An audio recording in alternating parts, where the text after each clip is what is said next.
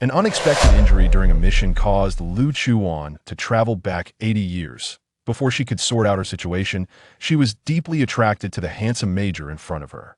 Upholding the fishing principle, she appeared passive but was actually taking careful steps, ultimately leading the major to invite her to stay at his home. As time passed, the major seriously asked his aide, "Do you believe in love at first sight?" The aide internally complained, "What love at first sight? It's clearly lust." That night, the major clung to Lu Chuwan, sweetly calling her sister. Chapter 1. The Otherworldly Being. Be careful. An otherworldly being suddenly rushed out, attempting to attack a teammate from behind. As Song Yi warned his teammate, he raised his pistol. Bang! With a shot to the head, the otherworldly being fell, leaving the teammate who nearly got attacked shaken. "Damn! You scare me, Officer Song. Thank goodness you saved me. I'll owe you my life." "Shut up. I wish I hadn't saved you." Song Yi turned away in disgust, unable to look. "Ha ha ha ha." The other teammates laughed heartily as they prepared to leave. "Hey, the mission is finally complete. I'm going back for hot pot tonight. I want to eat too. I want a lot of beef." Everyone was discussing what to eat and what to do for celebration, completely unaware that their leader was missing. Eat, eat, eat.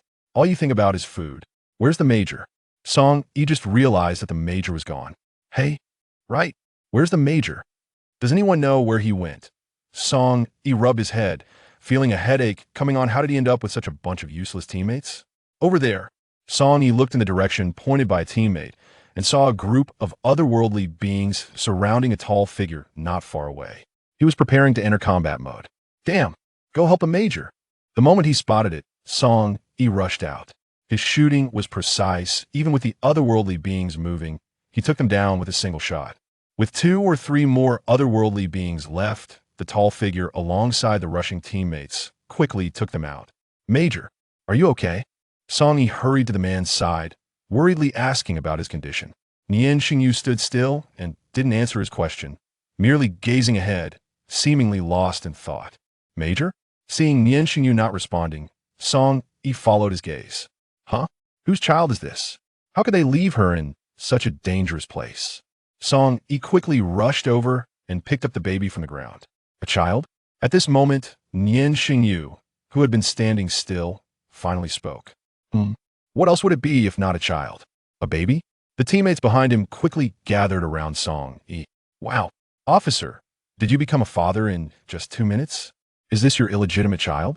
Get lost." Perhaps they were usually scolded harshly by Officer Song, so the teammates just made jokes. "What? Does she look a lot like Officer Song?"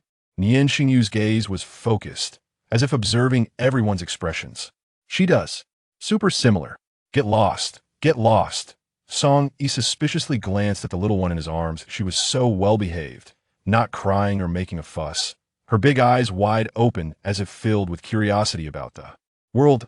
So adorable. If she really looked like him, it would be great to have such a cute child. Unfortunately, she wasn't his.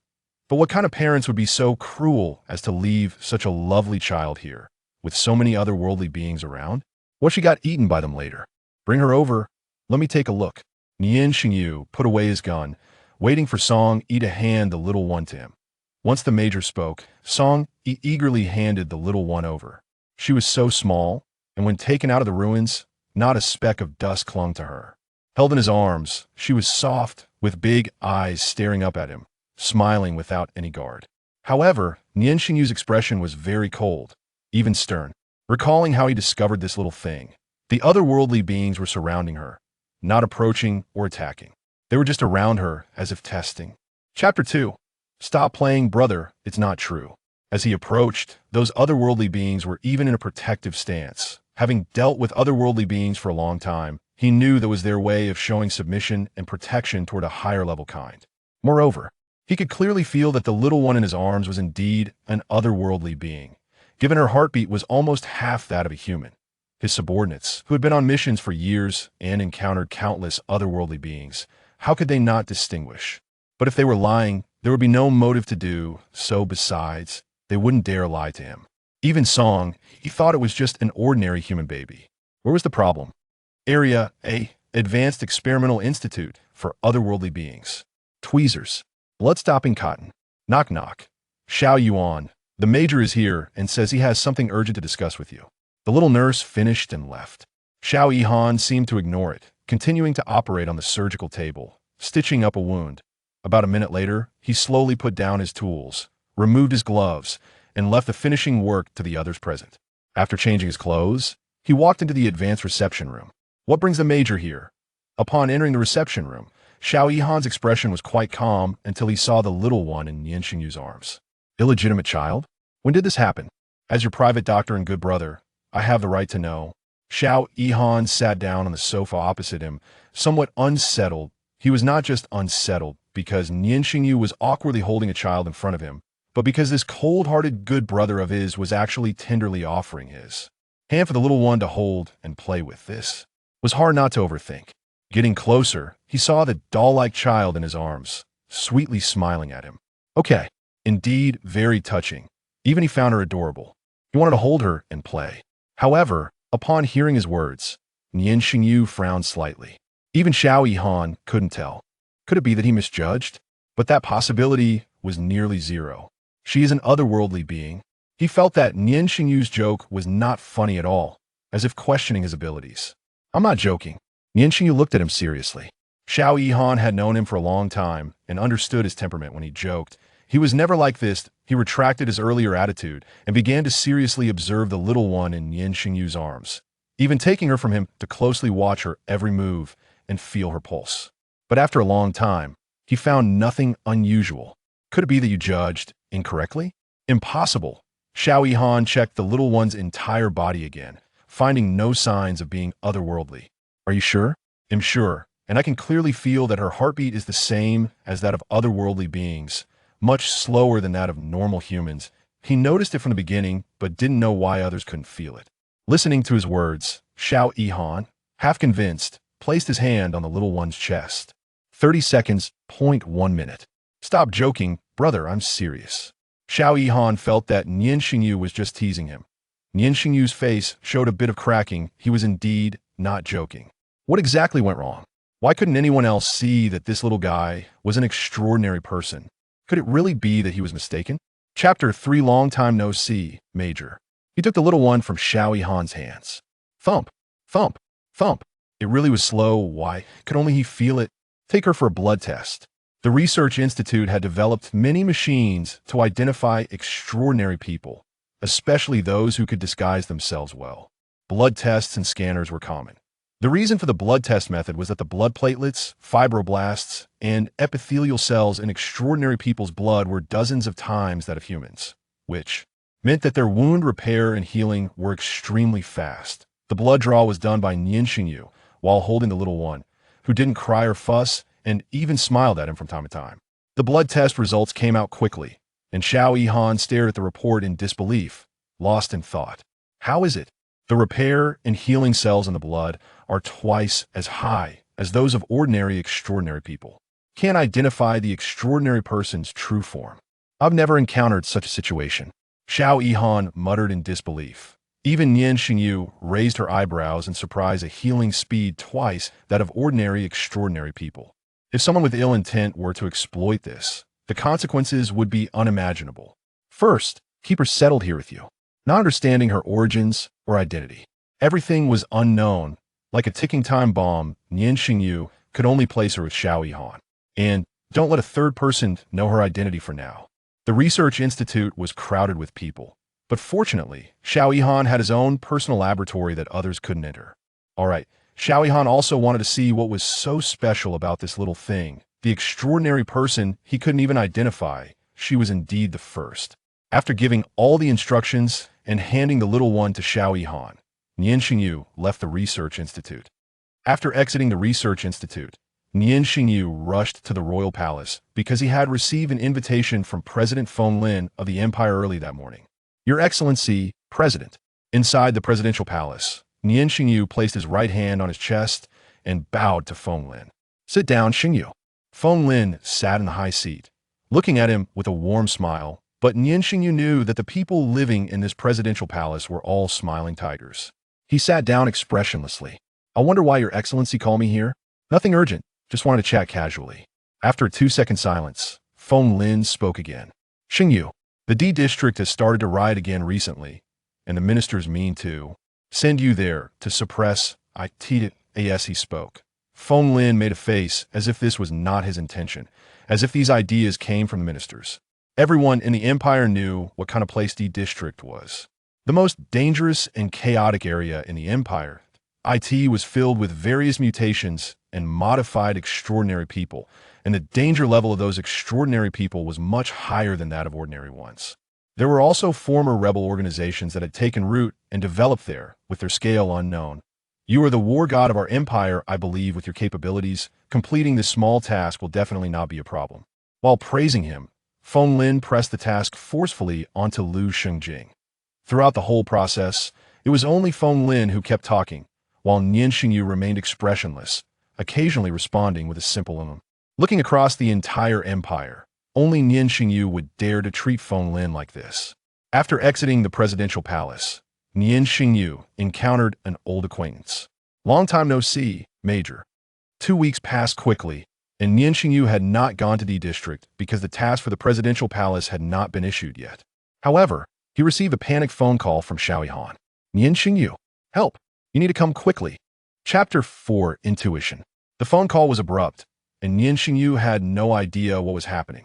But the sharp cries of a baby on the other end made him think of the little one he had found. Without calling a driver, he drove himself to the Anomaly Research Institute. Bro, my dear brother, you're finally here. This little one is driving me crazy. Just as he arrived at the institute, before he could even sit down to rest, Xiao Yihan rushed into the reception room, holding the baby. Wah! The loud cries of the child made Nian Shengyu furrow his brows. He hated noisy sounds. But before he could react, Xiao Yihan had already stuffed the baby into his arms. The soft touch was unexpected, along with a faint floral fragrance. What was even more astonishing was that the little one stopped crying as soon as she was in Nian Shengyu's embrace. Huh, she's not crying anymore. I can't believe she cried for a whole 2 weeks with me. Seeing the baby quiet down, Xiao Yihan sighed in relief and sat down next to him. Nian Shengyu also didn't expect that the child who had just been wailing would now be as well-behaved as when he first found her, playing with her own fingers without a care in the world. Has her anomaly identity been figured out? At this point, Xiao Yihan put away his casual demeanor and instantly adopted a serious expression. No, but I tested the other researchers at the institute, and they couldn't identify the baby's anomaly identity either, just like I couldn't. This actually wasn't a bad thing. After saying this, Xiao Yihan suddenly became curious and stared at Nian Shengyu. How did you recognize her? How did you tell? How could he answer that question? The moment he saw the little one, he had already assumed she was an anomaly, and he was very certain of it. So why was that? Why could only he recognize her? He looked at the baby in his arms and suddenly became curious about her identity. Intuition. He only replied to Xiao Yihan with those 2 words. Xiao, the president of the Empire's Anomaly Advanced Research Institute. Yihan took a hit of 1,000 points. Her identity is known only to the 2 of us, right? The fewer people know about this, the better. That's right. Also, not only is her true form unknown, but her level can't be determined either. The only thing that indicates she's an anomaly is the healing and repair molecules in her blood. Is she aggressive? It should be noted that anomalies in their infancy can be aggressive towards unfamiliar people and things. It's entirely mood-dependent. No, besides crying, she just cries. When she's not crying, she's quite adorable. But why doesn't she cry when you hold her? Is there something prickly about me? By the way, where did you find such a noisy little thing? In Area C, during a mission. Maybe the little one is just too cute. Nian Shengyu played with her for a while, then prepared to hand her over to Xiao Yihan and leave. But just as he reached the door, Xiao Yihan came running back to him with her again. She's crying again. He quickly stuffed the baby back into his arms. How about you take her home? After all, she's such a little thing. You can definitely take care of her. Although Nian Shengyu was not very supportive of this idea, when he looked down and saw the baby sincerely making eye contact with him, her mouth curling into an innocent smile, he found himself hesitating. Chapter 5. Lu Chuwan, look how much she likes you. Just keep her with you, and I'll come by to check on her when I have time. If you can't take care of her, just hand her over to Aunt Lu. She'll definitely love her. After some persuasion from Xiao Yihan, the little troublemaker was finally sent away. In Jinyuan, Aunt Lu was cleaning the yard. Seeing Nian Shengyu's car return, she greeted him happily. Xiaonian, you're back. Aunt Lu, whose real name was Lu Yu, had no blood relation to Nian Shengyu. He had saved her during a mission, and she had stayed in Jinyuan to take care of him ever since. Nian Shengyu got out of the car holding the little one, and Aunt Lu's eyes widened. Where did this child come from? She asked, so cute. Seeing that Aunt Lu liked her, Nian Shengyu handed the little one over to her. Aunt Lu, she'll be living here from now on, so you might need to get some baby supplies. Okay, I'll go get them in a bit. Aunt Lu was so fond of the little one that she couldn't put her down. Seeing the baby calm in Aunt Lu's arms, Nian Shengyu breathed a sigh of relief.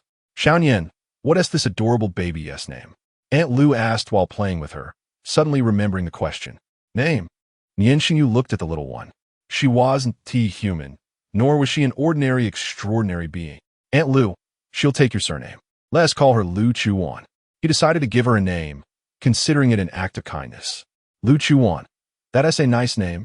Aunt Lu happily carried the little one into the house. Our Wanwan is so cute and pretty. She praised her as she walked, clearly delighted. At night, Aunt Lu was trying to put Lu Chuwan to sleep in the newly arranged nursery, but the little one wouldn't sleep and started crying. Aunt Lu, worried that something was wrong, quickly went to find Nian Shengyu.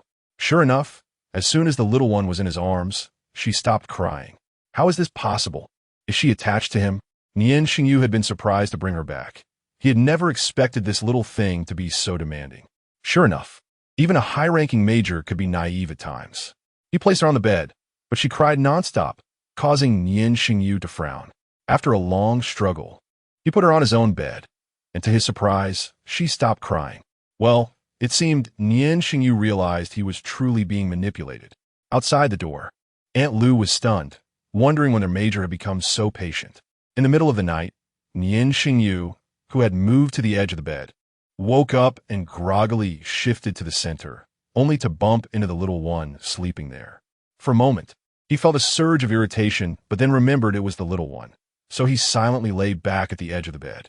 He hesitated, wondering if he had lost his mind to agree to bring this annoying little thing back and even name her. Not to mention, this little brat was lying on his bed. This was simply chaotic.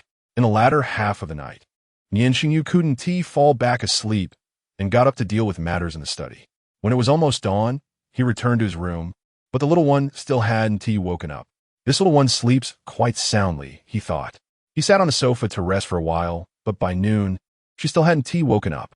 Are extraordinary children always this good at sleeping? Chapter 6. Dual-type abnormality. Although Nian Shengyu was filled with doubts, he did not delve deeper. He approached to check and found that there was still a life force. She was just asleep, so he didn't pay much attention. It wasn't until the evening that Aunt Lu called. Not good. Major, Wanwan has been asleep for a whole day and hasn't woken up. Hearing Aunt Lu's anxious voice, Nian Shengyu was momentarily dazed. Who was Wanwan? Why should he care if she hadn't woken up for a day? After about 3 seconds, the little one on his big bed flashed in his mind. Putting down his work, Nian Shengyu calmly arranged things with Aunt Lu. You try to pat her and see if you can wake her up. I've already tried, Major. I called her for a long time, but she still hasn't woken up. Okay, I understand. You keep an eye on her. I'll call Xiao Yihan. After hanging up, Nian Shengyu called Xiao Yihan while walking outside. Where are you going, Major? Lieutenant Song, who was about to report on work, glanced at the time. It wasn't even off-duty time yet. Why was he leaving? Just a little matter, going back for a bit. No need to follow. Without looking back, Nian Shengyu left. When he got home, Xiao Yihan was already examining the little one's body. He stood silently by, watching. After about 5 minutes, Xiao Yihan finished a simple checkup. What is the situation? Nian Shengyu asked. Let us go to the study. Xiao Yihan glanced at Aunt Lu, considering the identity issue of Lu Chuwan. He didn't want to explain the situation here. All right. Nian Shengyu understood his meaning, and the two walked into the study. After closing the door tightly, Xiao Yihan spoke with some weight. I have never encountered such a situation. After a 2-second silence, Nian Shengyu remained quiet, waiting for him to continue. She's in a deep sleep. No, to put it another way, she is in hibernation. Hibernation is a characteristic of animal-type abnormal beings. Their bodies undergo a hibernation period every 6 months. During this time, aside from normal breathing, all other bodily functions are paused. This is the most vulnerable time for animal-type abnormal beings. Even a dog on the street could potentially kill them. Nian Shengyu knew this. But since Xiao Yihan said he had never encountered such a situation, things wouldn't be so simple. However, the charging period has also appeared at the same time. The charging period is a characteristic of plant-type abnormal beings. Abnormal beings in the charging period can gain immense energy in a short time, significantly increasing the likelihood of leveling up. Having both the charging period and hibernation period appear in one abnormal being is unprecedented and unheard of, and now she is still in her infant form. Everything was too bizarre to comprehend. Where did you find her? In Area C. Be more specific. Both Xiao Yihan and Nian Shengyu thought of the same thing. If they're not just this little one, but also adult dual-type abnormal beings. If someone knew about the existence of dual-type abnormal beings and intended to exploit them, what would the consequences be? No one could know, but it was certain that the outcome would not be good. I will immediately send someone to investigate. Clearly, this matter couldn't be made public. So Nian Shengyu sent Lieutenant Song with trusted individuals to investigate secretly. The two merely exchanged glances, confirming their determination not to report this matter upwards. The current situation of the royal family and the entire empire was not good. If dual-type abnormal beings were used in warfare, what kind of disaster would humanity face again? Everything was unknown. Nian Shengyu and Xiao Yihan understood each other without needing to speak. I need to study her. Chapter 7. Where the hell did this come from? Research.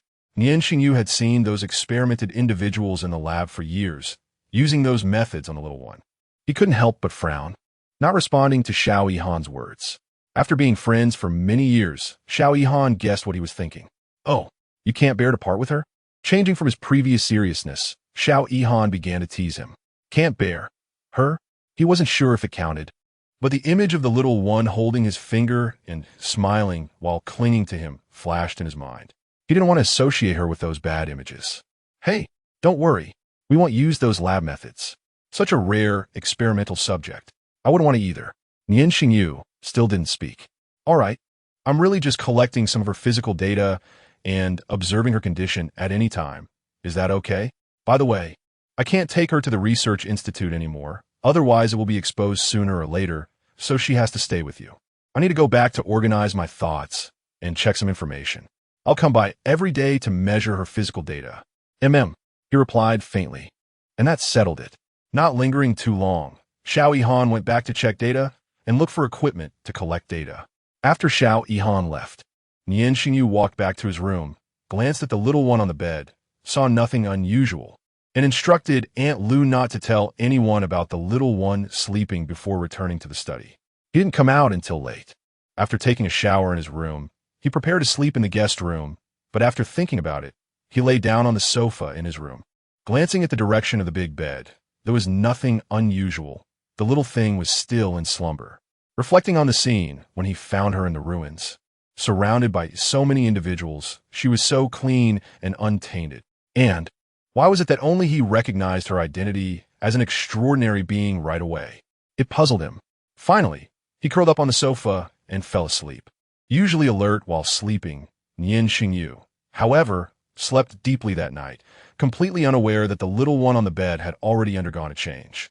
When Lu Chuwan opened her eyes, she found herself in a strange big bed, staring at an unfamiliar ceiling, her head buzzing. The little baby on the big bed was long gone, replaced by a beautiful girl, but the girl's eyes were filled with a coldness not typical for her age. She clearly remembered being stabbed in the heart by the target during a mission. Logically, as such a powerful and unique, extraordinary being, she should be invincible. Being stabbed in the heart casually shouldn't have killed her.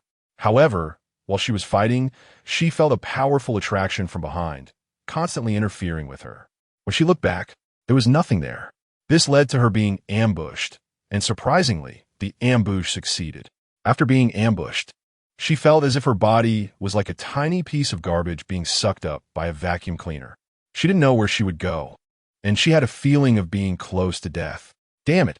Lu Chuwan strongly suspected that her family was playing tricks on her, but she didn't want to think about that now. She instinctively touched her chest, finding no wound and no blood. Yet she clearly remembered the pain just moments ago. And looking around, it was too unfamiliar.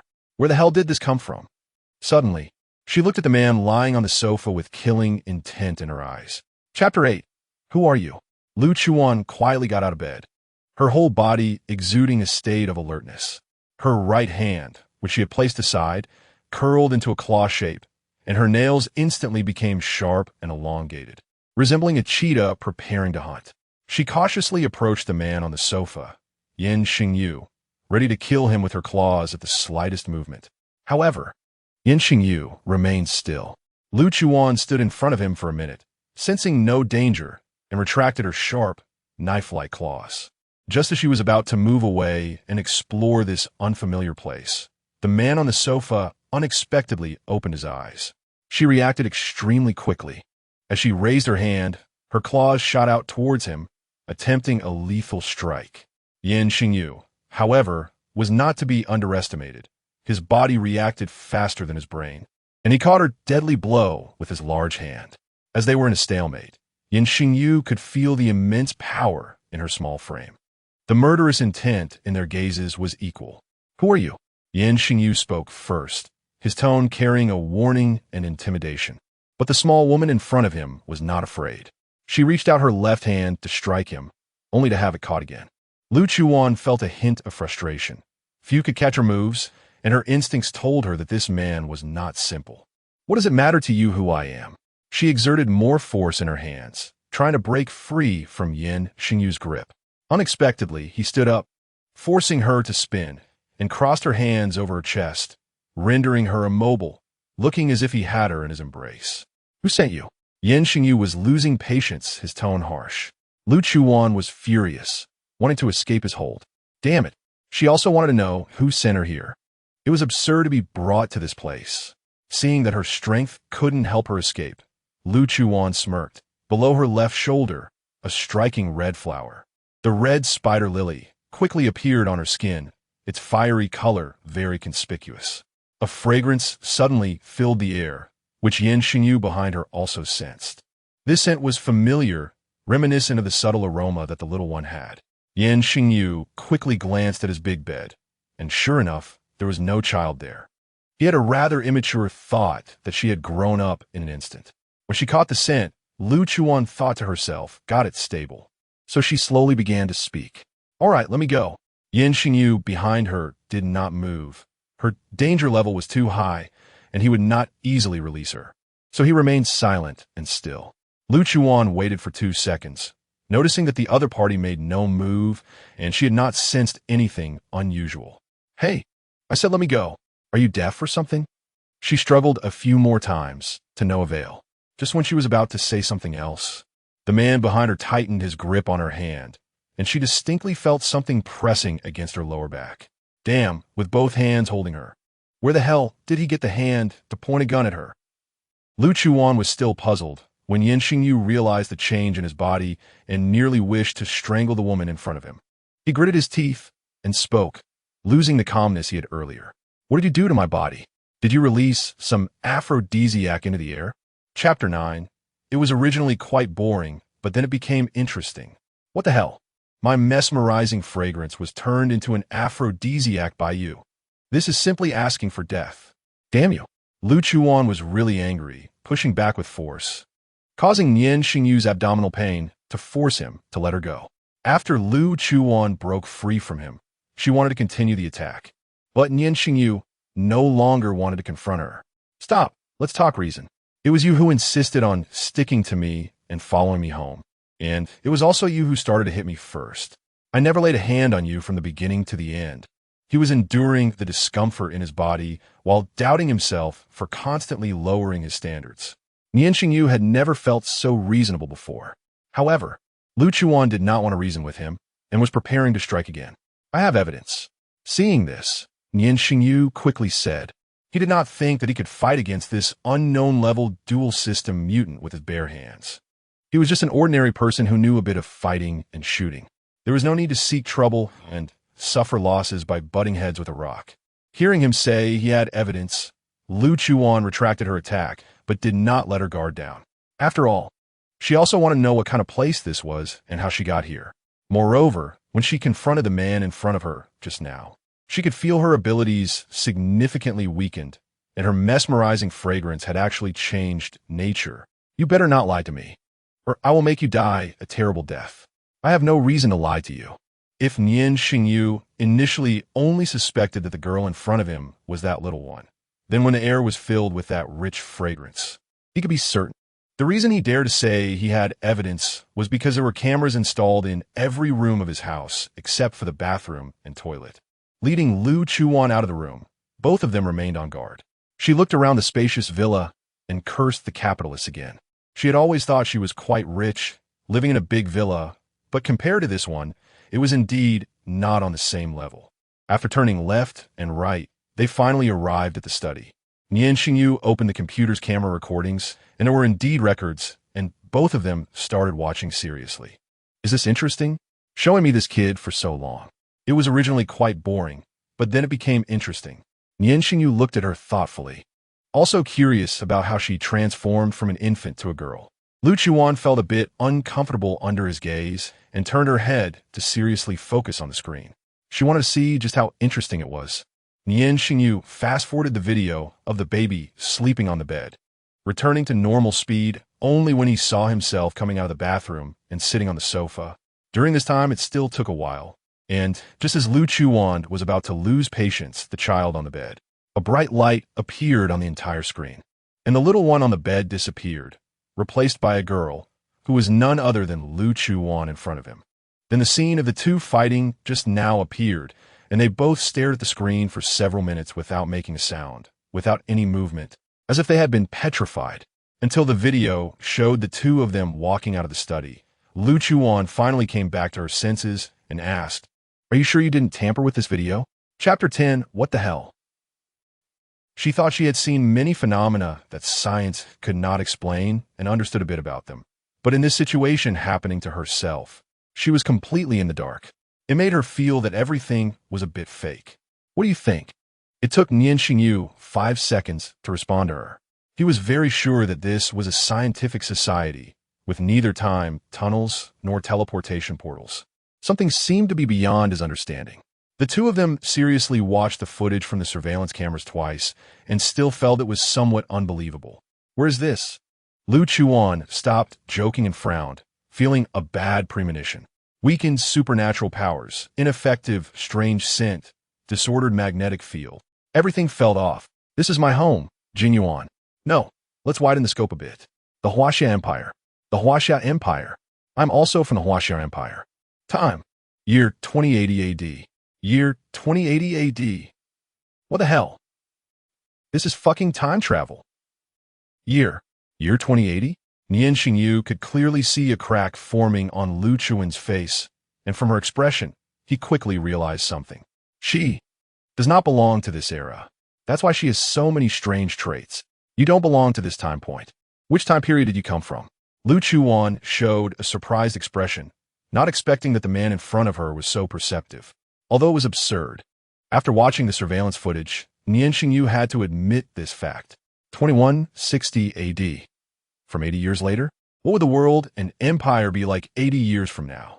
Nian Shengyu couldn't help but feel curious. I'm back to 80 years ago. Lu Chuwan was in shock. And considering that Nian Shengyu had brought her, the child back home, she temporarily believed he was a good person. I've told you all my details. Let us coexist peacefully and don't get hands-on again. Who knows who started getting hands-on first? Nian Shengyu remained silent. Logically, he should continue to be wary of this unfamiliar woman, but he instinctively trusted her. He didn't speak, and Lu Chuwan wasn't angry. After glancing at him, she began to speak on her own. My name is Lu Chuwan. What's yours? Lu Chuwan assessed the surrounding decor and immediately concluded that he must be a wealthy man. She wasn't afraid to tell him her real name. Now that she confirmed this place didn't belong to her era, there was nothing to hide anymore. Since this man in front of her saved her, perhaps she could figure out how she ended up in this place and then return to her own world. Nian Shengyu furrowed his brow upon hearing her words. He and told her that he named her Lu Chuwan. The infant version of her shouldn't be able to understand, so his previously lowered guard was raised again. Hey, I'm asking you a question. Do you have any manners? Read but not reply. Nian Shengyu. Despite his doubts, Nian Shengyu truthfully informed her of his name. It was just a name. It couldn't pose any threat to him. However, Lu Chuwan widened her eyes, quickly approached him, circled around him twice, and began to size him up. Nian Shengyu. The probability of this name being repeated should be very low, right? You can't be that youngest major of the Huaxiao Empire, who has countless achievements, can you? Chapter 11. The book never said you were this damn handsome. Nian Shengyu listened to her loud and incredulous voice, her face filled with disbelief, as if she were pretending to just meet him. If it was an act, then she must be an exceptionally good actress. What? The book never said you were this damn handsome. Lu Chuwan looked at his high nose bridge, charming almond-shaped eyes, and chiseled jawline. She even boldly thought about reaching out to touch his muscular arms. Nian Shengyu thought she was about to make a move and prepared to raise his hand in defense. But she saw right through his thoughts. What are you doing? What are you doing? I just want to touch your muscles. Nian Shengyu looked at her with disbelief, a complicated expression in his eyes.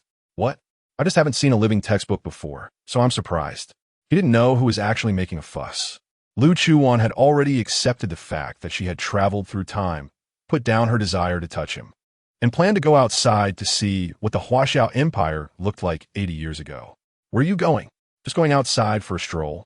No matter what. The girl in front of him was a significant threat, her identity and the danger she posed. You can't control me. Lu Chuan's temper flared, ignoring him and continuing to walk outside. You can't go. You're different. So what? She turned around and looked at him indifferently. Outside, there are people capturing others for experiments and taking them to execution. Firstly, Nian Shengyu was afraid that if she went out, her identity would be exposed, causing trouble and social panic. Secondly, she looked so small and delicate that he felt a bit reluctant to associate her with those cruel experiments. Let them try to catch me. She lifted her foot to walk again, but before she could take 2 steps, her wrist was grabbed by him. What exactly do you want to do? Lu Chuan's face was full of impatience, but when she turned around, she was met with Nian Shengyu's handsome face.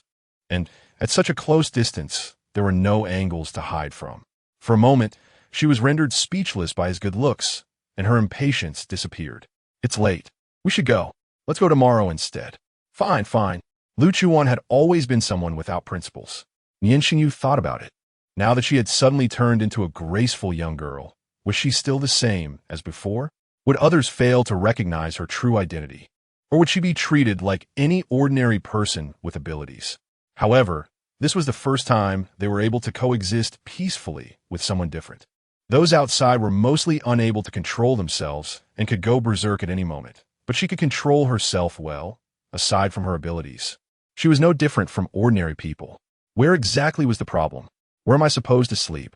Stepping out of the study, Lu Chuwan then remembered she had nowhere to sleep. You can sleep in the room you were in earlier. It wasn't that Nian Shengyu had any particular thoughts. It was just that the rooms in the house were usually empty, without bedding, and the room she stayed in when she was in infant form had its sheets and blankets washed because she insisted on clinging to him, and they hadn't been replaced yet. What about you? Lu Chuwan wasn't foolish. She had noticed earlier that it was his room, although he was very handsome and sleeping there. Wouldn't he be a loss, but she decided against it. They had just met, and it didn't feel right to push someone onto a bed so soon. I'll sleep on the sofa downstairs. All right. Lu Chuwan naturally walked into his room. After taking a shower, she used Nian Shengyu's towel, and with no pajamas, she simply took one of his shirts from his closet and went to bed. Previously, she had slept in the jungle, using the sky as her blanket and the ground as her bed. A bed with a bit of masculine scent wouldn't affect her sleep at all, and she slept soundly. The next morning, as Aunt Lu entered, she was shocked to see Nian Shengyu sleeping on the sofa. Nian Shengyu had woken up just as she began to open the door. Oh my Shengyu, why are you sleeping here? Chapter 12, is that your girlfriend in there? Aunt Lu, hey, why aren't you going to sleep in your room? Someone. Is there someone? As soon as these words were spoken, Aunt Lu was startled, thinking someone was trying to harm Nian Shengyu. I'll go call someone right now. Aunt Lu, no. Nian Shengyu was at a loss for words. If he mentioned Lu Chuwan, how would he explain when Aunt Lu saw the girl? Would he say she can transform? Aunt Lu might think he was crazy. Oh, it's her. Before he could finish his sentence, Aunt Lu remembered that little one who had been sticking to Nian Shengyu. But he didn't have the habit of letting others sleep beside him, so he had come down to sleep. Then I'll go check. If she cries, no one will know. After saying that, Aunt Lu hurried upstairs. Nian Shengyu wanted to call her back, but she was too quick, worried that Lu Chuwan would hurt Aunt Lu. Nian Shengyu quickly followed her upstairs. Lu Chuwan was sleeping soundly. This bed was so much more comfortable than the one she had randomly bought. So she just lay there, replenishing her energy. Who knew that halfway through her sleep, someone would come to open the door? Alert! She woke up but didn't move, waiting for the other person to come closer, then she would strike. Aunt Lu didn't hear any crying at the door and wondered if the little one was still asleep. After all, children can sleep quite well. She carefully opened the door and was wide-eyed. She saw a girl lying on the bed, a delicate and small face, cherry lips, and a fair, flawless complexion with a hint of pink, lying there quietly on that big gray bed. Aunt Lu was both surprised and happy, and in the end, she didn't go in to disturb them. She quietly closed the door. Preparing to turn and go downstairs, she saw Nian Shengyu, who had followed her up. She smiled widely, lightened her footsteps, and then pulled him downstairs. Shengyu, is that girl in there your girlfriend? Aunt Lu was thrilled, having followed Nian Shengyu for years. She always felt he had no one by his side, always alone, without parents, in a high position everyone wanted his life. Those people were always plotting against him behind his back. No one was there to keep him warm in the cold. No one cared if he was tired or suffering. In this large villa, there was no trace of human warmth. Now he had actually brought a girl home, and even let her sleep in his own room. You have to know, Nian Shengyu was a clean freak. No, Nian Shengyu really didn't know how to explain. Huh? Aunt Lu was even more surprised. Well, no. Aunt Lu, prepare a guest room. Oh, okay. Aunt Lu knew he didn't want to say more, so she didn't ask further. Upstairs, Lu Chuwan had been ready to make her move, but the other party closed the door and left. She was confused, and she could also confirm that the person was not Nian Shengyu, because the scent was different. Nian Shengyu had a refreshing, minty smell, which she liked very much. Being disturbed like this, she lost her sleepiness, got up, put on Nian Shengyu's slippers, and was ready to open the door and go out. But when she passed by the mirror, she stopped. She was only wearing one of Nian Shengyu's white shirts. If she went out like this, and something unexpected happened, wouldn't she be exposed? She ran to rummage through the man's wardrobe, found a pair of dress pants to put on. But they were too big. As soon as she let go, they fell down. Lu Chuwan grabbed a belt of his and tied it up, then opened the door and went out. Downstairs, Nian Shengyu heard the noise and looked up. The two locked eyes. Chapter 13, She is so beautiful. Wow, awesome. Waking up to see a handsome guy every day would be great. Lu Chuwan's gaze was unabashed, making Nian Shengyu feel a bit uncomfortable. But inside, he quietly thought to himself, she is so beautiful. Last night, in the dark, and under those circumstances, they hadn't properly seen each other's faces. And now both were thoroughly amazed. She had no idea what Nian Shengyu was thinking as she came down the stairs, yawning as she walked, still half asleep. Then she plopped down beside Nian Shengyu, feeling uncomfortable, and changed to lying down. This position feels good. Nian Shengyu noticed she was wearing his clothes and sitting next to him without any guard up, which made him feel a bit shy. Wait, she is not even shy, and I'm the one who is shy. He forced himself to calm down and took a couple of sips from the water in front of him. Can you have someone buy me some clothes later? Cough, sure. Thanks. No need to be polite. Then the living room fell into silence again. Lu Chuwan didn't feel awkward, but suddenly remembered she was wearing his clothes and had slept in his bed, and she had already noticed a woman in the kitchen when she came down. What if it was his wife? Realizing this, Lu Chuwan almost jumped up in shock, looking at Nian Shengyu in horror. Is that woman in the kitchen your wife? Nian Shengyu was startled by her sudden movement and was even more puzzled by her question. No, she is just a housekeeper. I don't have a wife or a girlfriend. He didn't even know why he added the last two sentences. That's good, that is good. After calming down, Lu Chuwan lay back down, and Nian Shengyu looked at her, still unable to understand the purpose of her actions. Just then, Aunt Lu came out of the kitchen with breakfast. Miss, you're awake. Aunt Lu happily set down the breakfast and walked over to them. Hearing the voice, Lu Chuwan sat up again. Seeing a middle-aged woman smiling at her, She couldn't help but think of her former foster mother. She always looked at her so gently, never blaming her for anything she did wrong, just patiently teaching her. So seeing her gave Lu Chuwan an inexplicable sense of familiarity. Lu Chuwan stood up, jumped to Aunt Lu's side, and linked her arm. "Auntie, hello." "Oh, miss," Aunt Lu was taken aback by her sudden gesture. "Oh, don't call me miss. Just call me Lu Chuwan." Before Nian Shengyu could react, she had already said it, and when he looked at Aunt Lu's expression, sure enough, Lu Chuwan, Aunt Lu thought about it and realized she hadn't seen that little mother and baby this morning. She was so happy she forgot. Her face turned pale. What's wrong? Do you know me?" "Auntie, you sit down first. I need to talk to Aunt Lu." Then Nian Shengyu pulled Aunt Lu outside to the yard. "Shengyu, what is going on?" "Aunt Lu, there are some things I can't explain, but just remember, don't mention this to outsiders, and treat her just like you treat me." Although Aunt Lu was a bit older, she understood what Nian Shengyu meant and took some time to process everything in the yard. Lu Chuan sat on the sofa, feeling bored. She had already heard everything they were discussing outside. Chapter 14, that was what I had. Just this little distance, she could hear it clearly, but she didn't expect that Nian Shengyu was actually on her side. Not bad, not bad. He was a man she could temporarily trust. With that, she could eat his face with peace of mind. After Nian Shengyu came in, he specifically told her, "Don't worry, Aunt Lu won't spread rumors." Then he didn't return to the sofa, but sat down at the dining table and started having breakfast. Lu Chuan watched him eat with a look of disbelief. How could he, a grown man, sit here eating breakfast without calling her? What does this mean? A dignified major of the empire was actually stingy enough not to let her have a bite of breakfast? After waiting for 2 minutes and seeing that Nian Shengyu still had no intention of calling her, Lu Chuan angrily walked to the dining table, pulled out a chair, and stepped on it. "Hey, I say, Major, you can't be serious? You can't even spare me a bite of food? What a miser." Nian Shengyu looked at her rude actions, contemplative. If it were someone else, they would have been dead multiple times by now. Why did he not feel that angry?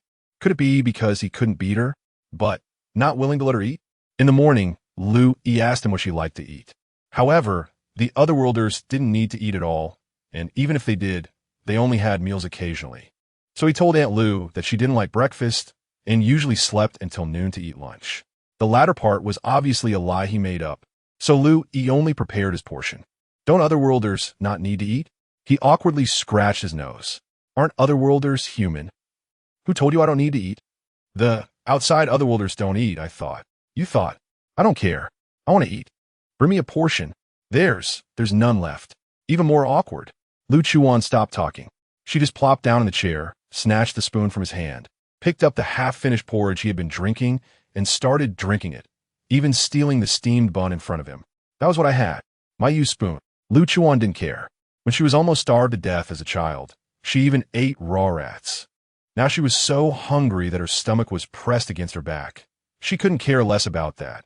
It was just leftovers from someone else. In the end, Nian Shengyu said nothing and watched her finish his breakfast. When Aunt Lu came in, she happened to see that there was nothing left for her to eat. While Nian Shengyu was sitting beside her watching, Aunt Lu had already adjusted her emotions.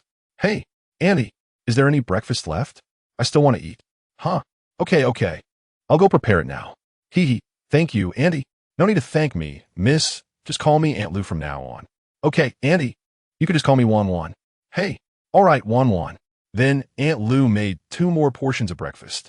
After breakfast, a batch of people came in one after another, bringing a batch of women's clothing. "Damn, I only asked you to buy 1 set." Lu Chuan looked at the pile of clothes, her eyes wide open. In fact, when Lu Chuan asked him to buy earlier, he had already sent a message to his aide and ordered a quarter supply of women's clothing. Well, my subordinate didn't know how much to buy. Lu Chuan, being carefree, didn't notice anything wrong with this lame excuse. "All right then, thank you, Major. If you need my help in the future, just let me know. I will do my best." She even solemnly made a fist gesture. Chapter 15, Major. "How much is your monthly salary?" Well, you suddenly came over and don't know anyone, and you don't have much money, so why not just stay here? This is completely out of concern for her identity being exposed. No other intentions. None. Nian Shengyu silently recited in his heart. Lu Chuwan didn't rush to answer, but looked at him for a moment. He was indeed not wrong. Although money doesn't just fall from the sky, and there's no free lunch, she had no interest in money. And as for looks, with the Major's physique and his looks, she wouldn't be at a loss either. All right then. Lu Chuwan changed into a more convenient outfit and went downstairs to find Nian Shengyu also dressed in different clothes sitting on the sofa. I'm going out. Wait, I'll go with you. Huh? Okay. The two went out together. Lu Chuwan looked out the car window and got a general idea of the surroundings. Although the empire now was not as prosperous as it would be in 80 years, and not as technologically advanced, it was still decent. Where are we going? Lu Chuwan noticed the car had been driving for a long time without any signs of stopping. Where do you want to go? She only said she wanted to go out and see, but Nian Shengyu didn't know any places worth visiting. So he told the driver to keep driving and let her see around. I don't know the roads, I don't know the places, and I don't know where to go. Silence. Awkwardness. She thought he would come along because there was somewhere worth taking her. Turns out, just playing around like this. Then let South go see the place where you found me. Since they didn't know where to go, it would be just right to check out the place where they first met to see if they could find a way back. Nian Shengyu thought for a moment. Let us go tomorrow. It's in Zone C, but it's a bit far. It's already afternoon, and if we rush over, it will be evening, and the nightlife in Zone C can be quite chaotic. Zone C? What kind of place is that? Lu Chuwan was a bit confused. There were very few mentions of regional divisions in the books. Plus, during her history class, she was either sleeping or sleeping, so she only knew about Nian Shengyu being an impressive figure because the teacher kept mentioning him, which made his name appear in her dreams. Nian Shengyu didn't show much expression and patiently explained the regional divisions to her. Lu Chuwan got a general understanding. So, which zone are we in now? Zone A. All right then. In the end, they didn't get out of the car to take a walk. The driver just drove around to let Lu Chuwan see. They returned to Jingyuan around 4 p.m. While on the road, Nian Shengyu received a call from Song Yi. Major, did you go on a mission this afternoon? No. Then why didn't you come to work? Didn't feel like it? Okay. One who doesn't want to work left Song Yi speechless. Lu Chuwan listened from the side and was also stunned. Is this how the Major asserts his authority? Even she, one of the top experts in the base, has to go to work. Impressive, impressive. Curiously, Lu Chuwan propped her chin and asked him, Major, how much is your monthly salary? 9,000. 9,000? Yeah, what's wrong? With such a high position, only 9,000 a month? And with just 9,000 a month, how did you buy this big villa and this luxury car? I have some private properties under my name. Ugh. May I ask, Major, what is your net worth? Nian Shengyu thought for a moment. I can't say exactly how much, but someone manages it privately for me, and I seem to rank in the top 3 on the Empire's rich list. Chapter 16. Major, you are really handsome. There was not a hint of boasting in her plain tone, but it struck Lu Chuwan hard. Major, please allow me to bow to you. The way she looked at Nian Shengyu now was like gazing at a glowing piece of gold. After speaking, Lu Chuwan really wanted to bow to him, but was quickly stopped by Nian Shengyu. You, don't do that. Major, you are really handsome. This sudden compliment made Nian Shengyu shy, his ears quietly turning red. Ahem, just call me by my name. Huh? Isn't that disrespectful? No. Well, has Lu Chuwan ever been this polite to anyone? She had always been confrontational and quick to act when something displeased her, yet now she was actually considering the issue of disrespect. This truly illustrated what it meant to see money and open one's eyes. As they chatted, they arrived home. As soon as the car stopped, Lu Chuwan blurted out, Someone's here. Nian Shengyu hadn't figured out what she meant by someone's here before she had already walked into the house. Xiao Yihan was casually lying on the sofa, eating grapes while scrolling through his phone. Hearing footsteps, he slowly spoke up. Finally willing to come back, I've been waiting so hard. Saying this, he sat up. Lu Chuwan glanced at him and ignored him, sitting down on another sofa. Xiao Yihan didn't even look to see who it was, sitting up with his eyes still glued to the screen. Seeing the other party silent didn't annoy him. He clearly knew Nian Shengyu's nature and continued talking to himself. I've already bought the equipment. I'll just stay here and observe how the little one reacts physically. If there's any abnormality, I'll lock her up immediately to prevent losing control later. Lu Chuwan heard his long-winded chatter, and with a stretch of her hand, the unopened bottle of water on the coffee table instantly moved into her hand. Xiao Yihan was about to say more when he suddenly saw something fly across the coffee table, causing him to look up. Lu Chuan leisurely twisted open the water bottle. "Are you talking about me?" Xiao Yihan hadn't reacted to the strange incident and was suddenly startled by the unfamiliar woman's voice, nearly falling off the sofa. You. When had he ever seen a woman in Nian Shengyu's house aside from Aunt Lu? Moreover, he remembered the bottle of water was on the other side of the coffee table when he arrived, and now it was in her hand. The bottle that just flew over was that water. Is this woman human or a ghost? He panic-strickenly jumped up from the sofa. "What's wrong with me?" Lu Chuan casually lifted her eyes to meet his gaze. "Are you human or a ghost?" Nian Shengyu walked in just in time to see this scene. "Of course, I'm human." Xiao Yihan caught a glimpse of Nian Shengyu out of the corner of his eye and rushed towards him as if fleeing for his life. "Help!" Watching him rush towards himself, Nian Shengyu's voice was filled with disdain, afraid of being contaminated by his foolish aura. "Nian Shengyu, what?" Nian Shengyu calmly walked over to sit on the sofa. You. What about me? You brought a woman home." For a moment, he didn't know how to respond to that. If we're being honest, it was you who asked me to bring her home, right? Seeing him sit down on the sofa, Xiao Yihan also hurried back to the sofa. His eyes darted back and forth between Lu Chuwan and Nian Shengyu. There's something fishy. There's definitely something fishy. Chapter 17. Your dad is here. Stop looking. Usually, not even a female mosquito can get close. And he was once suspected to be a reclusive major. Yet he actually brought a woman home. Do you have something to say? If not, you can leave. Not knowing how to explain, but knowing he would definitely overthink, Nian Shengyu chose to directly kick him out. Damn it, Nian Shengyu, do you have any humanity? The major remained silent, just staring at academician Xiao, waiting for useful news. All right. I'm here to check on the little guy. I don't care. I want to eat dinner before working. I'm starving. Saying this, he glanced at Lu Chuwan again. Unexpectedly, this kid Nian Shengyu, not making a sound, suddenly astonished everyone. This woman's taste is too sharp, finding a woman who looks like a fairy. It turns out that all the ascetic male gods are a lie. Whatever. Nian Shengyu was also observing Lu Chuwan's expression, but she showed no reaction. Hey, by the way, where's the little guy? Why isn't there any crying? Xiao Yihan looked around, searching for that little bundle of joy. Although the little bundle could be quite a handful when crying, when not crying, they were incredibly adorable. Enough to melt one's heart. Lu Chuwan had watched the surveillance footage last night, and upon hearing Xiao Yihan say this, she knew he was looking for her. It seemed he should be one of Nian Shengyu's people, and even if her identity was exposed, she had no defenses. The man in front of her couldn't do anything to her. So, your dad is here. Stop looking. She lifted her eyelids and spoke nonchalantly. As soon as the words came out, the cup of water Nian Shengyu had just raised spilled a few drops in shock. You don't think that this ancient gay king want to do anything to you, so I want to do anything either. Xiao Yihan pointed at Nian ancient gay King Shengyu while staring wide-eyed at Lu Chuwan. By the time he realized what he had said, it was too late. Xiao Yihan.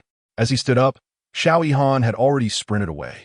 The two chased each other around the yard, while Lu Chuwan on the sofa was rolling with laughter.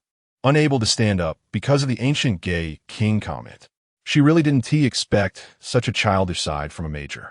Their playful chase ultimately ended with Xiao Yihan lying on the sofa, covering his backside. Then he suddenly realized something and looked at Lu Chuwan in horror. You. So she's that little meatball? He then turned to stare at Nian Shengyu, wanting an answer. Nian Shengyu glanced at Lu Chuwan. Seeing she still had no reaction and recalling what he had just said, nodded. What a joke. Do I look that stupid? You do look quite foolish. And you don't even need to look it. Nian Shengyu and Lu Chuwan kept this to themselves. Xiao Yihan, agitated, went from lying down to sitting up and then, due to the pain in his backside, stood up abruptly, looking like a monkey from a circus. Lu Chuwan suddenly reached out her palm towards him. Xiao Yihan was confused, but the next second, she gently pressed down 4 fingers and he uncontrollably sat back down on the sofa. He didn't even have time to be shocked by this unbelievable turn of events before his backside hurt again. Oh, my butt. Nian Shengyu was also stunned by everything happening before his eyes. She must be such a powerful being. Are you even human or a ghost? You guess. Chapter 18. You're so cheap. I won't guess. I really didn't expect that the esteemed chief academician of the Extraordinary Research Institute would be so noisy. Unfortunately, Xiao Yihan only heard the phrase chief academician of the Extraordinary Research Institute. Although he's not one yet, she actually recognized his abilities to such an extent, increasing his favorability by 90. Where's that? He obediently sat down, no longer saying anything, choosing to quietly observe the situation. However, no one expected that at this moment. Nian Shengyu suddenly chimed in. Don't listen to his nonsense. I'm not gay. After saying that, he felt something was off, and the atmosphere wasn't quite right. So he quietly added, I just don't want others to misunderstand me. Fortunately, the topic didn't continue, as Aunt Lu came over from the kitchen to call them for dinner. Dinner was unexpectedly harmonious because the two people who could argue were focused on eating. Nian Shengyu felt like he was watching a food show. After dinner, Xiao Yihan showed no signs of leaving. He kept circling around Lu Chuwan, as if trying to stare a hole through her. Lu Chuwan couldn't take it anymore, feeling like she wasn't a monkey in a zoo. Xiao Dadu, can you stop staring at me? Xiao Yihan didn't care. No. He turned to look at Nian Shengyu curiously. Isn't it dangerous to leave her like this? Doesn't she have any aggression? Lu Chuan's expression was as if she had eaten something disgusting. She was a living person sitting here, and now they were discussing her in front of her. Was that appropriate? If there's going to be an attack, I'll be the first to attack you. He pretended to be startled.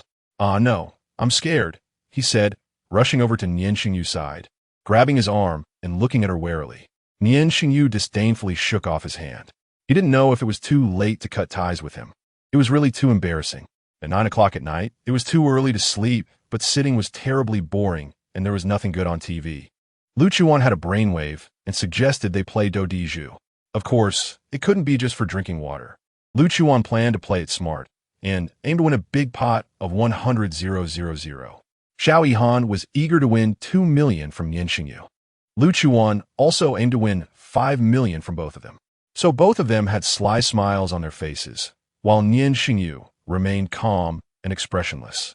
However, he had never participated in gambling before. His life had always been dull, and this was his first time. In the first round, Lu Chuwan looked at her cards and decided to confidently buy the landlord.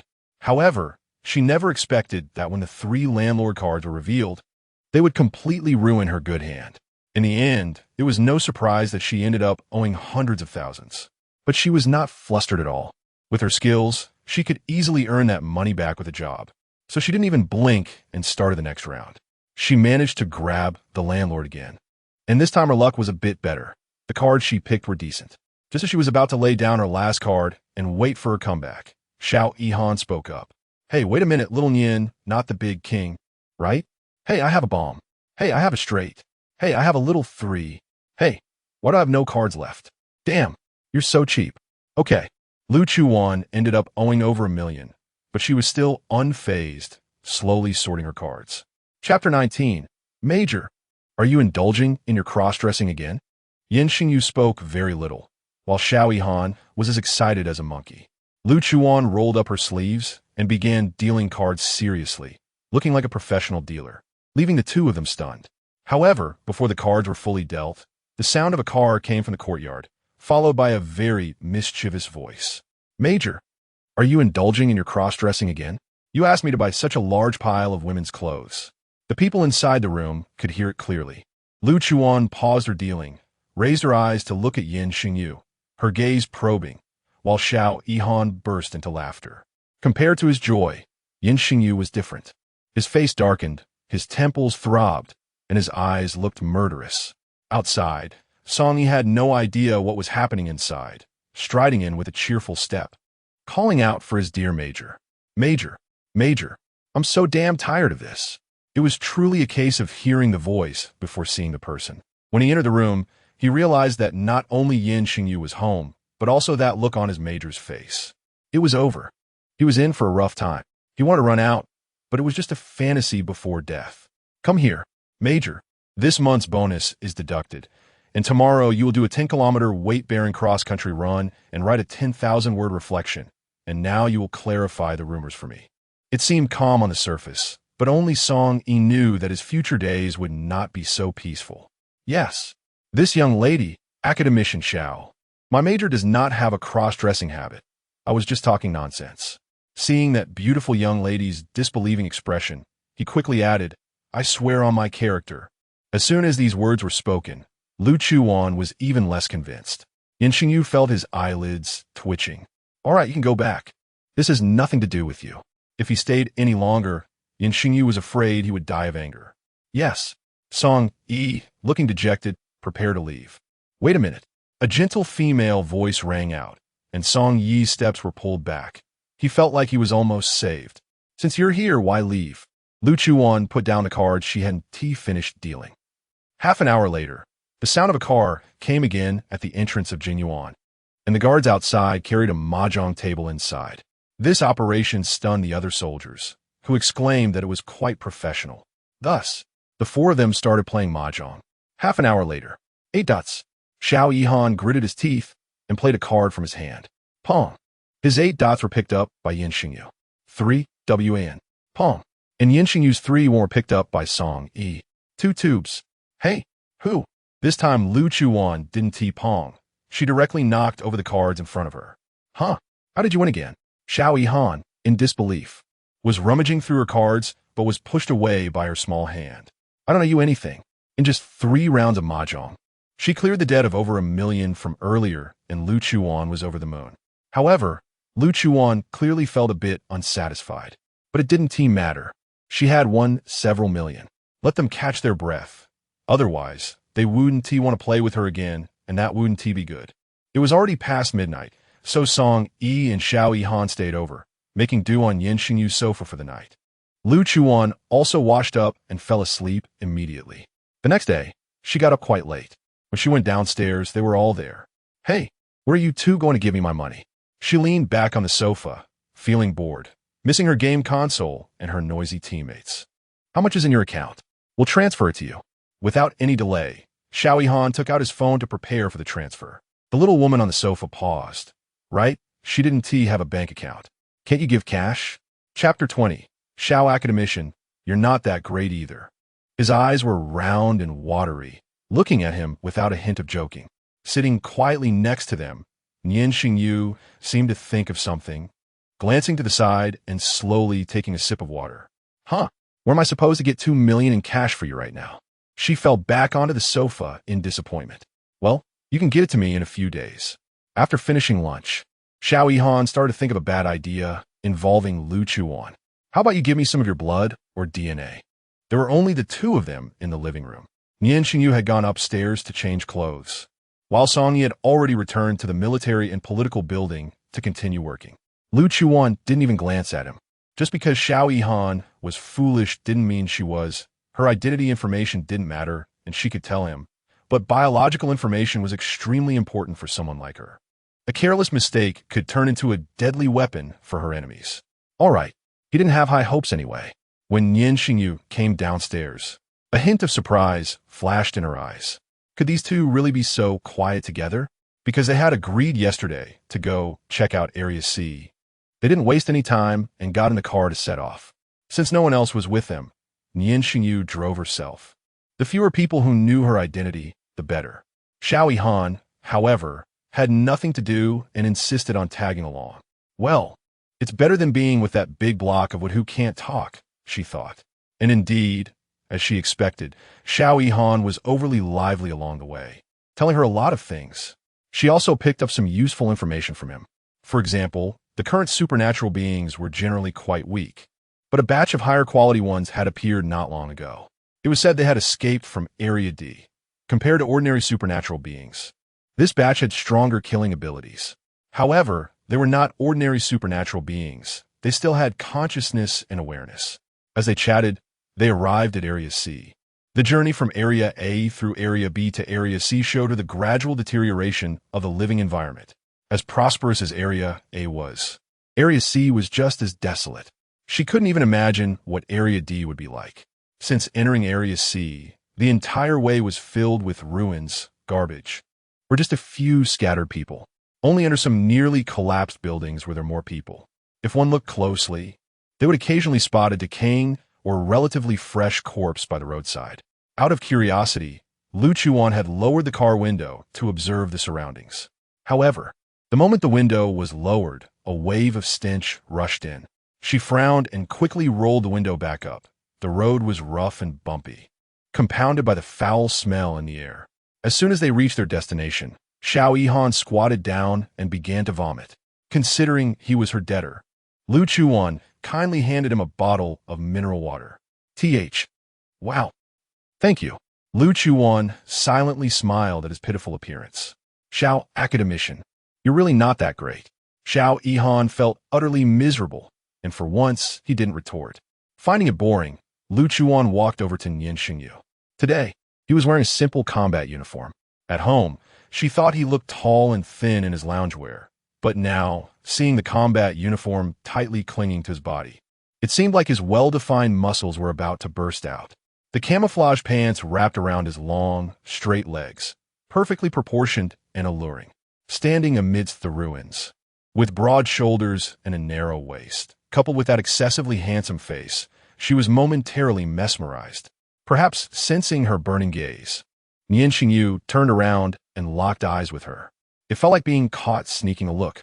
Lu Chuwan felt a moment of embarrassment, shook her head, and walked straight up to Nian Shengyu. Is it really like this? Chapter 21, just like that lecher staring at the innocent little girl. He nodded slightly. Lu Chuwan observed her surroundings and found nothing unusual. She remembered that before the incident, she had sensed a violent change in the magnetic field, but was very calm here. She squatted down, placing her palm on the ground, and felt carefully. There was no discovery. Nian Shengyu had also squatted down beside her at some point. Did you find anything? She shook her head. However, a guess emerged in her mind. Since waking up, her body had indeed undergone many changes. The deteriorated, mesmerizing fragrance, the weakened abilities. Could it be that the magnetic field sensing had also disappeared? It was entirely possible. Do you have a magnetic field sensor? Magnetic field? Nian Shengyu shook his head as well. Right. She appeared here out of nowhere and came from a future which could very well be related to the changes in the magnetic field. This was the only scientific explanation, but it can be sent over. All right, have someone send one over then. The two stood up and Nian Shengyu started making a phone call. What should be sent over? Xiao Yihan had finally vomited up the lunch he had eaten at noon, and only after his stomach was completely empty did he come over with weak legs. Send a woman over. Huh? Xiao Yihan looked disgusted. Women only affect my speed in cutting and stitching. During the conversation, Nian Shengyu had already finished the call. It might take some time for it to be delivered. We can rest in the car first. Sound good. Xiao Yihan didn't wait for them and quickly ran to lie in the car.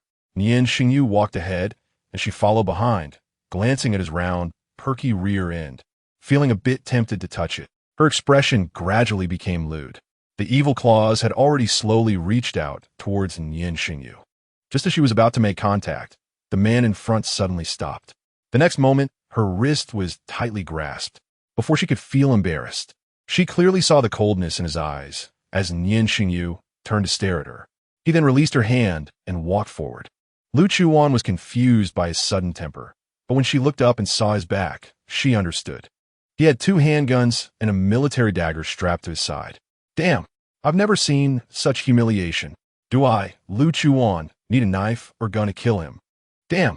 The more she thought about it, the angrier she became. She didn't rush back to the car, angrily kicking the stones on the ground. She almost treated those little stones as Nian Shengyu, taking her frustration out on them. Nian Shengyu's expression wasn't any better as soon as he sat in the driver's seat. Xiao Yihan's teasing voice came from behind. TSK, TSK, TSK. I didn't expect Lu Chuwan to be this kind of person. Nian Shengyu thought he was referring to her attempt to attack him and coldly ignored him. Just now, she was almost successful. Why did you stop her? Nian Shengyu closed his eyes and snorted coldly.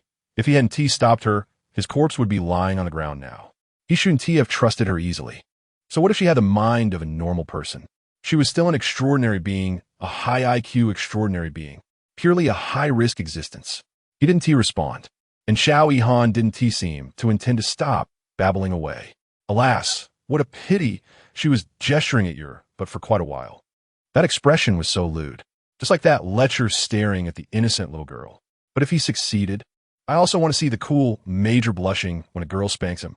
After hearing his ramblings, Nian Shengyu suddenly opened his eyes, and a crack appeared in his expression. Spank, the butt? Chapter 22. It's so noisy, stop playing. So, was he trying to hit his own, but just now? Not sure if it was out of shame or something else. Nian Shengyu suddenly became unnatural. Xiao Yihan didn't notice his discomfort. He just sat up and laughed wildly at the little girl nearby who was struggling to lift a stone. Ha ha ha. He's angry because he couldn't touch your butt, right? Ha ha. With every laugh, Nian Shengyu's face darkened a bit. His teeth clenched tightly on the flesh of his cheek, remaining silent. After kicking a few small stones in frustration, Lu Chuwan finally calmed down. She lifted her foot to the car, forcefully pulled open the door, and sat a bit further in. She didn't choose to sit in the passenger seat. Instead, she yelled for Xiao Yihan, who was sitting in the middle of the back seat, to give her space. Then she slammed the door shut, not casting a glance at Nian Shengyu the whole time. Xiao Yihan was confused and a bit scared.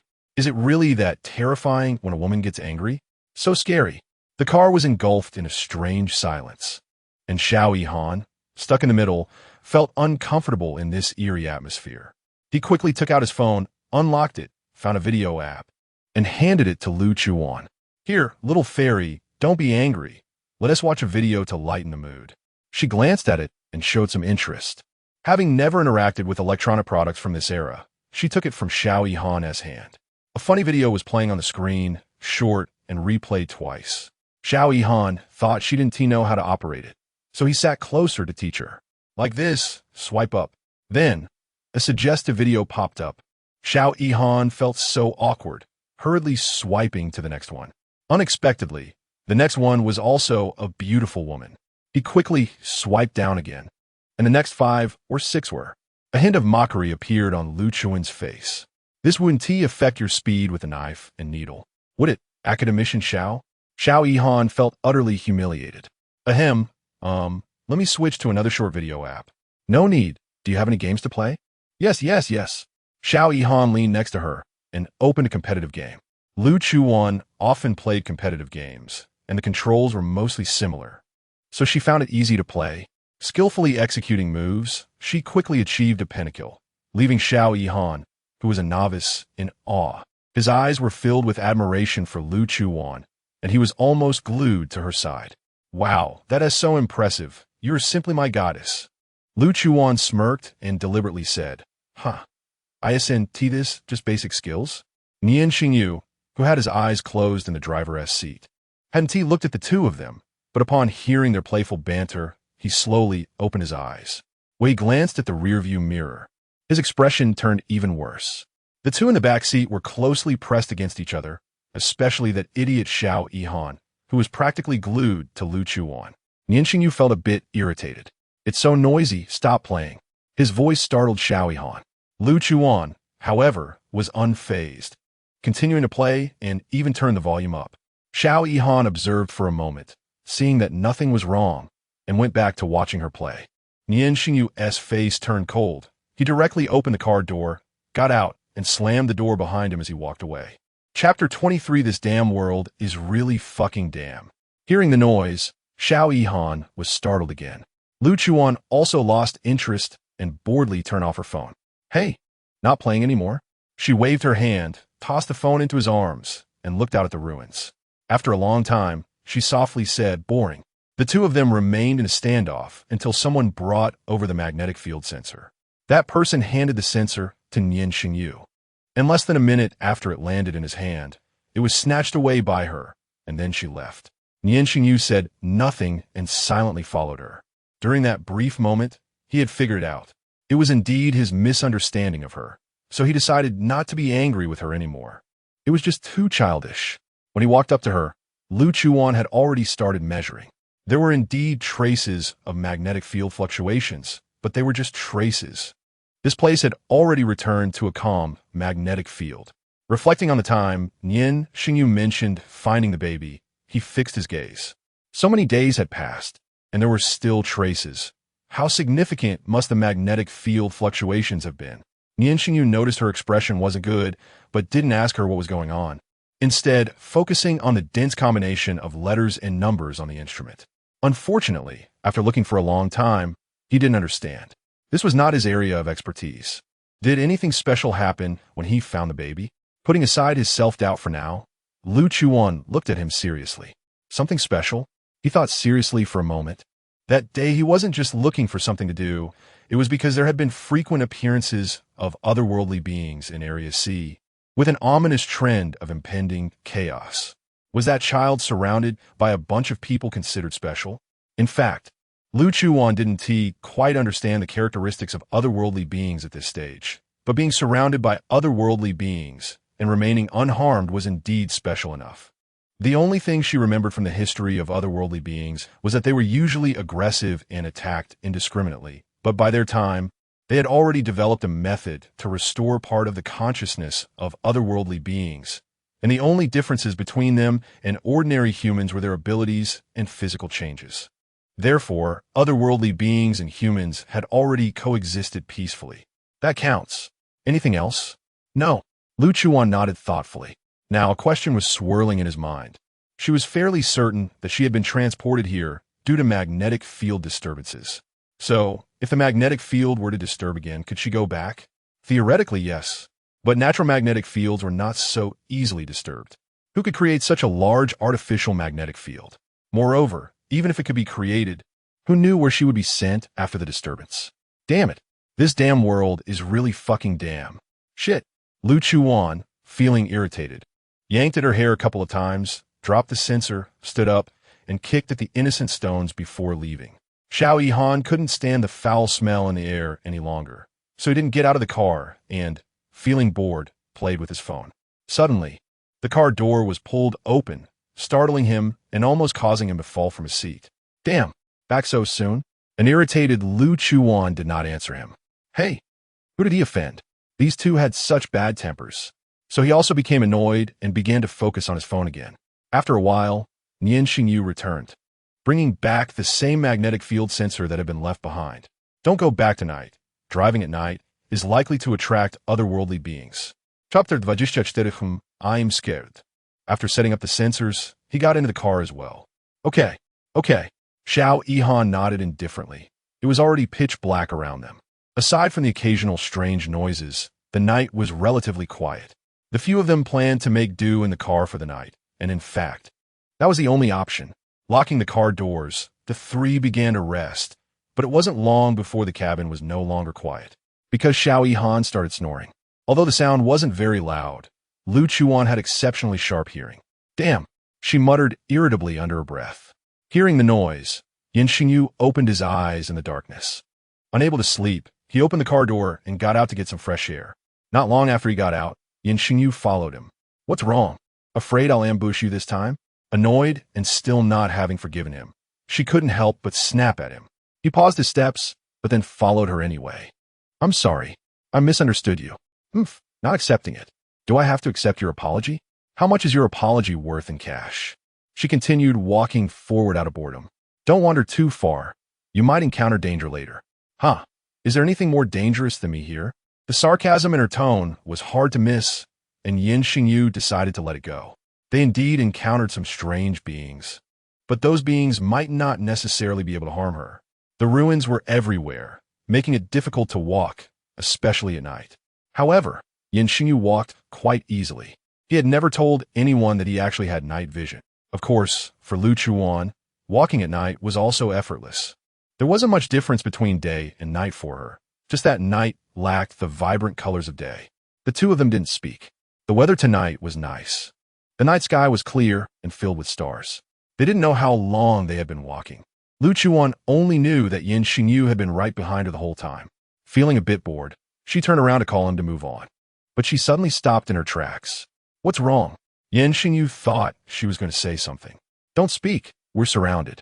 Just a moment ago, the area was still quite large, and she hadn't paid attention. Now a group of beings was approaching them.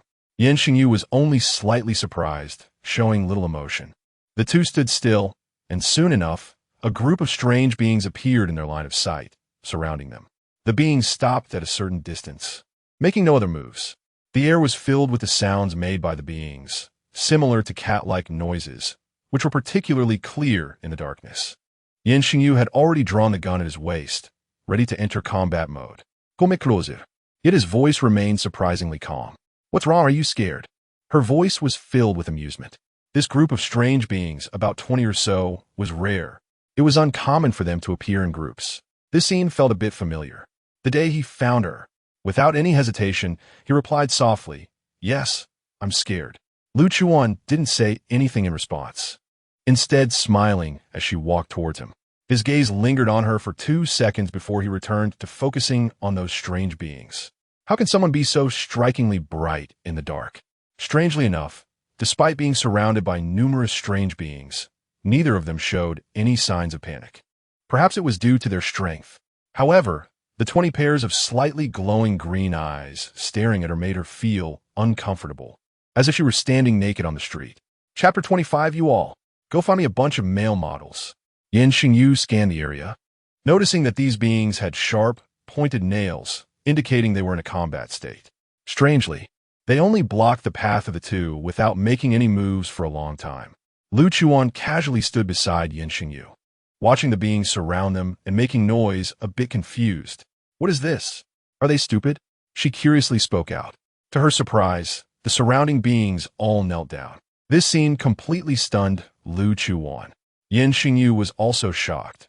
After years of dealing with these beings, he had never seen them kneel, let alone so many at once. What the hell? What's going on? Are they going to mutate into giant monsters and eat us both? Nian Shengyu glanced at her exaggerated performance. Maybe. Hey, don't eat me. Go eat that person. He is more delicious than I am. The beings still made no move, but it seemed they knelt even more reverently. Watching this scene, a bold idea formed in Lu Chuan's mind. These beings, could it be that they want to recognize her as their master? She had already imagined a grand movie in her mind about becoming the king of these beings.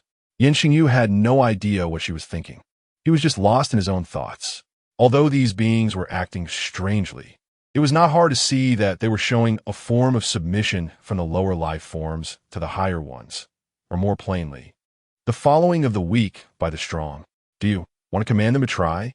Lu Chuwan was fantasizing about leading these beings to bring her a bunch of male models to please her. When she heard Nian Shengyu's words, her eyes lit up. Okay. Hee. You all, go find me a bunch of male models. Without thinking, she blurted out her inner thoughts. Nian Shengyu listened to her words, his expression somewhat ambiguous. Hey, no way. They really are going. The surrounding beings began to leave one by one, and this scene completely overturned his understanding. After a long while, the beings dispersed, and he put away his gun. Let us go. My male models haven't arrived yet. Lu Chuwan felt incredibly cool. The beings that Nian Shengyu had been dealing with actually seemed to respond to her commands. Awesome. He ignored her and started walking back. When they reached the car, just as Lu Chuwan was about to get in, he called out to her. Wait, what? Come to this car. He then walked to the car his subordinate had driven over, woke his subordinate up, and only after getting into the same car as Xiao Yihan did he call her to get in. After a long day, she was quite tired and began to rest her eyes as soon as she got in the car. In the darkness, Nian Shengyu didn't fall asleep. Through the rearview mirror, he saw her delicate and small face. When she was asleep, she lost her usual liveliness and instead had a few more points of tranquility. He didn't know how long he stared at her sleeping face before he finally shifted his gaze. Nothing unusual happened that night. Early the next morning, they set off back to area. Nian Shengyu hadn't slept all night, just resting his eyes. So he called Xiao Yihan over to drive first thing in the morning. I'll drive. Lu Chuwan volunteered because she felt that his car looked pretty nice. She used to enjoy racing when she had nothing to do. It made her feel relaxed. All right, you drive. Perfect. He could watch videos and play on his phone in the back. Lu Chuwan eagerly went to the driver's seat. Then, Chapter 26. Thanks, bro. Help. Slow down. Sister. My sister. Slow down. Lu Chuwan turned a deaf ear, and even though the road was bumpy, the speed of the car remained above 200. Nian Shengyu remained quiet, but the instinctive action of gripping the overhead handle gave him away. After a hard-fought journey, they finally arrived home, and Xiao Yihan immediately ran to the bathroom as soon as he got out of the car. Nian Shengyu, who got out after him, also felt a sense of relief after surviving the ordeal. In the following days, Lu Chuwan stayed at home, lying around. Without friends, no electronic devices to play with, and unable to go out freely, she could only watch those boring soap operas to pass the time. Fortunately, Aunt Lu would keep her company and chat with her. Nian Shengyu stayed at home for 2 days before leaving for matters at the military and political building. One afternoon, Lu Chuwan was lying on the sofa, sighing. It had been almost half a month since she arrived at this cursed place, and she had no clue how to get back. She was really frustrated, so she pounded the sofa a few times to vent her anger. Nian Shengyu returned just in time to see this scene. What's wrong? Lu Chuwan was startled, quickly picked up the cushion that had fallen on the ground, dusted it off, and placed it back in its position, then sat up straight. Nothing. Why are you back so early today? Nian Shengyu came over and placed a paper bag on the coffee table in front of her. Things are mostly taken care of, so I came back. Oh, what's this? She looked curiously at the bag without reaching for it. Open it and take a look. A phone? Yeah. Her face was filled with disbelief. She unwrapped the package and took out a pure white phone, simple and elegant, completely to her taste. Thanks, bro. She decisively inserted the SIM card. Bro? It was clear he was not pleased with this title. Hey, now I can ask that dog Xiao Yihan to transfer me some money, right? Lu Chuan thought about whether she could log into her account to check, but as expected, she couldn't. She instantly collapsed on the sofa like a deflated balloon. People really can't go anywhere without money. Seeing her dejected expression, Nian Shengyu couldn't quite describe his feelings. He just didn't like the negative emotions surrounding her. How about I take you to get an ID card and a bank card? That way you'll have an identity, and it'll be easier for any checks in the future. Great. Let us go now. Lu Chuan instantly perked up. She didn't know when she would be able to return to her world, but having an identity would be wonderful. Let us go tomorrow. We need to have someone forge some documents for you. Okay. And so it was settled. She felt like playing with her phone again. She urged Nian Shengyu to download their social networking app, and they added each other as friends. Then Lu Chuan added Xiao Yihan and Song Yi as friends, along with Aunt Lu. Looking at the empty friend list, she felt a bit down. She used to have so many friends, but now, in this place, she only had 4.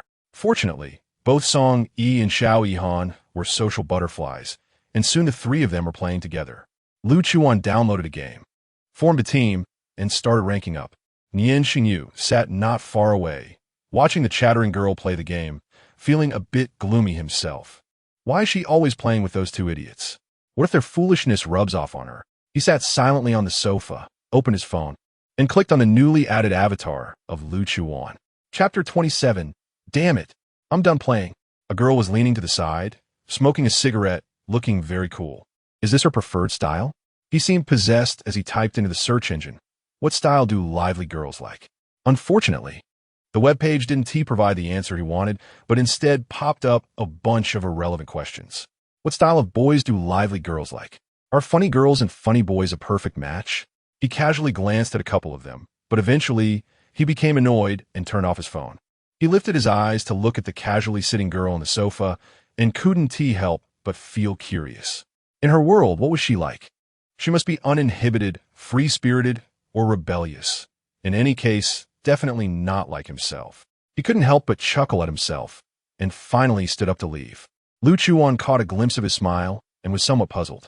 She glanced at his departing figure, but didn't pay much attention and continued playing her game. However, she began to feel increasingly irritated. The loneliness that surrounded him when he left made her restless, and she ultimately dropped her phone. Damn it, I'm done playing. Xiao Yihan and Song Yi were taken aback when she abruptly announced she was done playing, especially since they had finally found such an impressive teammate to help them. Lu Chuan ignored their outcry and rushed to the yard, doing 500 push-ups in a frenzy to alleviate her frustration. All of this was observed by the man standing by the window in the study on the 2nd floor. After the sudden exercise, sweating profusely, Lu Chuan went back to take a shower and change her clothes. When she came downstairs, she headed straight for the kitchen. When Aunt Lu arrived and saw her in the kitchen, she was startled. Oh my, miss, What are you doing in the kitchen? Are you hungry? I came a bit late today and forgot to check the time. Please put that down. I'll do it. Lu Chuwan was holding a knife, chopping beef. No need. Aunt Lu, I'll handle it. It's just me and Nian Shengyu at home. We'll just have something casual. You don't need to worry about it tonight. In the end, Aunt Lu insisted on staying to help, and she didn't tea refuse. Half an hour later, Lu Chuwan placed 2 bowls of visually appealing tomato beef noodles on the dining table and then went upstairs to call Nian Shengyu. Aunt Lu, being considerate, left, leaving just the 2 of them in the large villa. Standing in front of the study, Lu Chuwan hesitated. What was she doing? Her outstretched hand paused in the air for 5 seconds, but she ultimately knocked on the study door. Fine. Let us consider it a way to repay him for taking her in and buying her a phone. She calculated that a bowl of noodles could exchange for so many benefits. When she knocked, Nian Shengyu was reviewing files regarding the military's efforts to eradicate a certain individual. Some of the documents made him frown. Why are there more and more abnormal individuals in Area B? The cleanup operation has been ongoing for so long. And although many abnormal individuals have been dealt with, why do more keep appearing? The royal family publicly states that these individuals are the product of genetic pollution. And that is what the public has believed for years. But why has there been a sudden spike in genetic pollution? What kind of experiments did my father conduct back then? What exactly was it? Knock, knock. The sound interrupted his thoughts, and he slowly closed the file. Opening the door, he found Lu Chuwan standing outside, looking slightly surprised. What's wrong? It's time to eat. Okay. He closed the door behind them, with her walking in front and him following. Upon seeing the 2 bowls of noodles on the table, he was somewhat surprised but didn't say anything. Aunt Lu came by earlier, but I said we're having noodles tonight. You should give it a try. I made it. If you don't like it, I can make something else. No need, this is fine. The 2 sat in relative silence, quietly eating their noodles. Lu Chuwan was genuinely hungry and focused on her meal, so she naturally didn't notice the surprise and delight in Nian Shengyu's eyes. She finished a large bowl of noodles in no time. When she looked up, Nian Shengyu was still elegantly savoring his food. That made me look rather crude, she thought, but she didn't dwell on it. Instead, she stared at him, her eyes filled with disbelief. How could someone look so pleasant even while eating? Perhaps her gaze was too intense. After a while, Nian Shengyu noticed she looked away and awkwardly asked, "What's wrong?" Lu Chuwan even propped her chin up, staring at him without any sense of discomfort. "You're good looking." After saying that, she noticed a slightly shy expression on his face. She suddenly realized she had voiced her true thoughts and inadvertently teased the major. Ahem, I'll go get some water. Then she hurriedly fled the scene. At the dining table, only Nian Shengyu remained quietly eating, perhaps not even realizing his ears had turned slightly red. Meanwhile, Lu Chuwan sat on the sofa with a glass of water, feeling somewhat disdainful of herself. Lu Chuwan, when did you become so timid? Is it because you haven't been bold for too long? Thus, she made a secret decision in her heart. The next day, Nian Shengyu was about to leave again, and Lu Chuwan couldn't stay home any longer, so she asked if she could accompany him. He hesitated for a moment. I'm going to clean up the abnormal individuals today. There have been frequent sightings of one in Area B, and I need to check it out. Many of my subordinates will be following along, and if those abnormal individuals are like they were that night, it would be difficult to explain your identity. Then I must go. You, never mind, just don't act recklessly, stay in the car or stick close to me. Okay, she replied briskly. To make it convenient, Nian Shengyu had someone bring over a combat uniform that matched his for her to change into. How does it look? Lu Chuwan stood beside him after changing, her body filled with excitement. Nian Shengyu glanced at her and then looked away, casually responding with but feelings of unease began to rise within him. Lu Chuwan's enthusiasm was dampened by his indifferent response. The 2 of them left the house, with her murmuring quietly behind him. Is this person really made of wood? On the way to Area B, a grand convoy led the way, with the military jeep they were in at the front. Song Yi was driving, while she and Nian Shengyu sat in the back seat. Throughout the journey, he observed Area B. It was neither as prosperous as Area A nor as desolate as Area C. There were many residents here, mostly living ordinary lives, lively and relaxed. As a convoy passed by, pedestrians stopped to watch, speculating if something significant was about to happen. The convoy passed through the city and arrived at a sizable military district, where people were already waiting. "Major, welcome." After getting out of the car, the leading man walked towards them. Nian Shengyu merely nodded, casually responding. It was getting late, and they temporarily settled in this military district, but since there were so many of them, the accommodation was a bit tight. Even the subordinates had to squeeze in, and they were still short 2 beds. They reserved a bedroom specifically for Nian Shengyu, but Lu Chuwan was a girl. She wanted to say it didn't matter, that she could make do on a chair in the training area. However, Nian Shengyu insisted on leaving the room for her, but she felt embarrassed to take it. It would make her seem special, and she didn't like that kind of attention. After discussing it, they decided that she and Nian Shengyu would stay in a hotel, leaving the room for Song E and another subordinate. The hotels in Area B are naturally not as good as those in Area A, but they're still acceptable. Moreover, someone like Lu Chuwan, who can sleep peacefully in a big forest, is certainly not picky. There are hotels right next to the military district, but going to bed at just after 8 in the evening is a bit too early. Nian Shengyu? Chapter 28, Male Fox. The two walked side by side, choosing not to drive since they were close. "Do you often come to Area B?" "Not often." He usually stayed in Area A or led the team guarding the edge of Area D, preventing anything inside from escaping. He rarely came to Areas B and C, as those places were monitored by local military forces, but recently there had been many anomalies, so he came to see what was going on. "How about we go for a stroll?" It had been almost a month since she arrived, and she still hadn't had a good look around this place. After a slight hesitation, he slowly replied, "Okay." Neither of them was familiar with Area B, so they could only walk blindly forward. Fortunately, it wasn't long before they came across a bustling market. Looking around, it was crowded with people. At the small stalls with little lights, people were gathered together, waiting to buy things. It was not much different from the night market back home, but the food was definitely different. "I want to go. I have no money." Occasionally, the aroma from the stalls wafted in front of her, making her feel restless. Nian Shengyu naturally noticed her little greedy look and couldn't help but smile. She was just an ordinary little girl. Aside from her lifelong abilities, she was even cuter. "Do you want to go?" Lu Chuan's lips curled up, revealing a smug smile. But it was quickly suppressed. What did she expect? She was standing there, eagerly watching. Just because she had no money, she was waiting for him to say this. "Are you paying?" I'll pay." Then, when he looked again, Lu Chuwan had already run ahead, and her happiness was evident even from her back. His gaze lingered on that figure, and he followed at a leisurely pace. By the time he reached her side, she was already standing in front of a stall, munching on a chicken leg. "Wow, boss, this is so delicious."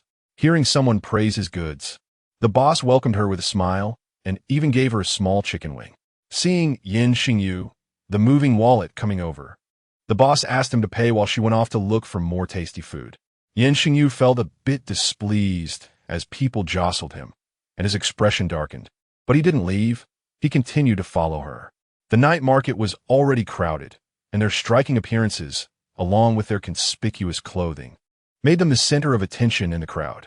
"Ah, he is Major Nian Shengyu." Nian Shengyu was still looking for Lu Chuwan when a girl's exclamation made his eyelids twitch.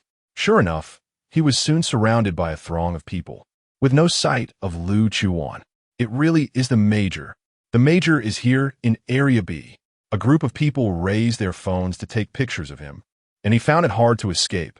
His expression turned even colder, especially as some people pushed against him. Just when he was about to lose his patience, a mask was placed over his face. Then a warm little hand grasped his large, hanging hand, pulling him forward with considerable strength. They ran wildly, and the little person in front cleared the way, not bumping into anyone. He stared in astonishment at the delicate, fair hand holding his, and an unusual feeling surged within him again.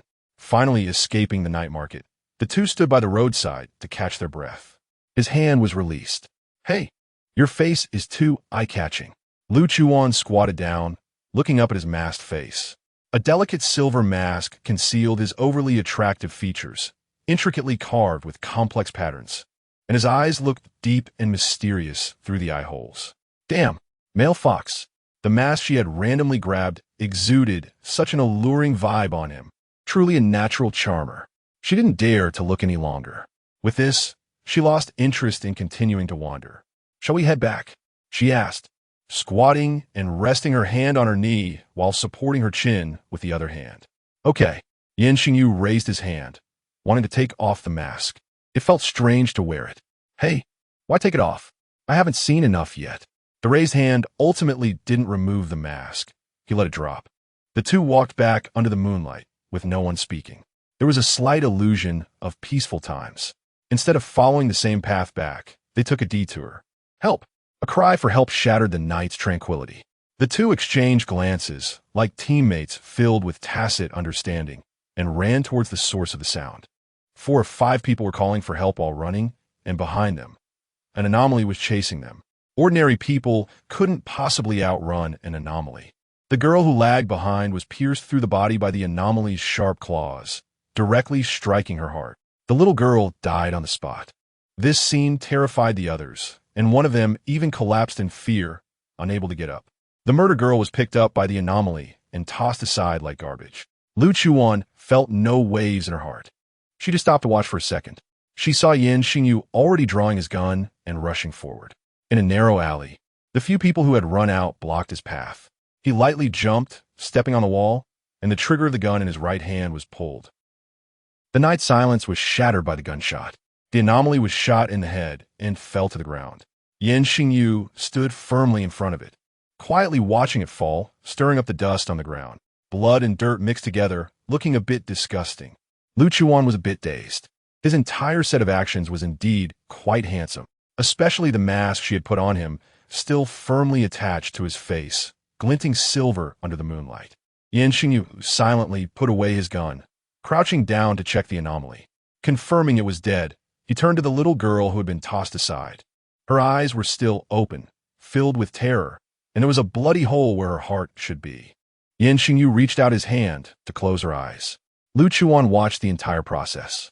Perhaps because Nian Shengyu was usually so easy to talk to, she almost forgot that he was a major.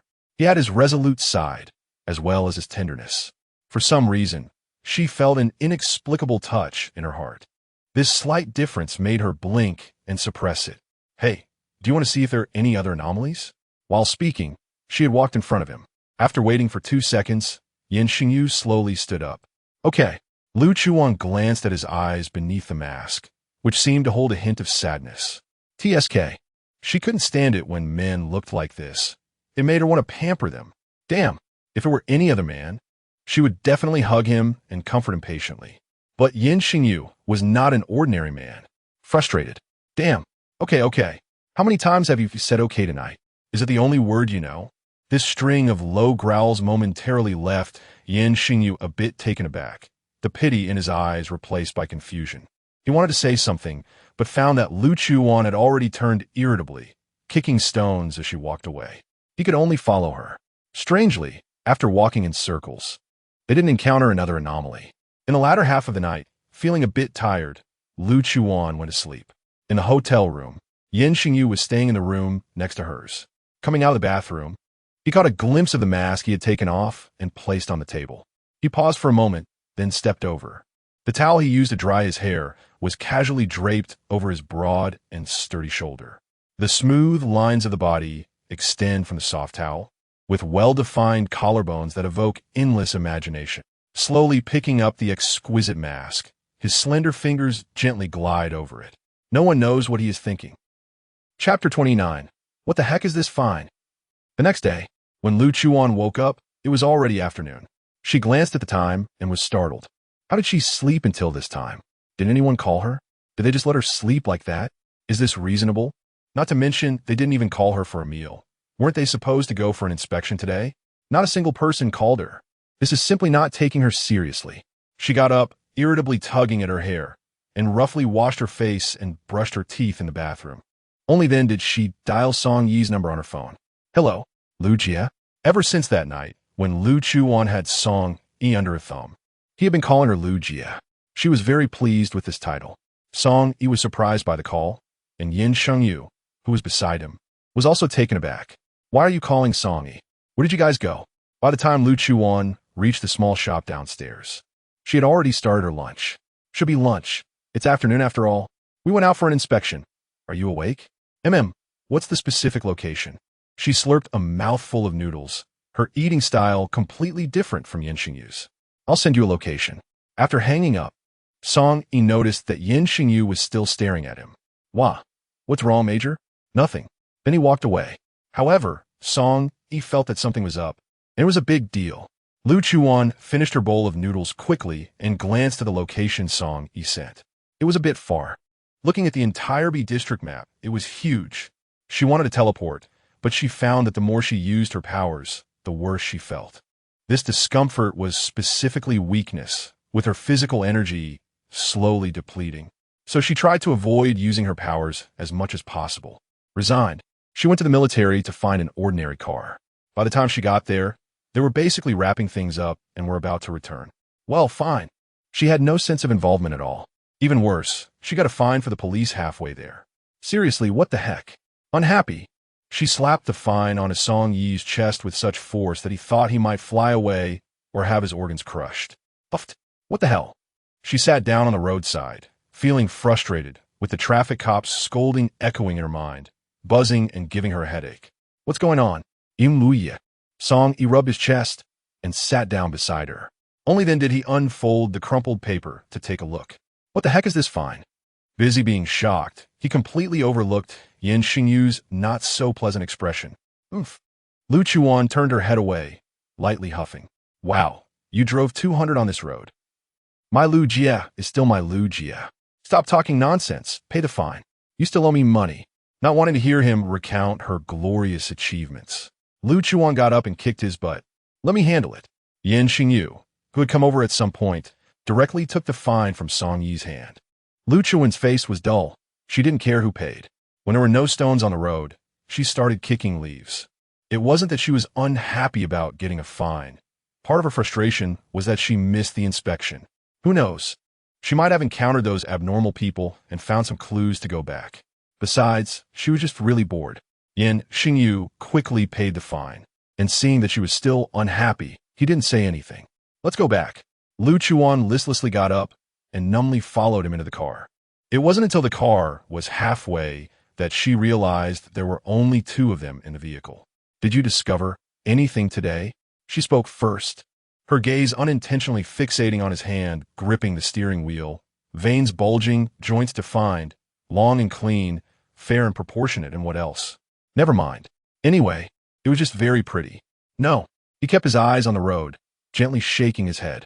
Out of the corner of his eye, he noticed she was staring at his hand, so he glanced at his own hand too. There was nothing wrong. All right. She sighed deeply, leaned back at her seat, and began to rest her eyes. The journey was silent. In the following days of inspections, they found nothing unusual, but no abnormalities were the biggest abnormality. However, they couldn't continue wasting time in B district. The day after returning to a district, Lu Chuwan went out with Nian Shengyu to get an ID and a bank card. Because of Nian Shengyu's identity and the thoroughness of the documents, the staff had no suspicions at all. The entire process went very smoothly, and a freshly minted ID was completed. However, looking at the address on the ID, she felt a bit strange. It was directly Nian Shengyu's home. Was this really appropriate? Although she was indeed living at his place now. However, this little episode was forgotten when she remembered she needed to ask Xiao Yihan and Song Yi for money. Coincidentally, when she returned home, Xiao Yihan had arrived. Not knowing what he was there for, the two of them went directly to the study. Although she could hear what they were saying, she wasn't the type to eavesdrop. So she simply took some fish food and went to the backyard to feed the fish. In the study, Xiao Yihan had set aside his usual nonchalance and was seriously explaining what he had discovered. The abnormal person you brought back that day is very different from the usual ones. Both their physical abilities and powers are greatly enhanced. If we call the usual ones the first generation of abnormal people, then that one is the second generation, an improved version. Nian Shengyu twirled the pen in his hand, remaining silent for a long time. Is it the only thing you found? To get more accurate information, he needed more abnormal people to determine whether their mutations were artificial or biological evolution. That's the only one. The pen in Nian Shengyu's hand didn't stop. He felt that the issue with this inspection was significant. He silently made a decision in his heart. Finally, leaving the study, they still hadn't come to any conclusions. but they already had some guesses and judgments in their minds. Downstairs, Lu Chuwan was lying around, as usual, carefree, playing a game. Out of the corner of her eye, she saw Xiao Yihan coming down, her eyes widening as if she had spotted gold under a pile of cow dung. She quickly pressed the phone screen off, sat up straight, and waited for Xiao Yihan to come closer. She patted the seat beside her, making her intentions clear. Come sit next to her. But Xiao Yihan didn't notice. However, someone sat down.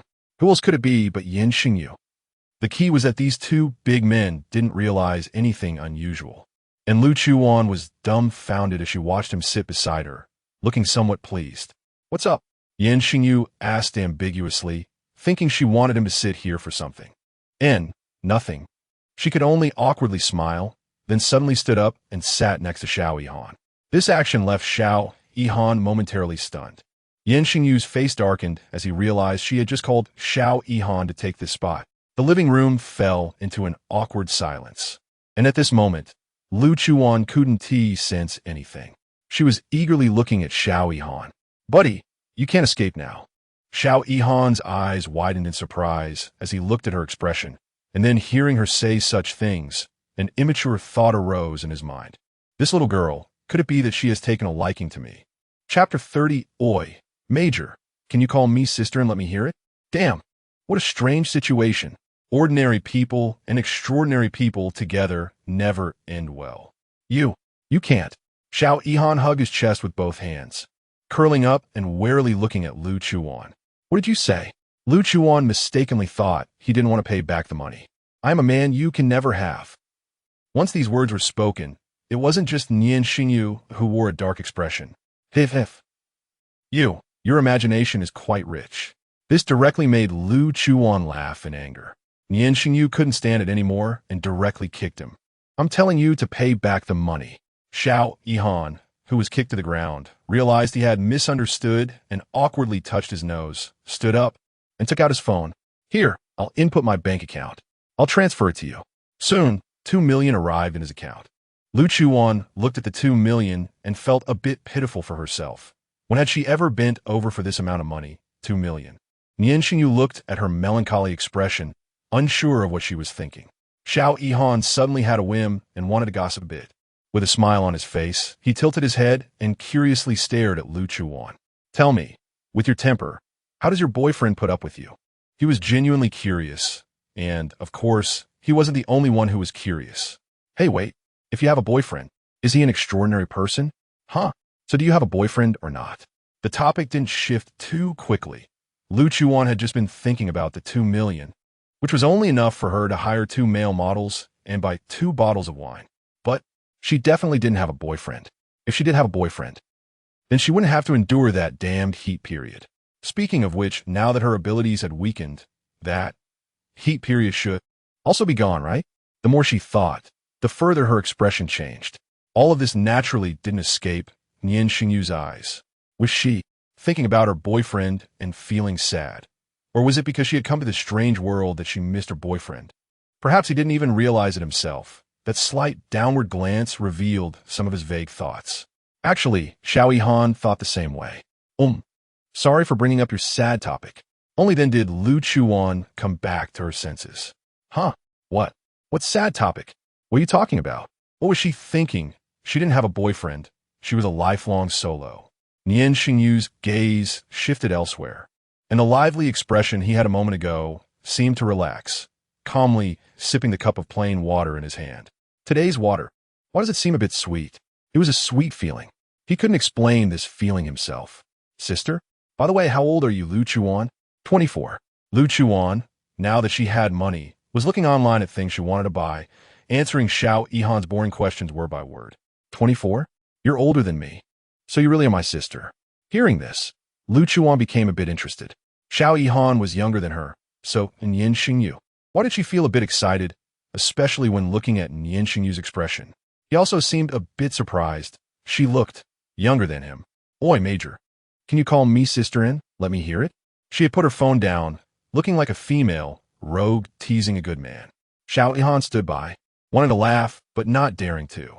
He didn't call, nor did he speak, and after waiting for a long time, Lu Chuwan didn't hear what she wanted to hear.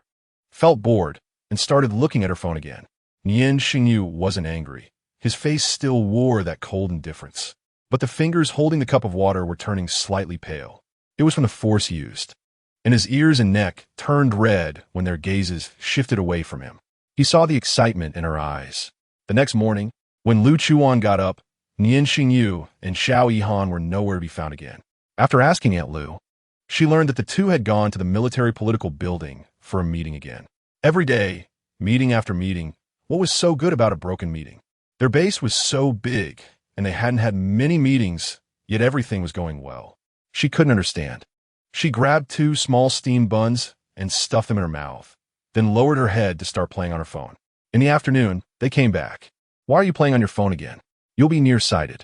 When Nian Shengyu entered the door, he saw her lying on the sofa, playing on her phone, with a hint of displeasure on her face. What's wrong? I just started playing, and you're back. Lu Chuwan sat up, and then noticed a stranger's face behind Nian Shengyu. She squinted her eyes, her gaze carrying a hint of scrutiny. Nian Shengyu naturally noticed too. He actually didn't want to bring anyone back. Mainly, he wasn't used to having strangers in his home. Plus, there was Lu Chuwan living there now. Her identity. But this person was an old friend of his father's. And since he had retired and couldn't return to his hometown for the time being, he came to stay at their place. He thought it wouldn't be for long. And under his pleading, he agreed. Actually, it was this old man's moral coercion. Chumu also evaluated Lu Chuwan, completely unaware of his own intrusion. Lu Chuwan cast a disdainful glance at him, turned around, and didn't respond. Whatever, just asking. She didn't like the look of this old man. With a sinister expression, she didn't know what Nian Shengyu brought him back for. Seeing her attitude, Nian Shengyu was a bit surprised but said nothing. Of course, he didn't answer Chu Mu's question either. Chu Mu didn't mind, sat down by himself, and examined everything around him. As if this were his home, he felt at ease. Although it wasn't his house, Lu Chuwan just couldn't stand him acting like this. Out of sight, out of mind, Lu Chuwan directly ignored him and went upstairs to sleep. Young master, a girlfriend like this is probably not suitable. Very few people called him young master. Only a few around his father would call him that. But now only Chu Mu was left. However, girlfriend? He chewed on these 3 words seriously, but remained silent. Chu Mu stopped at the appropriate moment and didn't say much more, asking Aunt Lu to find a room.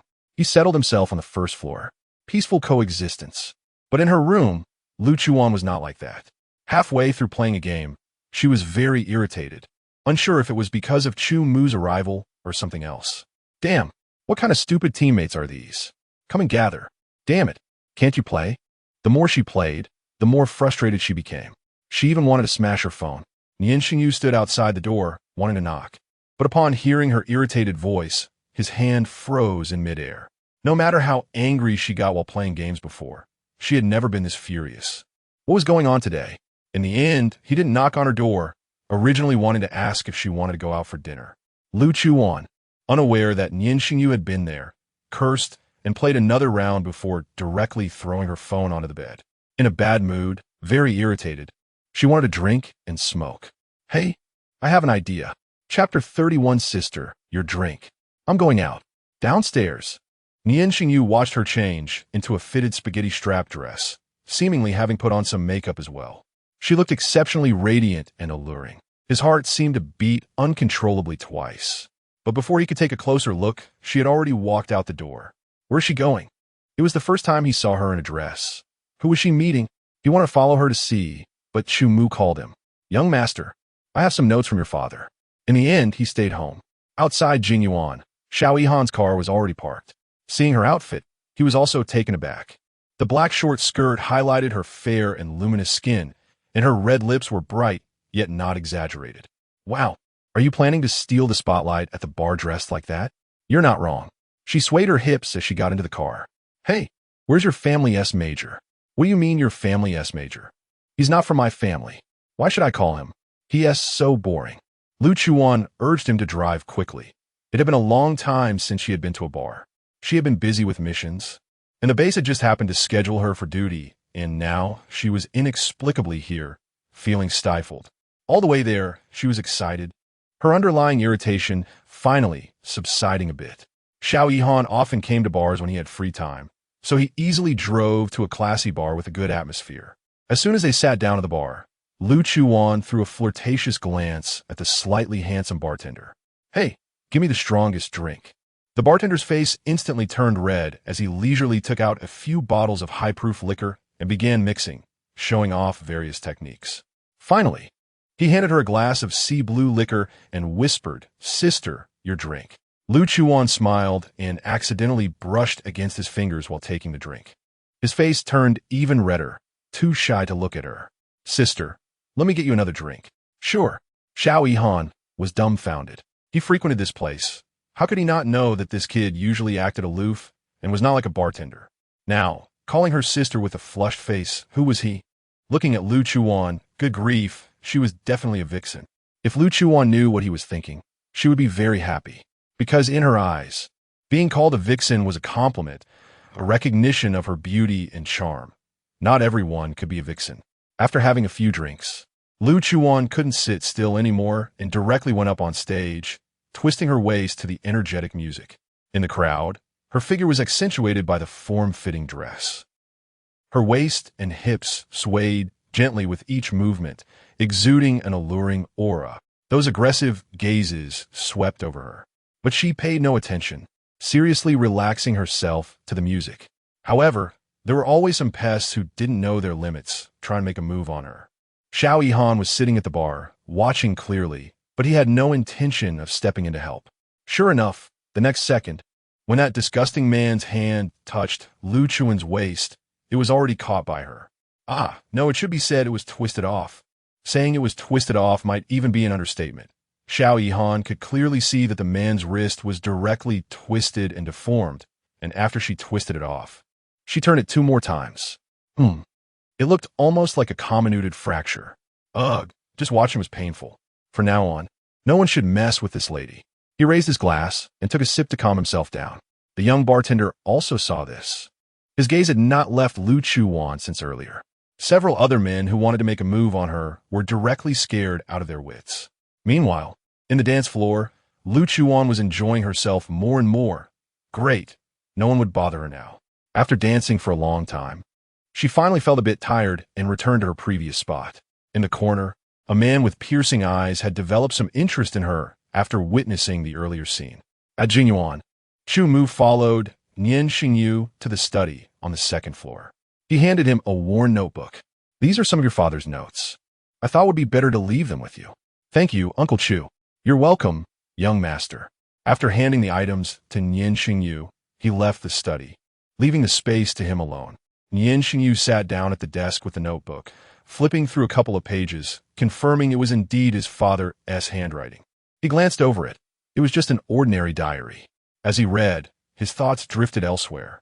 They say women adorn themselves for the one they love. She. Who is she going to meet? But she hasn't been here long. Who could she know? What if someone recognizes her outside? In fact, his worry was unnecessary.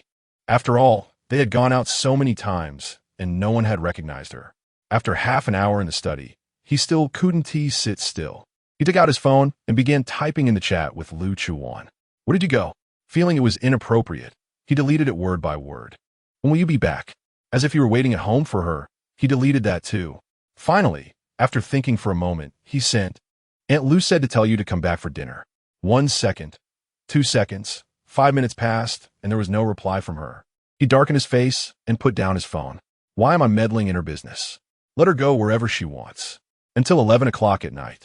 He still hadn't received any messages. During this time, he checked his phone multiple times, but there was nothing. As midnight approached, he sat in the living room, not waiting for her, just afraid that her identity would be recognized and implicate him. The sound of a car engine came from outside. Nian Shengyu stood up, realizing something, then sat down with a serious face. He deliberately avoided observing the commotion outside, turned on the TV, and stared at the screen, not knowing what was being shown. Before long, Lu Chuwan came in, carrying Xiao Yihan. Yes, she was literally carrying him. Although Xiao Yihan was taller and much heavier than her, she effortlessly brought him in and directly tossed him onto the sofa. Unbelievable. How could he drink so much when he can't handle it? If it weren't for the fact that he took her out to have fun, she would have left him at the bar to be taken away by those male admirers. As she sat down on the sofa, Nian Shengyu caught a strong smell of alcohol. Looking at Xiao Yihan like this, it was obvious they had gone to a bar. But why did she ask Xiao Yihan to go with her and not him? Nian Shengyu said nothing. But the image of the two of them sitting closely together in the car flashed in his mind. You help him to rest. Lu Chuwan felt a bit hot and lay on the sofa, not wanting to move. No. Without thinking, he directly refused. Fine. Let him lie here and fend for himself then. After all, I've been quite merciful bringing him back. She glanced at the TV that Nian Shengyu had turned on, which was playing a drama, slightly looking at the title of the show. The overbearing CEO falls in love with me. This person actually likes to watch this? Though she was quite shocked inside, she said nothing, respecting personal preferences. Respecting personal preferences. How big a face does Nian Shengyu have? However, the cool and aloof major staying up late to watch a melodramatic boss drama still left her heart unsettled for a long time. She took out her phone to check and discovered that Nian Shengyu had sent her a message a few hours ago. Aunt Lu asked me to come back for dinner. The music was too loud. I didn't hear it. Is there still food left? I only drank alcohol all night, and now my stomach is empty. Nian Shengyu sensed another meaning in her words. So she didn't intentionally ignore my message. It's in the fridge. Okay. Lu Chuwan went to the kitchen. She brought out the cold dishes, preparing to heat them in a microwave. But this microwave was very different from the smart, voice-controlled one she used before. This one, she didn't quite know how to operate. After fiddling for a while, it still didn't work. Just as she was about to call Nian Shengyu for help, she found he was already behind her. She turned around and almost bumped into him. I'm not very good at using this. He bent down and pressed a switch on the side. Great. After all this time, she hadn't even turned on the power? Feeling embarrassed, Lu Chuwan could only thank him. Just wait outside, I'll handle it. Fine. If I can eat without having to do anything, who would rush to do it themselves? Lu Chuwan sat on the sofa waiting. This time she didn't play on her phone, but glanced at the boss drama Nian Shengyu was watching, finding it so awkward that she wanted to laugh. Talp. Footsteps approached from not far away, and she could roughly guess who it was without turning her head. Chumu came to sit on the sofa, glanced at Xiao Yihan, who was sleeping soundly on the sofa, and then looked at the brightly dressed Lu Chuwan with some displeasure on his face. Miss, did you go to a bar? With that tone of scrutinizing her, Lu Chuwan rolled her eyes under his gaze. Her red lips parted and spat out. None of your business. Chumu didn't get angry, maintaining a fake smile on his face. It was annoying to look at, just like Lu Chuwan now, having finally shaken off the irritation from the bar, and this person came over. A lady like you is probably losing the young master's face. Lu Chuwan laughed. What kind of person is she? At least she is a person. She just didn't know what kind of stuff this old man in front of her was. How big of a face does Nian Shengyu have? Just at that moment, Nian Shengyu, who had been heating the dishes in the kitchen, came out with the food. He didn't catch the rest of the conversation, but heard that one sentence, though he didn't pay it any mind. However, Lu Chuwan didn't feel guilty at all, because what she said was from the bottom of her heart and was the truth. You eat the young master's food and live in the young master's house. Why speak so arrogantly? The young master is second only to one in this empire. How dare you talk like that? Chumu couldn't hide his emotions this time, standing up and pointing at her, shouting. Lu Chuwan wasn't afraid at all, slightly lifting her eyelids and looking at him disdainfully. Chu. Before she could speak, Nian Shengyu called out to the old man, his tone slightly displeased. Lu Chuwan's lips curved into a challenging smile. Keep talking. Look, your young master, who is second to none, is still siding with me. Young master. Nian Shengyu didn't respond, but poured a glass of water and placed it on the dining table, clearly for Lu Chuwan. She smiled and got up to eat. However, Chumu showed no signs of stopping. Young master, don't be confused. The citizens of the entire empire are watching your every move. Why choose a woman of unknown origin to stay in your home? What if she asks after your money? What dangers might arise? With each word, Nian Shengyu's expression grew darker. Lu Chuwan acted as if she hadn't heard, continuing to eat her meal. She looks like some kind of seductress.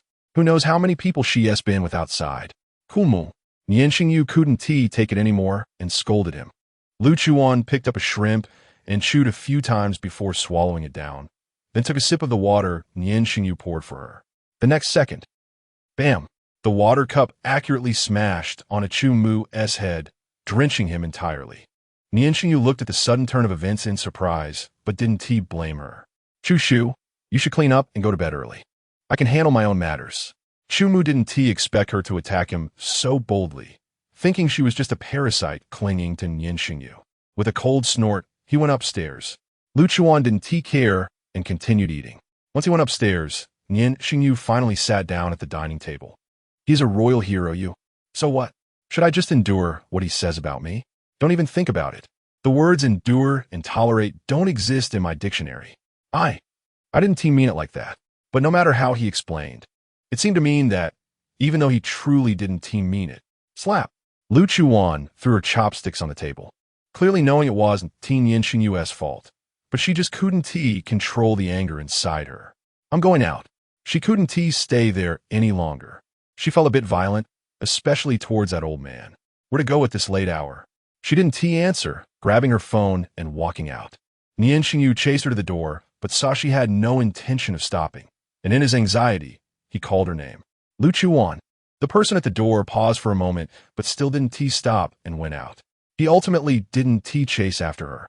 After all, she probably didn't want to see him right now. She probably wouldn't encounter danger. Only others could be in danger. After Lu Chuwan went out, she found a 5-star hotel to stay in. However, she felt increasingly hot and restless. Under the shower head in the bathroom, she let the cold water wash over her body, finally feeling that heat ease a little. That night, she had a dreamless sleep. Nian Shengyu, on the other hand, didn't sleep well. He woke up early, ran a couple of laps, and came back to find Xiao Yihan already awake on the sofa. Don't take her to those places again. Xiao Yihan's head was still a bit foggy, not understanding what he was saying, but mechanically nodded. I'm leaving. There are things to do in the lab. As he walked, he rubbed his temples, feeling very regretful. Never again would he go out drinking with Lu Chuwan. Not human. Simply not human. She drank so much, and her face didn't even turn red. It took him a moment to realize she really isn't human. After he left, Nian Shengyu washed up and began to eat breakfast. Xiaoyu, is Wanwan still sleeping? Aunt Lu came out of the kitchen with breakfast. Usually, Lu Chuwan would get up quite early and would sometimes cook with her. She is not at home. After a 2-second pause, he replied ambiguously. Oh, okay. With the chattering little person missing, the large villa became as quiet as before. To his surprise, Chu Mu actually apologized for what happened last night this morning. Was he afraid he would kick him out? Not really. After all, he was the last uncle among his father's friends. Now that it was inconvenient for him back home, he would definitely let him stay. Hotel. Lu Chuan didn't wake up until the afternoon, and when she did, she felt a wave of irritation again. Just as I was about to scratch my head, I raised my hand and found that my nails had grown out. Naturally, they're not human nails. They're alien nails. Chapter 33 Gun. Give it to me. Sky blue nails, sharp tips can pierce through anything. I don't understand why those humans like to do their alien nails and even renamed it dragon nails. But she's a bit confused. How did these nails come out? Did she release them voluntarily? Her mating period hasn't even started yet. The mating period hasn't even started yet. Mating period. Anxious. Hot. What the hell is this if not a mating period? Realizing this, she became even more irritable. There's only one mating period a year, and hers is between September and October, and it's only March now. What the hell? Ever since she came to this damn place, her body has been getting stranger and stranger, and now her mating period is even being brought up. Damn. When can she go back? Damn. She wants to hit someone. A wave of heat hit her again, and Lu Chuwan cursed as she got out of bed and went into the bathroom. Her phone was on the table, and while she was showering, she didn't see that Nian Shengyu had sent her a message. Where are you? Do you want me to pick you up? I plan to go to Area C again. He could certainly check where she was, but doing so would make her unhappy. Half an hour later, she emerged from the bathroom, steam surrounding her. The sharp nails retracted, and she calmed down for a bit. Just then, Nian Shengyu's call came in. Hello. His tone carried a bit of annoyance. He thought she was still angry about last night. Do you want to go to Area B with me? The cool lieutenant colonel. When has he ever been so cautious with others? Area B. When? Now. Okay, wait for me. Let's go check it out. The way back needs to be found soon. Her body is really getting weirder and weirder, and she doesn't know what will happen next. Lu Chuwan returned to Jingyuan and went with him. Just the two of us? She thought it would be like last time with more people. Yeah, last time we went with a group and found nothing. I always feel like someone is deliberately hiding something, so let us go check it out privately this time. They remained silent on the way. Nian Shengyu frequently turned to look at her. She was very quiet today. In fact, Lu Chuwan felt her nails were about to uncontrollably extend again. She closed her eyes, trying hard to suppress the restlessness within her. However, she was now in a closed space with Nian Shengyu, and his clean male scent surrounded her, making her even more restless. Damn! In the midst of torment, they finally arrived at Area B. As soon as the car stopped, Lu Chuwan got out. Nian Shengyu put on a black baseball cap, dressed in casual clothes. Walking on the road, not many people could recognize him. Don't move, here they come. He was just about to walk towards her when Lu Chuwan quietly stopped him. The two stood still. There weren't many people around. They were near a half-finished building. After hearing reports from his subordinates that alien traces had been found here, he drove over directly. About 2 minutes passed, and there were still no aliens appearing. He thought she might have heard or seen wrong and was about to observe the surroundings. The moment he turned his head, Lu Chuwan scolded him. Don't move. In an instant, she teleported behind him, and an alien fell down. Just now, that alien was coming towards him, trying to attack him. But Lu Chuwan snapped its neck with one hand, the head and body separated. What surprised him was not the brutal scene, but her hard, sharp ocean-colored nails. He had seen alien nails before, but it was the first time he saw ocean-colored ones. Those aliens usually had black or dark gray nails, and there were no other colors. Lu Chuwan didn't notice his expression. Unexpectedly killing someone calmed her irritation a bit. But she had her back to Nian Shengyu, and she didn't know her eyes had turned darker. Red. Fiery red. Let us go. In the instant she turned her head, everything returned to calm. The nails were also retracted. They didn't know if there were any aliens nearby, so they could only wander around and see. This place wasn't too small, and the two split up to look. Lu Chuwan hadn't gone far before returning. She could hear sound from far away, even if they were very faint. So she knew there was no anomaly in that direction and walked towards where Nian Shengyu was going. Nian Shengyu walked relatively slowly. His hearing was naturally not as good as Lu Chuwan's, but his reactions were still quick. The half-finished building he came to was spacious and tall. He searched floor by floor.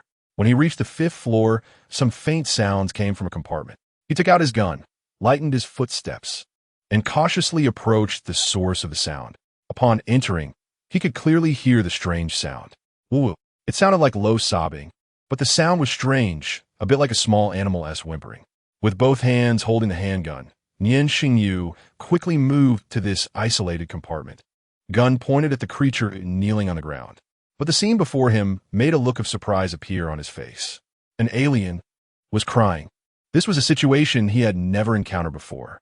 Obviously, this alien also knew of his existence. It saw him, but did not make any movements or any attack actions. Nian Shengyu did not lower his gun, maintaining this stance. He moved a bit closer and saw a small alien lying in front of the larger one. Its body was covered in blood, and there was a dent where the heart should be. A very common, straightforward lethal method. It should be its child. Nian Shengyu prepared to put away the gun. This alien didn't seem aggressive, and he planned to take them both back to Xiao Yihan's lab. Footsteps sounded behind him. He could tell it was Lu Chuwan, so he didn't turn around. Just as the hand holding the gun dropped, wanted to take out the special handcuffs for aliens. The next second his gun was snatched away. Don't kill it. Bang. A drop of warm blood splattered on Nian Shengyu's face. The alien that had just been softly sobbing now had a blood hole in the back of its head and fell to the ground. Lu Chuwan moved quickly, firing 2 more shots. A hint of bloodthirsty excitement flashed in her eyes, and her gaze turned blood red again. Nian Shengyu pressed his lips together, saying nothing, until he looked up and saw her reddened pupils. Lu Chuwan? She didn't respond, but looking at the blood on the ground, her face wore an eerie smile. Lu Chuwan? She was not right. He raised his voice a bit to call her. After a 2-second pause, Lu Chuwan finally let out a puzzled syllable. The excitement and blood red in her eyes faded away. Her normal black pupils returned. Nian Shengyu noticed all these changes. Gun, give it to me. Only then did she lower her head to look at the gun in her hand, a little dazed, and casually tossed it to him. Nian Shengyu said nothing, steadily caught it, put the gun away, and today ended just like that. The bodies of 3 aliens were transported to Area A. In the evening, the two checked into a hotel. Nian Shengyu took a shower in the bathroom, replaying in his mind Lu Chuwan's state over the past few days. It was indeed different from usual. Her temper, the tone of her speech, everything was not quite the same as usual. But there were still many things about her that he didn't understand. So what exactly was wrong with her? Especially today, her eyes. After a quick rinse, he came out. After hesitating for a while, he still went to Lu Chuwan's room door. Before knocking on the door, I heard a rapid panting sound coming from inside, followed by a suppressed, low growl. Lu Chuwan? Chapter 34. Cowardice. He didn't know what was wrong with her, but he inexplicably felt very worried. Even he himself couldn't understand where this worry came from. The urgent knocking on the door drowned out his heavy breathing. Nian Shengyu did not stop what he was doing, but the door was locked and there was no response.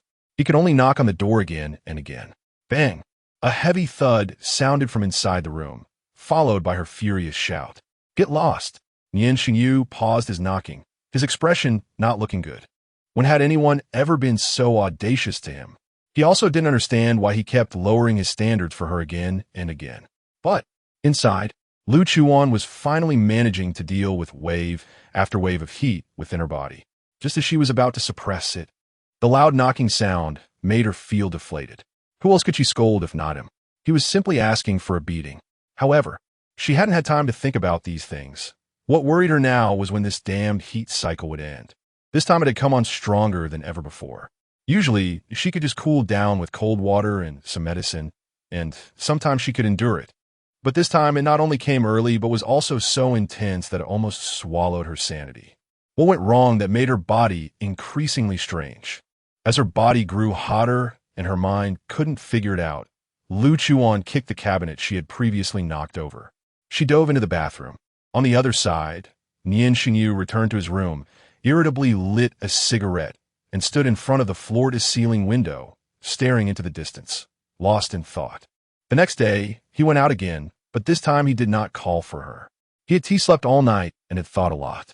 Lu Chuwan was still an unidentified, unclear entity, and he realized he had been too special towards her. Special enough that sometimes it even affected his decisions and views. Even if her identity was special and she had to stay at his home, it was just providing her with a place to stay, temporarily preventing her identity from being exposed and causing social panic. This was also his responsibility as a major of a nation. So he didn't care about Lu Chuwan, leaving her at the hotel and planning to take her back when he returned. However, what he didn't know was that Lu Chuwan had already left the hotel in the early hours of the morning. Nian Shengyu drove alone to the place where his subordinates provided clues, but all the way there, he felt somewhat distracted. Driving through a suburban area, he noticed many soldiers moving. Bodies? His thoughts finally snapped back a bit, and he stopped the car to take a closer look. You're moving. Corpses? The black bags were human-shaped, but a bit larger. This should be the bodies of the otherworldly beings. Get out of the way. Don't delay us. These ordinary soldiers had no chance to meet Nian Shengyu, so they didn't recognize him. Nian Shengyu was not angry. He calmly took out his military insignia and presented it to them. The soldiers were scared out of their wits. Major. Sorry. I didn't know it was you. Nian Shengyu didn't waste words with him. What are you moving? We're moving the bodies of otherworldly beings. A lot of them suddenly died here last night. We were ordered to clean up today. Who ordered you? Nian Shengyu asked while pulling open the zipper of a body bag. The otherworldly being's body inside was still fresh. It was indeed, as he said, having died last night. But the manner of death seemed a bit familiar. We don't know. We just received the notification and came. Their voices trembled, fearing they would be shot at any moment. Put it down. The body was set down, and Nian Shengyu turned it over, indeed seeing 4 holes on its arm. Very similar. For some reason, his mind immediately recalled Lu Chuwan's dangerous yet beautiful blue nails. How many are there? He stood up, took the water from another soldier to wash his hands, and looked at the pile of black bags containing bodies on the truck. A total of 24. Nian Shengyu said nothing more, slowly wiped his hands clean, and instructed them. Take them away. Yes. Those people left, relieved. He returned to his car, but did not hurry to drive away. Why, with such a large number of otherworldly beings? Had they found no trace of them when they had searched the area yesterday? Yet they had mysteriously died here last night, and it was a mass death. Was there a special unit sent to exterminate them? But this should only happen if a direct order was given from their side, and he didn't remember anything about it. That familiar hole. Finally, he turned around and went back to the hotel. Before long, he arrived at Lu Chuwan's room door. He knocked, but no one responded. Frowning, he went to the front desk. "Hello, please give me the room card for 802. The front desk clerk glanced at him, blushing as she officially replied, "Sir, are you staying in 802? I'm sorry, but another gentleman has already reserved that room. I can help you find another one." "Sir, did last night's guest leave?"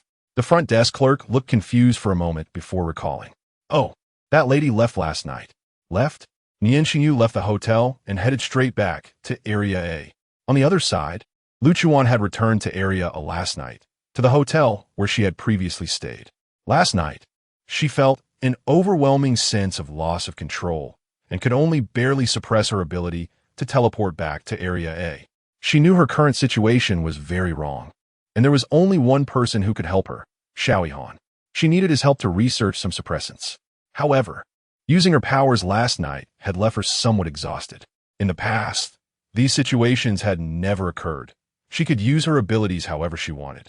Now, she could completely continue to play the role of the unfortunate bear. After resting all night, she only called Xiaoyihan in the morning. When Xiaoyihan received the call, he hurriedly brought his things over. When he opened the door and came in, he was taken aback.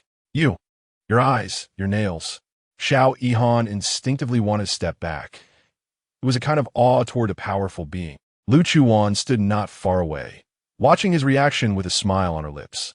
But in Xiaoyihan's eyes, her smile made her look even more enchanting and wicked, giving him the feeling that he could meet his end at any moment, making him doubt whether his hasty decision to rush over was too reckless. He didn't want to die young. "Coward." Lu Chuwan coldly uttered a word, turning and sitting back down on the sofa. Seeing that she still had the sense to mock him, Xiaoyihan mustered his courage to follow her inside. Once in the room, he smelled a faint yet unmistakable floral scent. It seemed to be spider lily. Chapter 35. Cold War since Xiaoyihan entered.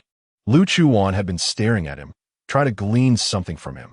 However, he felt uneasy under her gaze. What are you looking at?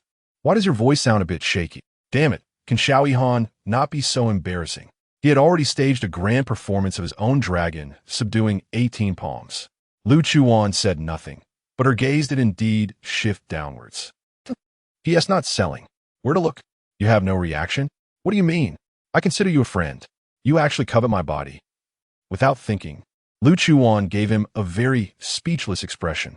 But why did she have a reaction the first time? So, it's not that her enchanting fragrance has changed. It's that Nian Shengyu is a damn old lecher. "Did you bring what I told you to bring?" Not in the mood to banter with him, she felt something inside her was about to burst out. "I brought it." Xiaoyihan took out 2 syringes from his small toolbox. They were sedatives. An ordinary person only needs half a dose, but Lu Chuwan is not an ordinary person. After 2 syringes, Lu Chuwan was still energetic, but the restlessness inside her had calmed down significantly. Seeing her like this, Xiaoyihan was still quite shocked. After so many years in the lab, he had seen many powerful supernatural beings, but after 1 syringe of sedative, they would usually be quietly lying down. Yet, this sister, after 2 syringes, was as if nothing had happened. "Stop staring, come over and draw some blood." "Oh." Xiaoyihan drew 2 tubes of blood from her. The reason for drawing blood was simply to let him research the suppressants. She knew it was a big risk, but right now, this was the only solution. The heat was coming on strong, and she had no idea when it would come again, nor when she could return to her own world. Trusting Xiaoyihan as character was a decision she pondered over for a long time. "Xiaoyihan, if my biological information leaks, the first to die will definitely be you." In the end, Xiaoyihan left. Before leaving, Lu Chuwan asked him to extract some components from the air for testing to see if there were any aphrodisiac components. With the sedative, Lu Chuwan dragged her exhausted body to bed and finally fell asleep. When Nian Shengyu returned home, He found that Lu Chuwan had not come back at all. Remembering her state, she would definitely be recognized if she went out. What if she was caught by the military and sent to the lab? He didn't think further, calling her phone, but it showed that it was turned off. So he could only ask Song Yi to check her location. Upon learning that she hadn't left the hotel, he pinched his phone, feeling a bit lost. When he returned home, Chu Mu was still there. It was getting late, so he didn't go to the military and political building, but worked in the study. By evening, mealtime arrived. He instinctively turned to the master bedroom to call her for dinner. When he reached the door, he was startled by his own behavior. Since when had he gotten used to the fact that she lived in his house, even in his master bedroom? Realizing this, he irritably retracted his steps downstairs. Downstairs, Chu Mu came out of the kitchen holding a bowl of soup and smiled upon seeing Nian Shengyu. Young master, just in time for dinner. Aunt Lu was joining them at the table, so it was just Nian Shengyu and Chu Mu at the spacious dining table. After hastily drinking a couple of spoonfuls of soup, he lost his appetite. Aren't you eating, young master? Seeing the spoon he put down, Chu Mu paused with her chopsticks. You eat. I'm not hungry. He quickly returned to normal. That night, Nian Shengyu didn't sleep well again. Another day passed. Lu Chuwan didn't come back, and Nian Shengyu didn't go looking for her, but he knew she hadn't left the hotel in the past few days. 2 days. 3 days. On the 4th day, he finally asked Song Yi a question. That day, there was a meeting at the military and political building, and he didn't know what they were reporting. Yes, workaholic Major Nian Shengyu had spaced out during the meeting. Until the meeting ended and everyone left the conference room, he was still sitting there in a daze. Song Yi waved his hand in front of him, bringing him back to his senses. Major, what are you thinking about so intently? After a long pause, he hesitantly spoke. Is she really still at the hotel? The sudden mention of her caught Song Yi off guard. Huh? Who is she? Nian Shengyu momentarily lost his words, his face darkening. After thinking carefully, Song Yi recalled. Ah, you mean Lu Jie? Right, she is still at the hotel.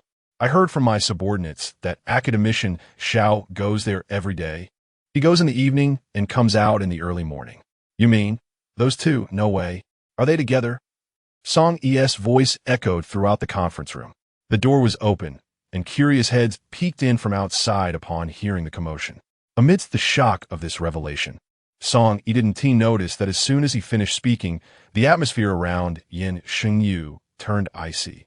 That day, the major left work early again. Rumors spread throughout the building that the major was in a relationship, as he had been skipping work frequently or not showing up at all. Before long, the rumors reached the royal family. Meanwhile, the subjects of these rumors had disappeared without a trace. At the 5-star hotel where Lu Chuwan was staying, a black Hummer parked by the roadside.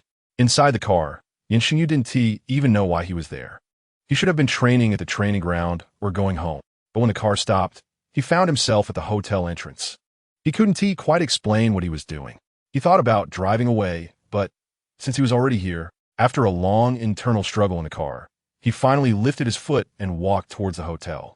Inside the hotel suite, over the past few days, Lu Chuwan found that she had developed a resistance to the sedatives, and her heat showed no sign of subsiding. The redness in her eyes was becoming increasingly vibrant. Her body was also growing more restless, and she could even feel a sense of losing her rationality creeping in. So, while she still had her wits about her, she quickly called Xiao Yihan, asking him to bring the special handcuffs and ropes from the Supernatural Research Institute to tie her up. She was afraid she would run out and hurt innocent people while in a daze. Finally, after much effort, Xiao Yihan managed to tie her up and lock her on the bed. That might sound a bit ambiguous, but anyway, she was tied to the bed. With her hands cuffed behind her back and her body bound with ropes, it was honestly quite uncomfortable, but there was no other choice. Has there been any progress with the suppressants? She asked hoarsely, looking both exhausted and excited. There is a little, but we're still missing a key substance. Right now, it can only alleviate some symptoms. Think about it. Did you come into contact with anything during your previous heat that had a significant alleviating effect? Xiao Yihan felt an inexplicable heat in his mouth as he uttered those 3 words. No, she had never experienced such a situation during her previous heats. This made her suspect whether she had unknowingly consumed something unclean, triggering. Chapter 36. The 36 Stratagems. Running away is the best strategy. Don't worry, I'll study it as soon as possible. I'm researching alone in my secret laboratory. By the way, does Nian Shengyu know about this? Mentioning this name left Lu Chuwan in a daze. Ever since she returned from Area B that day, she hadn't seen anyone else. This person hadn't even tried to find her. Don't tell him, she warned in a low voice. You should leave quickly. Xiao Yihan had no choice but to open the door and step out of the room. But as soon as he came out, he was startled. A figure was leaning against the wall by the door, examining him with a look that seemed murderous. Who else could it be but Nian Shengyu? You, what are you doing here? He instinctively glanced back at the already closed door. Just a moment ago, this Buddha inside told him not to tell this other Buddha, and now this person was appearing at the door. He felt caught in the middle, making it incredibly difficult for him. Is she inside? Nian Shengyu wouldn't explain why he was there, but to him, Xiao Yihan's action of looking back just now seemed guilty. Why should he feel guilty? And his disheveled shirt and messy hair. What had they done inside? Nian Shengyu forced himself not to think about it, but his arms were crossed tightly, his fists clenching harder. Why? Why did he care so much about whether they had done something? Xiao Yihan looked at his ink-black face and hesitantly nodded. Open the door. Xiao Yihan shook his head vigorously, like a rattle drum, extending his hands to try to shield the door behind him. Move aside. His tone was approaching anger, but he didn't know where this anger was coming from. Is my wife cheating, and I'm here to catch her?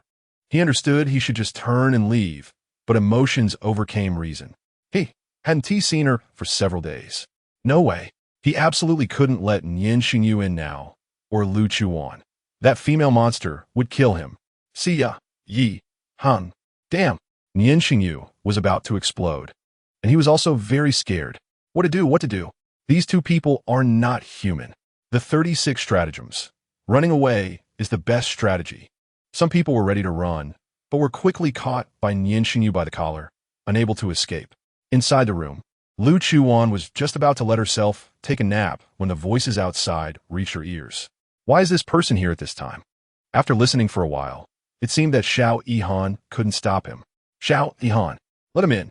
Just as the two outside were in a standoff, Lu Chuwan gave the go-ahead. Xiao Yihan had an innocent expression, saying, Why didn't you say so earlier? Now it seems I've offended someone I shouldn't have. In the end, the door opened, Nian Shengyu entered, and Xiao Yihan fled. The hotel was a suite, and when Nian Shengyu entered, he didn't see Lu Chuwan. However, the familiar scent in the air made his already furrowed brows deepen. It was the same smell he had in his room when he first met her. He clearly remembered that when he smelled this scent, his body began to heat up, reacting, just like now. He was sure that this scent was coming from her. So, when Xiao Yihan was in the room with her, that Nian Shengyu stopped in his tracks and didn't walk any further. Why aren't you coming in?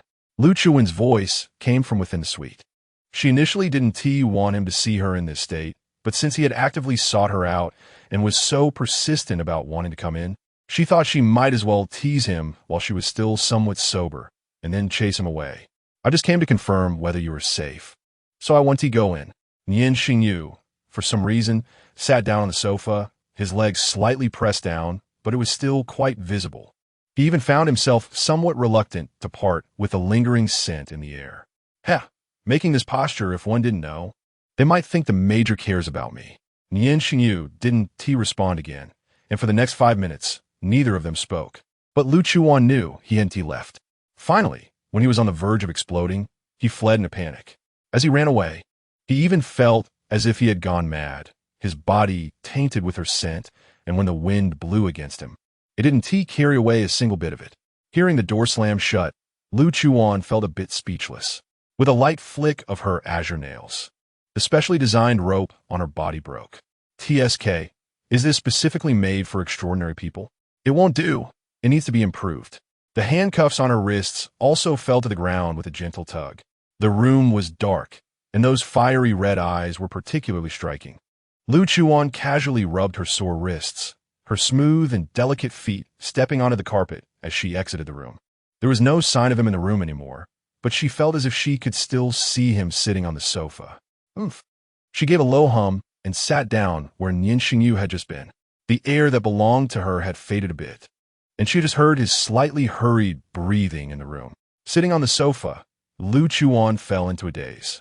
It seemed that his presence still lingered on the sofa, a faint mint scent. When she smelled it, her irritability seemed to dissipate a little. She remained still, savoring the remaining mint fragrance. That night, she didn't know when, but she fell asleep on the sofa. Nian Shengyu returned home in a disheveled state. After spending a long time in the bathroom, he sat on the bed in a somewhat dejected manner, drying his hair with a towel. His hair still wasn't dry, and he hesitated before taking out his phone. Why do boys have physiological reactions to girls? Lustful. A netizen's answer struck Nian Shengyu like a bolt from the blue. As if to escape, he only took a quick glance before exiting. After 2 minutes, he still couldn't give up. What kind of women do men react to? Nian Shengyu had never encountered this situation before. During his growth, no one had ever taught him these things. But while sitting on that sofa today, he clearly knew that at that moment, his mind was filled with Lu Chuan's smiling face. Liking. Nowadays, netizens are all masters of summarization, not a single useless word. He held his phone, staring blankly at the 2 words. Do I like her? What is liking like? In the end, he didn't find an answer to this question. Lu Chuwan slept for a long time. When she woke up, it was already the next evening, having slept the entire day. When she opened her eyes, she looked a bit dazed from sleep. Did I sleep so soundly? She only remembered a sweet mint scent in her dreams. Think about whether you have something that you can access that has a significant relief effect. Xiao Yihan's words suddenly appeared in her mind. Does mint count? Lu Chuan hurriedly found her phone, which had long since powered off, and charged it. Before it even charged much, she directly turned it on and called Xiao Yihan. When Xiao Yihan saw the incoming call, he jumped in shock, nearly springing out of his seat. Stealing a glance at Nian Shengyu beside him. Who would have guessed that Nian Shengyu also saw the name on the phone screen, glaring at him as if warning him to pick up? Xiao Yihan had. Can you let these 2 go? Who did he offend? After finally coming out of the lab to take a break, he had just sat down at the bar when Nian Shengyu, this Buddha, came over. Chapter 37:0. The nature of snakes is lewd. I think I have a rough idea of what it is. The phone just connected, and Lu Chuan's cold voice came through. Nian Shengyu didn't say anything, but his eyes were fixed on Xiao Yihan, as if asking, what are you 2 conspiring about? However, Xiao Yihan himself didn't react to what Lu Chuan was saying. What? It's just what you said about the special substance reacting, which can alleviate the heat period. Xiao Yihan was taken aback. Really? He had put a lot of thought into this research. For ordinary supernatural beings now, they didn't have a heat period, but Lu Chuan did. He was full of curiosity about her, and now Lu Chuan was even actively seeking his help to research this substance. He spent almost every day in the lab. After several days of research, there hadn't been any groundbreaking progress. If they could find the stress substance, they could quickly develop an inhibitor. It should be mint. Mint? What mint? Get mint. Are you a cat? He was too excited, completely forgetting that Nian Shengyu was beside him. Nian Shengyu's face had turned dark. Ever since he realized that he might have feelings for Lu Chuan last night, he wanted to ask Xiao Yihan if they were.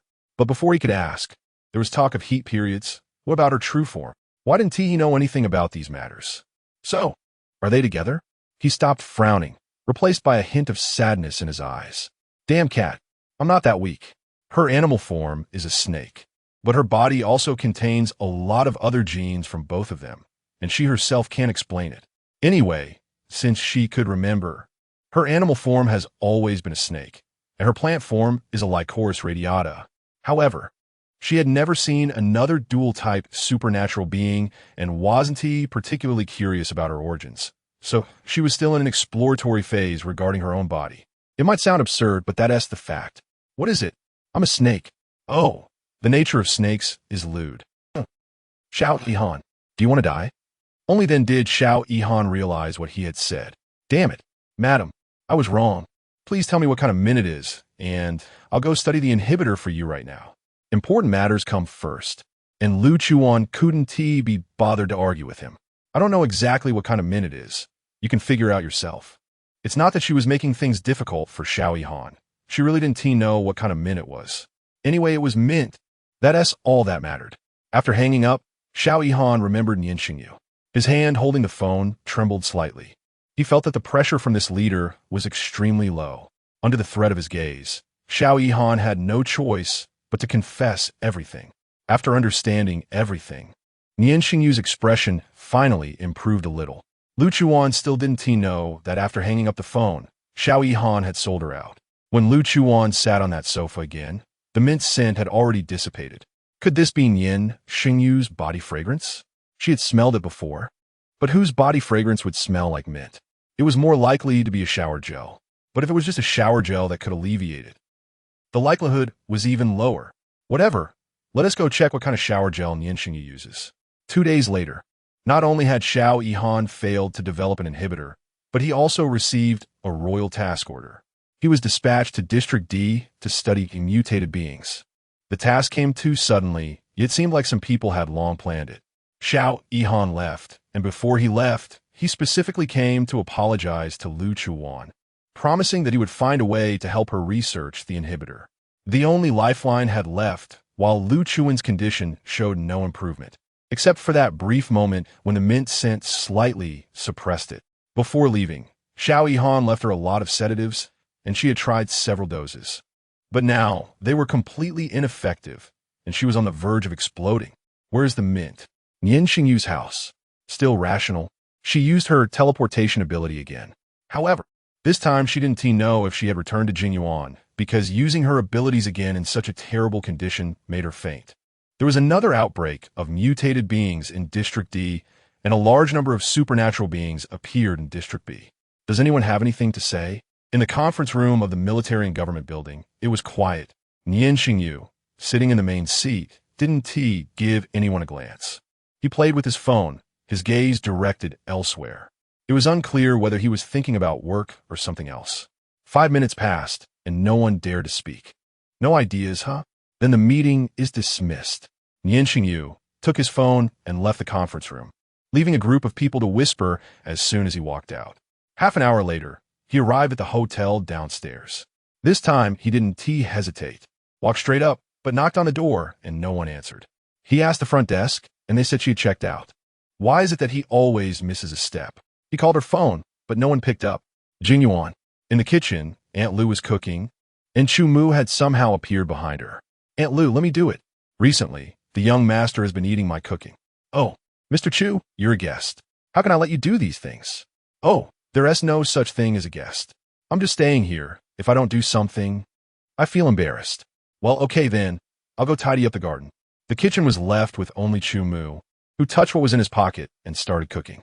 When Lu Chuwan woke up, she found herself surrounded by that familiar mint scent. She opened her eyes and looked. The surroundings were a bit strange, but somehow a bit familiar.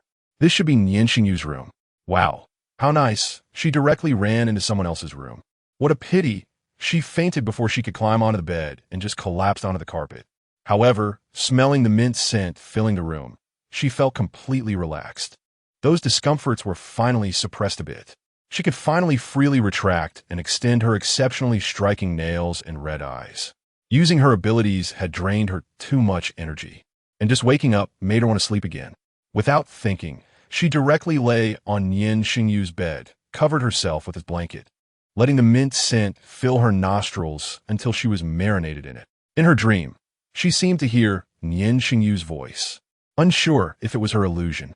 Clearly, it wasn't he. She was in Nian Shengyu's house, so hearing his voice wasn't surprising.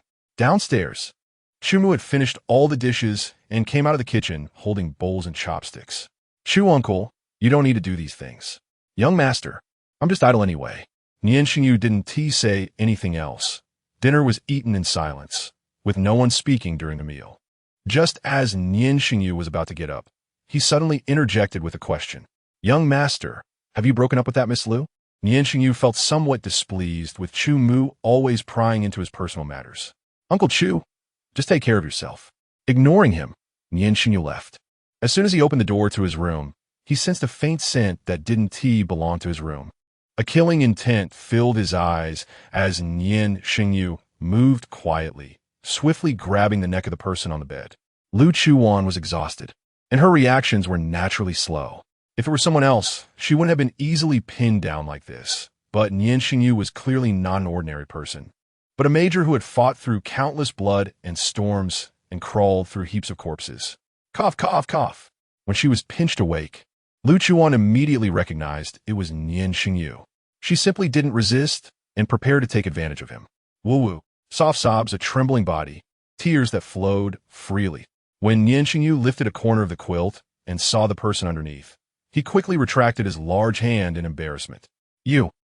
Chapter 38. Oh, the year I fell in love with you, sorry. How did you get here? Her skin was already delicate, and now, looking closely, there was a ring of red on her fair neck. It must have hurt a lot from the force she used. Seeing her falling tears, Nian Shengyu was at a loss. I almost suffocated you. This was something that the self-blaming and guilty Nian Shengyu believed.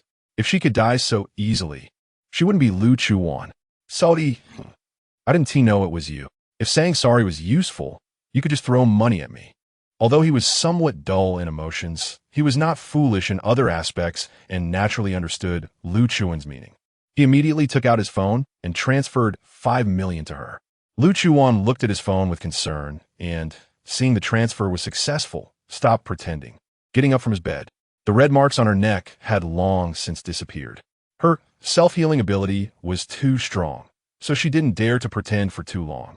Otherwise, if the marks vanished, she wouldn't be able to get the money.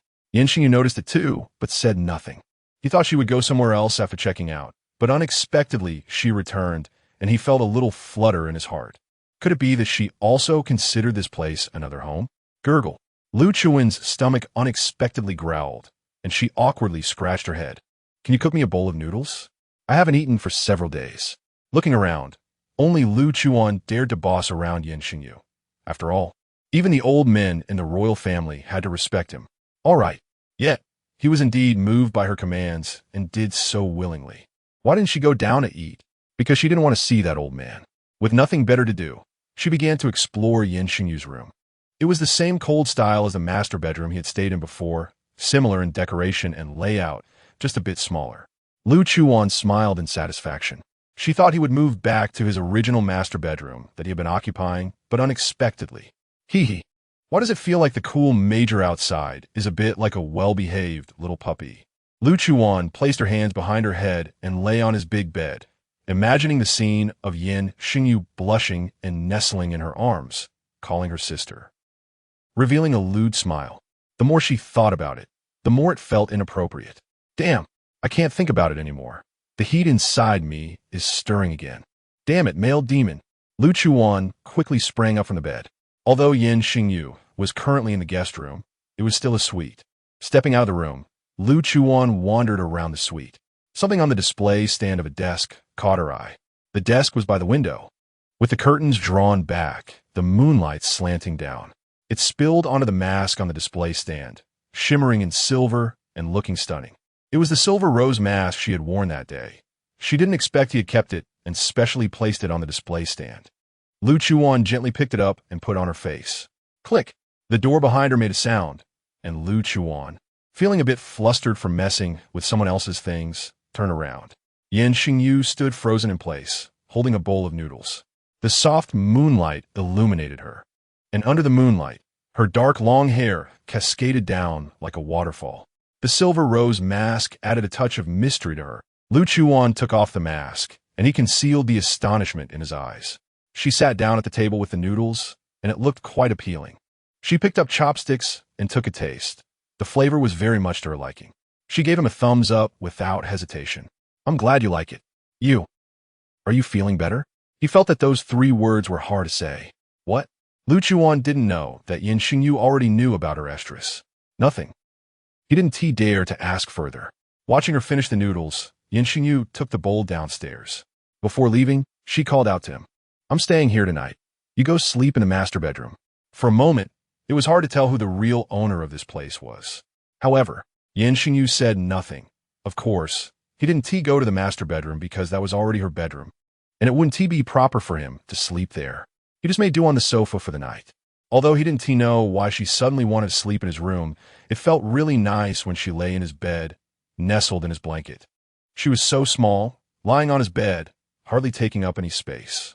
Lu Chuwan certainly didn't intend to do anything bad in his room. It was just that the faint mint fragrance in the room lingered with her. While washing up, she specifically used Nian Shengyu shower gel, but it just didn't have that feeling. nor did it have that alluring scent. That must be his body scent? Whatever. Let's just lie in his bed and enjoy it. The next day, Nian Shengyu went to the military and political building early.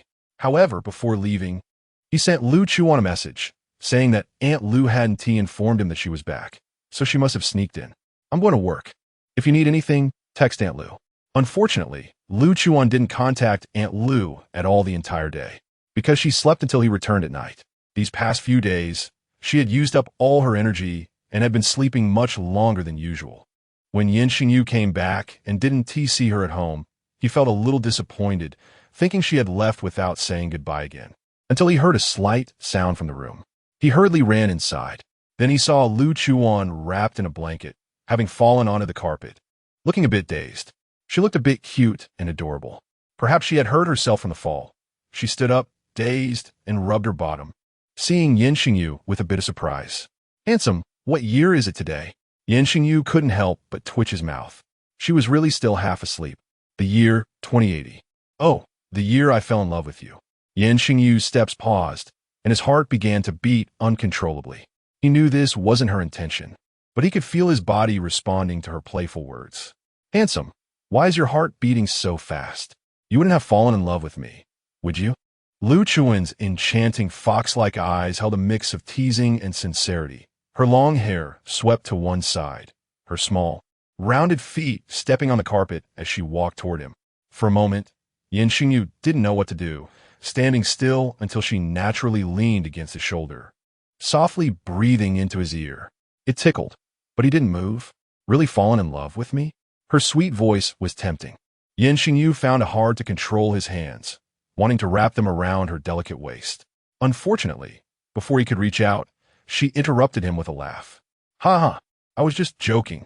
You didn't take it seriously, did you? She got up and left, leaving a trace of fragrance in the air she passed. And he, with his hands hanging at his sides, slowly clenched and then slowly loosened. It was as if he had made a decision, yet also compromised. He stood there for a while, until the sound of water from the bathroom began, then prepared to step out. Nian Shengyu wait. Amid the pattering sound of water, her soft voice came through. He paused, waiting for her to continue, but there was no follow-up. He could only wait in those ambiguous sounds of flowing water, not daring to move a step, or perhaps he was reluctant to. Chapter 39. Sure enough, the older ginger is spicier, and the younger soap is slicker. She said to let him wait a bit, and kept him waiting until she came out of the bathroom. Hee, still want to eat the noodles you cooked. She came out of the bathroom, wearing his bathrobe, her hair still dripping, trailing down her collarbone into those alluring places.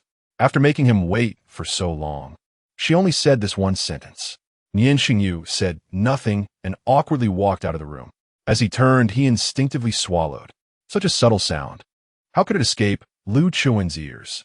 Seeing Nian Shengyu walking almost clumsily, she couldn't help but smile softly. So cute. Downstairs, Chu Mu was sitting on the sofa watching political news when he saw Nian Shengyu coming down. He stood up. Young master, why did I hear voices from upstairs? Nian Shengyu frowned. I made a phone call. Oh, he wanted to say something more, but Nian Shengyu ignored him and walked straight into the kitchen. To his surprise, Chu Mu followed him in. Young master, weren't you hungry earlier? Uncle Chu, have you finished dealing with matters back home? Chu Mu's mouth was shut, and he suddenly stopped at the kitchen door, his previously smiling face instantly freezing. Yes, young master. After a while, he slowly replied. Then he turned off the TV and returned to his room. Nian Shengyu naturally wouldn't care about him, but it was indeed time for him to go back. Staying here made her unhappy. That night, Nian Shengyu still slept on the sofa. Sir, the young master wanted to kick me out last night, so I'm planning to increase the dosage a bit tonight, or else it won't be effective. In a daze, Lu Chuwan was awakened by the sound of talking. Nestled in Nian Shengyu's blanket, she opened her eyes, her mind filled with that annoying voice. Young master? Referring to Nian Shengyu? Increase the dosage? What is that old man up to? Nian Shengyu's room had windows facing the backyard. She couldn't hear Chu Mu's phone call, but she could hear everything clearly. She wanted to listen to some other content, but he had already hung up. It was almost evening when Lu Chuwan came out of her room and stood at the second-floor staircase, not seeing Aunt Lu. This meant that apart from the guards, it was just the old man and herself at home. Shouldn't she scare him a bit? Lu Chuwan came up with an idea. Now that her heat was finally getting by with the soothing mint scent, her body had just recovered a bit, and she didn't want to use her abilities, but people always have boundless energy when doing bad things. Moreover, using invisibility for such a small case wouldn't take much energy. Once she had this thought, she had already turned invisible. Downstairs, Aunt Lu had also been sent away by Chu Mu today. She didn't even come directly. He was cooking in the kitchen, following a very normal procedure. There were no tricks. Lu Chuwan leaned against the kitchen door watching, but Chu Mu couldn't see her at all. When all the dishes were ready, he took out a small packet of white powder wrapped in paper. After secretly checking that no one was around, he poured a little of the white powder into the water purifier. He then took out a pair of chopsticks and soaked them in a cup of water containing the powder. After taking them out, he dried the chopsticks, poured out the cup of water, and threw it all away. Hiss! Although she didn't know what this white powder was, this method was too vicious. Lu Chuwan didn't intervene to stop him. She just quietly watched what this old man was up to. Finally, he brought all the dishes to the table and placed the chopsticks at the spot where Nian Shengyu often sat. At a glance, the dishes looked spicy, salty. After eating a glass of water, 666. Sure enough, the older ginger is spicier and the younger soap is slicker. She, Lu Chuwan, couldn't play such underhanded tricks. Finally, after waiting for a long time, the main character returned. He washed his hands and sat down at the dining table as usual, thinking that after finishing his meal, he would go up and ask Lu Chuwan what she wanted to eat, since she definitely didn't want to see Chu Mu. However, looking at the table full of dishes, he frowned unhappily. Aunt Lu didn't come to cook? Ah, Aunt Lu said she had something to do today, so I thought I might as well cook since I was free. Nian Shengyu nodded nonchalantly. He picked up the chopsticks and was about to take a few casual bites. Bang! The chopsticks in his hand fell. He had been holding them steadily, but they fell. He felt it. Someone had knocked them out of his hand. Nian Shengyu sat still, but his eyes instantly filled with killing intent. Lu Chuwan naturally saw this, and, afraid that Chu Mu would be suspicious, quickly leaned onto Nian Shengyu's shoulder. But she couldn't speak, so she released a bit of the scent of manjasaka around him. Sure enough, he quickly caught a whiff of it. He probably guessed who it was, and the killing intent faded away. Young master, I'll get you another pair. Chu Mu across the table became flustered, picked up the chopsticks that had fallen on the floor, and ran back into the kitchen. After he left, Nian Shengyu stared blankly at the air beside him. He felt that she had gotten off him, but he couldn't see her. All that surrounded him was moving air. It was magical. Chu Mu quickly returned, handing Nian Shengyu another pair of chopsticks. This time, the chopsticks didn't fall again. Because she had calculated the time, Chu Mu wouldn't dare to play any tricks. Nian Shengyu casually ate a few bites and then put down the chopsticks. The table was full of heavy flavors. He preferred lighter food, but Lu Chuwan beside him was drooling. Not to your taste, young master? Chu Mu stopped halfway through eating. He just nodded lightly, sitting at the dining table waiting for him to finish eating as he had something to discuss. Lu Chuwan had been standing for a long time. Her legs were sore, but she was afraid that the old man would play tricks on Nian Shengyu. Now if she dragged a chair out, it would probably scare that timid Chu Mu to death. She scanned around and set her sights on Nian Shengyu's legs. Nian Shengyu didn't know her thoughts, but he felt that familiar scent getting closer to him. Then he felt a weight pressing down on his leg. But it wasn't a heavy object, it was a soft body, with her warmth and fragrance. Nian Shengyu's face and eyes were filled with shock. He didn't dare to move, not knowing what she would do next. However, it was so close.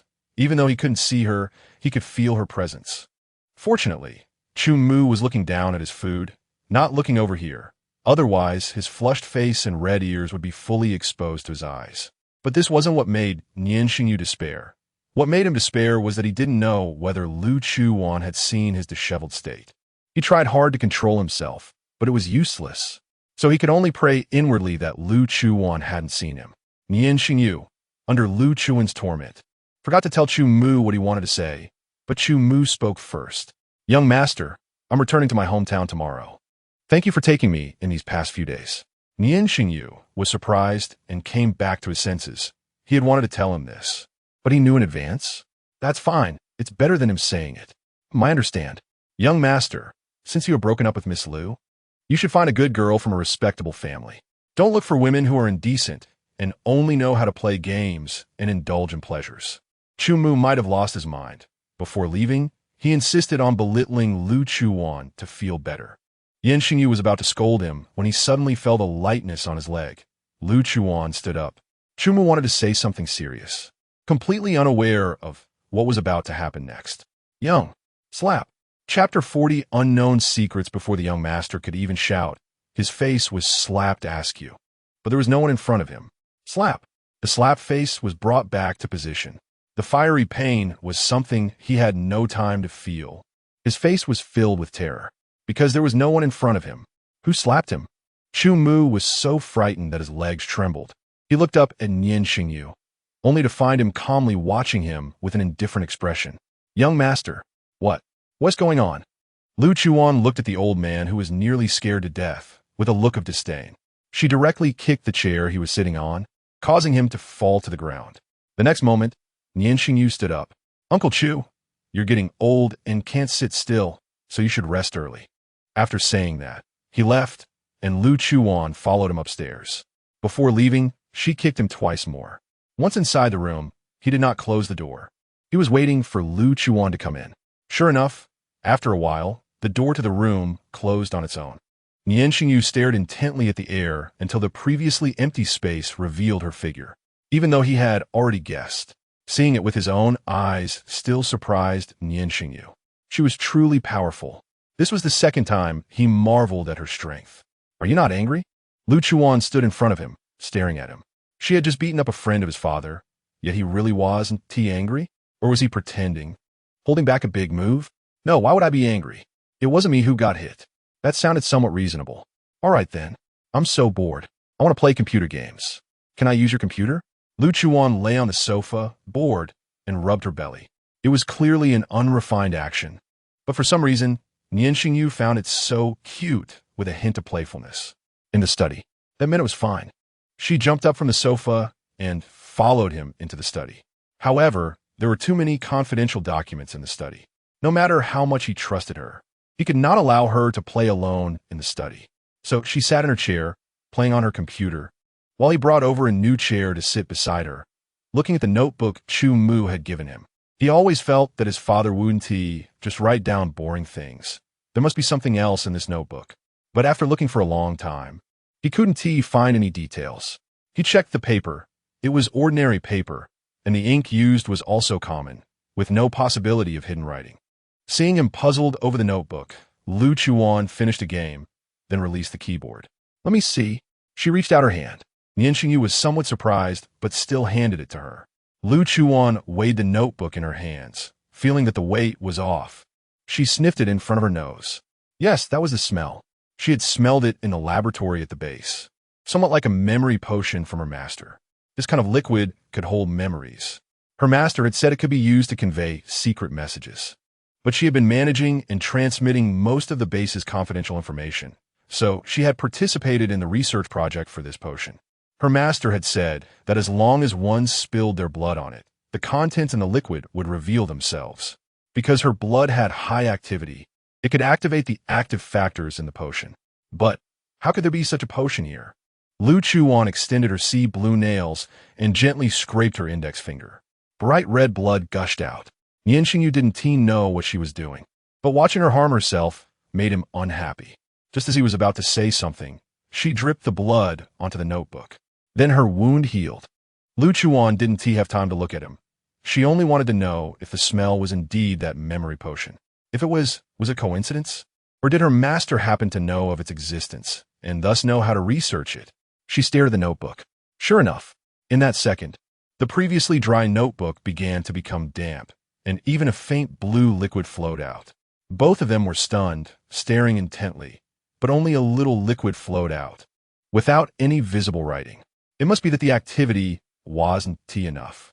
Lu Chuwan cut her hand again, this time dripping more blood onto it. More blue liquid flowed out. The liquid seemed to have its own consciousness, moving purposefully across the table. Lu Chuwan quickly pushed aside the documents on the desk, clearing a space for the liquid to flow. Some writing began to appear. June 12, 2057, the test subject exhibited independent consciousness. June 13th, 2057.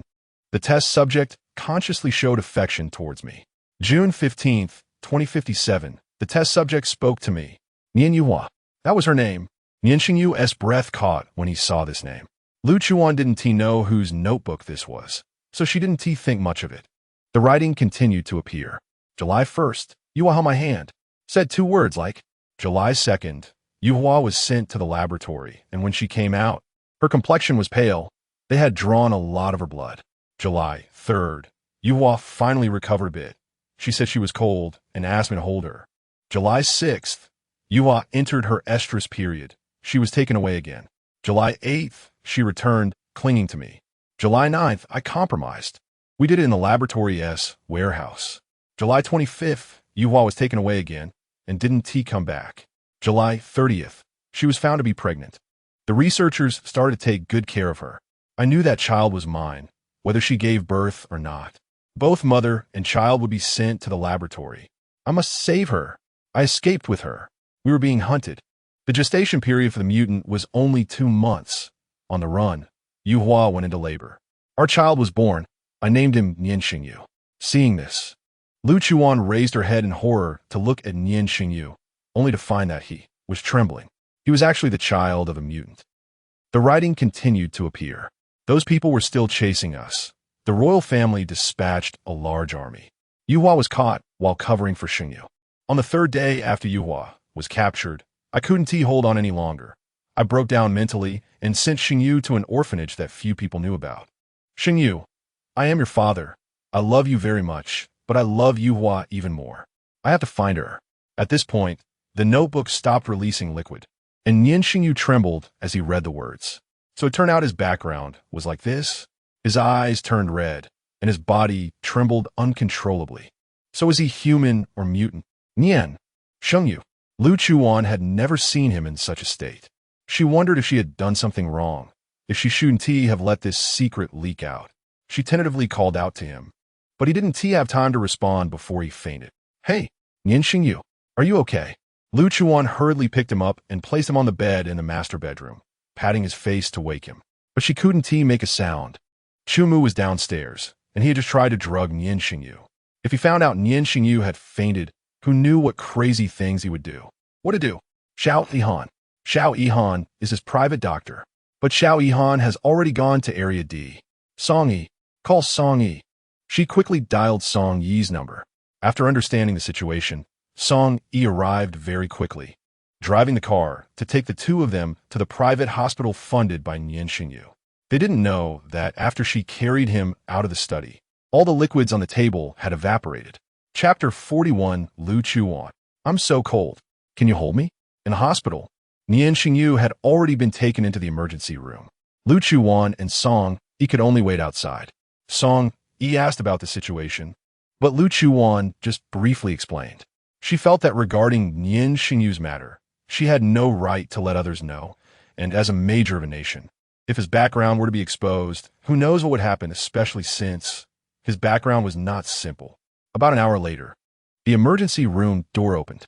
The major's current condition was likely due to excessive emotional stress leading to fainting. Excessive emotional stress? Lu Chuwan felt it was unlikely. Although his emotions had indeed been intense at that moment, Nian Shengyu was someone who had seen a lot of big scenes. He wouldn't faint over something like this, right? She recalled the unknown white powder that Chumu had. Song Yi, hurry. Tell someone to surround Jingyuan and catch Chumu. Don't let him escape.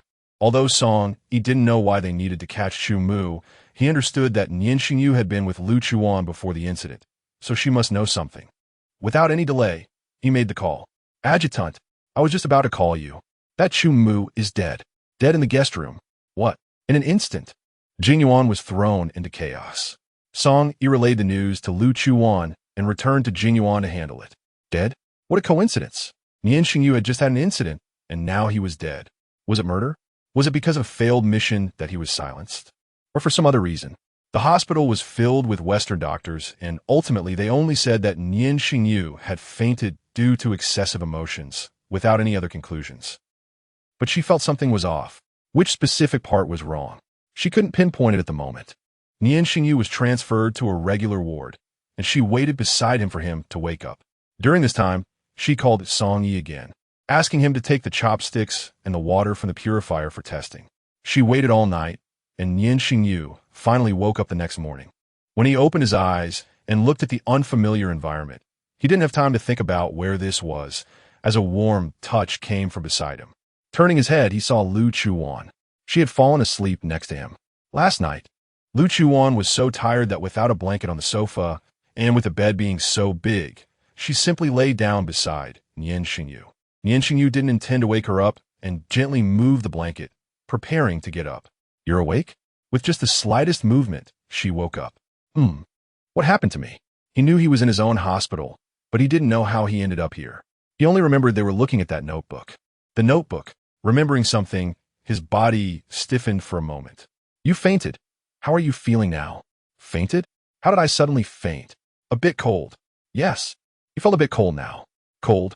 Lu Chuan looked at the rising sun outside the window and the constant temperature air conditioning in the room, falling into doubt. She suspected Nian Shengyu was playing a joke on her.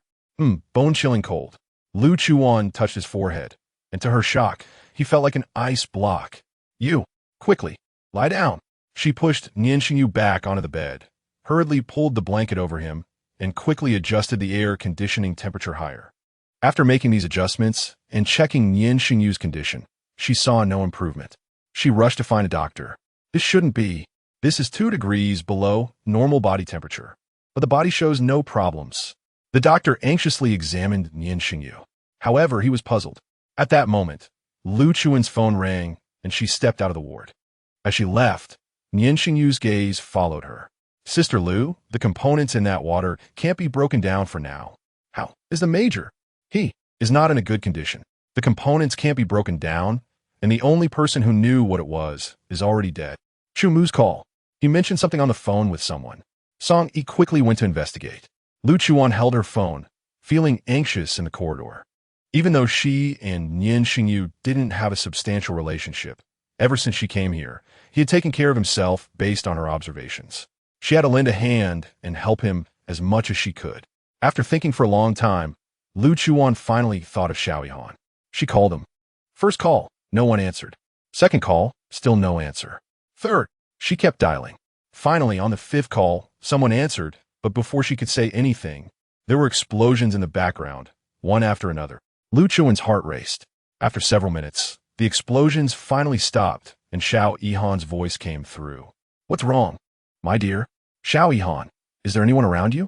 Xiao Yihan glanced at the big soldiers around him and found a secluded spot. "No one. This is urgent. Listen carefully. Nian Shengyu suddenly fainted last night, and when he woke up this morning, his whole body was icy cold, with a temperature 2 degrees below normal. And the doctors couldn't find any issues. You need to think about what illness this could be, and if there is any way to help." After hearing this, Xiao Yihan was stunned, his face turning pale. He had heard a traditional Chinese medicine expert mention this kind of situation before. This symptom is called cold poison in traditional Chinese medicine. It cannot be cured completely and can only be managed with medication. Cold poison has only 2 causes. One is prolonged exposure to severe cold. But this possibility can be ruled out since a normal person would have died from freezing long ago. The other is a toxic agent. It's clearly the second one. There is a master in traditional Chinese medicine. I'll give you his contact information. You must take Nian Shengyu to see him. I can't return for a while. After receiving the contact information, Lu Chuan first called Song Yi, asking him to come pick them up. Back in the room, Lu Chuan dismissed the doctors. Nian Shengyu was already covered with several blankets, making him almost unable to breathe. But Lu Chuan was in the mood to joke with him now. "Nian Shengyu, Xiao Yihan said you have cold poison. I need to take you to see that old traditional Chinese doctor he mentioned." Okay. She thought Nian Shengyu would be angry or sad, or show some other expression, but he showed nothing. Just a very calm expression, as if it wasn't him suffering from cold poison. Indeed, he had reached such a position today, and who knows how many people were watching him, how many were secretly plotting against him. Suddenly, she felt a pang of heartache for him. Song Yi arrived quickly. Lu Chuan had already called ahead and arranged everything with the old traditional Chinese doctor. Now, they just needed to go. When they came, she specifically instructed Song Yi to bring many thick clothes for him to wear before getting in the car. The three of them headed straight to their destination. The fewer people who knew about his cold poison, the better, so only the three of them were going. On the way, Lu Chuwan and Nian Shengyu sat in the back seat. She watched his condition, feeling extremely worried. It seems that his lips have turned pale from the cold, making him look like an ice prince. Lu Chuwan, I'm so cold. Can you hold me? Chapter 42. Old man, are you treating him or boosting his vitality? Bang, bang, bang. Lu Chuwan heard her own heartbeat quickening. If it weren't for seeing him about to freeze to death, she would have thought he was being coy. In fact, Nian Shengyu didn't know why he suddenly made such a request. He just followed his inner feelings. It seemed a bit abrupt, but it also felt like a natural action within an acceptable range of imagination. After just a 2-second daze, Lu Chuwan reached out and hugged him. In the driver's seat, Song Yi's jaw nearly dropped. When did their major become like this? He had once endured a bullet extraction without anesthesia and hadn't made a sound, but now. It seemed the cold poison was indeed a formidable toxin. He would definitely find out who was behind this. How dare they plot against our major? Nian Shengyu was embraced by her, inhaling her unique fragrance, feeling her body warmth even through the clothes. He didn't know if it was psychological, but the bone-chilling cold seemed less severe now. He craved more warmth. The old traditional Chinese medicine doctor was in a leisurely place, a small villa. Song Yi went ahead to visit, and after Lu Chuwan got out of the car, she jogged to open the door for Nian Shengyu. Seeing his lips turning pale, he looked just like Dayu for a moment. Without thinking, Lu Chuwan directly picked him up, not giving him a chance to get out by himself. She bent down carefully and lifted him from the car. Nian Shengyu's whole body was stiff, his face turned to the side, not daring to look at her. He wanted to tell her to put him down, that he could still walk by himself. Be good, don't fuss, you're sick. Lu Chuwan didn't give him a chance and carried him inside. Song Yi quickly came out. Seeing this scene, he was originally walking fast, but was so shocked he nearly exclaimed a curse. He almost stumbled. That curse was suppressed by a single glance from Nian Shengyu. Ahem, the old gentleman is already waiting inside. Let's go. Song Yi led the way, and Lu Chuwan effortlessly carried him in without even panting. Nian Shengyu was initially a bit uncomfortable, but the warmth continuously attracted him, while the cold kept invading him. In the end, he leaned against her, resting in her embrace. Inside the villa, in the old gentleman's dedicated consultation room, he had already understood the general situation, but needed to take his pulse for specifics. Soon, when he saw a little girl carrying a big man enter, his hand trembled while pouring tea, nearly spilling it. The little girl truly has great strength. Indeed, women can match men. Lu Chuwan, however, didn't think much of it. After entering and placing Nian Shengyu on the chair in front of the old gentleman, she looked at his complexion, and the old man's expression instantly became serious. He quickly took Nian Shengyu's pulse. How is it, old man? Seeing his serious expression, Lu Chuwan couldn't help but ask. However, her calling him old man startled Song Yi, fearing the old gentleman would be angry. But old Chen wasn't angry. Instead, he smiled and asked back, what is our major to this girl? She seems very worried. What is he? Nian Shengyu provided for himself and even gave himself a status, occasionally slipping some money. Sugar daddy. Old Chen's hand trembled while taking the pulse, and he couldn't help but cough. Oh, the cold poison had entered the body. But it wasn't too severe. The intake wasn't much, but continuous exposure made it impossible to cure completely, only alleviated by medicine. Not too severe. He was almost freezing to death.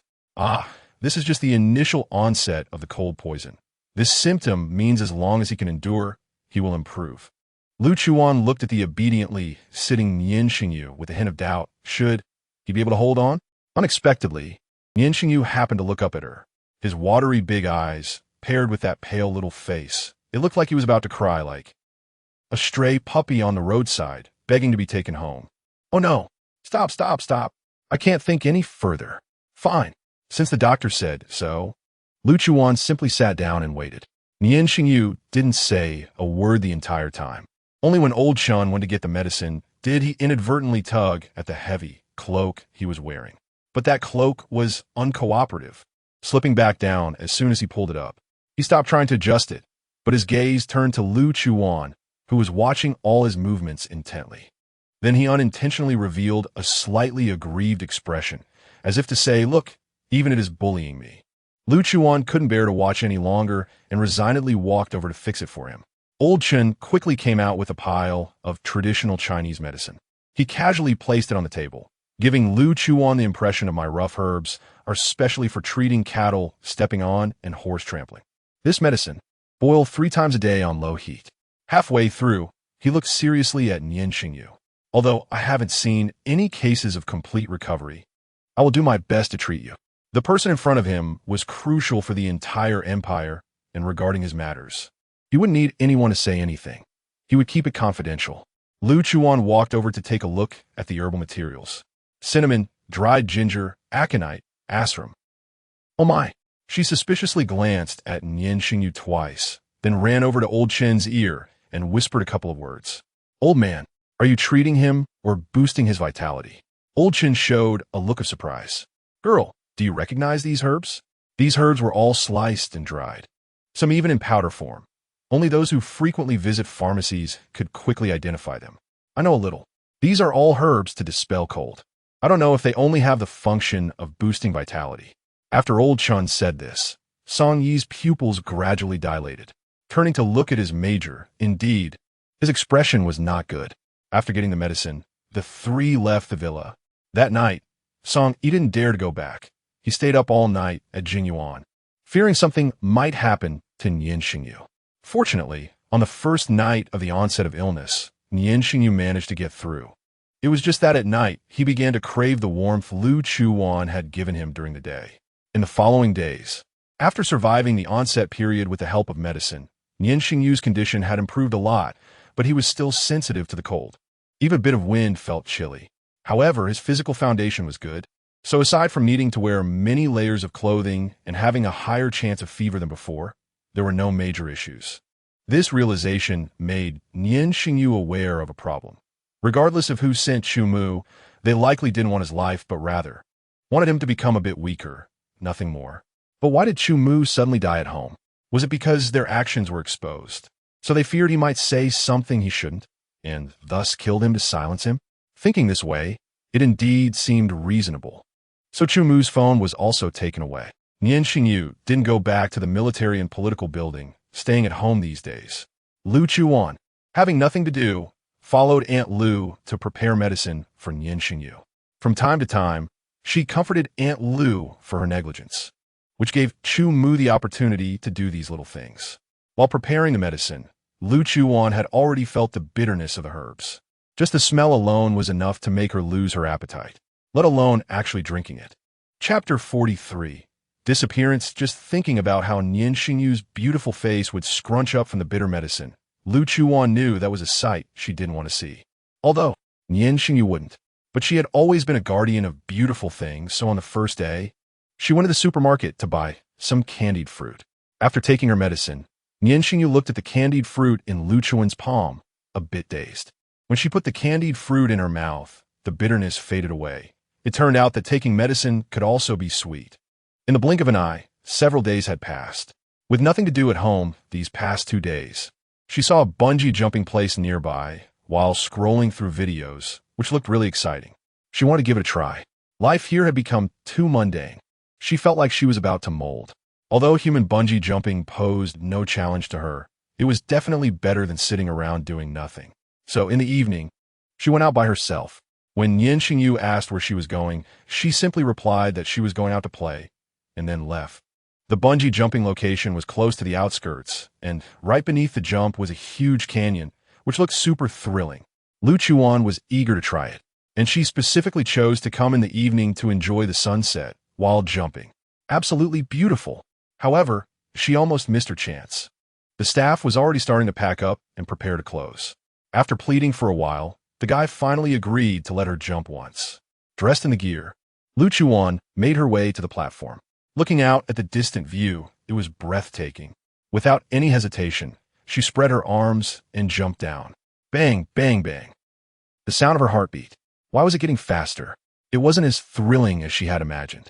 Lu Chuan felt a bit puzzled, but didn't think much of it. She let her body fall freely. When she reached the bottom of the bungee cord, she bounced back. Well, it wasn't that thrilling. Bang, bang, bang, bang, bang. But why was her heartbeat getting faster? She didn't rush to let that guy pull her up. She just stayed in the air. Suddenly, a familiar heat surged through her again. Her nails instantly emerged, and her eyes turned red. The heat was back, more intense than last time. Just then, the guy started operating the machinery to pull her up. No, she tried to retract her claws, but they wouldn't go back, and she didn't even know what was happening to her eyes. She absolutely couldn't let anyone see her like this. Looking behind her, the bottom of the canyon had a large river, and a bit downstream was a scenic area. She raised her hand and decisively used her sharp claws to cut the rope. 2 minutes later, the guy above looked at the empty rope being pulled up by the machinery, screaming in panic, and quickly called the police. You see, this was the information age. Soon the news of a female customer falling into the canyon from a famous bungee platform began to spread like wildfire. A video of her preparing on the platform was leaked. Originally, Song, he was surfing the internet and didn't pay much attention to this matter. But when he accidentally clicked on the video, oh no, Lu Chuwan fell off the cliff. When the call connected, Nian Shengyu hadn't even caught her breath, and her heart raced even harder. She didn't know if it was because Song Yi's voice was too loud or because of that sentence about Lu Chuwan falling. They quickly arrived at the scene. Nian Shengyu held the severed rope with a neat cut. Wearing a coat, he stood in the wind, which blew it open a bit, and he pulled it closer to himself. Looking at the rushing water at the bottom of the canyon, Nian Shengyu felt some confusion. What had happened that made her cut the rope and leave? Was it because someone had figured out her identity and she couldn't come back up? This seemed to be the only reasonable explanation. He sent people to search upstream and downstream. The leaked video had been suppressed by Nian Shengyu, but it had still been seen by some interested parties. That night, the subordinates sent to search returned. They didn't find Lu Chuwan, but they found the bodies of a couple. The state of the bodies was very familiar. Nian Shengyu had been in the wind at the bungee platform for a long time and was now coughing. He felt the onset of a fever, but he still personally examined the couple's bodies. The familiar blood cavity exploded in the victim's chest like a blooming blood flower. He instinctively frowned, just like the deaths of those strange beings last time. Dispose of them. Yes, the subordinates quickly went to handle the two bodies. After instructing his subordinates, he felt a bit uneasy. He currently had no information about her situation. What made him even more anxious was whether she was unsuitable for staying in this world. Until the next morning, there was still no news about Lu Chuwan. Nian Shengyu hadn't slept all night. Coupled with the effects of the cold poison, he successfully developed a fever. Lying in bed, a doctor came to his house to give him an. Song, he was sitting beside him. How about the magnetic field fluctuations I asked you to check last time? As soon as the doctor left, he sat up and asked Song, Major, we found a slight trace of fluctuations in the northwest of Area C, but it's not significant. Nian Shengyu lowered his head and didn't speak, lost in thought. And after a while, he finally replied, expand the search area and keep checking. Yes. Have you found her? Not yet. A day passed, and there was no news about Lu Chuwan. 2 days. 3 days. Instead of news about Lu Chuwan, the royal family's Shangwan Helianjin arrived. Helianjin came suddenly. Nian Shengyu was drinking medicine after lunch when he stepped into the living room. Major, what are you drinking? It smells so bitter. Nian Shengyu just glanced at him, probably already guessing his intention. Shangwan Helian's visit. I wonder what brings you here? Helianjin sat down on the sofa without a hint of regard for Nian Shengyu, the host. Look at what you're saying, Major. It is Majesty who is worried about your health and asked me to check on you. Whether it was a visit or surveillance was self-evident. So, what is wrong with you, Major? Drinking traditional medicine? Helianjin's face showed no concern, only schadenfreude and mockery. A slight cold. Nian Shengyu had no expression, putting down the medicine in his hand, feeling that today's medicine was particularly bitter. He wanted to eat a piece of candied fruit. But when he went to the spot where the candied fruit was kept, he found that the small jar was already empty.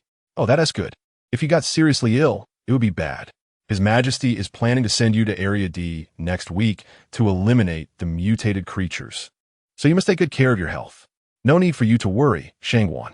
Nian Shengyu also planned to engage with him. lifting his foot to prepare to go upstairs. But Jean had no intention of letting him leave. I heard that your girlfriend fell off a cliff while bungee jumping.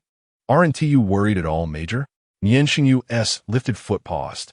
Shangwan's news was quick. Naturally. I have to pay more attention to your matters. Is that so? Aunt Lu, show our guest out. Nian Shengyu didn't take Jean's arrival to heart. Now, Chapter 44, Nian Shengyu. I feel so uncomfortable. Let me hug you. At night, Nian Shengyu was in his study when he received a call from Song Yi. They had searched both upstream and downstream of the valley several times, even expanding the search area, but there was still no trace of Lu Chuwan. The study was dark, with no lights on, and the whole room was shrouded in darkness. Click! A spark flickered in the darkness, and, as the flame extinguished, a hint of crimson light flickered back to life. The smoke rings were invisible in the darkness. Cough. He couldn't help but cough, unsure if it was from catching a cold again or for not smoking for a long time and not adapting to it. The dimly lit study was so quiet that he could hear his own breathing. His mind was in chaos. Sudden death of Chu Mu, the sudden discovery of his own identity, the sudden cold poison, the disappearance of Lu Chuwan, the innocent people who had died, and the visit from Jean. Each of these matters was unresolved. But right now he didn't want to think about them. He just wanted to find Lu Chuwan quickly. Where could she have gone? Is she safe? He knew in his heart that there were more important matters waiting for him, but all he could worry about was, unknowingly, the hint of crimson had burned out. He threw the cigarette but into the pristine ashtray and then realized. His body stiffened, and he made no movements, just staring at the blurred black figure that had been standing by the window. He didn't know for how long. Who allowed you to smoke? The figure slowly approached him through the darkness, voice as cold as ice. It was a familiar voice, but it carried a strong sense of oppression. Nian Shengyu remained frozen until the figure reached his side, icy fingertips gently lifting his chin, sharp nails pressing against his jaw. He could die at any moment, but he didn't care. He only smelled the rich fragrance she brought. Speak. The tone was icy, as if reprimanding him. Where had she been for those few days? Why was she so fierce as soon as she returned? No one allowed it. Lu Chuwan narrowed her eyes in the darkness. Go wash up. You smell of smoke, and I can't smell the familiar mint scent anymore. Nian Shengyu's gaze flickered slightly, but he said nothing. He really got up and went to wash. Lu Chuwan followed him into the room. Once they reached a well-lit area, he could see that she was still wearing the outfit from the bungee jumping trip, which was covered in dirt and a bit dark red. It seemed to be bloodstains. Lu Chuwan wanted to lie down on his bed. She was being tormented by intense emotional turmoil and felt like hitting someone. But seeing his clean bed and her dirty self, she lifted her foot and headed to the bathroom in another room. When she woke up this afternoon, she found herself lying in an unknown place surrounded by trees, with no signs of human presence. She remembered that before she fainted, she had been in a fight, but then, how did she end up in that desolate forest? The cold water washed over her body, yet it couldn't suppress her body's heat. Why? Why was it the heat again? She desperately needed relief. On the other side, it was the exact opposite. Nian Shengyu's bathroom was steaming. After being affected by the cold poison, the temperature of his bathwater had risen sharply. He heard Lu Chuan's footsteps when she exited the room. He also saw the bloodstains on her. Why did he suddenly feel unsure of how to face her? This feeling even made his heart uncomfortable. Before he could leave the bathroom, footsteps sounded again in the room. She was back. Nian Shengyu had no idea what she was going to do and quickly got out of the bathtub. But the footsteps disappeared for a moment and then sounded again. He had just dried himself off and hadn't had time to put on clothes. When the bathroom door was forcibly opened, he had locked the door, but now the lock was completely broken. The situation happened too suddenly, and Nian Shengyu was stunned for a second. It was that second that left him exposed. Realizing this, he quickly grabbed a towel to wrap himself up. His expression was not pleasant. This was the first time someone had seen him completely, and it was a woman. He glanced up at Lu Chuwan, who was staring at him. Her red pupils looked excessively enchanting, and her whole demeanor seemed a bit off, but he couldn't care less at the moment. The bathrobe wasn't thick, and he had just come out of the warm bathtub, making him feel cold. Gao, he spoke coldly, but it didn't prompt Lu Chuwan to leave. Instead, she walked straight in. Lu Chuwan.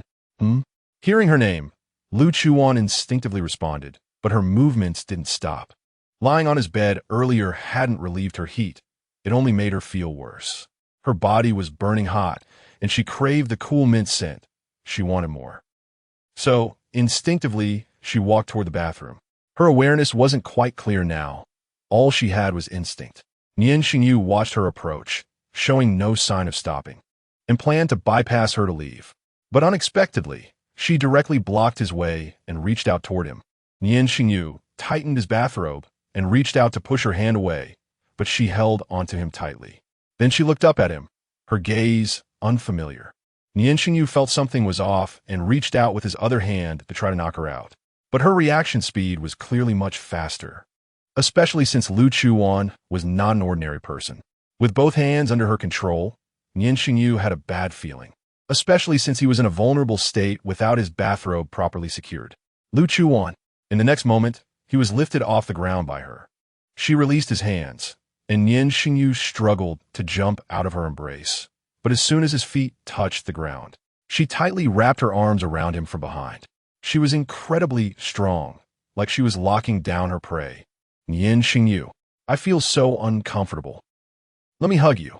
His hands paused, looking at her delicate arms around him, feeling her hot embrace from behind, and hearing her indistinct voice.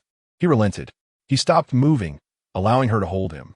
Just when he thought they would stay like that, he was lifted again. This time it was quick. Within 2 seconds, he was thrown onto the bed. He even bounced a little. Could someone tell him how he, a grown man, was thrown onto the bed from the bathroom in just 2 seconds? He was left dazed by the suddenness of all. However, before he could react, Lu Chuwan quickly climbed on top of him, her small head buried in his neck, nibbling and biting. His bathrobe had opened slightly due to her earlier movements, and she was also wearing a bathrobe. The warm and soft contact made his body tremble uncontrollably. Lu Chuwan was completely unaware of all this. She only craved the mint scent on him. Nian Shengyu stretched out his hands, trying to push her away, but as soon as he pushed her a little, she clung to him again. With no choice left, he tried to kick her away, but her legs pinned us down. Young man, you know nothing about the strength of top tier. Nian Shengyu closed his eyes in despair, then opened them again to see people setting fire all over his body. Was he going to lose himself tonight? Chapter 45. Nian Shengyu. You had already sentenced me before you asked. Lu Chuwan felt like she was dying, feeling so uncomfortable she could hardly breathe. The many flavors seemed to have worn off, and she craved something else. She lifted her head and fixed her gaze on Nian Shengyu's moist lips. The next day, Lu Chuwan stared blankly at the familiar ceiling, wondering how she ended up in Nian Shengyu's bed. She had no memory of it at all. What happened last night? Was her heat period over? It didn't seem like it. Her body still had some primal urges. Climbing out of bed, she didn't care about her messy bathrobe and walked straight into the bathroom. Downstairs, Nian Shengyu sat on the sofa, holding a cup of hot water, lost in thought. Just lost in thought. He actually wanted to leave, not wanting to face her, specifically what happened last night. But he couldn't. He still had important questions to ask her. Before long, Lu Chuwan indeed came downstairs. By last night, her unusual traits had already faded. Nian Shengyu didn't look at her. He was afraid the images from last night would rush into his mind. Is there no breakfast? She first peeked into the kitchen and found nothing. She hadn't eaten in days and was now feeling very hungry. No, he replied, because he had specifically called Aunt Lu that morning to tell her not to come over today since he needed to ask her some questions. Lu Chuwan wanted to make something to eat, so she walked into the kitchen. She was going to ask if he wanted anything, but as she reached the kitchen door, she spoke first. Where have you been these days? Lu Chuwan didn't expect him to ask that, but while adding water to the pot, she answered him. In a forest. Upon hearing this answer, Nian Shengyu instinctively raised an eyebrow. What for? Sleeping. What about before that? You fell off the bungee platform. After adding water, Lu Chuwan turned around and looked up at him. What do you want to ask? Nian Shengyu felt a bit uneasy under her gaze and turned his head to look elsewhere. The blood on you. After you fell, a couple died over there. Lu Chuwan's lips curled into a sneer. So, she turned around to grab some noodles, waiting for the water in the pot to boil while waiting for his answer. So you think I killed him? No. Nian Shengyu didn't know how to respond. Nian Shengyu, you had already sentenced me before you asked. His only response was silence. and the hint of a sneer at her mouth became more pronounced. So what if I did? That man deserved to die. He was a disgrace to society, deceiving young girls' feelings, sleeping with them, and then wanting to push them into the river without taking responsibility. What is the point of keeping such a person alive? Nian Shengyu stood at the kitchen door, biting his lip, struggling internally. What about the woman, the mother of the lost child? His mind was in turmoil. She shouldn't be like this. It was his fault for developing feelings for someone he had known for such a short time, trusting her to be different from other outsiders. But deep down, she still carried the essence of killing. Turning her back to him, Lu Chuwan put down what she was holding, her expression turning cold. That woman, I already saved her life. That's enough kindness. Whether she lives or dies afterward is none of my business. An outsider mother? Isn't this imperial major going around eliminating outsiders? Now, I just killed an outsider in a fit of rage, and I have to face charges? The more she thought about it, the more irritated Lu Chuwan became, finding everything displeasing. What does that have to do with me? Her last bit of patience only allowed her to ask this coldly. With no appetite left, Lu Chuwan didn't glance at him and strode out of the kitchen. As she passed the dining table, her pent-up frustration had nowhere to go, and she kicked over a chair beside the table. Bang! The loud noise echoed through the house as she left, but she didn't go outside. She ran to the backyard. Nian Shengyu turned around a moment later, looking at the chair lying on the ground. But he didn't go to pick it up. Instead, he stepped into the kitchen and put the noodles into the pot of boiling water.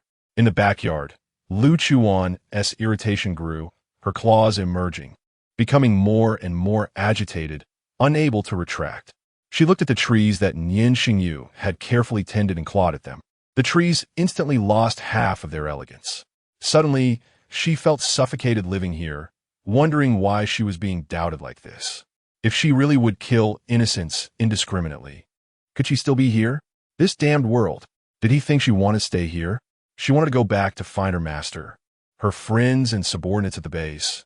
And now she was inexplicably in this hellhole, unable to eat or sleep properly, her body malfunctioning, going into heat at random, and now being suspected of being a psychopathic killer.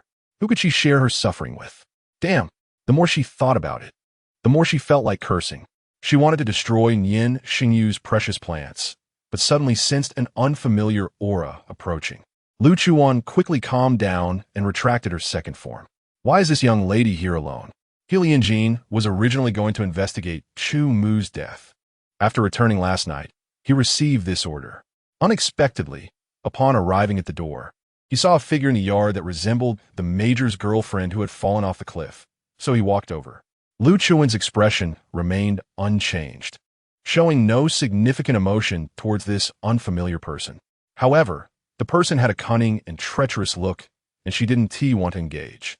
Lian was not offended by her indifference. Seeing her appearance, he understood that a woman like this was bound to have a bit of temper.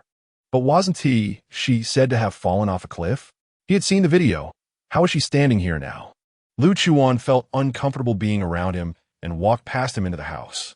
On her way back, she ran into Nian Shengyu coming out of the kitchen with a bowl of noodles. Their eyes met, and for a moment, neither spoke. Noodles? Are you still going to eat? Nian Shengyu tentatively asked, unsure if she was still angry. Can the major even cook noodles? An unfriendly voice came, and Nian Shengyu's expression turned cold. Lu Chuwan wasn't affected much. She was really hungry, and there was no need to hold a grudge against food. So she sat down at the dining table. Is the official so free? Coming to my place every day? Official? No. Can this thing be considered an official? Then can I, Lu Chuwan, directly become the emperor? While eating the noodles, Lu Chuwan thought about what it would be like if she became the emperor. Hey, Major, you're joking. I was sent by the royal family to investigate Mr. Chu Mu's death. If Mr. Chu Mu didn't die in the Major's house, does the Major have anything to explain? Nian Shengyu's face remained calm as he sat across from Lu Chuwan, watching her eat. If I explain, will the official believe me? Lian walked up to them. Whether they believe it or not is not up to me, Major. Someone, search the Major's house. Without room for refusal, Lian directly pulled out a search warrant. A group of people flooded into the house, starting to search. The originally spacious room became crowded. The clattering sounds made Lu Chuwan feel annoyed, and the noodles in her mouth lost their flavor. She wanted to explode. But when she looked up, she found Nian Shengyu sitting across from her, looking like nothing was wrong, watching her eat. The house was rummaged through, and the person acted as if nothing had happened. Not angry at all. Lu Chuwan was also speechless. After a while, someone came down to report to Helian-jin. Your Excellency, no discoveries at all. Chapter 4611. Helian-jin frowned, staring at Nian Shengyu for 2 seconds before heading upstairs to look for something. Once he was out of earshot, Nian Shengyu lightly parted her lips. Song, he said there's some progress with a magnetic field issue. You should go check it out with him tomorrow. Her tone was flat, devoid of any emotional fluctuations. But Lu Chuwan immediately dropped her chopsticks in response. Clang! The porcelain chopsticks crashed to the ground, shattering into several pieces with a crisp sound. The tiny shards of porcelain flew and nicked the corner of Nian Shengyu's eye, drawing a small trickle of red. What do you mean? Lu Chuwan stood up, looking down at him. I already said that person deserves it. He brought this upon himself. Just because of such a trivial matter. You want to send me away? She wanted to go back. She had always wanted to go back, but it had to be her own decision, not being forced away by someone else's accusations. Lu Chuan's matters were not for others to decide. The noise attracted Helian-jin's subordinates, and Nian Shengyu remained silent. The restaurant fell into a strange atmosphere. Helian-jin descended from upstairs with a dark expression. Major, Mr. Chu Mu's autopsy report is out. He was killed by an otherworldly being. It's impossible for an outsider to enter this Jingyuan. It wouldn't be that the Major is hiding an otherworldly being at home, would it? He recalled the destroyed tree he had seen outside. As he spoke, Helian-jin's gaze inadvertently swept over Lu Chuwan. Did the Shangwan find anything? Isn't defaming a Major a death sentence? Is Shangwan tired of living? Nian Shengyu finally raised her head slightly, glancing at him out of the corner of her eye. Let's go. A crowd surged in, arriving quickly and leaving just as fast. The living room was left with only the two of them. The emotional fluctuations, combined with the instability of her mating season, caused Lu Chuan's second-form characteristics to emerge again as soon as the strangers left. Nian Shengyu caught a moment of surprise, but quickly regained her composure. Song, he said, you think I'm like those otherworldly beings, killing the innocent indiscriminately? Lu Chuwan disdained such acts. Don't dump every blame on me. I'll show you that some people truly deserve to die. Her words were cold, lacking her usual light-heartedness and playfulness. A hint of bitterness rose in Nian Shengyu's heart. Lu Chuwan walked to his side, taking his right hand with her left. Closing her eyes, the dark red was concealed. As she shut her eyes, images she had never seen before began to surface in her mind. A girl was being violated under a man. It was the dead man. The scene changed several times, but the man remained while the girl changed multiple times. So they weren't a couple. The scene shifted again to the otherworldly being who had lost a child, preparing to attack him as he approached. The images cut off abruptly. Nian Shengyu opened his eyes, filled with regret. Just as he was about to apologize to Lu Chuwan, he turned to find blood at the corner of her lips. What is wrong with you? His heart ached. His entire body was in pain. Pain was her only sensation. It must be backlash from using her powers. It's time to leave. In this damned place, casually using powers could leave one half alive. What was she even doing here? Unfortunately, she couldn't even stand up before passing out. He quickly caught her, wiping the blood from her lips. Nian Shengyu took her upstairs. Neither of them knew that when he touched her blood, a silver pattern appeared on his back. She lay quietly, unaware of when she would wake up, and he couldn't take her to the hospital. She was unconscious for a week. When she finally opened her eyes again, she was greeted by a strange ceiling. Where's this? After a long while, she realized that besides the ceiling, there was a layer of glass isolating her from the space. Could it be that Nian Shengyu sent her to a shady laboratory for research? Her body felt weak, but she still wanted to struggle to get up. Unfortunately, she was covered by a large glass dome that was locked, making it impossible to rise unless she broke it. Beep, beep, beep. A sound similar to an alarm rang out, and Lu Chuan's eyes turned cold, switching to alert mode in an instant. Soon, she heard the sound of a door opening from outside. You're awake? The glass dome was quickly opened, revealing a familiar voice. Lu Chuwan suppressed the killing intent in her eyes. Xiao Yihan observed her complexion seriously. She seemed fine, and he finally felt relieved. He had originally been called to District D by the royal family, but Nian Shengyu used his authority to forcibly bring him back. When he returned and saw her, he initially thought she was near death. Her face was pale, breathing shallow, and heart rate low. She had fallen into a state resembling death. Then she entered both the hibernation and charging phases simultaneously, just like last time. He wasn't sure about her physical condition, so he could only put her in a high-oxygen chamber while searching for ways to help her. Now, after a week, she finally woke up. "How are you feeling now?" "Still, okay. Just a bit weak." "So what's your situation?" Xiao Yihan quickly handed her a cup of warm water. After drinking, her throat felt a bit better. "I'm fine." "Fine? You were unconscious for a week." Lu Chuwan raised an eyebrow, but then her expression returned to neutrality. Clang! Xiao Yihan wanted to say more, but the door was pushed open again. Entering was Nian Shengyu, walking hurriedly with a worried expression. The alarm had gone off, and Xiao Yihan immediately notified him, prompting him to rush over. They both looked at him. His steps paused, then he pretended nothing had happened as he walked over. But his gaze on Lu Chuwan remained concerned. Lu Chuwan glanced at him and then turned her gaze away. This action caught Nian Shengyu's attention. He knew she didn't want to acknowledge him, and this was indeed his fault. "Are you okay?" "Don't worry, I'm not dead." Lu Chuwan got down from the high-oxygen chamber. Just now, she noticed that Nian Shengyu's face was pale, with heavy dark circles under his eyes. It seemed he had a fever again and hadn't slept well. He didn't seem to care about his own health, likely tired of living. "Where's my phone?" She looked at Xiao Yihan and asked. "Huh, I don't know." "Then help me call Song E and ask him when he has free. I want to check out the magnetic field issue with him." She deliberately said this in front of Nian Shengyu to make him feel more guilty.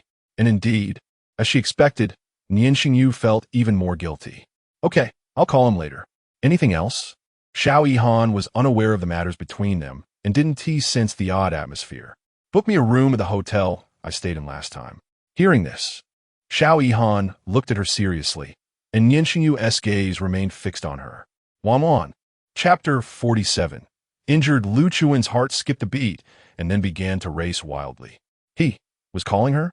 Nian Shengyu didn't know how he suddenly called her like that, but he knew that at this moment he wanted to comfort her, to apologize to her, to make her stay, not wanting her to leave. He wanted her to continue living in the house, wanted her to keep making him medicine, wanted to eat those sweet candied fruits, wanted to watch her eat. So he blurted it out as if it was something he was supposed to say. Nian Shengyu gave Xiao Yihan a glance, and he quickly understood. "I'll go call Song Yi. You two stay here for a bit." Then he walked out, and Lu Chuwan wanted to follow him, but he ran quickly and closed the door behind him. To be honest, she didn't want to be with Nian Shengyu right now. Her heart was in turmoil. She was already annoyed by all these issues, and as a result, his call of Wan made her unable to think clearly. So she simply found a chair and sat down. Nian Shengyu came to her, looking at her with deep remorse. "I'm sorry, Lu Chuwan, I wronged you. It was my subjective assumption. If you don't want to see me, I can move out of Jinyuan, you can go back to live there. It's inconvenient for you to stay in a hotel like this, and Aunt Lu can take care of you." Lu Chuwan showed a look of surprise. Jinyuan was his home, and he was just going to let an outsider like her live there? "Forget it, I'll just stay in the hotel. You don't need to apologize. I really couldn't control my emotions when I killed them." In fact, when she showed Nian Shengyu the so-called truth, she had already thought it through. If she were in a particularly clear state of mind, she definitely wouldn't have handled things this way. But she just happened to encounter a period of rage, and it was indeed her inability to control her manic state that led her to choose to kill them. In other words, it was just as he thought.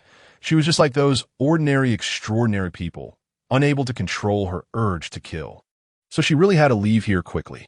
Otherwise, she didn't know what she would do next, and her body and circumstances were heading in an unpredictable direction. Her fainting for a week was the best proof. "No, I didn't mean that." Cough, cough. Before he could finish speaking, he couldn't help but cough a few times, his face turning even paler. "See, you need Aunt Lu's care even more than I do." In the end, Lu Chuwan still went to stay in the hotel, but Nian Shengyu would still bring her meals made by Aunt Lu. That day was just like any other. During the week, she was unconscious.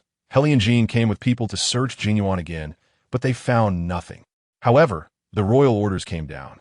Previously, Nian Shengyu was called to discuss with the royal family to suppress the rebel army in District D and to eliminate the mutated extraordinary people. In the past 2 days, Lu Chuwan had been with the people investigating the magnetic field. As for Nian Shengyu coming to bring her meals, she didn't say much and accepted it. It was normal for him to have suspicions about her, so she didn't hold it against him. Today, she went with those people to District C to track the magnetic field, so she returned a bit late. When she got back, she saw Nian Shengyu standing at her room door with a thermos in his arms, wearing a coat, waiting for her. She didn't know how long he had been there, coughing from time to time. Lu Chuwan felt a stir in her heart again. How long have you been here? She walked over with her room card and placed it on the door. Click. The door opened. Nian Shengyu blinked. Just arrived a little while ago. In fact, he had been waiting for quite a while, but he certainly wouldn't say that to her. This is the pork rib soup Aunt Lu made, and she specifically asked me to bring it to you. The thermos was handed over. Lu Chuwan glanced at it and took it. Thank you.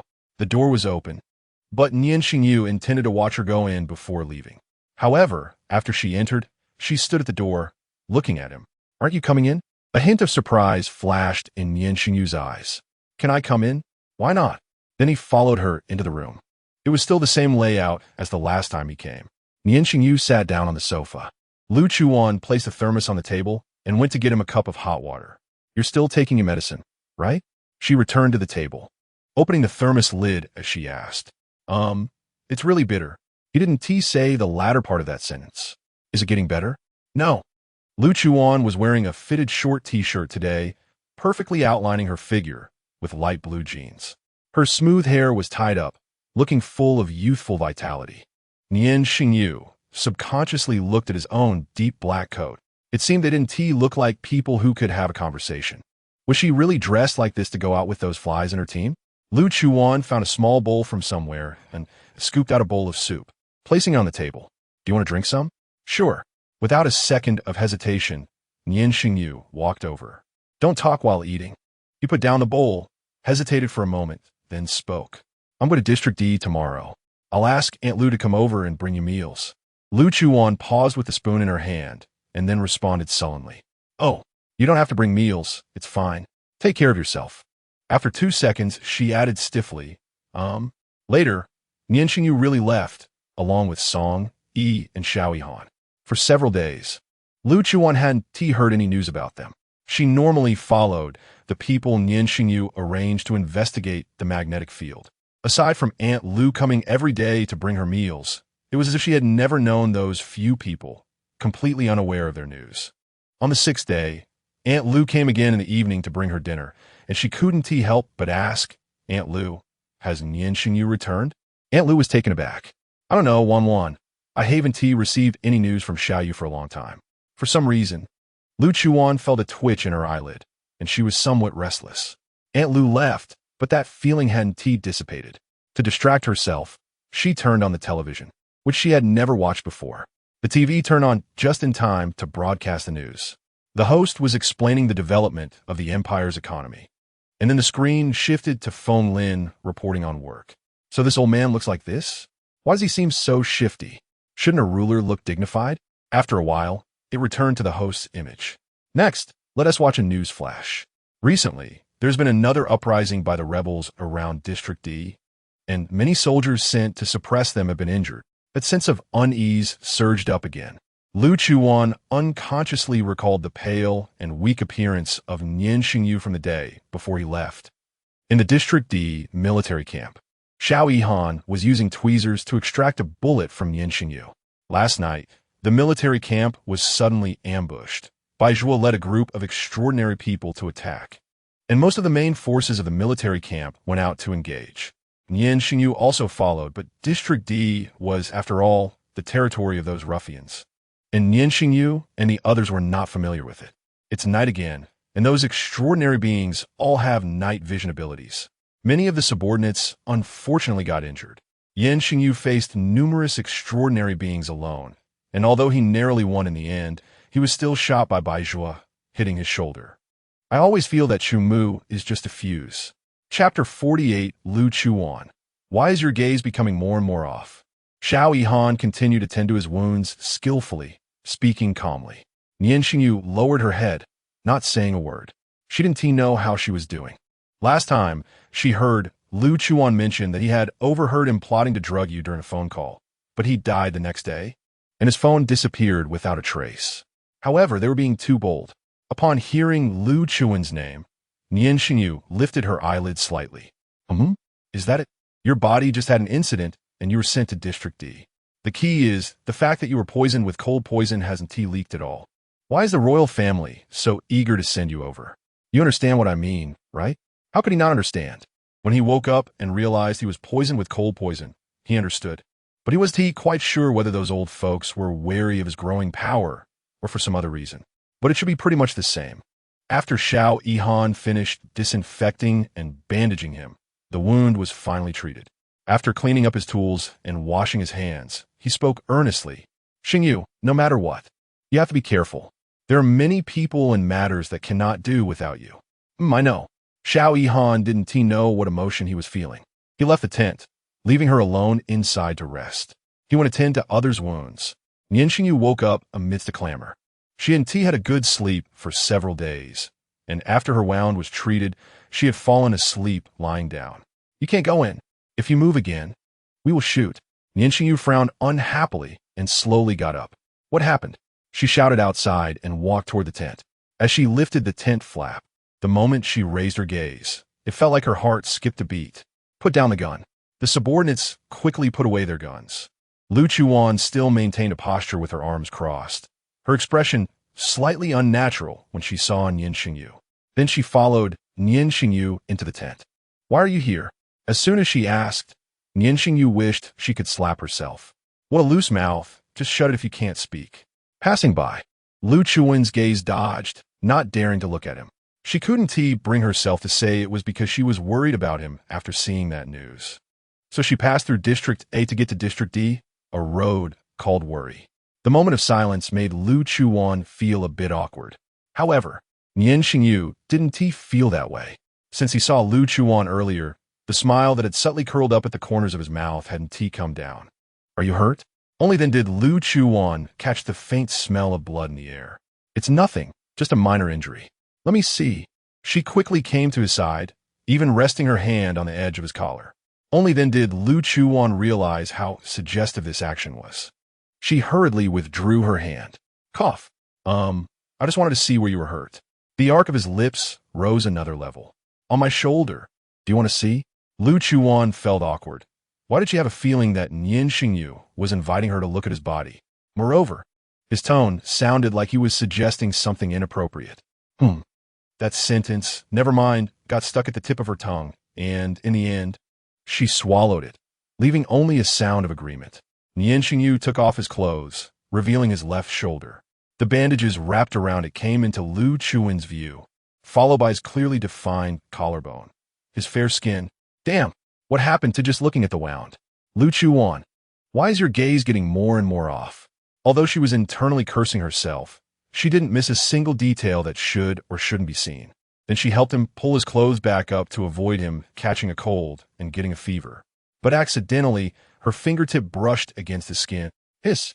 It seemed she saw Nian Shengyu shiver slightly. Feeling mischievous, she touched him again. Unfortunately, this time he didn't shiver. She probably misread it earlier. How did it happen? By a gun? I was ambushed accidentally. How did you find this place? Their camp was relatively hidden, with no information available, yet she managed to find it alone. Do you think it's easy to find your ghostly place? I ran around everywhere and encountered some disgusting people. Yes. Lu Chuwan set off as soon as she saw the news, but it took her this long to find him after running to many places. Next time, just call me directly. Did you bring the medicine? He nodded gently. Is there a 3 times a day dosage? Nian Shengyu stopped nodding. Where's the medicine? I'll go prepare it. No need. You've just arrived. Rest a bit. I'll ask someone to prepare it. Then he left the tent. When she was left alone, Lu Chuwan felt a bit of hindsight. Was it too impulsive for her to run over like this? Now that he was fine, should she just leave? Staying seemed to lack a suitable reason. Before she could think of an excuse to leave, Nian Shengyu returned. You, stay here. This guy can't possibly read minds, right? Oh my god. Okay. But she still stayed. The tent where Nian Shengyu lived was relatively large. In the evening, Song Yi brought over a folding bed. How about I go sleep with Song, E, and the others. In the military camp, Lu Chuwan was the only girl, and Nian Shengyu was worried she would be uncomfortable staying in the same room with him. So he spoke first. No need, no need. Lu Chuwan didn't mind at all. She had slept in his bed countless times, so she didn't care about this little thing. She hadn't been to District D before and was quite curious about this side. Nian Shengyu didn't know when he left. It had been a long time since he returned. Lu Chuwan decided to go out for a stroll by herself. Now that her body had almost recovered, she could handle danger completely, so she ventured out alone. They were currently at the border between District C and District D, not within District D. She could see a tall wall on the boundary, as if blocking whatever was inside District D from coming out. But no one knew what exactly was inside. I want to go take a look. Lu Chuwan was very curious, but she could still distinguish what was more important. So in the end, she just wandered around the periphery. Did you hear? What did you hear? The old laboratory in District A was blown up. Huh? Blown up? Why? ISNT, it's said to be a forbidden area. I don't know, just heard it was blown up, and no one knows who did it. Lu Chuwan stood not far away, listening to two guards chat, and couldn't help but feel puzzled. Forbidden area? Old laboratory? What place? Wan. A voice came from behind Nian Shengyu, and Lu Chuwan's ears perked up. Please, really don't call her that. It's hard not to feel moved. Especially with that alluring voice. He's handsome, well-built, and gentle. What's wrong? Nothing, why are you out? It's not very safe here at night. Just bored, came out for a stroll. The two of them returned to the military tent together. Should you shower first, or should I? Stopping. Nian Shengyu instinctively looked at her. Shower? Do you still have wounds on you, and are you taking a shower? I'm just rinsing off. He still has a bit of cleanliness obsession. Not showering makes him feel uncomfortable. Lu Chuwan rolled her eyes. This person must be really tired of living. Can't he just skip it? He fell silent. Lu Chuwan was also at a loss, but to be honest, she couldn't bear to see him in pain. If he tortures himself to death, she still needs his help to get back. Come here, take off your clothes. Chapter 49, The Burden. Although he didn't know what she wanted, after hesitating for 2 seconds, he still walked up to her and took off his shirt. His skin exposed to the air. He felt a bit cold. Lu Chuwan, this time, surprisingly didn't glance elsewhere, but directly and gently helped him unwrap the bandage on his wound. There was still a lot of blood on it, and Lu Chuwan's movements became even lighter. However, when the bandage was removed, Lu Chuwan showed a slightly surprised expression. She looked at Nian Shengyu's wound, which was almost healed, and she was quite familiar with such scenes. Of course, it wasn't the injury scene she was familiar with, but the scene of wounds healing automatically. However, his healing speed was much slower than hers. Almost healed. Just bear with it. Almost healed. Nian Shengyu couldn't see his wound, so he had no concept of Lu Chuwan's almost healed. You don't know? Lu Chuwan seemed to understand something. Understand what? Sure enough, this kid didn't know. She took out her phone, opened the camera, and took a close-up of his wound. The originally gaping circular wound had healed a lot and shrunk in size. After taking the photo, she handed it to him. Nian Shengyu looked at the wound in the photo. Although he hadn't seen it last night, he was very familiar with gunshot wounds. It couldn't possibly be such a small injury. Why was it healing so fast? There had never been such a situation before. The child of the... Right, he almost forgot that half of the blood flowing in his body was blood. But why hadn't there been such a situation before? Hey, from now on, please call me a living lay phone. While Nian Shengyu was still pondering, Lu Chuwan used her nail to cut her palm, letting her blood drip onto his wound.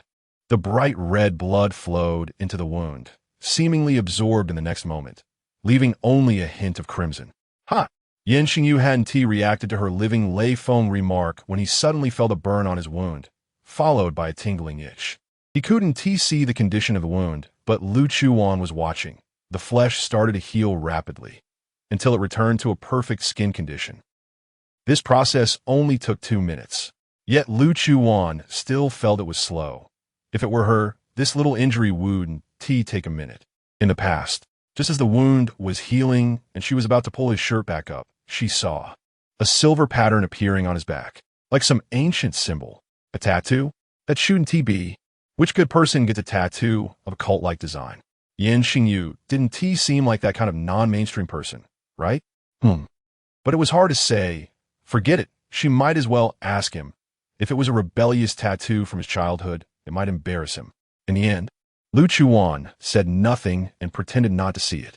Nian Shengyu had roughly guessed that it was her who helped him heal the wound. After all, it didn't hurt anymore. Thank you. Lu Chuwan waved her hand dismissively. After all, it was because he looked good that she lent a helping hand. That night, everything was peaceful. The next day, feeling a bit bored, Lu Chuwan decided to follow Nian Shengyu and the others to clear out and see the surroundings. However, unexpectedly, Nian Shengyu didn't bring many people this time. He only brought Vice Officer Song and a company commander, a group of 4. On the way, the company commander kept sneaking glances at Lu Chuwan, his eyes even showing some dissatisfaction. At first, Lu Chuwan planned to ignore it. But as the man's gaze became increasingly unfriendly, she decided she wasn't just some little flower who would tolerate it. Slowing her pace, while Nian Shengyu and Song walked ahead as guides, Lu Chuwan walked beside the company commander. Oi kid, are you dissatisfied with me? Lin Ben didn't like her at all. He didn't understand why the major would bring such a woman along. She looked like someone who would only drag them down. Now, Lu Chuwan spoke to him like a rogue, and he was even more displeased, glaring at her. If you know what is good for you, just go back. Don't be a hindrance to the major. Are you Nian Shengyu's dog? Lu Chuwan found it amusing. This guy was really funny. Nian Shengyu, who was originally walking ahead, turned back to see if Lu Chuwan was following, and as soon as he turned, he heard this. You are the major's dog. I'm just loyal to the major. Ha ha. Where did this Nian Shengyu find such an old-fashioned subordinate? So funny. You're loyal to your major, huh? Nian Shengyu looked at Wen's foolish expression, his face darkening. Don't even mention that he brought these soldiers out. It's embarrassing, and it's already embarrassing now. Wen was even angrier at her look, but he couldn't argue, so he simply walked ahead, fuming as he moved to Song's side. Today, they mainly went to check whether the isolation wall had been damaged, causing mutated to occasionally run out. The 4 walked along the isolation wall, and not far away, there was indeed a hole. A once intact wall now had a large hole. Except for Lu Chuwan. Everyone else was on alert. Wen held a gun in one hand while observing the surroundings. Lu Chuwan walked at the back and saw Nian Shengyu instinctively protecting her from behind, a smile curving her lips. Slowly approaching the broken wall, she found nothing. But it seemed that would usually come out from here. There were some traces on the ground that suggested frequent passage. They should have come out at night. Having found nothing, Wen put away his gun, preparing to use the communicator to report the situation and call someone to repair the wall. 001, I'm here. Coming. Lu Chuwan crossed her arms and whispered. Only Nian Shengyu beside her heard. He immediately pulled out his gun and shot toward the area behind Wen. Bang!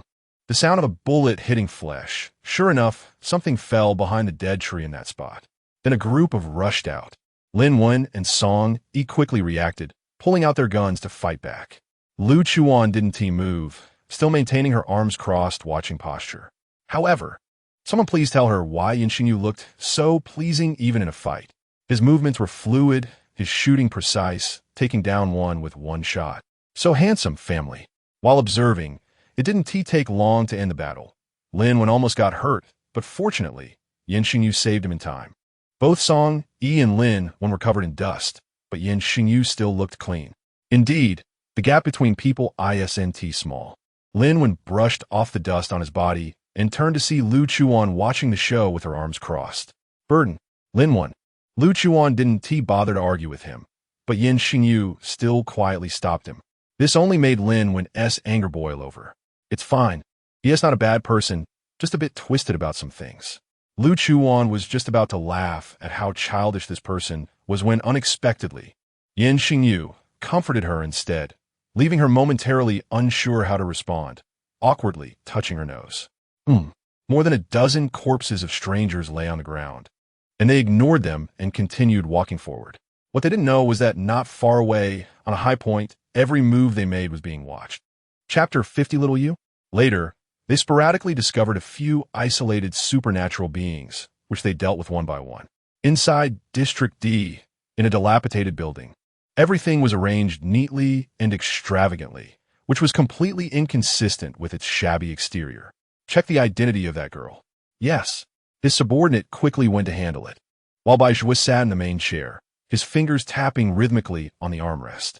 His mind was filled with the image of that figure, standing with arms crossed. After a while, a wicked smile spread across his face. Interesting.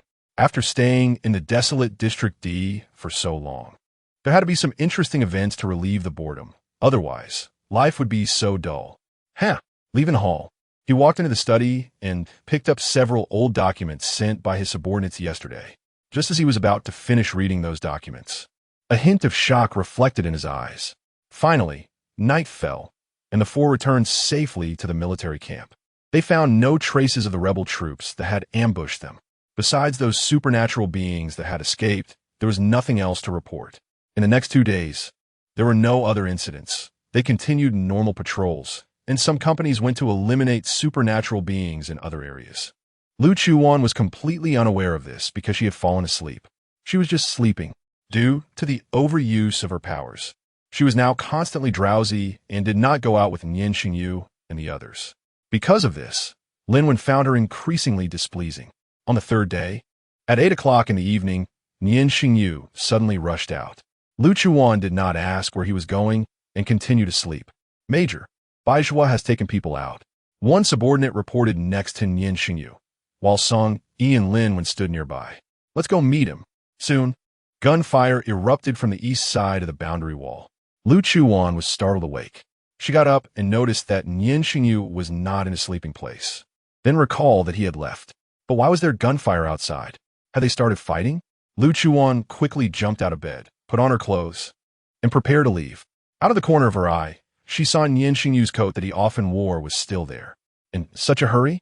What if the cold poison struck again? What if he froze to death? She walked over, grabbed the coat, and exited the military tent. Just as she stepped outside, she bumped into the hurried Xiao Yihan. Hey, did they start fighting? I guess so, she replied. How would she know? Looking around, the soldiers were all gone. Who were they fighting? Damn it, another nighttime battle. You stay here, I have to go take a look. After saying that, Lu Chuwan ran off. Xiao Yihan could only stay in the military camp, ready to rescue the injured at any moment. Lu Chuwan listened to the sounds and ran in the general direction. She tightly hugged the coat to her chest and sprinted. The gunfire was coming from the east, where there were some woods. The chaotic branches messed up her hair, and the dry twigs fell on her, occasionally cutting her skin. But she couldn't care less. She quickly ran forward. Yet, before she reached the battlefield, the intense gunfire stopped. Her speed slowed as she walked a bit. To her right was a river, and she planned to walk along it, thinking it would be easier. Suddenly, she heard the sound of branches shaking behind her, followed by the sound of someone running. Bang! Gunfire! Lu Chuwan stood still, pressing against a tree. She could hear 2 footsteps. Bang! Another gunshot rang out, and then silence fell over the forest. In the darkness, Lu Chuwan seemed to see a somewhat familiar figure. Little Yu? Not foolish enough to call out his full name, Lu Chuwan imitated Aunt Lu and called out to the figure. Even in the dark, she saw his figure pause. Bai Zhua was actually startled by this sudden female voice. However, this voice, was it her? Also surprised was Nian Shengyu, who was hiding behind a large tree. Bai Zhua held a gun in his hand, knowing that there was only 1 bullet left in it. Of course, he also knew that Lu Chuwan was a terrifying presence, a high-level supernatural being whose level was completely above his own. If the situation had favored him just now, then he was now at a disadvantage. This was infuriating. Such a good opportunity to capture Nian Shengyu was just wasted. He could only choose to retreat. The leaves rustled as he left, and no one pursued him. Because behind the tree, Nian Shengyu was suffering from the cold poison. He had rushed out in a hurry, and the cold wind at night, combined with the water droplets left on the leaves in the woods, had soaked him through, making him feel bone-deep cold. Hearing Bai Zhua leave, he leaned against the tree trunk and slowly sat down. The pain in his leg followed, a result of being stabbed by a dagger during his earlier fight with Bai Zhua. Lu Chuwan stood in the darkness, finally realizing that it wasn't Nian Shengyu, but he had run away and she didn't care. However, there was still another person in the woods. Wan. A familiar yet weak voice came, and a glimmer flashed in Lu Chuwan's eyes. Nian Shengyu, where are you? In the end, Lu Chuwan found him. She brought him to a wide area, and quickly helped him put on the coat. But it was still very cold outdoors, and they couldn't return for a while. "Are you okay?" "So cold. What should we do? What should we do?" "Calm down. Cold. Fire." "Yes, fire." But she searched her entire body and couldn't find a lighter or a box of matches. In her pockets. Fortunately, she was still clear-headed. Lu Chuwan quickly understood what she needed to do. She searched him thoroughly. Finally, she found a lighter in his pants pocket. Soon, she managed to start fire. After doing all this, Lu Chuwan hurriedly helped him to the fire, but this small flame was hardly sufficient, and she didn't dare make it larger, fearing there might be other enemies nearby. With his injury, Nian Shengyu's condition was deteriorating. What was even stranger was why his wound wasn't healing on its own. No, this couldn't go on. She steeled her heart and activated her powers once more. Meanwhile, Baiju's situation wasn't much better. He had been shot in the abdomen by Nian Shengyu, but his body was somewhat special, so his situation was slightly better than Nian Shengyu's. He was also the offspring of a supernatural being and a normal human. He had thought he was the only one in the entire empire in such a situation. After all, the combination of supernatural beings and ordinary people was simply unimaginable for common folks in this country. However, the documents sent to him from the Forbidden Area that day revealed a secret. It turned out that the esteemed Major, revered by everyone in the empire, was also the hybrid offspring of a supernatural being and an ordinary person. Therefore, he had used something on his knife to prevent his wound from healing easily, allowing him to capture him alive and facilitate the transaction with the royal family's hypocritical scion. Unexpectedly, a high-level supernatural being rushed out halfway. Chapter 51. The activation of maternal biological active substances. Things are getting more and more interesting. The battlefield was ablaze with sparks, and corpses lay everywhere. Song Yi and Lin were still hurriedly searching for that familiar figure, but after scouring the entire forest, they found no trace of Nian Shengyu. What they didn't know was that Nian Shengyu himself was already lying in Jingyuan. In the master bedroom of Jingyuan, Lu Chuwan endured the pain and placed the unconscious Nian Shengyu into the large bathtub. However, she did not rush to fill it with water. Instead, she tore apart Nian Shengyu's clothes. His body was exposed to her view, but she had no time to appreciate it. Seeing the horrifying wound on his thigh, which had not yet healed, Lu Chuwan quickly sliced her palm and dripped her blood onto his wound. "Cold." The person who had been unconscious murmured instinctively. Lu Chuwan frowned. She remembered. Her master had once said that her blood belonged to fire, inherently possessing a warm attribute, and its activity was several times higher than that of an ordinary person. This was also why her body temperature was 1 or 2 degrees higher than normal. So, should she do it? Moreover, this might help dissolve his cold poison. Her blood had such a high white blood cell count. Looking at Nian Shengyu's pale face, Lu Chuwan hesitated. When Nian Shengyu woke up, he found himself in a very familiar environment. He was only wearing a pair of boxer shorts, lying in the bathtub that used to belong to him. How did he get back?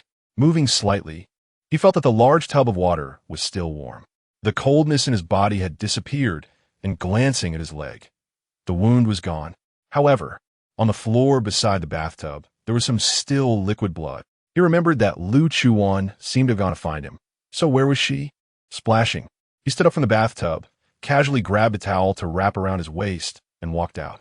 In the bedroom, the curtains were drawn, and the whole room seemed a bit dim. The carpet had dark red stains, which were blood. He searched the bedroom with his eyes, but found nothing. Nian Shengyu quickly arrived at the suite. Sure enough, a little girl was lying on the sofa. It was Lu Chuwan. She seemed to be asleep. Treading lightly, Nian Shengyu approached her and crouched down, only to find there were bloodstains at the corners of her lips, and her complexion was not good. He remembered that last time she used her abilities to help him see the truth, she had looked like this too. So she had used her powers to bring him back. Last time she had used her powers, she had fainted for a week. This time, Nian Shengyu picked her up, and she did not wake up. Knowing from last time that she needed rest, he placed her on the bed, tucked her in, and then went out. Downstairs, Aunt Lu was cleaning, startled by Nian Shengyu's sudden appearance. "Little you? When did you come back?" "Last night." Aunt Lu kept it quiet. Aunt Lu quickly went back to her own business. Nian Shengyu found a phone and dialed Song Yi's number. However, it couldn't be connected, so he called Xiao Han.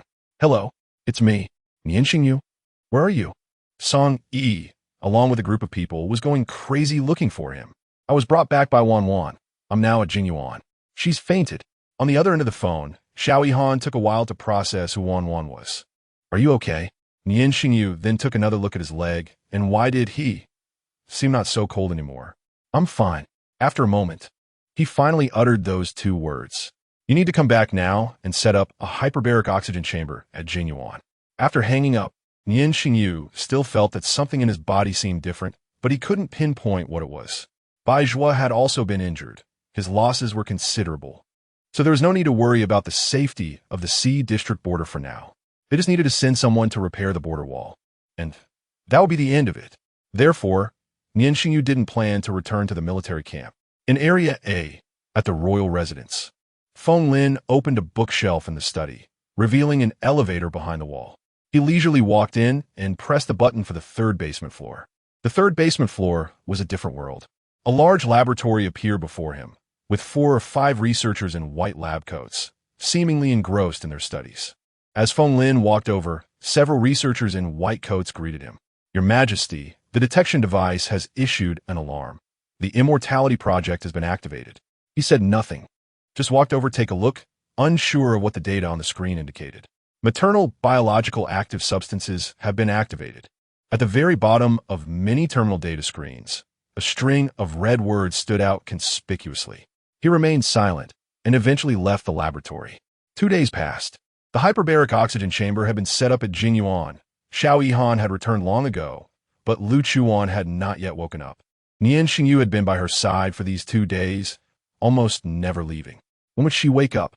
Xiao Yihan was checking her vital signs, and Nian Shengyu stood by watching.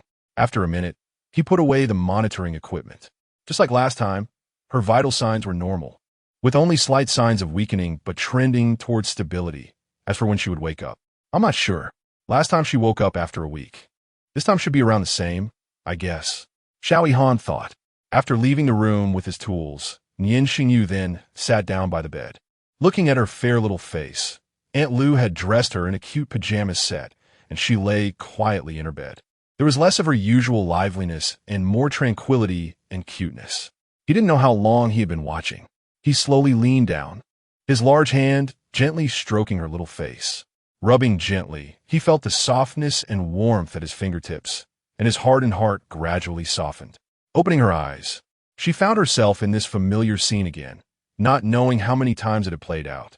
Lu Chuwan gradually got used to this process and climbed up by herself. She clearly remembered lying on the sofa before she fell asleep. How did she end up in bed? Right, what happened to Nian Shengyu? He drank his blood. Where's he? She quickly got up and searched around the bedroom, but did not see him. Nian Shengyu? After a long time without a response, she opened the door just as she was about to rush out when she bumped into him. Instinctively, he wrapped his arms around her. Bang, bang, bang. Both of them were stunned by the situation, momentarily maintaining that position. Are you okay? She was completely encircled in his embrace, the posture too intimate. Awkwardly asking, I'm Fine. Nian Shengyu slowly released her. What's wrong? He had heard her calling his name downstairs just now and rushed up. Downstairs. Chapter 52, Sister? How could he hear her calling him from downstairs? Nian Shengyu suddenly realized this problem. Are you okay? After being released, Lu Chuwan stood a little farther from him, examining him from head to toe. I'm fine. 2 days later, Nian Shengyu returned from the military and political building. When he got back to Jingyuan, it was dinner time, but he didn't see that familiar figure. Thinking she was upstairs, he went up and knocked on the bedroom door. But there was no one. Aunt Lu, where's Wan? Huh? Aunt Lu was momentarily stunned by him, calling Lu Chuwan that, her face full of shock. But thinking about it, she had never seen him be so special to anyone before. Wan went out after lunch. Did she say when she would be back? No. But she said she was going to find Vice Officer song and something about a magnetic field. I didn't catch it clearly. Nian Shengyu paused in the motion of rolling up his sleeves. Previously, it was due to misunderstandings and the differences between them that even though he acknowledged his feelings, he had never spoken them out loud. But now, the misunderstandings were cleared up, and he had just learned that he was born of a different kind, so suddenly, he didn't want her to leave. He knew she didn't belong here, but he had always been a selfish person. Taking the car keys, Nian Shengyu instructed Aunt Lu to put the dishes away first and then went out. Hey, Major? When he received Nian Shengyu's call, he was a little surprised. But he had a feeling that this call was definitely not for him. So when he answered the phone, his gaze landed on Lu Chuwan, who was squatting on the ground, seriously looking at the magnetic field detector. Wan, are you with Lu Chuwan? Sure enough. Yes. Where are you? Lu Chuwan looked at the numbers on the screen, a bit confused. The natural magnetic field shouldn't have such data. These numbers seem to be artificially guided. A man-made magnetic field of this scale could definitely be achieved. Song-yi, come over and bring me some paper and a pen. She needed to record this data. Song-yi. No one responded, and she called out a couple more times, but her gaze remained fixed on the data on the screen because those numbers were alive. Before long, a pen was shoved into her hand. Lu Chuwan only glanced at the person beside her. What's going on? I called out a couple of times, and you didn't respond. Wait, this figure. Doesn't seem like Song-yi. Only then did she look up. Nian Shengyu? Did you figure something out? He squatted down beside her. Lu Chuwan noticed he was only wearing a somewhat thick coat. So was he better or not? Tomorrow, you should go see old Chin? Why suddenly suggest this? Nian Shengyu turned his head to meet her gaze. Okay, it's time to take a look. He felt as if the cold poison in his body had improved, and there was an indescribable feeling. Lu Chuwan held the instrument in one hand, making it difficult to write down the data. So she simply passed the pen to him. Since there was nothing to write on, Nian Shengyu rarely ended up scribbling a lot of messy numbers. She watched for a while and couldn't take it anymore. You hold it, all right. But once it was handed over, it was indeed hard to write. Blame it on the paper. It's too soft. In the end, she also wrote in a messy way. Finally, they recorded the data, and the two of them returned home. The movement of the magnetic field is generally regular. As long as they record more data, they would definitely discover something, Lu Chuwan firmly believed. Sitting in Nian Shengyu's car, she was still a bit surprised by his sudden appearance. Why did you suddenly come over? The car suddenly stopped. It turned out they had just hit a red light. I came to take you home. It is said that when you like someone, even if you don't say it, your eyes won't lie. The eyes are the second window to the soul. Lu Chuwan saw tenderness in his eyes, the kind of tenderness between couples. Moreover, he even said he came to take you home. Oh no, why did she feel even more moved? She hurriedly turned her head, no longer making eye contact with him, and instinctively covered her heart. All these actions fell into his eyes, and a gentle smile appeared on his face. The street lights turned green. The next afternoon, have you taken any other medicine during this time? In old Chen's manner, Nian Shengyu sat in front of the consultation table, and old Chen was taking his pulse. His face was quite shocked. No, he denied it without any hesitation. But Lu Chuwan stood behind him, saying nothing, although she had guessed it. Sure enough, her blood had an effect on the cold poison in his body. However, after his denial, old Chen's expression became serious. He had always known that the cold poison was incurable and could only be alleviated by medicine. And the medicine he prescribed for Nian Shengyu did not have such great efficacy. At least, it couldn't cure it. But now, his pulse showed that the cold poison in his body had been cleared by 2/3. This was simply a miracle. It's already improved by 2/3. Keep taking the medicine and come back to see me later. Since there wasn't much medicine left at home, he casually took some. On the way back, there were only the two of them in the car, and Nian Shengyu still asked that question. It's Wan, right? Lu Chuwan was replying to a message from Xiao Han on her phone, saying that the inhibitor had a bit of progress, and now they needed to wait until her next estrus period to see if it worked after using it. Hearing his question, she was slightly taken aback. I guess so. She didn't hide it. It was indeed her accomplishment, and she was never the type to do good deeds without leaving her name. Even though she already had the answer in her heart, hearing her say it out loud made Nian Shengyu unable to help but feel moved. It seemed like she had quietly done a lot for herself, but he felt like he hadn't done anything. Thank you, Wan. Is there anywhere you want to go, or anything you want? Lu Chuwan felt it was a bit strange hearing him call her Wan so often. Don't. Keep calling me that. It feels really heartwarming when you call me that occasionally, but hearing it all the time feels weird. Then what should I call you? Sister? Her pupils dilated, and Lu Chuwan froze in her seat. Help! This is too much. How could he suddenly call her that? She wasn't prepared at all, but it felt so thrilling. Damn, she wanted to hear it again. It sounded so good that it sent tingles down her spine. She didn't make a sound for a long time, and when Nian Shengyu said sister, his ears turned a little red. But out of the corner of his eye, he saw Lu Chuwan's flushed ears and her rosy little face, which clearly showed a hint of shyness. A smile curved at the corners of his mouth. The air seemed a bit sweet. Sure. After a long while, Lu Chuwan slowly replied. On the way, their thoughts were different, but it was clear that both were feeling pleased.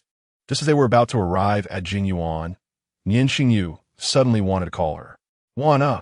Before he could call out, his heart contracted violently, pain radiating throughout his body. He subconsciously tightened his grip on the steering wheel, his left hand instinctively pressing against his chest. After the pain came a feeling of tinnitus. Chapter 53, Do you want to hug me?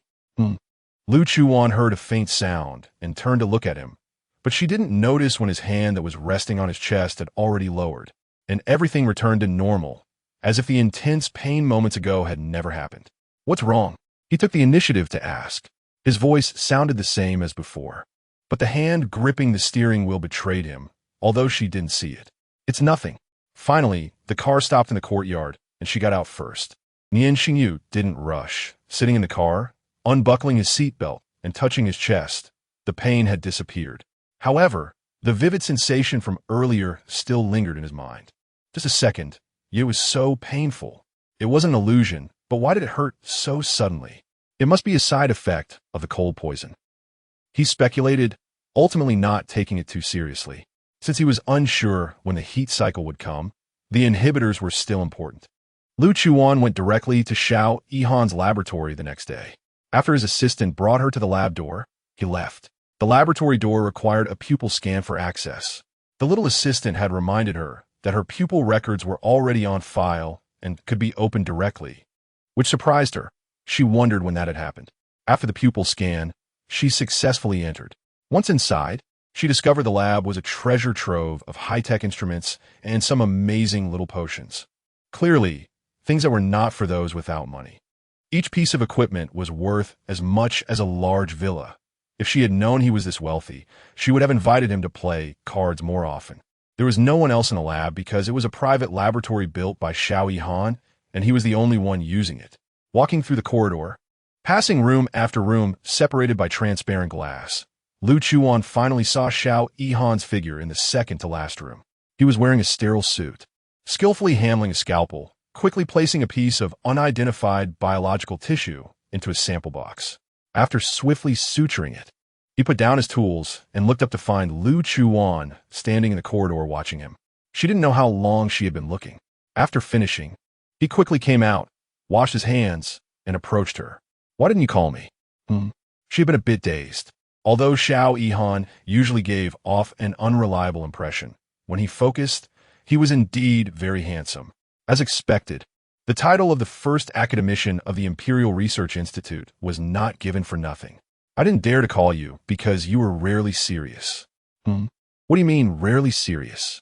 Lu Chuwan didn't say anything, just gave him a look, letting him figure it out himself. Let's get to the point. Okay, come this way. He led her to another room, pushing the door open, and found that the temperature here was several degrees lower than outside. Of course, it was for the storage of reagents. Xiao Yihan took 2 sealed light blue reagents from the storage table and handed them to her. Don't worry. Even if they don't work, there are no side effects. The drugs he researched were always like that. By the way, when you fainted last time, I took a little of your blood. She was still too tempted by his research. However, he absolutely had no intention of harming her. Got it. What have you discovered? The active factors in your body are declining. Your body isn't what it used to be. This was something he wanted to remind her of. A long silence. In fact, she had known for a long time that there was something wrong with her body, but the continuous decline was still unexpected. Indeed, life cannot always be smooth. Coming into this world, she encountered all good people. Now perhaps fate wanted her to suffer a bit. All right, I understand. I'll take this with me first. Just as she was about to reach the door, Lu Chuwan suddenly remembered something. My blood seems to have some effect on the cold poison. You should study it. After saying that, she left. Xiao Yihan, left in the lab, suddenly had an epiphany. Right? How did he not think of that? On the way back, she passed through a bustling area and saw a cake shop, wanting to eat, but upon seeing the crowd, she thought better of it. Forget it. No cake then. She went back. As night fell, the city's hustle and bustle did not cease. Neon lights lit up, and all kinds of people came and went, most of them in pairs. The car stopped at a traffic light, and she found herself unsure of where to go. Logically, her destination was Jingyuan, but in this vast empire, there was nowhere that gave her a sense of belonging, right?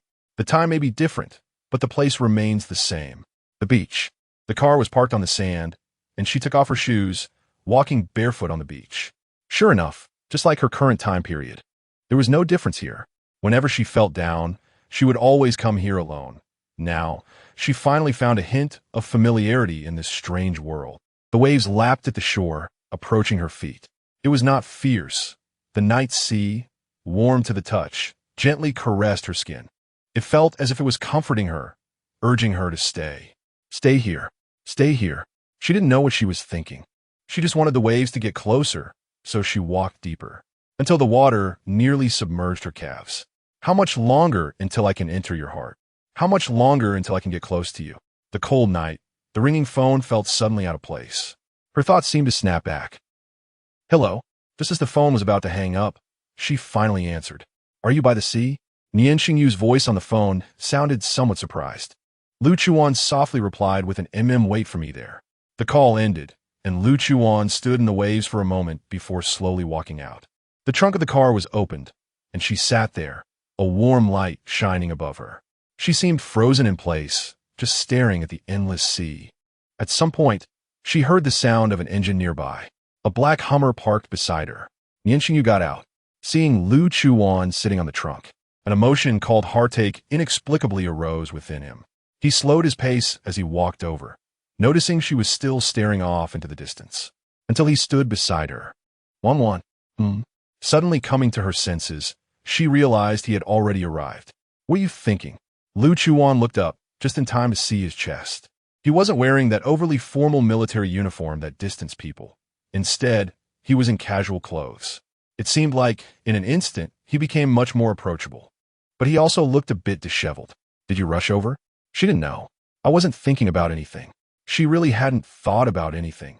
Staying here, she was used to emptying her mind, not thinking of anything at all. However, Nian Shengyu still felt that her emotions were a bit off. He didn't force her to speak, nor did he have the position to do so. He just needed to be there for her, standing in front of her. He noticed her pant legs were all wet. Are you cold? Lu Chuwan followed his gaze and looked over. It seemed a bit. Do you want to hug me? Chapter 54. Tonight I'm very happy. Nian Shengyu's hand trembled slightly as he looked into her eyes, as if confirming whether he had heard her correctly. Good. But he still answered without any hesitation. He bent down and gently embraced her.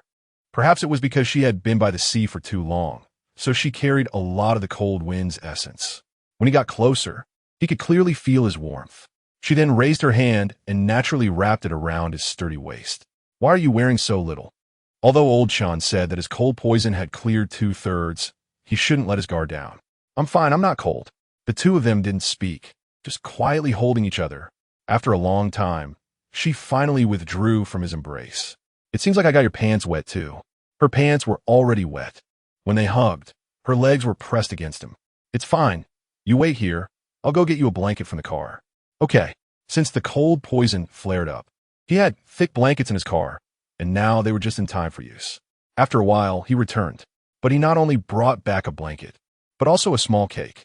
Lu Chuwan looked at the small cake in his hand, her face revealing a rare expression of surprise.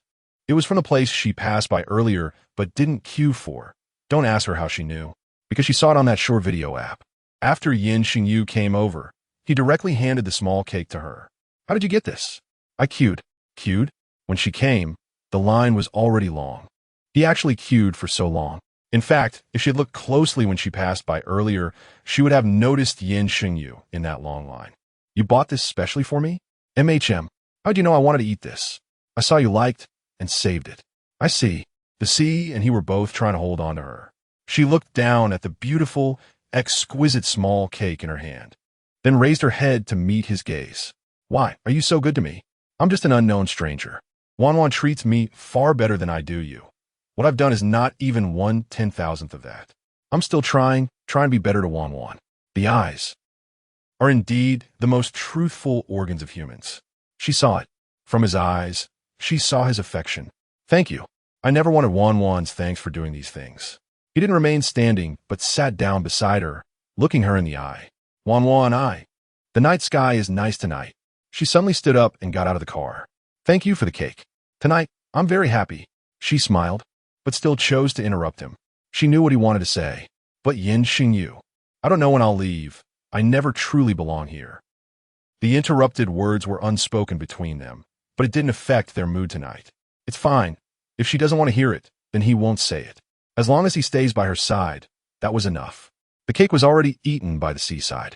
On the way home, she was in Nian Shengyu's car, the one she drove over, which was left on the beach. Someone would come to drive it back tomorrow. Upon returning to Jinyuan, after stopping the car, he noticed that she had fallen asleep at some point. After waiting for a while, she still didn't wake up. Not calling her, Nian Shengyu went to the passenger seat and gently picked her up. She still didn't wake up. Nian Shengyu frowned slightly, feeling puzzled. Had her vigilance decreased too much? But he didn't say anything. When they got upstairs, he gently laid her on the bed. As soon as she touched the bed, she opened her eyes.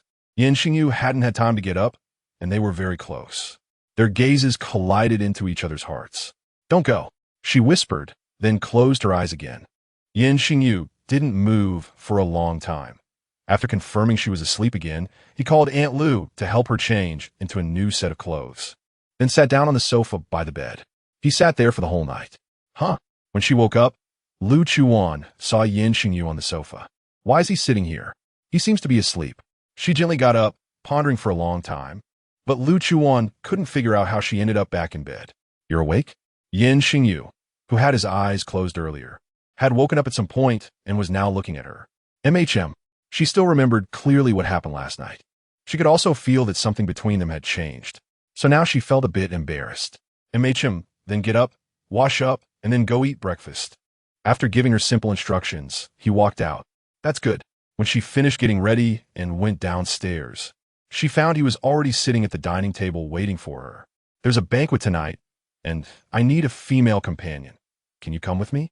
Lu Chuwan was stirring the porridge in her bowl with a spoon while he was peeling an egg. What kind of banquet? It's hosted by His Excellency the President to welcome the princess of a neighboring country. Neighboring country princess? Having been here for almost half a year, she had heard them mention the royal family and this His Excellency the President many times, but she had never seen the real person. She felt a bit curious. Moreover, the His Excellency the President written in history books and the current one felt like they were not the same person. Okay, do I need to prepare anything? Just go and take a look. No need. Someone will come to help you with your makeup later. Sure enough, in the afternoon, the makeup artist arrived, and Nian Shengyu had to leave for an emergency meeting at the military and political building. Baizhua sent over the reconciliation letter before Nian Shengyu even walked into the meeting room. He heard this news from Song Yi and felt a bit suspicious. Yes, it was just sent over at noon today. So we called an emergency meeting immediately. After the last battle, Baizhua suffered heavy losses. How could he be so willing to reconcile? It would be kind of him if he didn't take the opportunity to retaliate. Moreover, Baizhua is still the leader of the D District's abnormal persons. The Imperial Army has cleared so many abnormal persons, and now as a leader, he actually wants to come over to reconcile voluntarily. It sounds like a big conspiracy, and they might be set up at any time. Before he could think any further, he had already walked into the meeting room. All the generals were already in the meeting room, and the previously noisy room fell silent instantly upon his arrival. Nian Shengyu scanned the room, and then noticed that Helian Jean was also there. This military and political building could be considered Nian Shengyu's territory. Although Helian Jean also held a position, he mostly stayed by Feng Lin's side and rarely came over. Plus, he and Nian Shengyu had never gotten along, so he came even less often, maybe once a year at most. Nian Shengyu expressionlessly walked to his main seat and sat down. After Song Yi placed the reconciliation letter from Baizhua in front of him, he stood beside him. What do the generals and ministers think about Baizhua sending the reconciliation letter this time? As soon as he said this, people below started to whisper, but no one dared to stand up and speak. He wasn't in a hurry and just waited with them. Finally, after 5 minutes, an older minister stood up to start expressing his thoughts. My Lord Major, although the Empire and we have always upheld peace, this person Baizhua is insidious and cunning. His sudden delivery of a peace agreement, this time, likely has other motives. I believe we should not reconcile. Nian Shengyu twirled the pen in his hand, his gaze not fixed on the minister, as his mind wandered to the scene from last night when Lu Chuwan had held him back, urging him not to leave. Chapter 55 Wanwans, I am indeed climbing too high. After he finished speaking, he deliberately nodded. However, before the minister could sit down, a general stood up. I do not agree with this statement. The empire has always advocated for peace. Not only that, war is costly and harms the people. Every time we engage in battle with this bourgeois, although we win, our losses are also severe. Moreover, the empire's finances are currently in deficit. If we keep fighting, what will we do if country M attacks us again? Exactly. The productivity among the people is insufficient now. Reconciliation and development are the way out. Several people present echoed the general's thoughts. Nian Shengyu glanced at them and roughly noted these individuals. The meeting table began to argue over these two viewpoints. Not only did Nian Shengyu at the main seat remain silent, but Jean at the end of the table also looked at the noisy people with a half smile. Then, when he looked at Nian Shengyu, a hint of mockery appeared on his face. He stood up and said, "Everyone, please calm down, please calm down. Let me say a few words." From the moment he stood up, Jin's gaze never left Nian Shengyu. But unfortunately, he still wore an expressionless face. I believe everyone has heard of our young major's abilities. How could this bourgeois be a match for the major, right? That's right. People below began to follow the tide and agree. Jin's smile deepened. Nian Shengyu then glanced at him, unsure of his intentions. So, I think regardless of whether this bourgeois really comes for reconciliation, we can easily handle him. Since we are not afraid of him, if he truly comes for reconciliation, wouldn't that be even better? Those who had opposed reconciliation earlier began to waver. Jean seized the opportunity. Then let's raise our hands to vote. Those in favor of signing the reconciliation agreement, please raise your hands. Song Yi stood aside, watching his series of actions in disbelief. When did this military and political building allow him to speak? His own master was still sitting here, but when he looked down, he found that Nian Shengyu actually allowed him to act this way, sitting in silence. Truly, the emperor is not anxious, but the eunuch is anxious. Soon, half of the people had raised their hands. Song Yi counted, it was exactly half, excluding those who abstained, perfectly divided. Atia. Hey, wait a minute. Did Vice Officer Song forget that I also have voting rights? Damn. Song Yi gritted his teeth in frustration. He really couldn't stand such flattering people. I agree to reconciliation. Finally, he sat down contentedly. The meeting explained that one vote for reconciliation became a settled matter. Back in the office, Song Yi couldn't help but ask Nian Shengyu, Major, why did you allow that dog to act recklessly today? Nian Shengyu sat in his seat, signing his name on the reconciliation document. Only then did he begin to answer Song Yi's question. Because I share the same thoughts as him, but their positions are completely different. He just wanted to see what bourgeois was up to, and no matter his intentions, he could handle it. If it really is reconciliation, that would be best. But he knew that bourgeois must have ulterior motives. He just wasn't clear on what they were. Understanding his motives was the real reason for agreeing to reconciliation. Hearing Nian Shengyu's response, although Song Yi felt unwilling, he knew Nian Shengyu must have his reasons and could only accept the result. Once matters were handled, Nian Shengyu checked the time and returned to Jin Yuan. Is everything ready? Upon entering the living room, he only saw the makeup artist. Nian Shengyu asked, Major, Miss Lu has gone to change into her evening gown.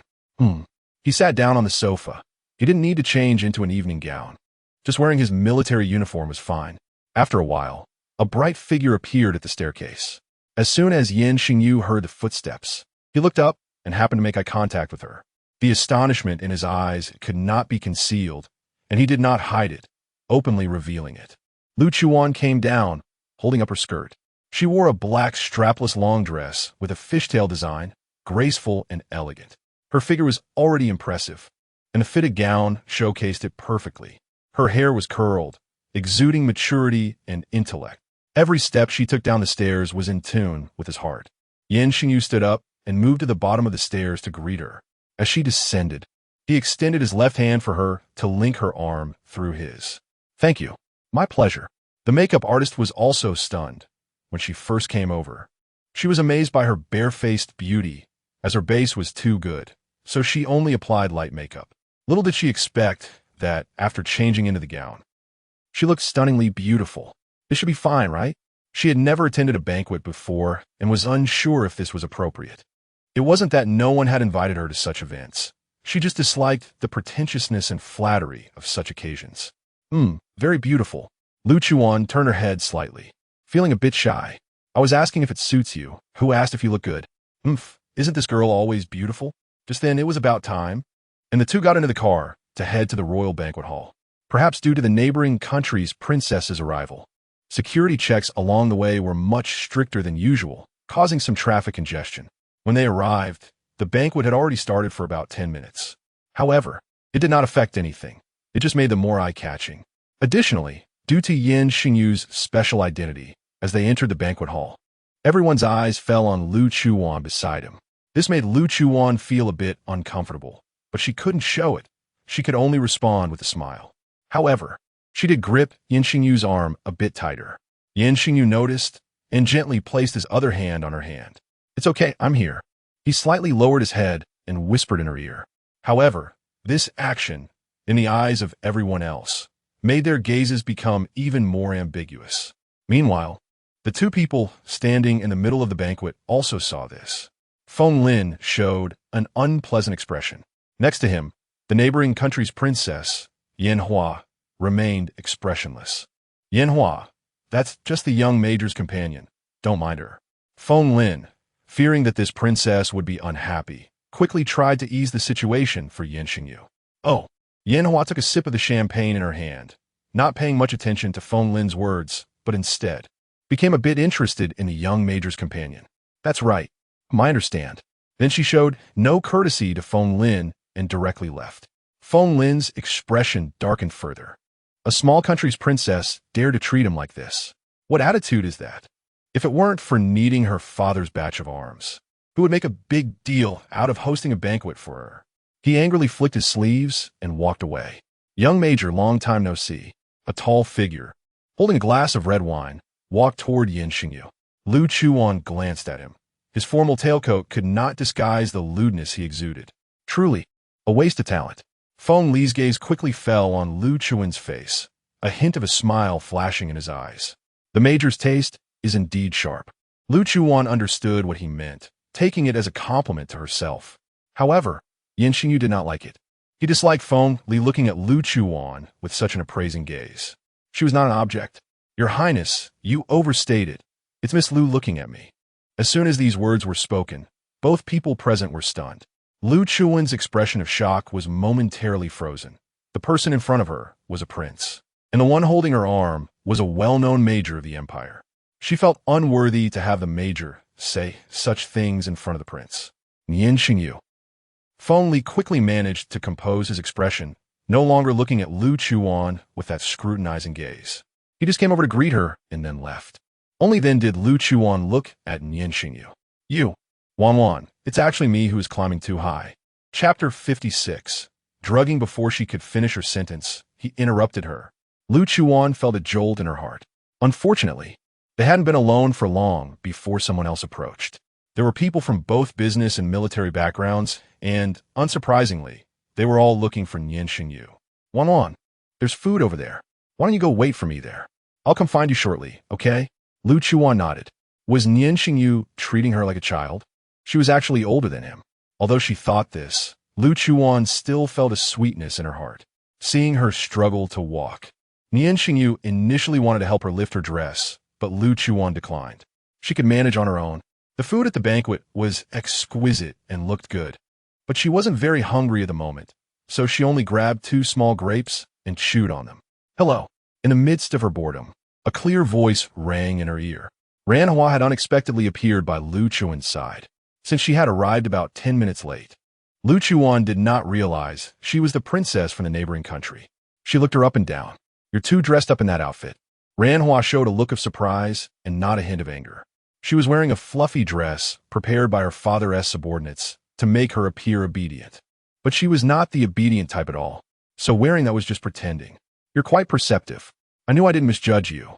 You and I are the same type of person." Lu Chuwan glanced at her and popped another grape in her mouth, her eyes even showing some disdain. Who did she think she was, being the same type of person as her? She was a different person entirely. What's your name?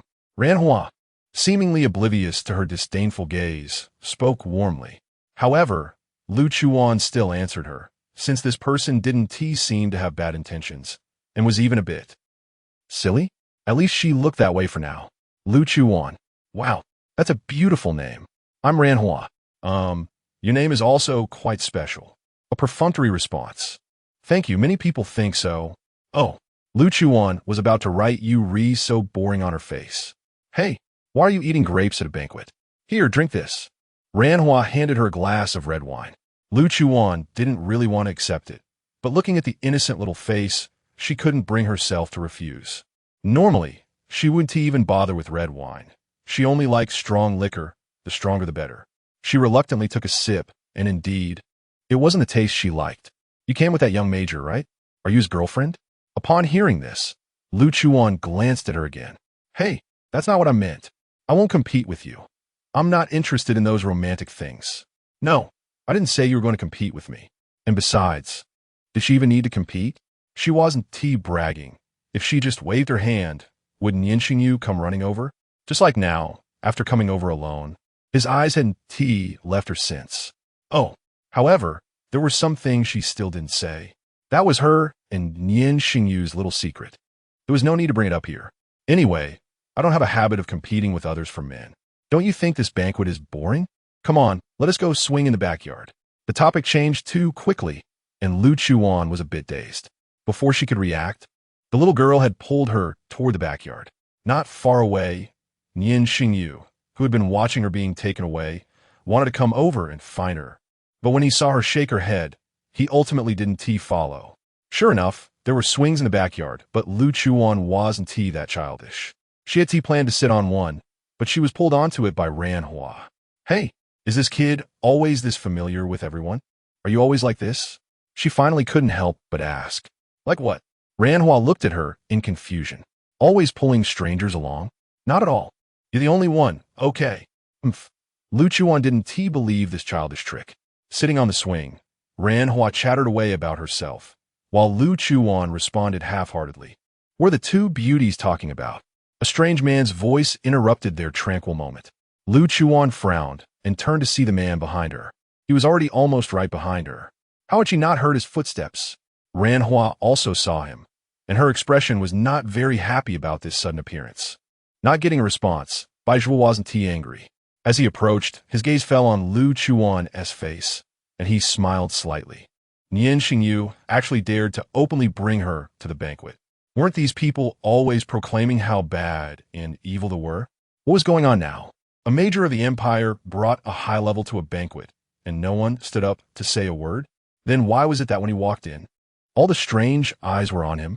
Not a single person greeted him. Tonight's banquet had announced two major events in the first 10 minutes. The first was the visit from the neighboring country's princess, and the second was the reconciliation letter brought by the leader of District D, Baizhuo. So Baizhuo was also attending the banquet. It was quite ridiculous. The reconciliation letter delivered at noon could be used to attend a banquet in the evening. Those 10 minutes were precisely the 10 minutes that Lu Chuwan and the others had missed. So now she didn't recognize Ranhua and had no idea that the man in front of her was the one who had run away in the woods a few days ago.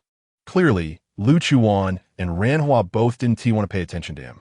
The two of them tacitly got off the swing and walked around him. Watching the two figures walk away, Baizhuo's expression was not pleasant. However, soon a wicked smile appeared on his face. When they returned to the banquet hall, they ran into Feng Lin, who had come to find Ranhua. He glanced at Lu Chuwan and then took Ranhua away. Lu Chuwan didn't mind. She looked around the banquet hall, but didn't see Nian Shengyu. Taking out her phone, she sent him a message asking where he was and when he would be back. After all, it was a bit boring. Nian Shengyu quickly replied, I was called to the president's private room. I'll come to take you home soon.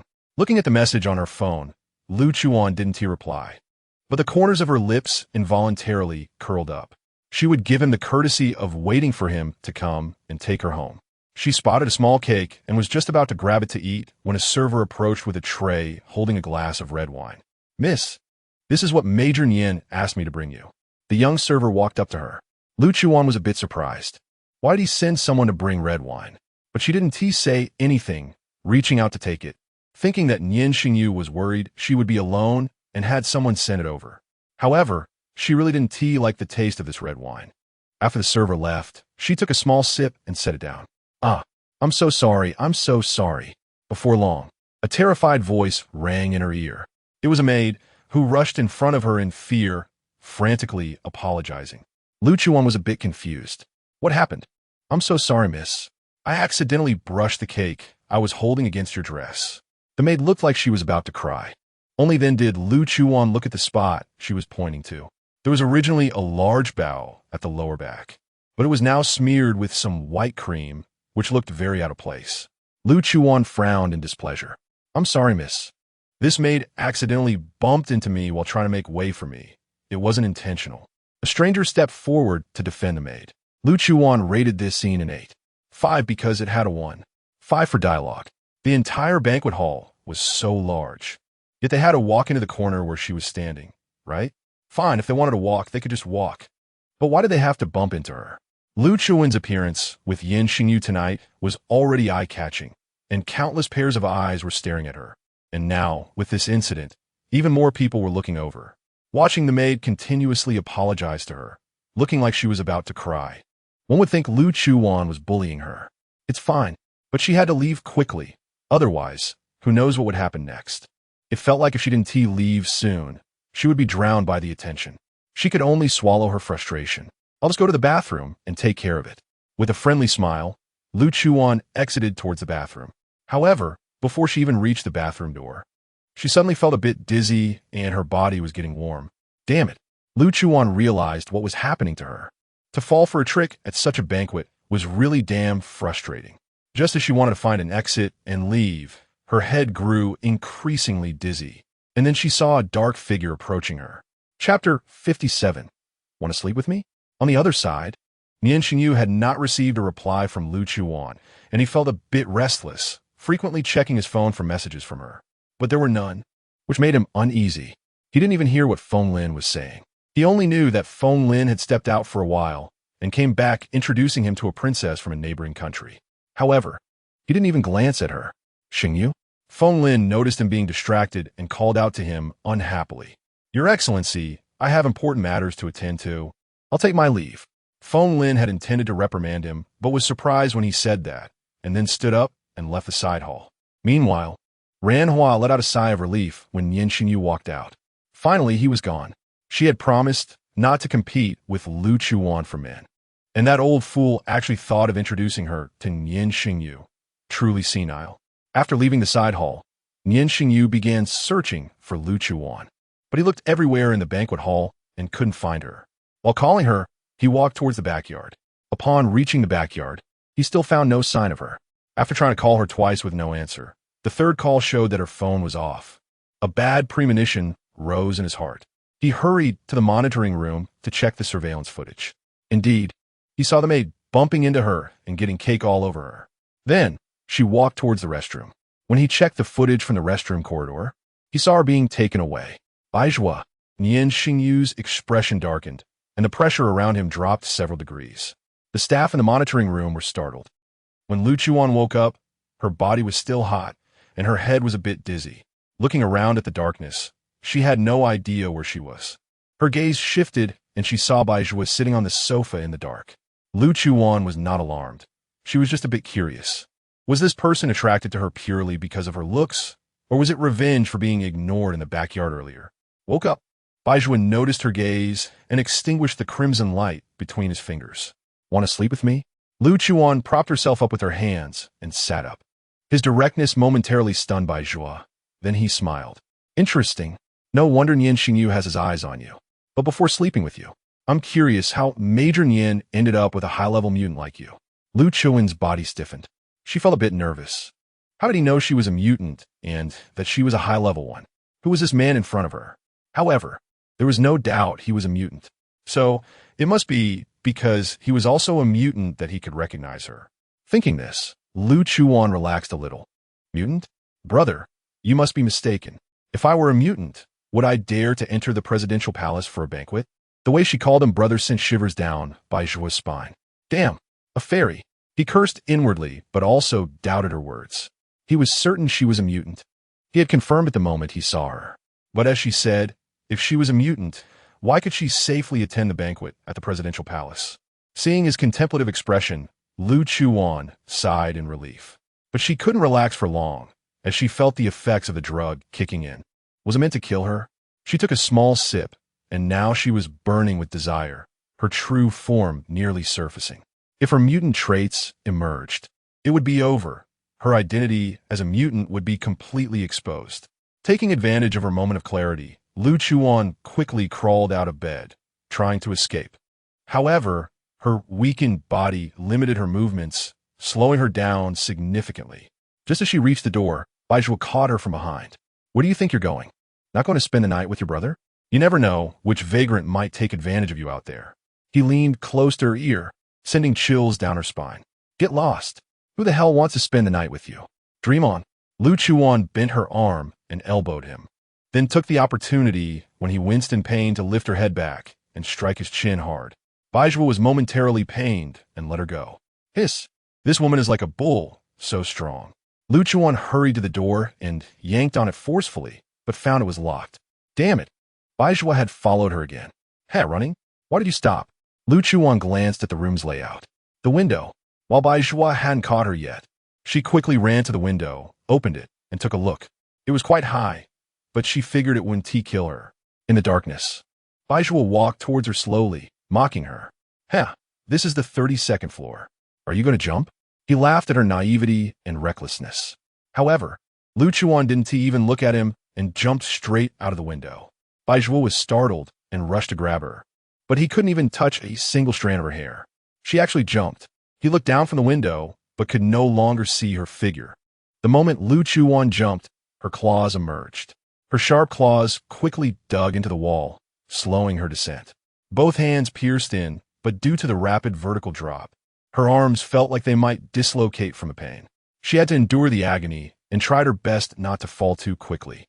Finally, as she was about to reach the bottom of the building, she spotted a platform. Lu Chuwan landed on the platform. Pain, heat, that was all she could feel.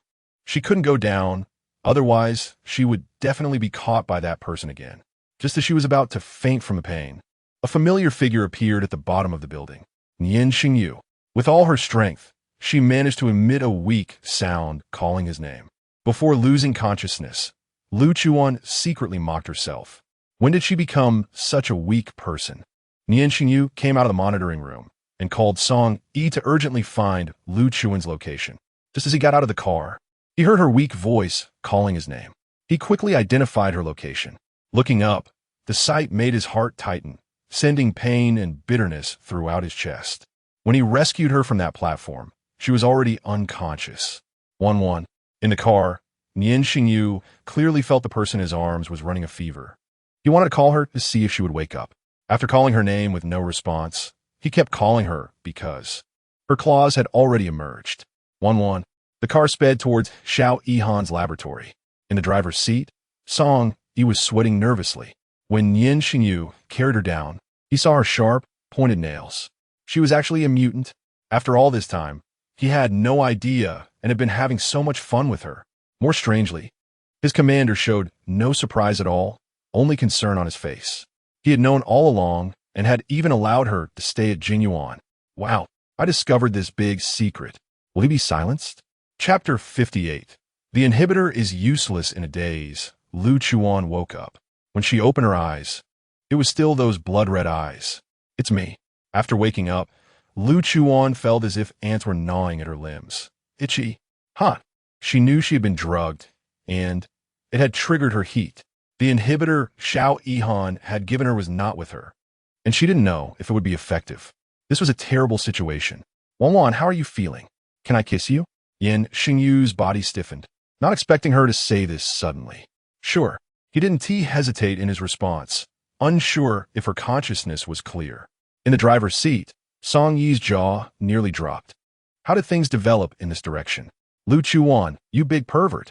The person is about to die, and you still want to tease my major. Naturally, she had no idea what Song Yi was thinking. She didn't even know he was in the car.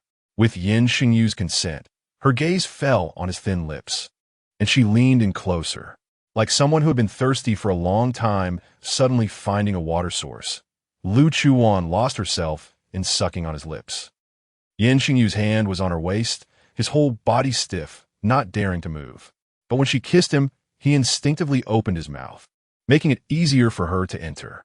Those ambiguous sounds echoed in the car, and Song Yi pressed the gas pedal even harder. The situation in the back seat shifted from Lu Chuwan taking the initiative to Nian Shengyu taking control. However, as they kissed, Lu Chuwan's hands became restless, starting to tug at his clothes. Meanwhile, her dress had already slipped down a bit during the chaos, exposing her chest. Nian Shengyu, Wan. I'm here, Wan. Just as Song Yi was about to slam the gas pedal to the floor, they finally reached Xiao Yihan's laboratory. Xiao Yihan. The car had barely stopped when Song Yi rushed out, shouting Xiao Yihan's name. Inside the car, the situation between the two was even more uncontrollable. Lu Chuwan wanted more, but Nian Shengyu was still conscious, desperately holding her tightly in his arms as he opened the car door to get out. But Lu Chuwan was not stable in his arms, nibbling at his neck, feeling itchy. Her body was hot, and her heart was also restless.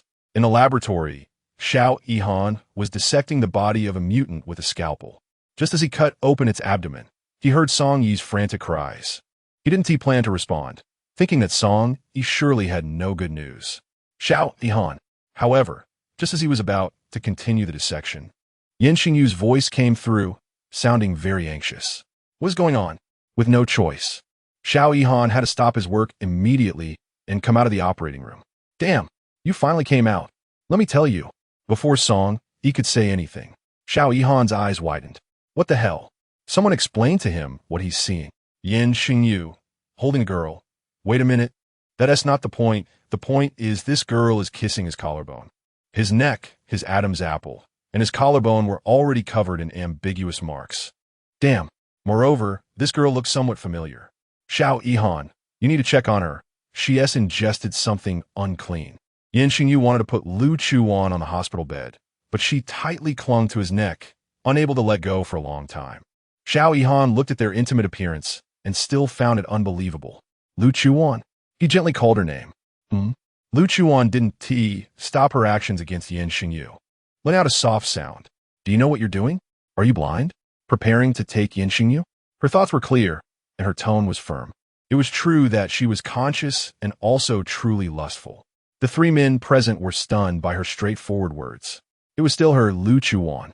And as for Nian Shengyu himself, his ears turned slightly red, and he tightened his hold on her a little more. The sea drug-induced heat. It was time to try out your inhibitor. Lu Chuwan suddenly bit down on Nian Shengyu's collarbone and then released him, sitting down in a chair, closing her eyes, desperately trying to endure the burning desire within her. Nian Shengyu stood frozen in place for a moment. That gentle bite had made his body tremble slightly, and his lower abdomen tightened considerably. So, what she did earlier was done with awareness, not just instinct. Realizing this, a silly smile appeared on his face.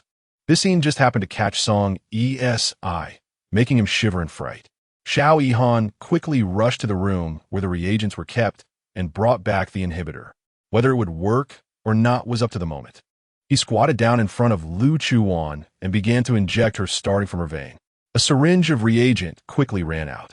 1 second, 2 seconds. 2 minutes passed, and Lu Chuwan still had her eyes closed, not saying a word. How is it? Xiao Yihan nervously swallowed before asking her. Not much effect. Is the drug's action time relatively long? Lu Chuwan still recognized Xiao Yihan's abilities, so she preferred to believe that the drug's action time was longer. She didn't want to believe that this inhibitor was useless. If that were the case, she would have to force herself to endure this heat. But more unfortunately, this time her heat was no longer just irritability. Now this overwhelming desire was making her. This was not a good sign. Xiao Yihan was suddenly at a loss. He didn't want to believe that his drug was ineffective, nor did he want to see Lu Chuwan in such distress. However, the reality was it really didn't work. After a long silence, Lu Chuwan already knew the answer. She frowned. Is there a place to detain mutants? Nian Shengyu had been standing beside her the whole time, and when she asked this question, he already knew what she was thinking. Is there no other way? This question was directed at Xiao Yihan. Xiao Yihan looked at him and remained silent. There were definitely solutions, and they were the most effective ones. But look at this girl. Does she seem like someone who would use such methods? Moreover, where could they find the antidote for her? He didn't wait for Xiao Yihan's response, but instead heard a sarcastic laugh from Lu Chuwan. Brother Shengyu, didn't you hear? She is currently in heat. What can be done? Or Brother Shengyu, why don't you bring over a few male models for her? Her originally pleasant voice now carried a few more charms due to the situation, not making it unpleasant, but rather exceptionally alluring. Coupled with her unique red pupils, it became even more enchanting. Nian Shengyu felt his breath catch and a hint of sourness in his heart. How could she let Xiao Yihan and Song Yi see her like this? How could she? Of course, before he could say anything, Lu Chuwan had already followed Xiao Yihan to the basement where mutants were detained, leaving him with only the familiar fragrance in the air. Song Yi was still in a state of shock, unable to be more shocked. After meeting Nian Shengyu's gaze, he felt a wave of fear. Major, I am absolutely loyal to you. I will never speak a word about today. I don't know anything. I didn't see anything. I am an idiot. I am an idiot. I am an idiot. Well, I can see that. Nian Shengyu said nothing, only nodded in agreement. You know the consequences if you speak. I promise. I promise I won't say anything. Nian Shengyu gently nodded and told him to go back first. He had important matters to attend to. Chapter 59. Can I? Wan. In the basement, Lu Chuwan followed behind Xiao Yihan, lowering her head to admire her claws. Not bad. Worthy of her, Lu Chuwan. Even her claws looked so good. Meanwhile, Xiao Yihan walked quickly in front of her, afraid that she might suddenly go crazy and harm herself. With that, Lu Chuwan began to take in her surroundings. The dimly lit confinement room looked almost like a prison. She couldn't tell how sturdy those iron doors were, but they certainly didn't seem capable of withstanding her at all.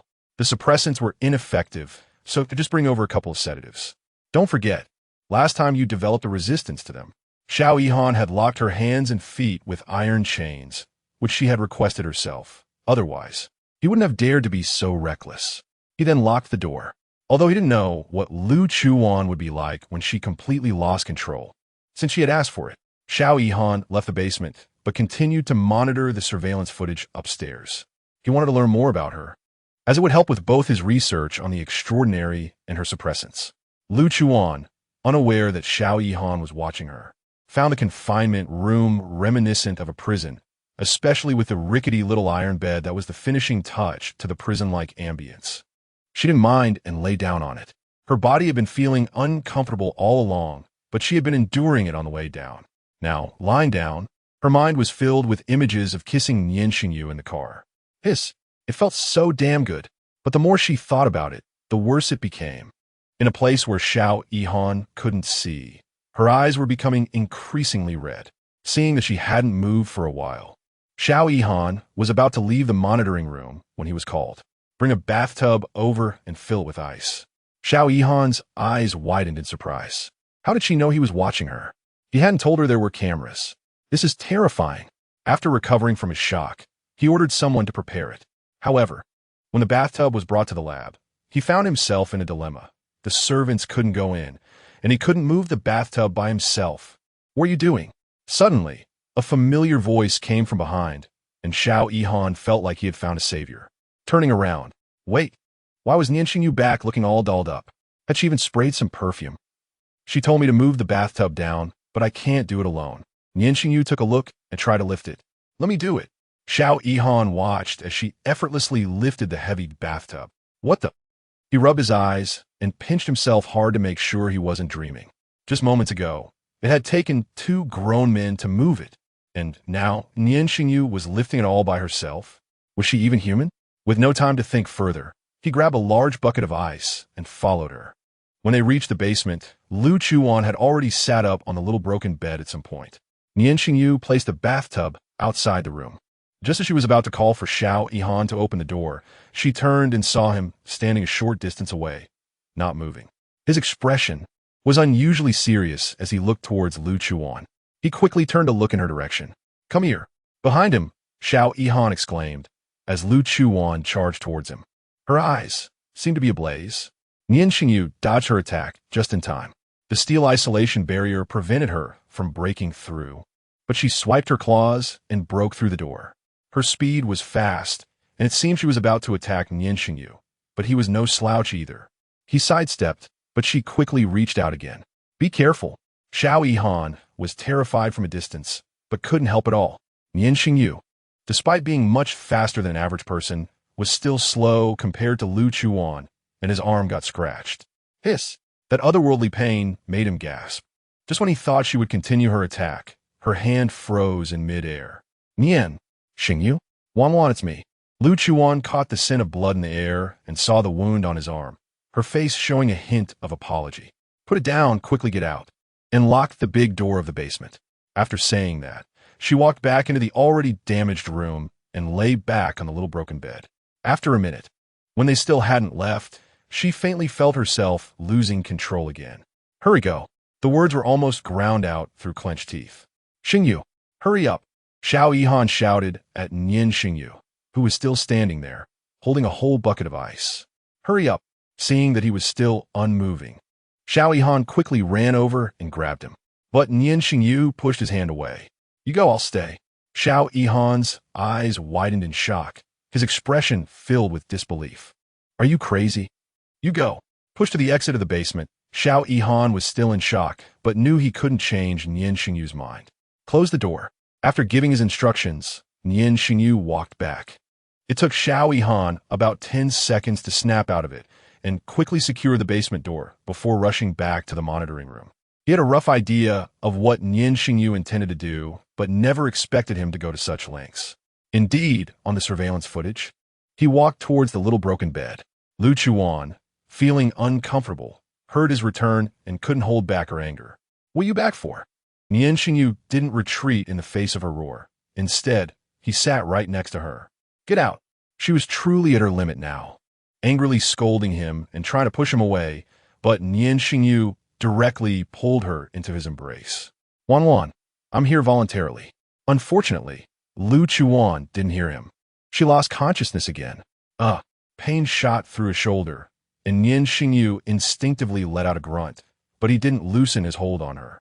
In the monitoring room, Xiao Yihan's heart was in his throat as he grabbed a gun nearby, preparing to go down to the basement to rescue Nian Shengyu.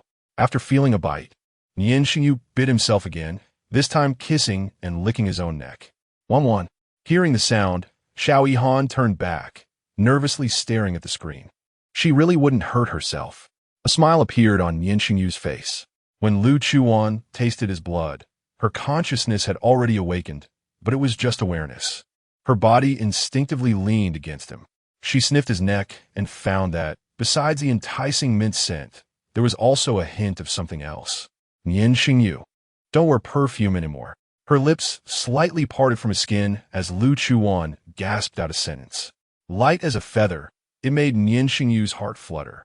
Okay, he replied without hesitation and took the opportunity to kiss her lips.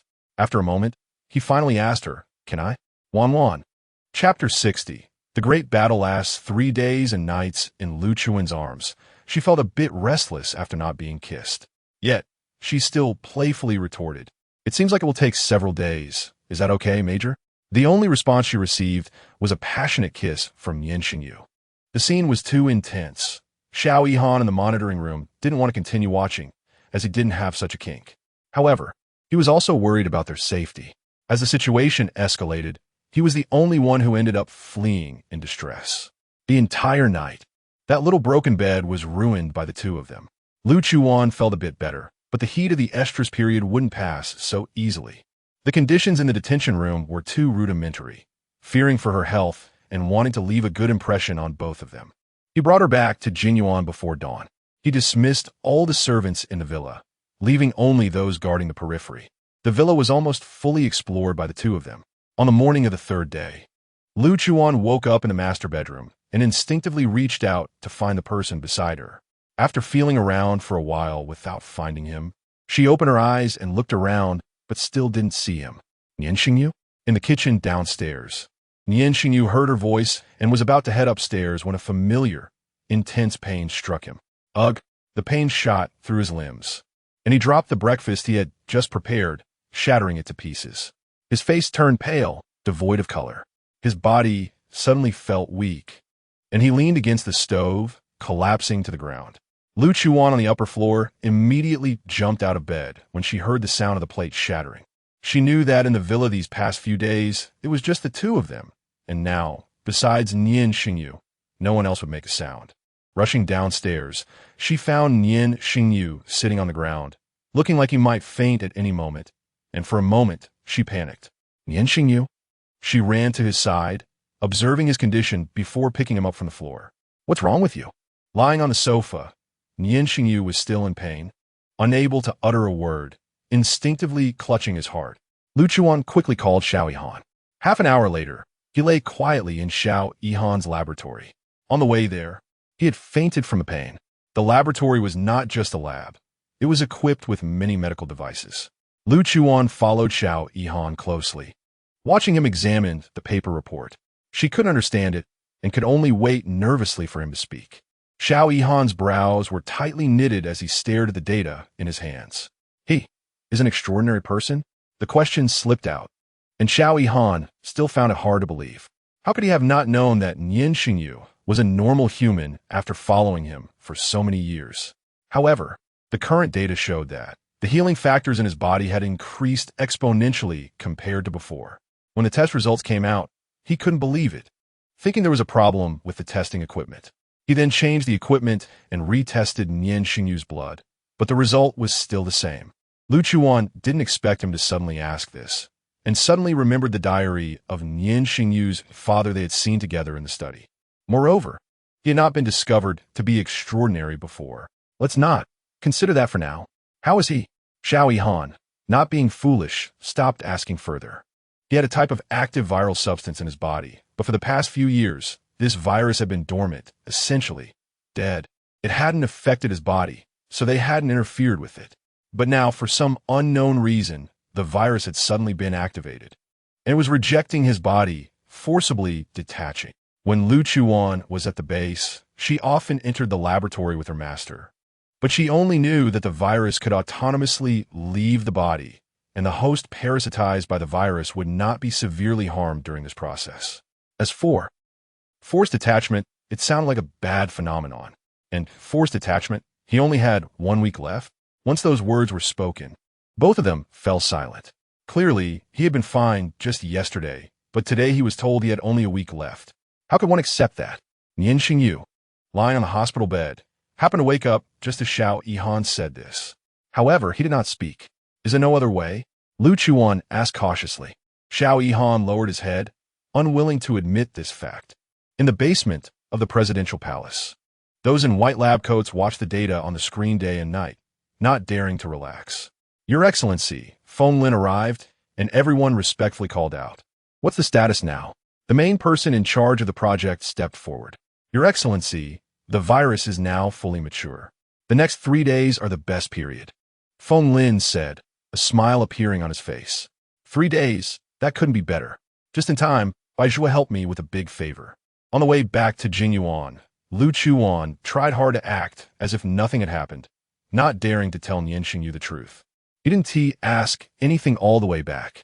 It was not until they were about to get out of the car that he held her hand. Sister, you will be responsible for me, right? Lu Chuwan was taken aback, not expecting him to suddenly ask such a question. Her mind was filled with the thought that Nian Shengyu had only 1 week left, thinking of what she could do to save him. And she momentarily couldn't comprehend what he meant by being responsible. What? Sister, after sleeping with me, you will be responsible for me, right? Just 1 week. After waiting 2 seconds without hearing her answer, he added. Lu Chuwan stiffened at his words. I heard everything. Nian Shengyu's face showed little expression, as if he had accepted this terrible news.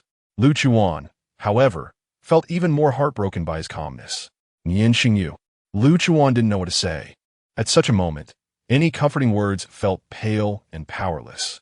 She hugged him tightly, feeling a surge of pain in her heart. Nian Shengyu buried his head in her neck, gently rubbing against her like a small dog about to leave its owner. A faint, powerless smile appeared on his face. He wasn't afraid of death. He just felt it was unfair. They had finally become so close. And he had been imagining their sweet life together when he woke up in the morning. Imagining every day with her in the future. But now, everything was shattered. Wan, I like you. I think it was from the first moment I saw you that night. I was captivated. Nian Shengyu said each word seriously, fearing that if he didn't say these words now, there would be no chance later. Lu Chuwan tightened her embrace around him, her heart filled with a deep, sour feeling that made her eyes moist. Memories of the past few months together flooded her mind. Wan, Nian Shengyu wanted to say something more, but Lu Chuwan held his face and kissed him. Their lips met just like that, a kiss devoid of any desire. Foreheads touching, Lu Chuwan slowly spoke. Nian Shengyu, I've never been in a relationship, but I think I must also like you. I will be responsible for you. Not just because you only have a week left. Nian Shengyu reached out to wipe away the moisture at the corners of her eyes. The more a person cherishes time, the faster it seems to pass. Throughout the day, the two of them stuck together, doing nothing and going nowhere, just being close to each other. Lu Chuwan was often lost in thought, imagining every possible way to help Nian Shengyu. But the reality felt so pale and powerless. Xiao Yihan was the same. Ever since they left, he spent every minute in the laboratory, searching through ancient texts and old books, trying to find a way to help Nian Shengyu. Among the three who knew the truth, two were unwilling to admit it. In the evening, Nian Shengyu said he wanted to eat the tomato beef noodles that Lu Chuwan made. She went into the kitchen, and he couldn't bear to leave her for a moment. While she cooked the noodles, he stood behind her, holding her and watching her cook. Suddenly, a panicked voice came from the yard. Sister Lu, something bad has happened. Chapter 61. The disgusting giant lizard Lu Chuwan didn't stop cutting tomatoes, as if nothing could be worse than the current situation. As soon as Song Yi got out of the car, he ran toward the house. Sister Lu? Not hearing a response. He scanned the house and only saw Nian Shengyu's figure. Major, where's Sister Lu? Although he had learned that Lu Chuwan was an extraordinary person that day, she had never harmed him or the Major, so he treated her as usual. He approached her. Nian Shengyu still didn't let go of Lu Chuwan, and when she turned around, he followed her movement, maintaining his embrace. So affectionate. Song Yi felt a bit awkward watching the two of them stick together. What's going on? He momentarily forgot the awkwardness and quickly delivered news. A super large magnetic field has appeared in Area D. Lu Chuwan had little reaction, and Nian Shengyu didn't speak either, but his hold on her clearly stiffened. Sister Lu? Seeing she didn't respond, Song Yi called her again, but he was completely oblivious to the strange atmosphere. Just keep an eye on it. Huh? Aren't you going to take a look? No. Lu Chuwan tilted her head and rubbed against Nian Shengyu's chest. Wan, go take a look. Nian Shengyu kissed her cheek. After he left, she would return to her world and forget about herself, or so she thought. Nian Shengyu. She didn't want to go. Their time was already short, and she didn't want to waste it, wanting to be by his side every moment. Go on, Wan.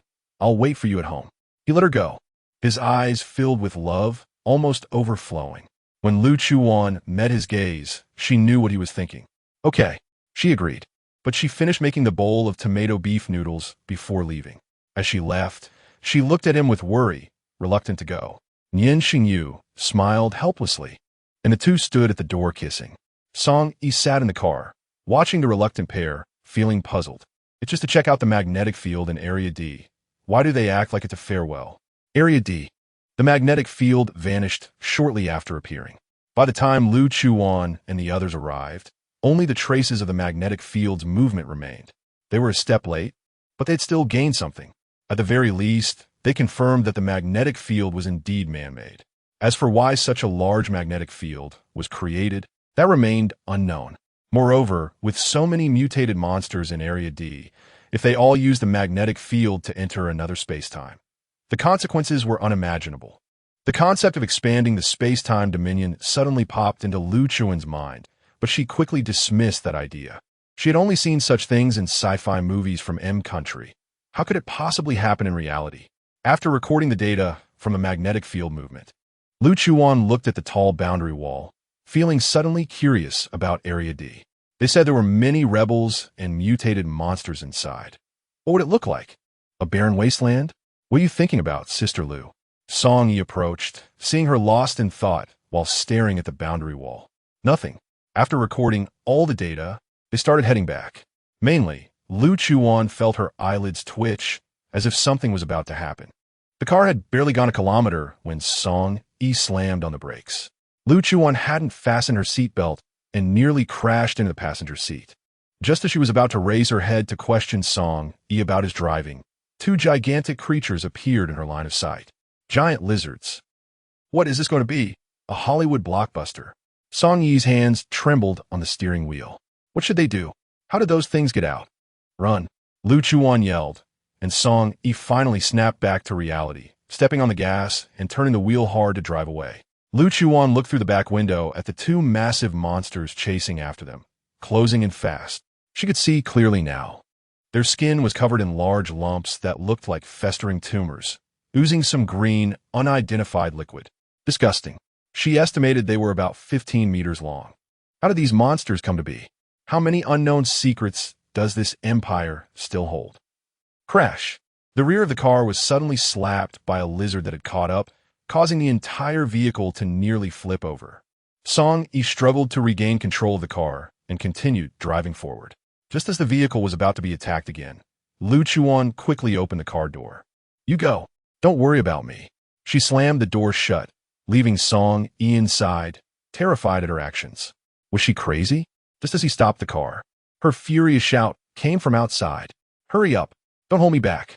He had no choice but to grit his teeth and drive forward. After Lu Chuwan jumped out of the car, both lizards focused on her, attacking in her direction. Lu Chuwan looked at the skin of the two enormous creatures, feeling nauseous. But there was no time to waste. Her sharp claws extended, and her eyes turned red. She ran toward the boundary wall, leaping onto the back of the larger lizard. Her claws pierced its skin, but the damage was minimal. What surprised Lu Chuwan even more was how hard its skin was. The smaller lizard saw her and opened its massive mouth, ready to bite her. Lu Chuwan met its deep green eyes. The eyes. Yes, the eyes were its weakest point. Lu Chuwan leaped onto its head, quickly plunging her sharp claws into its right eye. The lizard let out a pained roar, thrashing its head wildly, trying to throw Lu Chuwan off. But one of her hands had sunk into its skin, allowing her to hang securely on its head. With its eye punctured, the disgusting liquid splattered onto Lu Chuwan, reeking. She wrinkled her nose in disgust, and then unhesitatingly burst its other eyeball. The other lizard quickly reached out its giant claw, trying to swat her dead. She released her grip and jumped to the ground, crouching safely. But the next second, she was almost hit by the tail of the blinded lizard. In a critical moment, her pupils turned even redder, just as she locked eyes with the larger lizard. Its eyes exploded instantly. Her vision cleared a bit, taking advantage of the two lizards being momentarily blinded. Lu Chuwan swiftly used her sharp claws to stab into their heart positions. After struggling a few times, both lizards finally fell. Standing between the two lizards, Lu Chuwan looked at her hands, feeling puzzled. Just now, she had used her supernatural ability, the Eye of the Undead, but now, why did she feel nothing? Unlike last time, when using teleportation had nearly incapacitated her. Yes, ever since she had spent 3 days and nights with Nian Shengyu, her body seemed to have changed. But she hadn't noticed at the time due to Nian Shengyu's sudden situation. So, did she need to have sex with a man to regain her powers? Was that the reason for her chaotic heat period? Damn, how could she be so desperate? But the more I think about it, the more reasonable it seems. Damn it. Chapter 62. Shengyu be good? After walking out from beside the lizard's corpse, Lu Chuwan noticed that Song Yi had stopped the car at some point, standing not far away with a gun raised, staring in her direction. His expression dazed when he saw her. What she didn't know was that Song Yi was also subconsciously swallowing in fear. Let's go. By the time Lu Chuwan reached him, she had already concealed her otherworldly traits. Oh, Song Yi followed her closely, not daring to breathe, afraid that if he upset her, he would be in big trouble. When they reached the car, Lu Chuwan went straight to the driver's seat. She wanted to drive herself to get back to find Nian Shengyu faster. However, after fiddling with it for a while, she realized the car wouldn't start. Fate tends to pick on the unfortunate. She was frustrated. After considering her options, she decided to teleport back. Otherwise, Waiting for someone to pick them up would waste too much time. They already had so little time left. Come here. She glanced at Song Yi, who was standing far away, and then looked down at herself. Fine, she was dirty and smelly. Even she found herself repulsive. But Song Yi was scared of something else. Come here and hold my hand. Song Yi was stunned by her words. Not to mention he was a bit afraid of her. She was now the major's woman. Who would dare to hold her hand? Faster. Stop dawdling. Seeing his hesitant demeanor, Lu Chuwan felt a surge of unnamed anger. Eventually, Song Yi came over. Close your eyes. Obediently, he closed his eyes, and when he opened them again, they had already arrived in the living room of Jinyuan. What the hell? Lu Chuwan ignored Song Yi, who was acting strangely, and searched for Nian Shengyu in the villa. However, she couldn't find him and didn't hear any sounds. Nian Shengyu? No one replied. Shengyu, be good? Still no response. Lu Chuwan furrowed her brows and took out her phone to call him. After a long time, someone finally picked up. Hello, Wan, you're back. I'm home. Be good, where have you been? On the other end of the line, Nian Shengyu was sitting in the interrogation room, and hearing her call him, be good, melted his heart. He wanted to rush back and hug her immediately. I'm out for a bit. I'll be back soon. Lu Chuwan felt relieved and started walking upstairs to clean herself up from the awful smell. Okay, send me your location. I'll come pick you up. Nian Shengyu didn't refuse and sent her the location. After hanging up, the tenderness on his face vanished, replaced by a serious expression. Hellion Jean, sitting across from him, was somewhat surprised by the sudden shift in his demeanor. As soon as Lu Chuwan left, Hellion Jean brought a warrant to Jinyuan to take Nian Shengyu to the interrogation room, under the charge of maliciously harming an ally. That ally was Bai Zhuo. On the night Lu Chuwan was drugged, Bai Zhuo was attacked by Nian Shengyu's people and had an arm broken. He was still in hospital. However, Nian Shengyu never expected to be arrested for this reason. Major, do you think you can still go back today? Hellion Jean's tone held a hint of mockery. But Nian Shengyu didn't care. Whether he could go back was his own decision. It wasn't up to Hellion Jean to interfere. He only followed to see what these people were up to, nothing more. Does Hellion think that because he's behind you, I won't dare to do anything to you?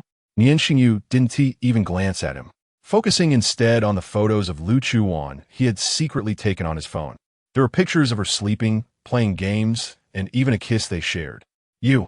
Hellion Jean didn't expect that, even after being brought to the interrogation room, Nian Shengyu would still be so arrogant. After thinking for a moment, the fire in Hellion Jin's heart was suppressed again. So what if Nian Shengyu usually had him under pressure? He was still brought to the interrogation room and remained just a pawn of the president. He smiled and began today as questioning. Major Nian Shengyu, do you admit to sending your subordinates to hunt down your ally, Bai Zhuo 2 days ago? I admit it, he deserves to die. Hellion Jean loved Nian Shengyu's unyielding demeanor. The interrogation room was full of surveillance cameras, and Nian Shengyu's words had already been recorded. Once he was stripped of his position, Hellion Jean could take over as major.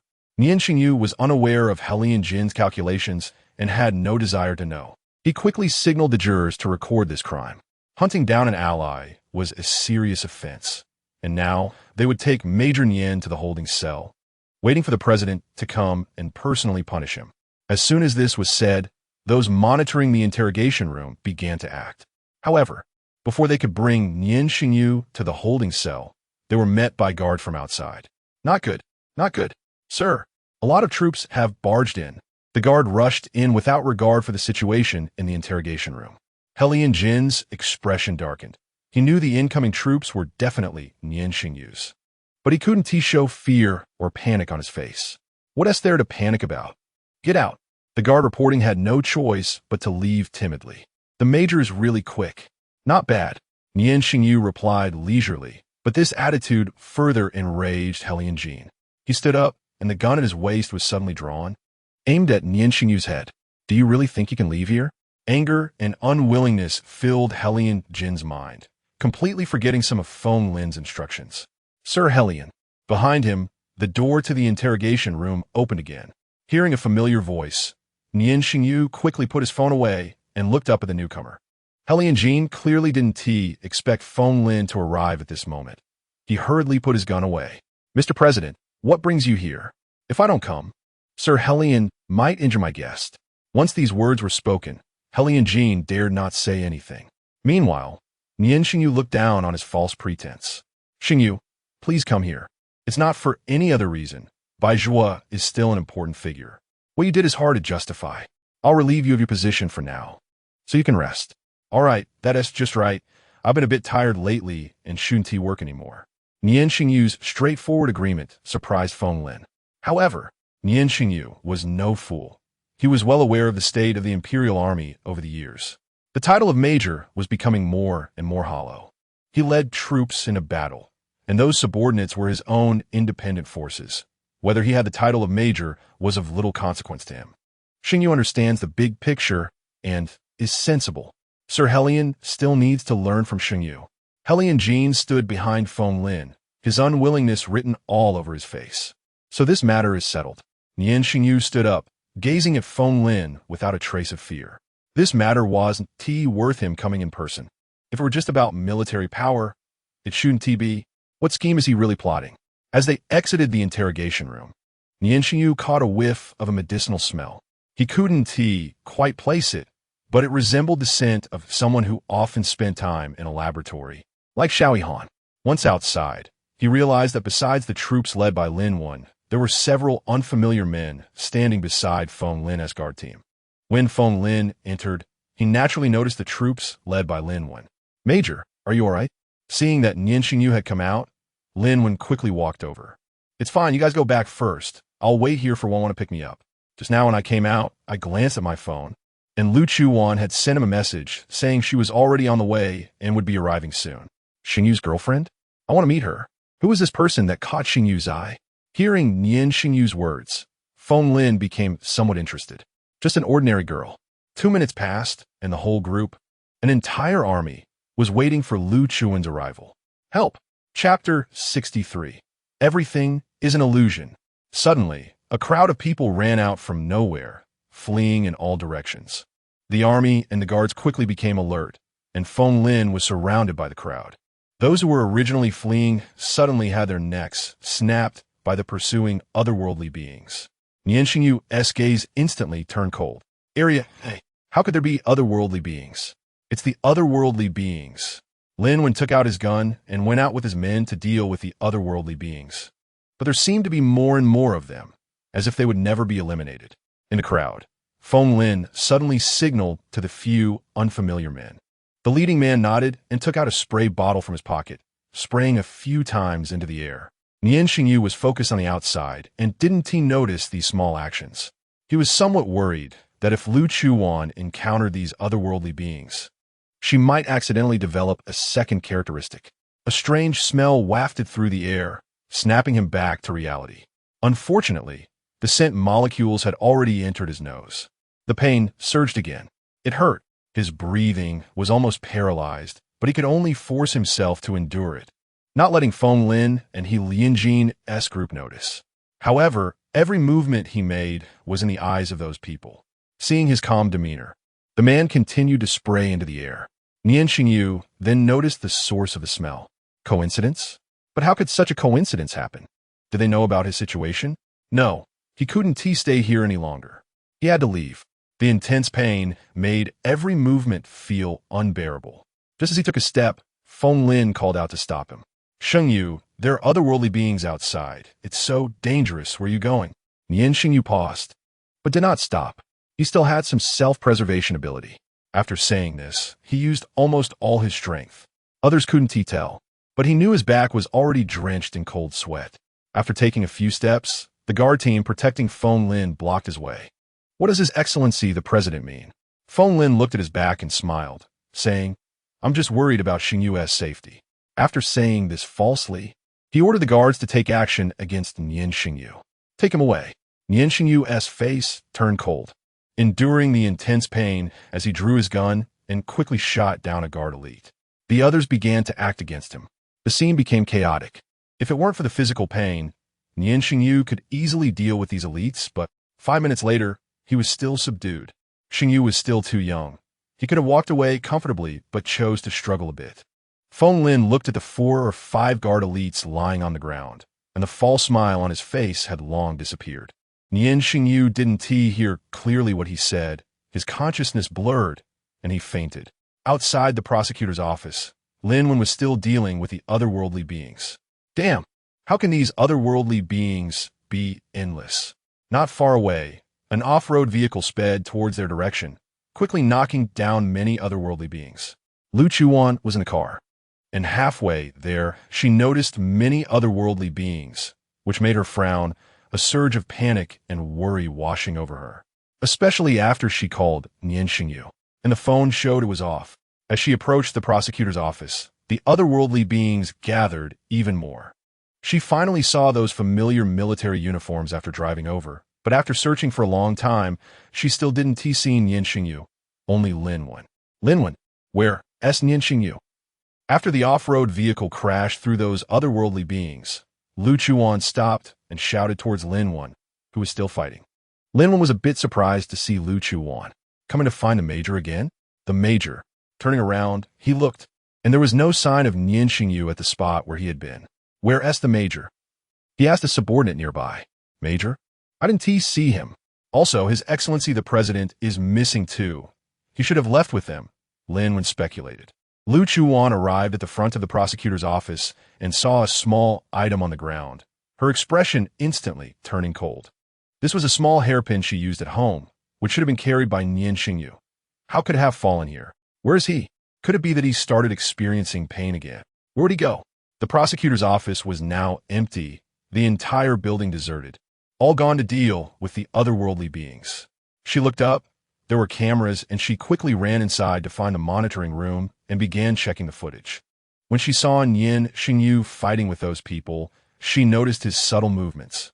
Sure enough, he started experiencing pain again, and these people dared to touch her boyfriend. Damn it! Seeing Nian Shengyu faint before being taken away by Feng Lin, Lu Chuwan, in a fit of rage, smashed the mouse, and the computer was smashed along with it.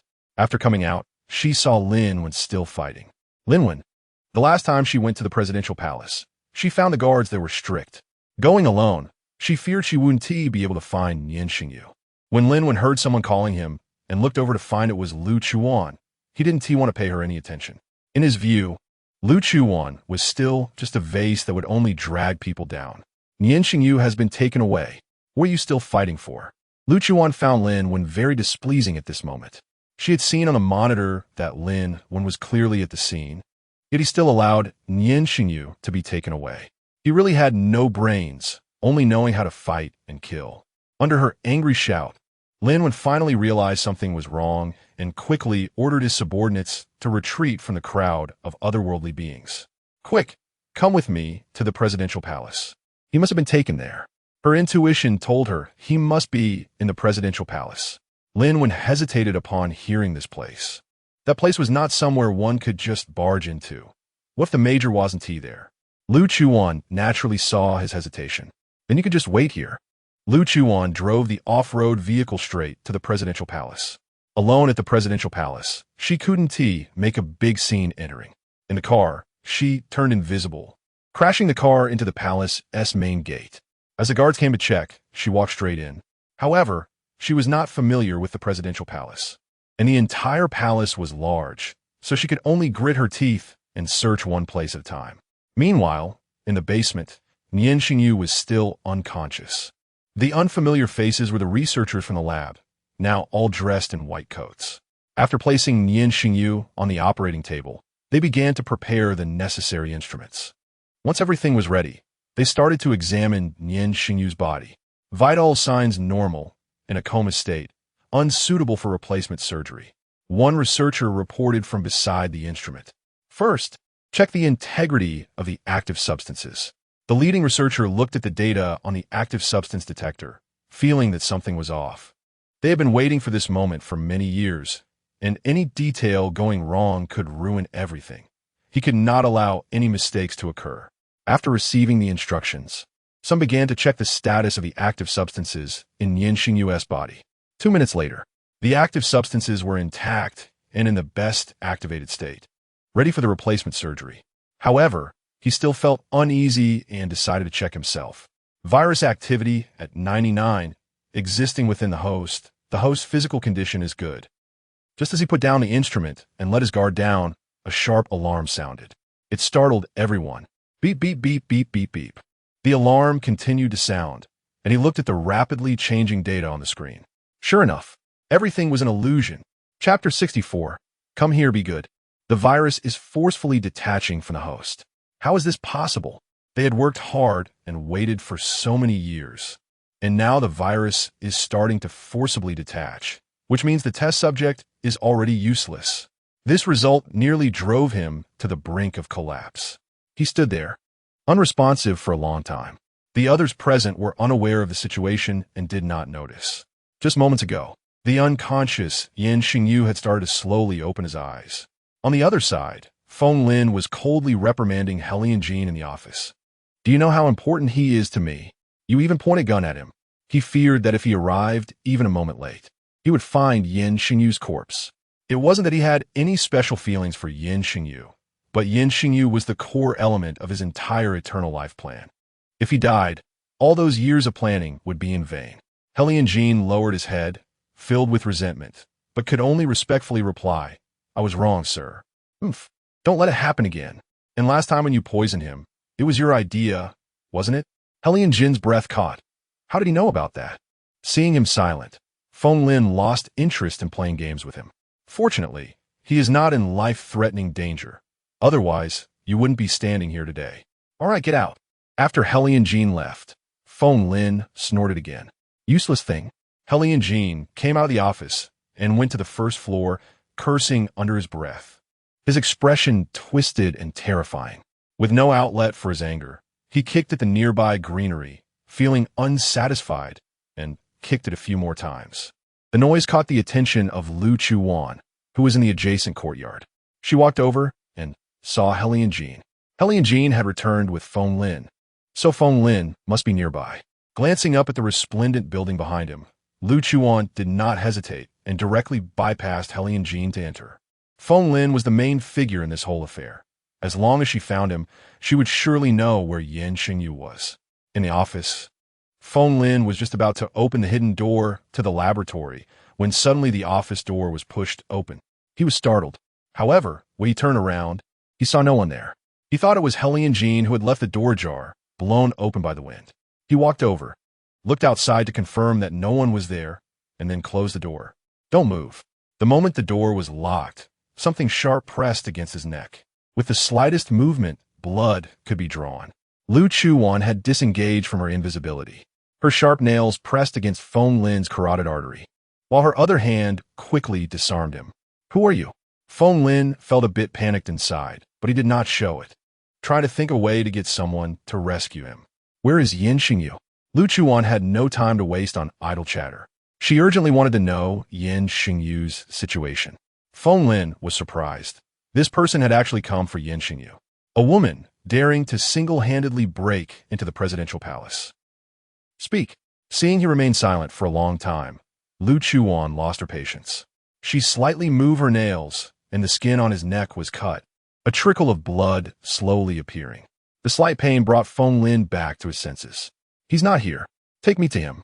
Feng Lin had no intention of taking her to the laboratory, planning to lead her to the guard's resting area. But as soon as this thought crossed his mind, a sharp object pierced through his lower back and into his flesh, causing a pain far greater than the earlier wound on his neck. And he could distinctly feel 4 holes being punctured in his skin. Don't try to play tricks, or this empire will soon belong to someone else. This made Feng Lin realize that this crazy woman was truly willing to take his life. He had no choice but to open the hidden door to the laboratory under Lu Chuan's threat. Nian Shengyu opened his eyes, not knowing where he was. However, a researcher saw that he had woken up and opened his mouth to speak, but Nian Shengyu quickly grabbed a syringe and accurately jabbed it into his throat. The researcher immediately lost his ability to speak, but the painful whimpering still caught the attention of the other researchers nearby. Nian Shengyu could only rip off those messy tubes on him that he didn't know the purpose of. He nimbly rolled off the operating table. He directly attacked a researcher to his left, twisting his neck gently, ending his life. 2 out of 4 or 5 researchers were instantly taken down. The remaining 2 attempted to come over to subdue Nian Shengyu together, but as one approached, Nian Shengyu kicked him squarely in the jaw. The jawbone shattered, and the person fell back to the ground, while the other, frightened, did not dare to advance. But soon, Nian Shengyu caught a whiff of the scent he had smelled before passing out. He quickly realized that this scent would cause him excruciating pain, and he turned to face a somewhat familiar face. Nian Shengyu understood. At the door of the prosecutor's office, this person had sprayed an unknown substance into the air, causing him immense pain. He quickly covered his mouth and nose, but it was too late. He inhaled a bit of the scent and began to feel pain again. However, these researchers who had spent years in the laboratory had no combat ability. Nian Shengyu endured the pain and attempted to rush at him, but unexpectedly, he pulled out a gun and aimed it at Nian Shengyu's head. For a moment, the two were at a standstill. Just as Nian Shengyu was about to reach for the gun, he heard a familiar voice not far away. "Hurry up!" It was Lu Chuwan. She just brought Feng Lin down from the elevator and saw Nian Shengyu, pale and barely clothed. A surge of heartache welled up inside her. "Tell him to put the gun down." This was Lu Chuwan speaking to Feng Lin. Lin Kuan put the gun down. As they moved in a bit closer, the person named Lin Kuan finally noticed Feng Lin's condition, his face turning pale with shock, and he quickly lowered the gun he was pointing at Nian Shengyu. "Mr. President, don't move. Stay there. Come here, be good." When Nian Shengyu saw her, his heart softened, and upon hearing her call him, he smiled and walked towards her despite the pain in his body. Seeing him come to her side, Lu Chuwan finally felt a bit relieved. She looked over Nian Shengyu's entire body, checking for injuries, and after confirming he was fine, she glanced at the chaotic laboratory with researchers lying around. Coldly she asked, "What did you bring him here for?" The memory of Nian Shengyu's father's diary flashed in her mind, and Lu Chuwan felt that things were not as simple as they seemed. "We just brought Major Yin here to check his health." That line was more suited for a 3-year-old child. Lu Chuwan wouldn't believe a word of it, but there was no time to dwell on it, for now. They had to leave this place quickly, otherwise they wouldn't be able to escape when others arrived. "Throw down your gun." Lin Kuan hesitated for a moment, but Feng Lin signaled him with his eyes, so he could only throw the gun far away. "Wan Wan." Nian Shengyu felt his body growing increasingly painful, his consciousness becoming more and more blurred, instinctively calling out to her. The weakness in his voice made Lu Chuan's heart tremble. She forcefully pushed Feng Lin away and embraced Nian Shengyu before he passed out again. Holding Nian Shengyu, Lu Chuwan began to retreat. Lin Kuan, behind, wanted to pick up the gun on the ground to hold the two of them back. However, he was stopped by Feng Lin. "Let them go." Chapter 65. "I'm sorry I hurt you." This had long been anticipated by Lu Chuwan, which is why she dared to take Nian Shengyu away. "Your Excellency." Lin Kuan still seemed to want to say something, but then he realized that Feng Lin was injured. It was still a rather serious injury. He hurried to get the medical kit to treat the wound. However, Feng Lin was staring blankly at the wound in front of him. This was the work of the Iran. He let Lin Kuan treat his wound, and only then did he ask about the progress of the experiment. If he missed this opportunity, would there still be a chance to exchange blood and hearts? Lin Kuan's hands froze as he treated the wound, but he still spoke the truth. The active substance virus was forcibly separating from the host body. His blood and heart had already lost their immortality functions. What? This news was no different from a bolt from the blue, and Feng Lin stood up excitedly. After waiting for so many years, success was finally within reach, and now he was being told that everything was in vain, that Nian Shengyu was of no use. He was already over 60 years old. How could he wait another 20 years like he did more than 20 years ago?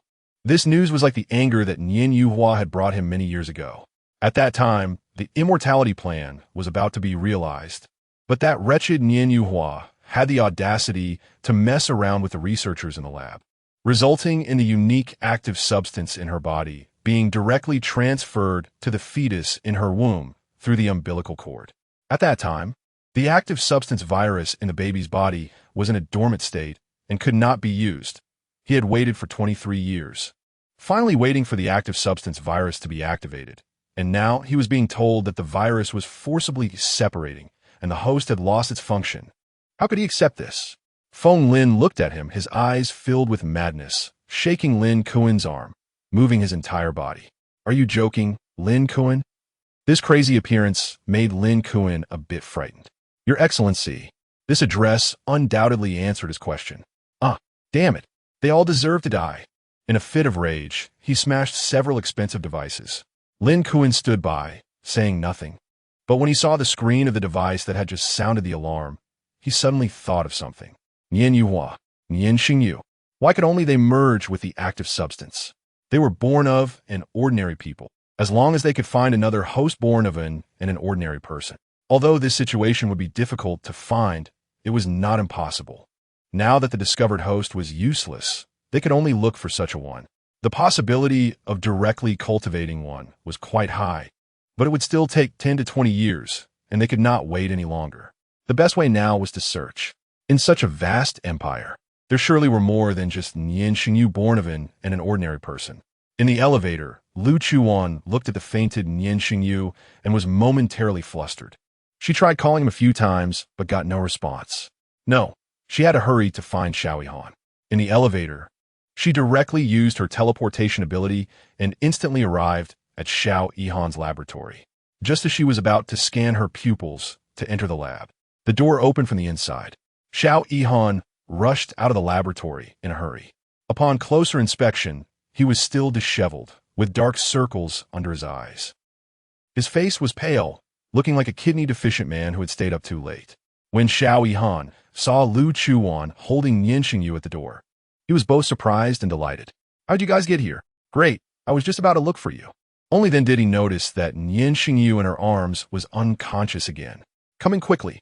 In a laboratory, Lu Chuwan looked at Nian Shengyu lying on the operating table with his eyes tightly closed and gently took his hand, kissing it near her lips. Xiao Yihan was checking him beside her and felt a pang of heartache at the sight of the two. "I was just about to look for you because I found a way to temporarily freeze the virus, which could extend some of his life. Are there any side effects?" Lu Chuan's eyes showed a glimmer of hope. "No side effects." "Then hurry and use it on him." After Xiao Yihan finished examining, his expression was not as pleasant. The virus was accelerating its separation. Even if it was frozen, it could only extend his life for 2 months at most. But 2 months was better than 3 or 4 days. Soon, he used what he had stayed up for the last few days to develop on Nian Shengyu. Lu Chuwan finally felt reassured. "Thank you, Xiao Yihan." Xiao Yihan shook his head. "He's also my friend. I hope Nian Shengyu can be okay. By the way, where are you guys coming from? How are you doing up like this?" Nian Shengyu was only wearing a pair of pants, and Lu Chuan's hands were covered in blood. Lu Chuan recounted how Nian Shengyu was taken to the laboratory by Feng Lin, but she still didn't quite understand what those people wanted with Nian Shengyu. Xiao Yihan was not very clear either, but he had another question for Lu Chuwan.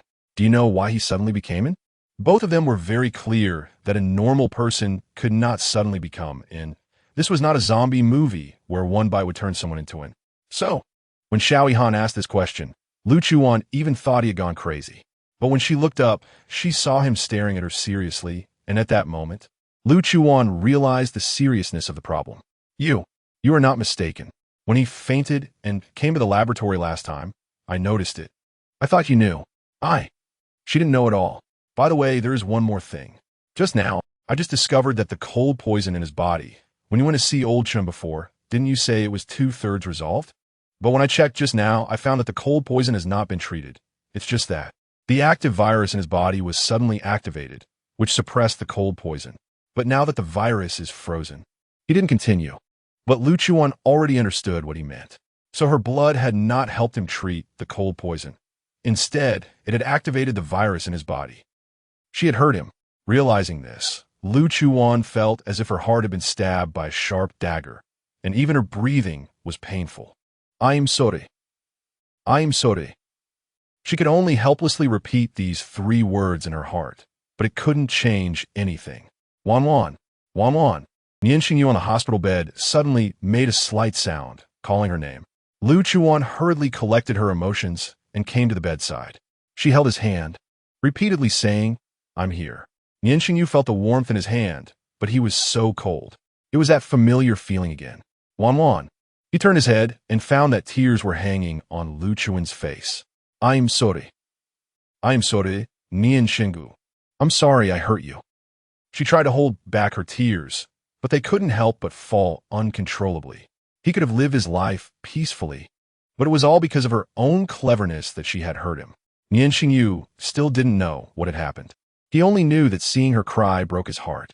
He had known her for a long time, and it was the first time he saw her cry. And it was because of him. Damn it, Nian Shengyu. Chapter 66. Want to go to Wanwan's world. He raised his hand to wipe away her tears. Don't cry, Wanwan.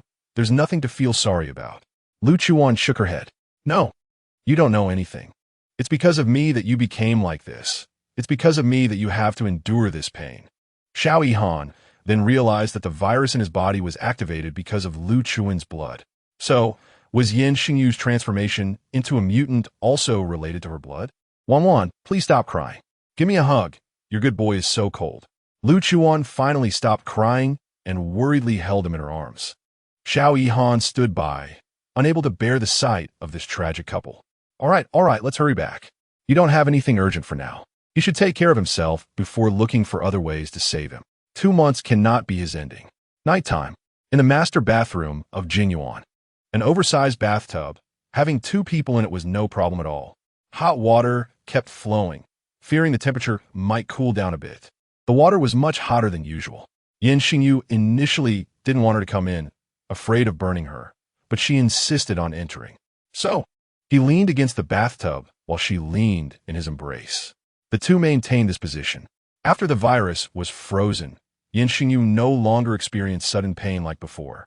Now, apart from the cold brought by the cold poison, he felt nothing else. Nian Shengyu. That time I went to District D to bring you back. Your cold poison acted up. At that time, I had no choice but to let you drink a bit of my blood. But I thought that would save you, but I didn't expect that the blood activated the virus in your body. It's my fault that you became like this. Lu Chuwan chose not to hide anything. As she spoke, tears couldn't help but fall. She felt very guilty. Nian Shengyu didn't show much expression. It turned out that the apology she made in Xiao Yihan's lab was because of this. He thought she was going to abandon him. Tears slid down her cheeks, dripping onto his arm that was holding her. Nian Shengyu noticed, turned her around, and looked at her tear-stained face, feeling a pang of heartache. He gently lifted her chin and kissed away those tears. Then does that mean my body carries my sister's blood? Then I belong to my sister. You can't abandon me. Ever.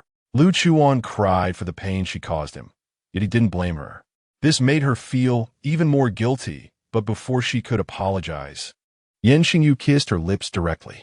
She initially wanted to refuse, but he pulled her into the bathtub and held her tenderly.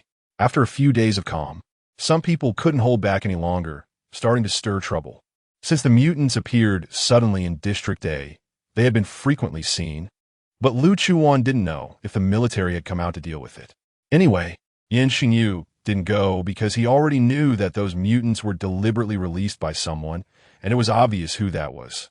It was just that old phone Lin wanted to capture him for experiments, teaming up with Baizhua. He had realized this while in the lab. However, what they didn't expect was that on the 3rd day after returning, a piece of news exploded. Former Imperial Major Nian Shengyu privately raised mutants at home. Suddenly, this news skyrocketed to trending topics. The public had become extraordinarily angry due to the recent mutant riots, and now this piece of news ignited public outrage. Could it be that the mutants in the city were all released by Nian Shengyu? Exactly. It must be him.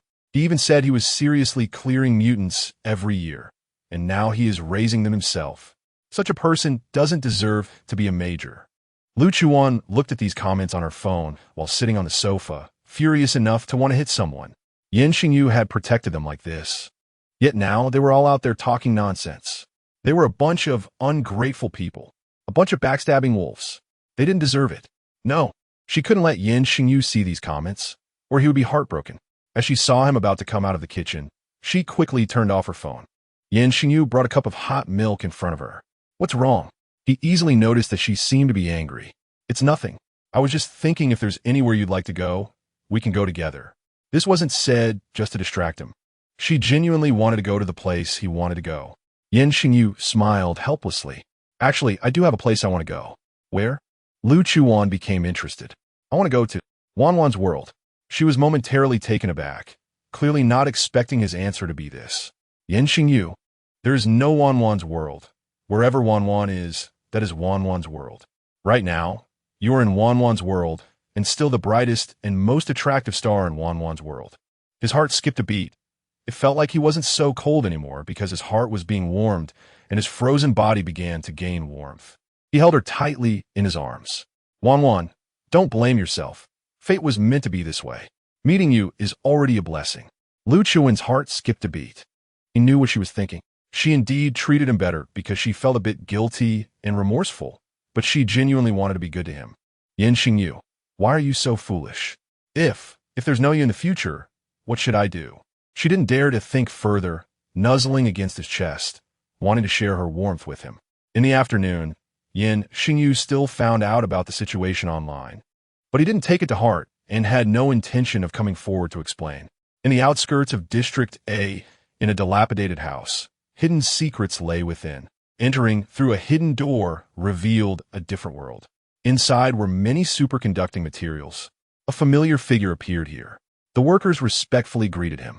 Your Excellency, we have made a significant discovery. Feng Lin sat down, waiting for the explanation. Time travelers have appeared after this magnetic field disturbance. We found traces of time travelers near the magnetic field.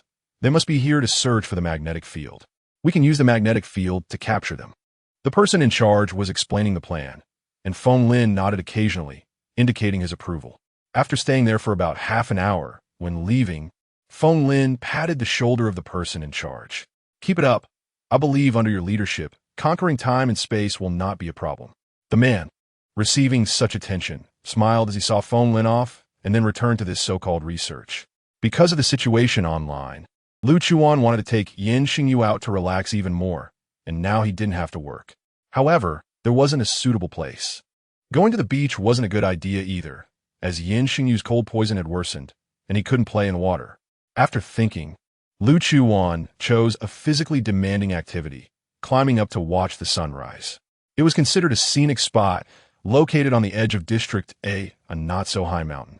It was said that the scenery on the mountain was beautiful, and both sunrise and sunset were stunning. They set off early the next morning. Considering the temperature on the mountain was still a bit low, especially before and after sunrise, Lu Chuwan found a super thick coat for Nian Shengyu. Wan, I'm not that weak. She always cares a lot about her body, paying attention to every detail. Nian Shengyu feels that if this continues, he will become useless. But she insists on doing it this way, so he just enjoys it. However, looking at the exaggerated clothes on his body, he smiled helplessly. No way. Or, shall I not go? Chapter 67. Embrace, a kiss from the heart. She's still worried that his cold poison was getting worse, worried that he might suddenly feel unwell. No, Bangwan. Nian Shengyu just happened to wrap her in his wide coat, both of them snugly wrapped up. He rested his chin on her fluffy head, gently rubbing against it. There are still so many things I haven't done with Wan. I don't want to leave any regrets. Hearing him say this, Lu Chuwan felt a pang in her nose, tears threatening to spill again. Had she cried? In her previous world, no matter what difficulties she faced, she had never shed a tear. But now, she tightly wrapped her arms around his slim waist, burying her head in his chest, feeling his presence. Then she mumbled, okay. But still, Lu Chuwan was worried about unexpected situations, so she called Xiao Yihan to join them. But she asked him to come a little later. In the past, she never second-guessed herself, but now it was different. She had to consider everything that could happen wherever she went. Xiao Yihan didn't refuse, but it was impossible for him to follow them to eat dog food alone. So he turned around and called Song Yi. Because Nian Shengyu was removed from his position, Song Yi directly resigned. Without Nian Shengyu, he didn't care for the position of deputy. He just wanted to follow Nian Shengyu, whose life he had saved time and again.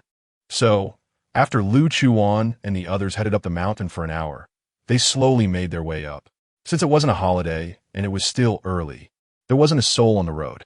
The two held hands and began to step over one staircase after another. Besides Lu Chuwan carrying a thermos and having her phone in her pocket, they took nothing else. The thermos was filled with hot water that Lu Chuwan prepared for Nian Shengyu, fearing he might get thirsty. Nian Shengyu had said he would take it himself, but Lu Chuwan wouldn't allow it. He jokingly asked her if she wanted to raise him like a son. Then you should call me Mom. In her previous world, used to being a rogue, Lu Chuwan blurted it out, only realizing what she had said afterward and awkwardly smiling. Nian Shengyu also laughed. He quietly breathed into her ear. We can try it on the bed, but usually I want to be your husband. Whether it was the phrase about trying on the bed or calling him husband, Lu Chuwan immediately flushed red. The morning mist in the mountains was thick. and the two walked slowly, not caring whether they could reach the top before sunrise. Nian Shengyu took his phone and secretly snapped a few pictures of her. Lu Chuwan had noticed long ago, but waited for him to finish before teasing him with a smile. "Are you captivated by my great beauty?" His face was full of tenderness. "Yes, I was captivated the moment I saw you." He would always remember that night, the night they first met. A hint of surprise flashed across Lu Chuan's face, and then she took her phone, nestled into her arms, and took a selfie. "Then let's take more, to have more memories." As soon as she said that, both of them were taken aback. What she meant wasn't that, but hum.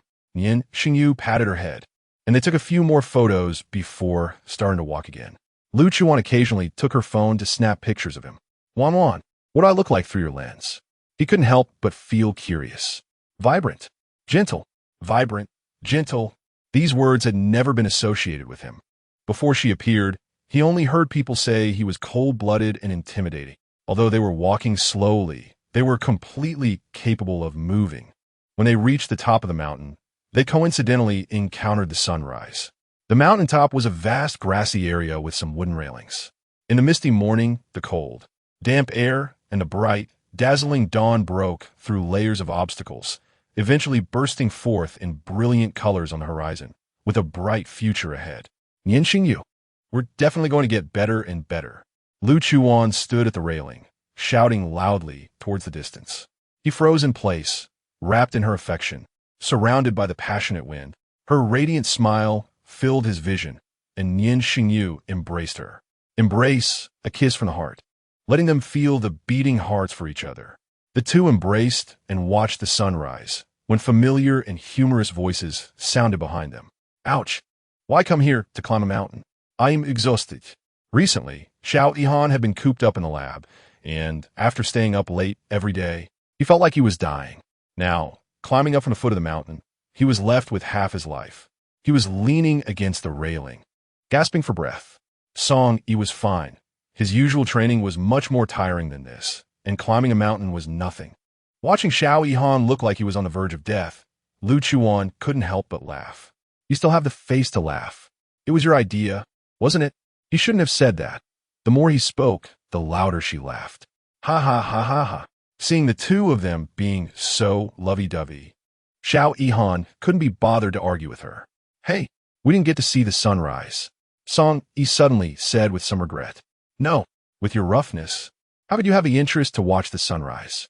Xiao Yihan stood up and slapped the back of his head. "Why can't I watch the sunrise?" The noisy scene made the two not far away smile knowingly. "This kind of time is really nice. Should we camp here for a night?" Nian Shengyu squeezed her small hand, thinking of this suggestion. She really liked the idea, but they hadn't brought anything needed for camping. How could they camp? Before Lu Chuan could respond, Song Yi came running over. "Great. I'll call someone to bring things over." Since it was like this, they just rested at the mountaintop, waiting for someone to bring things over. Xiao Yihan, having exhausted himself from staying up late, laid down on the grass to catch up on sleep. With no one to play around with, Song Yi could only sit there playing on his phone. Meanwhile, Lu Chuan and Nian Shengyu were choosing social media profile pictures on their phones. After a long time, they changed to a childish and cute couple picture. However, he didn't find it childish at all and looked at his profile picture with satisfaction, occasionally pecking her little face.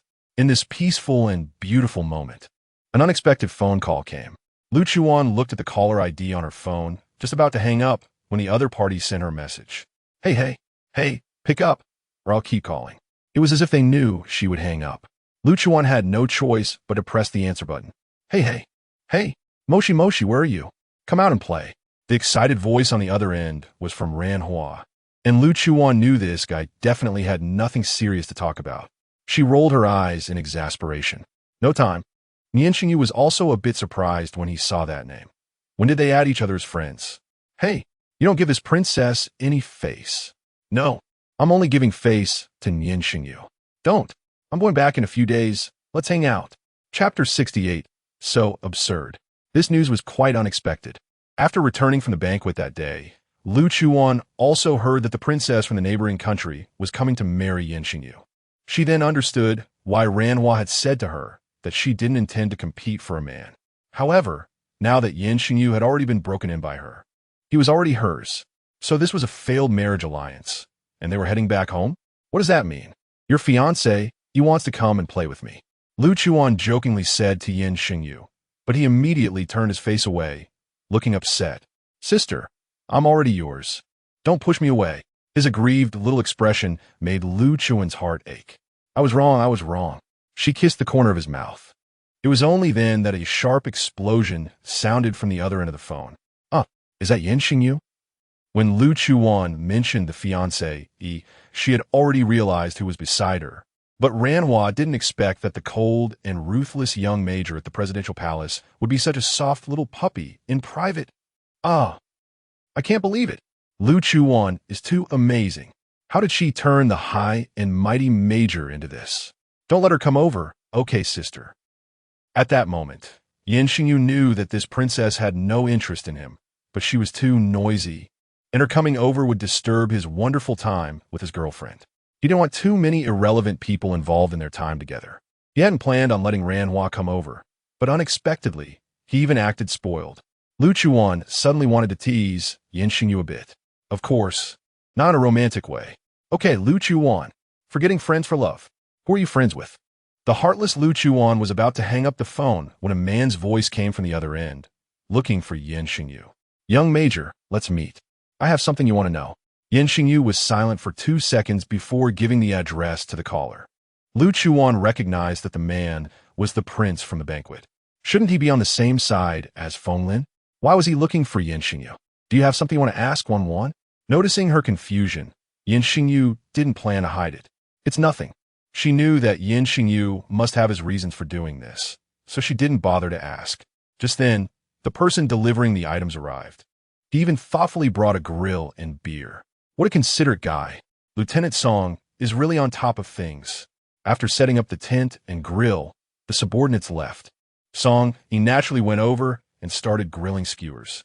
Lu Chuwan thought that as a big man, he would burn the skewers, but unexpectedly, they turned out quite well. The aroma was intoxicating.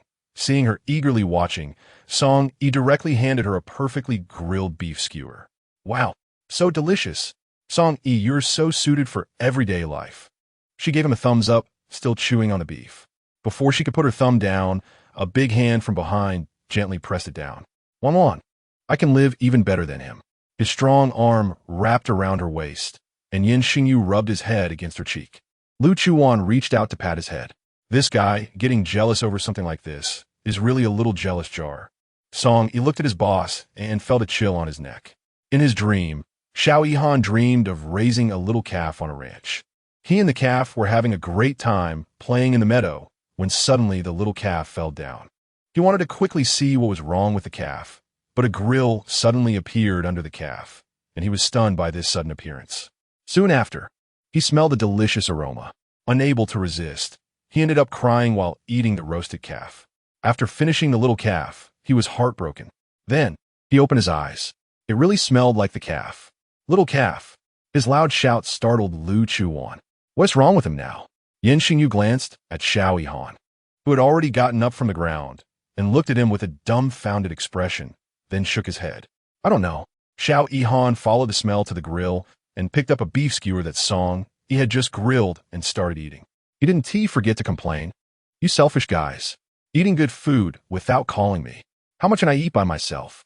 In fact, he had eaten 1/3 of the skewers by himself that night.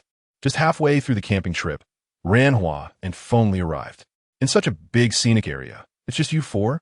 Ranhua started to wonder before getting closer. This was naturally Nian Shengyu's doing. Given his current situation, it was indeed not suitable for him to appear in public. And besides, he didn't like crowded places. Is there a barbecue? However, before she could clear up her curiosity, she discovered something good. Barbecue, her favorite. Unfortunately, being born into the royal family of the neighboring country, they were prohibited from eating such things for the sake of their figure and supposed decorum. Thus, her eyes lit up as she ran towards Song Yi, extending her little hand for a few skewers. Song Yi generously gave her some. Fengli, who didn't keep up, looked at her cheerful figure and showed a doting smile. This scene just happened to fall into Lu Chuwan and Nian Shengyu's view. Lu Chuwan then carefully observed the relationship between the two. This little girl, Feng Li looked around at the environment and then sat down beside Nian Shengyu. What nice place. You've shaken off your spies? Nian Shengyu didn't even give him a glance. Don't worry. Lu Chuwan then noticed that Feng Li was dressed like a college student today. TSK. There's no need to dress like that. She stood up, uninterested in what they were discussing. She was now more interested in Ranhua. With a gossiping heart, she walked straight over to Ranhua and gently nudged her with her elbow. How did you end up with him? Thankfully, Lu Chuwan didn't have any sunflower seeds in her hand. Otherwise, she would probably be like the village ant at the entrance. Huh? Ranhua was chewing on beef. Her words unclear, and Lu Chuwan found her quite cute like this. We knew each other before. Oh, this silly girl. Feng Li's cunning gaze towards her is not innocent. You should know your role with him, right? This was said by Feng Li. Others might think it was nonsensical, but Nian Shengyu understood. So absurd. Family chocolat soufflé. At first, he also found it absurd, but that person persisted for decades. And when he saw the information about that so-called forbidden place, he understood why he was so crazy. To some extent, his crazy immortality plan was not without the possibility of realization. Also, your mother was killed by them. Chapter 69. The Major's Girlfriend is not an ordinary person. Feng Li had already arrived at the forbidden area before Bai Zhua, and he had taken most of the important information. The only thing Bai Zhua knew was the identity of Nian Shengyu. Nian Shengyu was not surprised by this. He had already guessed it when he saw his father's diary. But he had no feelings regarding the concept of a mother. I know. There's another thing. He has always had a time-space bureau to help him achieve some unrealistic goals, but recently, he heard that the existence of time travelers has been discovered. Nian Shengyu's face showed no expression, but his hand is pocket tightened and then relaxed. Tightening again after a moment. Why did the prince tell me all this? Privately, there's no need to call me like that. He did not tell Nian Shengyu why he was sharing this information, but his gaze fell on the figure of Ranhua not far away. Nian Shengyu understood instantly. As a princess of a neighboring country, Ranhua's marriage was certainly not a matter of choice. This time, Nian Shengyu was stripped of his position, and the hopes of a marriage alliance between the two countries were dashed. Moreover, Feng Lin only had one son, Feng Li. If Feng Li were to marry Ranhua, it would be hard to say whose empire it would be. Not to mention, Feng Lin and the king of the neighboring country had some grudges from their youth. He was certain that Nian Shengyu and Ranhua being betrothed would put Nian Shengyu in a difficult position, which, from a certain perspective, could weaken Nian Shengyu's power to some extent. This is also the reason he wanted Nian Shengyu to marry Ranhua, making it even more difficult for Feng Li to pursue her. I have been in love with her for a long time. Looking at Ranhua's lively figure, Feng Li smiled helplessly. Unfortunately, she knows nothing and only regards him as a friend. But that's fine. Once he secures a peaceful environment for her, he will seriously pursue her. For now, protecting her is enough. And Nian Shengyu knew that Feng Li was ambitious. His goals were not limited to just Ranhua. Feng Lin had been in power for many years, and Feng Li was almost 40. How could he be content to stay in the position of a prince? Your conditions? He was too lazy to pay attention to his emotional act. A smile flickered across Feng Li's face. I knew the major was a smart man. My military strength isn't enough. Yes, Feng Li needed a lot of military power to overthrow Feng Lin, and in the entire empire, the strongest military power belonged to Nian Shengyu. How can I trust you? This information was undoubtedly crucial for Nian Shengyu, but the people he sent only gathered a little superficial information, such as the existence of the Time-Space Bureau. But how did Feng Li know such internal information? I have connections there. He casually mentioned this, but his eyes drifted to Lu Chuwan, and after looking at her for a moment, he smiled knowingly at Nian Shengyu. The major's girlfriend is certainly not an ordinary person. It was a certain tone. He knew something. The tacit understanding between men sometimes just requires a glance, and some agreements are reached. Evening arrived as expected, and the sunset had a tender hue. This is delicious. Ranhua held a skewer and chewed happily, while Feng Li affectionately patted her head and handed her another skewer. Eat slowly, don't rush. Hey, don't pat my head. Ranhua was enjoying her food and shook her head, ignoring him. He wasn't too angry and continued to offer her food and drink. Lu Chuwan, sipping a can of beer, watched their interaction like a show. This girl claims to be on the same wavelength as me, but I'm not as foolish as her. As she thought, her gaze fell on Nian Shengyu's face. As expected, the person Lu Chuwan liked was always straightforward. What's wrong? Noticing her gaze, Nian Shengyu naturally leaned closer to her.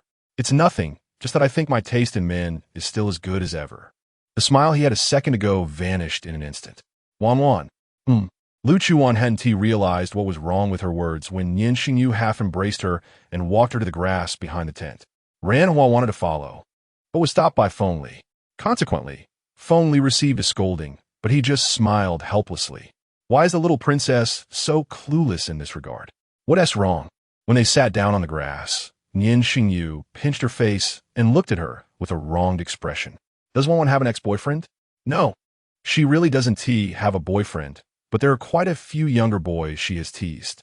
When he asked this, she realized the implication of her previous words and saw this jealous man sulking.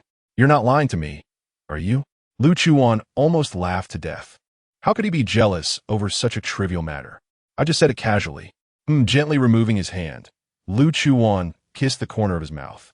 My first kiss, first night, and many more first times have been given to Wan. I know, Nian Shengyu. This kiss deepened. In fact, Lu Chuwan understood why he felt so insecure. On one hand, she didn't belong to this world, and no one knew when she would leave. On the other hand, his body, it didn't matter. She would spoil him and stay with him. Thinking about how such a powerful man appeared so vulnerable in front of her, her heart was still quite excited. This was a side that only she could see. In the afterglow of the setting sun, our love swore to the sun god that we would always be together. After eating too many skewers, Xiao Yihan felt a bit thirsty and went to the back to find something to drink, only to see the two of them kissing. He instinctively wanted to run away, but then stopped.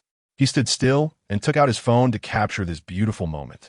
This night passed unusually peacefully, with the only surprise being that Nian Shengyu caught a chill.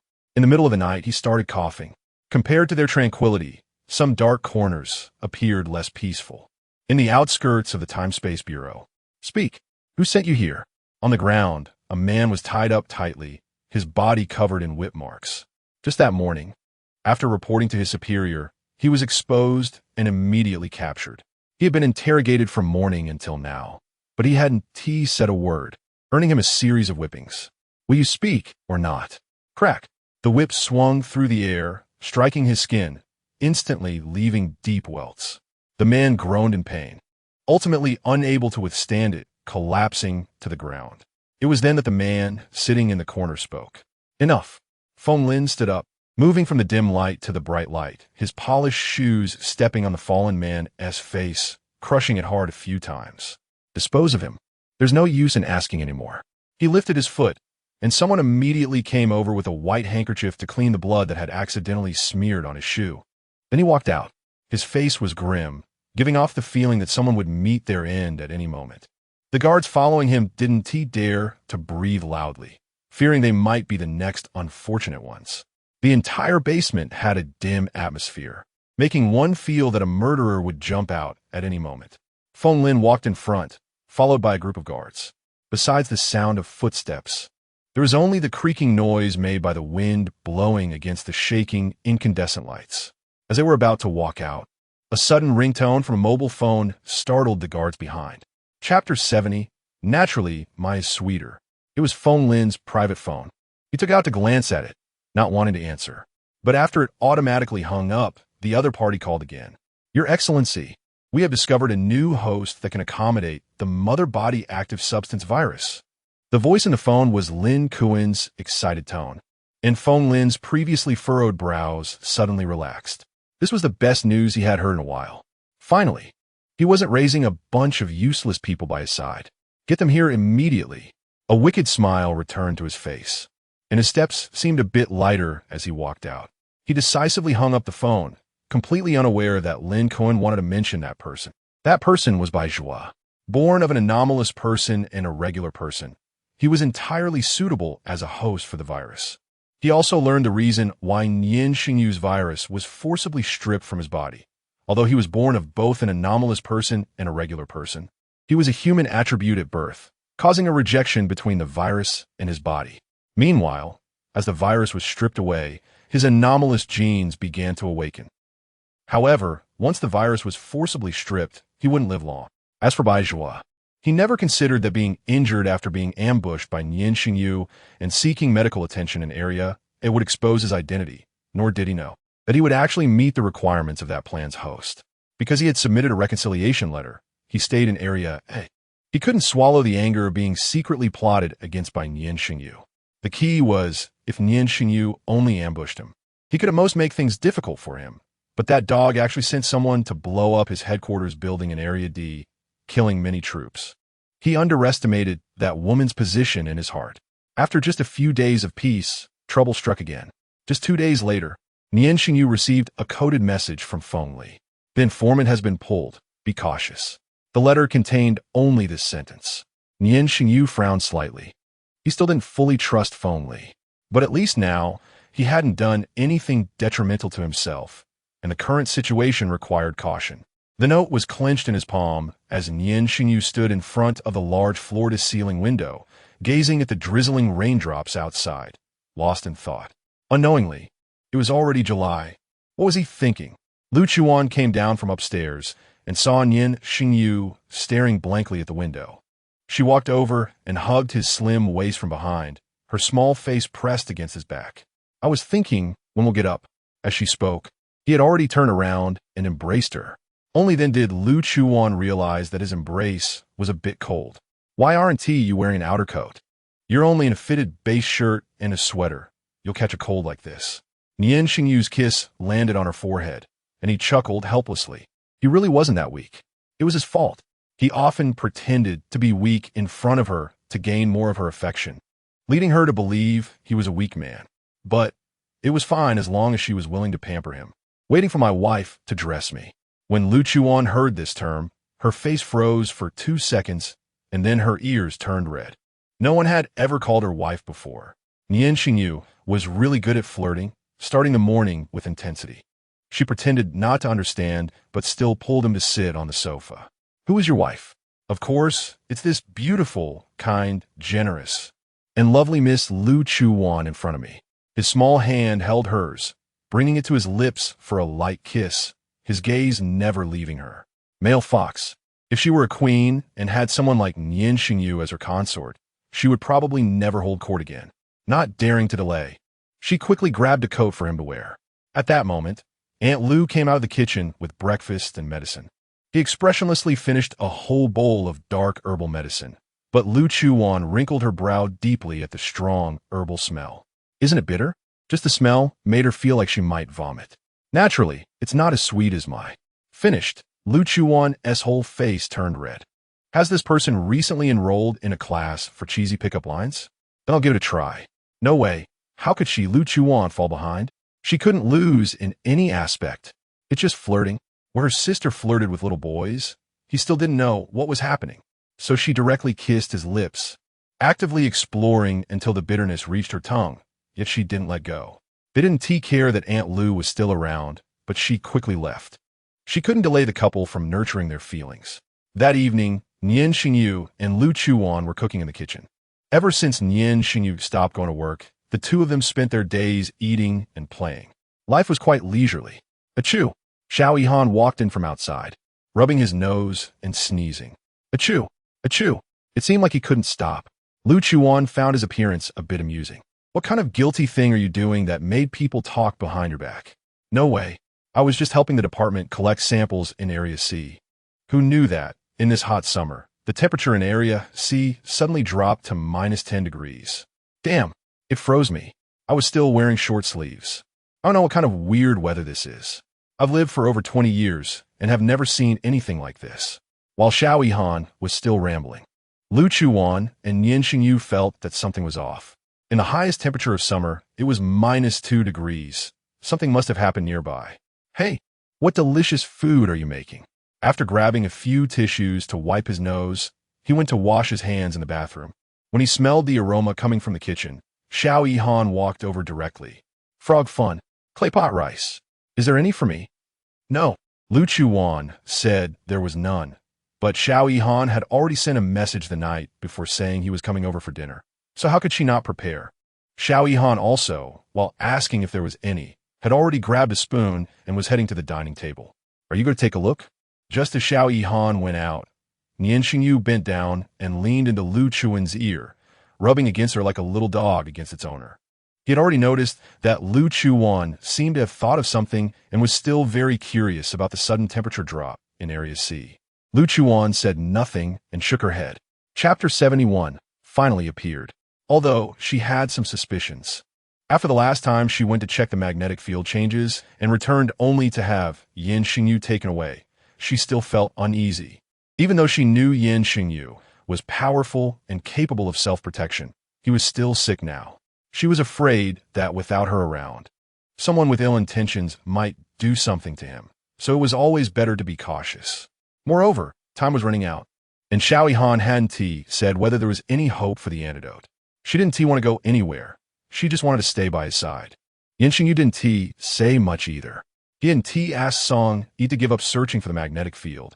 She would have to go back eventually. After she left, it wasn't that he was pessimistic. He wanted to live, to be with her, to continue loving her, but he also knew Xiao Yihan's abilities.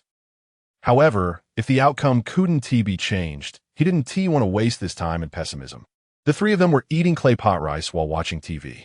Hey, wait a minute. Why did the temperature in Area C suddenly become like this? And there was no news report? Xiao Yihan fiddled with the remote control, but couldn't find anything, feeling puzzled. Lu Chuwan and Nian Shengyu remained silent. Why are you two so quiet today? Then he realized something was off. The two hadn't spoken for a long time, busy eating. Nian Shengyu casually threw him a comment. Really? He felt something was wrong. Xiao Yihan had really just come over to eat and hadn't stayed long at Jinyuan before leaving. I'll see you off. Since Aunt Lu wasn't home, Nian Shengyu was in the kitchen washing the dishes. Lu Chuwan glanced at him and followed Xiao Yihan outside. Then she quietly asked him a question. Is there really no way at all? Lu Chuwan had her hands in her pockets and subconsciously touched the lighter inside. She didn't dare to look up into Xiao Yihan's eyes, afraid of seeing the pity in his gaze for Nian Shengyu. Lu Chuwan, you should go back. Before he could say anything else, she directly pushed him outside. Not rushing to go in, Lu Chuwan stood under a tree in the yard and took out a cigarette. It had been a long time since she smoked. Snap! The red flame flickered in the dim light, but she didn't rush to light it. Staring at the flickering flame, she stood still in the darkness. Suddenly, a gentle breeze blew, extinguishing the flame. She didn't hurry to relight it, just lost in thought for a few seconds. No one knew what she was thinking. After a long while, she finally struck the lighter again and lit the cigarette in her hand. After taking a puff, she noticed a figure appearing at the door and extinguished the cigarette in the ashtray above the trash can. Nian Shengyu saw that she hadn't come over for a while and walked towards her. Why did you come over? Lu Chuwan raised her arm to smell herself, confirming there was no smell of smoke before she jumped into his arms. Can't find you. So clingy? Lu Chuwan laughed. His large hand gently rubbed her waist, feeling her warmth. Nian Shengyu. I still plan to go take a look. Nian Shengyu just nodded in agreement. This was also what he hoped for. Do you want me to go with you? I'll be fine on my own. It's too cold.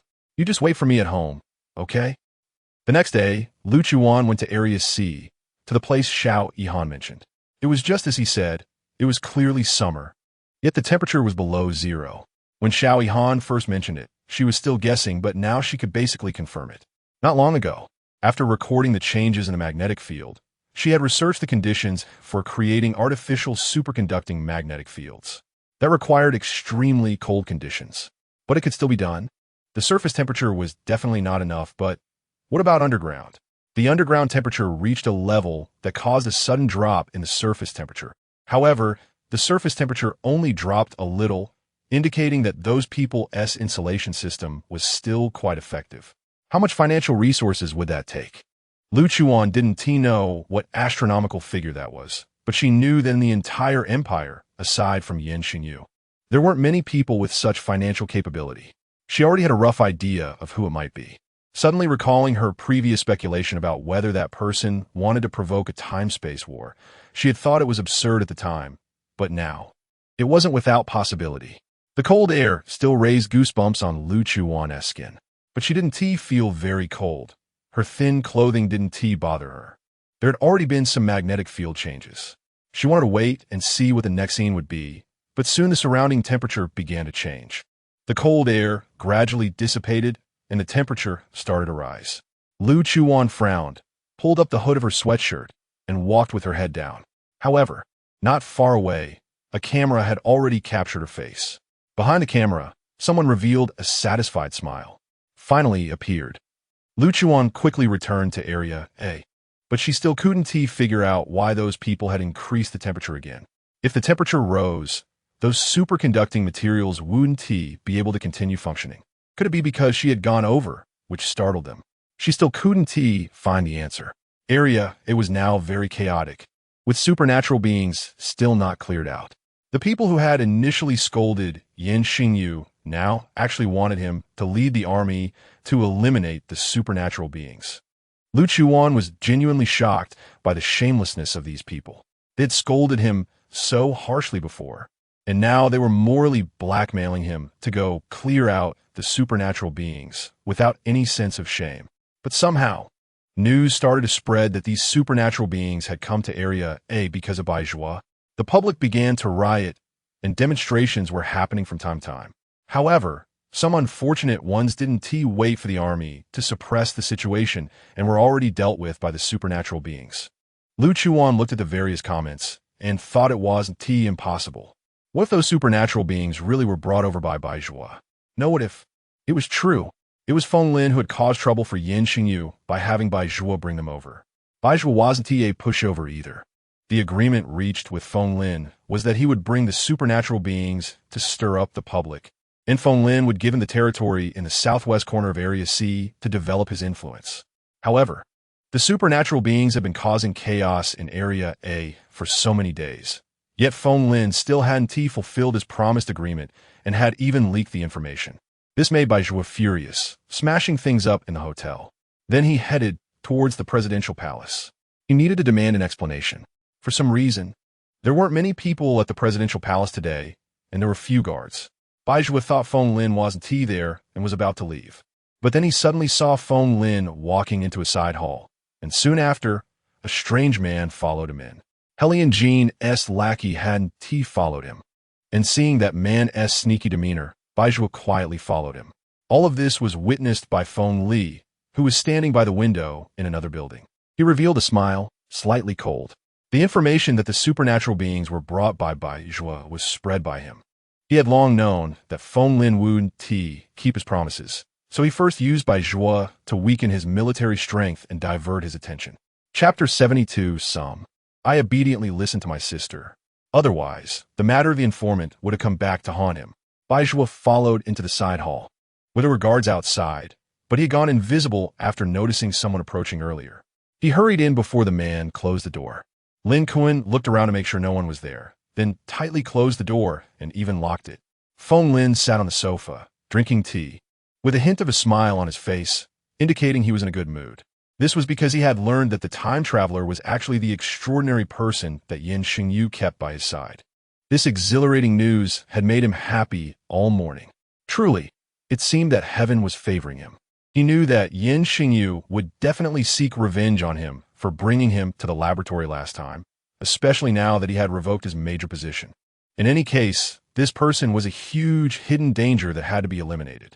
Your Excellency, I came to tell you that the chosen host is that extraordinary leader Baizhua from District D.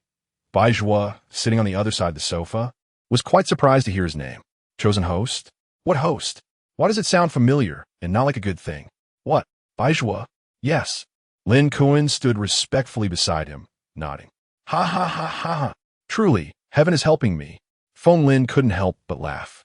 Baizhua's military was severely weakened by Nian Shengyu, and most of the extraordinary individuals from District D had been transferred to District A, making his stronghold in District D essentially an empty nest. Moreover, he was still in District A, Feng Lin's territory. Capturing him would be a piece of cake. Baizhua looked at the old man laughing so wildly, and his gaze couldn't help but fixate on his face. Feng Lin suddenly felt a strong gaze assessing him. But seeing Lin Kuan with his head down and no one else around, he dismissed the odd feeling. Have someone check where Baizhua is in District right now. Yes.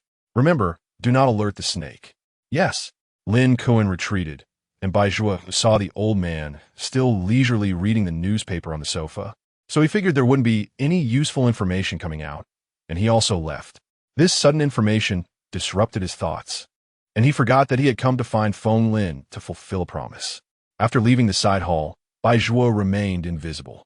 Leaning against a large tree, he still felt that the term host sounded very familiar. However, since this old man had now sent someone to check his whereabouts, it was definitely not a good thing. He then exited the presidential palace. Just outside the door, he remembered. He recalled where he had seen the term host before. In the documents he had sent people to find in the so-called Forbidden Zone. Not wanting to waste more time in District A, he quickly returned to District D. He had originally put those documents in the safe. He had only seen that Nian Shengyu was born from that extraordinary experimental subject, and then stopped reading further. After taking them out, Bai Zhuo began to read them carefully, word by word. Eternal Life Project, 2nd Chapter. The maternal active substance is stored in the host. Once the virus is activated, the host's abilities are enhanced, and the blood and heart possess eternal life functions. Replacing all blood and the heart can grant the replaced individual eternal life abilities. So, among so many extraordinary individuals, why was he chosen? Bai Zhuo looked at the documents in his hand, his expression not looking good. The information was actually not complete, but he had seen what he needed to see. Wait a minute, was he trying to capture Nian Shengyu? Because, after all, these documents contained Nian Shengyu's identity information, and his mother was the initial experimental subject.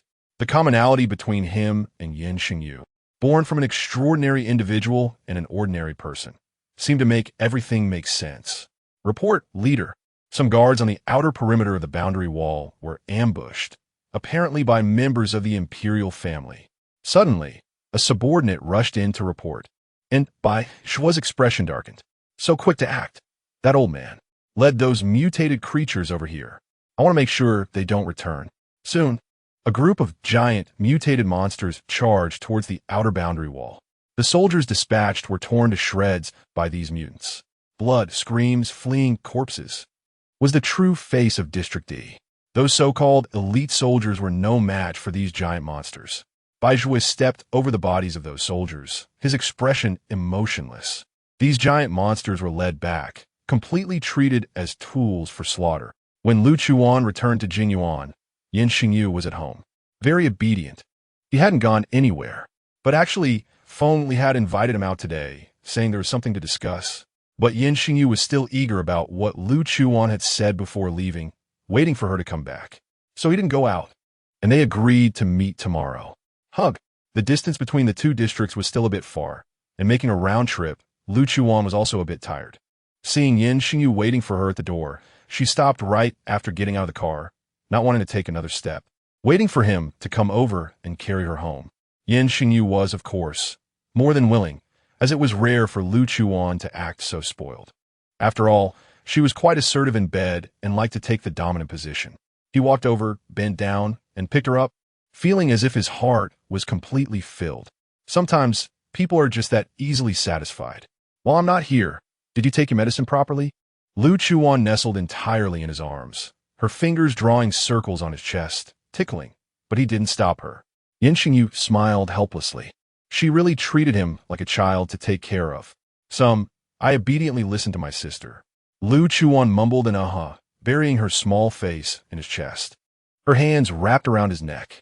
Nian Shengyu sensed that her mood wasn't quite right, so he placed her on the sofa and crouched down in front of her, gently rubbing his face against hers. What's wrong? Lu Chuwan looked at him with wide eyes. How could there be such a gentle person in this world? How could heaven be so cruel? Their foreheads touched closely, their eyes locked, and Lu Chuwan said nothing, just plunged into his embrace. The sudden movement almost made Nian Shengyu lose his balance, and they nearly fell to the ground. However, he still held her tightly in his arms, gently stroking her back, comforting her in this way. Nian Shengyu, you're so good. Her lips brushed against his collarbone, and she now resembled a little girl leaning on her boyfriend's chest. He smiled gently. If not treating your girlfriend well, then who should you treat well? You can treat those who are good to you well. But Lu Chuwan is already the best person to me. Xiao Yihan. Nian Shengyu, you're so aloof. Chapter 73. The flower and leaf never meet. The two of them were being affectionate at home for a while. The next day, Feng arrived at Jinyuan. After thinking it over, he realized that Jinyuan was the safest place without any spies. He came alone. It was his first time here, and he was pleasantly surprised by the scenery. They went straight to the study. Feng arrived in the morning, while Lu Chuwan was still asleep. He had heard that a squad from his elite troops had been torn apart at the boundary wall.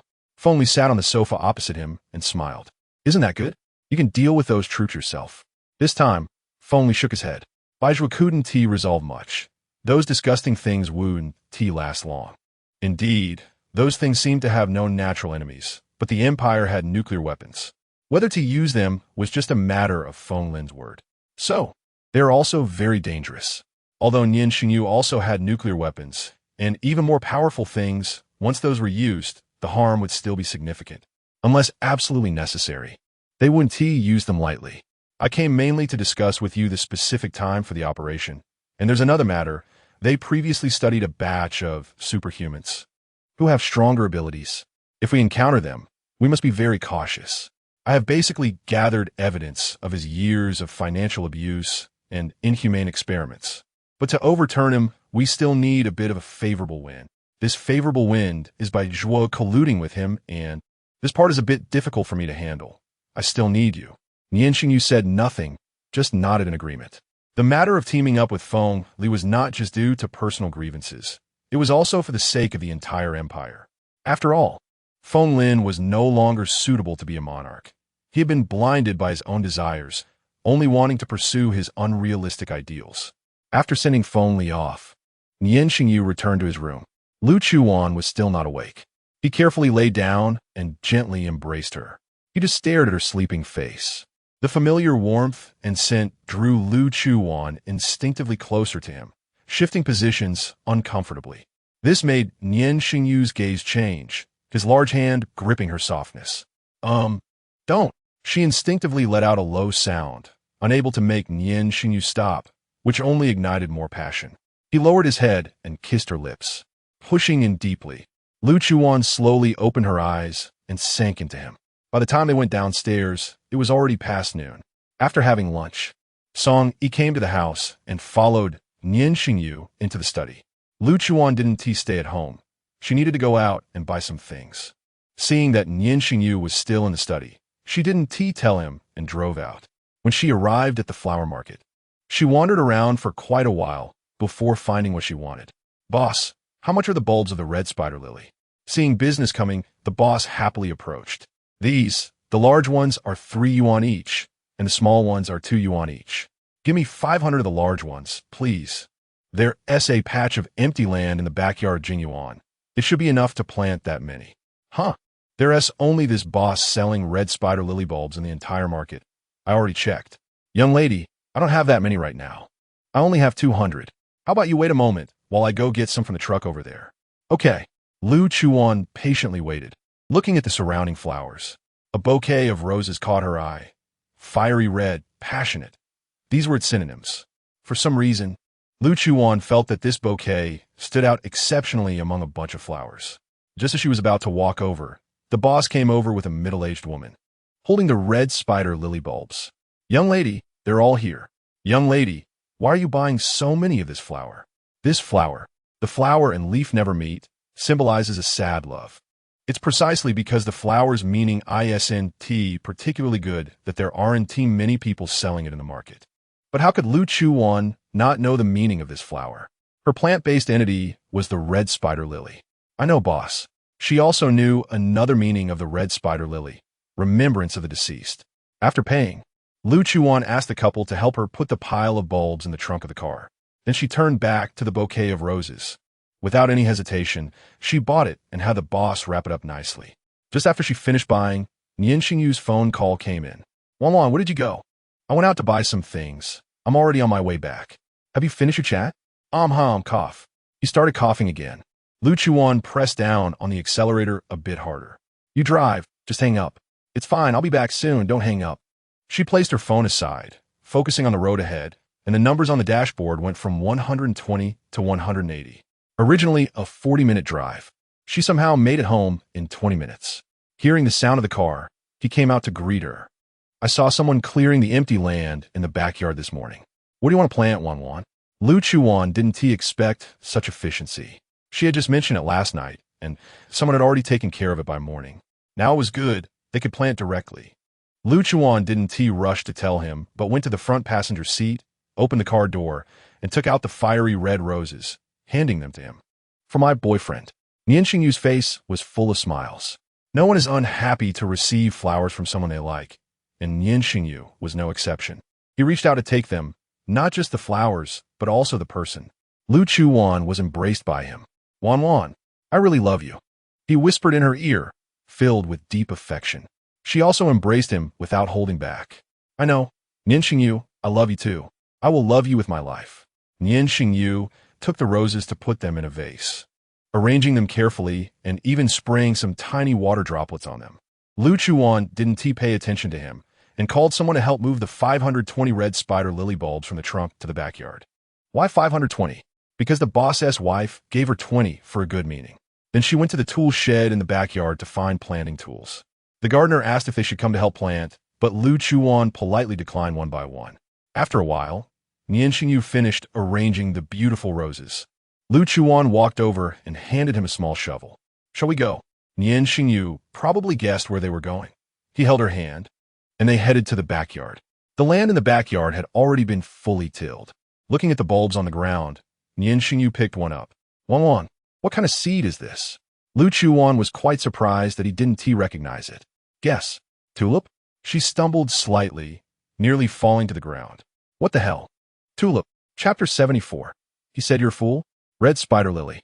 His hand paused. Then he said with a serious expression, then let's start planting. He didn't understand why she wanted to plant a large patch of red spider lilies in the backyard, but he knew this flower was one of her true forms. Of course, he also knew this flower would bloom at the moment of bliss. As soon as Lu Chuwan saw his expression, she already knew what he was thinking. When she felt emotional, a bright red spider lily would appear on the skin below her collarbone, and he would always kiss it at that moment. She didn't make him plant it for that reason. Planting bulbs was much easier than planting other types of seeds. The two didn't complain about being tired or dirty, and they worked together to plant a lot. Aunt Lu came to the backyard and saw the two of them playing while planting flowers, feeling incredibly pleased. The scene was truly beautiful. She fetched a camera and tripod to record the moments. Nian Shengyu, not far away, already knew what Aunt Lu was doing, but said nothing, tacitly allowing her actions. By the time the sun set, they had finished planting all the bulbs and even watered them. Lu Chuwan felt a sense of satisfaction, took her phone, and pulled Nian Shengyu for a selfie with the land. When did it start? Both of them had come to enjoy capturing moments in photos. After dinner, Nian Shengyu posted the photos on social media. The first comment that popped up was from Xiaohan. Every day, full of energy. Song, he didn't dare to reply that way. Impressive, really a perfect match. When Nian Shengyu saw this comment, he quickly opened the chat with Song E and directly transferred 100,000 to him. See, that's the way of the world. Wishing the boss and sister Lu to have a child soon. Then he received another 100,000. Although they probably couldn't have a child, imagining it was nice too. After the red spider lily bulbs were planted, Nian Shengyu almost came every day to water them himself. He thought that this kind of life was actually quite good. Relaxed, quiet. Most importantly, it was with her. However, the roses at home were not as lucky as the red spider lilies because their main stems had long been damaged, and even with careful care, they gradually lost vitality and withered away. In recent days, Nian Shengyu often woke up in the middle of the night, because in the middle of the night, the warmth beside him was gone, and he lay alone in bed. He knew she had gone to Area C. He didn't stop her because he actually hoped she would go. At that moment, in Area C, Lu Chuwan stood in the same spot she had been a few days ago, listening carefully to every movement around her. Ordinary people could only hear a little wind, but Lu Chuwan wasn't listening for that. She was listening for the underground. She needed to find out where those people had placed the superconductors. If she destroyed those devices, those people would definitely come. She had been squatting here for several nights without seeing any suspicious individuals. This wouldn't do. She needed to take the initiative, or there wouldn't be enough time. She needed those people's help. It definitely wouldn't help her for no reason, but she had her bargaining chips. Before finding the exact location, she heard a set of footsteps. Just in time. It saved her effort. A group of people shone their flashlights over, and Lu Chuwan instinctively closed her eyes. Grab her, the leader commanded, and Lu Chuwan didn't move, allowing them to catch her. She let them take her to their territory. But Lu Chuwan clearly thought too much. They only brought her to a somewhat nicer dilapidated building. There was someone waiting for her there. Her head was covered with a black bag, and Lu Chuwan cooperated, not saying a word and not struggling at all. Boss, she seems to be mute. She hasn't said a word or struggled at all. Is she perhaps a fool? The man who led them was reporting the situation to another man sitting in a chair. Lu Chuwan could feel that there were about 10 people around, but she still made no move. Oh, the man sitting in the chair, Guwan, stood up and walked in front of Lu Chuwan, removing the black bag from her head. Her face was thus exposed to the air. When he saw her on the monitor, Guwan already knew she was beautiful, but he didn't expect. When he truly saw her face, he was momentarily taken aback, even holding his breath for a second. He said, "You're a fool?" In just a second, he regained his composure. Lu Chuwan displayed a mischievous smile, looking directly into Guwan's eyes. After a while, she slowly spoke. He said, "You believe that?" Guwan was momentarily stunned again by her smile. "I only believe what you say." "Huh." Lu Chuwan snorted coldly, not responding to his words. "Why did you capture me?" She took the initiative, sitting in his chair and casually crossing her legs. Twirling a lighter in her hand, she boredly inspected her surroundings, feeling somewhat dissatisfied. This was not where she wanted to be. Guwan watched her roguelike actions, feeling no disgust. Instead, he thought they seemed compatible, and she probably wasn't an easy person to deal with. "Miss Lu is joking. We didn't capture you. We invited you over." Lu Chuwan didn't even give him a glance. What kind of guest is brought over with hands restrained, guns pointed at their heads, and a hood put on? Is this the hospitality of the empire? Huh. Too lazy to listen to his bragging, Lu Chuwan took the initiative again. "You want to go over, right?" It wasn't a question, but a statement. She wasn't worried that Guwan wouldn't understand. She knew he would get it. "You want me to go first to test the waters and see if I can come back safely?" A flicker of surprise flashed in Guwan's eyes. He didn't expect her to know everything. Indeed, she was no ordinary person. "Miss Lu, no need for the fake pleasantries. I can agree, but I have conditions." Not giving Guwan a chance to continue speaking, because Lu Chuwan really didn't like the way he talked. "The artificial magnetic field must be for my use. If I need to use it, it must be opened." That was her purpose for coming. Those massive amounts of superconducting materials Lu Chuwan had checked were prohibited from being bought and sold in the empire, both there and here. Even though Nian Shengyu could get some, the quantity was still limited. She didn't know why this person in front of her could obtain so much, but she knew he definitely wasn't the mastermind behind it all. If she couldn't get it, she would have to borrow from others. But the risk was still high. If they shut down the magnetic field, she would have no chance of coming back. But right now, she could only take a gamble. Gamble that these people also needed her. Gamble that she still had great utility for them. Guwan didn't speak, and the relaxed expression on his face vanished, because the leader of this negotiation had shifted from himself to the woman in front of him, and she absolutely had the right to refuse. However, she was the only one who had crossed over. They had no choice. Chapter 75. I dreamed you didn't want me anymore. I need to consult on this condition. Lu Chuwan spread her hands, indicating for him to proceed as he wished. She was right. These people had someone above them.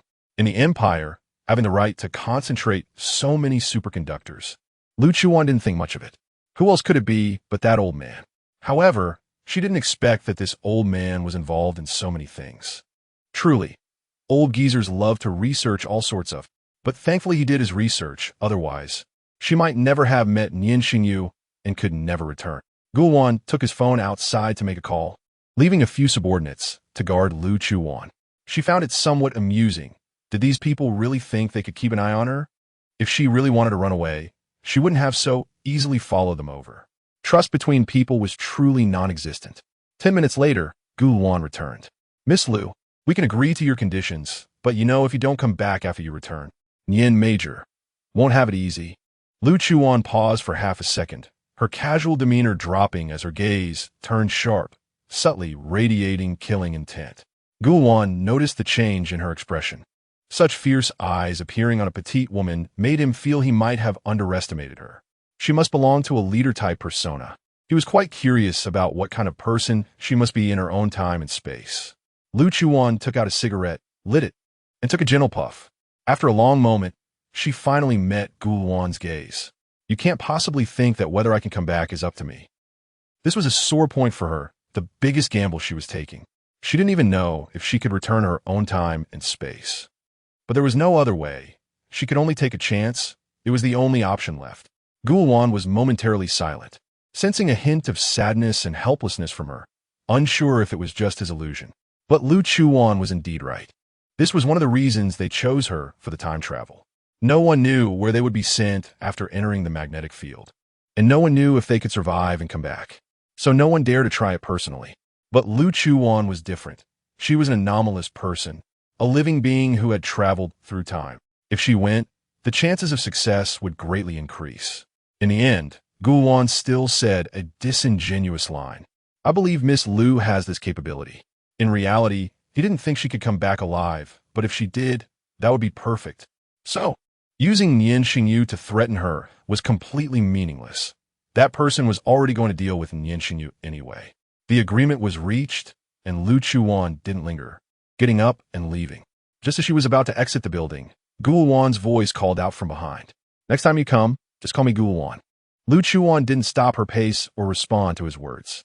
If this encounter were to be reported back to the base and heard by those friends of hers, who knows how they would mock her? Has she, Lu Chuwan, reached the point of needing to report someone else's name when going out? What a joke. Exiting Area C, dawn was approaching. Lu Chuwan looked at the sky where the sun was about to rise and decided to teleport back. Otherwise, Nian Shengyu would be looking for her. She deliberately chose to come out after he fell asleep, so she could spend more time with him during the day. Time. She had never realized how precious time was before. When she teleported to the main bedroom of Jin Yuan, it was still dim outside. She glanced at the big bed. Nian Shengyu was still there. After taking a shower in a bathroom, she lay down and was immediately pulled into his arms. Did I wake you? No. He buried his head in her hair, inhaling her scent. After waking up in the early morning, he hadn't fallen back asleep. He was already used to holding her to sleep. Without her, he simply couldn't sleep. I just missed you a bit. His arms tightened around her, as if he wanted to merge her into his body. Lu Chuwan patted his back, urging him to relax. She was almost being suffocated by him. I miss you too. Sleep with me for a while. When Lu Chuwan looked up, she saw the dark circles under his eyes and realized he probably hadn't slept all night. The two embraced each other and fell asleep together. Lu Chuwan had a nightmare. She dreamed that Nian Shengyu's body was cold, lying on the ground, unable to get up no matter how she called for him. Nian Shengyu. Suddenly, she woke up. Finding herself still in his arms, she relaxed a little. What's wrong? I'm here, Wan. Nian Shengyu stroked her back, comforting her emotions. I dreamed you didn't want me anymore.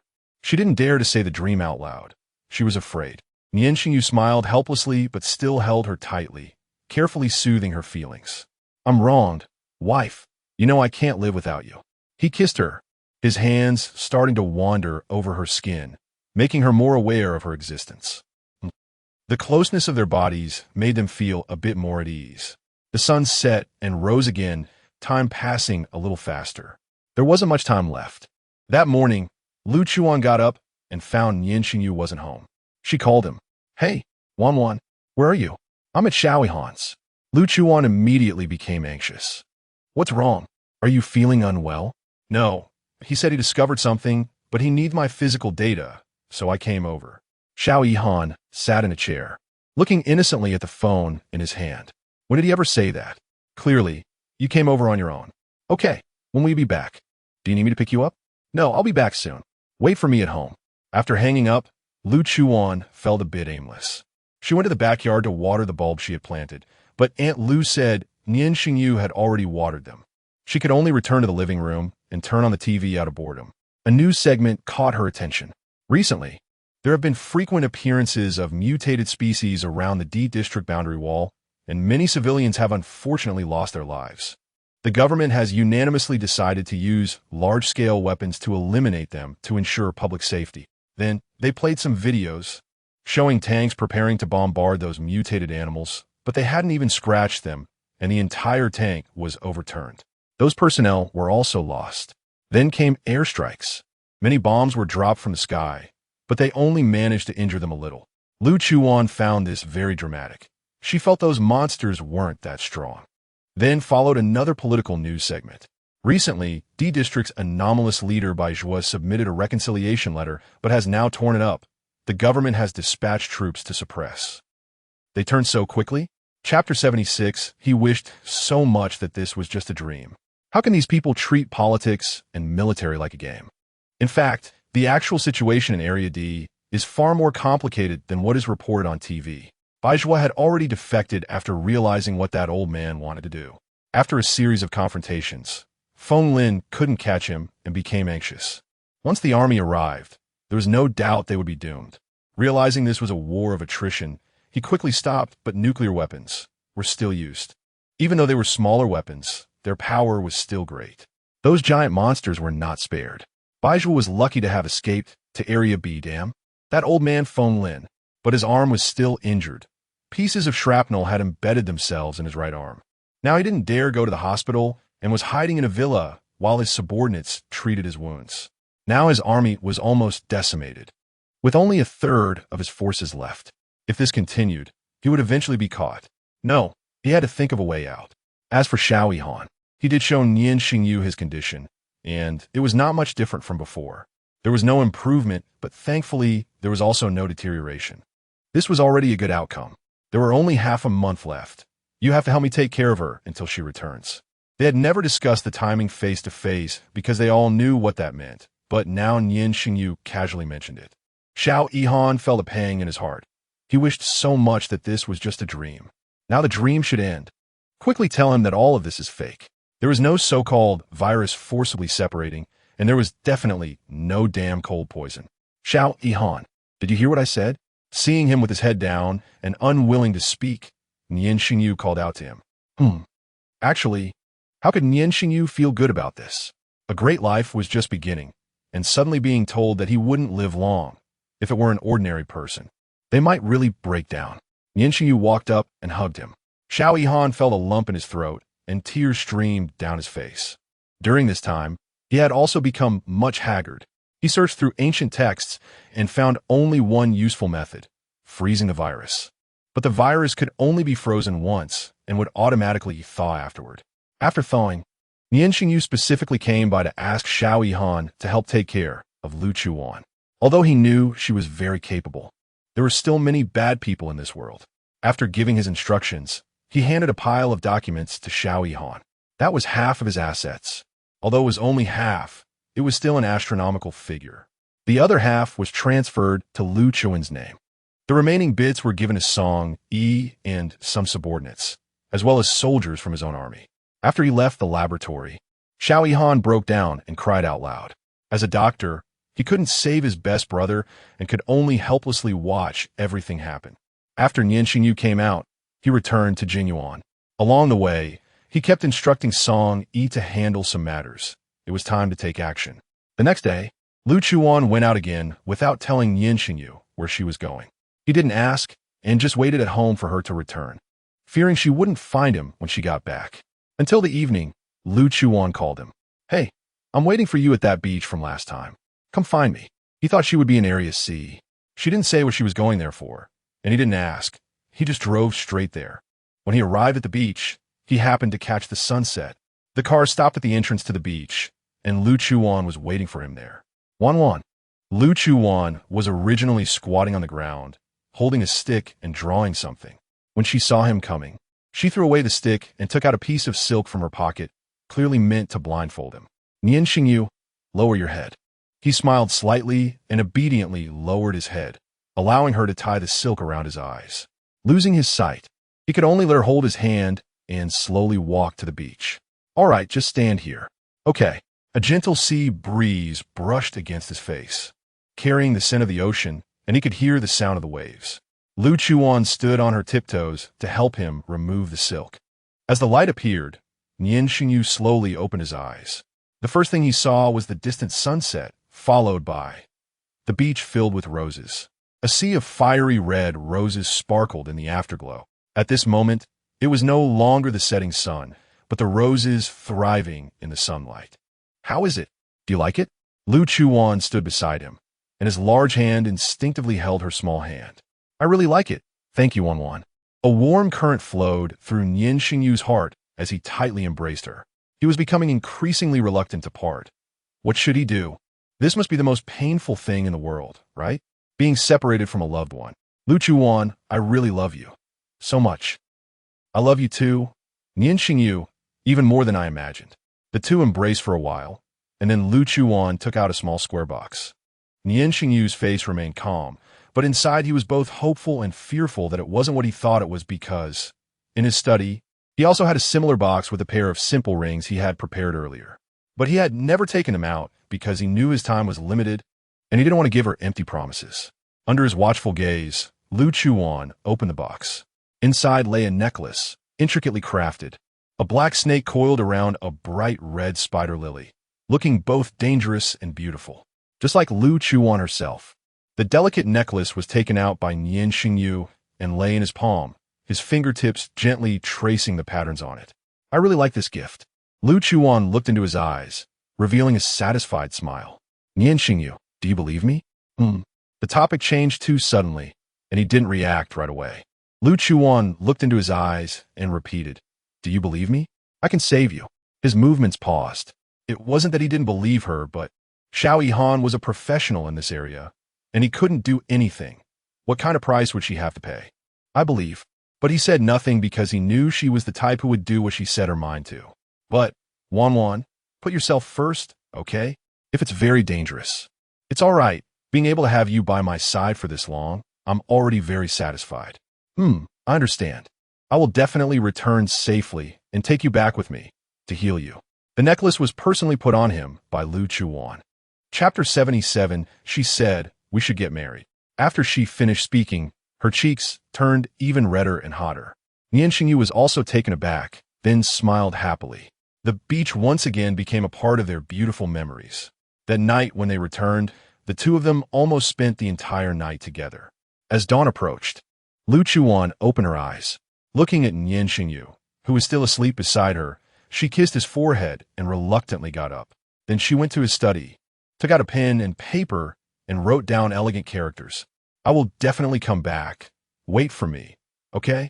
When I recover, remember to hold a grand wedding for me. We will get married. She had never thought of the distant word marriage before, but now, she actually wanted to build a home with Nian Shengyu. She didn't know if they could have a child, but she would ask Xiao Yihan about it later. With both of them being so good-looking, their baby would definitely be beautiful. Throughout the journey, Lu Chuwan kept thinking about these things. Soon they arrived at Area C, where Gulwan was already waiting. Are you ready? The magnetic field needs to operate for a while to transmit. So Gulwan had come over early to prepare and monitor the data in real time. In the distance, in a black SUV, Feng Lin saw Lu Chuan's figure from afar and snorted coldly. She's tough, actually made it through. It's ready. Gulwan brought a set of clothes they had developed to protect against magnetic field radiation for Lu Chuwan to wear. She didn't act coy at this moment. Having such things was indeed helpful. Before stepping into the magnetic field center, Lu Chuwan glanced at the SUV in the distance and said to Gulwan to remember her conditions. Gulwan nodded. Yes, I remember. If Lu Chuwan could come back alive, it would be a significant step forward in his research, and he hoped she could return safely. Taking a deep breath, Lu Chuan's mind was filled with beautiful images of her and Nian Shengyu together. How? A bit like, hey, don't say anything unlucky. She stepped forward with firm steps into the center of the magnetic field. Gulwan and the others watched from distance. In fact, time travel was still too difficult. After all, for ordinary people, getting close to a magnetic field is hard. The powerful magnetic field would cause magnetic storms. How could an ordinary person's body withstand it? So, Gulwan admired Lu Chuwan a bit, but more than that, he was curious. As she got closer, Lu Chuwan felt a powerful force. It seemed that taking one more step would lead to an abyss. This was terrifying, but she had no way out. There wasn't much time left for her and Nian Shengyu. Half a month had passed too quickly. She endured the pain of being torn apart by the powerful force and continued to move forward. Pain. Her whole body was in pain. The only thing she could feel was pain. Her limbs felt like they were being crushed. Her body was being torn. And Lu Chuwan felt a warm current in her nasal cavity. Sure enough, the next second, her nose began to bleed uncontrollably, and her vision started to blur. So painful. Nian Shengyu, what should I do? I already miss you. I will come back. Wait for me. Please wait for me. As her consciousness began to fade, Lu Chuwan felt a familiar pulling sensation. A powerful force started to draw her entire body in, just like the pull she experienced before coming to this world, pulling her into another space. In the distance, Gulwan observed her condition through binoculars. When she stepped into the center of the magnetic field, the surrounding air was disturbed, swirling everywhere, even creating a strong wind. He saw her nosebleed flowing. He also became nervous, his breathing almost stalling. His heart felt suspended. No one understood the research on magnetic fields and magnetic storms better than him. When a person enters a magnetic field, they are torn apart by the powerful force, becoming a pile of tissues. Knowing that she was going back for Nian Shengyu made Gulwan feel a bit envious of him. When he saw Lu Chuwan's figure perfectly disappear into the center of the magnetic field, Gulwan let out a sigh of relief. Meanwhile, in the Jingyuan, in fact, when Lu Chuwan got up, Nian Shengyu had already woken up. But he didn't open his eyes or get up. He was afraid that if he did, he would hold her back out of reluctance and worry, preventing her from leaving. So he endured until she left the Jingyuan's range. Then he got out of bed and walked straight to the study. He heard her staying in the study for a while. Sure enough, when he arrived at the study, he saw an A4 paper on the desk with her handwriting. I will definitely come back. Wait for me, okay? When I recover, remember to hold a grand wedding for me. We'll get married. She said we would get married. Wan, I will wait for you to come back. He carefully folded the A4 paper and put it in his pocket, close to his heart. Not long after, he seemed to have a sense of telepathy. His heart suddenly tightened, panic rising within him, but there was nothing he could do. For the first time, he felt so useless, really so useless. To ease his anxiety, he went to the wardrobe to hold Lu Chuwan's clothes, inhaling her scent, which seemed to calm his restlessness a bit. But it was far from enough. He could only lie down in the large bed, in the spot Lu Chuwan often lay. He pulled the blanket and buried himself inside, as if that could provide him with some comfort. The weather that day was truly bad. Area A was hit by heavy rain. Xiao Yihan arrived at the Jingyuan at noon. In fact, he knew what Lu Chuwan was going to do. She had come to find him before Nian Shengyu. She had told him her plan, and at that time, Xiao Yihan thought it was extremely crazy. It was then he learned that she was actually from the future. She entrusted him to take care of Nian Shengyu and promised she would definitely come back, asking him to protect Nian Shengyu well. Sigh. This couple. Thunder rumbled outside the villa, continuously sounding. The rainy season was almost over. How could it suddenly rain so heavily? Aunt Lu was worried whether the bulbs of the red spider lilies planted in the backyard would be washed away by the heavy rain. Just as Nian Shengyu came down from upstairs, he happened to hear this. He paused in his movements, then quickly ran to the backyard, braving the rain. This startled Aunt Lu and Xiao Yihan. This ancestor, his body can't get wet. He could die. If anything happens to him, Lu Chuwan would be furious when she comes back. He had no choice but to grab an umbrella and hurriedly chase after him. Sure enough, in the backyard, some of the bulbs that were planted a bit shallower had been washed out by the rain, and Nian Shengyu was digging holes with his bare hands to bury them. Xiao Yihan felt a strange sensation in his heart when he saw this scene. There was no way to persuade him. He knew this was the work he and Lu Chuwan had done together. Chapter 78. Is it you? All he could do was have someone prepare hot water, cooling items, and fever-reducing 4 drips. Then he held an umbrella and accompanied him in soothing the bulbs of the other shore flowers in the heavy rain. This heavy rain lasted a long time. Sure enough, Nian Shengyu caught a fever. He was almost delirious from the fever. That afternoon, drenched in rain and suffering from cold poison, he felt icy all over. By the time he calmed those bulbs, he was nearly unconscious. Xiao Yihan took him upstairs to a bathtub filled with hot water, and after soaking for a long time, he finally had someone pull him out. At that point, he was already running a fever. This illness lasted several days. However, misfortune always strikes one after another. On the 3rd day after Lu Chuwan went missing, explosive news broke out. Time Traveler emerges, powerful abilities, Will it destroy humanity? Accompanying it were several videos, including one of Lu Chuwan disappearing in a magnetic field and another of her disappearing together with Nian Shengyu in an elevator in the basement of the presidential palace. In an instant, Nian Shengyu was trending on social media. Various opinions about him began to surface. The public fell into panic once again, and people started to flock to Jinyuan. Phone. Xiao Yihan didn't delay and hurriedly found his phone. As he looked at the messages, Nian Shengyu's expression grew darker. Soon, he dialed a number. I'll release the accounts and evidence. You can start to reel them in. The voice on the other end simply replied, okay. Then Nian Shengyu went to the study. By the afternoon, the online heat regarding time travelers had subsided somewhat. The public was clearly more concerned about the fate of the country. An avalanche of financial reports revealed that the empire was in fiscal deficit, and the government could not produce a single penny. All the money from the entire government had flowed into the account of Feng Lin, being heavily used for the trade of superconducting materials, as well as experiments on extraordinary individuals. A report from years ago about Feng Lin also surfaced. Your Excellency, the sudden appearance of extraordinary individuals has caused great fear among the citizens. Do you have anything to add regarding their emergence? The camera focused on a young Feng Lin, who, back then, was ambitious and full of vigor, his aspirations written all over his face. Scientists have already begun researching extraordinary individuals, suggesting that it is due to genetic pollution. We still do not know what has been done to these individuals that led to this genetic pollution. Citizens must be cautious when going out. However, in the next moment, the video switched to some research institutes. These institutes were conducting research on extraordinary individuals in laboratories, but further documents revealed that the appearance of extraordinary individuals was due to human experimentation, and those individuals had developed genetic pollution after being implanted with some kind of active substance from animals. The initiator of the experiment was none other than Feng Lin. With such explosive information coming out, those who had been terrorized by extraordinary individuals in the past immediately stood up. As the government was on the verge of collapse, many began to criticize Feng Lin, calling for him to be executed by firing squad. Meanwhile, inside the presidential palace, Feng Lin was furious as he read the online comments and evidence in his office, smashing things in rage.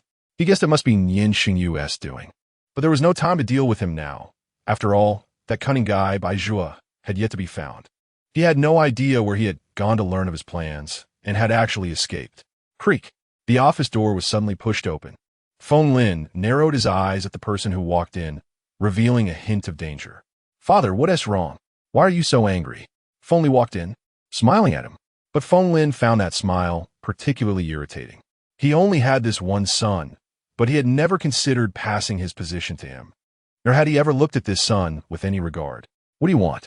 In a fit of anger, Feng Lin didn't want to see this useless son. Me? I'm here to congratulate you, father. Congratulations on finally retiring. At your age, it's time to rest. The smile didn't reach his eyes as Feng Lin sat down on the surviving sofa in the office, enduring his father's sharp gaze. Feng Lin's eyes were filled with anger and shock. It's you? It was actually this inconspicuous son of his who exposed all those things. Surprised? Feng Lin was unfazed, even smiling as he replied. His hand picked up an ashtray and threw it at Feng Lin, but it was caught by Feng Lin. Father, you should think about how to explain this, and be ready to enjoy some delicious prison food. Then he stood up and walked out of the office. Explain? Prison food? He knew his son was useless, thinking that such a small matter could take him down. Naive. That day, large numbers of troops paraded through the streets, tanks rolling towards the presidential palace.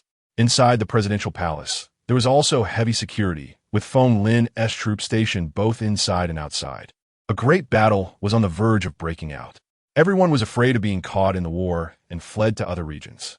However, the surrounding area of Zone C was also filled with monsters that had escaped from Zone D, as nuclear weapons had completely destroyed the boundary walls, causing the surviving entities to run amok. People could only stay in Zone B, and a massive influx of fleeing citizens surged into Zone B. But in one area of Zone C, no one dared to approach. The massive magnetic field generated there repelled all living beings. Surrounding the magnetic field were heavily armed guards, led by Gu Luan. Lu Chuwan had been missing in the magnetic field for 3 days with no news, and the magnetic field remained normal with no signs of change. Gu Wan began to doubt. Is she? He had heard a little about the situation in Zone A and was conflicted about whether to continue waiting. Mr. Gu, it's a call from His Excellency, the President. A subordinate brought over the phone and handed it to Gu Wan. Hello, Your Excellency. Bring the troops back immediately. Then he hung up. Now he needed the protection of the troops. This elite force could no longer stay in Zone C and had to be used to support him. Otherwise, it would be difficult to leave the presidential palace. He never expected that useless son would actually join forces with Nian Shengyu. Gu Wan hung up the phone, not daring to delay, and had someone take the troops over. He, however, stayed behind. Mr. Gu, aren't you leaving? A subordinate looked at him in confusion. You all go ahead. I'm not military. I want to be of any help if I go. The president didn't mention that Gu Wan had to go with them. So the subordinate said nothing and left with the troops. And no one knew what Lu Chuwan was experiencing in another time and space. Before losing consciousness, all Lu Chuwan could think about was Nian Shengyu. When she woke up again, she felt as if her body had been taken apart and reassembled. Everything hurt. Opening her eyes, her consciousness returned, and she looked at her surroundings. She was not dead. Chapter 79. The night of the full moon? But where the hell am I? Damn it. Moreover, she had no idea how long she had been unconscious. She wondered how Nian Shengyu was doing, if he was okay. After getting up, she realized she was in a desolate wilderness. There was a small stream nearby. She splashed the cool water on her face and finally felt her mind clear a bit. No, she needed to figure out where this was as soon as possible. It didn't look like a deep mountain. She wondered if there would be people nearby. Lu Chuwan decided to follow the stream downstream. Not long after, she saw a village. But this village looked very ancient. Could it be that she had crossed over to the past, to some ancient time? Sure enough, she had the worst luck. Upon entering the village, Lu Chuwan encountered an old lady and was about to ask what era it was, but the old lady got scared and ran away. Lu Chuwan looked at herself. She didn't think she looked particularly scary. She didn't show any unusual features either. Well, her clothing was indeed different from theirs. She walked a bit further, wanting to see if there were any other people. Fortunately, her luck was good. She encountered 2 children who were playing and were not afraid of her. Hello, little friends. What year is it now?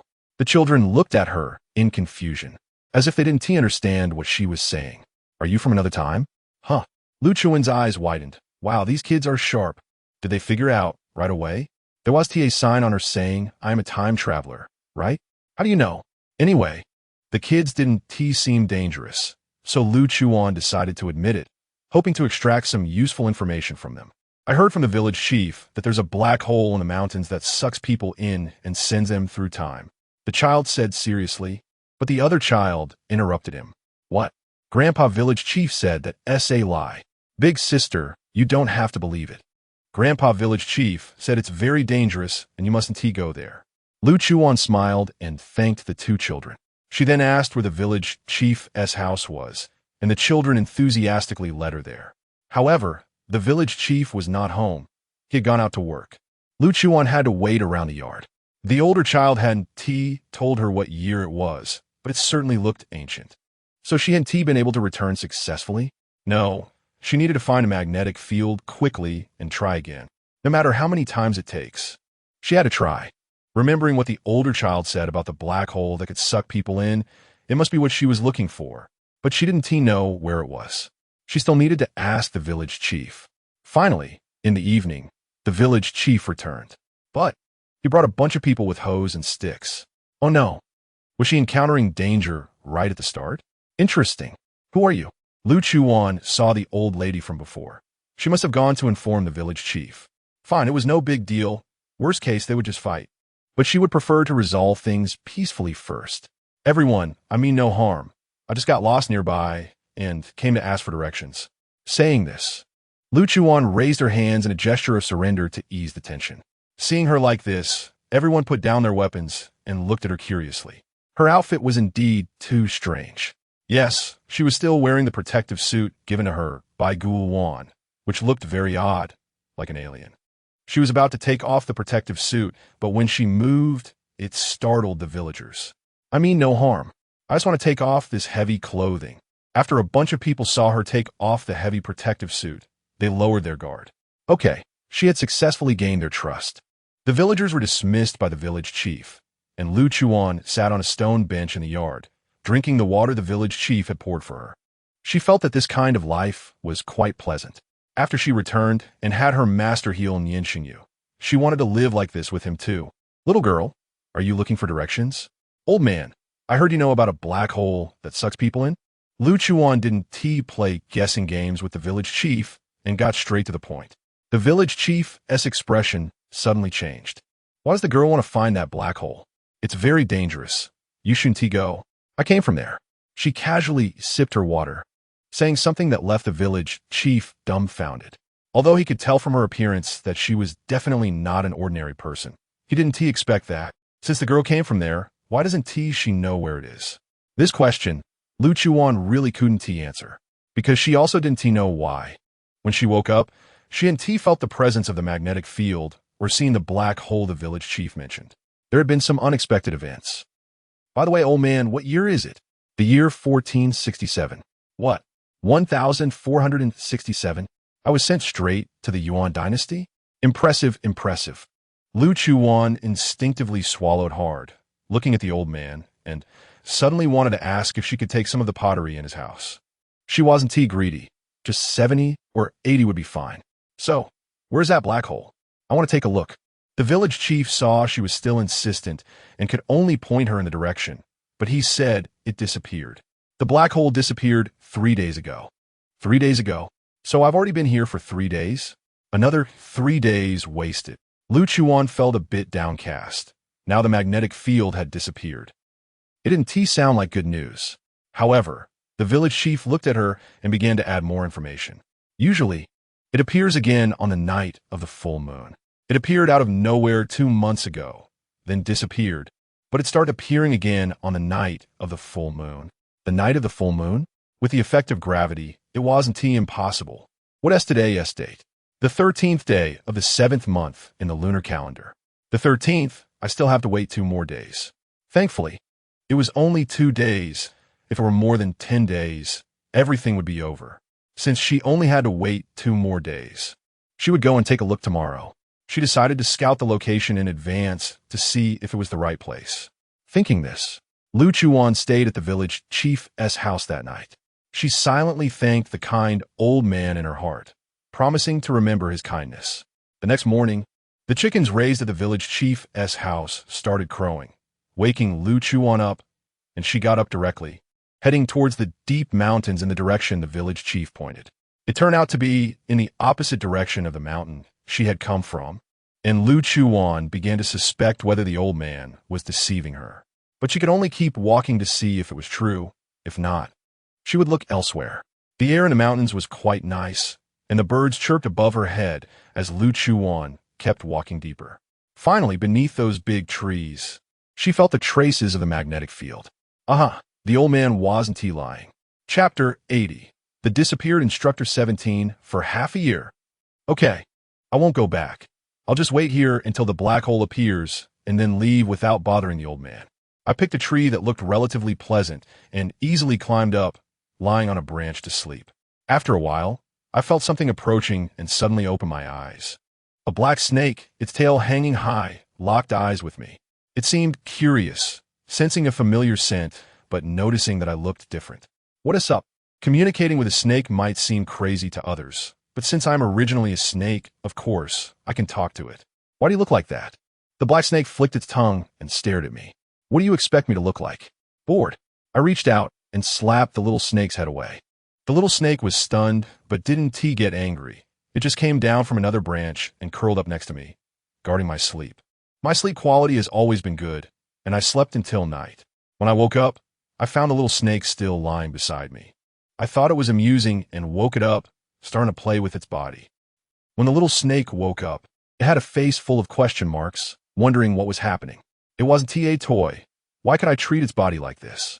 After spending a boring day and night in the woods, I finally couldn't stay still anymore. I followed the little snake around, and by the night of the 15th, the moon finally rose, and I felt the magnetic field strengthening and the wind picking up. Before long, the black hole appeared. It was time for me to go. I set the little snake down, and as I walked next to the black hole, a sharp pain shot through my body, and my consciousness began to blur. Whoosh. I was quickly sucked in, but also fell into a coma. Therefore, I didn't know that after I set the little snake down, it crawled behind me and got sucked in too, inside the black hole. It was pitch black. However, if I could wake up, I would find that besides the darkness, I could see everything happening in every time and space simultaneously. I could choose which time and space to go to. I lay in the center of several parallel timelines, and beside me, a black snake coiled around my leg. Hey, wake up! The little snake was calling me, but I, in a coma, didn't hear it. In another timeline, outside the presidential palace, Nian Shengyu and Feng Li were sitting in a car. Nian Shengyu was closing his eyes to rest, while Feng Li was replying to a message from Ranhua. Why haven't you seen your Lu Chuwan these past few days? After replying, Feng Li curiously looked at Nian Shengyu. Xiao Yihan was sitting in the passenger seat, worried about Nian Shengyu's condition, having stayed close to him these past few days. Hearing Feng Li's question, he really wanted to kick him. If you can't speak, just keep your mouth shut. It's really poking where hurts. She went back. Nian Shengyu replied softly, without much emotion. Xiao Yihan glanced at him, confirming nothing was wrong, and didn't bother with him anymore. Huh. She went back. Due to the time and space agency pulling their informants, Feng Li suddenly lost all information and didn't know about Lu Chuwan's situation. However, sensing the atmosphere was a bit off, he didn't continue speaking. But Nian Shengyu, who had originally closed his eyes, slowly opened them. He reached out to touch the necklace around his neck, gently took it off, and held it in his hand, stroking it. His fingertips brushed over each little petal. Wanwans, I miss you. I really miss you. Where are you? Can you feel it? Can you feel that I'm thinking of you?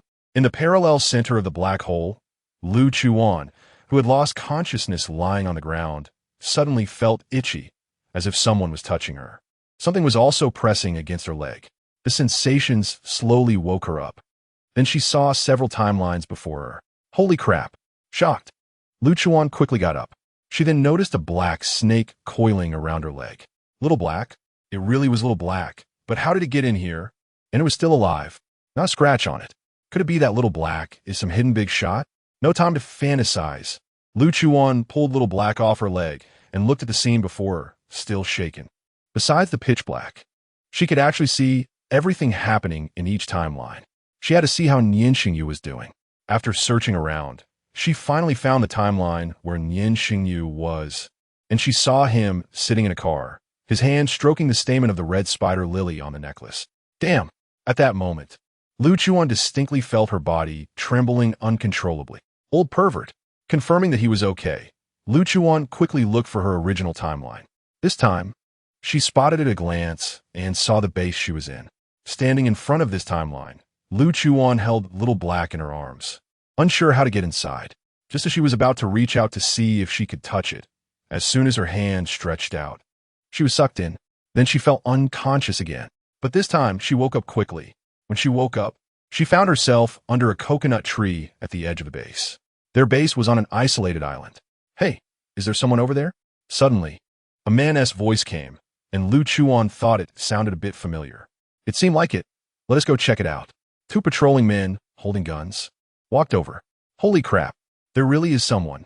Before the two got close, Lu Chuwan stood up directly. What are you doing? You two put your guns down. Lu Chuwan recognized who they were. They were just the two rookie soldiers she was most familiar with. The fear induced by the familiar voice almost made them turn to run. But reason kept them rooted in place.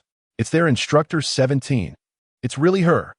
The instructor 17, who had disappeared for half a year. Li Lu was the first to react and quickly spoke into his walkie-talkie. Instructor 17 is back. This news spread throughout the entire base instantly.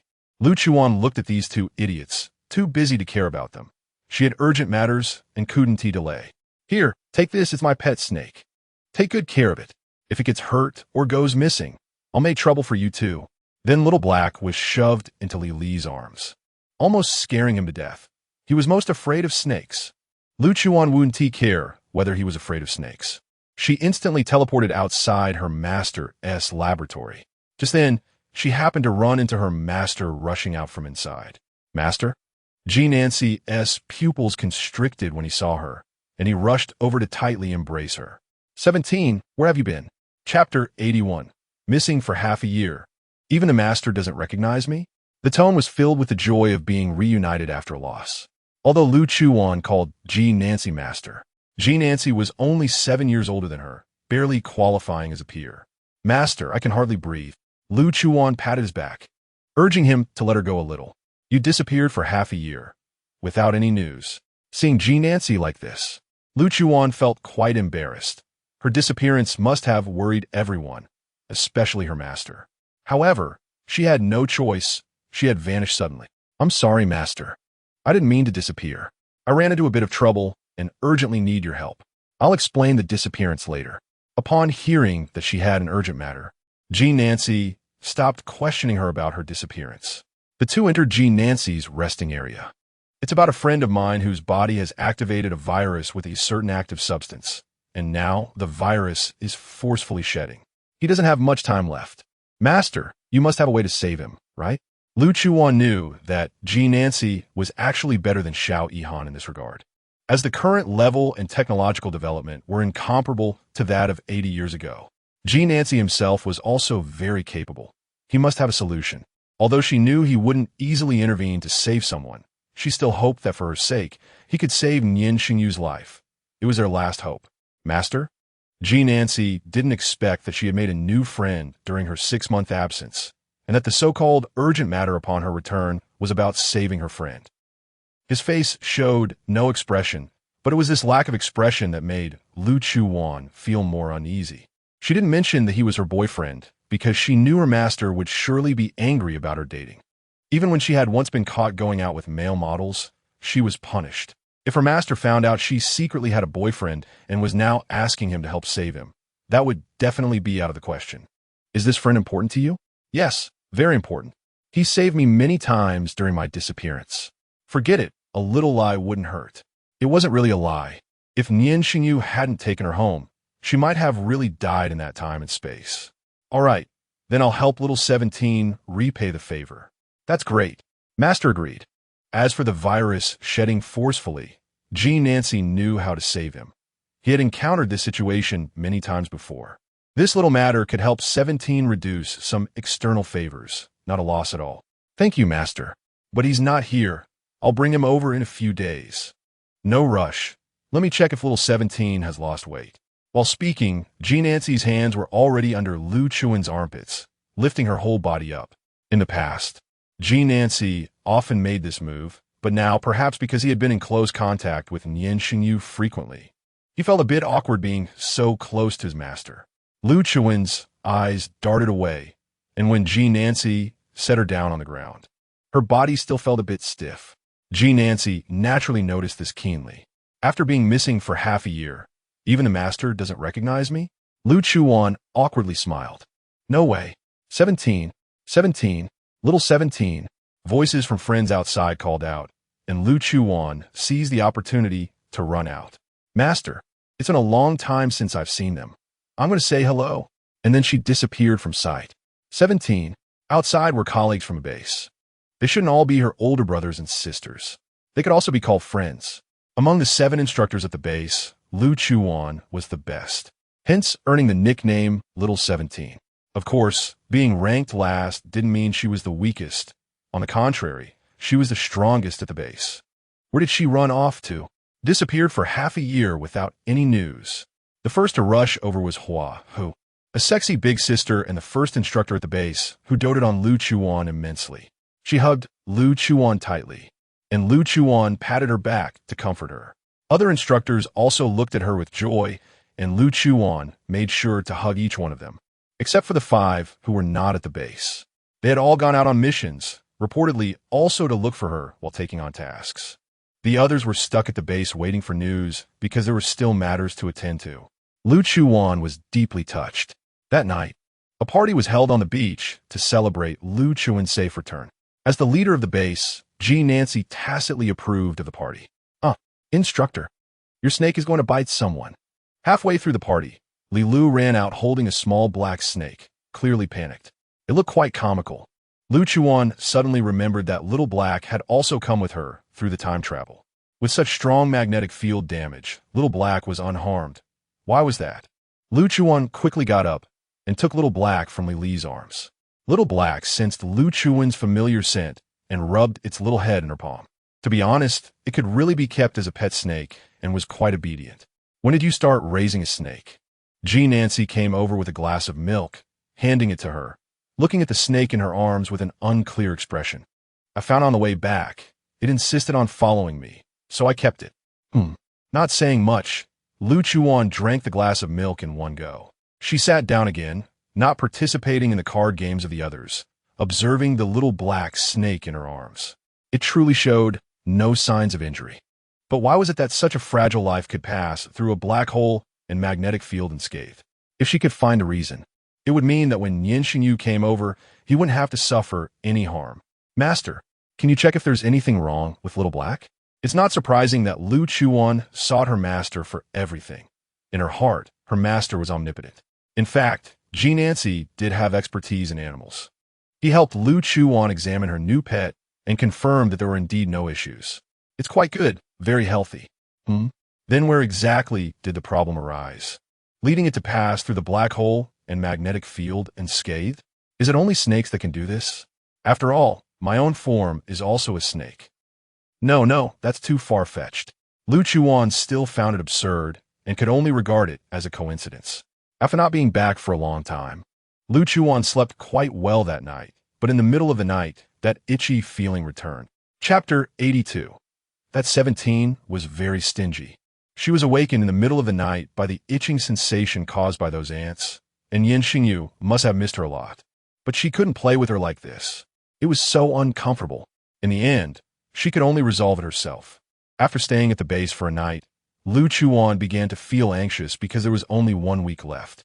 Yesterday, she saw Nian Shengyu and the others at the main gate of the general's mansion through the black hole, but she didn't know what had happened over there. Time had passed for so long.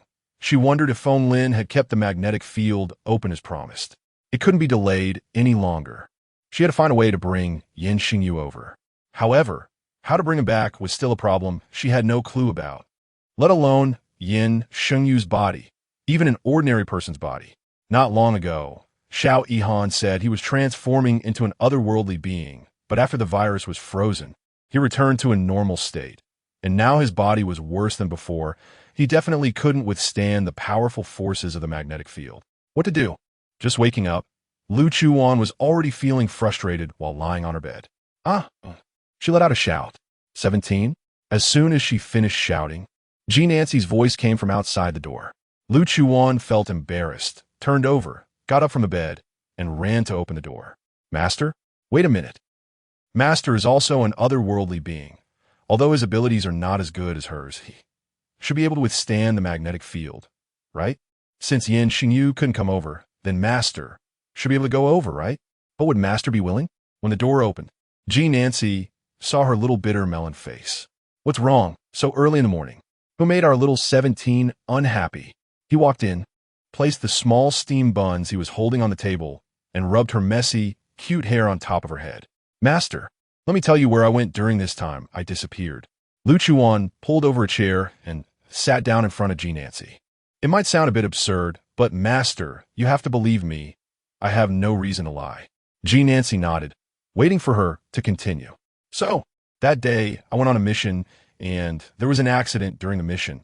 I was sucked away by a magnetic field and ended up 80 years in the past. My friend is a person from 80 years ago, and I worked hard to come back, but he can't come here. Master, it's because of me that the virus got activated. As she spoke, Lu Chuwan felt a pang in her nose. That silly dog, Nian Shengyu, got himself into this situation, and he didn't blame her at all. He was still so good to her. How could there be such a silly person? He was poisoned by someone, and I thought my blood could save him, but I didn't expect it to activate the virus in his body. Just thinking about that silly dog waiting for her at home, staying up all night, touching the necklace she left for him, made Lu Chuwan unable to hold back her tears. Seeing her tears, Nancy felt heartbroken. He had no idea she had gone through so much. 17 wants Master to go save him, right? Lu Chuwan, enveloped in his embrace, nodded, but then felt it was unfair to Master. What if something unexpected happened? But she had no other way. Then Master should go. Simply for his little 17, to ease her feelings of guilt. That reason was more than enough. Hearing G. Nancy's response, Lu Chuan's tears fell even more. She owed Master more and more. Ever since her adoptive mother passed away, it was Master who took her in. Although he wasn't much older than her, he took care of her and the other brothers and sisters, the dozen or so instructors at the base. For them, G. Nancy was family, the one who gave her life again. Thank you, Master. You have to thank me, but it can't just be a verbal thank you. Master didn't teach you to act like this. Lu Chuan's mind turned. I got it. Master, I will transfer you 100 million later. She wasn't joking. Lu Chuan had more than just that amount in her account. G. Nancy couldn't help but laugh at her action. He helplessly rubbed her head. That 17 was very stingy. 500 million. G. Nancy said nothing. What he wanted was never his little 17's money. By now, Lu Chuan had basically figured out a logic. As long as a powerful magnetic field appeared in a certain time and space, there would definitely be a response in other time and spaces.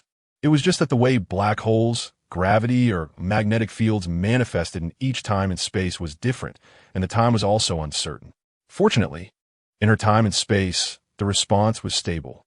As soon as she returned, she sent someone to guard the place she came back from, right near the sea around the island. Before going, Lu Chuan had a ridiculous idea. Looking at the quiet little black snake, she wondered if using her original form could allow her to enter the black hole without losing consciousness, although there was no theoretical basis to support it. But what if it worked? There was no loss in trying. To prepare for the possibility, Lu Chuan took the little black snake with her. That way, if she fainted again, the little black could wake her up. Time waits for no one. Once they were ready, they set off to the sea. Fortunately, everything went smoothly. Just as she thought, in her original form, she did not faint. However, an accident still occurred.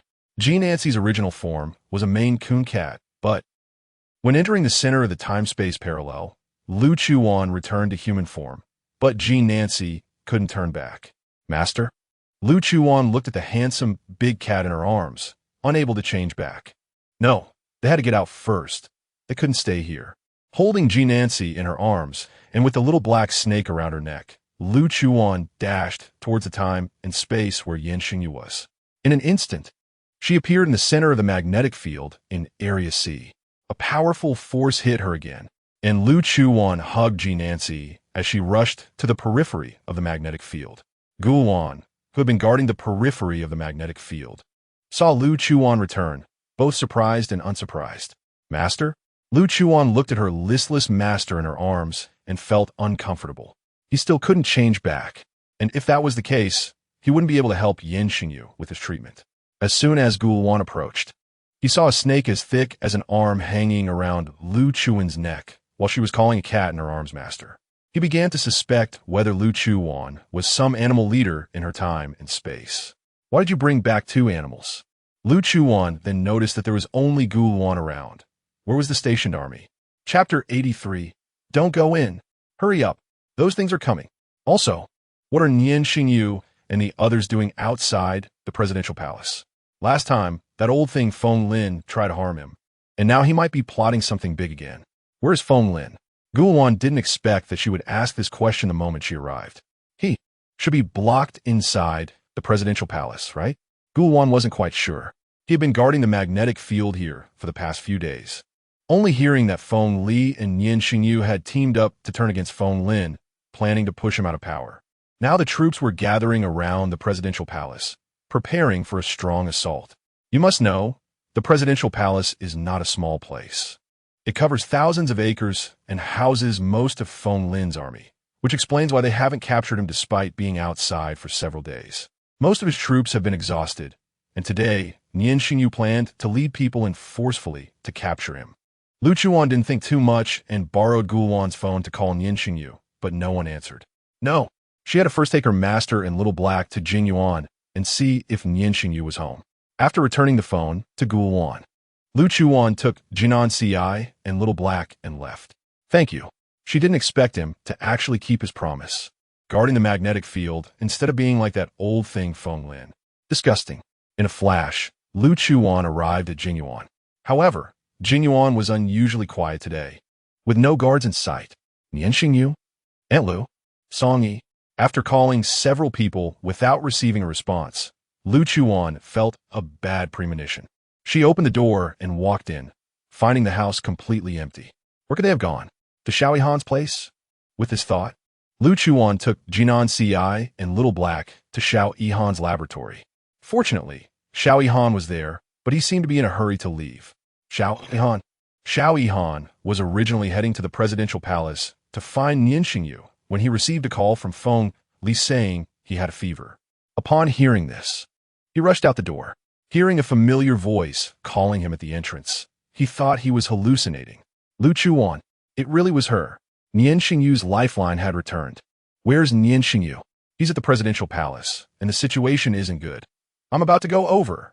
Seeing Lu Chuwan appear safely, he didn't know if she had found a way to help Nian Shengyu, but her appearance could temporarily save Nian Shengyu's life.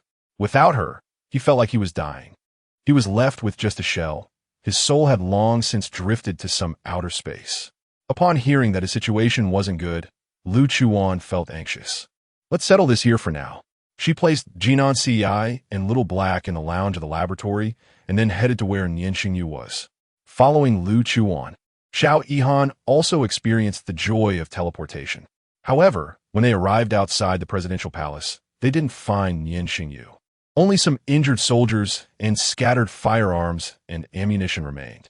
It was evident that a fierce battle had just taken place. Was Nian Shengyu safe and waiting for her to take him home? A sense of panic arose in her heart. Meanwhile, inside the presidential palace, Nian Shengyu was accompanied by Song Yi, while Feng Li went in another direction. The three were looking for Feng Lin, preparing to capture him alive. Little did they know that every move they made was being watched by Feng Lin. These reckless fools. Lin Kuan was also by his side. Let's go first. You stay back and hold them off, just in time to let them test my new toys, ha ha ha. Then he led his personal guard team, a total of 13 people, out of the presidential palace through a secret passage.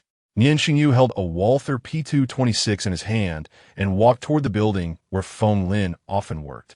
He was ready to shoot at any sign of life. However, no one appeared. Just as he was about to leave, he suddenly felt a tremor. Then he seemed to hear the roar of a beast, but it sounded like it was coming from underground. Remembering that he had been captured in the basement last time, Nian Shengyu decided to check it out. He had heard Lu Chuwan mention that the entrance to the basement was in Feng Lin's office. Taking the elevator, Nian Shengyu went up. Upon arriving at Feng Lin's office, he found nothing unusual. After circling the room, he focused on the bookshelf leaning against the wall. Just as he was about to reach out to push it open, a familiar voice came from the doorway. Don't go in. Hurry up. Those things are coming. Nian Shengyu turned around to see Bai Zhua. He quickly raised a Walther P226 in his hand, his eyes filled with confusion. What was Bai Zhua up to? However, since he had already fallen out with Feng Lin and was helping him, was he afraid that he would attack him now? What are you doing here? He put away his gun. But before he could wait for Bai Zhua's response, he heard Song Yi's anxious voice calling for him from outside. Boss, where are you? Then came a loud roar from a beast. Roar. Nian Shengyu's brow furrowed, and he rushed out.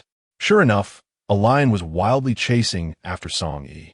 This was no ordinary lion. It was a giant lion 4 to 5 times bigger than usual. It was clearly a mutated species, its claws capable of killing 20 people with a single swipe. Hurry up, there's not just this one.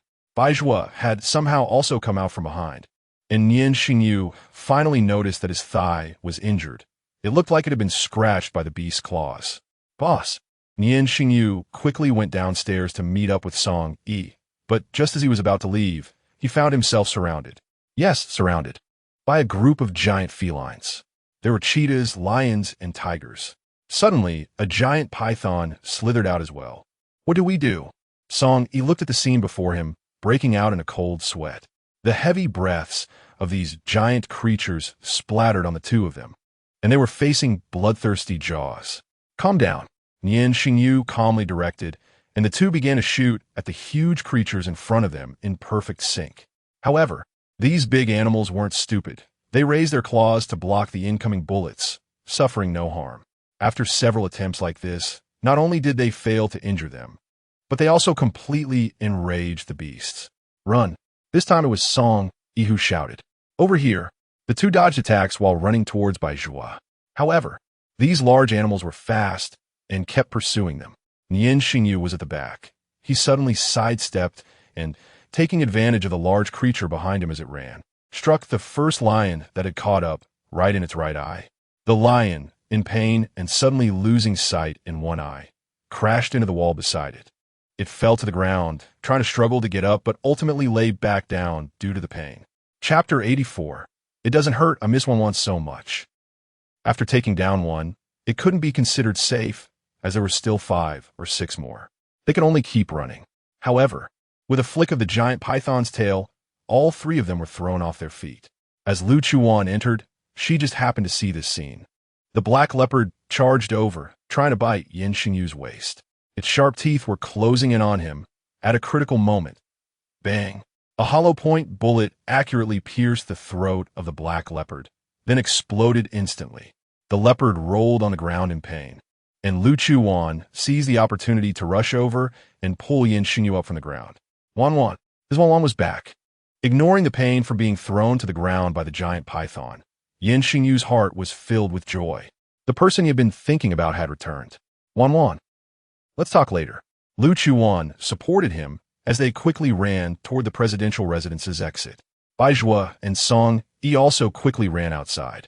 But Feng Li was nowhere to be seen, and at this moment, no one cared about him. With sparks flying, they finally returned safely to Jinyuan. Those creatures had also rushed out of the presidential residence, their whereabouts unknown, but they must be causing chaos in Area A. Back in Jinyuan, Lu Chuwan took Nian Shengyu to the bedroom and immediately took off his clothes. Sure enough, just a moment ago, his back was covered in bruises. His skin was already very fair, and now the large area of bruises looked particularly frightening. Lu Chuwan gently touched it with concern, but quickly retracted her hand. Does it hurt? Nian Shengyu was not afraid of pain. These injuries meant nothing to him. They just looked scary. He sat on the edge of the bed while she stood in front of him. Nian Shengyu reached out and hugged her slender waist, burying his head in her abdomen, feeling her unique scent. It was really his Wan. He thought she wouldn't come back. It doesn't hurt, I miss Wan so much. Really, Wan? Lu Chuwan patted his head, gently comforting him. I miss Nian Shengyu too. That's why I rushed back. I brought Master with me. He has a way to save you. Speaking of Master, she still didn't know how he was doing or if he had changed back. They needed to find him quickly and have him help Nian Shengyu with the virus issue. Otherwise, his time was running out and they couldn't wait any longer. Let's go. We need to find Master right now. But right now, Nian Shengyu didn't want to look for anyone else. He hadn't seen her for a long time, hadn't held her, and hadn't kissed her. He felt like he was going crazy. Wan, maybe tomorrow. I miss you so much. While speaking, he grabbed her small hand with one hand, and the other hand had already slipped under her top. Then Lu Chuwan's body trembled as she felt his hot kisses landing around her abdominal muscles. Nian Shengyu, let's check on your body first, okay? She was still worried about him, pressing her hand on his head, but not stopping his actions. Knowing that he must have missed her terribly during the days he spent alone, and she missed him just as much. Don't. His tone was vague as he softly finished that sentence and continued his actions. Lu Chuwan knew that he wanted this, and there was no way he could go today. Then let's wait until tomorrow. After all, we have a week, which is just enough time for Master to adjust to this era and let him rest at Xiao Yihan's place. So she tacitly allowed Nian Shengyu's increasingly bold hands and actions. Undeniably, she also missed him very much. Thus, she directly sat on his lap, and they kissed passionately. Suddenly, Lu Chuwan's body trembled violently. Dodging the moist lips that Nian Shengyu had aimed for, Lu Chuwan gently patted his face. What are you doing? I'm right here. Were you playing with a necklace? What? What a weird hobby. Nian Shengyu didn't speak, just played with the necklace in his hand, then buried his head in her chest. She was initially worried about the injury on his back, but in fact, she had overthought it. He was doing very well.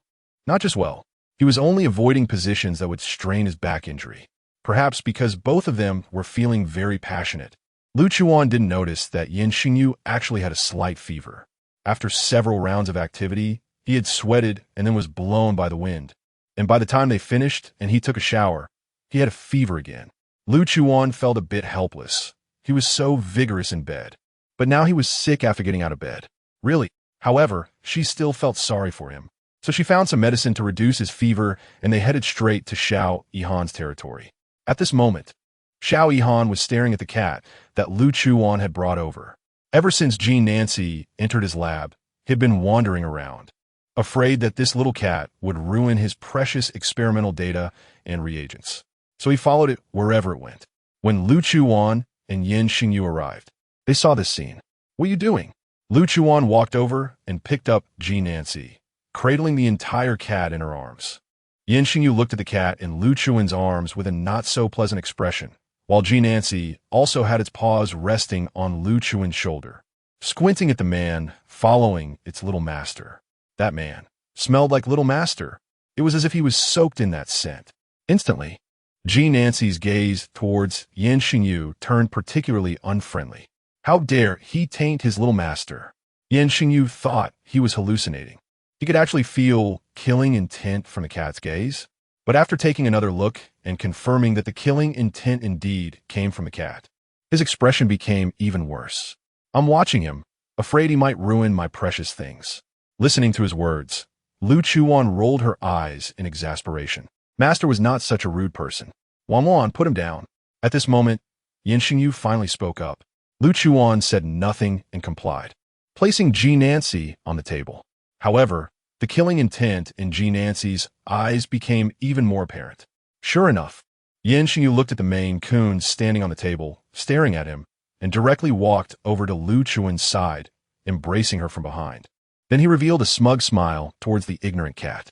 Lu Chuwan was used to Nian Shengyu doing such things and instinctively touched his hand resting on her abdomen, completely forgetting that Master was still present. Chapter 85. You think about your wife, and isn't your wife right here? Feeling a slight tug on her leg, Lu Chuwan realized what she had just done in front of her master. She suddenly let go of Nian Shengyu's hand, stepped back from his embrace, and awkwardly looked at the cat in front of her. Nian Shengyu, however, felt a bit sad due to her series of actions, but he didn't show it. He just shot a displeased glare at the smelly cat. Ahem, he has a bit of fever. Take a look at him. It was too awkward. So she could only shift the topic to Xiao Yihan. But behind her, Nian Shengyu was slowly unbuttoning the top 2 buttons of his shirt under his coat, revealing his delicate collarbone. However, his intention was not to show off his body to the smelly cat, but rather to expose the love marks left by Lu Chuwan on his collarbone. Then he shot a provocative look. How dare you bully his 17? Jean Nancy was furious, jumping up to scratch Nian Shengyu's hand. The situation escalated too suddenly. By the time Lu Chuwan and Xiao Yihan reacted, Nian Shengyu's hand was already marked with several scratches. Master? Masters typically don't attack people indiscriminately. Why did he suddenly hit Nian Shengyu? Lu Chuwan was shocked, and Nian Shengyu was not the type to provoke trouble. How did they end up fighting? Seeing Lu Chuwan rush to care for the smelly cat, Nian Shengyu felt a pang in his heart. But master? This cat? It's actually Wan's master? Then what he just did, feeling a bit embarrassed. Nian Shengyu quickly pulled up his collar to cover the ambiguous marks on his body and avoided looking at Jean Nancy. Mainly, he felt ashamed to face an elder after doing something like that. It was quite embarrassing. Jean Nancy didn't know it yet, but to Nian Shengyu, he was already an old man. Quick, take care of him. In a flash, Lu Chuwan noticed the injuries on Nian Shengyu's hand and felt heartbroken. But since it was caused by her master, she didn't know what to say. If her master refused to treat Nian Shengyu, it would all be in vain. Xiao Yihan walked over, glanced at Nian Shengyu's condition, and rolled his eyes. He had seen everything this guy had done. Wow. So you're jealous of a cat on no, of your master. Only Nian Shengyu could do something like this. He had already eaten jealousy, and even acted like a green tea bitch, TSK. But he quickly fetched some tools to help treat the wound. Master, why did you suddenly hit someone? While Xiao Yihan was taking Nian Shengyu to treat his wounds, Lu Chuwan held Jean Nancy and quietly asked. However, Jean Nancy, in his kitten form, spoke in cat language, which she couldn't understand. She could only look into his eyes, feeling that something was off. Okay, master must be angry. Perhaps it was because her intimate actions with Nian Shengyu exposed their relationship. She wondered if the help her master promised to provide still counted. If he knew the person to be saved was Nian Shengyu, the main concern was how to turn her master back to normal. Lu Chuwan felt a bit distressed. When they came over, Nian Shengyu had taken some fever-reducing medicine, and now that his temperature had dropped somewhat, he didn't need it for. But now Nancy couldn't revert back, so they didn't stay at Xiao Yihan's place. She initially wanted to take Little Black and Nancy back with her, but Nancy insisted on staying. She didn't push the issue. Once they left, Xiao Yihan looked at the handsome Maine Coon cat and reached out to pat its head, only to have his hand swatted away immediately. Who allowed you to touch my head? With a fierce glare directed at Xiao Yihan, but Xiao Yihan felt nothing. Nancy ignored him and continued exploring the lab. To be honest, this lab wasn't bad. It could compete with his own. While observing, Nancy also searched for anything he might need. On the way back, Lu Chuwan looked at the somewhat unenergetic Nian Shengyu in the passenger seat and softly said, "I'm sorry." Nian Shengyu knew she was apologizing for the cat, but it was his own fault. Besides, no matter what, she never needed to say such things to him. Wan, it's fine. No need to apologize. He wanted to hold her hand, but since she was driving, he couldn't.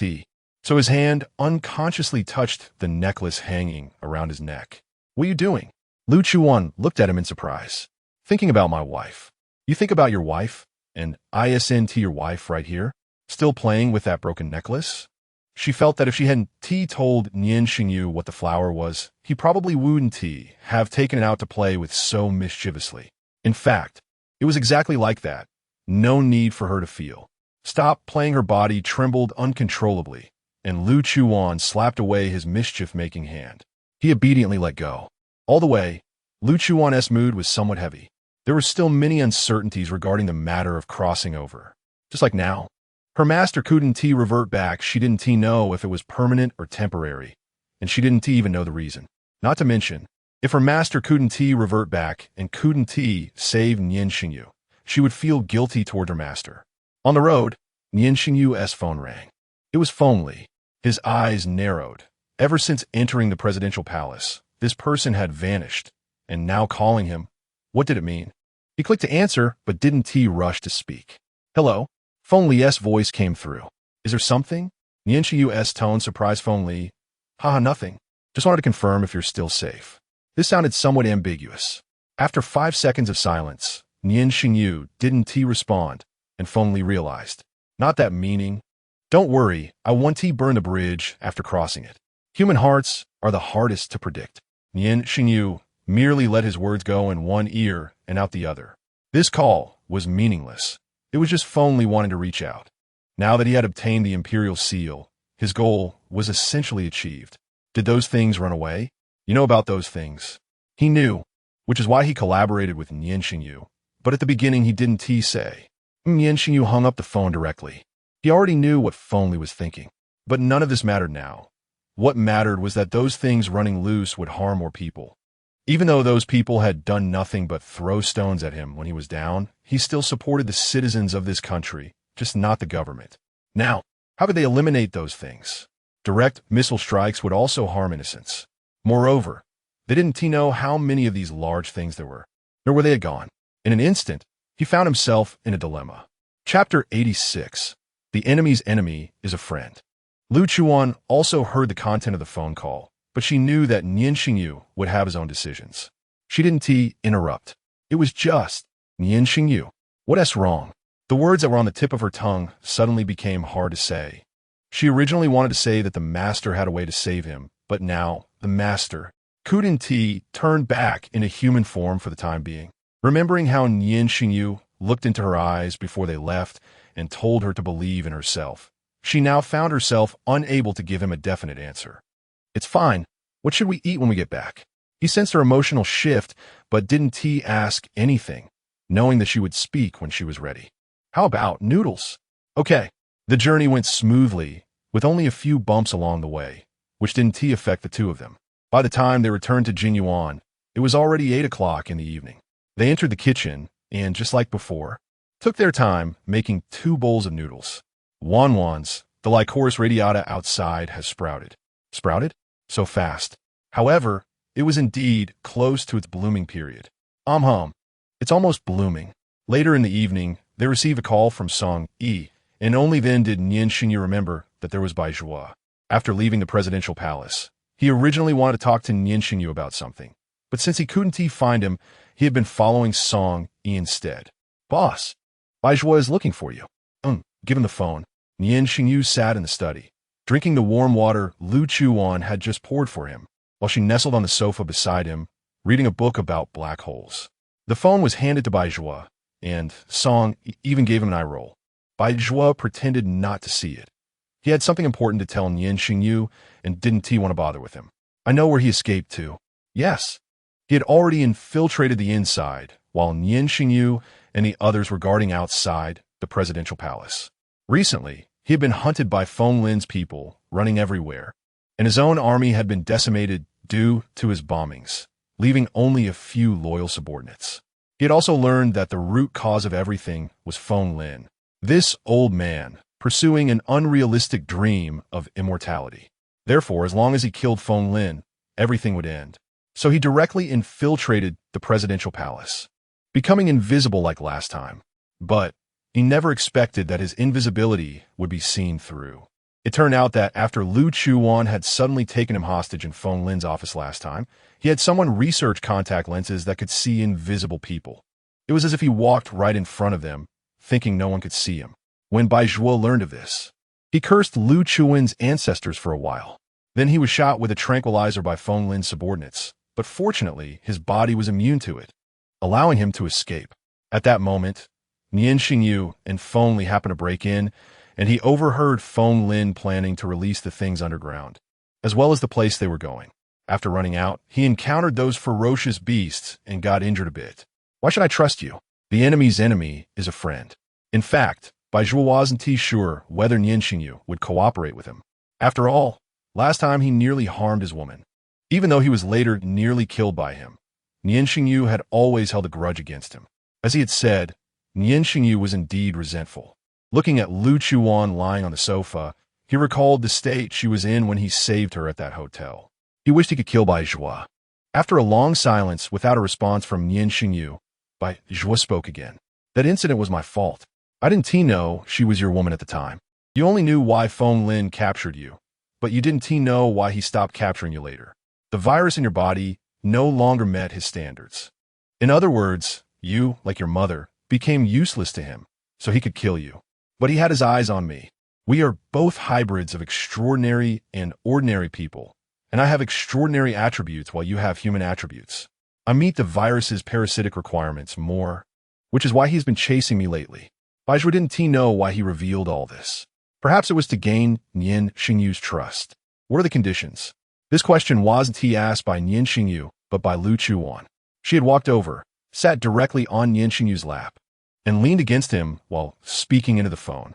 Hearing Lu Chuwan's voice, Bai Zhua was a bit surprised but thought about it. Where else could she be but by Nian Shengyu's side? Nian Shengyu moved the phone away a bit, not wanting her to talk, burying his head in her neck. Once. Lu Chuwan's delicate fingers ran through his hair, gently soothing him. She knew what he was thinking, but right now, Feng Lin was like a ticking time bomb, and with the master in such a state, she had to ensure that everyone around her was safe. Only then would the chances of saving Nian Shengyu be greater. Moreover, from what Bai Zhua said, Feng Lin knew about Nian Shengyu's current condition. This was not good news. No conditions. Indeed, there were no conditions. After all, they both needed to deal with that old man Feng Lin. It was just that he currently lacked the capability and needed some external assistance. One provided clues. The other provided military force, and no so-called conditions were needed. Just then, Bai Zhua only gave an address, but whether to believe this information, Lu Chuwan remained neutral. I can find it out even if he doesn't say. After hanging up the phone, Nian Shengyu said in a muffled voice. Lu Chuwan didn't doubt Nian Shengyu's abilities, but they didn't have much time left. Listening to what Bai Zhua had just said, if it really was that place, it would be well hidden. If they were to search, it wouldn't be easy. They no longer had much time to waste. I know, but I want my darling to get better soon, which requires many external conditions. That incident has passed. I wasn't violated, and Bai Zhua has also received your punishment. The main task now is to heal my husband and then wait for him to come home to marry me. Understand? Lu Chuwan cupped his face with both hands and kissed his forehead. Nian Shengyu tightened his grip around her waist. He knew she was waiting for him to marry her home. He had already prepared the ring. Now, Wanwans, I love you so much. Even if it was 100 times, 1,000 times, or 10,000 times, I would still tell you without hesitation or retreat, I love you. After a long time apart, coupled with deepening love, the two of them sank into each other once again that night. Chapter 87, Sister-in-Law. Summer has passed, and autumn is approaching, but the weather is still gloomy. Lu Chuwan stands in front of the floor-to-ceiling window, holding a glass of tequila, shaking it.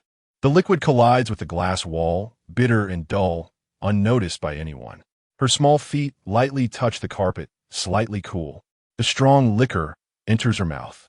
Its rich aroma first. 5 days, such a short time. Nancy still hasn't returned to normal, and for a moment, she doesn't know what to do. Because of the bad weather, even though the lighting at home is decent, some lights are still on. Lu Chuwan finishes the drink in her glass.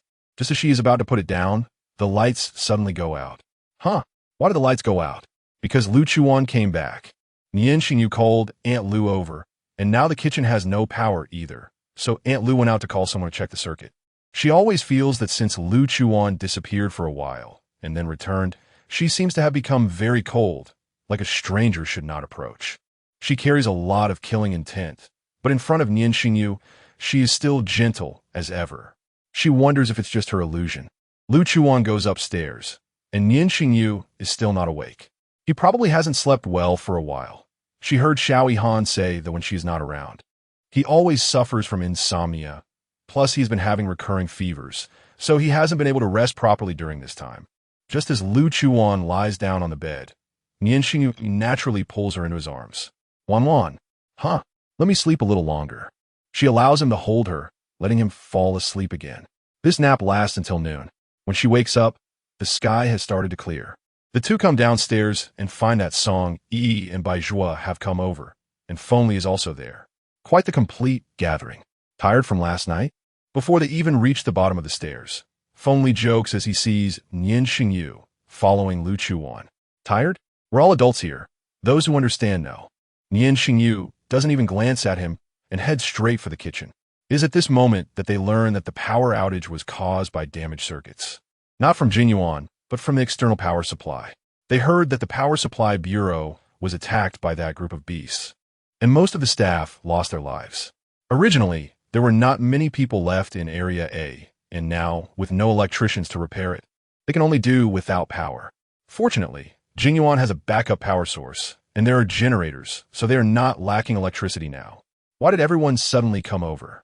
Lu Chuwan sits on the couch and asks Song Yi, I came to find a boss for something, and Bai Zhua insisted on coming along. As for this prince, I don't know. As he speaks, Song Yi's gaze scans Fengli from top to bottom. Can't I come if I have nothing to do? No one answers him. He didn't come just because he was bored. Now that Fenglin has escaped and the Jade Seal is in his hands, he is firmly in a position of power. The entire empire can be said to be at his command, but it just hasn't been widely reported yet. The timing is not right. Before long, Nian Shengyu comes out of the kitchen, carrying Lu Chuwan's favorite bowl, filled with lotus seed porridge freshly made by Aunt Lu. He sits down next to Lu Chuwan, uses a delicate spoon to scoop a spoonful, confirms it's not hot, and brings it to her lips. Lu Chuwan glances at it and eats from his hand. The three watch the overly sweet scene, revealing a mix of envy and sourness in their eyes. Boss! Lin Wen has already taken people over. Nian Shengyu simply responds with a sound and then stops talking, continuing to feed Lu Chuwan. Knowing that Nian Shengyu won't continue until Lu Chuwan finishes her meal, the three do not urge him and just sit in the living room waiting. Since Nian Shengyu hasn't eaten, Lu Chuwan eats by herself. After lunch, the group heads to Jingyuan's armory. It truly opens Lu Chuwan's eyes. She has never been here before, and there are so many high-tech weapons. Plasma beam swords, nuclear-powered high-energy laser cannons. It's really eye-opening. Almost everyone, except for Song Yi, is wide-eyed. Indeed, being a major in this country is not something just anyone can do. Bai Zhua silently wipes the sweat from his brow. thankful that Lu Chuwan does not hold grudges against him. Otherwise, he doesn't know how Nian Shengyu would deal with him. Nian Shengyu is not stingy about letting them touch the weapons, even allowing them to choose their favorites. After all, this is not a small task. Feng comes here to tell them that those big things have also started heading in that direction. If nothing unexpected happens, it should be that those people have something in their hands that can control these creatures and guide them there. Lin took people over without alarming the enemy, just guarding the area to prevent him from escaping again. This place is very secretive, located in a primitive forest at the border of Area B and C. They don't understand why he would run to such a place, but they need to meet him. They just hope that the information Bai Zhuo provided is accurate.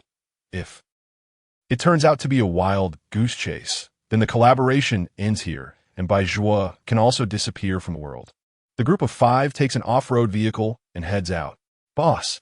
As soon as they arrive, Lin comes to greet them. Seeing Lu Chuwan, he feels a bit ashamed and doesn't dare to look her in the eye. Last time, due to his negligence, the boss suffered a loss of personnel, and later, because of distrust in Lu Chuwan, he didn't follow her to save her, almost causing a disaster. After returning, he confessed his mistakes to Nian Shengyu and has been looking for an opportunity to talk to Lu Chuwan, but he hasn't had the chance. Later, he heard she went missing. Now that he sees her, he still feels he has no face to meet her. Sister-in-law. This sudden call of sister-in-law surprises both Lu Chuwan and Nian Shengyu. After the initial surprise, there are no other emotions. Lu Chuwan lightly responds. This also signifies that Lu Chuwan forgives his actions and will not hold it against him. He has now vowed to protect Nian Shengyu and Lu Chuwan with his life. Lin quietly makes a decision in his heart. Let's go. Nian Shengyu reminds them, and when they arrive at their resting place, he glances at the map Lin prepared in advance and frowns. Feng does the same. This place is easy to defend, but hard to attack, and they don't know how many people Feng has or what weapons they have. Boss, there are signal jammers installed inside, and the detectors can't get in, so we can't see what's going on inside. As he speaks, Lin takes out a video for Nian Shengyu to see. It is a type of reconnaissance device they developed, disguised as a snake with eyes that are cameras. However, as soon as they get close to this area, the screen glitches, losing signal. This is not good news. Chapter 88. This battle, they will definitely win. Lu Chuwan watched the video, somewhat lost in thought. What if it were a real snake? A real snake wouldn't need a signal. It could be worth a try. Nian Shengyu looked at her face while holding her hand. But where could they find an obedient snake now? Lin was a bit troubled. However, Lu Chuwan smiled. When she got in the car earlier, she had seen a little black snake hiding. They had brought the little black snake back from Xiao Yihan's lab that day. And although she hadn't planned to bring it today, she discovered it had sneaked into the car when she got in. I have one. Saying this, she walked out to the back of the SUV and skillfully opened the trunk. Little Black was lying in one corner, sleeping. It had wanted to follow Lu Chuwan when she left, but accidentally fell asleep. The sudden opening of the trunk startled it awake. Before it could react to what had happened, it sensed a familiar aura and was immediately picked up. The sudden lift made it instinctively coil around Lu Chuan's wrist. What's wrong? It knew Lu Chuwan could understand it. I need your help. Little Black was puzzled about how it could help her, but it hesitantly nodded. Soon, under Lu Chuan's guidance, Little Black headed towards the forest. Sister-in-law, is that your pet snake? Lin asked curiously, seeing how obedient Little Black was. No, I found it. Nian Shengyu stood beside her, pinching the soft flesh of her palm. Lu Chuwan had told him nothing about the week she had disappeared. He knew she must have returned. And the process wasn't smooth. She had come back with her master and this little black snake, and her master had transformed back into his original form. Fortunately, she was okay. So he didn't ask anything, knowing that when she was ready to talk, she would tell him. Little Black was gone for a long time without returning. Everyone could only wait. An hour passed before Little Black returned along the same path, almost at a speed that seemed startled. One must understand that snakes are reptiles and typically wouldn't move this fast. What had it encountered? Lu Chuwan frowned, her expression not looking good. She squatted down to catch the rushing Little Black. Help! You almost got me killed. What happened? A snake. A big snake. Super huge. Hundreds of times bigger than you. Little Black had seen Lu Chuan's original form, which wasn't small. But just as it approached that area, It saw the super huge snake, which nearly crushed it as it slithered by. And then it was discovered. The snake's tail almost squashed it into mush, but fortunately, it was fast, hundreds of times bigger than you. Lu Chuwan thought of the snake that had injured Nian Shengyu that day at the presidential palace. But that one wasn't hundreds of times bigger. It was new. And what else? What else did you see? There was a person in white clothes and some people with guns. From Little Black's description, Lu Chuwan had a general understanding of the situation. There was a giant python. As soon as Lu Chuwan spoke, everyone was not surprised. They had already witnessed it that day. But Lu Chuwan added, "It's not the one from that day. It's dozens of times bigger. Dozens of times." How terrifying. They were like insignificant ants in front of such a creature. Aside from Nian Shengyu and Lu Chuwan, everyone else's expressions darkened. That old thing always liked to study these things. These soldiers were no match for it. Bai Zhuo, who had been silent and trying to minimize his presence, spoke up at this moment. Clearly, this was something everyone had realized. "I'll go." Lu Chuwan stepped forward, but before she could continue, Nian Shengyu rejected her. No, not to mention that Lu Chuwan was a girl. How could he let her take that risk? At that moment, Lu Chuwan realized her own issue. She always stepped forward first, sometimes ignoring Nian Shengyu's wishes. He was also a strong person. Did he want to always stand behind her? And he was a man. She seemed to rarely consider his perspective or feelings. She had been so accustomed to being strong that she forgot Nian Shengyu was Nian Shengyu. He was not like those male models in bars. Did he also want to show his strong side in front of his partner? Did he hope she could rely on him as well? Then let us go together, okay? Lu Chuwan finally changed her tone. Nian Shengyu noticed the change in her eyes but didn't know the reason. However, the situation in the forest was still unclear.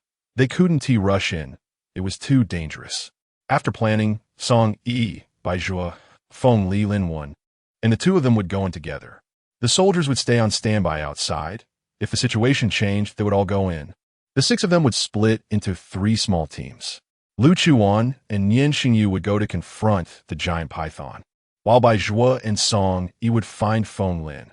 If they couldn't capture him alive, they would shoot to kill, and Lin Wen and Feng Li would provide cover. After deciding this, they checked the map and set off. At the edge of the forest, they could see a dense grove of trees. Due to the tall canopies, only some low shrubs were visible deeper in the forest, and the humidity was heavy, giving it a damp appearance. The 6 of them entered with the weapons selected from Jin Yuan, going in 3 different directions. Lu Chuwan and Nian Shengyu walked ahead. This time, she followed behind him. Before moving, she leaned close to his ear and softly said, "Hubby, remember to protect me." A smile appeared on Nian Shengyu's face. "I'll protect my wife with my life." The damp environment soaked Lu Chuan's clothes, and Nian Shengyu, who was walking in front, was even wetter. She was still worried. His cold poison had been cleared, and she was concerned.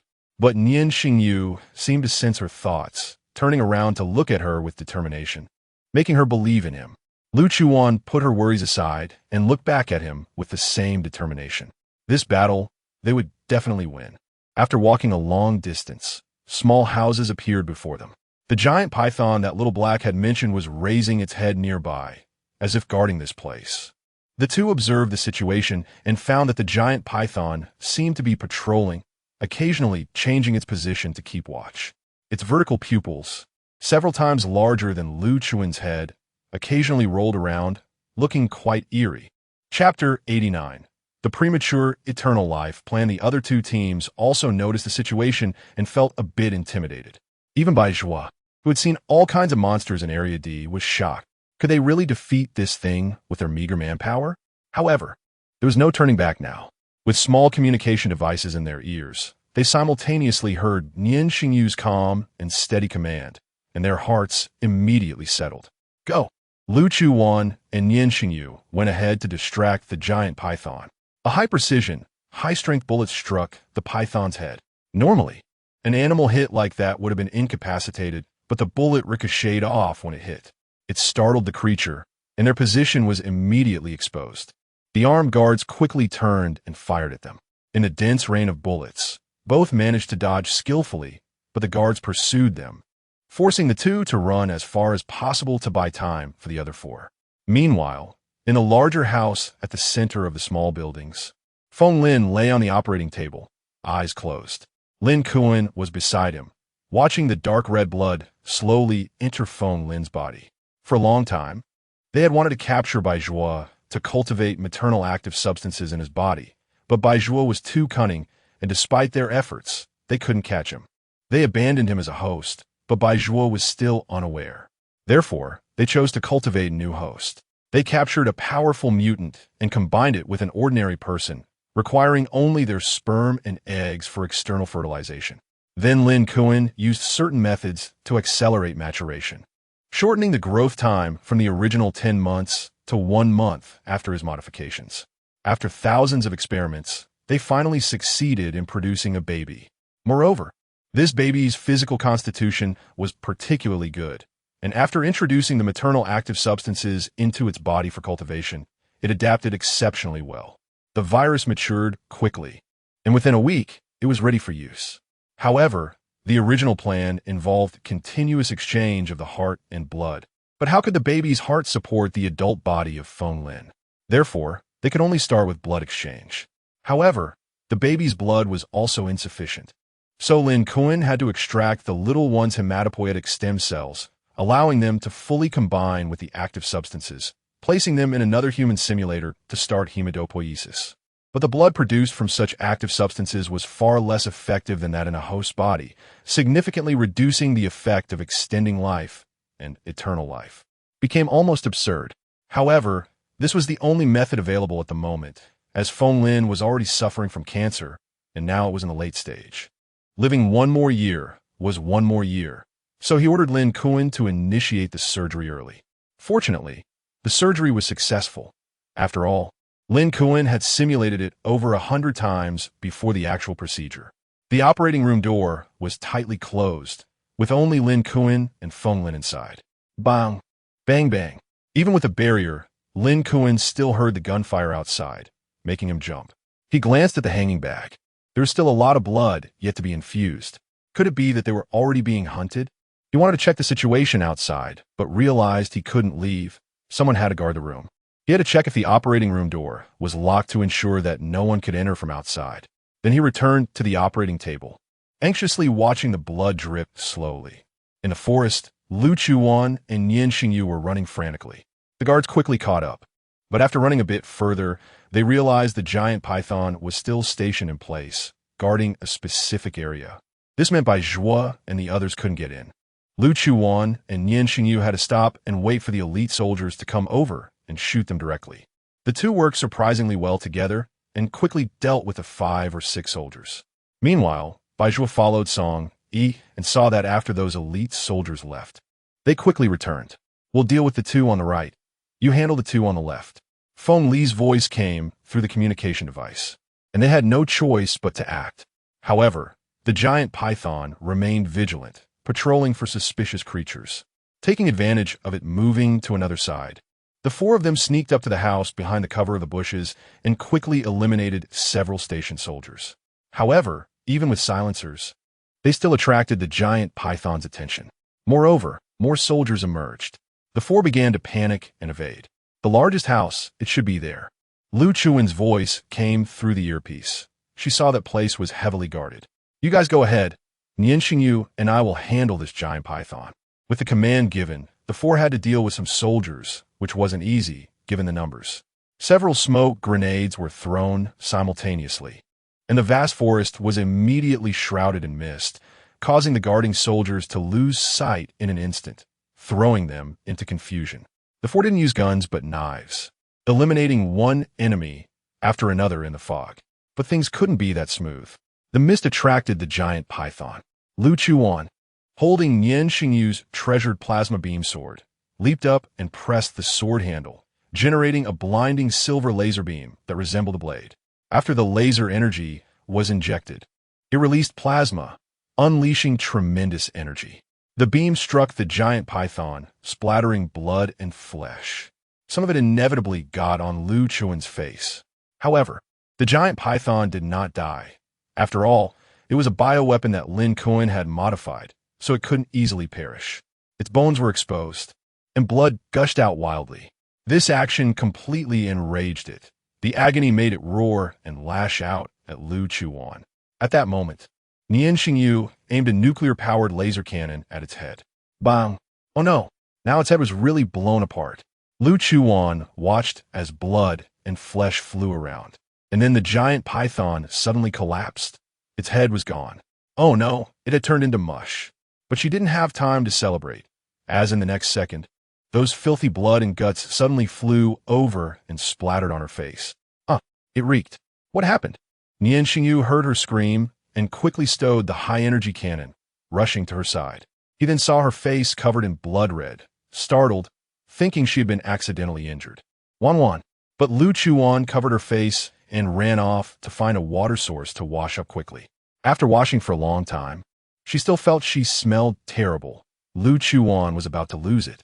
What was this stinky snake made it to smell this bad? Chapter 90. What the hell? A couple in the front line. The power of that laser cannon just now was felt by Bai Zhuo and the others, with aftershocks in the air. During the fight, He got injured. Bai Zhuo supported him as they walked over, seeing the snake's corpse that resembled a small mountain. Did you find anyone? No.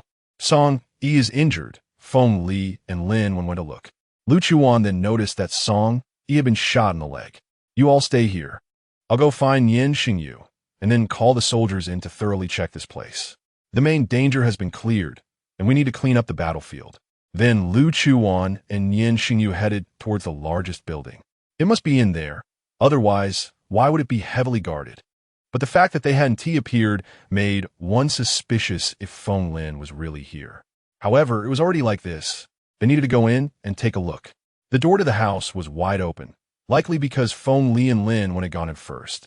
The two followed behind, staying alert, as no one knew if there would be danger, but it was necessary to be cautious. After entering, a right turn revealed Lin when pushing against a door that seemed to be locked. Feng Li was helping, but the door wouldn't budge. You're here? This door is locked from the inside. Lu Chuwan watched as Nian Shengyu went up to check, feeling like something was overlooked. Step aside, let me try. Lu Chuwan took out her light sword and slashed diagonally at the door, creating a huge crack. She struck symmetrically again, and a large fork appeared on the door. Lu Chuwan lifted her foot and kicked a few times. Bang! It was about to burst open, but gunfire erupted from inside, aimed at the door. Lu Chuwan quickly dodged aside, and the three nearby immediately raised their guns. Lu Chuwan maintained a calm expression, exchanging a glance with Nian Shengyu, and they both nodded. She put down her light sword and switched to the laser cannon used by Nian Shengyu, urging the three to step back a bit before firing at the already damaged door. The blasted door flew inside. It seemed to have hit someone, as Lu Chuwan heard a muffled groan and the sound of flesh being pierced. Lin Wen, holding his gun, rushed in immediately. Bang! Bang bang! A gunfight was imminent. Feng Li followed inside, and they both entered as well. On the ground lay a person who had already been hit by Lin Wen. As the four entered to take a look, it was Feng Lin. Lying on the ground, he still struggled, unwilling to accept it, but Nian Shengyu stepped on his bullet-wounded shoulder. Feng Li, you ungrateful child. How dare you team up with these outsiders to deal with me? No one paid attention to his howls on the ground. Lu Chuwan was even more so. She began to inspect the room. It was unnaturally clean, almost like a sterile environment. Indeed, she approached the operating table, noticing the sterile sheets laid on top were wrinkled, as if someone had lain on them. Lu Chuwan reached out and touched it. There was still warmth. He was lying here alone? What for? No, he couldn't operate these machines. That doctor. No. What about that researcher? Lu Chuwan suddenly turned around, searching the surroundings. Finally, her gaze locked onto a cabinet.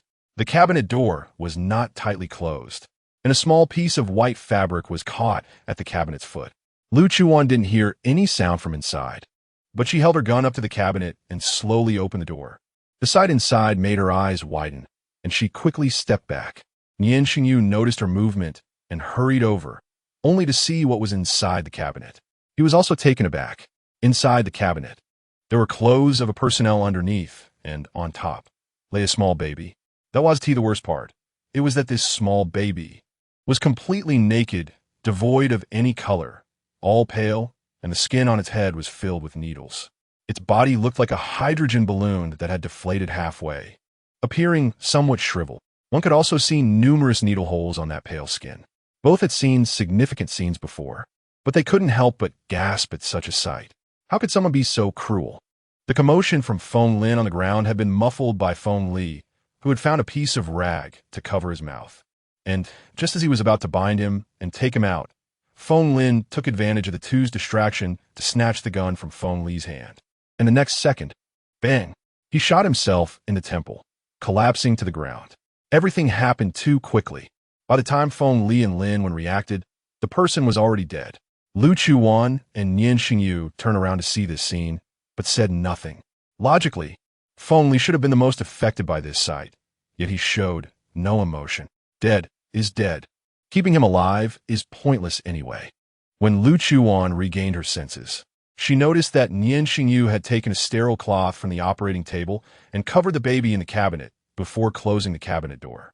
Just as she was about to call someone to take Feng Lin's body out, gunfire erupted outside. The four hurriedly rushed out. Upon reaching outside, they discovered that the mutated creatures had arrived here. No, Feng Li said this morning that these things had already headed this way. They have been lurking nearby for a long time.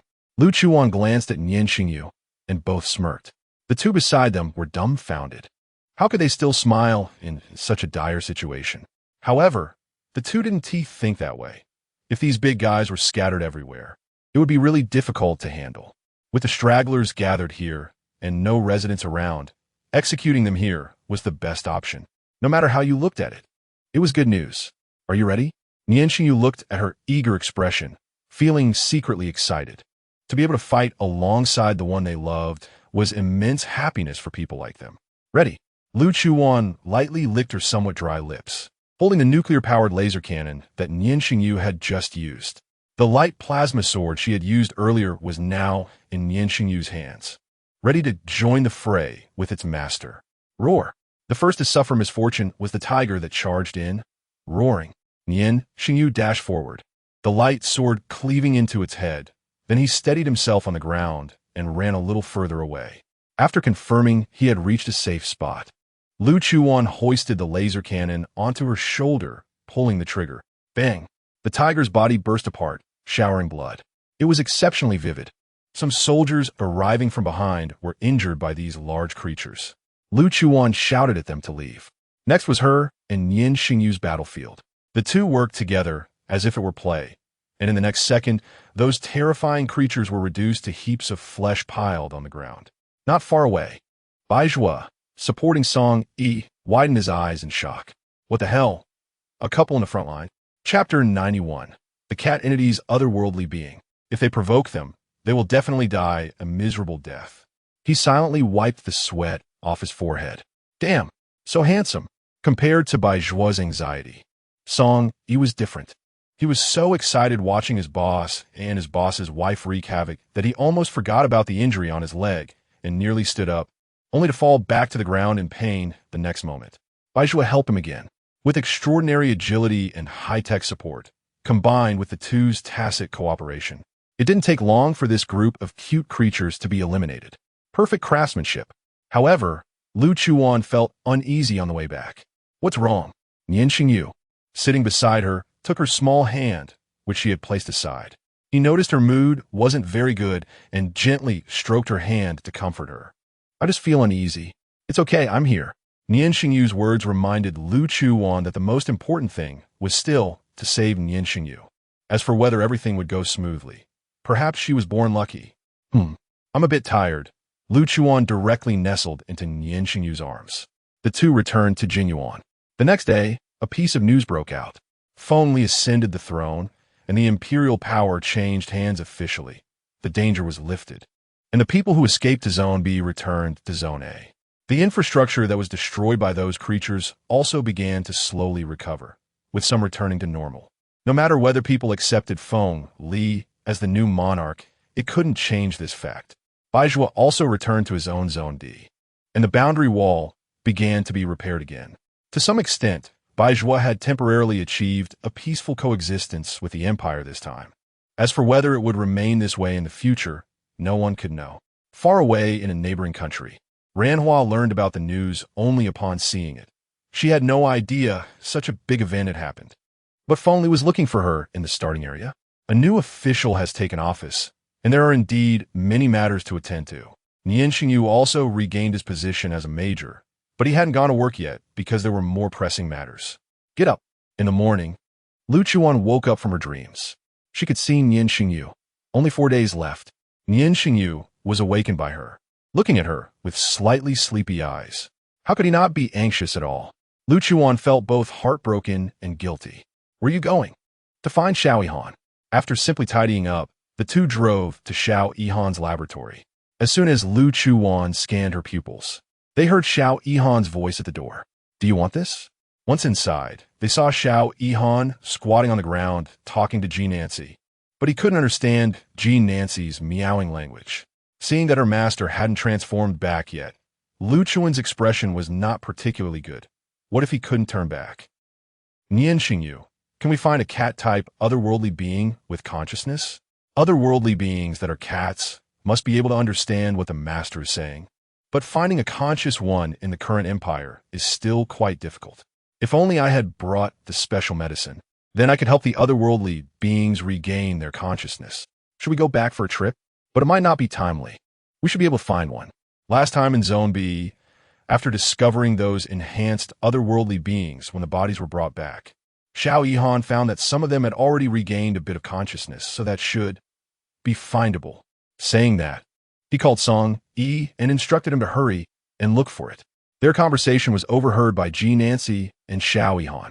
Ji Nancy walked over to Lu Chuan's feet, and she squatted down to hold him in her arms. Ji Nancy rubbed his fluffy head against her, standing beside them. Nian Shengyu knew this was Lu Chuan's master, but he still felt a bit awkward. He didn't like other men touching her, even if it was an old man. Even if he had turned into a cat, he still didn't like it. Master, how can you turn back? Under normal circumstances, they could actively switch forms, but now. He seemed to want this. Xiao Yihan approached them with an adrenaline in hand. Adrenaline? What does the master want this for? For himself? Master, is this for you? Meow no. But Lu Chuwan couldn't understand, so she sighed and ultimately didn't dare to give it to Ji Nancy casually. After all, his condition was already not great. What if something uncontrollable happened after using it? Mainly, I didn't know how his condition had come about. Xiao Yihan had also checked his body and confirmed there were no issues, but he just couldn't turn back. It's okay. I've already sent someone to find it. Soon, there will be otherworldly beings who can hear the master's words.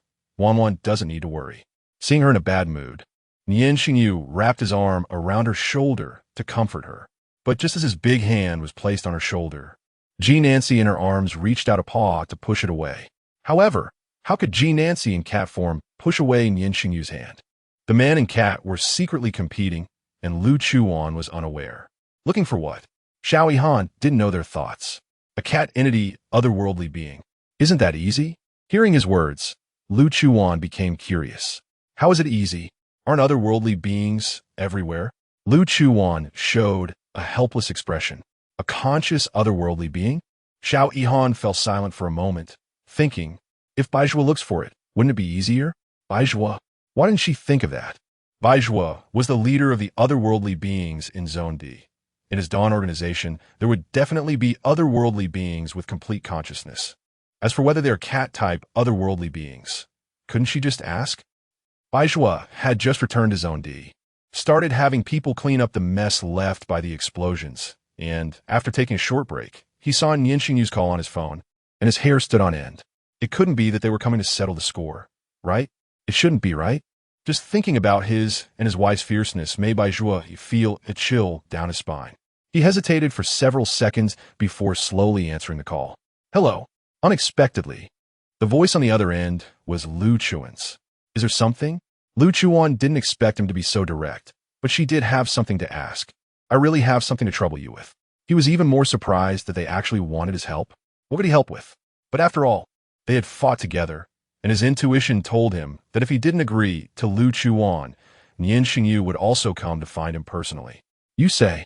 Lu Chuwan simply explained her intentions, and Baizhua thought it was something big. After hanging up the phone, he looked at the subordinate who had been with him for several years beside him. He seriously suspected they had called just because they knew he had this talent here.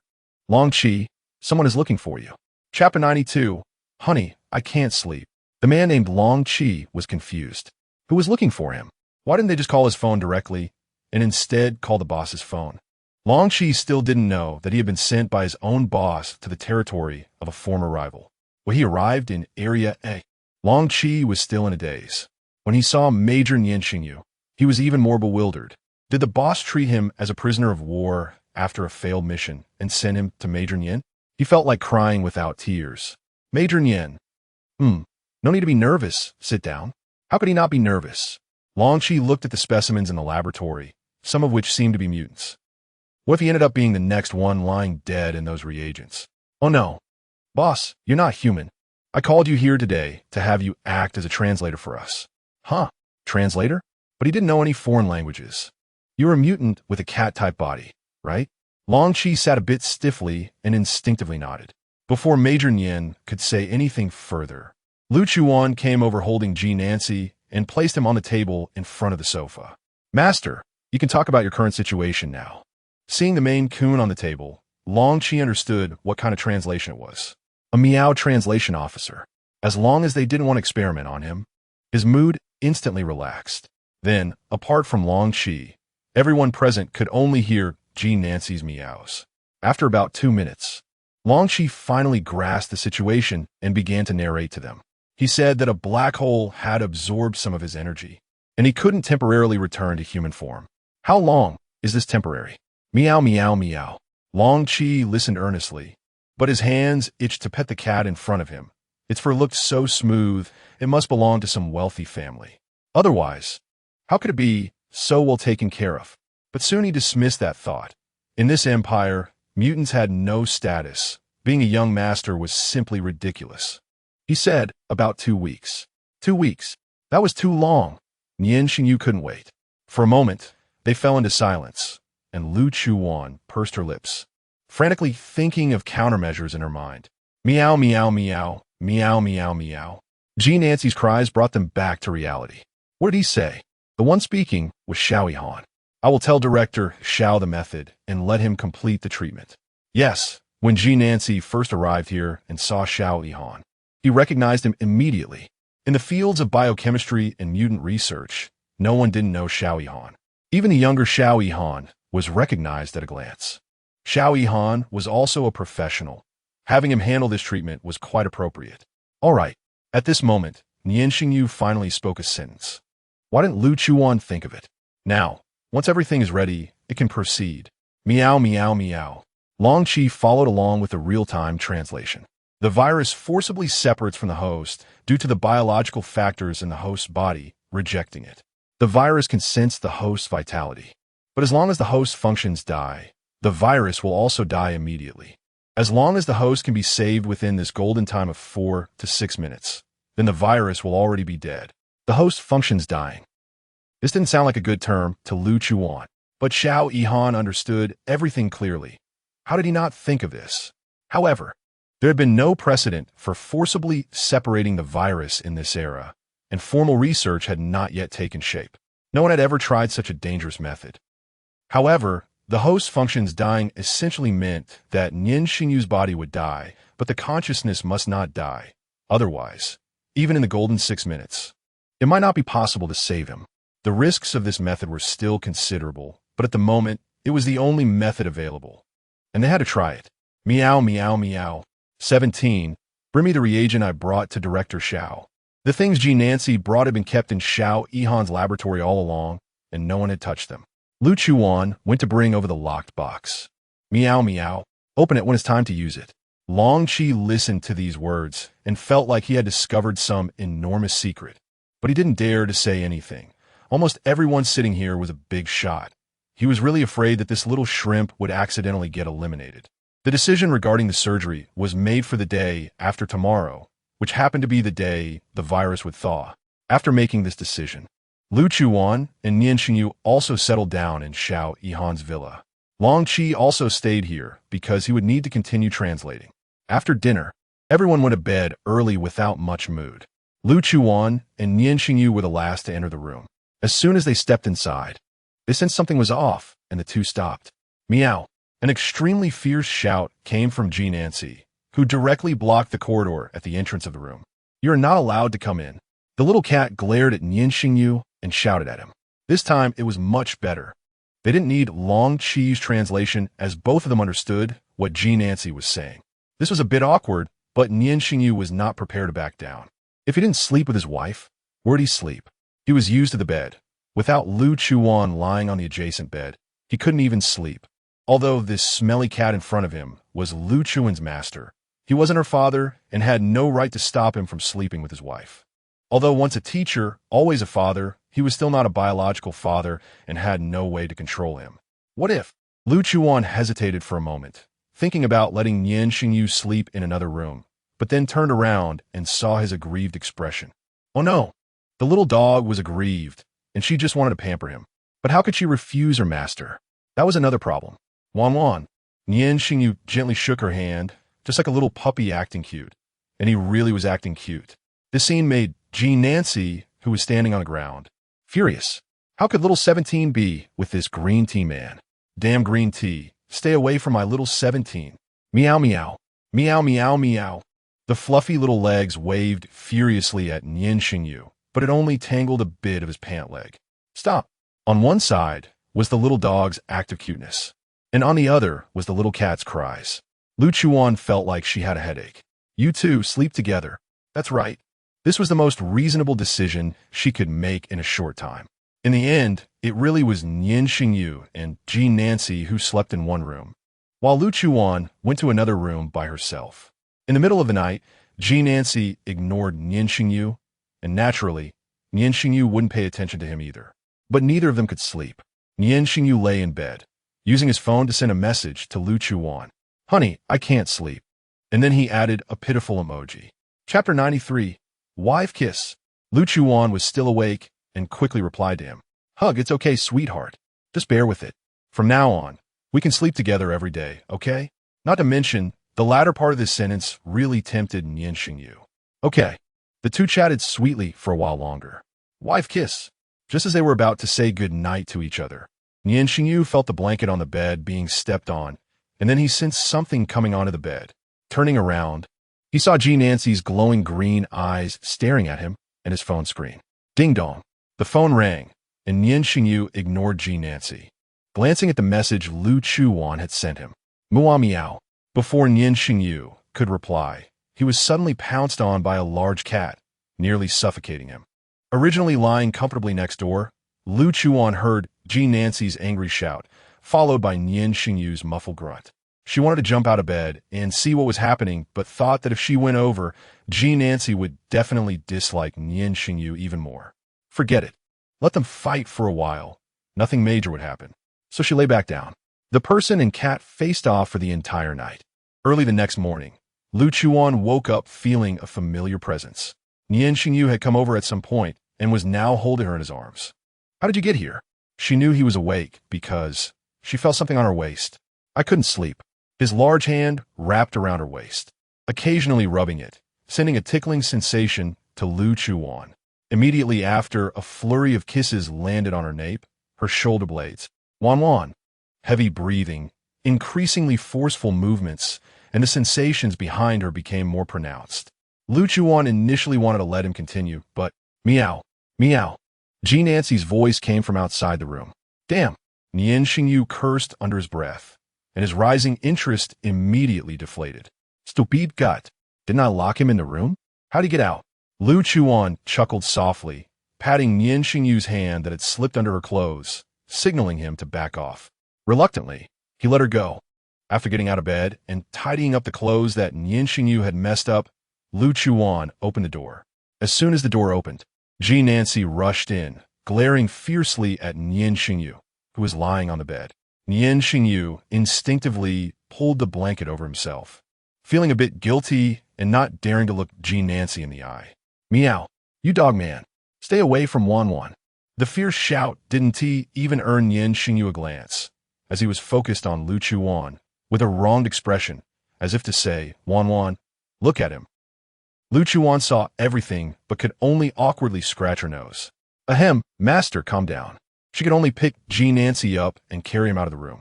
Nian Shengyu shifted on the bed, lying in the spot where Lu Chuwan had just been, still warm with her presence, the blanket filled with her scent.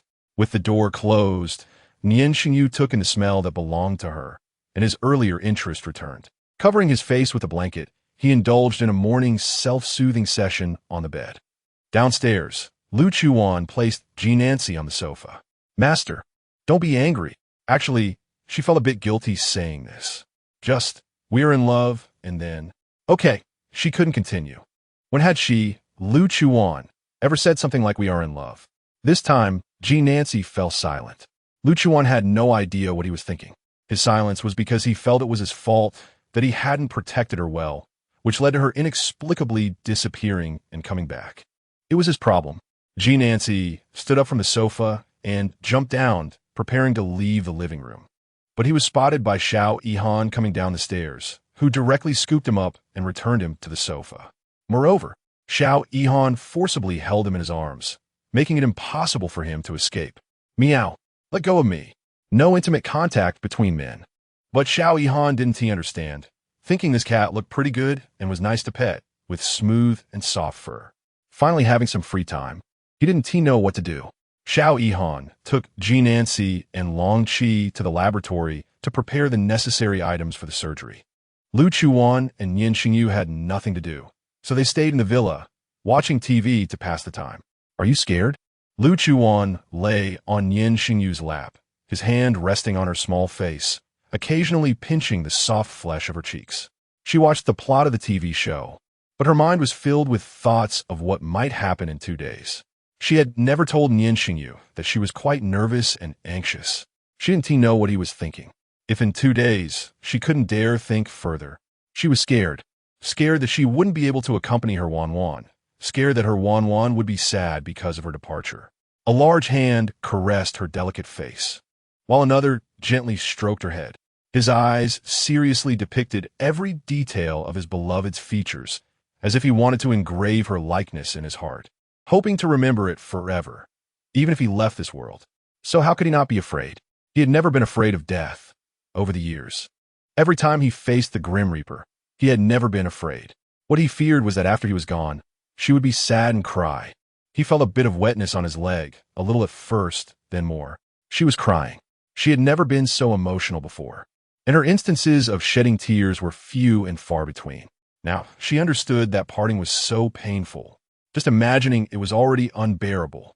They both had no family, and this was their first love, yet it was so deeply etched into their hearts from the very beginning. She reached out, hugging his waist, burying her face in his abdomen, letting her tears soak into his clothes. The TV in the living room was playing a foreign drama that Lu Chuwan had casually put on. Life has no retreat. If your life and my life become one, no matter life or death, we must stick together until the end. Bitter trials and sweet encounters, they had never feared difficulties, but they feared the regrets that followed. Those were unavoidable. Such regrets would follow them for a lifetime, impossible to forget. The rainy season had passed. It should have cleared up long ago, but it lingered for another half-month with continuous rain. That day in the forest, they got wet from the rain, but when they returned, neither got sick. However, that night, he suddenly developed a fever. 39.7 degrees. Chapter 94. Little Furball. Accompanied by coughing, he lay uncomfortably in bed, receiving 4 fluids. With no appetite, he only drank a few sips of the congee that Lu Chuwan fed him. Lu Chuwan stayed by his bedside, taking care of him. Nancy had come to check on him twice before, but this time he didn't say anything. He must not have made a sound, just looked at him a couple of times, and then left. "Has your master accepted me?" Cough. Nian Shengyu saw Nancy walking slowly with a cat-like grace, a hint of a smile on his face. Lu Chuwan played with the hand that wasn't receiving 4 fluids, and upon hearing his words, she squeezed his index finger. "Maybe you should ask him yourself." "No, I don't want to argue with a cat, nor do I want to chat with one, because the upcoming surgery had physical requirements. And with a fever at this critical moment, it could lead to some unforeseen circumstances. Casually, Xiao Yihan had given him a fast-acting 4. By dawn, the 4 was finally finished, and the fever had subsided a bit. 37.2 degrees, basically back to normal. Lu Chuwan prepared to get something to eat for him. He hadn't eaten much earlier. Just as she stepped out, Nian Shengyu grabbed her. What's wrong? Don't go, Wan. The drastic ups and downs in temperature made him very weak, and he spoke in a breathless manner. I'm not leaving. I'm just going to get some kanji for you. After saying that, he finally let her go. As Lu Chuwan walked out, her heart ached. He simply couldn't do without her. Not even a little bit, she always knew. Thinking about what Xiao Yihan had told her before, that during the week she was gone, he often hugged her clothes and stared blankly, unable to sleep through the night when he had a fever. Lu Chuwan felt a pang in her heart. That night, the two embraced and fell asleep. The phone was placed on the table a little far from the bed, and it rang in the middle of the night. But they didn't hear it. The magnetic field was disrupted, and half of the superconducting materials were transported away. As for the subsequent events, it was unknown. Having been here for several days, Nancy had taken a shower. The next morning, he fussed in the bathroom, trying to fill the bathtub with water to wash himself. However, a cat's body was nowhere near as agile as a human's. He fiddled for quite a while before finally getting the shower head down and then placed it in the tub with his mouth. He turned back to turn on the water, but then slipped. The toiletries on the shelf fell with a crash, almost hitting himself. Before long, he heard hurried footsteps. What's wrong? What's wrong? It was Xiao Yihan, who came over in his pajamas with a toothbrush in his mouth, surrounded by some foam. He looked quite comical, seeing the bottles and jars scattered on the floor and the somewhat awkward cat beside them. Xiao Yihan squatted down. Did anything hit you? Nancy was stunned for a moment and then meowed no. Do you want to take a shower? Looking at the shower head in the tub and the toiletries on the floor, Xiao Yihan finally had a moment of clarity. I'll help you wash. Wait a moment. Then he rushed back to his bedroom, finished brushing his teeth, and returned to the guest bathroom. Are you serious? Nancy stared in shock at Xiao Yihan, who was preparing to run water. He thought it was a joke at first, but now he was really going to give him a bath. Once the water was ready, Xiao Yihan picked him up and did not intend to leave. Meow. Meow, meow, meow, meow. Get off. Who asked you to help me wash? I'm a grown man. Get off. Pervert. Nancy struggled wildly, but Xiao Yihan did not let him go. Huh? Didn't you want to take a shower? Meow, meow. I don't need your help. Hey, I know you don't like it, but you haven't washed in several days. Let me help you. I've never bathed a cat before. This is my first time, but I promise I'll be gentle. This sounded ambiguous, especially to the party involved. No, the party cat Nancy thought it was no different from sexual harassment. He struggled hard, but in the end, Nancy was tired and could only let Xiao Yihan manipulate him. But this shameless guy, where is he touching? While washing, Xiao Yihan discovered two little fur balls behind the little cat's backside and thought they were quite cute. So he squeezed them a bit. He had never raised a cat and hadn't had time to watch cat videos, so he had no idea what those two little fur balls were. He just thought it was fun and squeezed them a couple of times while applying the shower gel. He didn't notice the murderous intent emerging from Nancy's eyes. Meow. Ah. The screams and the cat's cries rang out simultaneously, attracting the newly awakened Long Qi and Lu Chuwan. What happened? Why does it look like someone was abused? When they arrived at the bathroom, they saw Nancy covered in bubbles, frantically scratching Xiao Yihan's arms and hands. There were scratches everywhere, and even when they walked in, he didn't stop. Lu Chuwan looked at Long Qi, wanting to ask him what was going on. But Long Qi shook his head, indicating he didn't know either. He had just arrived. No, I was just trying to help you take a shower. How could you scratch me? You old man, how can you be so ungrateful? Meow, meow, meow. Meow, meow, meow. Xiao Yihan rinsed the foam off his hands, looking dumbfounded at Long Qi, signaling him to translate. However, after hearing what Nancy said, Long Qi was stunned for a moment, then looked at Xiao Yihan with a strange expression, swallowing hard before speaking awkwardly. You're the old man. You pervert, who told you to squeeze my balls. Saying this, Long Qi felt a bit embarrassed, but Xiao Yihan still hadn't reacted. What? What did I squeeze your balls? What balls did I squeeze? Lu Chuwan looked at the chaotic scene, feeling awkward and helpless, holding her forehead. No wonder Nian Shengyu always told her to play less with this fool Xiao Yihan. It seemed he really was a bit too foolish, making people headache. After saying that, Xiao Yihan paused, then hesitantly looked at his hands. Just now that. Little fur ball? What was that little fur ball? The balls he mentioned, could it be the kind he was thinking of? No way. No way. For a moment, he was dumbfounded. Turning around, he saw that Long Chi and Lu Chuwan had already left without him noticing. Chapter 95, Guluan is a guest. The bathroom was left with just him and G. Nancy, and then he looked down. A strong killing intent almost burst from G. Nancy's eyes.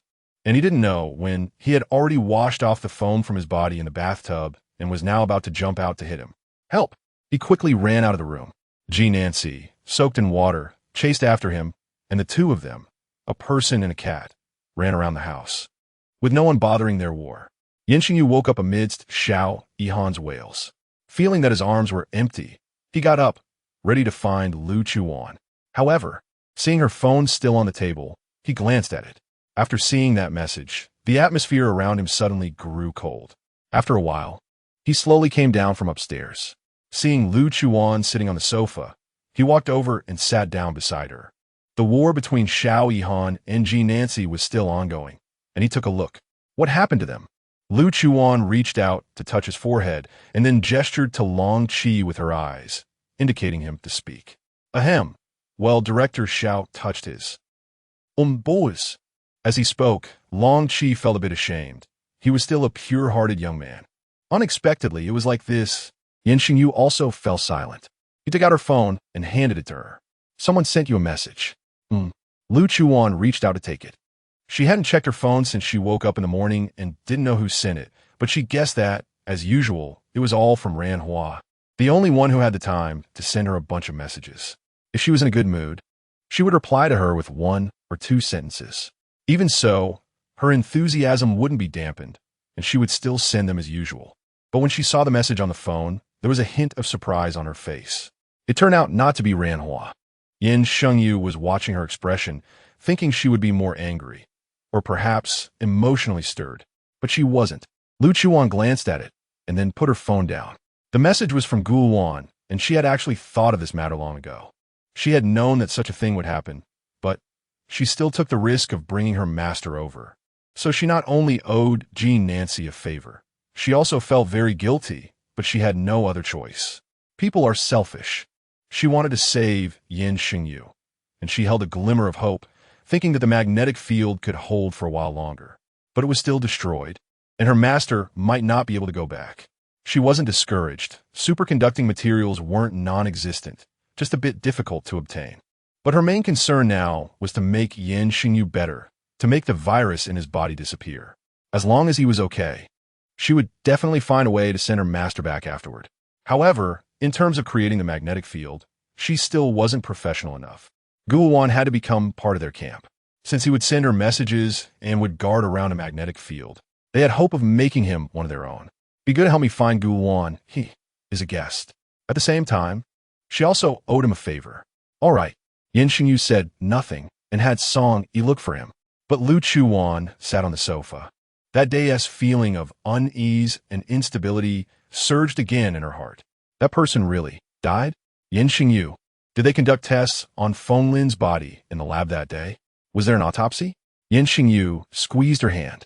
He didn't tell her that after they came out of there that day, there was a sudden fire and none of the bodies could be brought out. Feng Lin's body also didn't receive an autopsy. However, later they sent people to find the remains, and after DNA comparison, it was confirmed to be Feng Lin's DNA. The remains were confirmed from all aspects to be Feng Lin's, so he didn't mention this to her. But now she felt uneasy. Lu Chuwan was so smart. If she felt uneasy, there must be her reasons, and the magnetic field thing was indeed suspicious. It was necessary to review it. The autopsy confirmed it was him, but the researcher beside him did have some strength in biotechnology. Some things were hard to say, and I would have someone investigate. Nian Shengyu embraced her, comforting her not to worry too much. They could only leave it at that for now. The most important thing was Nian Shengyu's surgery the day after tomorrow. Exhausted from running, Xiao Yihan resigned himself to stopping, letting G. Nancy give him a good beating before he felt relieved. There was no way. In the end, Xiao Yihan got a shot. He acknowledged his own fault in this matter. However, G. Nancy still felt violated, spending the whole day gloomy, even depressed. And a cat secretly snuck onto the rocking chair in the backyard, lying there in a daze. looking lifeless. Time always passed quickly, and soon it was the final day. Everything needed was prepared, but Lu Chuwan was still a bit worried. She arranged for people to guard around the entire laboratory and the villa, fearing someone with ill intentions would come to cause trouble. So, she had arranged for people both visibly and invisibly. She herself was also extremely focused. Everything was ready. Nian Shengyu was pushed into the operating room, prepared to start right on time. Lu Chuwan followed him in.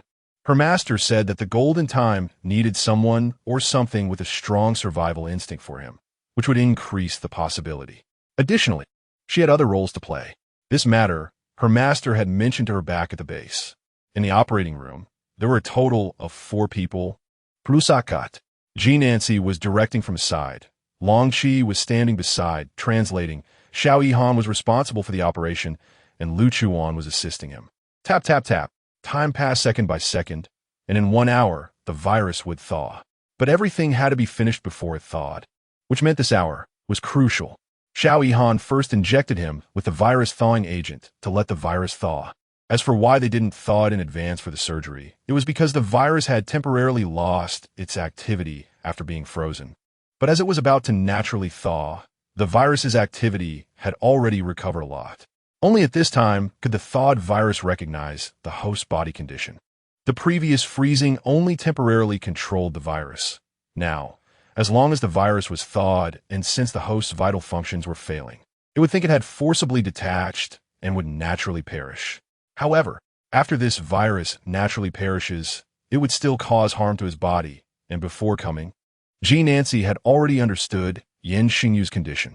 Once the virus in his body activated, his identity as an extraordinary person would begin to recover, causing some changes in his body, along with the cold poison in his body, which were all troublesome matters. Chapter 96. Nian Shengyu. You are just a wild child, a thing without a father or mother.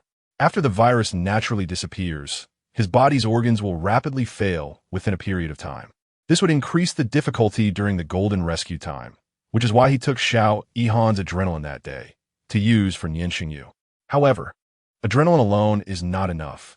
Even with it, his organ failure would still not allow them to function. He needs Lu Chuwan's blood. Her blood has strong reparative and active properties, which can help his organs recover their function. But it needs to nourish him for a period of time to ensure that Nian Shengyu's organs return to their original normal state. When the reagents were all pushed into Nian Shengyu's body, a familiar, intense pain came. In an instant, he was covered in cold sweat from the pain. His consciousness began to blur, and he grasped Lu Chuwan's hand, losing strength, having to let Lu Chuwan hold him. Xiao Yihan quickly injected him with an unknown reagent brought by Ji Nancy, and after it entered his body, he felt the pain start to disappear, and then he completely lost consciousness. Lu Chuwan stood beside him, very anxious. She could already feel Nian Shengyu's hand dropping. He had fainted, but she could do nothing, only watch Xiao Yihan operate. The dynamic ECG monitor beside them also began to stabilize, even turning into a straight line. Meow, meow, meow. Waiting for 4 minutes. Long Qi was translating in real time, and Xiao Yihan and Lu Chuwan were also keeping an eye on the timer that had been prepared early. Everyone was so nervous they didn't dare to breathe, watching the time tick by second, for the first time feeling how long 4 minutes could be. Beep. 4 minutes were up. Meow, meow, meow. 17. Cut your finger and feed him your blood. Lu Chuwan didn't hesitate for a second, quickly cutting her finger. And it was a large cut. The blood flowed quickly, and Xiao Yihan had already pinched Nian Shengyu's face, making his mouth open for Lu Chuwan to feed the blood in. The blood flowed into his mouth little by little, but in his unconscious state, he could not swallow. With one hand, Lu Chuwan lifted his chin, and with the part of his neck pressed down by Xiao Yihan, the blood successfully entered his body. Drip, drip, drip. Time was passing. Each minute and second was tormenting. The screen of the ECG monitor still showed a straight line, and Lu Chuwan dared not take her eyes off it. Beep. Finally, that line began to rise. Thump, thump, thump. Finally, the person lying down had a heartbeat again, but it was very slow, very slow. However, everyone breathed a sigh of relief. Meow, meow. Adrenaline. A whole syringe of adrenaline was injected into Nian Shengyu's body. But the line on the ECG still hadn't returned to normal levels. and after waiting for 2 minutes, it was still the same. His heartbeat remained very slow. For a moment, the atmosphere in the operating room became heavy.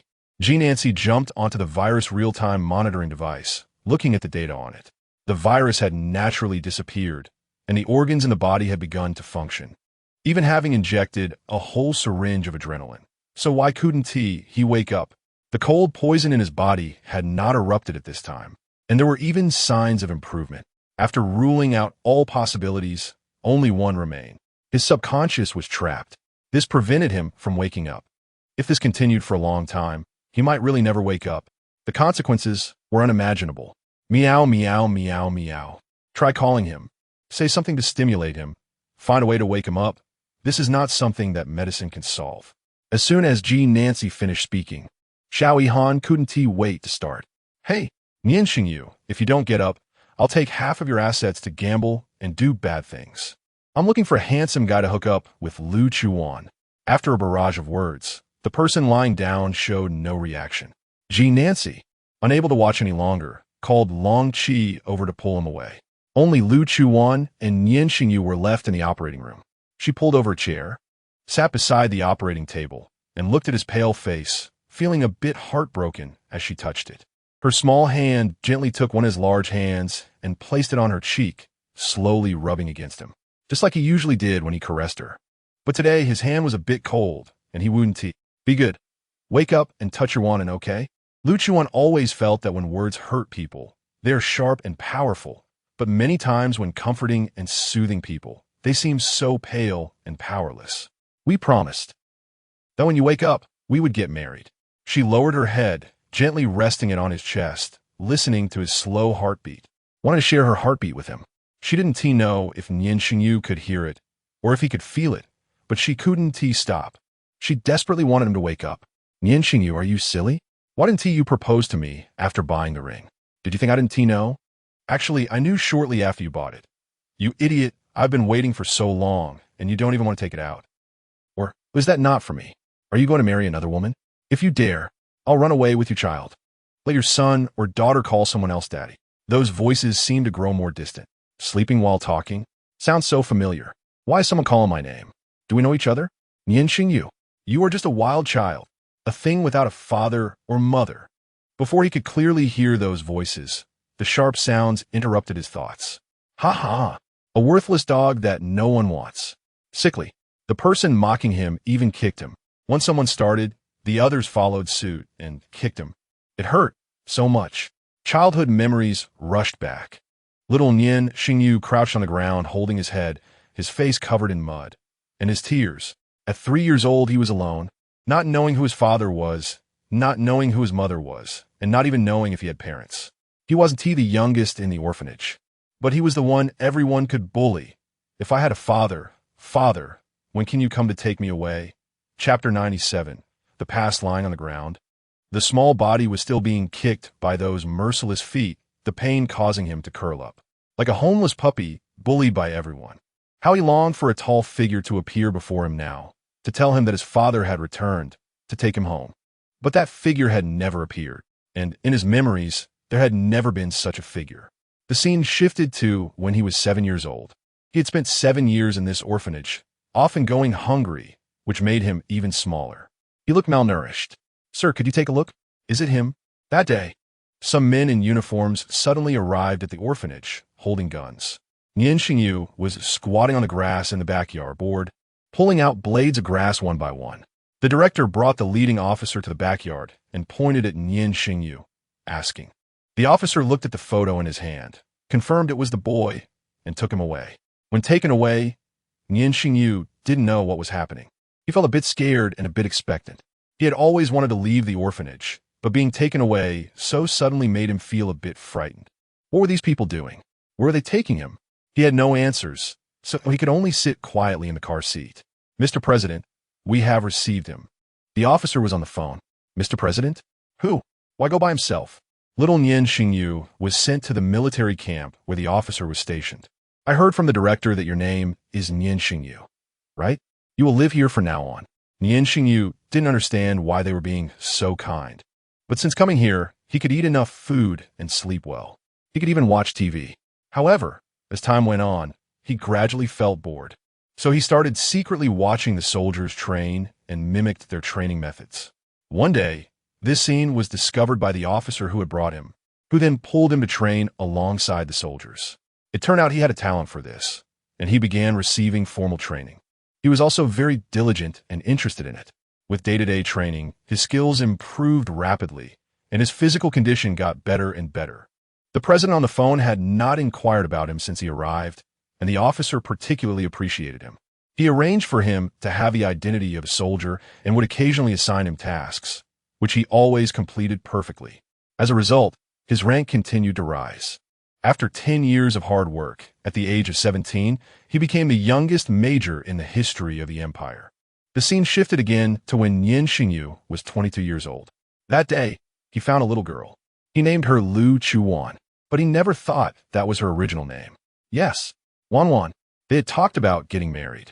In the operating room, Lu Chuwan took a small velvet box from her pocket. She slowly opened it, revealing a pair of plain rings inside. These were the rings that Nian Shengyu had bought, hidden in the drawer of his study desk. On the day she went to Xiao Yihan's villa, she quietly took it from her study. She thought that when he woke up, she would take out the ring and force him to propose to her. Otherwise, who knew how long he would drag it out? But now, Lu Chuwan wanted to take it out and put it on for herself as well as for him. She took his hand and placed the men's ring on his left middle finger. It fit perfectly. She didn't know it was custom-made for him. Satisfied, Lu Chuwan looked at his hand and kissed it softly. "My dear, you have to wait until you wake up to put it on for me yourself." She closed the ring box, the women's ring still lying inside. She wanted to wait for Nian Shengyu to wake up and personally put it on for her. She didn't see that when the ring was placed on his hand, his finger moved slightly. 10 minutes passed, and Nian Shengyu showed no signs of waking up. Lu Chuwan went to call Ji Nancy in. Xiao Yihan also entered to conduct various checks on Nian Shengyu's body, but everything showed no problems. There was no immediate danger to his life. It seemed his subconscious was trapped by something like a vegetative state, and they could only talk to him every day, trying to wake him up. As he spoke, the atmosphere was still a bit heavy. However, this was the only method available for now. Xiao Yihan pushed him to a room with better lighting, which also had the necessary medical equipment. Lu Chuwan stayed by his side all day long. Until the evening, Song Yi rushed in anxiously. Boss! Boss!" His voice echoed in the yard, and Lu Chuwan stepped out of the ward. "What is it?" Due to Nian Shengyu's condition, which was not good, Lu Chuwan was also in a bad mood, and her tone was naturally not good. Her face was cold, startling Song Yi. "Sister-in-law, the person the boss asked me to find, Gulwan, has disappeared." Yes, after Nian Shengyu finished his call, he had gone to look for him himself. However, they searched Gulwan's residence, his relatives' homes, and even his father-in-law and mother-in-law's places, but found nothing. They also searched the area that Nian Shengyu mentioned in Zone C, but still could not find him. He even expanded the search area, but Gulwan seemed to have vanished without a trace. Lu Chuwan's already darkened expression turned even more somber. At this critical moment, who would be looking for trouble with Gulwan? Or did he hide himself? The likelihood of that was almost zero. Why would he hide? It certainly wasn't to avoid her. Otherwise, why would he have sent her that message? Who was looking for trouble with him? Lu Chuwan's mind was in disarray, a strong sense of unease washing over her. Feng Lin. Is he really dead? Seeing the increasingly worse expression on his boss's face, Song Yi shuddered. Sister-in-law, what should we do next?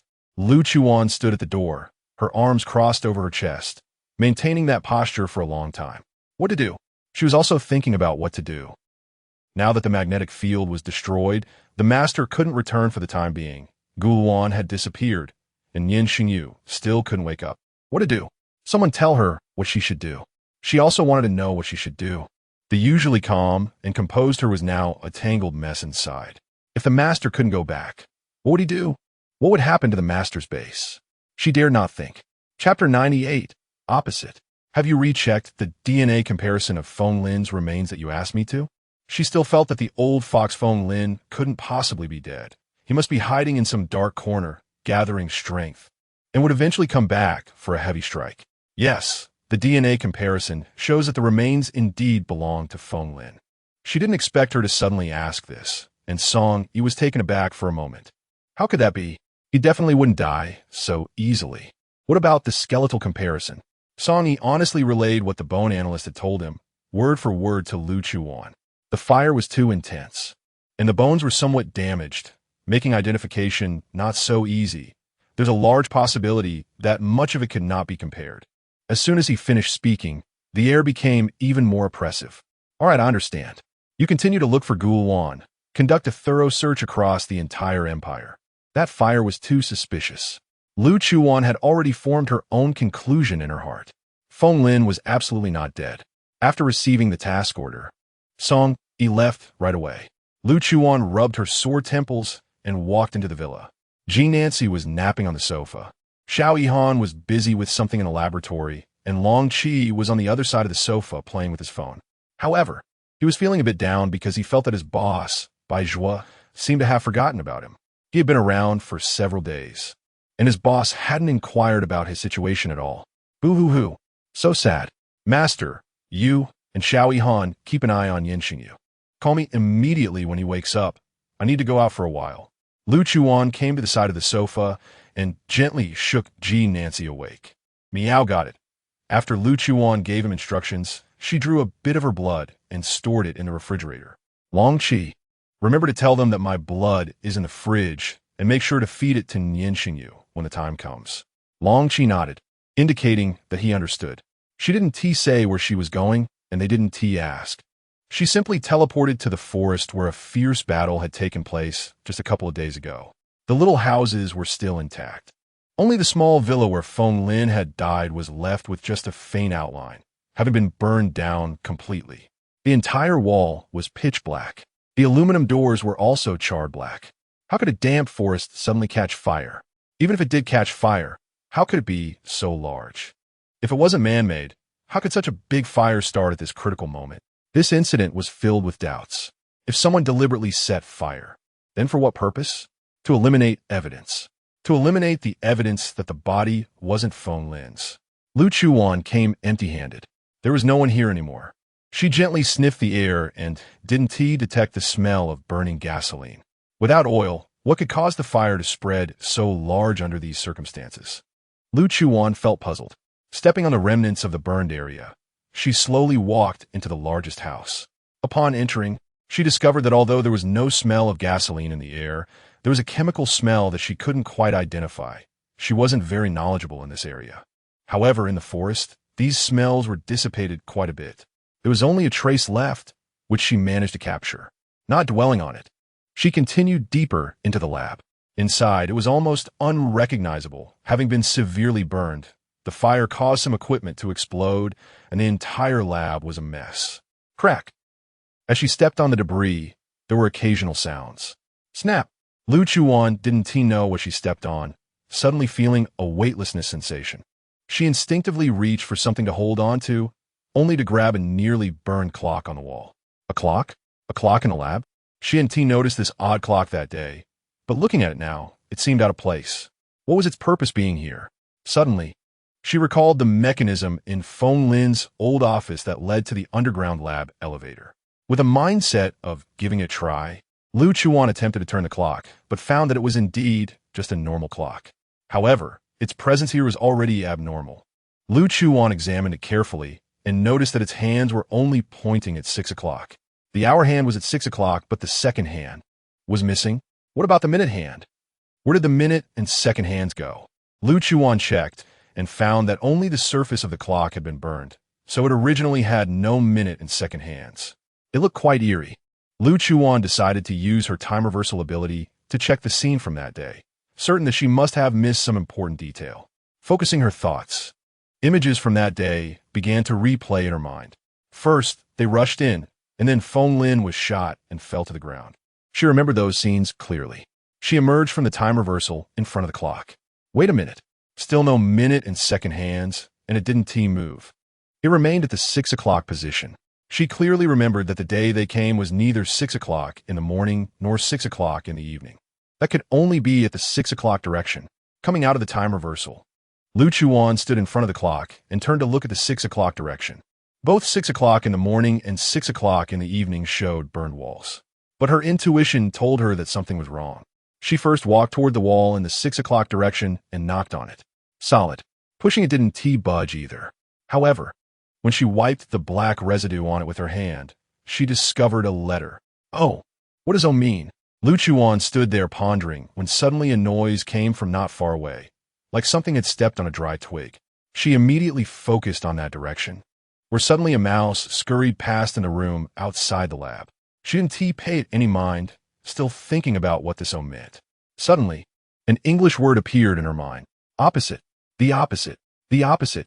As if realizing something, Lu Chuwan quickly went to the wall opposite this one, which was also a burned wall, and knocked on it as usual.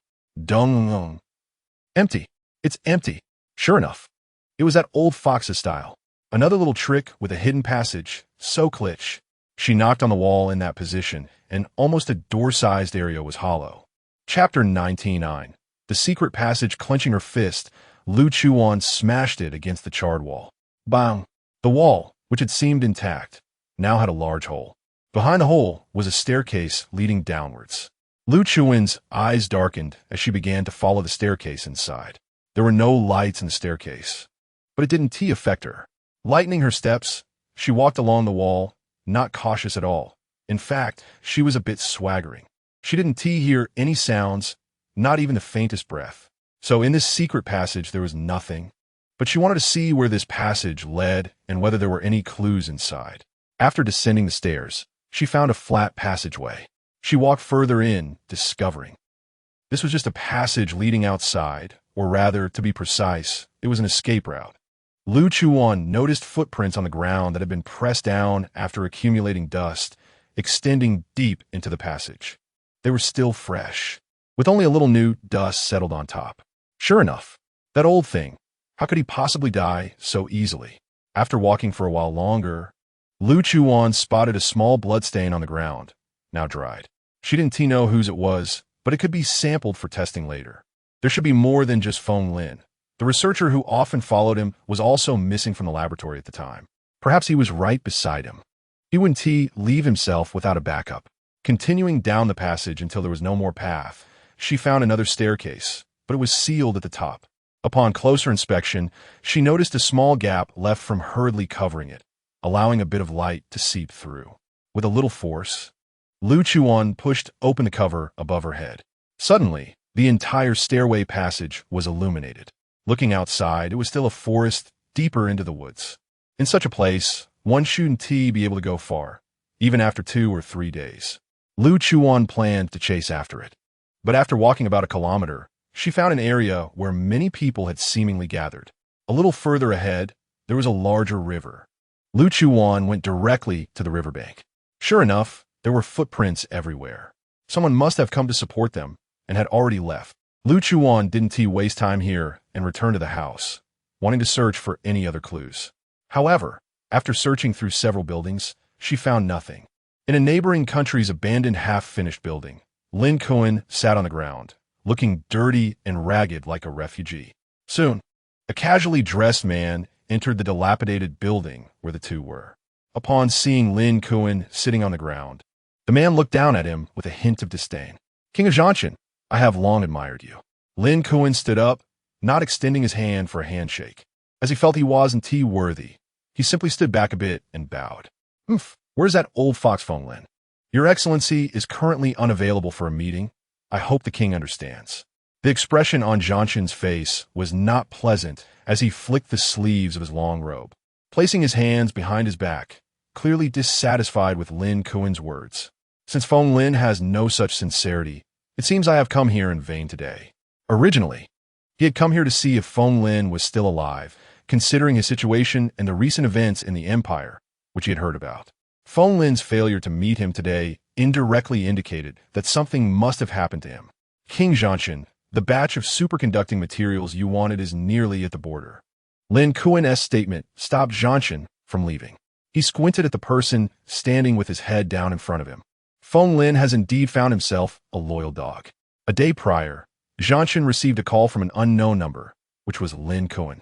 He opened with a direct statement about having a batch of superconducting materials. He could deliver them, but the condition was to let them stay safely in his country and provide them with a complete laboratory. This deal was not a loss at all. It could even be considered a big gain. Jianshan knew these people had come because they couldn't stay in the empire any longer. When he proposed this condition, he was indeed tempted. Superconducting materials were in high demand in any country, especially in the nation Jianshan governed, which was developing aerospace cities. However, Jianshan also understood that Feng Lin was a cunning person. This clearly seemed like a losing deal. He wouldn't willingly accept it, and who knows? He might stab him in the back one day after accepting these materials. Moreover, Feng Lin was the ruler of the empire for decades. Allowing him in was like inviting a wolf into the house. But the superconducting materials were simply too tempting. Otherwise, he would have come here today. Since Feng Lin was on his territory, Jianshan decided he would have the final say. He bet that Feng Lin wouldn't dare to cause trouble on his turf, especially since he was currently severely injured by his son and a major. I will have someone deliver the pass shortly. I want to see that batch of goods tomorrow morning. After saying that, Jianshan left. Lin Chuwan breathed a sigh of relief. Just as he had said, not long after, someone brought the pass and informed him of the laboratory's address, providing him with a key. This matter was finally coming to a close. Empire. Lu Chuwan returned to Xiao Yihan's villa. Nian Shengyu still hadn't woken up, and there was nothing she could do but wait. However, time passed quickly, and 5 days had gone by. He still showed no signs of waking up. The only good news was that all his organs had returned to normal levels. His body was functioning normally. The cold poison within him was gradually dissipating, and Xiao Yihan conducted thorough checks on him every day. Now that the virus had disappeared, he was beginning to truly transform, with his bodily functions enhancing, which was likely why the cold poison was starting to dissipate. Lu Chuwan didn't stay in another room. She remained in this room every day, talking to him when there was nothing to do, besides going out during the day to follow Song, Yi, and the others to search for Gulwan, while inquiring about the whereabouts of the superconducting materials. She hardly left Nian Shengyu's side. Gulwan had been missing for a week, and there was still no sign of him. Lu Chuwan informed Ji Nancy about this matter ahead of time. He had the right and need to know. She felt she had no right to keep it from him. Chapter 100. Are you saying that this handsome man in front of me is that little kitten? However, Ji Nancy said nothing and instead comforted her. It's okay. As long as you stay with my little Shi-Chi, it doesn't matter which time and space we are in. Don't worry too much. Where there's a will, there's a way. Time passed, and a week slipped away. This morning, Lu Chuwan woke up and checked on Nian Shengyu's condition. She found that there was still no change. Just like usual, after she got up and finished washing up, she prepared to go out. When she came downstairs, she found Ji Nancy sitting on the sofa. At first, she didn't react and greeted him. Master? Suddenly jolted awake, she realized that Ji Nancy had transformed back into human form. Is little Shi-Chi still not awake? Ji Nancy showed a gentle smile. It's possible. Come over here, master. Ji Nancy patted the spot next to him, signaling Lu Chuwan to come sit. Is there any omen, master? What omen could there be? Due to energy depletion, he has rested enough. And when he woke up in the morning, he transformed back. Suddenly, footsteps could be heard from upstairs. Just by listening, one could tell that the lazy footsteps belonged to Xiao Yihan. Has Nian Shengyu woken up? He rubbed his eyes as he came down from upstairs, looking as if he hadn't fully woken up, just like every morning when he asked if Nian Shengyu was awake. Upon arriving downstairs, he noticed an unfamiliar figure. He walked over and stared at Ji Nancy's face. I have to say, this face can rival Nian Shengyu's. But still, Nian Shengyu's blend of fierceness and cuteness is even better. WH. Who is this? Ji Nancy didn't even give him a glance upon seeing him. He remembered how he had. What a humiliation. No one has ever treated him like this in his life. I'm so done. My master. Several question marks appeared in Xiao Yihan's mind. Your master? Are you saying that this handsome man in front of me is that little kitten? My hair. Xiao Yihan circled around Ji Nancy, his expression resembling that of someone watching a monkey, which left Ji Nancy speechless. Rolling his eyes, Ji Nancy directly got up from the sofa and left Xiao Yihan's line of sight. Xiao Yihan quickly sat down beside Lu Chuwan. Is he really that proud cat? MHM. Lu Chuwan found it interesting. Proud? That word actually fits her master quite well. Frog fun. Are all the people around you this good-looking? Can you introduce me to a girl? He really needs one. Lu Chuwan thought about her senior brothers and sisters at the base and realized that indeed, none of them were low in looks.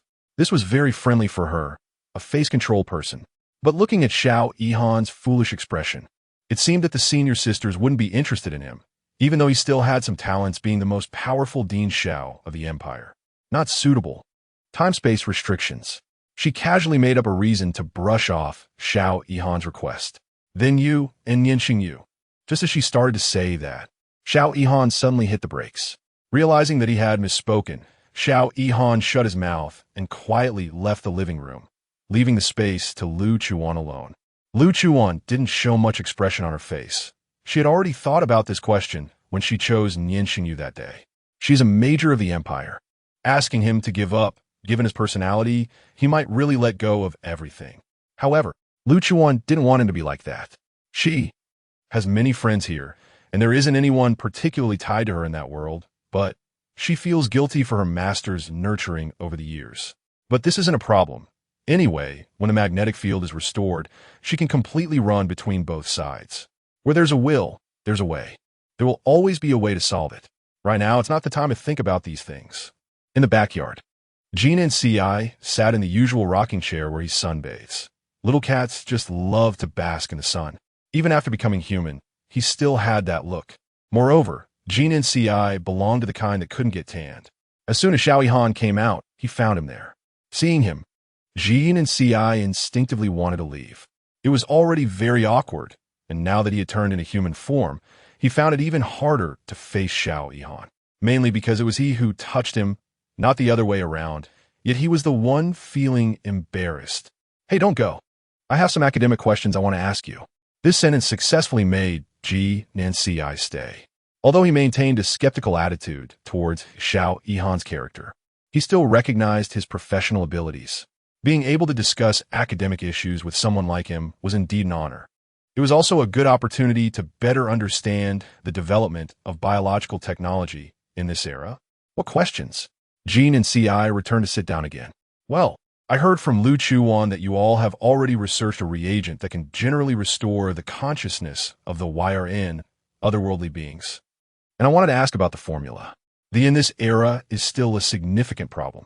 If we could restore the consciousness of these and allow them to coexist normally with humans, it would definitely be a great advancement. This is something the Imperial Research Institute has been studying for a long time. However, there's been no progress so far. There are very few conscious like Baizhua and Long Qi. This is due to genetic mutations at birth. Other can only attack humans indiscriminately under the constraint of their genes, making them no different from zombies in Hollywood movies. Jean and Ci thought he would be asked some other questions, but unexpectedly, it was this. The modification reagent was actually researched only 20 years ago, which is 60 years after this era, and the 60 years later is quite different from the current. If we were to use the modification reagent from that time now, what would happen? It's really hard to say. I can tell you the formula for the reagent, but Dean Xiao, history has its own path of development. Achieving something in one go isn't always a good thing. You understand what I mean, right? It was at this moment that Xiao Yihan suddenly came to his senses. Right, the decades later have already evolved into something different from the current ones. Since it will be realized in the future, let it become a reality then. They shouldn't forcibly change history. I understand. In the end, Xiao Yihan still told Jean and Ci not to disclose the formula, because he was afraid he would be unable to resist researching it and then using it on the... The two of them managed to have a rare, quiet interaction. Xiao Yihan started to get curious about other things again. For example, about such a powerful existence as Lu Chuwan. Are all in their era like this? Chapter 101. Nian Shengyu deserves the best when it came to this issue. Jean Nancy found himself in a bit of a dilemma. It's not that there was something to hide about Lu Chuwan's information. It's just that Lu Chuwan was a very special existence in their era. He still remembers the scene when he first found her. She had no parents, although she once mentioned having a foster mother who treated her very well. Unfortunately, her foster mother fell ill with cancer shortly after taking her in and passed away. At that time, she was only 4 years old. Without her foster mother, Lu Chuwan was once again left to fend for herself. No one in society would pity her, And because she couldn't control her form or her abilities as a child, she accidentally harmed many people. She was wanted all over the city, and eventually, she hid in the forest. There, she discovered that the forest was her comfort zone. One day, while Ji Nancy was fleeing with his father, he encountered Lu Chuwan hunting in the forest. The 4-year-old girl was actually challenging a tiger by herself. Ji Nancy watched as her pupils turned dark red, and at the moment she locked eyes with the tiger's eyes suddenly went blank. Taking advantage of the tiger's loss of sight, as it thrashed around in pain, her sharp claws emerged, and she swiftly stabbed into the tiger's heart. One blow, and it was dead. This series of actions left Ji Nancy in shock. His father, who was nearby, also witnessed this scene and quietly took him away to save their lives. This image remained etched in his heart. 6 years later, when he returned to the forest, Ji Nancy came here without much hope of seeing her again, but he still arrived. At this point, he was 16 and she was 10. Fortunately, he did get to see her again. However, Lu Chuwan didn't believe him at first and ended up injuring him. After spending more time together, she finally lowered her guard. Later, he brought her back to his home, which was now the base. It had been left to him by his father, who was no longer around, and he had taken in many homeless children who were now the instructors at the base. Lu Chuwan learned how to control and use her abilities at the base and gained a lot of knowledge during her stay, which lasted 14 years. The base was more than just a base for her. It was her home, and the people there were her family, especially her master. So when Xiao Yihan said what he just did, she felt conflicted, as her heart was torn between family ties. The best solution she could think of was to keep moving back and forth. After hearing this, both Xiao Yihan and Ji Nancy felt a sense of admiration for her. Even in their place, no one could compare to her. She was the most unique among all the supernatural beings they had encountered. This wasn't just Ji Nancy viewing Lu Chuwan through a filter, it was the truth. In their world, supernatural beings had abilities, but they were mostly conventional, not much different from the abilities of the supernatural beings in Xiao Yihan's current era. However, Lu Chuwan's abilities, no other supernatural being had ever possessed them, and her physical functions and blood were different from others. Her strength captivated many and made her an object of desire. In their world, Lu Chuwan was internationally recognized, even holding the top position. When her codename was mentioned, people would feel terror. Yet some would still be willing to spend lavishly just to catch a glimpse of her true form. Ji Nancy knew that saying this might seem exaggerated to Xiao Yihan, but the truth was indeed like this. At this point, Xiao Yihan understood that Lu Chuwan was someone they couldn't provoke. She was the ultimate boss in the world, the real big shot. Listening to Ji Nancy and Xiao Yihan talk about these things at home, Lu Chuwan found it amusing and let out a scornful laugh. Those were merely her past experiences. Now, she had a new title, Time Traveler. This sounded much cooler. Finding it uninteresting, Lu Chuwan stood up from the sofa and went upstairs to find Nian Shengyu. He was still lying on the bed motionless, but his complexion was relatively rosy. It was time to feed him blood, but Lu Chuwan didn't cut her finger again. Instead, she leaned down and kissed his lips. They felt a bit cold. She started to miss the proactive Nian Shengyu, the one who would pull her into a downward spiral, the one who would whisper sweetly in her ear, rather than lying there. Lu Chuwan gently bit her lip until it bled, and then she initiated a deep kiss with him. The blood flowed into him. This action lasted for a long time. Finally, Lu Chuwan sat in a chair beside him, took his hand, and began to ramble. Nian Shengyu, if you really don't wake up, I'm going to marry someone else and take your son with me. I don't want to marry a vegetable. That wouldn't bring happiness. I'll give you another week. If you still want to lie here, then it's over for us. You wouldn't want your son to call someone else dad, would you? Don't go. Wan, don't go. Don't let our baby call someone else dad. Unbeknownst to Lu Chuwan, Nian Shengyu on the bed had already regained consciousness, but his body was still immobile. He could only hear her voice, but couldn't do anything. This made him feel very helpless. He was desperately calling her name in his heart, but he couldn't do anything. After exerting great effort, he finally managed to move a finger. At that moment, Lu Chuwan was holding his hand and felt his finger move. She was sure it wasn't an illusion. Did you hear that? Nian Shengyu, if you don't wake up, I'm going to marry someone else. Call someone else husband. Let your son take someone else's surname. In reality, they didn't have a child. Lu Chuwan was just making this up to stimulate Nian Shengyu. Although they hadn't taken precautions before, there was a reproductive isolation between supernatural beings and ordinary people to some extent, which is why children born from them were so rare. Until now, only Nian Shengyu and Bai Zhuo existed. After saying this, Lu Chuwan felt his finger move again. She continued her rambling, hoping he would wake up soon. They hadn't embraced in a long time. She also hadn't heard him softly call her sister and act spoiled in a long time. She missed him, missed his warmth, missed his scent. Missed everything about Nian Shengyu. If this were in the past, Lu Chuwan would never have believed that she would fall in love with a man, and love him so passionately. But now she only felt that Nian Shengyu was worthy of love, worthy of the best love. Chapter 102, Finding Someone, possibly in a difficult situation. Although he still hasn't woken up today, at least there has been some reaction from his body because of this little movement. For the next 2 days, Lu Chuwan didn't go out again, spending all her time in the room with Nian Shengyu. It didn't matter that he wouldn't respond to her monologues. She would hold a book and patiently read beside him, as if he were listening intently. However, apart from that day, Nian Shengyu showed no more reactions. Lu Chuwan collected her emotions and started to head out again. This morning, she received a call from Song Yi, saying that there was some information about Gu Luan. Just after changing her clothes and going downstairs, she ran into Jean Nancy coming in from the backyard, looking quite unhappy. Lu Chuwan couldn't help but smile, knowing he had been annoyed by Xiao Han again. He was like a sticky plaster, following Jean Nancy around every day, and their usually peaceful master couldn't stand it. 17, are you going out?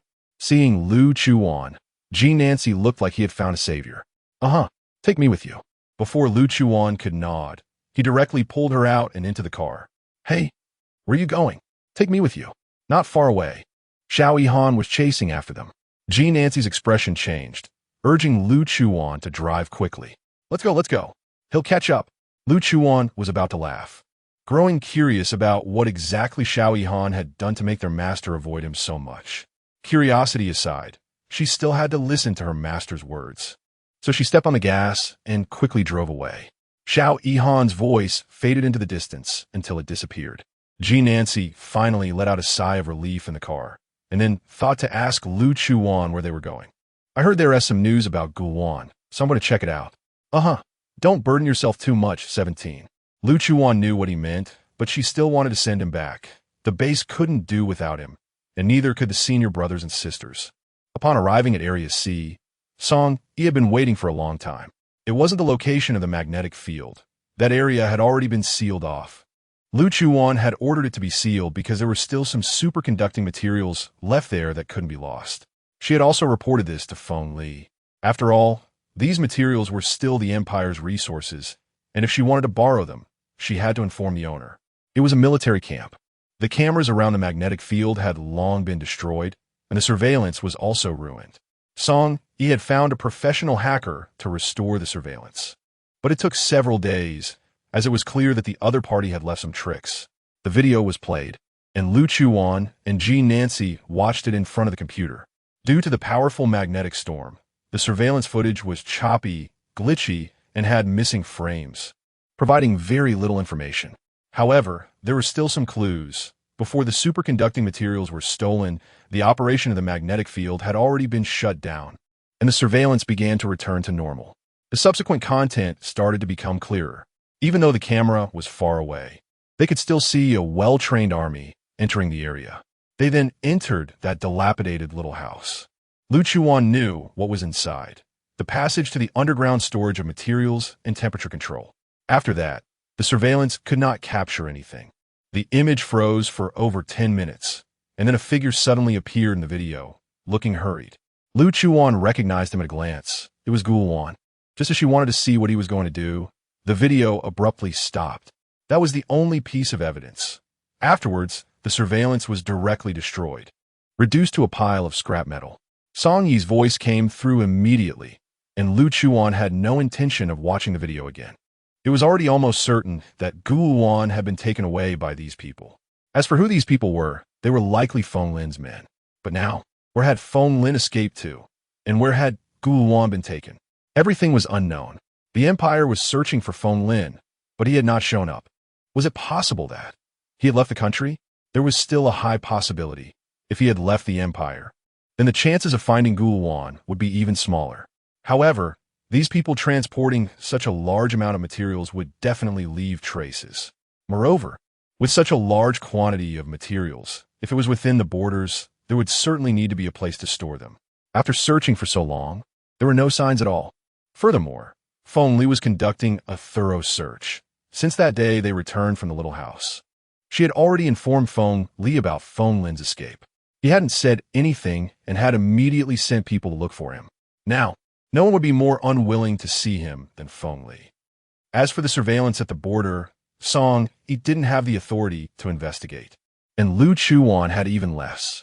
Nian Shengyu had the authority, but now that he couldn't wake up, it seemed she could only go find him. I'm going to the presidential office. She didn't want to wait. She needed to go now. Without bringing G. Nancy, she teleported there by herself, leaving him behind to tour this era with Song Yi. The presidential office. Feng Li was sitting in his office, looking at a pile of documents, his head aching badly. Feng Lin was indeed too troublesome. A good empire was almost completely hollowed out. Every account had loopholes, and none of the livelihood projects were genuine. Now, to fix everything would take at least 3 to 5 years, which was basically just talk. And these economic losses. If he had been in power for 2 years, the empire's government would probably have to declare bankruptcy. Just as he was about to sign with his pen, a figure suddenly appeared in the office, startling Feng Li. What? Are you doing something guilty? Seeing it was Lu Chuwan, Feng Li sighed. He remembered that he didn't owe this couple anything. So why had they come to find him? No, but you shouldn't just appear out of nowhere like that. It's quite scary. Oomph. Lu Chuwan snorted coldly, directly walking over to sit on the sofa, clearly not taking his words to heart. I need your help with something. Feng Li swiftly signed his name on the document, then lifted his gaze to look at Lu Chuwan, who was lazily sitting on the sofa. This person was certainly no less unruly than Nian Shengyu. How could someone asking for help have such an attitude? Yet he couldn't do anything to her. Truly in debt to this couple. What do you need? I'm looking for someone. He might have left the country. For such a small matter, he could just send someone to look for it. Was it necessary to come all the way here to make a phone call? Fine. Lu Chuwan was very satisfied with the straightforward answer, nodding before continuing. Your old man, I suspect he has also left the country. You know about that batch of materials, right? The action of flipping through the documents paused, and Feng Li slightly lifted his eyelids to meet her gaze for 2 seconds. Check the surveillance at the border thoroughly. There's a man named Lu Chuwan. You should know him. Lu Chuwan said no more. She stood up, preparing to leave, this time intending to use the front door. But just as she reached the door, she remembered something and a slight smile appeared on her lips. Chapter 103 Hope. Tomorrow you will kiss me first. By the way, Miss Rand sent me a message saying she would come to find me to hang out in 2 days. Then she opened the door and left, not even looking at Feng Li's expression. In any case, she knew it must be quite exciting. Indeed, as she expected, Feng Li's face was a bit dark. Hesitating, he took out his personal phone and opened the chat with Ranhua. The conversation was still stuck on the goodnight message he sent her last night, but he hadn't received a response. He put down the phone, tapped on the keyboard, typed and deleted and retyped, and in the end he sent nothing. He initially wanted to ask her if she was coming to play, but then thought maybe she would tell him on the day she comes, so she hadn't said anything to him yet. With that in mind, he deleted everything he had typed. He then called his secretary, asking him to send someone to check on the situation at the checkpoint. After leaving the presidential palace, Lu Chuwan didn't rush to Xiao Yihan's place. Instead, she returned to Jingyuan. Having not been back for several days, Aunt Lu was very happy to see her. Lu Chuwan did nothing and headed straight to the backyard. A patch of red spider lilies, which should have been in bloom by now, had yet to show any buds, but the leaves had sprouted. It seemed that there would be no flowers this year. Lu Chuwan squatted down, looking at the flowers she and Nian Shengyu had planted together. She could force them to bloom during this season, but it was better to let nature take its course. Weeding and fertilizing were done well by the professional gardener Nian Shengyu hired. Lu Chuwan could only look and then return to the main building. Lying down in the master bedroom, she initially only wanted to rest for a bit, but unexpectedly fell asleep. In the evening, she was awakened by a phone call. Hello, is this Miss Lu Chuwan? Lu Chuwan thought it was a sales call or a scam, and just as she was about to hang up, the other side quickly said, "Miss Lu, there's a gentleman claiming to be your master who got drunk at our bar, and doesn't he have money to pay the bill? So we're calling you." Lu Chuwan's brow twitched, and she jumped up from the bed. She had forgotten that her master didn't he have money in this timeline. What was wrong with that kid song?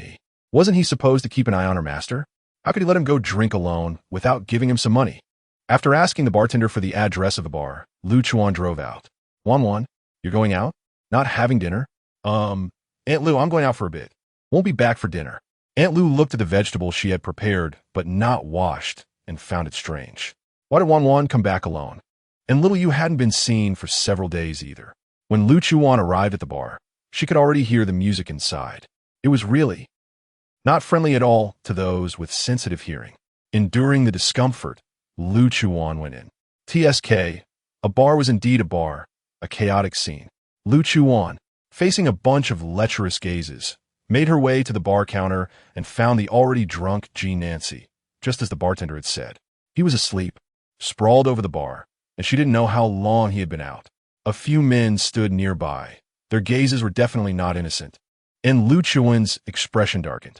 She quickly paid and directly hoisted G. Nancy on her shoulder, walking out of the bar. The men who had been planning to make a move on G. Nancy were stunned by the scene.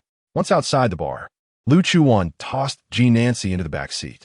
She drove straight to Xiao Yihan's house. After arriving, she carried him down and tossed him onto the sofa in Xiao Yihan's living room. This scene just happened to be witnessed by Xiao Yihan. Fortunately, G. Nancy only slept after drinking and didn't go on a drunken rampage. Lu Chuwan couldn't figure out how he ended up drinking so much suddenly. After tossing him onto the sofa, she didn't care about him anymore and went upstairs directly. Xiao Yihan was sitting on the sofa playing with his phone, not paying any attention to G. Nancy's condition. After a while, he saw Lu Chuwan coming down the stairs, holding Nian Shengyu. "Where are you taking him?" Xiao Yihan glanced outside. It was already dark. "I'm taking him back to Jinyuan. I don't know if a familiar environment will help him wake up more easily." When she returned to Jinyuan, Lu Chuwan had been thinking about this. In any case, his physical condition was stable now, and taking him back to see if he could wake up faster seemed reasonable. Xiao Yihan said nothing, tacitly agreeing to this approach. He just asked, "Jinyuan doesn't have any medical monitoring equipment, right? I'll have someone send it over tomorrow." Lu Chuwan nodded, thanked him, and then took Nian Shengyu back. She left G. Nancy here without worry. As soon as she left, Xiao Yihan turned to the unconscious G. Nancy on the sofa and said, "Done. Your precious disciple doesn't want you anymore. She's taken another man and left you all alone." Just as he sat down after saying this, he suddenly heard the man who had been completely drunk on the sofa start mumbling, "No. 17. At first, Xiao Yihan couldn't hear clearly, but as he leaned in closer, he caught more of what he was saying. 17. Leave him. 17. Master likes you. I don't want just to be your master." Hearing these words, Xiao Yihan's eyes widened. It seemed he had discovered some significant secret. This guy actually liked his disciple. The key point was that his disciple was none other than the incredible woman, Lu Chuwan. And most importantly, Lu Chuwan was his good brother's girlfriend. How could such a thing happen? If Lu Chuwan was gone, Nian Shengyu would die. This dog of a man in front of him wouldn't take advantage of his master's identity to get close to her, would he? No. Nian Shengyu was still unconscious. He absolutely wouldn't allow such a thing to happen. Jinyuan, after Lu Chuwan brought him back, she personally cleaned him up before putting him on the bed. Being home finally made her feel a bit more at ease. After washing up herself, Lu Chuwan lay down beside him and, as usual, placed a kiss on his lips. "Good night. I hope tomorrow you will kiss me first." That night, someone responded to her in the middle of the night, but she didn't know it. Nian Shengyu opened his eyes in the early morning. Feeling the warmth in his palm, he knew it was Lu Chuwan's hand. He gently squeezed it, but before he could turn to look at her, he lost consciousness again, closing his eyes once more. Chapter 104. Waking up and looking for 17. The next morning, Lu Chuwan woke up to a message from Xiao Yihan. "Your master said he would stay with me for a few days and won't return to Jinyuan." Lu Chuwan replied with a single word. Since her master wanted to stay wherever he pleased, she naturally had no objections. It all depended on her master's happiness. Unfortunately, What she didn't know was that her master was not happy at all and didn't even know that Xiao Yihan had made this decision for him. Xiao Yihan had made this decision last night, and in the morning, while Ji Nancy was still asleep, he directly sent a message to Lu Chuwan. Looking at Ji Nancy still lying there, Xiao Yihan sat beside him, waiting for him to wake up. Finally, after half an hour, Ji Nancy opened his eyes. After a hangover, Ji Nancy frowned in pain. Seeing Xiao Yihan made his expression even worse. "Where's 17? I woke up looking for 17. Sure enough, well hidden. He actually likes his own disciple. Shameless man. I thought he was relatively handsome, and as Lu Chuan's master, I inevitably had some respect for him. But I didn't expect he was such a person." He firmly opposed him snatching his brother's wife. Lu Chuwan said she was busy investigating Gu Wan's matters recently and wouldn't be coming back, telling you to stay here. "I'll take care of you." Xiao Yihan said this without blinking. However, although Ji Nancy showed no expression on his face after hearing this, he still felt a bit sad inside. 17 still liked to be alone as before, even when on a mission. I know. No need for you to take care of me." He silently added in his heart. Since she didn't want him to go with her, then he would stay here. After 2 days and nights, Lu Chuwan received a phone call. It was from Ranhua. Lu Chuwan actually had a headache. This person was more rambunctious than herself. Under normal circumstances, she wouldn't mind a bit of noise, but recently she really had no mood, and with Nian Shengyu not around, even Song, he said she had started to become taciturn, increasingly resembling Nian Shengyu. She could only smile bitterly. But Ranhua could be considered a half-friend of hers in this world. Since the call had come, she had to pick it up. At the international airport in the imperial capital, she had been waiting for a while, afraid that Ranhua wouldn't see her, so she waited outside the car, wearing a form-fitting black beauty bone outfit and a pair of slim flared jeans. Her perfect figure was highlighted to the fullest. Men and women passing by couldn't help but glance at her, but no one dared to approach. Even though she wore sunglasses that concealed the distance in her eyes, they still couldn't hide the aura around her that deterred strangers. Her strong presence made people feel she was not easy to deal with, and in fact, she really wasn't. Ranhua came out of the airport empty-handed and immediately recognized Lu Chuwan. Lu Chuwan. Unable to hold back, she shouted. This shout startled Lu Chuwan, and when she looked up, sure enough, the gazes of those around her naturally fell on her because of Ranhua's outburst. "Damn, this girl, I really can't stand her. Can't she be a little quieter? Why shout so loudly?" Lu Chuwan quickly lowered her head and got into the car. Before long, Ranhua got into the car. "Why didn't you wait for me before jumping in? You still have a nerve to ask? If I had waited for you a bit longer, I would have probably been drowned by the surrounding gazes." But she didn't say that. "Are we going or not? If not, get out of the car." Ranhua didn't dare talk back. After all, Lu Chuwan was someone who would really leave her behind here. She quickly buckled her seatbelt, and they headed towards Jinyuan. All the way, Ranhua chattered about how she didn't get to have fun last time and wanted to go here and there, making Lu Chuan's head ache. At one point, they stopped the car, and she was pushed out, but with her thick skin, Ranhua got back in the car. This time, she didn't dare to act up again and quietly arrived at Jinyuan. Upon arriving at Jinyuan, Ranhua started wandering around. "Wow. Your place is too big." "That's true. The entire Jinyuan covers thousands of acres. It's like a small estate." "This isn't my home. It's Nian Shengyu's home." Hearing this, Ranhua realized she hadn't seen Nian Shengyu all day. Given his clinging nature towards Lu Chuwan, even if he was busy, he should have at least called or sent a message. But Lu Chuwan hadn't even glanced at her phone, nor had she heard it ring. "Where's your Nian Shengyu? Why haven't I seen him? He's on a business trip." After saying this, Lu Chuwan didn't stay in the living room with her and went into the kitchen.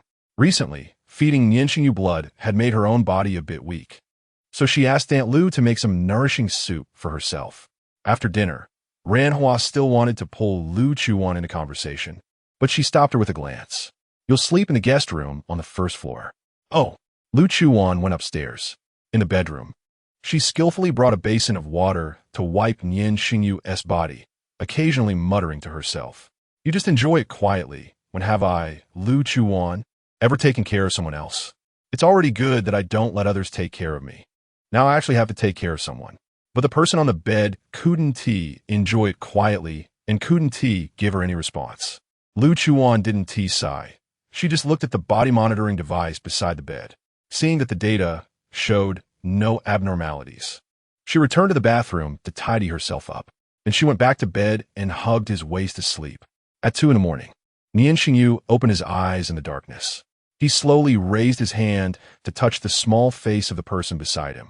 The emptiness in his heart was filled. He knew she had always been by his side. He felt sorry for her for all the hardships she had endured recently. Unfortunately, his body's energy consumption was still high. Transitioning from an ordinary person to an extraordinary one wasn't an easy process. He could feel the changes in his body. The data showed no changes, but only he could sense the internal changes. At first, there was indeed no awareness at all. But later he began to hear Lu Chuwan speaking and could feel her touching him. He just couldn't wake up. But now, the situation was improving day by day. Since that night, he forced himself to wake up. After a few days, he could wake up on his own now. In a few days, he would be able to fully recover. Looking at her sleeping, the dark circles under her eyes made Nian Shengyu reluctant to wake her. Just as he was about to withdraw his hand from her face, he met her eyes that had just opened in the darkness. They locked eyes. Neither of them spoke. They just stared at each other. After 2 seconds, Lu Chuwan tightly closed her eyes and then hurriedly opened them again. Chapter 105, Sima Masai, who can come to save me? I'm not dreaming. Nian Shengyu is really awake. Wan, after not speaking for a long time, his voice sounded unusually hoarse. Don't speak. Hold me. Nian Shengyu stopped talking and just held her. It had been a long time since they embraced like this. Lu Chuwan buried her head in his arms, feeling his unique scent and body warmth. I am sorry. There's no need to apologize. It's not your fault. But he couldn't stay with her and made her suffer. Wan, let me speak first. I can't stay awake for too long now. I don't know what will happen next time I wake up. But I promise it won't be long before I can come and marry you. Okay? Okay. The two of them embraced for a while until he fell unconscious again. Although she didn't know what his condition was, at least Lu Chuwan saw hope. He said he would wake up, so she believed he would definitely wake up. That night, she slept exceptionally soundly.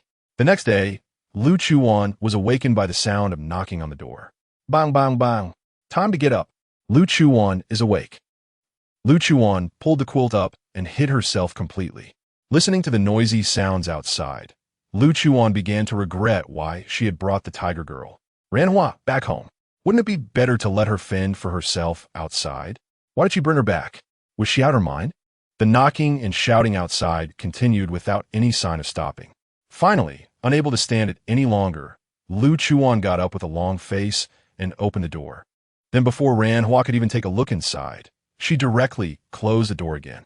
What do you want so early in the morning? Her tone was filled with helplessness. Let's go to play. Play your mother's big head.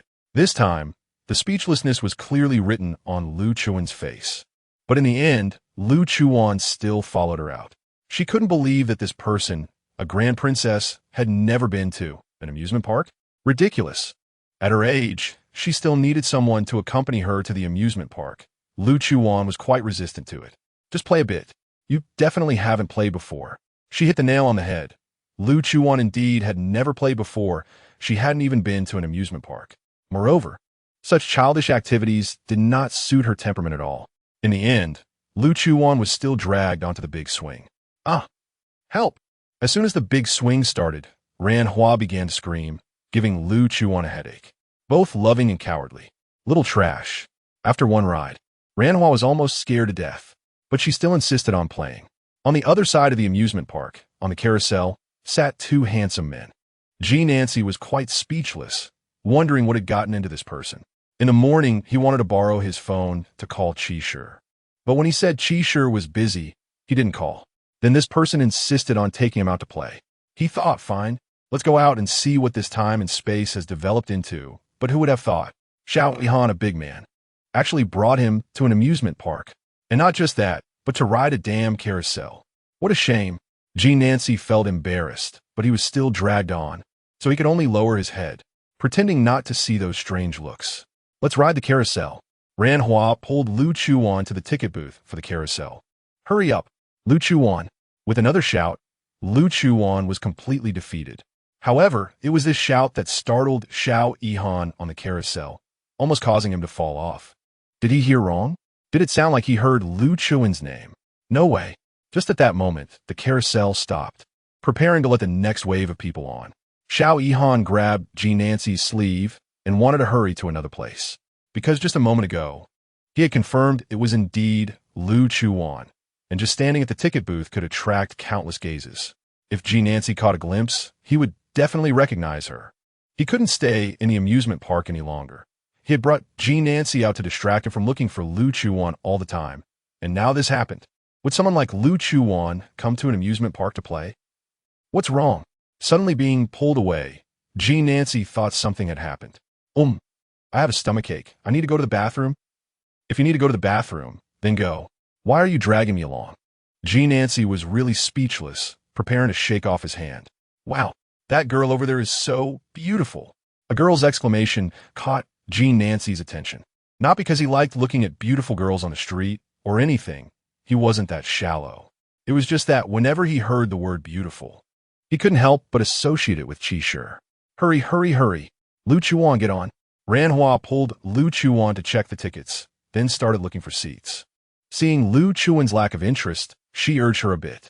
Xiao Yihan, who hadn't gone far, naturally heard this shout. His heart sank. He turned to look at Jean Nancy. Sure enough, he had also heard the voice and was looking towards the direction it came from. This is bad. Sima Masai, who can come to save me? Jean Nancy never expected to see Qishir here. Just as he had shaken off Xiao Yihan's hand that was holding his sleeve, he directly came to the side of the carousel, looking at that familiar figure. The carousel started, and after a turn, Lu Chuwan finally noticed Jean Nancy looking at her, her face showing surprise. Qishir, master? Didn't you go look for Gulwan? Just as she finished asking, before Lu Chuwan could answer, she was turned away again. It seemed she could only wait for her to come down. Jean Nancy wasn't flustered, quietly waiting outside. But Xiao Yihan was anxious. He had lied to both sides. If the two really started chatting, wouldn't that expose his lies? This wouldn't do. Jean Nancy would continue to pry at his wall. Xiao Yihan hurried over, wanting to pull Jean Nancy away again. But before he could touch the corner of Jean Nancy's clothes, he dodged. I don't want to go to the bathroom. You go by yourself. I'm waiting for Qishir here. His plan had only been in action for 2 days. Did it have to be such a big joke? Xiao Yihan felt bitter.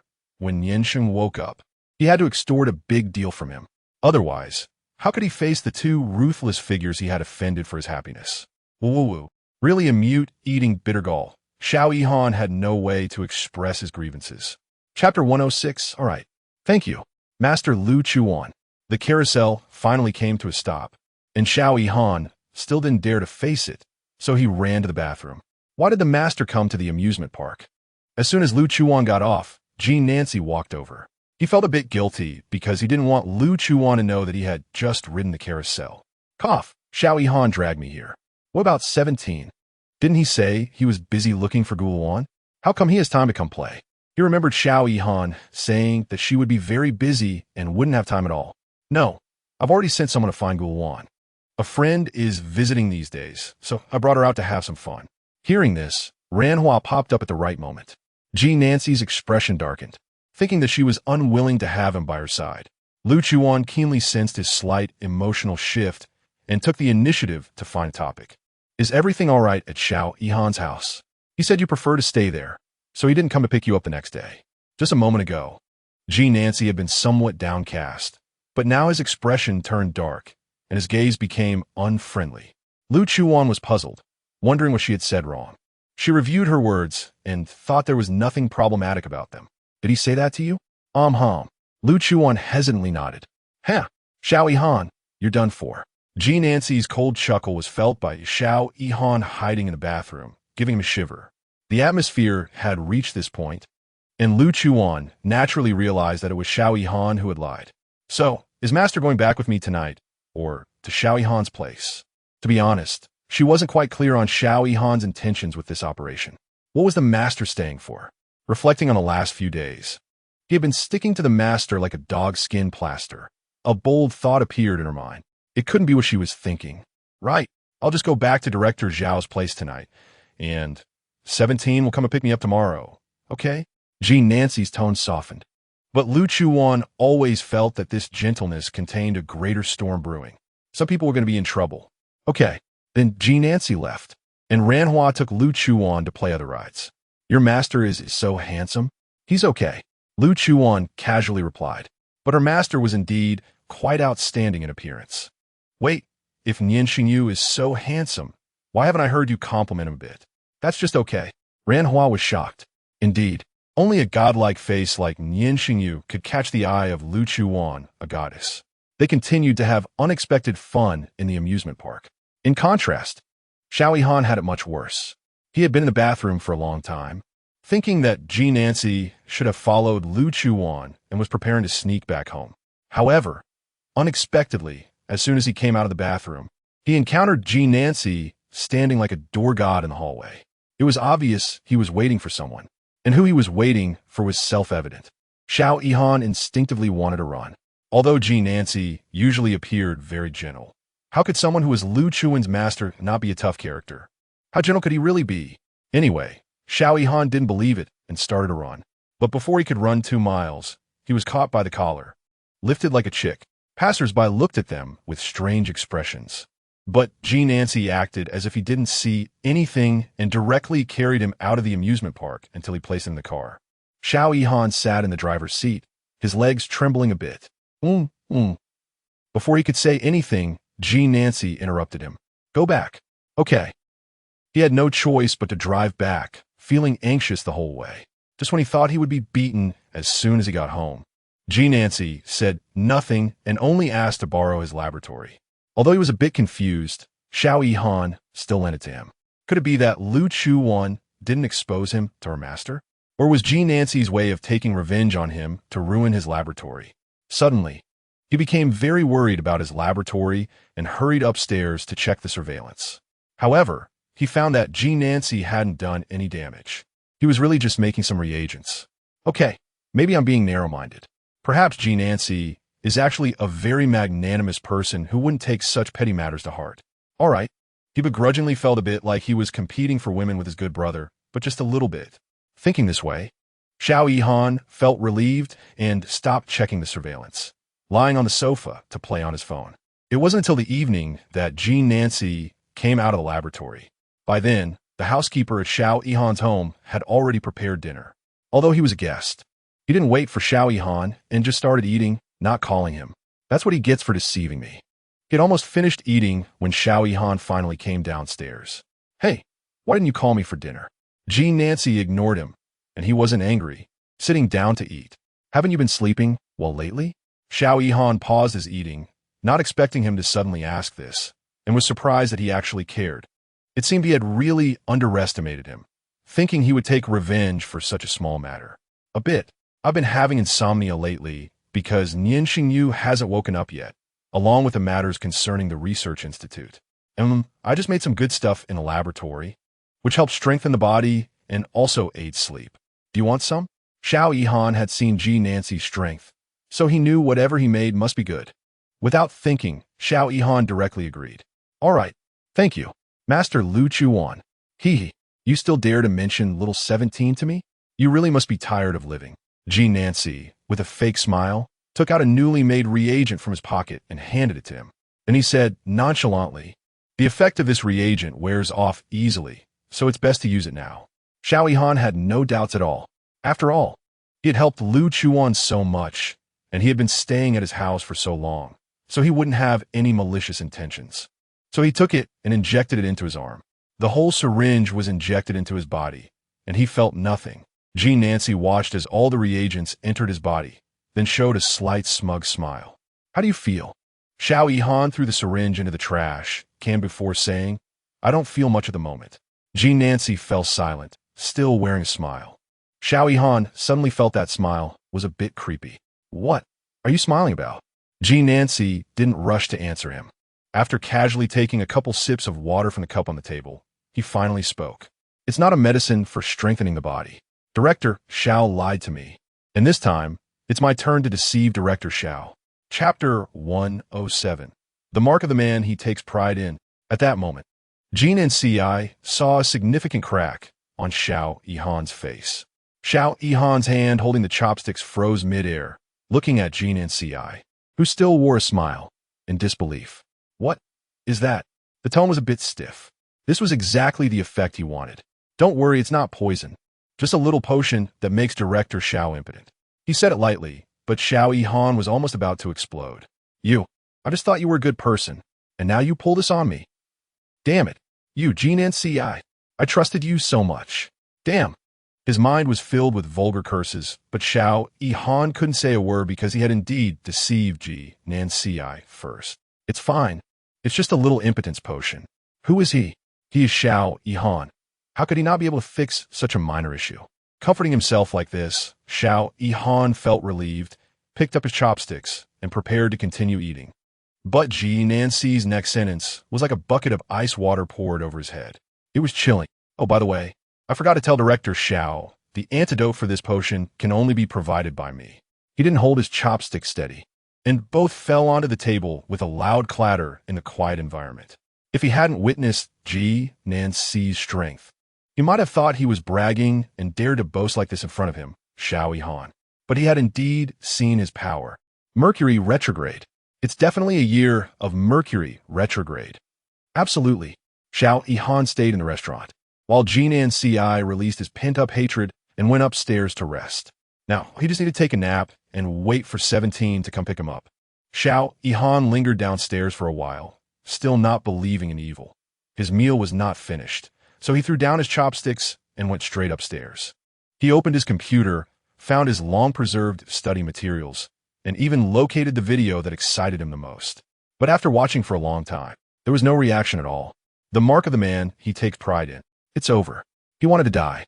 After confirming that it was indeed like that, Xiao Yihan hesitated and came to the door of the room where Jinan Ci was. After some inner turmoil, he knocked on the door. Knock, knock. No one answered. Knock, knock. He knocked again, but still no response. However, Xiao Yihan knew he was inside. Jinan Ci. Is this potion a permanent damage? It can't be. He even touched a little girl's hand. No, please. At that moment, Jinan Ci's voice finally came from inside the room. Hearing this, his anxious heart finally settled. Since it's not, then good. Maybe he could still fix it. He returned to his own room and manually tried it out. It was indeed broken, although he was very reluctant to accept it. It had already become a reality. Meanwhile, Ranhua took Lu Chuwan not only to the amusement park, but also to the arcade. Anyway, they had fun and were quite tired. They returned home only in the evening. As soon as the car arrived at the entrance of Jingyuan, they saw an unfamiliar car parked in the yard. Lu Chuwan squinted, unable to recognize whose car it was. But Ranhua exclaimed, "Hey, isn't this Feng Li's car? What is it doing here?" Feng Li? All right. Lu Chuwan already understood the intention. This girl had just landed yesterday and was looking for them today. Lu Chuwan did not answer Ranhua's question and directly walked into the house. Sure enough, Feng Li was sitting on the sofa in the living room, and Aunt Lu was attending to him. Is Wan back? Yes, Aunt Lu, you can go now. Then Aunt Lu left. The living room was left with Feng Li, Lu Chuwan, and Ranhua. What brings you here? Ranhua initiated the conversation, but Feng Li seemed to withdraw into himself. After all, they had known each other for so long and were considered friends. Now that he came to play without notifying her in advance, and even after arriving, he didn't tell her, and when she came looking for him, he still asked, "What brings you here?" It was truly heartbreaking. "I came to find Lu Chuwan for something." "Oh, that's fine then." Lu Chuwan raised an eyebrow and wanted to laugh. He clearly knew who he was really here for. He had come all this way and still dared not admit it, which was quite cowardly. "You guys chat." Ranhua dropped this sentence and directly left the living room, really leaving them to chat. "Look, you were stubborn, and now it's just the two of us awkwardly chatting. You had the chance but didn't cherish it. How can you win over a wife like this?" Lu Chuwan clicked his tongue lightly, and Feng Li's face turned a bit awkward. He found some information about that Gulwan. He indeed appeared at the dock, but it was unclear which country he went to, and that ship was a black ship, making it impossible to trace after it set sail. It was truly awkward, so they could only chat about work to ease the situation. Do you have any updates on the others?" Feng Li knew she was referring to that batch of materials in Feng Lin, but that old fox was too cunning. The current information was all false. There was nothing useful at all. Not for now. What else can superconducting materials be used for? Aerospace, intelligent manufacturing. Feng Li continued to say some things, most of which Lu Chuwan already knew. Are you guys talking about aerospace? Ran Hua somehow returned at that moment and just happened to hear a bit of their conversation. Lu Chuwan, note that? You don't know. But Zhan Chun has made tremendous progress in aerospace, right? Oh, that's true. The news hasn't broken yet. Feng Li and Lu Chuwan exchanged glances. Some things were already self-evident. That night, they achieved a significant breakthrough because of a single sentence from Ran Hua. Meanwhile, some matters quietly unfolded without them noticing. That night, some people fell asleep holding their loved ones, while others wept in pain. Xiao Yihan stayed up late that night, so he got up relatively late in the morning. When he got up, he realized Nian Shengyu was already not at home. Unsurprisingly, he had gone to Lu Chuwan's place. He wouldn't rush to find him. Although he could sacrifice himself for his brother's happiness, obviously, his own situation was more urgent now. After finishing lunch, he dove straight into the laboratory to study the little potion. When Nian Shengyu arrived at Jingyuan, he was quite surprised. He had originally thought it would be a very cold home since he had heard about this major from history books, and he sounded like a cold-blooded and ruthless person. However, the home was decorated so warmly, which couldn't possibly be Lu Chuwan's masterpiece. After all, Lu Chuwan was also a minimalist. Little did he know, it was actually the two minimalists who together created this warm home. Chapter 108, competing to be the third party. Today, only Ran Hua was at home. As Feng Li had left last night, he originally wanted to stay, but Lu Chuwan had directly refused. Master, you sit and rest for a bit, I'll talk to her. Then Lu Chuwan pulled Ran Hua into the guest room where she was staying. Last night, with Feng Li around, Lu Chuwan did not ask anything. He left too late, and now she finally spoke up. How did you reveal that internal information that wasn't reported in the news last night? Although this news was good for her, Ran Hua had bluntly said it. It was inevitable to worry that someone with ulterior motives might take advantage of her. After all, they were at least half friends, so it was necessary to give a reminder. However, unexpectedly, Ran Hua casually replied the next second, "Oh, what's the big deal? They use me like this, so what's wrong with me tripping them up a bit?" Lu Chuwan was momentarily stunned and didn't quite respond to that. Seeing her confused expression, Ran Hua took a deep breath and explained, "Actually, I'm not really the biological daughter of Ran Shun. I'm just an adopted tool used to solidify his political marriage alliances. I was used to connect with various countries through marriage, but every time they sent me to marry off, I used a little cleverness to escape. You see, that Feng Li kid was one of my previous marriage targets, but unexpectedly we thought alike and had a good conversation, so we kind of know each other." Lu Chuwan was directly shocked, not expecting such an insider story. Moreover, why was I adopted? Why did I become an orphan? That's a long story. That dog Ran Shun. With that, Ran Hua didn't continue. Some things are just enough to be understood on one's own. Today, she didn't go anywhere and just stayed at home. In the afternoon, Song Yi came by. "Sister-in-law, while checking the surveillance, I found something that was tampered with." He handed a USB drive to Lu Chuwan. Lu Chuwan took it to the study and plugged it into the computer. It turned out to be surveillance footage near Jingyuan. After about 2 minutes, a familiar figure appeared on the screen. Lu Chuwan raised her eyebrows slightly, her eyes carrying a hint of danger. Bai Zhuo. She took a glance at the timestamp on the video, which was indeed the night when Nian Shengyu first fell ill with a cold poison. Remembering that day, when she heard Chu Mu refer to the other party as the officer on the phone, Lu Chuan's expression turned cold. "How come you didn't find anything when I asked you to check that day? It's been a long time since then, and there was still no concrete explanation for Chu Mu's death. At that time, the surveillance footage had been tampered with, and the good footage had indeed captured nothing. This surveillance was in a hidden corner, and after watching that one, she hadn't seen this one again. Song Yi became increasingly guilty. Such a basic mistake should not have happened. However, that day was precisely when he asked his subordinates to check the surveillance, so he thought. Ultimately, the problem lay with him, and Song Yi didn't try to argue anymore. Lu Chuwan had no intention of blaming him. She understood why the main surveillance didn't capture Bai Zhuo, while this more obscure one did. Bai Zhuo could also control dark matter to become invisible. He had mentioned this before when he was at the presidential palace, but was Chu Mu really his person? If so, then, another day, she would go meet him. For now, it had to be like this. When Feng Li left yesterday, he said he would come by today, and sure enough, he did. He had just taken office, with a pile of issues waiting for him to handle. It could be said he was extremely busy, yet he came to her place every day, and the key was that he hardly chatted with Ranhua. She definitely wouldn't engage in awkward small talk with him. He was just forced to chat with his master. After 3 consecutive days of coming over, Lu Chuwan finally couldn't stand it anymore. Are you giving up your empire? Of course not. He had waited so long. How could he give it up?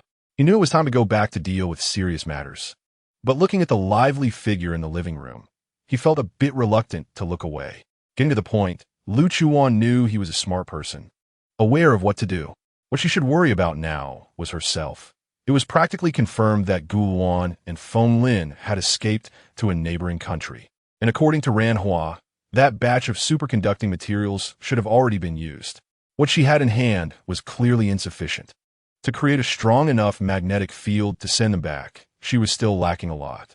The distribution of resources within the empire was still unclear to her, and whether it was possible to produce superconducting materials remained an unknown. Moreover, whether Feng Li would agree was also uncertain. Every path was not so easy. But the most important thing right now was to find Guluan. It seemed she needed to make a trip to the neighboring country. In the evening, a few cries of woe came from the entrance. But after a while, it stopped. Lu Chuan recognized it with just one sound. It was that idiot Xiao Yihan. What happened this time? Did Master beat him up? That was quite normal. Who told him to be so bold as to dare deceive Master? Xiao Yihan was nearly crying, knowing he was indeed wrong for deceiving him first. But what kind of good person was Jean Nancy, competing to be the third party? Besides, he hadn't deceived him about anything particularly serious. How could this make him lose his dignity as a man? This was too much. The key was he had been immersed in the laboratory, researching the antidote for the past 2 days. He had tinkered with several kinds, yet none were effective. He had slapped his own face. If it really went wrong, he would die. Yanansi.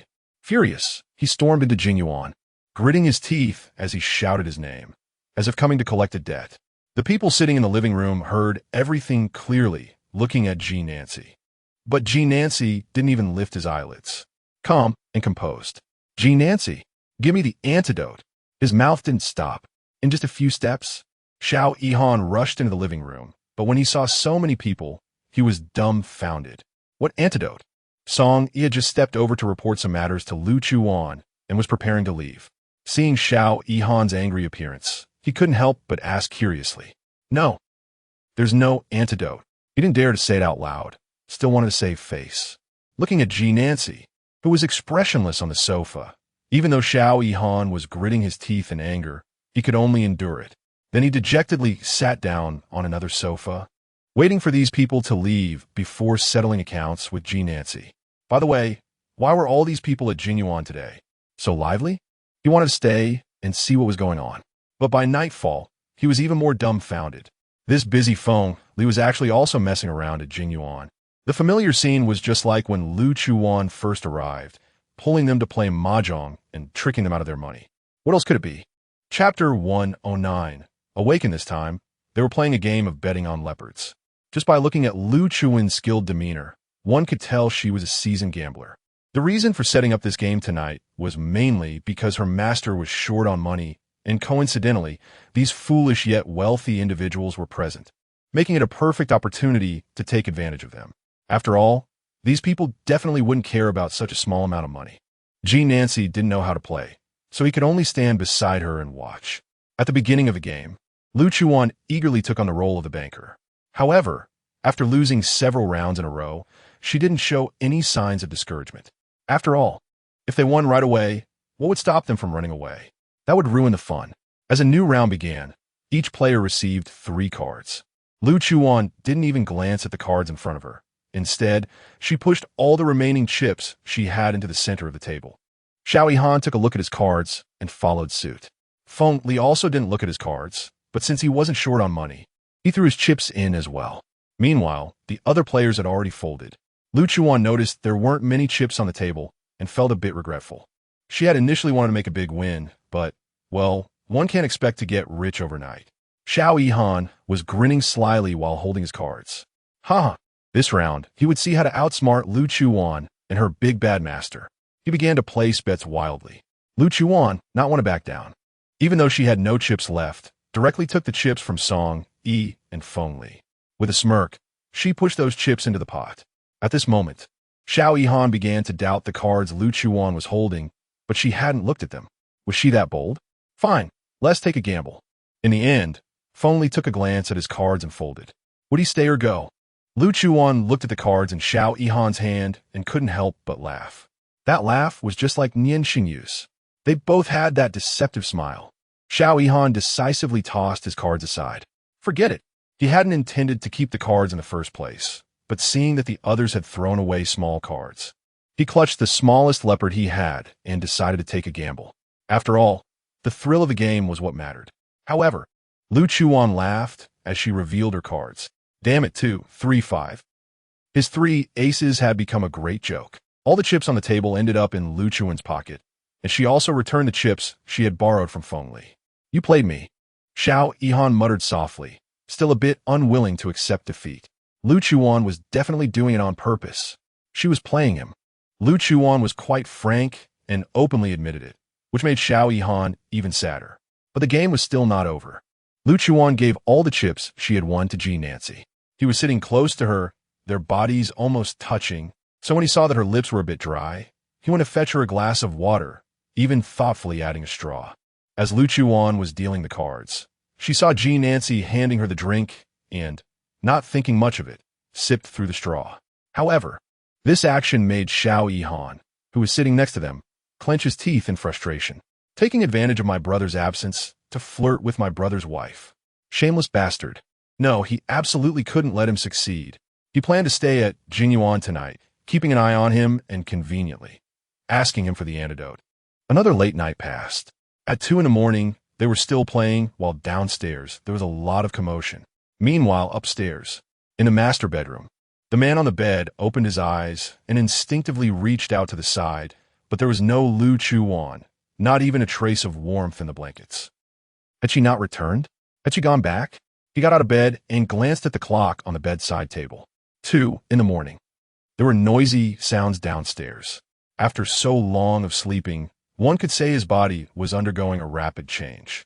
The master bedroom was dark, and if someone entered at that moment, they would easily notice that his eyes were faintly glowing with a bluish light. Yes, this time of transformation. He was no longer human, but a complete otherworldly being. He could feel the strength within him growing. After getting up, he noticed a familiar ring on the ring finger of his left hand, the one he had never given to anyone. When did he put it on? Was it found by Wan? She must have put it on as well. He felt a surge of happiness as he gently rubbed the smooth band with his fingertips. Although he heard the noises downstairs, he didn't rush to go down. During this time, Lu Chuwan had been taking care of him, but now that he was awake, he still felt a bit uncomfortable. After taking a shower and changing his clothes, he finally made his way downstairs.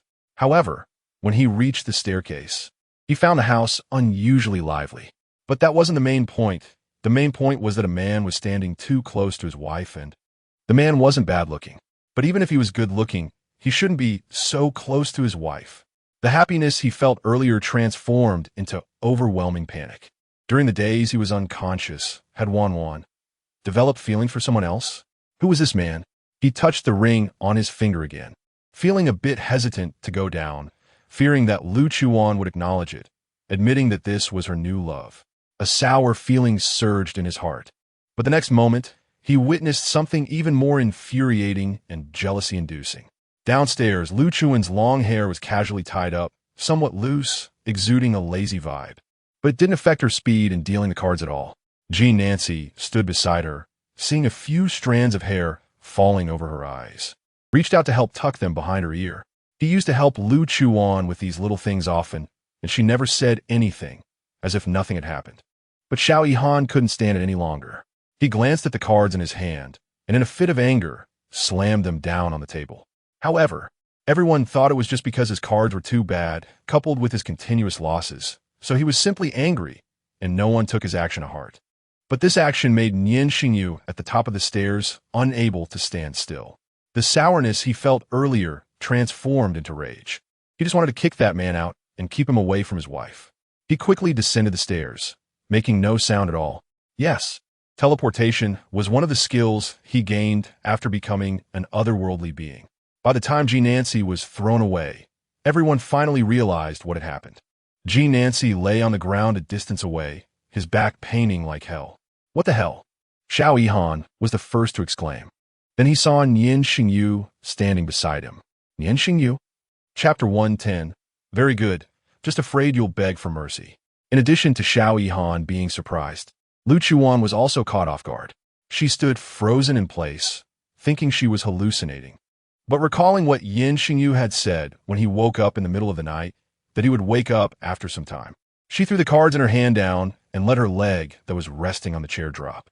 She walked straight towards Nian Shengyu and directly pinched his face. Feeling a tug on his face, Nian Shengyu immediately pulled her into his arms.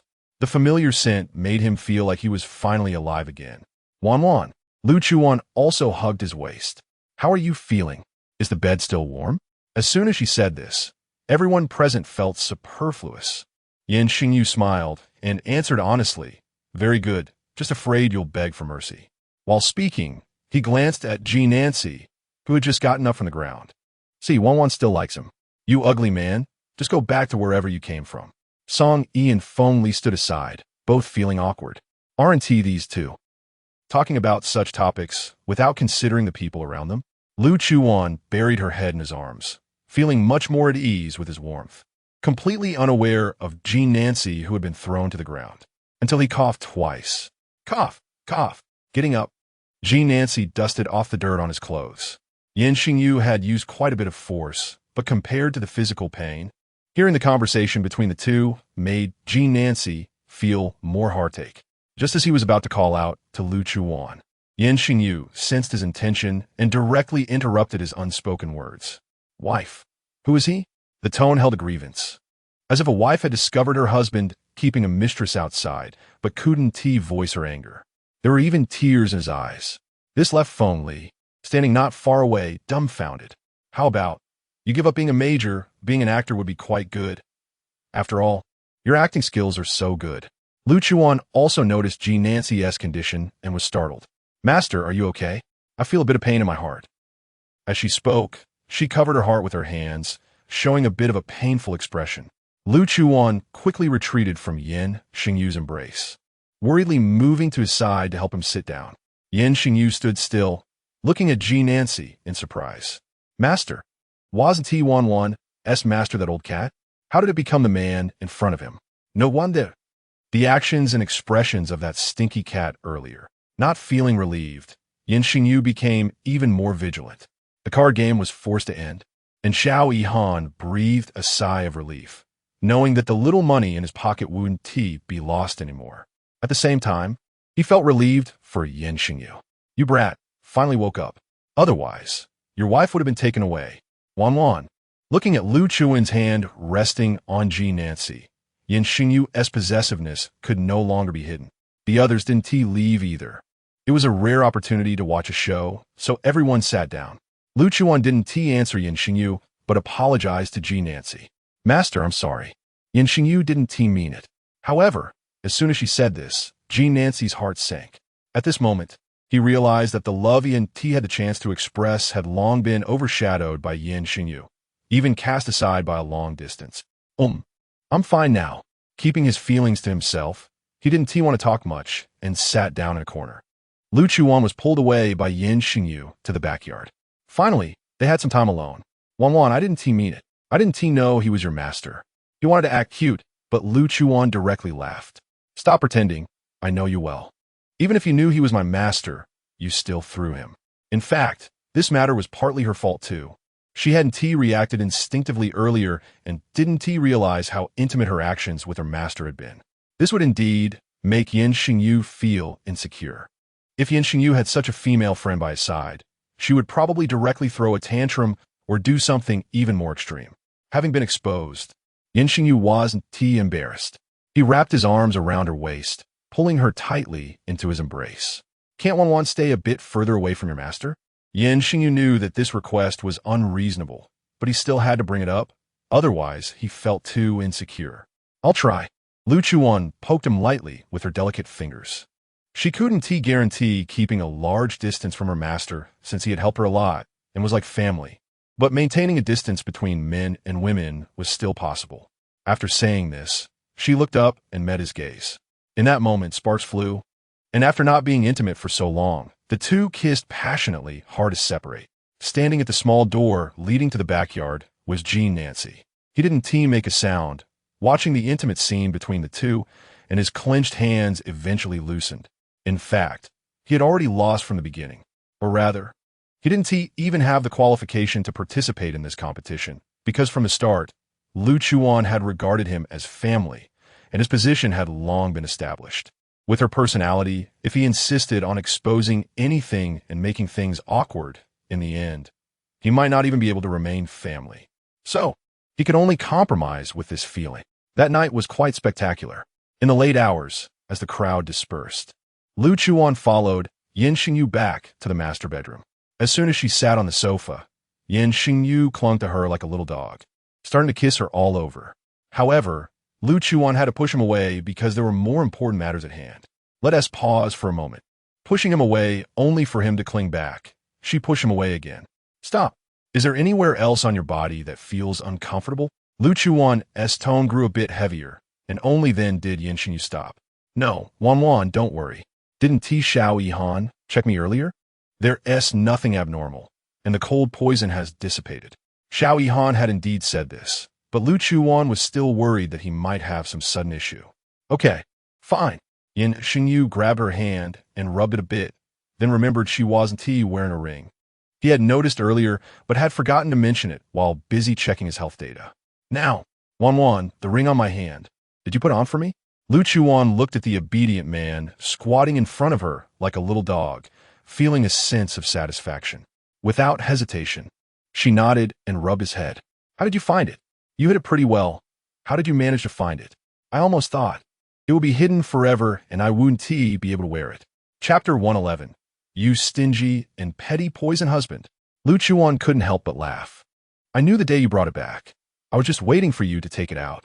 I waited for a long time, and when I didn't see it, I started to doubt whether it was really for me. His eyes were full of surprise. Who else could I buy it for, other than Wan? He kissed the back of her hand and the spot on her right ring finger. Wan, where did you put the ring? 2 minutes later, Nian Shengyu knelt down in front of Lu Chuwan with that familiar velvet box. Wan, will you marry me? He knew this proposal was too simple. No flowers, no romantic dinner. Nothing at all. They were even wearing casual home clothes. He also knew it was too rushed, so he wasn't very confident. If Lu Chuwan didn't agree, it was okay. He would prepare properly next time. However, Lu Chuwan didn't think it was a problem. She wasn't a formalistic person. It didn't matter that there was no romantic atmosphere or careful preparation, as long as the person in front of her came with sincerity. So, with a smile on her face, she extended her right hand to him. The ring was slowly placed on her finger. The night was no longer lonely. Lovers would eventually embrace. Unlike their warmth, after everyone else left, Xiao Yihan secretly got up in the middle of the night and found the room where Gene Nancy was staying. He gently turned the doorknob, and, as expected, it was locked. This didn't challenge him. He took out the lock-picking tools he had prepared long ago and began his performance. He planned to hold Gene Nancy hostage tonight, forcing him to create an antidote for him. After fiddling for a while, just when he was about to succeed in picking the lock, the door opened. Yes, it opened, but it was from the inside. Xiao Yihan was leaning against the door, and now that it was pulled open from the inside, he lost control due to inertia and fell into the room. The position he fell into was quite remarkable, right at Gene Nancy's feet. This scene looked very strange no matter how you viewed it. Gene Nancy looked down at him with a condescending gaze, even showing disdain. I didn't expect that director Xiao has a habit of picking locks and sneaking into others' rooms at midnight. In fact, he hadn't been asleep. After seeing the scene in the backyard, he returned to his room and drank some alcohol. However, after drinking a lot, his mind was still particularly clear. He heard Xiao Yihan try and pick the door from the very beginning. He just didn't want to get up. I'm here to find you for something. Xiao Yihan awkwardly scratched his head, but took the opportunity to slip inside. What could be so important that director Xiao would pick my lock in the middle of the night? A major event in life. Isn't that just a major event in life? I can't even stand up. I'm really fed up. Xiao Yihan has never been this embarrassed in his life. Originally in a bad mood, seeing him like this made Nancy feel a bit amused. The frustrations in his heart seemed to dissipate a little. He pushed the door, which instantly closed. The soft sound made Xiao Yihan's body tremble slightly, unsure if it was from nervousness or something else. He always felt like he had entered a wolf's den. "You, hurry up and give me the antidote." Nancy passed by him and sat down on the sofa, casually resting his legs. One arm supported his head as he lazily looked at him. "No, you tricked me." Although he did trick him first. "Who told you to have a crush on my brother's girlfriend?" At this point, Xiao Yihan's momentum suddenly surged. Just a moment ago, Nancy had been casually sitting on the sofa, but now his expression turned cold. How did he know? He had never told anyone about his feelings for Shichi, and he thought he had hidden them quite well. How did Xiao Yihan know? "Why didn't you mention that he took away my precious apprentice?" The unfinished drink on the table was picked up again. The strong liquor went down his throat. But the bitterness couldn't be suppressed. "What do you mean took away?" Anyone with eyes can see that they are mutually fond of each other. Where's the stealing? How could tonight's brandy be crying? It was precisely because Nancy had realized that Shichi liked Nian Shengyu that he felt sad inside. Years of being together couldn't compare to a few months of acquaintance. Love is probably this unreasonable. He had always wondered if it was because he had no outlet for his feelings that led to this result, but when he saw Shichi's attitude towards him, he knew his guess was completely wrong. His feelings could only be hidden in his heart or transformed into familial love, always accompanying him. Nothing more to say, right? So, it still doesn't change the fact that you tricked me. The liquor-soaked throat carried a hint of richness, sounding particularly deep in the night. You stingy and petty poison husband."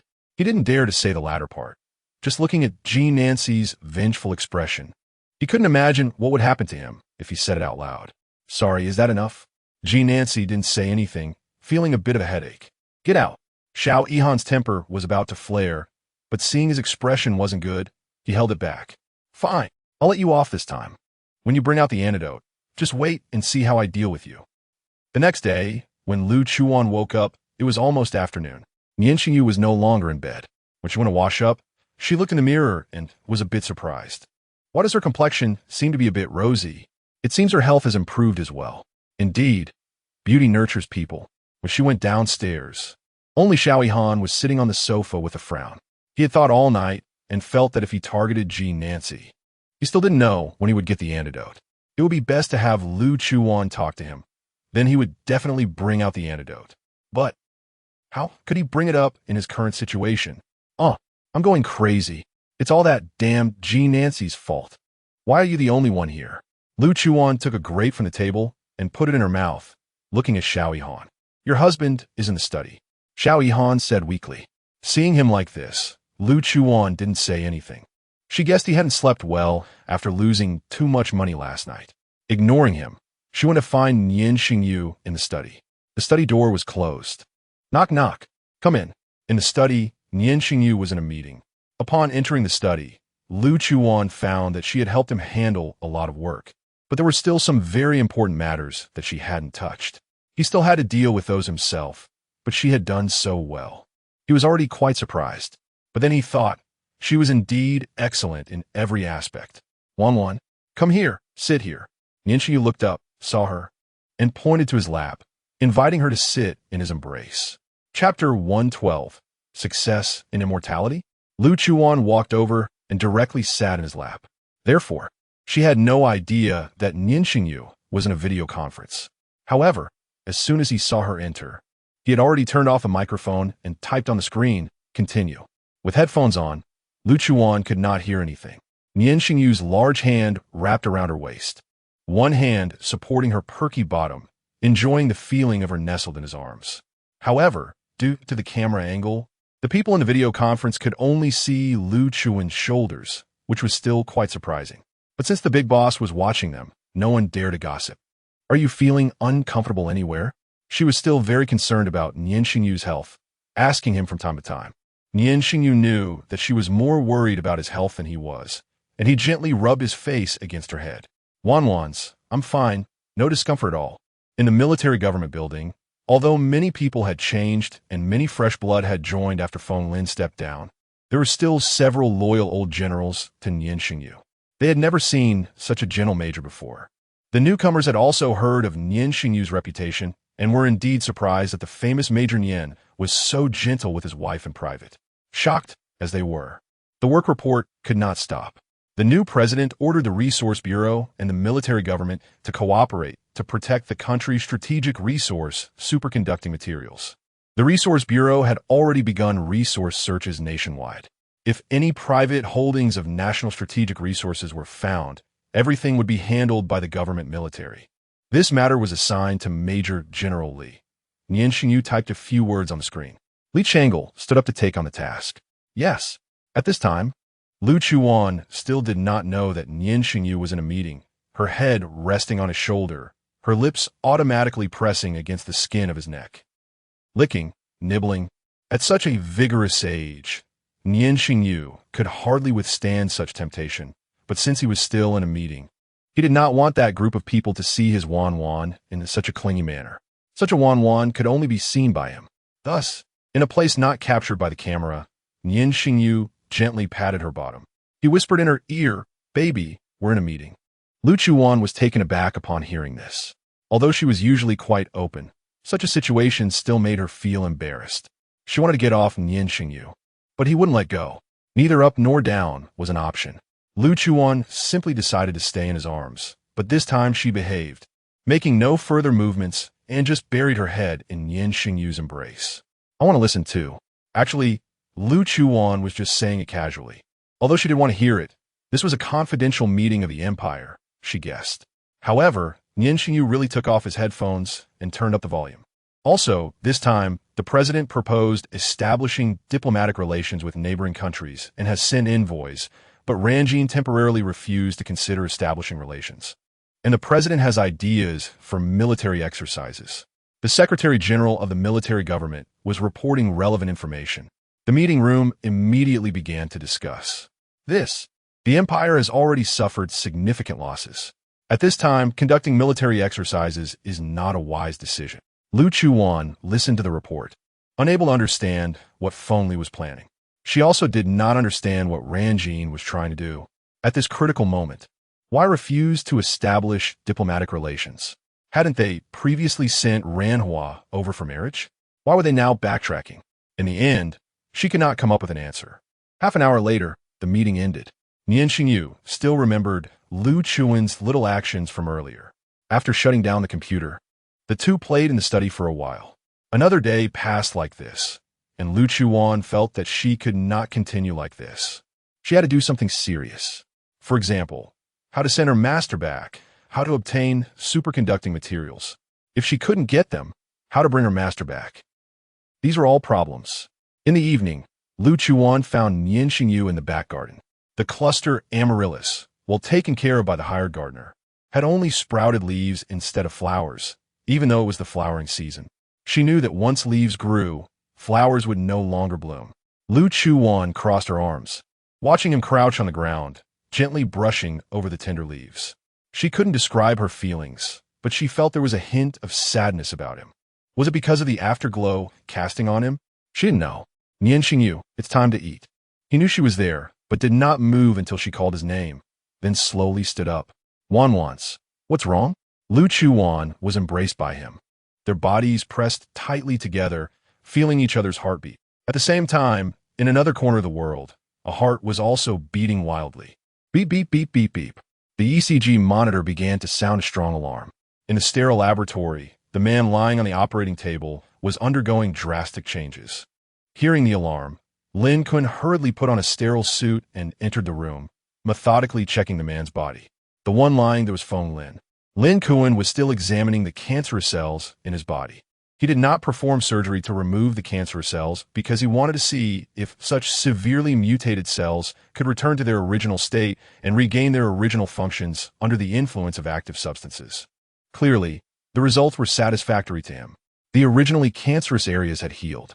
Furthermore, the oxidative information of his body, those data, was gradually decreasing.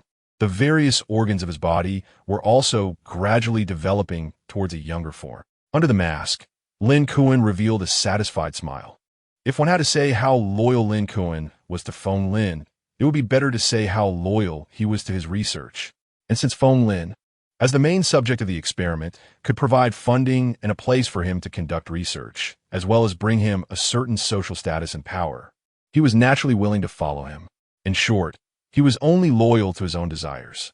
The ECG monitor, which had just sounded an alarm due to the heart beating too violently, had now returned to normal operation. After removing his gloves, Lin Chuwan pulled up a chair to sit next to the operating table, waiting for the man lying there to wake up. Chapter 113. Keep it up. Knock him down soon. The man on the operating table did not wake up quickly, but Lin Chuwan had enough patience. He just sat by and waited without doing anything. Half an hour later, the man on the operating table opened his eyes. Logically, Lin Chuwan should have been very excited, but on the contrary, he was exceptionally calm. It was as if he had known all along that this experiment would definitely succeed. Cough, water. It was not until the man on the operating table made a sound that he slowly got up and handed him the cup of water that had been prepared long ago. Unfortunately, Feng Lin was currently unable to get up to drink by himself. Lin Chuwan did not feed him either. Seeing that he couldn't get up, he simply placed the water on a nearby table where medical instruments were arranged. Feng Lin looked at this operation with great dissatisfaction but dared not say anything. After all, he had no idea what condition his body was in. And more importantly, he was acutely aware of his current situation. Lin Chuwan could easily kill him, and he had no power to fight back. Lin Chuwan, did the experiment succeed? Feng Lin couldn't perceive it himself, as his body's reactions were very sluggish at the moment. Enduring the discomfort and the extreme thirst for water, Feng Lin used all his strength to say, "It succeeded. You're not suitable for emotional outbursts right now." Before Feng Lin could feel happy, Lin Chuwan reminded him directly. After checking the data on the instruments and confirming that Feng Lin was fine, Lin Chuwan left the laboratory, leaving Feng Lin alone on the operating table. When he could get up was none of Lin Chuwan's concern. His task was complete. After Lin Chuwan left, Feng Lin was, of course, very excited. He had put all his life's work into this. How could he not be excited? But before long, his body started to ache, and he could only try to suppress his excitement. At the presidential palace, Lu Chuwan sat casually on the sofa in the reception room. Feng Li sat opposite her, his gaze almost glued to the figure of Ran Hua beside her.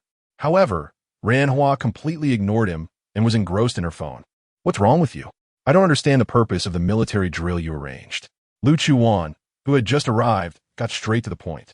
"Feng Lin is in their hands," Feng Li said lightly. "I know that." Lu Chuwan also knew that what he was doing was merely trying to force Ranshun to sell Feng Lin. However, Ranshun was the ruler of a nation. Would he be scared into submission? Moreover, the current situation of the entire empire was one of national weakness, with every country eyeing a share of the pie. Making such a decision at this time seemed unwise, directly pushing him towards the throne of a tyrant. "I know what you're worried about. I have my own measures." Lu Chuwan was momentarily at a loss for words. Indeed, she had spoken out of turn. She did not belong to this era, and moreover, she held no position here. So it was not her place to speak. But she just did not want her Nian Shengyu to fall into an uncontrollable situation.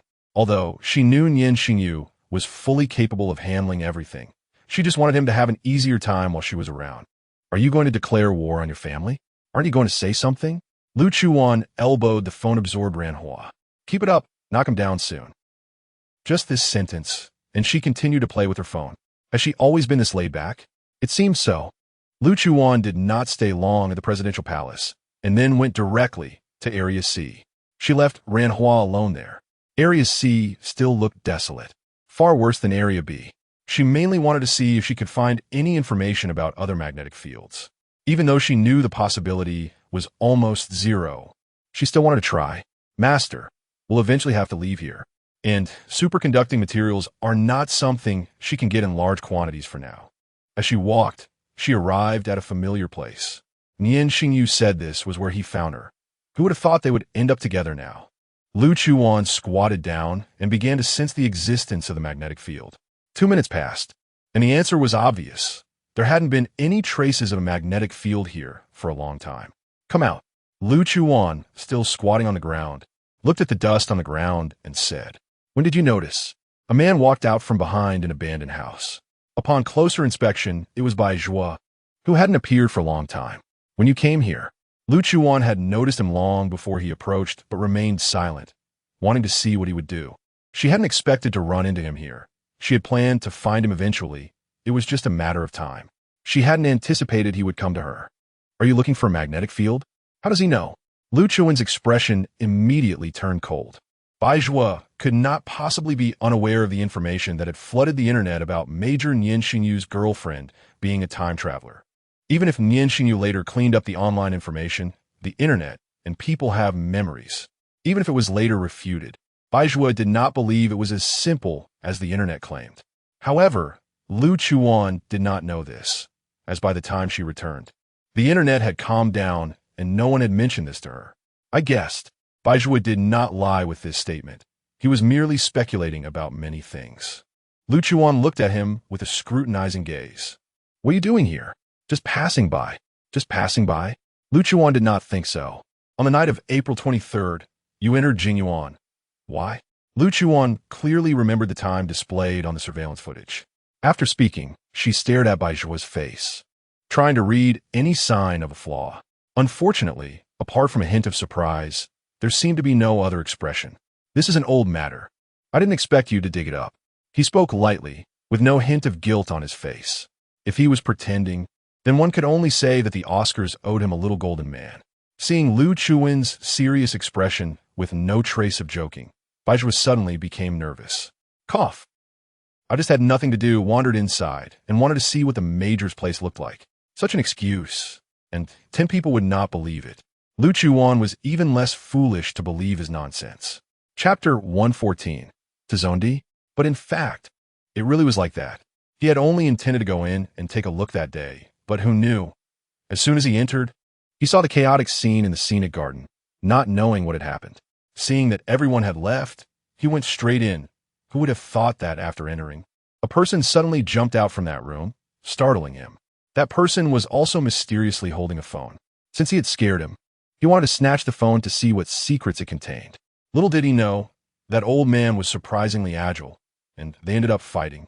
In a moment of carelessness, he ended up digging out his heart. Thinking of this, Bai Zhua felt a bit guilty and touched his nose. After all, it was him who killed the man. But there was no point in arguing about it. Bai Zhua had killed quite a few people, and if he counted them one by one, he wouldn't know when he would finish. It was just that Lu Chuwan suddenly started questioning him, which made him a bit scared, mainly because he had seen her skills. He really wasn't sure he could beat her. Although he didn't want to admit it, it was indeed a fact. I didn't mean to kill him. Lu Chuwan frowned tightly. Chu Mu was killed by Bai Zhua. Was it to silence him? This possibility couldn't be ruled out. She had wanted to find Chu Mu's phone to see whom he had been talking to the night before he poisoned Nian Shengyu. But after Chu Mu died, the phone was nowhere to be found. Did you take his phone? How do you know? Bai Zhua blurted out, but the question sounded quite foolish.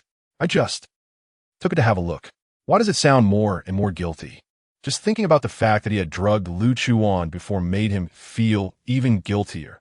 He was a bit afraid to look her in the eye. Where's the phone? Lu Chuwan reached out her hand towards him.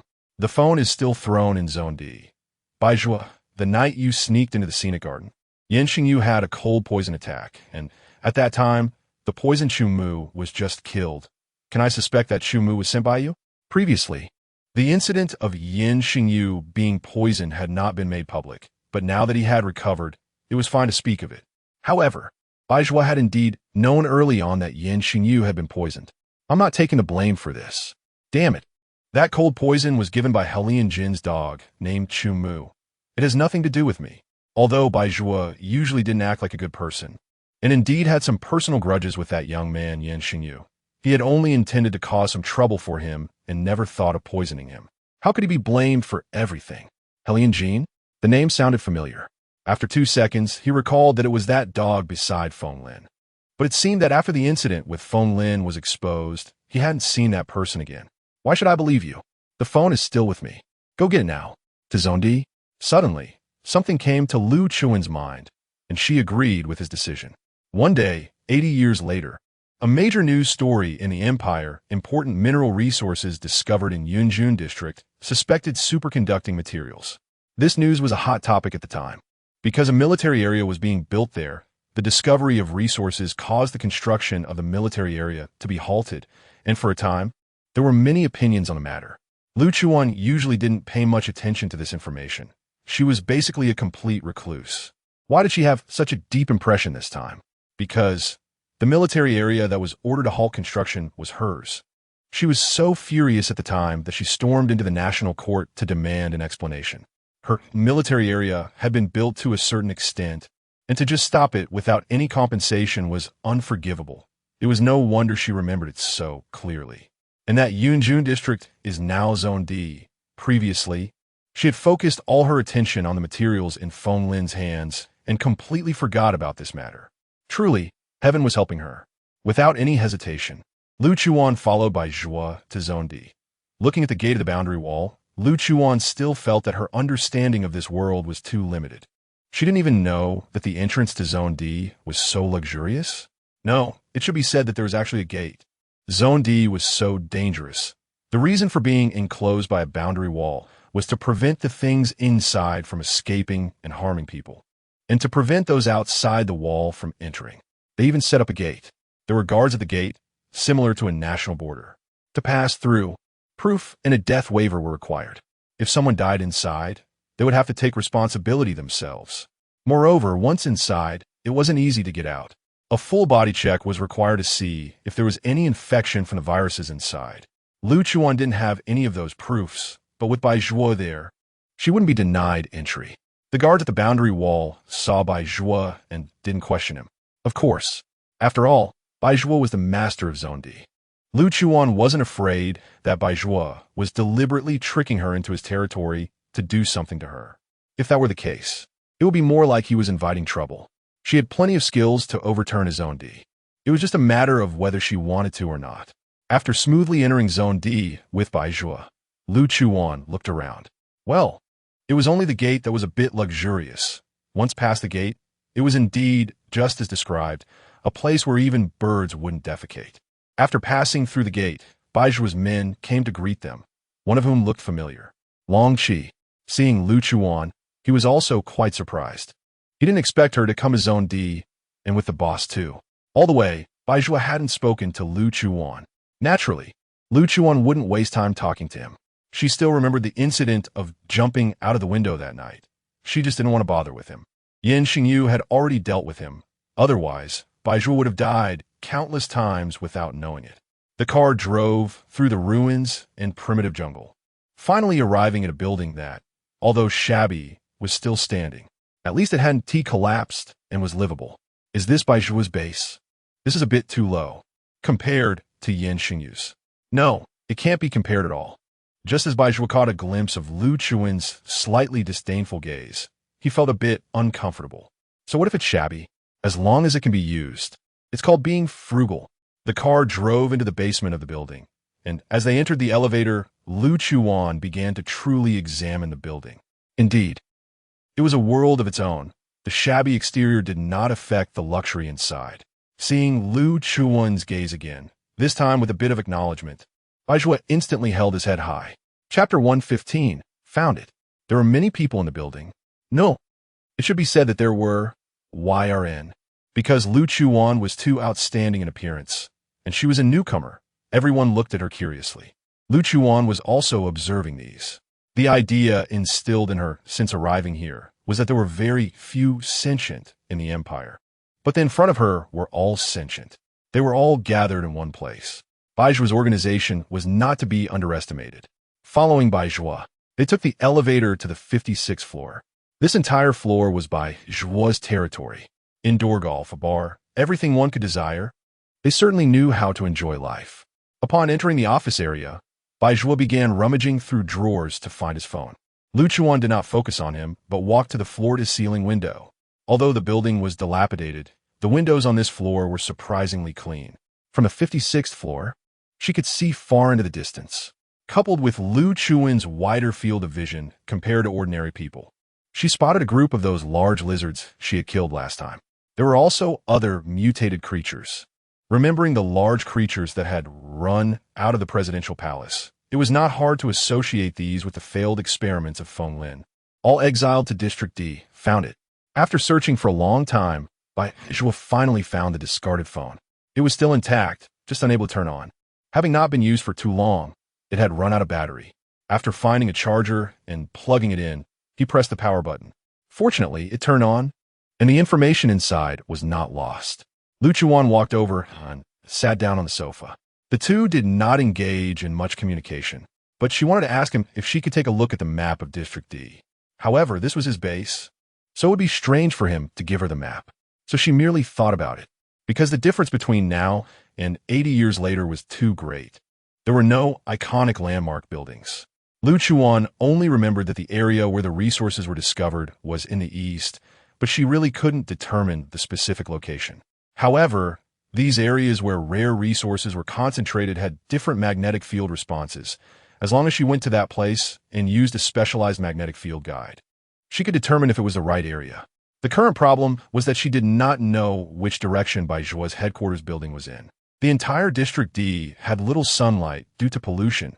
For example, right now, there was no sun, making it even harder to determine direction. Baijuwa rummaged through his phone for a long time before finally finding the chat record he had seen last time. He called Lu Chuwan over and handed her the phone. Lu Chuwan glanced at the phone.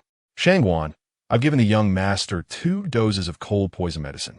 Can I see my son? Well done. Then the other party sent a video showing a small boy, about 10 years old, locked in a small room, playing with a broken toy. Your son is fine. 2 doses are not enough for Nian Shengyu to have a cold poison outbreak. Continue. Looking at these messages, Lu Chuan's gaze gradually turned cold. Just thinking about how Nian Shengyu had been plotted against like this made her heart ache. After reading through the chat records, Lu Chuwan said nothing. However, she hadn't expected that Chu Mu, despite being so old, actually had a son of about 10 years old. Truly, Min Dai Young. She tossed the phone back to Baijuwa. It was time for her to leave, to go outside and look for the location of the resources. I said it wasn't me. Lu Chuwan didn't glance at him and walked out of the office on her own. Baijuwa followed her out. I'll have someone take you back. After all, if something happened to her on his territory, Nian Shengyu could come with a 40-meter-long knife to deal with him. No need, I can go back myself. How are you going back? Before he could finish a sentence, Lu Chuwan closed the elevator door and went down. Fine. He thought it was unnecessary to worry. Lu Chuwan was so tough. What could go wrong? This time he did not chase after her.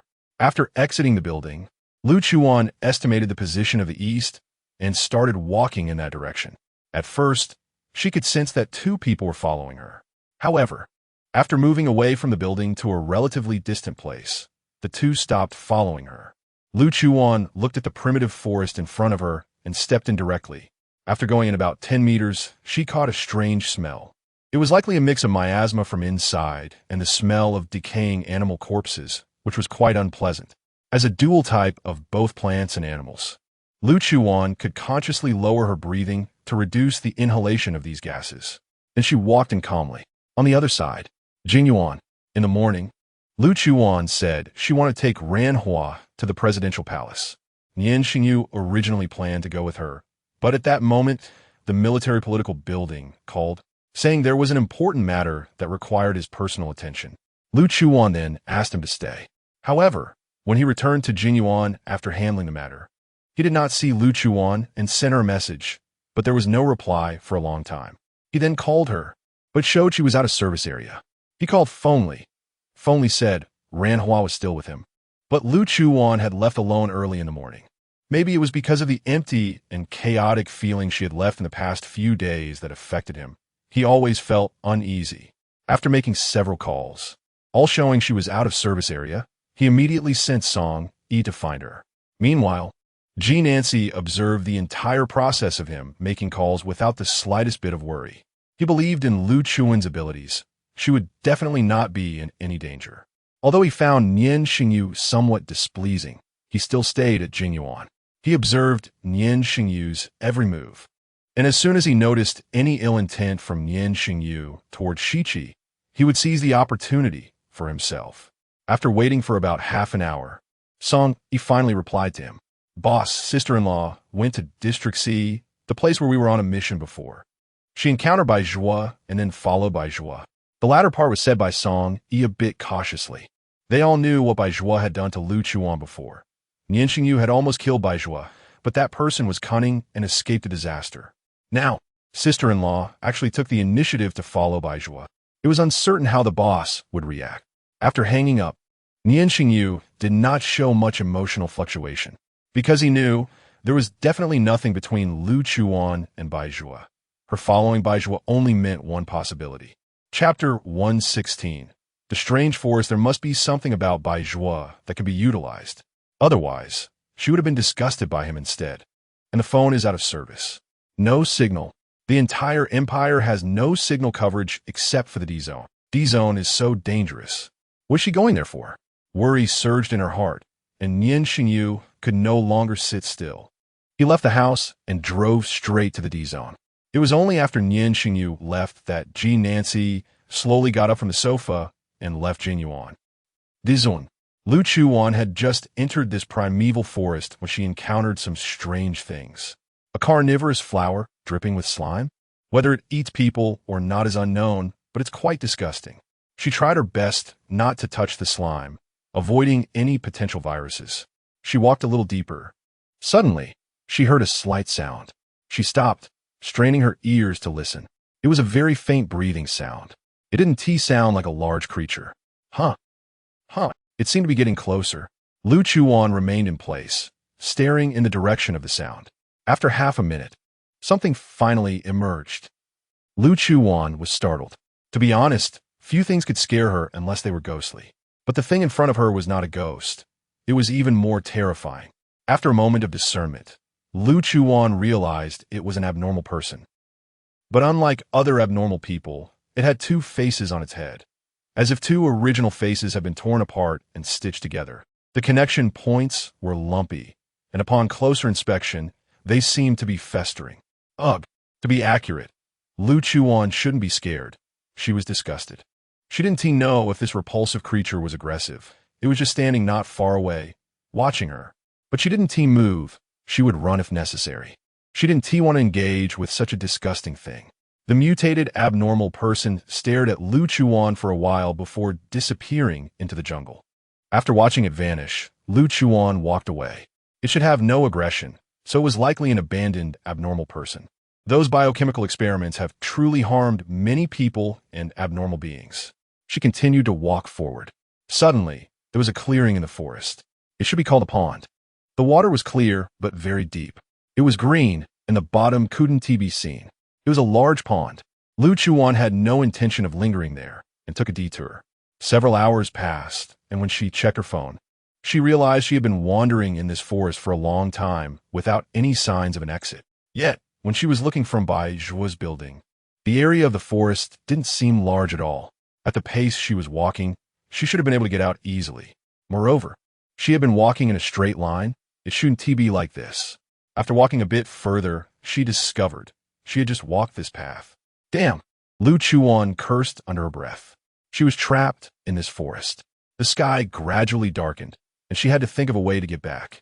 When she checked the time earlier, she realized there was no signal here at all. Nian Shengyu must have already tried to contact her since she had been out for so long. If he couldn't reach her, he would definitely be anxious. She tried her phone a few more times, but still no signal. Teleportation wouldn't work either. Is this some kind of ghost wall? Just as Lu Chuwan was about to get angry, the familiar breathing sounds returned around her. This time, there was more than one breathing sound. Oh no! She was surrounded. This scene was too familiar, just like when she and Nian Shengyu were surrounded by abnormal beings.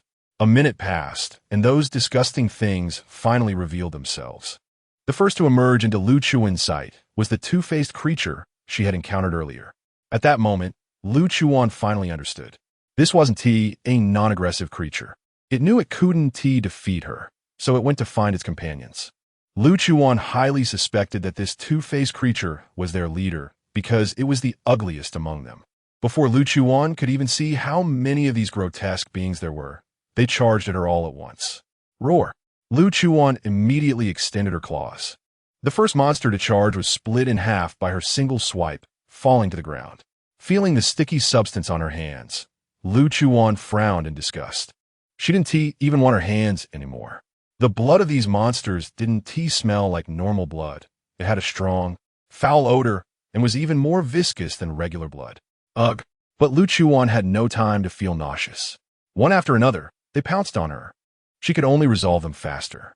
However, the large movements forced her to increase her breathing rate, which meant she was inhaling those strange gases. The strange smell seemed different for what she had smelled upon entering, but she had no time to think about it, because she had to deal with these creatures. She also felt some discomfort in her body. Gradually, she felt as if she could no longer exert her strength. The ground was already littered with many monsters she had taken down, but more continued to emerge from the woods. The two-faced creature stood in the same spot, watching Lu Chuwan fight without moving. This couldn't continue. At this rate, she would eventually be overwhelmed by exhaustion. The discomfort in her body forced her to fight quickly. But now, she couldn't muster her strength and had to resort to some special means. In an instant, Lu Chuwan's eyes turned crimson, and those monsters that made eye contact with her had their eyes burst. Some weaker ones even had their heads explode. However, Lu Chuwan never expected that a few of these monsters were blind. Damn it, she had to fight hard. Lu Chuwan focused her energy, trying to gather some strength. The two blind monsters rushing at her had their throats slit by her. One right behind them almost struck Lu Chuwan's face with its filthy hand. Lu Chuwan sidestepped, narrowly avoiding it. Luckily, her reflexes were quick. Otherwise, her eyes might have been gouged out, and she would have been touched by that dirty hand on her clean face. Just thinking about it was disgusting. As she turned, Lu Chuwan swiftly extended her hand, her sharp claws piercing through the creature's body, grabbing its heart, crushing it with a squeeze, and then kicking it away. However, before she could rejoice, her neck was suddenly grabbed. Looking back, the two-faced creature had somehow moved from its previous position. Chapter 117, Big Brother. This is a serious medicine.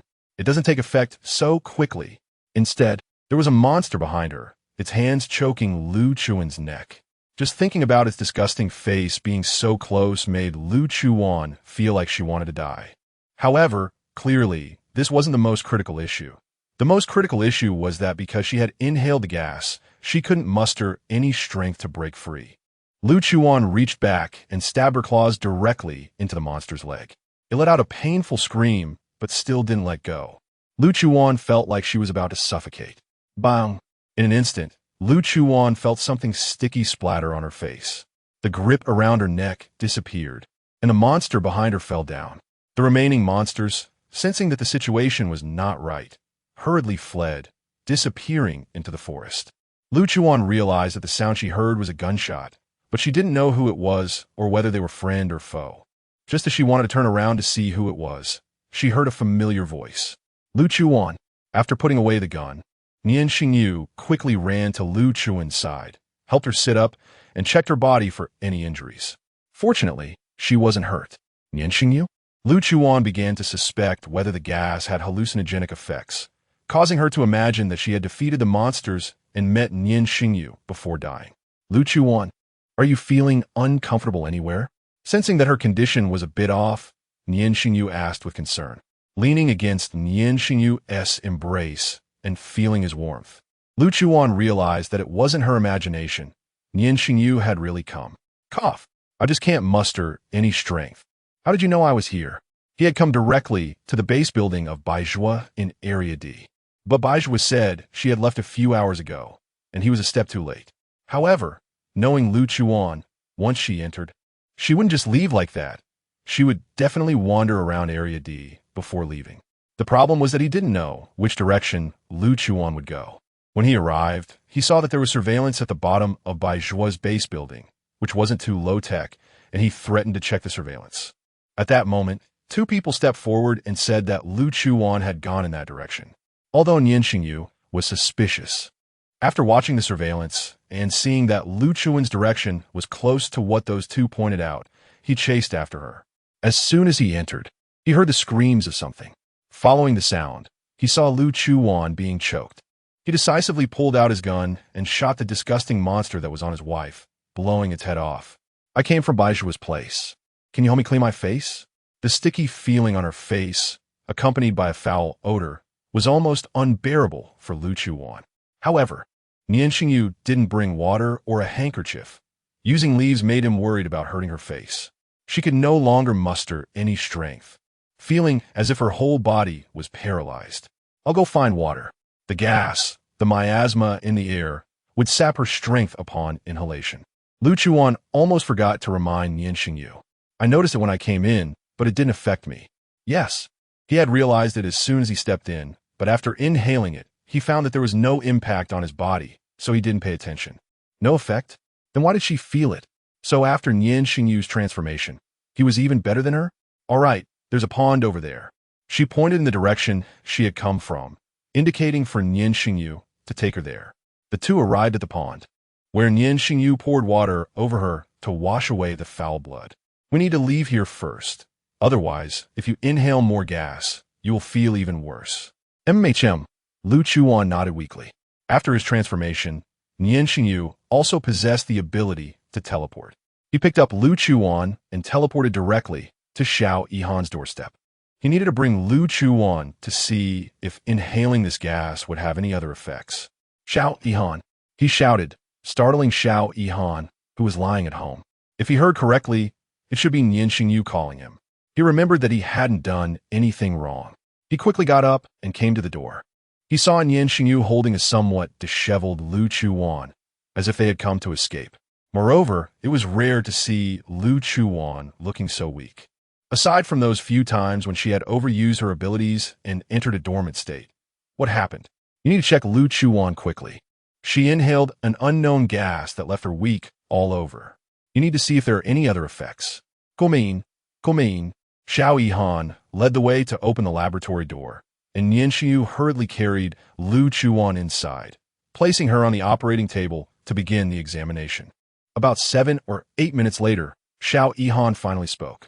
I don't know what kind of gas it is, but for now, it has only caused insufficient blood supply to the brain, affecting nerve conduction and blood supply, which has led to symptoms of weakness. There are currently no other dangers. I will administer some medication to alleviate these symptoms. For now, we need to move her to a well-ventilated area, so she can inhale more oxygen. Lu Chuwan was soon carried by Nian Shengyu to another room. This room had its windows wide open, leading to the back garden of Xiao Yihan's villa, and the air was fresh. Just after lying down for a short while, Xiao Yihan came over with a syringe and a miraculous little potion. This potion needed to be injected into the neck vein. As the syringe plunged into Lu Chuwan's neck, Nian Shengyu felt heartbroken and instinctively held her hand. Can't you be gentler? He glared at Xiao Yihan, clearly conveying a sense of, if you hurt my wife again, I will fight you. Dude, I was already gentle. If it had been someone else, he would have used a flying needle without caring about the pain. If it weren't for fearing your punishment, I would have been even rougher. Besides, Lu Chuwan is not as weak as you think. It's just a shot. She didn't even make a sound. Yet you made a fuss. However, Xiao Yihan dared only to think this in his heart. If he said it out loud, Nian Shengyu might just kill him. When will it take effect? Nian Shengyu glared at him. Big brother, this is a serious medicine. It doesn't take effect so quickly. Don't think that fast-acting medicine is good medicine, understand? Fast-acting also has its downsides. The faster it takes effect, the greater the harm to the body. If we can avoid using such similar medicines, we should avoid them. Otherwise, sooner or later, it will cause irreversible damage to the body. Listening to the conversation between the two, Lu Chuwan found it funny. It was amazing that such a quiet person like Nian Shengyu was next to someone so noisy. But in a way, it was also good. Chapter 118. Brother, are you happy again? About an hour later, Lu Chuwan felt she could start to exert a little strength. During this time, Nian Shengyu had given her a bath and changed her clothes before holding her in bed. What are you looking for, Wanwan? Under the blanket, Nian Shengyu had one hand around her waist, and the other was gently kneading her small hand. I can't remember the future, but at a place in District D, rare superconducting material resources will be discovered. I wanted to go over and scout the area, but the gap between the two time periods is still quite large, so I couldn't find it. Superconducting materials. Nian Shengyu's fingers, which had been playing with her, paused for a moment before returning to normal. It's too dangerous for you to go alone. Next time, let me accompany you to look for it, okay? Tilting his head, Nian Shengyu rubbed his forehead against her face, burying it in her neck, greedily inhaling her unique scent. I suddenly thought of it today and came over. I'll tell you next time. She knew Nian Shengyu must have been anxious since he couldn't reach her. But, Wanwan, even if you find it, those resources will definitely belong to the Empire. If only might not. The word stopped there, and Lu Chuwan naturally understood what Nian Shengyu meant. I know. I'm just taking a look to see if I can find it. If I can find it, then I'll consider other factors. Lu Chuwan could sense that Nian Shengyu's mood had dampened. Nian Shengyu. Call me sister. Sister. So obedient, it made Lu Chuwan feel a bit strange, but of course, she guessed a reason. Are you worried that I will return to my own world and leave you behind? He fell silent, but the hand around her waist tightened a bit. It was as if he was afraid of losing her, needing to hold her tightly to clearly perceive her presence. Wan, take me away with you. You know I can't live without you. I can't survive without you. Lu Chuwan could hear his grievances. Her fiery hand began to stir under the blanket, probing wildly at his clothing, then slipped inside to touch his abs a couple of times. What are you thinking? If I take you away, what will happen to the Empire? Without you, the powerful Major, how will the Empire defend against external enemies? Her hand moved upwards, playfully pinching him.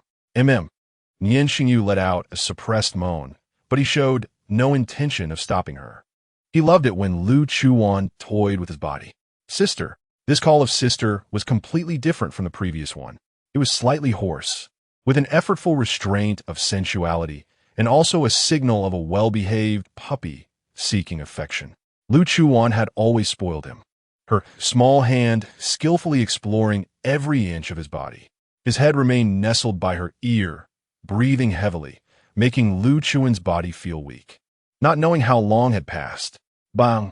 The room door was suddenly pushed open. Nian Shengyu flinched in fright. Lu Chuwan patted his back to soothe him. Hey, you two, get up and eat. It was already dinner time, and Xiao Yihan certainly wouldn't tea cook. If you were home alone, you might just boil some noodles to get by. But there were two living ancestors at home. However, upon entering, why did it feel like something was off with the atmosphere? Nian Shengyu, like a shy little wife, hid in Lu Chuwan's arms, his face seeming a bit flushed, breath unsteady. And Lu Chuwan resembled a husband who had just pampered his little wife. Okay, I'll go wash my hands first. Lu Chuwan patted him, urging him to let go of her waist. Nian Shengyu released her. Having mostly recovered, Lu Chuwan paid no mind to Xiao Yihan's inquisitive gaze, casually grabbed a piece of paper from the bedside table to wipe her hands, and then headed towards the bathroom. Xiao Yihan hadn't tea left yet.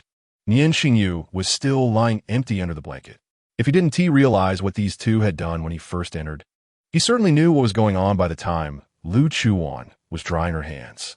Brother, are you happy again? Xiao Yihan teased with a smirk.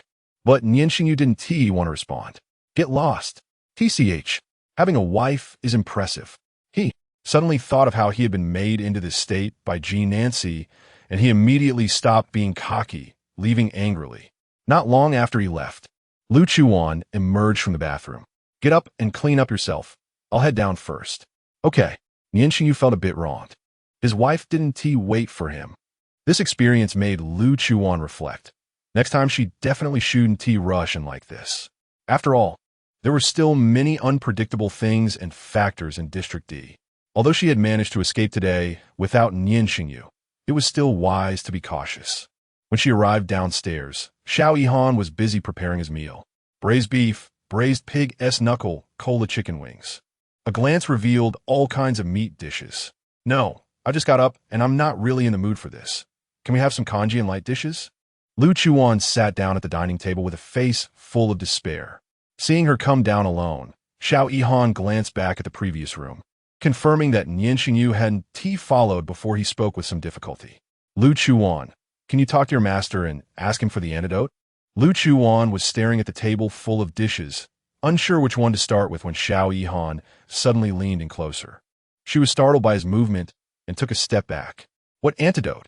Last time, it seemed like she heard Xiao Yihan shouting for his master to give him an antidote.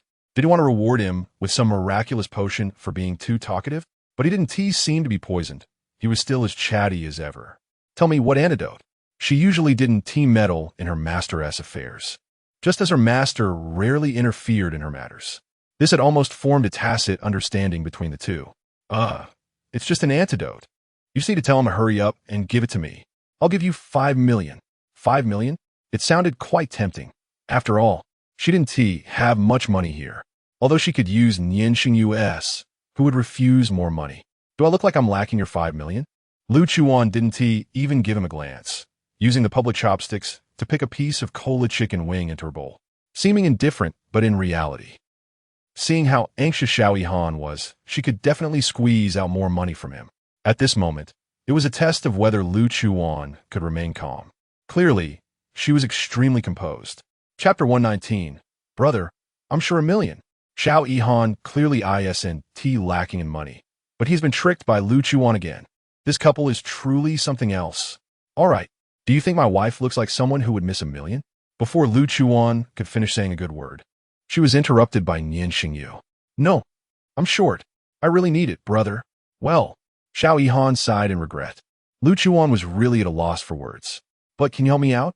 Just consider it a favor, sister-in-law. This last sentence not only pleaded with Lu Chuwan, but also flattered Nian Shengyu. Brilliant. Lu Chuwan ignored him and was still lamenting over the 1 million that was almost in her grasp. She decided she didn't want to deal with Nian Shengyu tonight, and wouldn't let him touch her. What antidote? Nian Shengyu had already heard about it when he was in the room early in the morning. Since he had transformed into a supernatural being, his hearing had also improved. There's no antidote. Xiao Yihan immediately deflated. There was no way to explain this properly. Should he tell everyone that his little brother couldn't get up? Then he would lose all his face. Even talking to his good brother and his brother's wife was out of the question. If you don't want to say it, then don't. At this moment, Lu Chuwan finally spoke up. It's fine, since Xiao Yihan isn't saying it now. He will definitely come to ask me privately later. Then my 1 million will be secure. With this thought, Lu Chuwan felt much better, took a bite of the cola chicken wings, and found them quite good. Her appetite also lifted. After feeling better, the two didn't stay at Xiao Yihan's house any longer and went directly back to Jingyuan. Where's Master? Upon returning home, Lu Chuwan found that Nancy was surprisingly not at home. She asked. It was better not to ask. As soon as she did, Nian Shengyu started feeling wronged again. Why does my sister ask about other men as soon as she gets back? Lu Chuwan. I was just asking casually. She motioned for him to bend down and gave him a kiss on the cheek. Then, Nian Shengyu was appeased. Look, this man is easily jealous, but also easily soothed. Mr. G left when Xiao Yu went out. I thought they were together. Aunt Lu said at this moment. Lu Chuwan knew that Nian Shengyu and Master had some friction. Master probably wouldn't go out with Nian Shengyu. He must have gone out alone. Whatever. He is an adult. He wouldn't get lost. He has a phone, and if he can't come back, he should call. Plus, he wouldn't suffer outside. So, Lu Chuwan didn't ask any further. And Nian Shengyu wouldn't care about Nancy either. Nian Shengyu. In the master bedroom's bathroom, Lu Chuwan was sitting in the oversized bathtub, with a man's strong chest behind her. Huh, that hellion Jean. Do you know where he went? A big hand reached out from behind and pinched Lu Chuan's little face precisely. Lu Chuwan, do you really want to ask your husband about other men all day? Your husband says he would be very sad. What? I'm talking about serious matters. Pulling his hand down from her face, Lu Chuwan turned around to look at him. What I'm saying is also serious. Nian Shengyu's gaze was serious, but he didn't look at Lu Chuan's face while speaking. Be serious. She slapped him on the head. You're scaring me. That wronged little expression popped up instantly, making Lu Chuwan lose her temper. And she just wanted to love this obedient little dog from the bottom of her heart. I'm not scaring you. How could I possibly scare you? Nian Shengyu, little puppy, your sister loves you too much to scare you. Then you should coax me. Nian Shengyu took the initiative to pull her hand and place it on his face, then looked at Lu Chuwan with big watery eyes, full of affection. Coax. You must coax. Lu Chuwan gave him a flattering kiss. Initially, she was the one taking the initiative, but later, someone couldn't control themselves and started taking the lead. The little puppy was instantly turned into a little wolf dog. The cold and aloof Nian Xiao outside only bows to Lu Chuwan. Just before midnight, the doorbell at Xiao Yihan's house rang. He was startled awake from his dreams. In the middle of the night, could it be a ghost? No. Xiao Yihan grabbed his phone, turned on the flashlight, and cautiously went downstairs. Dingling. The doorbell rang again. Who is it? Me. What the? That voice is scarier than a ghost. It's that old by dang G Nancy. He actually came knocking. Tonight, he must hand over the antidote. Instantly, he was no longer scared. and Xiao Yihan angrily walked to the door and opened it. Standing outside was indeed Jean Nancy, but he looked extremely disheveled, dirty as if he had just come back from begging. But that face was undeniably handsome. What the? You come knocking at this hour to scare who? Jean Nancy didn't answer him and just rolled his eyes. I need to use your guest room's bathroom. You say use it and just use it? Now give me the antidote. I'll reluctantly let you use it. Jean Nancy glanced at him twice and directly turned to leave. Hey, not leaving just like that. No way, I can't let him go. If he leaves, how will I get the antidote? Don't go. You come use it. Xiao Yihan stepped aside to let him pass. Jean Nancy turned back again and went in without any intention of being polite. He went to the guest room on the first floor while Xiao Yihan waited in the living room. Half an hour later, Jean Nancy's voice came from the bathroom. Hey, bring me a set of clothes. Xiao Yihan reluctantly went to find a new set of clothes and stood at the bathroom door, not in a hurry to hand them over. First, I don't call you hey. Second, you've entered my territory, so you better hand over the antidote first. Jean Nancy was speechless. Give me the clothes first, and then I can go to the lab to make you the antidote. Okay, so you're agreeing then. Finally, Xiao Yihan placed the clothes in the guest room and then walked out. He was willing to trust Jean Nancy's character this time. A few minutes later, Jean Nancy came out of the guest room dressed. Let us go to the lab.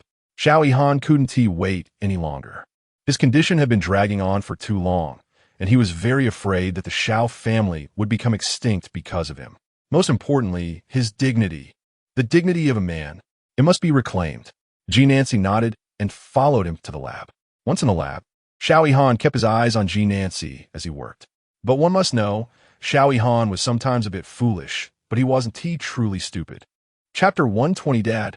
So when Jean and Ci took out those ingredients, it was basically clear that he was not making an antidote at all. Jean and Ci, you're playing me. You're not even making an antidote. Jean and Ci didn't stop his movements, expressionless as he said. When did I say I was making an antidote? You. Xiao Yihan was furious. Good people get bullied. Good people get bullied. Or maybe Xiao Yihan was just too kind, getting bullied daily by this dog, Jean and Ci. If someone else heard this, they would definitely say, are you sure it's not because you're too stupid? What? If something happens to me, you won't be able to stand for the rest of your life. That would truly be a case of losing more than you gain. When I'm in a better mood, I'll make you the antidote. Jean and Ci turned to glance at him. Threat. This is a blatant threat. When you're in a good mood, when the hell will you, the moody little prince, be in a good mood? But he dared not express his anger. This is the pain of asking for help. In the end, Xiao Yihan could only stare resentfully at Jean and Ci as he made all sorts of amazing little potions in his lab. But none of them were for his own antidote. It seems the only way is to get it from Lu Chuwan. Until 2 in the morning, the two finally came out of the lab. Jean and Ci had no intention of returning to Jingyuan, heading straight to the guest room to sleep. As if he were at home, this left Xiao Yihan, whose skin was thick enough, dumbfounded. The next morning, Lu Chuwan found out that Jean and Ci hadn't returned all night. Being his close disciple, she still called him. Hey, 17? His voice sounded like he hadn't woken up yet. Where are you, master? At Xiao Yihan's place. After a moment of hesitation, Jean and Ci finally replied. At Xiao Yihan's place? Didn't master dislike him? Why is he sleeping there? Was he threatened by Xiao Yihan? That seemed unlikely. All right, as long as he is safe. After thinking for a long time, Lu Chuwan couldn't figure it out and simply stopped thinking about it. Last night, she received a message. It was about the neighboring country of Ranshan. You see, every country sends some spies or informants to other countries. This has been the case since ancient times. So, the empire where Nian Shengyu is located is no exception. Last night, the spy from the neighboring country sent a message. Indeed, a batch of superconducting materials had entered the country, but only a small portion was given to the neighboring government for aerospace manufacturing, while another portion was held by a group of unknown individuals. Moreover, a decommissioned laboratory had reopened.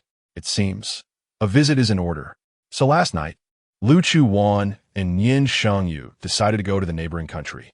However, this matter still needed careful planning. If they went impulsively, with Nian Shengyu's face, it was hard to believe that few people wouldn't recognize him. Especially with the recent events that went viral online, the neighboring country had definitely heard about it. Even if they did go, it could only be a very small group. At noon, Lu Chuwan's phone rang. It was the kind of ring that could drive someone crazy. At first, Lu Chuwan didn't pick up, and it kept ringing incessantly, driving her crazy. Looking at it, it was that annoying little gadget, Ranhua. What now? The helplessness in her tone was something only Lu Chuwan and Nian Shengyu, who was sitting beside her, could understand. How could you leave me alone with that idiot phone, Li? A loud roar from Ranhua came through the earphones, causing Lu Chuwan to quickly pull the phone far away from her. Otherwise, her ears might get ruined by this little girl as shouting. Besides, her hearing was already excellent. No need to be so loud. What do you mean by leave?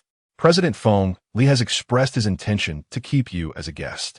Am I supposed to forcibly take you away? Then Feng Li might come to find trouble with me at Jingyuan.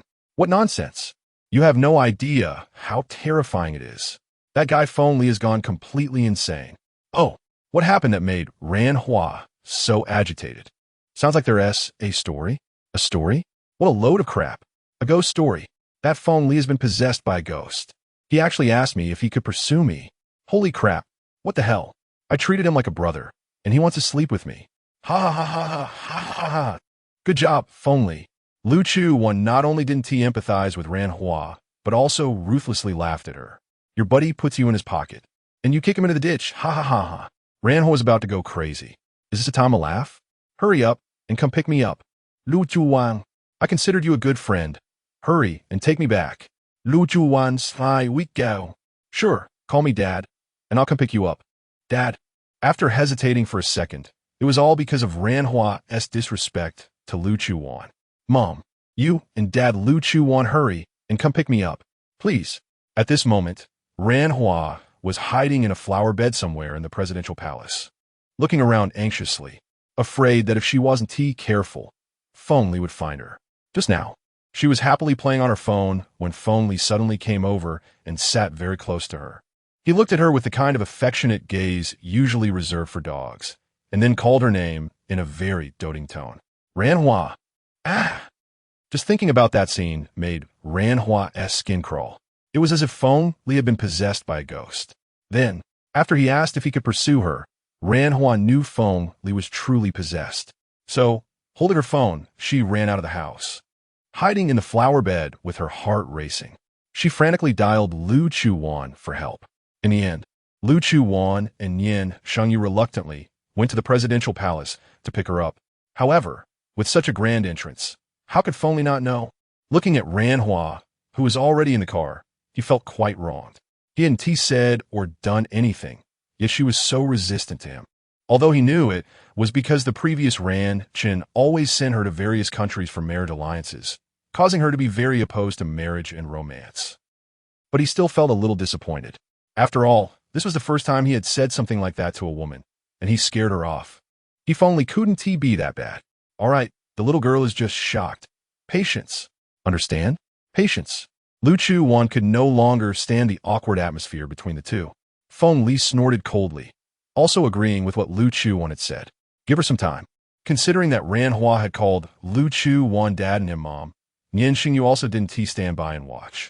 Chapter 121, Yunjun District. When do you plan to return to your country? On the way back, Lu Chuwan asked Ranhua. After all, they were also going to the neighboring country, and if they brought Ranhua along, everything might be easier. She had grown up in the neighboring country, so she was more familiar with the area, and moreover, she understood the neighboring country's language, which was simply perfect. Besides, as a princess of the neighboring country, she should know some insider information. Lu Chuwan didn't mean to exploit her. She just remembered that Ranhua had mentioned last time that she didn't like Zhanshan either and wished for the old man to retire early like Feng Lin. Going back. I should stay for another couple of days. I don't want to go back. But that old man Zhanshan has started to send people to urge me again. When saying this, Ranhua's expression was full of annoyance. It seemed she really hated Zhanshan. After all, it was a matter of revenge for her father. That was understandable. What's wrong? Are you annoyed with me and want to send me back? So you know you're annoying. Lu Chuwan was speechless. Lu Chuwan, how can you treat me like this? Whoa. Ranhua covered her eyes and started to pretend to cry. The noise made Nian Shengyu in the car have a headache. Lu Chuwan, sitting in the passenger seat, grabbed a small decorative toy from the car and threw it directly at her head. She stopped pretending and ceased her noise. Because if this continued, Lu Chuwan would really get angry. She had never been very patient. This was a conclusion Ranhua had drawn after being hit several times. So when do you want to go back? What do you mean by, when do we want you to go back? Don't you have any opinion of your own? You can go back whenever you want. After spending some time together, Lu Chuwan felt that Ranhua rarely had her own thoughts except when it came to avenging her father. So I'm just cooperating with you. But in times like this, she always felt it was her own illusion. Upon returning to Jingyuan, Nancy had not come back yet. Lu Chuwan initially wanted to talk to him about her plans. But since he hadn't returned, she let it go. This matter couldn't be rushed. Wow, it feels so much more comfortable to be back here. Ranhua lay down on the sofa, completely relaxed. Don't mess up my sofa, Lu Chuwan jokingly reminded her. But this statement genuinely delighted Nian Shengyu. He hugged Lu Chuwan from behind, and his lips pressed against hers, showering her delicate skin with kisses. Lu Chuwan didn't move, allowing him to do as he pleased. It's nice that Wanwan has also come to regard this place as her home. Hearing the noise, Ranhua sat up and saw the two of them being affectionate. Don't look, don't look. Nian Shengyu didn't stop just because Ranhua saw. He continued to kiss, just being very restrained and only kissing Lu Chuwan's face. Because even if superconducting materials are found, they're difficult to transport, especially when it comes to cross-border transportation from a neighboring country. It becomes even more challenging. Therefore, in the next 2 days, Nian Shengyu went to the military and political building to handle matters while Lu Chuwan stayed at home thinking about her plans. At this time, Nancy also returned to Jingyuan. Master? Lu Chuwan was a bit surprised to see him back. She thought he would stay with Xiao Han for a while longer. 17. Are you okay? Lu Chuwan was quite puzzled as to why Master suddenly asked such a question. I'm fine, what is wrong, Master? As long as there's nothing wrong. Because he had also gone to that forest, just that he hadn't found her. 17. After hesitating for a while, Nancy finally spoke. Because he knew that she would definitely do what she was determined to do. For example, sending him back. And indeed, he should return, even though he was willing to stay here with her. But her understanding would tell her that it was her fault for putting herself in this predicament. Nancy didn't want to make things difficult for her. He secretly wanted her to return to her original place, with him. But he also knew that retrieving that batch of superconducting materials that had been transported away was incredibly difficult. Moreover, part of it had already been used, and the rest was completely unknown. And even if they wanted to buy it, strategic resources like this wouldn't be sold. What's wrong? Yinjun District. He only said these 3 words, and Lu Chuwan completely understood his meaning. Master has been a District D? Nancy nodded and took out the prepared reagent from his pocket and handed it to her. Before going, inject this. It will provide immunity against that gas. Lu Chuwan reached out to take it. Thank you, Master. 17. Have we become so estranged? Nancy let out a bitter laugh. No. She didn't explain further. Master, that gas doesn't affect Nian Shengyu. Lu Chuwan suddenly thought of this and was worried that there might be something wrong with his body. It's fine. It's normal for some people to be immune. It won't affect anything. Hearing this, Lu Chuwan felt relieved. Master, we plan to go to the neighboring country. You didn't plan to take me? Lu Chuwan felt a bit awkward. Master knew her too well, and she had only said one sentence. The fewer people, the better, and it's quite dangerous. Feng Lin is still there. I don't want Master to get into danger. 17. Still underestimated Master. How could that be? Since I call you Master, how could I underestimate you? And so, the matter was decided. The plan is to depart next Wednesday. Right now, it's Friday. There's still 5 days. Before going, some preparations were made. In any case, Nian Shengyu's identity was too sensitive at this time. Lu Chuwan initially thought of not letting Nian Shengyu follow, but after experiencing separation together, even if it was just for a few days, he couldn't bear it at all. In the end, she could only find someone to make him a realistic mask to wear. Wednesday arrived as scheduled. Not only were Lu Chuwan and Nian Shengyu going, but they also brought Song Yi and Ranhua, who was going home with them. The 3 of them applied for visas, and crossing the border went relatively smoothly. The neighboring country was to the west of the empire in a dry region, with winds from the western desert. As soon as they crossed the border, they could already feel a dry atmosphere. The strong wind and sand almost made it impossible to open their eyes. The neighboring people spoke a few local words, which Lu Chuwan didn't understand, so she turned to Ranhua. They said a sandstorm is coming soon. They encountered it right after arriving. Lu Chuwan began to regret not checking the almanac before coming. Let us leave here first. Nian Shengyu walked to her side and kissed her forehead. He took her hand and comforted her. Chapter 122. Neighboring country, it's fine. Not on one's own territory. One can only try to finish the tasks and leave as soon as possible. That's the safest option. Therefore, they won't forget that the main mission here is to find the materials and find a way to bring them back. To locate these superconducting materials, they must find the whereabouts of Feng Lin and his group. According to the information received from the informant, it can be basically confirmed that they are in the laboratory. So, after crossing the border, they headed straight for the laboratory. You guys go ahead. If I follow you, it will only expose your whereabouts. Ranhua stopped and sent a drawn electronic map to Lu Chuwan. It showed the best route to the laboratory. Okay, see you. Lu Chuwan didn't say much, just nodded in agreement. Indeed, as a princess of one country, Ranhua would attract attention wherever she went. If she accompanied them, they would only expose themselves faster, which is a fact. Moreover, if any emergencies arose, she wouldn't have the ability to protect herself, which would also be a hassle. Watching Lu Chuwan and the others leave, Ranhua's gaze turned cold. Come out. A man stepped out from an inconspicuous corner. Xiaohua. Why is second brother here? The tone was devoid of any respect for the second brother, nor was there any warmth of kinship. Because this man before her was not her real second brother, just one of Ran Chen's many sons. However, Ranhua felt that she was already quite polite to him. If it were anyone else, she wouldn't even say a word to him and would even give him a cold shoulder. But Ran Lian was different. Ranhua knew he wouldn't look at her with disdain like those people, nor would he insult her with derogatory language. I'm here to take you home. Ran Lian was dressed in casual clothes today. If an outsider didn't know better, they might really think they were a pair of good siblings. Unfortunately, his little kindness wasn't enough for Ranhua to consider him one of her own. Home. That word was indeed too foreign and ironic for Ranhua. That place was not her home. Her home had been destroyed many years ago. Your father destroyed it himself. But some words Ranhua did not say out loud. Let's go. Now is not the time. After crossing the checkpoint, the three rented a car and drove directly to their destination.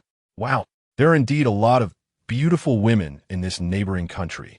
Song Yi, sitting in the back seat, kept sticking his head out to look outside. This one is also a stunner. A girl passed by the car window, and Lu Chuwan caught a glimpse in the rearview mirror. She felt a bit familiar. Maybe it was just an illusion.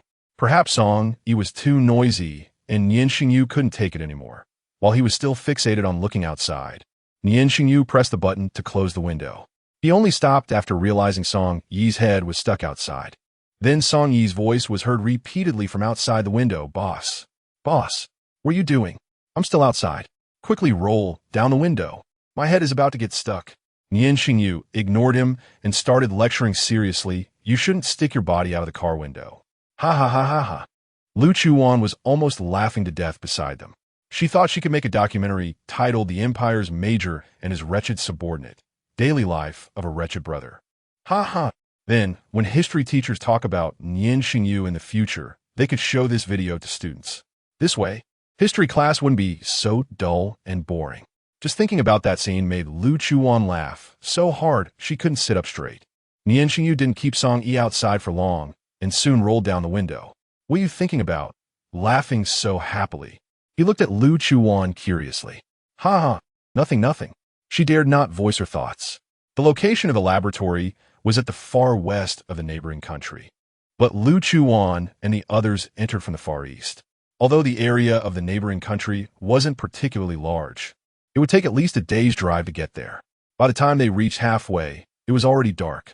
They found a hotel and checked in for the night. The far west of the neighboring country. Compared to the east, the sunset here is later. Similarly, the west is not as developed as the east, and due to environmental factors, it's even more sparsely populated. In an inconspicuous small town, a strangely dressed man gradually left the town. The man at the front wore a local white robe, his face thoroughly concealed. The men following behind him looked fierce. brandishing guns and knives. As they walked down the street, the townspeople were frightened and kept their distance until the group walked far away before daring to come out and quietly discuss their origins. Unfortunately, no one knew where they came from or where they were going. After checking into the hotel, they went to the restaurant on the first floor to prepare for dinner. After all, they had traveled all day and were both tired and hungry. Unfortunately, the restaurant was filled with local specialty dishes that were so unpalatable that Lu Chuwan almost threw up. How can anyone make food this bad? Lu Chuwan really couldn't understand. After just 2 bites, she put her fork down. What's wrong? Can't eat? Nian Shengyu noticed as she placed her utensils down. Yeah, it's too terrible, Lu Chuwan replied. Even when she was on missions and had to go hungry sometimes, or even had to eat raw snake meat and tree bark in the mountains, she had never found anything this disgusting. She was very curious and wanted to see the hotel kitchen to find out who made this food that tasted so weird. Wait, I'll go make you a portion. Lu Chuwan just wanted to stop him, saying it wasn't necessary and that she would just buy some bread or something to fill her stomach. But Nian Shengyu had already left, heading straight for the kitchen. Half an hour later, he came out of the hotel kitchen with a bowl of tomato beef noodle soup. Lu Chuan's eyes lit up at the sight of the bowl of noodles. How are you going to talk to them to let you cook when you don't even speak their language? Mobile translation. All right. She was so hungry that her brain had gone blank. She devoured the noodles happily, and this scene made Song Yi watch with envious tears. Boss, I also want to eat. Holding a fork, he poked at the unidentifiable dish on his plate, lifting it only to put it down again. His eyes glued to Lu Chuan's bowl of noodles, saliva almost dripping out. Chapter 123. The plan is complete. No place for you. Song Yi's request was coldly and ruthlessly rejected. He was on the verge of tears. The portion of tomato beef brisket noodles was quite large, and Lu Chuwan had eaten a lot but still couldn't finish it. Nian Shengyu took it over to eat. Whatever was left by his wife could only go into his own mouth. That night, after a long journey, the 3 of them fell asleep as soon as they hit the bed. When they woke up the next day, it was already close to noon. After having lunch, they prepared to continue their journey. Lu Chuwan glanced at the map, which showed a small town. She found it strange that a laboratory was built in a small town. Was that reasonable? Was the informant's information wrong? Or was the map given by Ran Huai correct? She hadn't noticed anything wrong when she looked at the map yesterday. Now it seemed very suspicious. Lu Chuwan felt her alertness was deteriorating. Nian Shengyu, do you think the laboratory really could be in this place? Pointing to the small town on the map, Lu Chuwan asked Nian Shengyu with great skepticism. Nian Shengyu took a look and replied, That's right, it's this place. But I don't know why it's built here. Song Yi, hearing their conversation, curiously leaned over to take a look. Let me see. Wow, this. I heard that a laboratory was secretly built there initially when there was no one around, but because a natural scenic spot nearby caught the developer's eye, they developed a tourist area there. Unexpectedly, the scenic area became a hit, and then the small town developed. Lu Chuwan was quite surprised. This silly boy, Song Yi, actually knew so much. Where did you hear that? Well, I don't remember. I just remember it like this. All right, how reliable can you expect Song Yi to be? They headed west and only reached the small town in the evening.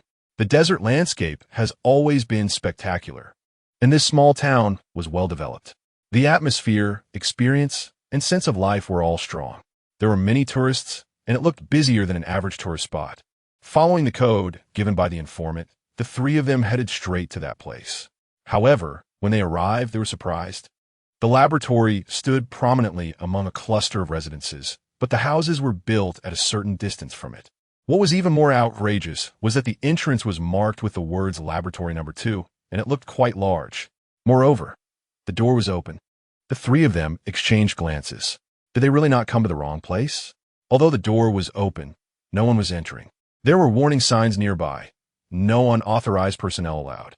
It's fine. They're not unauthorized personnel. They are enemies. The 3 of them went straight in. To dare leave the door open and have no one guarding it. This was not Feng Lin style, indicating that the person was definitely not here. But no matter what, they had to go in and see what was going on.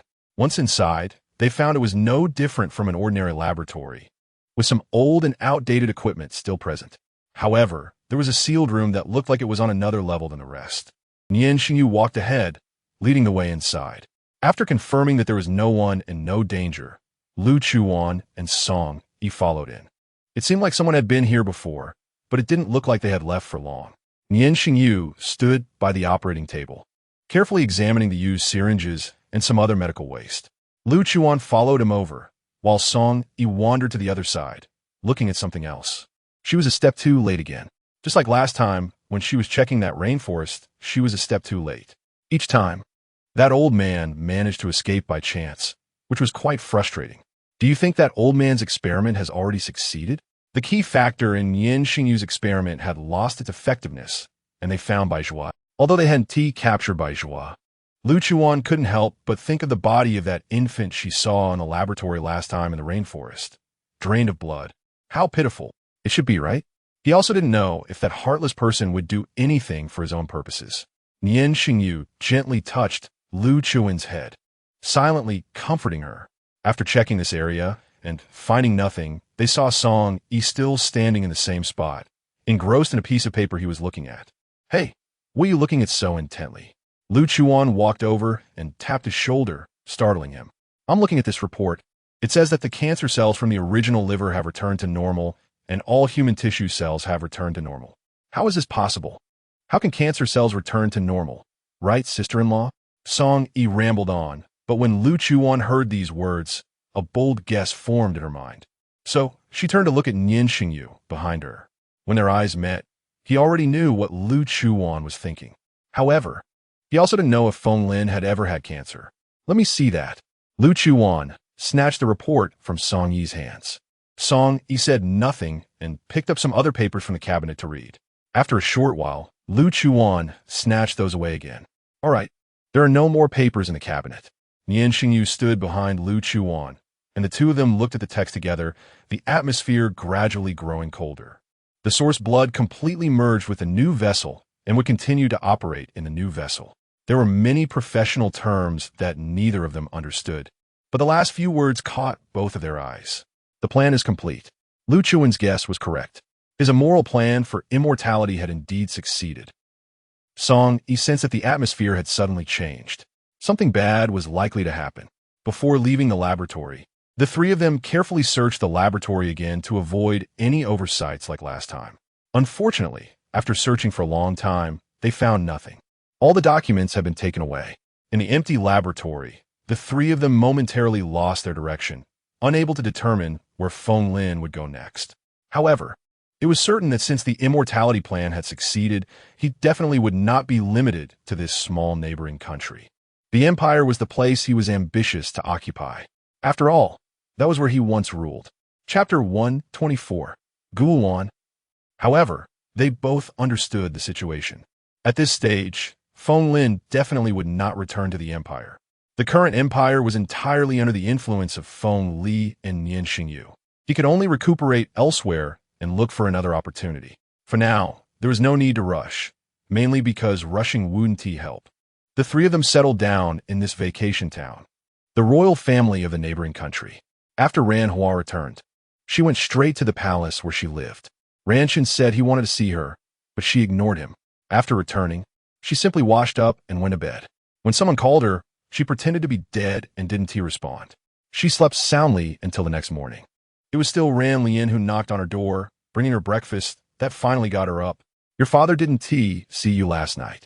He might be a bit angry. You today. Before Ran Lien could finish, Ran Hua threw the spoon she was using to eat congee onto the table, interrupting him.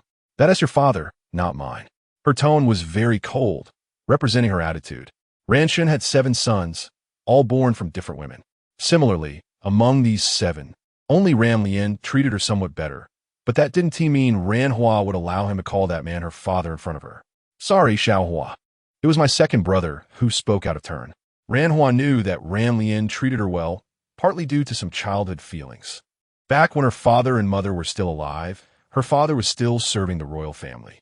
At the age of 4 or 5, she always liked to follow her father to the royal family, begging him to take her along each time. When she was there, she encountered a seemingly taciturn older brother, and she would always run up to him, talking about all sorts of trivial things, asking him various boring and meaningless questions. During that time, they shared some wonderful memories. Unfortunately, Her father never expected until his death that he would be branded with a charge of treason. He thought that this royal family was clean, at least that the master he followed was upright. But reality played a huge joke on him. That scoundrel Ranshun was as rotten as this royal family. Because her father's power grew, and due to those women whispering in his ear, they used all means to harm him, leading to his unjust death, and to this day, he has no good reputation. He became a traitor to the nation.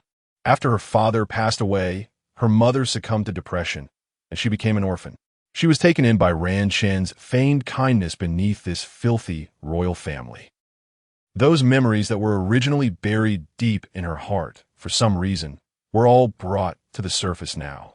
Ranhua could hardly control herself, her eyes gradually becoming moist. Even when those people looked down on her with disdain, insulted her, and beat her, she never felt this wrong. Yet, there was still that one person who would treat her well. Seeing her expression change, Ran Lien had the servants leave.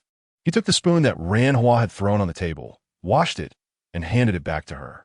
He didn't say anything, just quietly sat beside her, keeping her company until she finished her breakfast.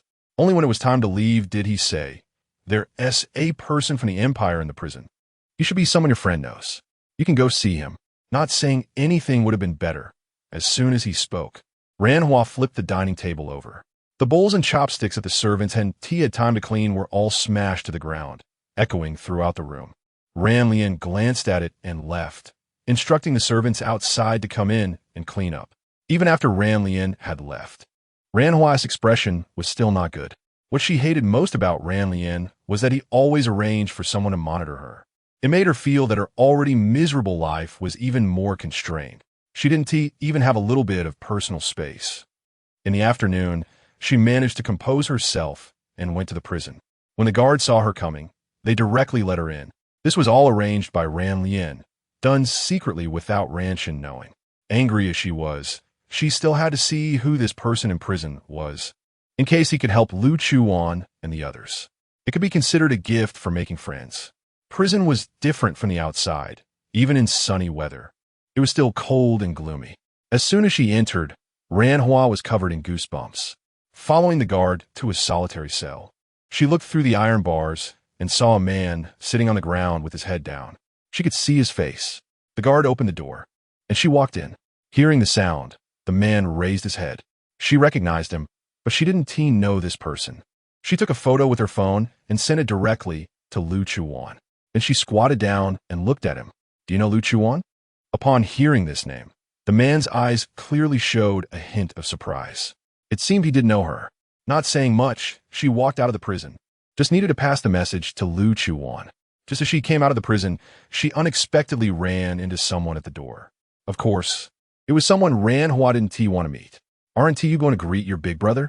Ranchi stood at the door, blocking her way, forcing Ranhua to stop. "What do you want?"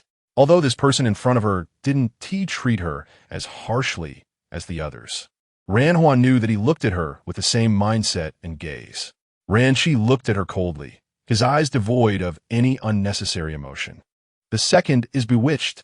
I am clear-headed. Some things he indulges you in don't mean I will. Let me warn you here. If you listen to advice, everything will be fine. If you don't, you should know the consequences." Sorry, I don't understand, and I'm not afraid. She was Ranhua. She was just a worthless life. It didn't matter who came. When Lu Chuwan received the message from Ranhua, she was taking photos with Nian Shengyu. Since they were already here and had no clue where Feng Lin and the others would go, they simply enjoyed the desert scenery. In the photo, Lu Chuwan was holding Nian Shengyu's face with both hands, kissing him, while Nian Shengyu pressed the shutter with his phone. The sunset was behind them, almost blending in with the desert. He always greedily thought how nice it would be to stay with him forever, no matter where they were or what they were doing. After Lu Chuwan finished looking at the photos, she opened the one Ranhua sent. As soon as she opened it, her pupils dilated. Gulwan.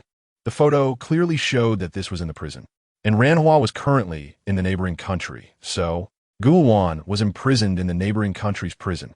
He was taken away by Feng Lin's people, and now he appeared in the neighboring country's prison. Why was that? Chapter 125. 1-1. You don't have to be so tired. But upon careful thought, it makes sense. Feng Lin has collaborated with Ranshun. Furthermore, he is not in a position to keep Gu Luan by his side. Placing him in the neighboring country's royal family is quite appropriate.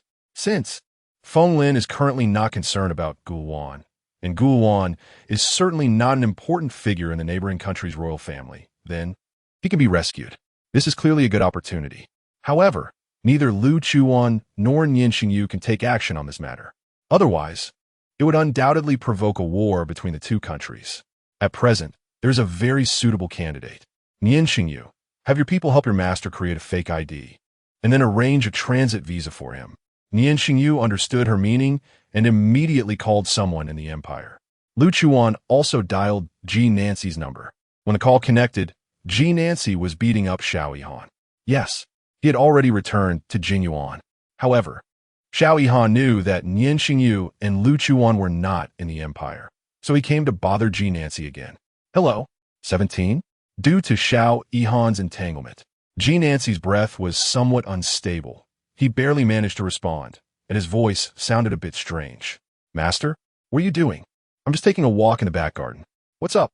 Hearing that it was Lu Chuwan calling, Xiao Yihan stopped bothering him. The person who studies magnetic fields has been found, but he is currently facing a bit of difficulty. Both Nian Shengyu and I can't make an appearance. You might need to go rescue him. No problem. Ji Nancy agreed without any hesitation. After hanging up, Lu Chuwan sent Gu Luan's name and photo to Ji Nancy. However, Lu Chuwan wasn't very sure about the prison's location. She believed her master should be able to handle it himself. After explaining this matter, Lu Chuwan also breathed a sigh of relief. Finding Gu Luan is at least good news. She never doubted her master's abilities. He would definitely be able to rescue Gu Luan. Now, the main issue is to find the superconducting materials. There are 3 paths ahead. The first is what they are currently doing, finding Feng Lin and the superconducting materials he took. The second is to find the location of Yinjun District in District D for development. However, District D is fraught with dangers, and even if they find it, it may not be possible to develop it. The third option is to purchase from other countries, but as a strategic resource that endangers national security. Who would sell it to you? Even if you have money, you still can't buy it. Moreover, Lu Chuwan is still in a state of not having money here. So, they can only prioritize the first plan. However, Feng Lin's whereabouts have become a dead end. They can only stay temporarily in the small town to think about what to do next. Where do you think they will go? Nian Shengyu had been working in the empire for so long and had dealings with Feng Lin for quite a while. Lu Chuwan thought he would know him somewhat, but clearly that was not the case. Feng Lin is still too cunning, and Nian Shengyu had no way to guess what his next move would be or where he would go. Nian Shengyu hugged Lu Chuwan close and rubbed her fluffy head. Wan, you don't have to be so tired. It's okay. I will always help you and will always charge in a battle for you. I do this willingly, so don't tire yourself out. Lu Chuwan understood his meaning. Leaning her head against his chest and listening to his steady heartbeat, it seemed like all the anxiety in her heart disappeared. It is said that a man's greatest charm is his ability to solve problems. Lu Chuwan naturally believed in her own judgment. Nian Shengyu's problem-solving ability is undoubtedly impressive. She could also try to rely on someone else, and that someone is Nian Shengyu and can only be Nian Shengyu. With this in mind, Lu Chuwan began to appreciate the stunning scenery around her again. From a third-person perspective, Song Yi looked at the sweet couple and couldn't hide his envious gaze. Once they returned, he also wanted to find a partner. If he couldn't find one, he would let the boss arrange one for him. He had already planned this in his mind. In the small town, most were tourists, but these tourists were mostly from other places in the neighboring country, speaking only their language, which he couldn't understand at all. After much thought, Nian Shengyu had Song Yi find a translator. With a translator, it became much more convenient. After wandering around the small town, they finally found a restaurant that catered to the Empire's tastes. They hadn't eaten anything since leaving the lab. As the saying goes of all things, eating is the most important. Moreover, Song Yi's stomach was growling, so hesitating for even a second would be disrespectful to his body. Thus, he directly pulled the translator over to order a few dishes and a bowl of boiled noodles. Just in time, Lu Chuwan was also a bit hungry and followed along. So the 3 of them, along with the new translator, sat down to eat in the restaurant. While eating, a few locals from the small town came to the table next to them. How could they tell? They were dressed simply with dry, dark skin. Generally, tourists who only stay for a few days wouldn't look like that. Moreover, they spoke fluent neighboring country dialect. A few big men had loud voices and were chattering away, not knowing what they were saying.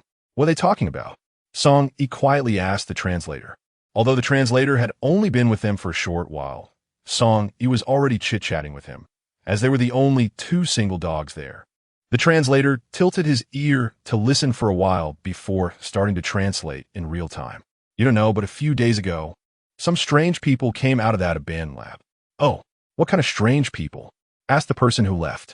It was overcast that day, and a group of people were dressed in all black, but the leader was wearing our white coat, completely covered so nothing could be seen. What is so strange about that? The person asked nonchalantly. The other two added, you don't know. Those people in black, following him, are all abnormal people. Only then did the person who left show a bit of surprise in his eyes. The neighboring country is not as good as the empire, but there are still quite a few abnormal people. Abnormal people causing trouble is quite normal.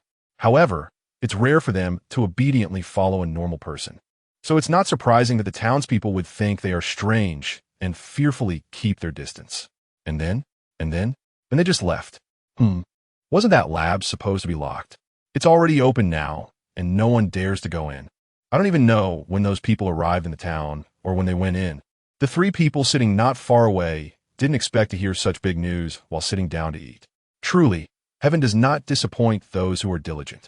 Chapter 126. Didn't you die? Lu Chuwan was just about to have the translator ask which direction those strange people had gone, but before she could speak, a figure emerged from nowhere, faster than them, and walked directly to the table, stuffing a thick wad of foreign currency into the hands of those people. It looked like a substantial amount. The three of them froze, not moving, quietly observing the situation. From the figure, it was clear it was a woman. The woman was negotiating with them, and after a while, she left. The translator hurriedly translated their conversation. Here, that's the money for you. Tell me, which direction did those people leave? South. The woman, wearing a mask, left without revealing her face clearly. Lu Chuwan glanced at Nian Shengyu, intending to go out and see what this woman was up to and what her purpose was in finding Feng Lin. You stay here. Nian Shengyu left a sentence for Song Yi and the translator before following Lu Chuwan out. The woman had just come out and hadn't gone far. The two cautiously followed her for a while, only to find they had entered a deserted alley. Suddenly, the woman turned around and looked at them. Their tracking had been exposed, but the two weren't afraid. What do you want by following me? The woman's cold, sharp eyes stared at them. She spoke in the language of the neighboring country, which the two couldn't understand. TSK should have brought the translator along. The woman seemed to realize that they didn't understand her words. After staring at their faces for a moment, she switched to the imperial language. May I ask what your intentions are in following me? Curiosity? The accent of her imperial language clearly indicated she was from the empire. Not simple, not simple. However, Lu Chuwan felt an inexplicable familiarity in the eyes and brows that the mask couldn't hide. But here, she only knew Lu Ai and Ranhua, so she truly didn't recognize this woman. No particular intention, just wanted to know if you were looking for Feng Lin. Upon hearing this name, there was finally a slight change in the woman's expression. You know him? This time, her voice carried a hint of coldness. Wow, this is personal. We are also looking for him. Upon hearing this, the woman's hostility seemed to ease a bit. What do you want with him? It's a bit of a personal grudge. I suppose it qualifies as a personal grudge, right? He used Nian Shengyu as a sacrificial subject for his experiments. Which is a personal grudge with me, Lu Chuwan, isn't it? Then go find him. Goodbye. The woman abruptly shifted her tone, intending to leave.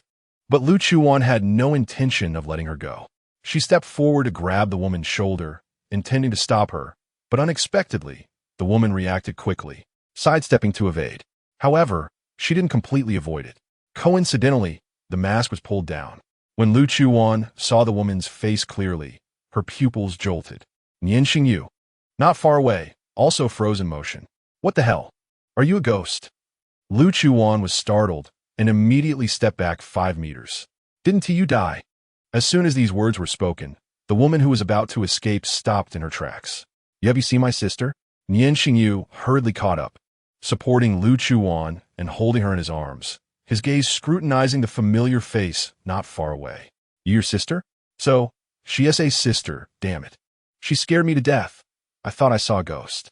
"You see my sister, Haven to you?" The woman, who had been emotionally stable, now had red-rimmed eyes and stepped forward towards Lu Chuwan and the others. Finally, the woman followed them back to the restaurant where they had been eating. "What the hell? Is this my girlfriend you found?" "Isn't she the beauty from the car window when we passed the checkpoint that day?" With this remark, Lu Chuan recalled why she felt familiar when she saw that profile. The woman shot a cold glare at Song Yi upon hearing his words. Nian Shengyu glanced at Song Yi, surprised that this fool didn't recognize her face. After all, it was he who arranged for the burial of that little girl's body. That's right, it was the day Lu Chuan went bungee jumping when her period unexpectedly hit. After falling into the canyon, she encountered that couple, and at that time, Lu Chuan dealt with the scumbag, but the fate of the little girl afterward was unknown. Nian Shengyu thought it was Lu Chuan. They had a dispute over this, so they had a deep impression of that face. "My name is Shen Huan. You should have seen my sister Xinqing." "So, when was the last time you saw her?" Shen Huan urgently wanted to know. "She came to the neighboring country a year ago. Back then, she came to earn money to support her sister in college. But she didn't expect that after returning, she would receive news that her sister was missing. Not long after, she heard the terrible news that her sister had been murdered. She wanted an explanation, but the police only said there had been attacked by otherworldly beings, and her sister's body had been cremated and buried.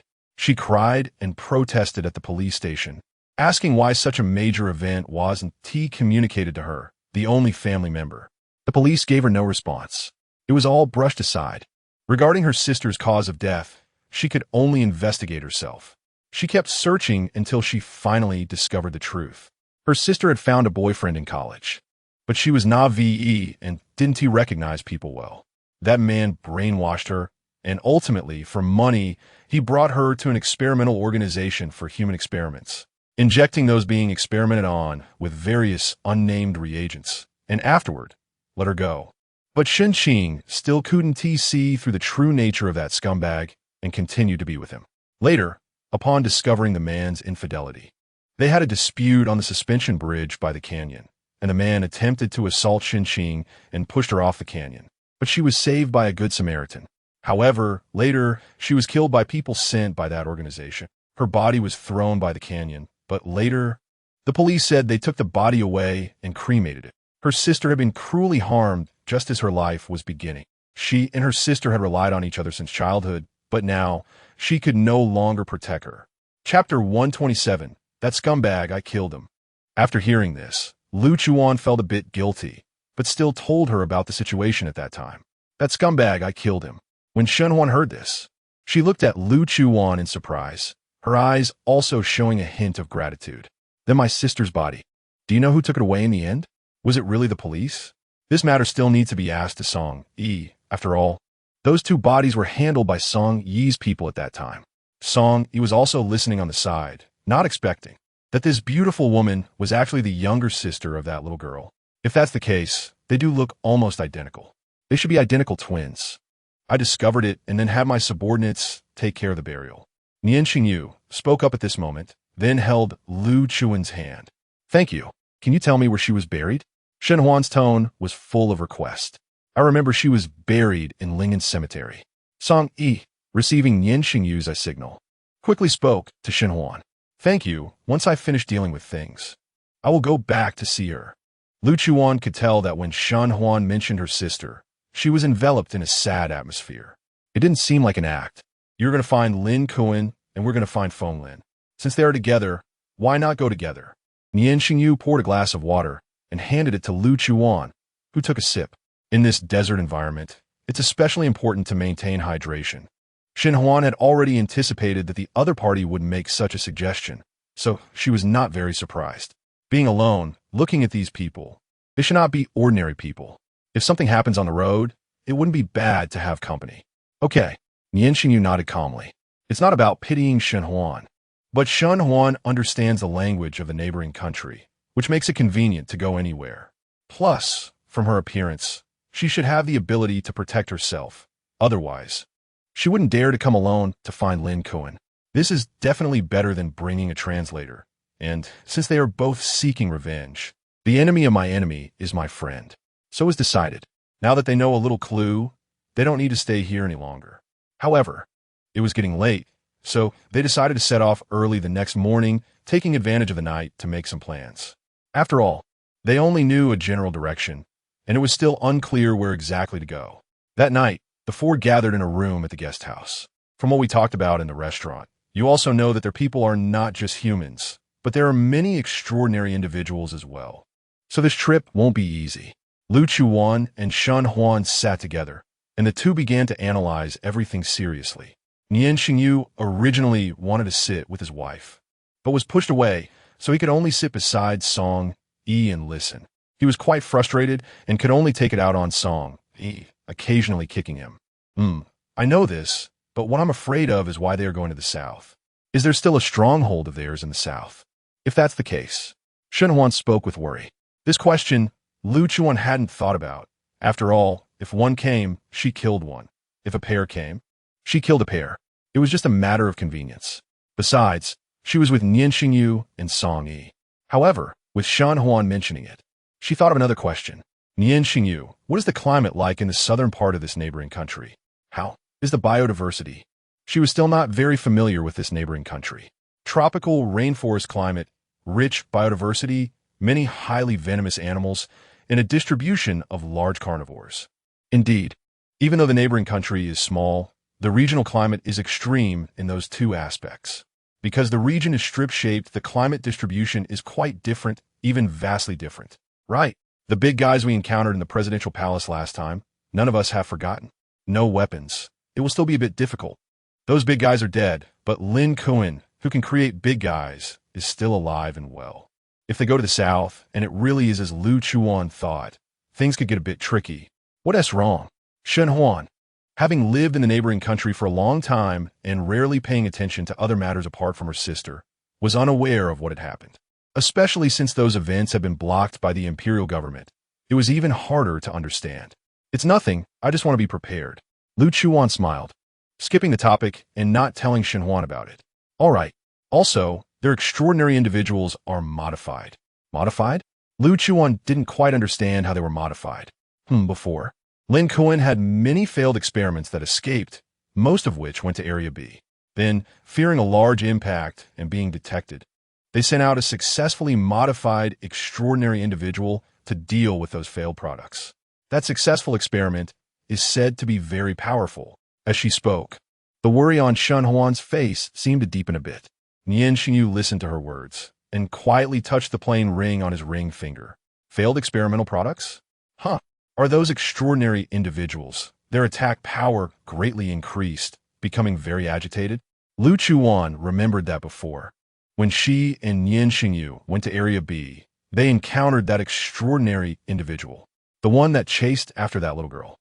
It was somewhat like the situation Shen Huan described. Yes, you guys encountered it? Didn't they say they were all eliminated? There are always a few that slip through the net. Song Yi held a cup of tea, drinking while listening to the conversation between the two, and occasionally chiming in. I wonder where Miss Shin heard this from? At this moment, Nian Shengyu stared at Shen Huan and asked, when I was investigating my sister's case, I encountered a person from Lin Chuwan's laboratory. At that time, he was a medical staff abandoned by Lin Chuwan. There were originally several of them, but they were all shot by Lin Chuwan. However, at that time, Lin Chuwan was in a hurry, and the gun missed, so he barely survived. When I caught up to that place, I happened to meet and saved him. He told me all this. Nian Shengyu glanced at her expression again, but in the end said nothing and withdrew his gaze. The southern part of the neighboring country is mostly undeveloped tropical rainforest. If Lin Chuwan and Feng Lin go in, they could die quickly. Their modified extraordinary individuals wouldn't be so easily taken out. Therefore, even if they do need the animal resources in the rainforest, Lin Chuwan and Feng Lin wouldn't dare to go in. Chapter 128. Surprised? Unexpected?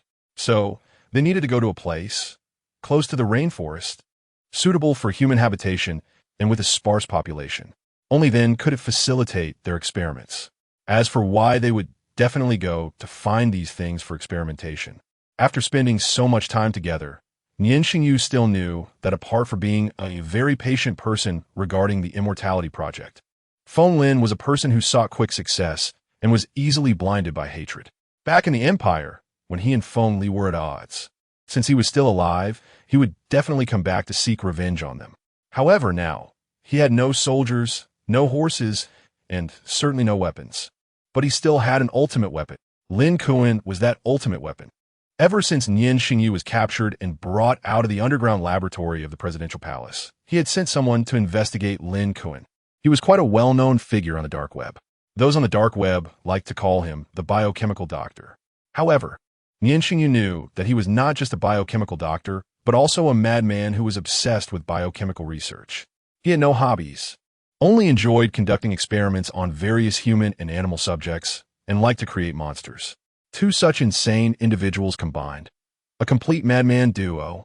After a period of deduction and speculation, they finally confirmed a location on the map, Shitayalu.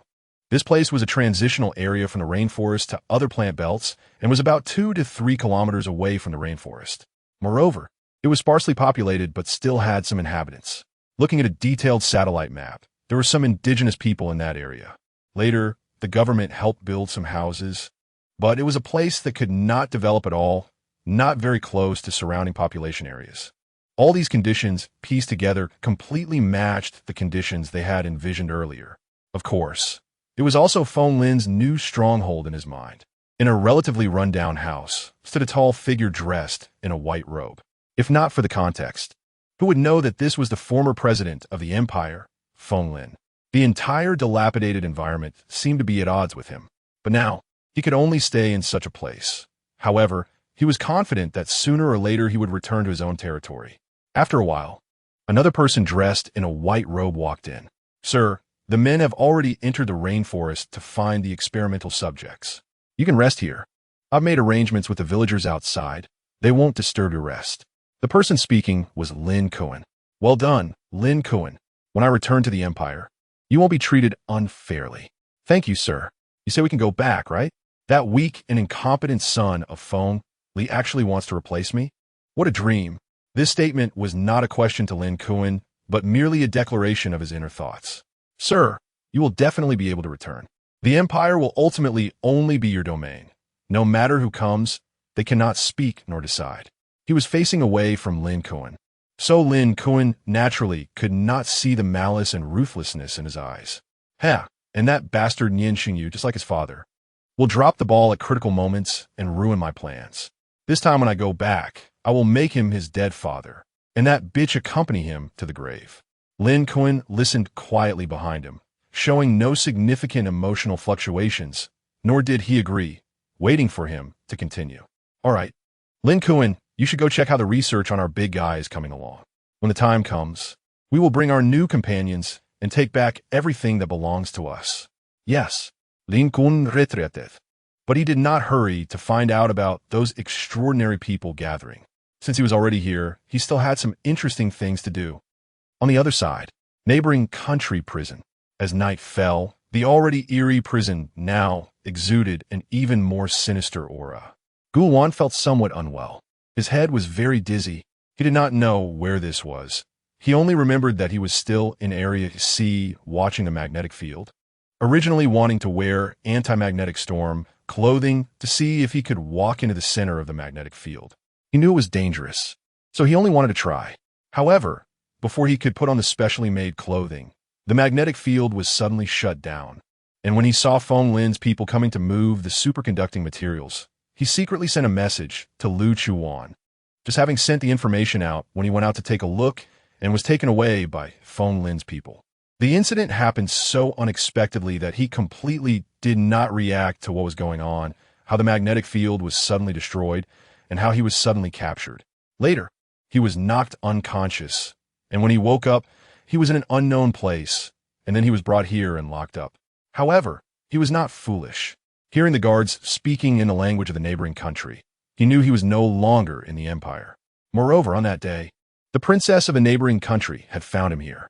But until now, he had not seen Feng Lin. He began to doubt whether it was really Feng Lin's people who took him away. However, it seemed he had no grievances against the royal family of the neighboring country. Unable to think it through, he simply stopped trying. Lying on the shabby iron bed in the prison, he closed his eyes and began to miss people from another world. After a long time, perhaps both his body and mind were too tired. He was almost asleep in such an environment. But just as he was about to fall asleep, he heard a sound resembling a flirtatious whistle. He suspected he had misheard. But after a while, another sound came. No. Although Lu Chuwan was indeed handsome and dashing, he was now so destitute and dirty. In such a state, was someone still flirting with him? But this whistle reminded him of that person, Lu Chuwan, almost identical in image. Opening his eyes, he suddenly sat up. He looked towards the direction the whistle came from. Shao! Academician? It's over. I've really started to hallucinate. He actually saw Academician Shao from the Empire's Extraordinary Research Institute in the prison of a neighboring country. How is it? Surprised? Unexpected? This young master has come to rescue you in person. Shao Yihan twirled a key around his index finger, the key spinning at his fingertips. It was indeed the key to this prison door.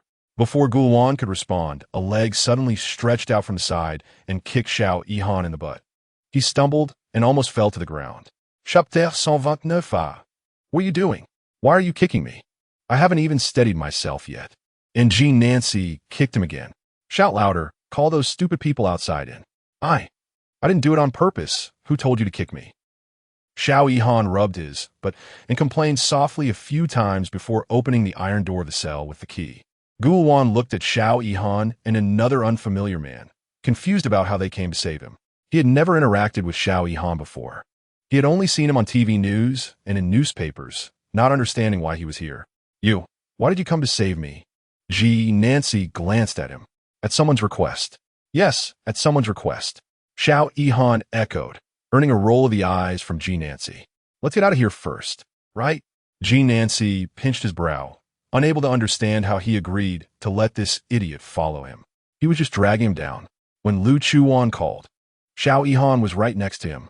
He insisted on coming along. Jean Nancy couldn't possibly agree, but this person, so grown up, insisted on clinging to his leg, saying that if something happened to him, his antidote would have no one to make it, and he would never be able to stand up again. He would be embarrassed to the point of losing face. In the end, Jean Nancy couldn't stand his nagging anymore and brought him along. Now it seemed that bringing him was the real mistake. Bringing him along would get him into trouble. Probably the kind of trouble that could lead to death.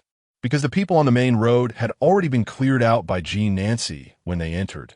Now they were all lying on the ground. So it was quite smooth when they went out, but this was still a national-level prison. How could it be that easy? Not long after they walked out of the building, they were surrounded. Shao Yihan was a bit dumbfounded. He rarely encountered such situations. Usually, when he was with Nian Shengyu, he didn't fear it all, because Nian Shengyu could handle a group of people alone. He just needed to stand by and watch Nian Shengyu show off, then walk away unscathed. But now, looking at Jean Nancy's small frame, although he was tall, he was so thin that it looked like a gust of wind could blow him away. What Jean Nancy didn't know was that he was just dressed to look slim, without clothes. He actually wanted to have some meat, but his frame was just a bit smaller than Nian Shengyu's, so he appeared fragile. His body was not something Shao Yihan could assess. Suddenly surrounded by people, with weapons in hand, Lu Chuwan also became tense. Jean Nancy, however, remained expressionless, calmly counting how many people were in front of him. Not too many, not too few. Exactly 10. Who are you? The leader, holding a handgun, pointed it at Jean Nancy's head, ready to pull the trigger at any moment. Jean Nancy showed no signs of panic. Shao Yihan hid behind Jean Nancy and Lu Chuwan, so those people didn't see his face. Otherwise, he might have been recognized. I'm asking you a question. After a long time without getting an answer, the leader, feeling humiliated by Jean Nancy's indifference, shouted in anger. Just because you asked, I have to answer. What level are you? Jean Nancy didn't even regard the opponent as a threat, disdainfully glancing at him. This really provoked the other party. Bang! A bullet struck the ground by Jean Nancy's feet, sending fragments flying. But Jean Nancy didn't even blink. Such a small action couldn't scare him. He was the leader of the base. What kind of gunfire hadn't he seen? This little scene wanted to frighten him. He was neither a pushover nor someone easily intimidated. Our prison is something you ignorant people can just intercept. Hand over the prisoners, and we might spare your lives. Huh. Now Jean Nancy smiled. It was the first time he heard someone say they would spare his life. He found it extremely amusing. Oh, then come and try. Bang! The man was enraged again. But this time the gun was not aimed at the ground, but at Jean Nancy's chest. Unfortunately, before the bullet could reach him, he sidestepped to avoid it. And the next second, the man who fired was directly grabbed by Jean Nancy by the neck and lifted up. The others, seeing this scene, holding guns in their hands, dared not act recklessly. Capture the leader first. The man who was just shouting now choked as Jean Nancy tightened his grip on his neck, unable to even hold his gun, which fell to the ground. What kind of monster is he? How can he be so fast? Terrified, he looked at Jean Nancy, but he couldn't break free from his grip. Take him away first. Still standing not far away, Xiao Yihan was watching Jean Nancy's operation with great interest when he heard Jean Nancy's voice in his mind. Yes, in his mind, not in his ears. But he didn't have time to think about how that voice got into his head. He could only take Lu Chuwan and leave first. Those people were originally focused on Jean Nancy, the dangerous element. But as soon as Xiao Yihan and Lu Chuwan moved, they were noticed. The two ran frantically towards the outside. Bang! Bang, bang, bang!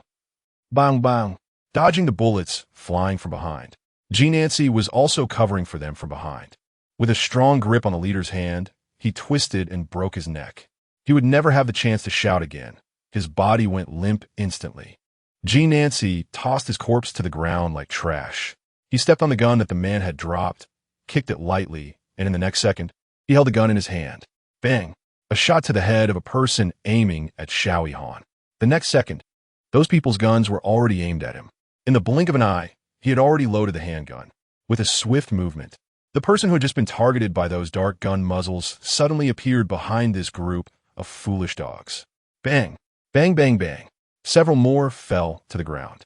Jean Nancy clearly felt that there was only one bullet left in the gun. After taking down another person, he tossed the gun away without hesitation. He leisurely stretched his fingers. The next second, he moved through the crowd. Before they could react to what happened, all of them were already lying on the ground. It was surprisingly easy. They didn't feel any pain and went directly to meet Jesus. Chapter 130. Can you stop making a fuss? I have important matters to attend to.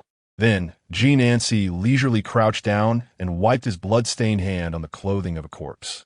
Looking at the chaotic bodies sprawled on the ground, he revealed a satisfied smile. Not bad. They were all his masterpieces. Indeed, one shouldn't judge a person solely by appearances.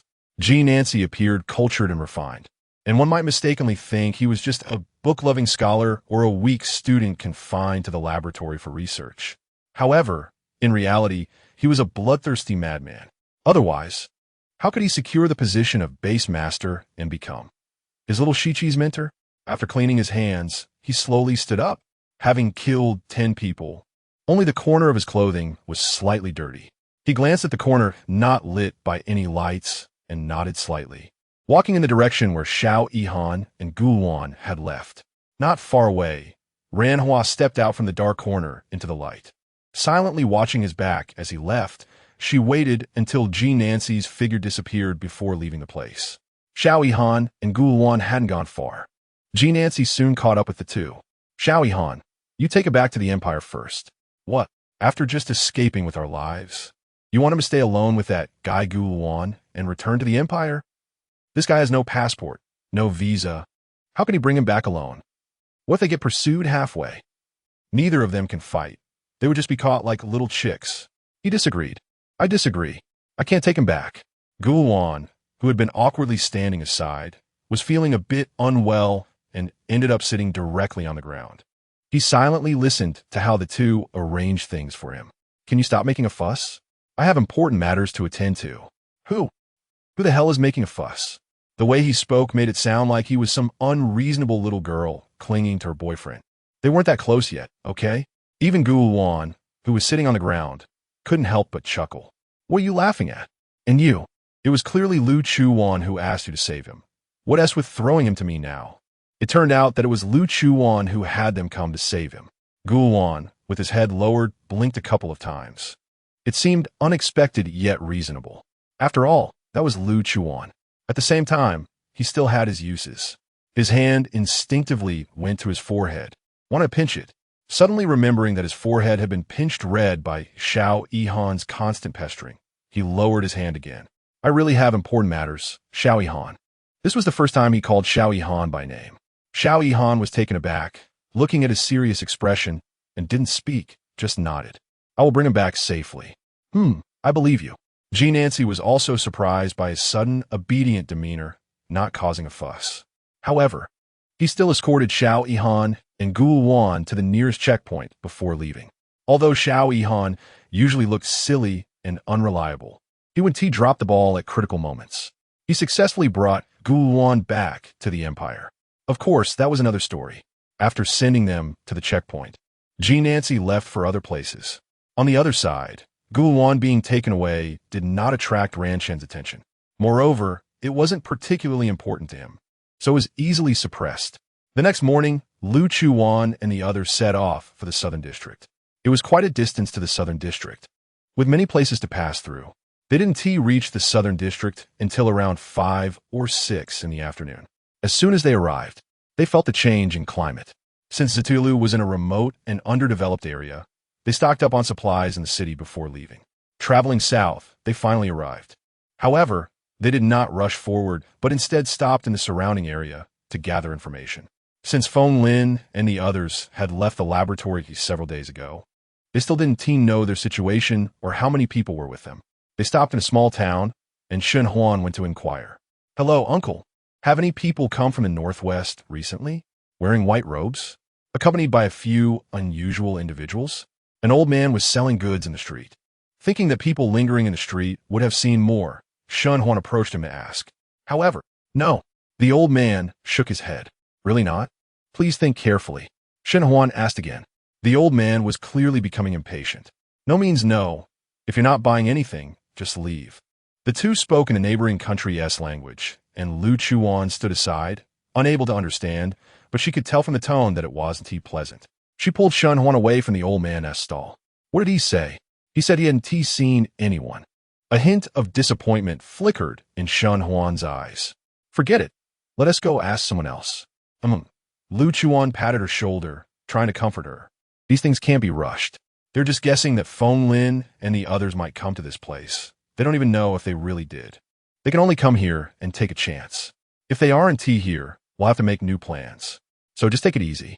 Suddenly, they saw a group of women standing at the street corner, seemingly discussing something. The group was laughing so hard they were bending over.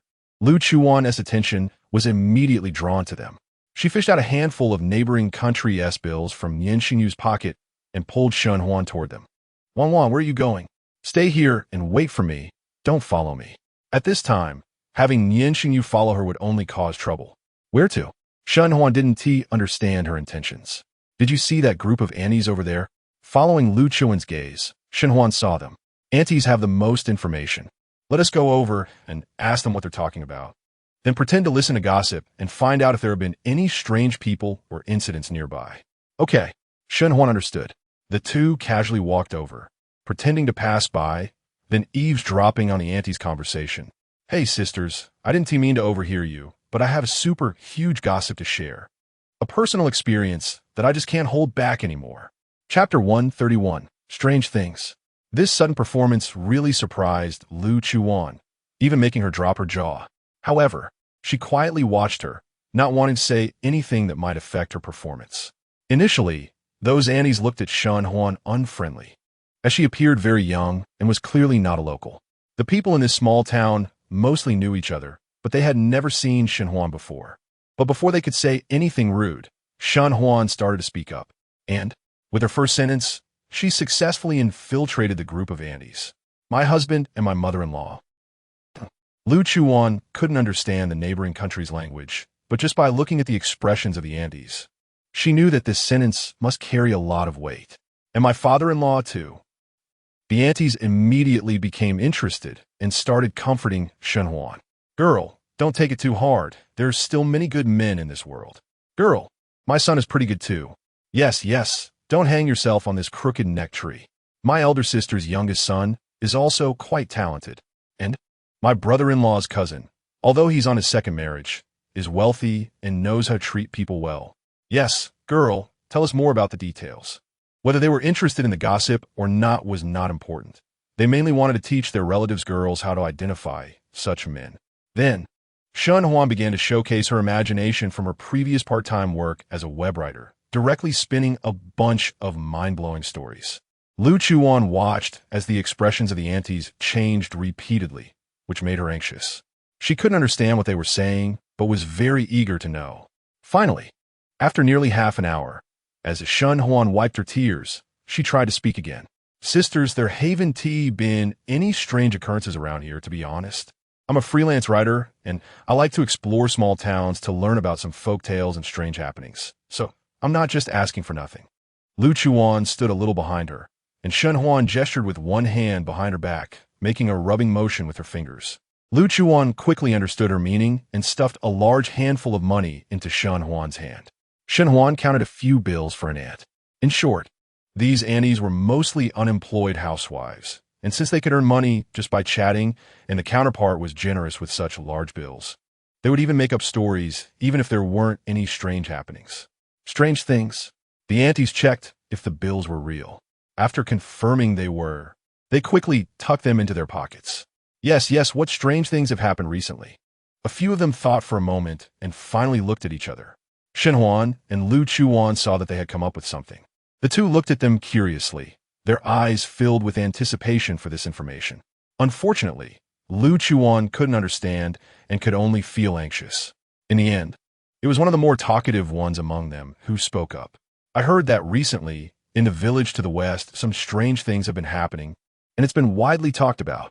Apparently, that village is usually very low-key because the health of the people there is generally poor, and there are rarely any young people coming out.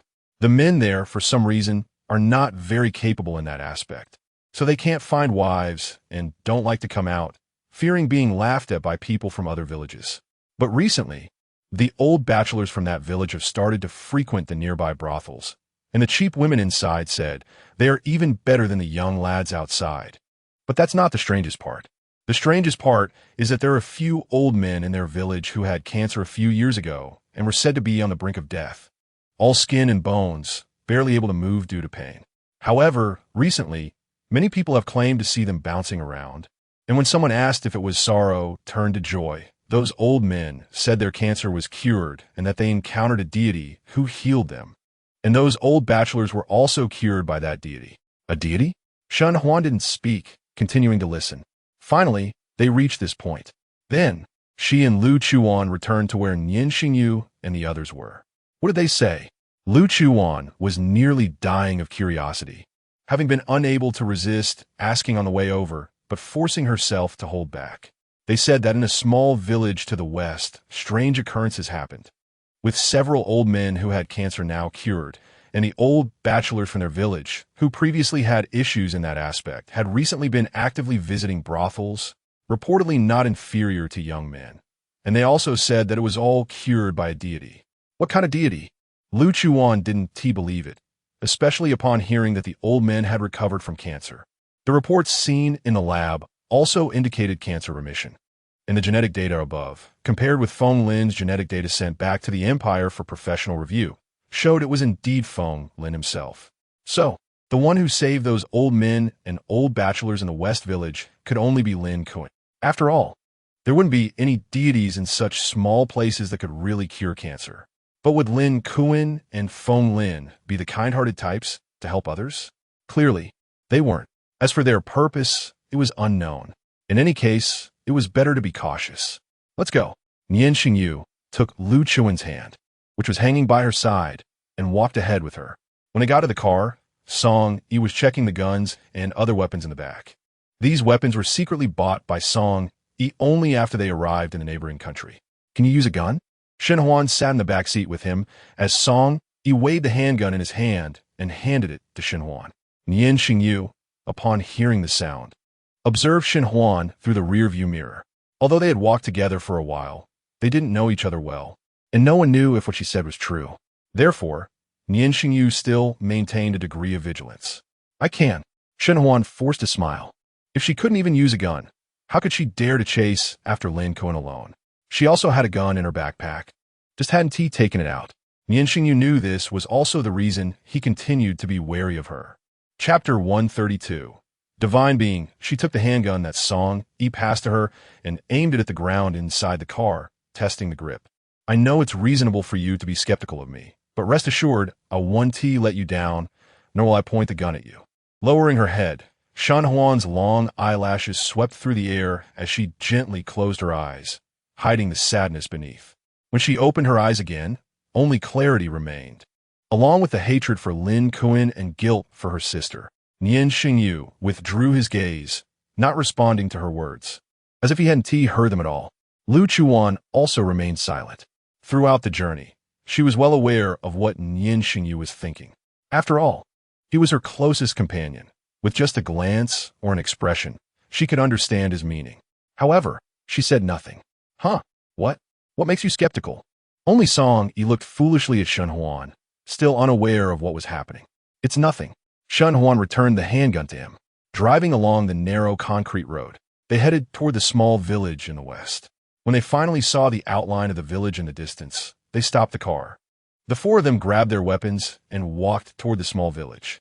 Just as they approached the village, someone noticed their presence. Hey, what are you doing? An old man in his 40s or 50s walked toward them. The four didn't expect to be discovered so quickly. They had planned to sneak in. As a result, big brother, we got lost and came to ask for directions. Is there a hotel nearby? Shen Huan spoke in the language of the neighboring country fluently.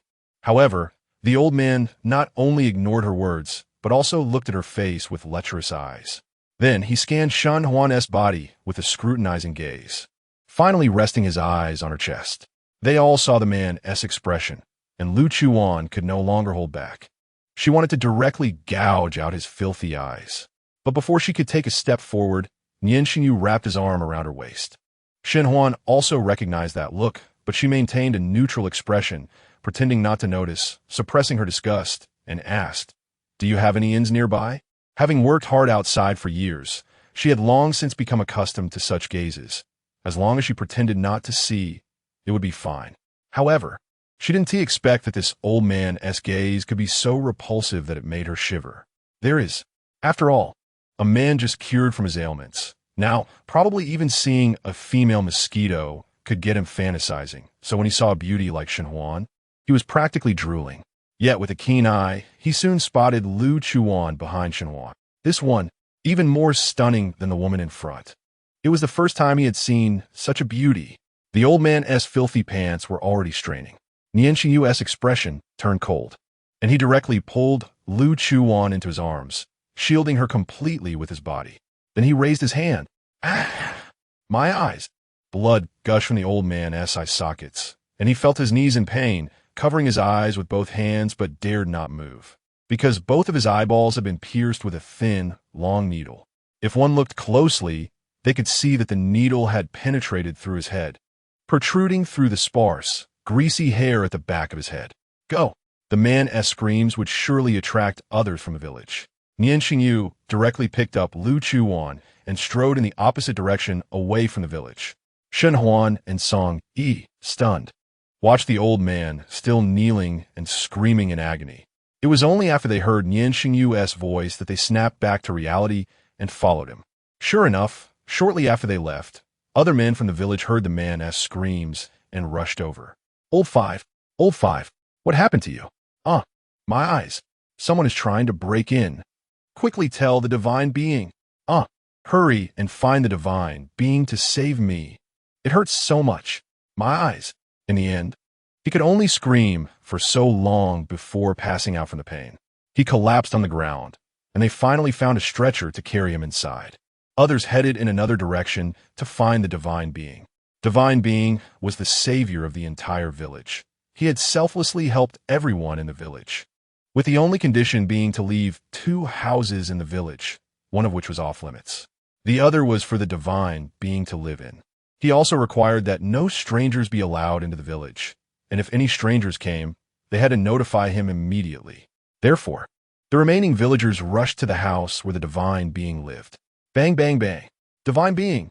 The door was tightly shut, and the man knocked hard on the door, shouting loudly.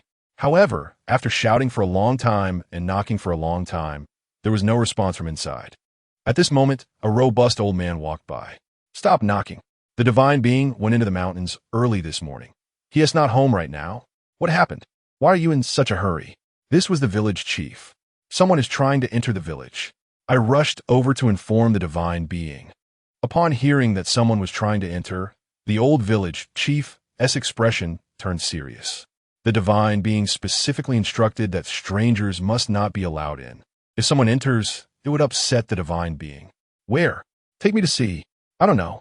If what Old Five said." Old Five's eyes were blinded by the needle.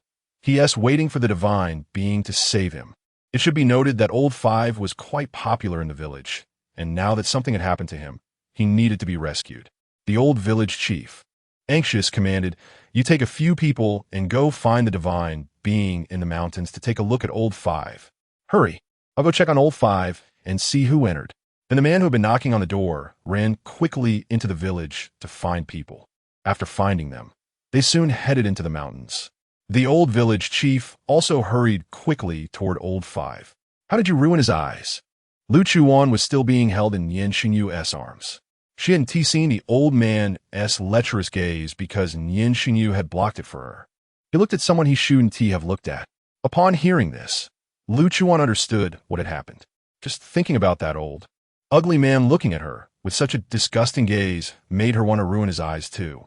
Lu Chuwan cupped Nian Shengyu's face with both hands and gently lifted it, kissing his Adam's apple. Chapter 133. Well done, Xiaonian. Well done, Xiaonian. Then I'll reward you again. When it comes to rewards like this, Lu Chuwan is definitely not stingy. She directly kissed his lips, and Nian Shengyu hugged her, deepening the kiss. "Aren't you here to catch someone?" Behind them, Song Yi and Shun Huan chased after them. Song Yi wanted to cry. Every time he followed the boss and sister-in-law out, it was like being bombarded with dog food. He admitted that he was indeed a lifelong single dog, but he wasn't that desperate for dog food. These two really were scattering dog food everywhere. Hearing Song Yi's voice, Nian Shengyu had no intention of stopping, until Lu Chuwan pushed him a bit, asking him to let her down. "Yes, so what are you two doing?" Song Yi asked knowingly, just wanting the two to tone it down a bit, because his little heart really couldn't handle such stimulation. "Kissing." Lu Chuwan patted Song Yi's shoulder, making him feel a bit like dying. Nian Shengyu grabbed Lu Chuwan's hand. "He's dirty." Where? Am I dirty? It's dirty everywhere." He couldn't continue with this job. He wanted to get out of the car. Looking at their banter, Shun Huan rarely showed a smile. The atmosphere is infectious, and it can't be denied that she liked the way this group interacted. On the other side, the big guy who had knocked on the door looking for someone had now brought a group of people into the woods behind the village. At first, it was okay. There was still a hint of human activity. The deeper they went, the taller the trees became. The traces of human passage became fewer. However, fortunately, as long as someone had passed not long ago, there would still be some signs left. They followed those signs, gradually making their way deeper into the forest. After a long time, they finally heard some noise. However, it sounded like the traces of a wild beast. "Divine being?" The leading big guy shouted towards the direction of the sound. He didn't quite understand what a divine being was doing in such a desolate place. No. It can't be said to be desolate. There are many plants and animals in this forest, and many are highly toxic. If they accidentally touched one, it would be fatal. As locals, they seldom ventured in here. Moreover, deep in the forest, there is a large swamp, which was even more dangerous, with plenty of crocodiles and some water snakes. Those creatures could be quite large. So, hearing the noise here actually made this group a bit scared, but they could only muster their courage to go further in. After calling out, they didn't hear the divine being's voice, but the previous noise had indeed disappeared. It was likely some animals fighting there. They cautiously continued forward. But before they could go very far, a sudden loud noise came again. It sounded like a large creature crashing through the branches, and the direction it was moving was toward the big guy and his group. The group was instantly startled, and two of the more timid ones fell directly to the ground. Big guy, how about we go back first?" One person spoke up first. The others nodded in agreement, simultaneously alertly looking around. The big guy hesitated for a moment, looked at the crowd, and nodded, because he could clearly feel that something big was getting closer and closer. If they didn't leave soon, Who knows what kind of monster might jump out? All right, let's go quickly. The sounds of movement in the forest started again, getting louder and closer. They hurriedly ran back along the path they had come. But they hadn't run far when the way back was blocked. The crowd looked at the creature blocking their path in terror, their pupils dilating. Ah! Screams erupted, and everyone fled in all directions, not daring to run back the way they came. And, standing in the way was a crocodile. Yes, a crocodile. A black caiman. Those who have seen prehistoric giant crocodiles know that that crocodile is very large, but the one in front of them was much larger. If those people weren't too afraid to run away, they would have noticed that this crocodile's legs were almost half the height of the trees in the forest. With a single swing of its tail, several large branches snapped. Then it moved forward and swallowed a man who had accidentally fallen to the ground in one bite. It was the person who had just suggested going back. Then the others didn't manage to run far either and were all swallowed by the crocodile. They didn't even have time to scream. The birds in the treetops were startled by the movements of this giant creature and all flew away from the branches. Lu Chuwan and the others still outside the village heard the cries of the birds and saw a flock flying out.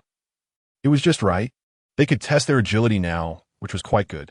Not far from the forest, a man was standing next to a large tree, looking at the giant crocodile with an appreciative gaze, quite satisfied with his creation.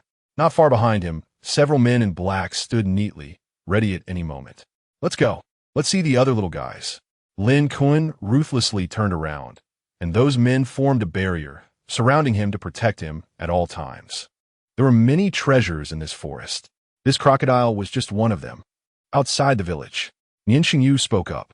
Just now, when he was observing the man's micro-expressions, he could almost judge it, if that so-called divine being was really in the village. He definitely wouldn't dare to take Shen Huan inside, but his expression just now was like that. So Nian Shengyu must not be in the village. Let's go. Lu Chuwan took the lead, apparently planning to go around the village's outskirts, as it was temporarily unnecessary to go inside. Nian Shengyu quickly caught up with her pace, walking side by side. Soon, they reached the edge of the forest. Be careful. Song, he handed a handgun to Shen Huan, the same one he had given her in the car. Here, only the two of them needed weapons. Nian Shengyu and Lu Chuwan were empty-handed. The two led the way at the front, while Shen Huan and Song Yi followed behind, keeping an eye on their surroundings for any unusual movements. When they first entered, everything seemed normal, just an ordinary primitive forest, though there was some heavy fog. But as they got a little closer, Lu Chuwan suddenly stopped. It seemed she heard some noise. When she stopped, they all stopped. Chapter 134.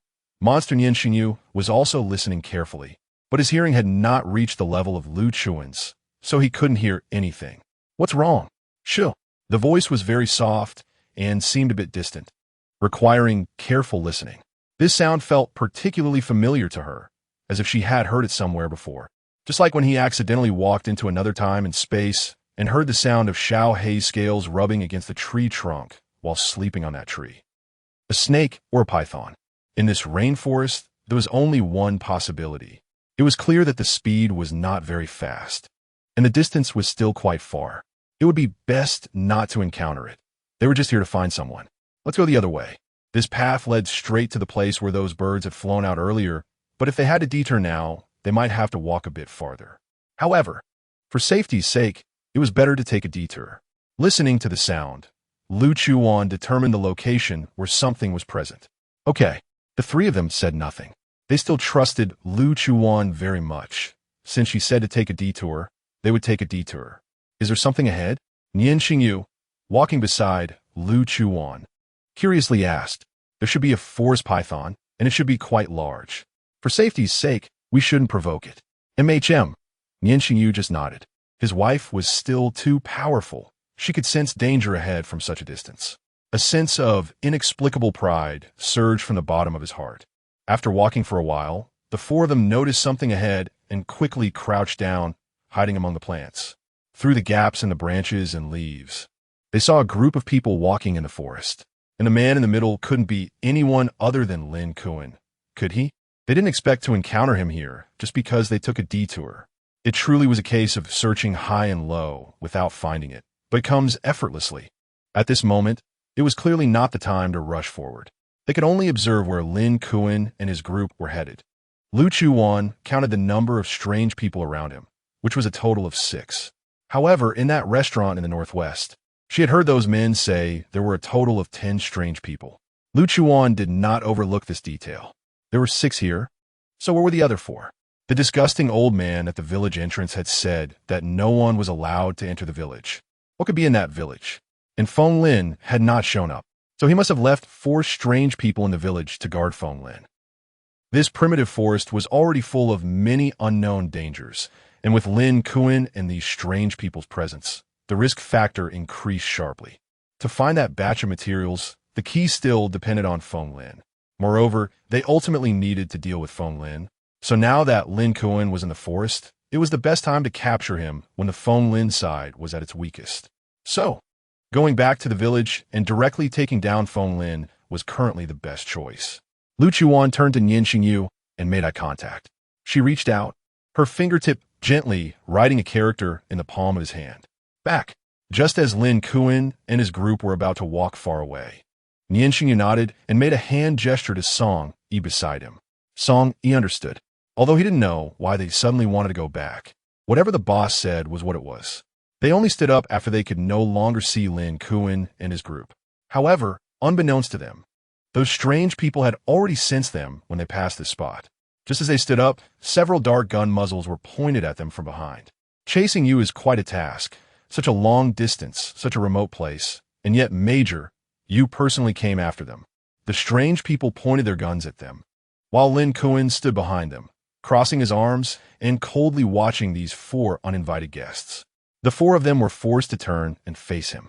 Although Nian Shengyu was wearing a realistic mask, Lu Chuwan and Song Yi stood beside him, making them quite recognizable. And Lin Chuwan was also very familiar with Nian Shengyu's physique due to monitoring his data for years. You still haven't hidden deep enough. Although they were being threatened by the guns, Lu Chuwan showed no signs of backing down. Lin Chuwan only glanced at her and did not respond. Bind them all. He ordered the strange people under him. Hearing the command, they began to take action.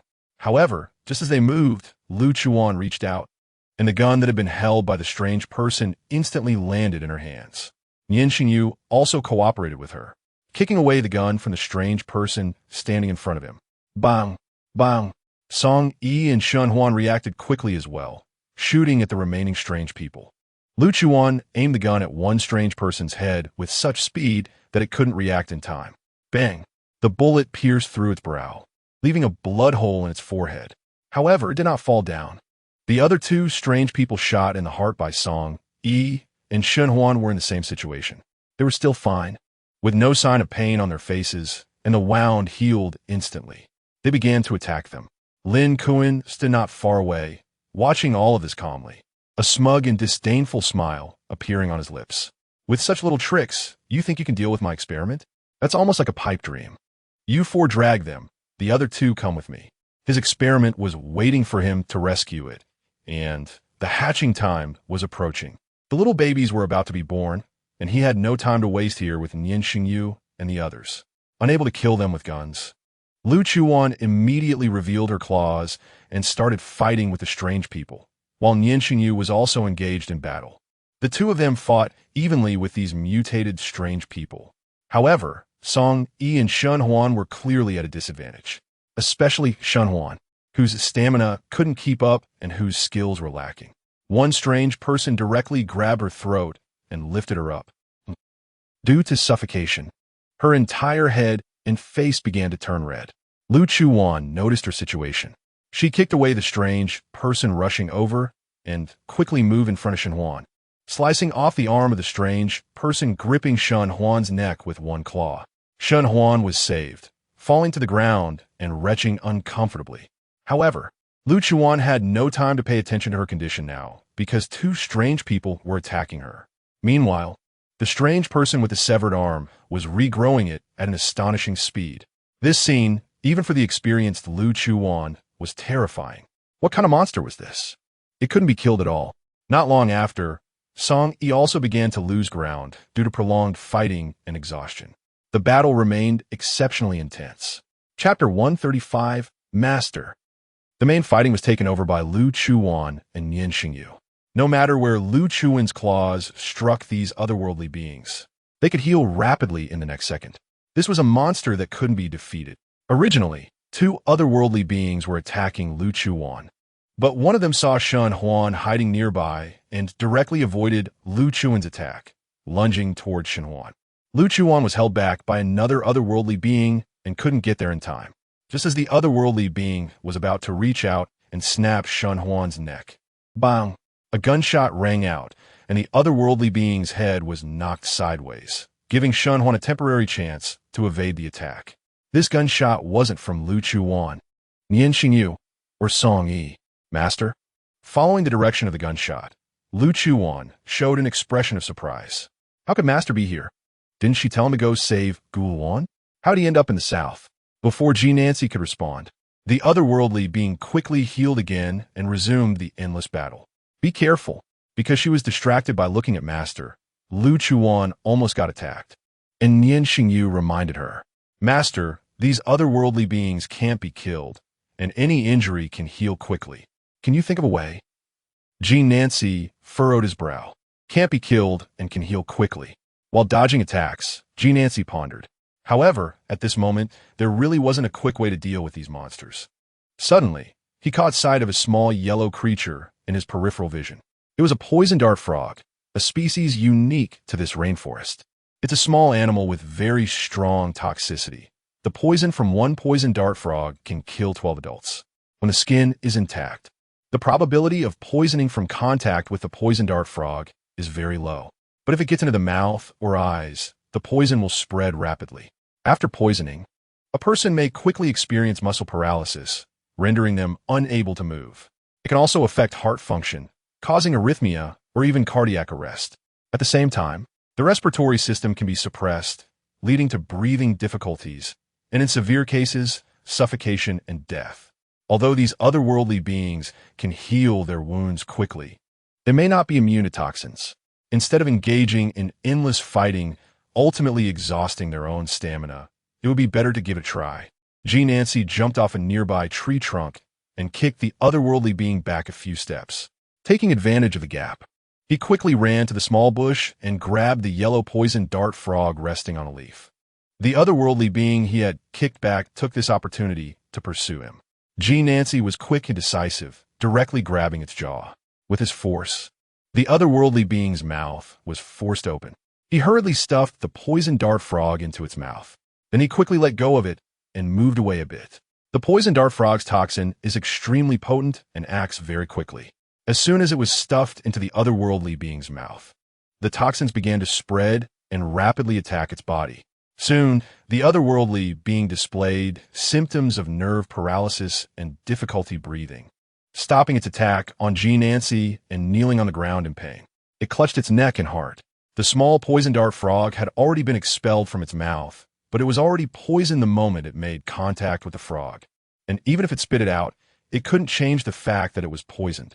It seemed this method was effective, and Ji Nancy breathed a sigh of relief.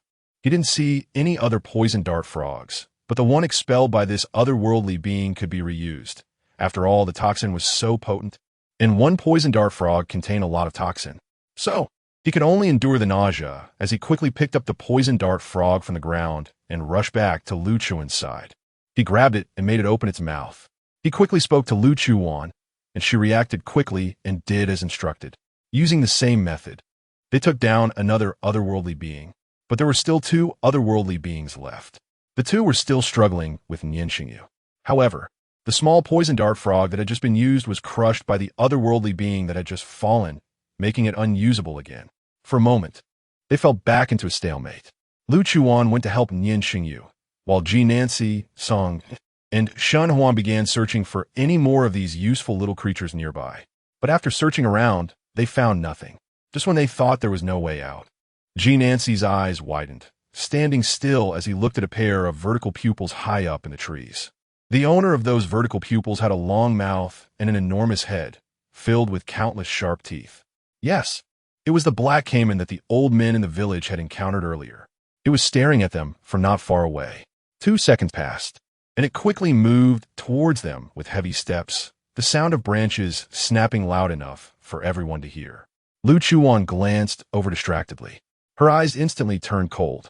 This black caiman looked exceptionally clumsy, but on the contrary, it was very agile and was quickly approaching them. Run! Nian Shengyu was the first to shout. He kicked away the entangled otherworldly beings, grabbed Lu Chuan's hand, and started running. Song Yi also grabbed Shen Huan and began to run. The two otherworldly beings were slowed down by the kicks, and just as the black caiman was closing in, the two otherworldly beings were caught off guard and were crushed and swallowed by the black caiman. Indeed, the heavens favor the lucky, and clearly, Lu Chuwan and Nian Shengyu were those lucky ones.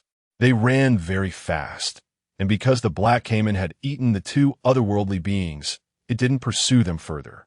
Fortunately, they managed to escape the forest. They didn't follow the direction Lin Chuwan had gone, but instead turned back to the outskirts of the village. The village was more heavily guarded than they had imagined. This was beyond their expectations, but it also indicated that there must be a Fenglin presence within this village. Almost every 10 meters there stood a guard, and the village wasn't large, so the number of guards wasn't too many, making it relatively easy to deal with. With a slight force from Nian Shengyu, the hidden weapon flew out, and the man standing there playing on his phone was instantly pierced through the temple by an inconspicuous silver needle, collapsing immediately. The man not far from him quickly noticed his companion's unusual collapse. But before he could come over to check, G. Nancy's silenced gun fired, and a bullet pierced through his forehead, forever saying good night to this world. Chapter 136, I thought it was already obvious. The closed-loop guard of the entire village had a gap, and under the other guards' noses, the 5 of them infiltrated the village. The village was small to begin with, and with the absence of women, the population was even fewer, with several having been dealt with by the black caiman crocodiles.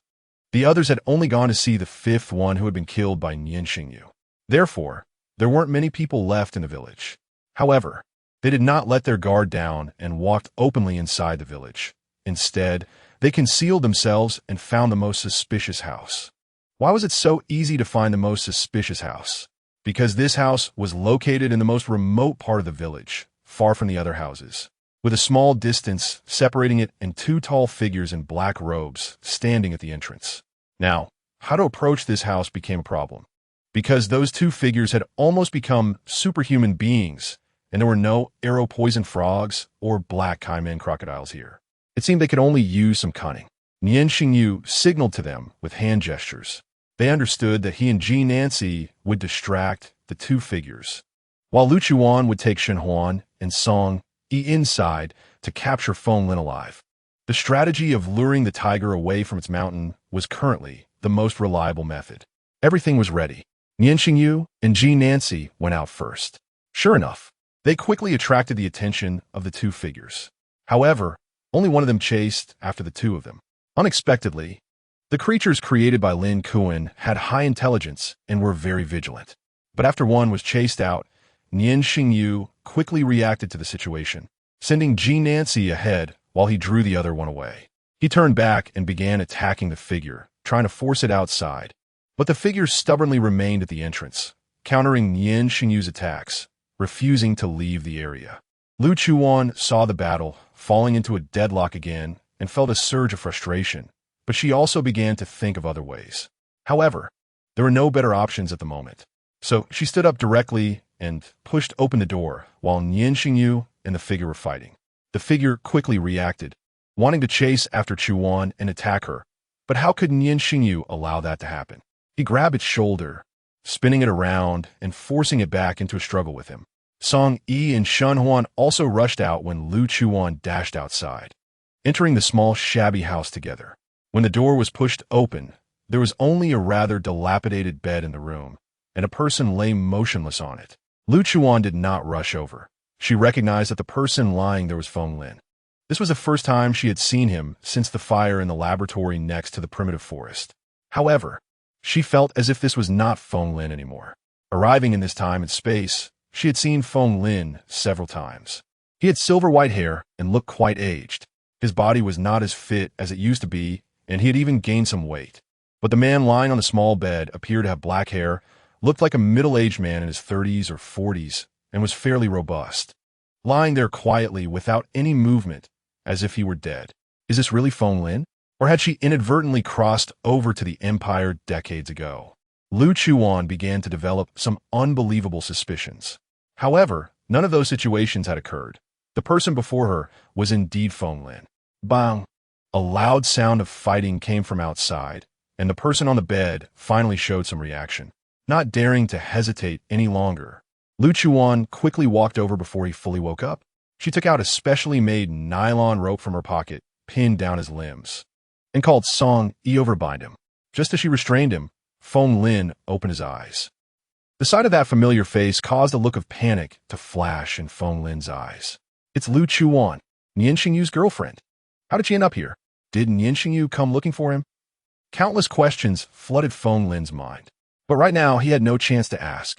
Feeling his hands and feet restrained, he began to struggle violently. But no matter what technology he used, he was ultimately just an ordinary person. How could he have more strength than Lu Chuwan? The struggle was futile. What are you going to do? He had to think of other ways. I thought it was already obvious. Lu Chuwan watched as Song E quickly tied up Feng Lin completely. After securing him, she let go of her grip. Are you going to kill me? Don't forget, it was I who gave you the opportunity to cross over here. His emotions were agitated. However, Lu Chuwan looked at him with a disdainful gaze, not caring at all about who had given her that opportunity. She had never voluntarily intended to come here. Oh, is that so? Are you saying I should thank you? I was doing just fine on my mission, but because of your so-called opportunity, I got injured, ended up in this strange place, and had my abilities reduced by more than half. So should I thank you? He rarely spoke so much in one breath, but now, seeing this wicked old man tied up, he felt somewhat better. In response to his angry questioning, she decided to say a bit more. Bang! Another sound of fighting came from outside, a dull thud that sounded like flesh hitting the ground hard. Lu Chuwan guessed it must be that monster being slammed down by Nian Shengyu. You should understand that since I have a way to bring you here, I also have a way to deal with you. Heh, that sounds like an epic joke.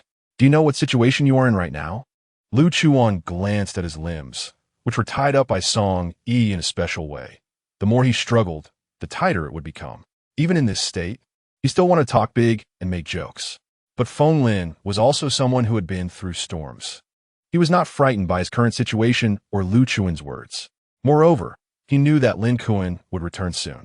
All he needed to do now was buy time until Lin Kuan came to rescue him, and the 2 successful experiments outside would also come save him. If Lu Chuwan knew his thoughts, she would only mock him. It was just a fantasy before death. But right now, she didn't have time to continue mocking Feng Lin. She had to quickly seize the time to find out the whereabouts of the superconducting materials and then take Feng Lin back for Feng Li to personally decide how to deal with him. Chapter 137. Number 3. It's time to make an appearance. Enough with the nonsense. Quickly tell me, where did you hide the superconducting materials? You might not know yet, but the monsters Lin Kuan was researching have already been dealt with by us. Now he is still in the forest and can't come back. Lu Chuwan revealed her claws, the sharp sky-blue dragon scales pressing against Feng Lin's major artery, ready to cut through his skin and cause blood to splatter in the next second. However, Feng Lin was not afraid at all. He even laughed loudly, a complete madman. Ha ha, so you wanted that batch of materials. What a pity.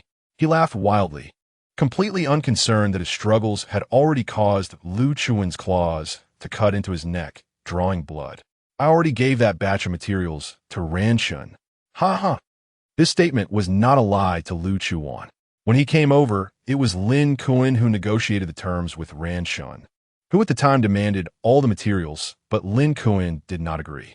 However, later Ranshun added some incentives, and Lin Kuan eventually agreed. The terms included giving them a substantial amount of funding and allowing them to move freely within the territory. After Feng Lin woke up, he had no objections to Lin Kuan's decision. At that time, healing Feng Lin was key, so exchanging that batch of materials for these conditions was a huge loss. Coincidentally, it also meant handing Gu Luan over to them for safekeeping. Little did he expect that Nian Shengyu and the others came for that batch of materials. Hearing the words of this crazy old man, Lu Chuan's eyes turned cold. Indeed. Was it the worst outcome? Then you are of no use at all. With a cold face, she stepped out of the house. Nian Shengyu was still holding back that otherworldly being, but he was dirty, covered in dust from the ground. clearly at a disadvantage. So it was Nian Shengyu who had been thrown to the ground earlier. She didn't waste any time and quickly went to help Nian Shengyu. Song Yi and Shun Huan found a piece of rag and stuffed it into Feng Lin's mouth. Then they lifted him and started to carry him outside, planning to put him in their car. But they hadn't gone far. Not far away. Several figures appeared in their line of sight.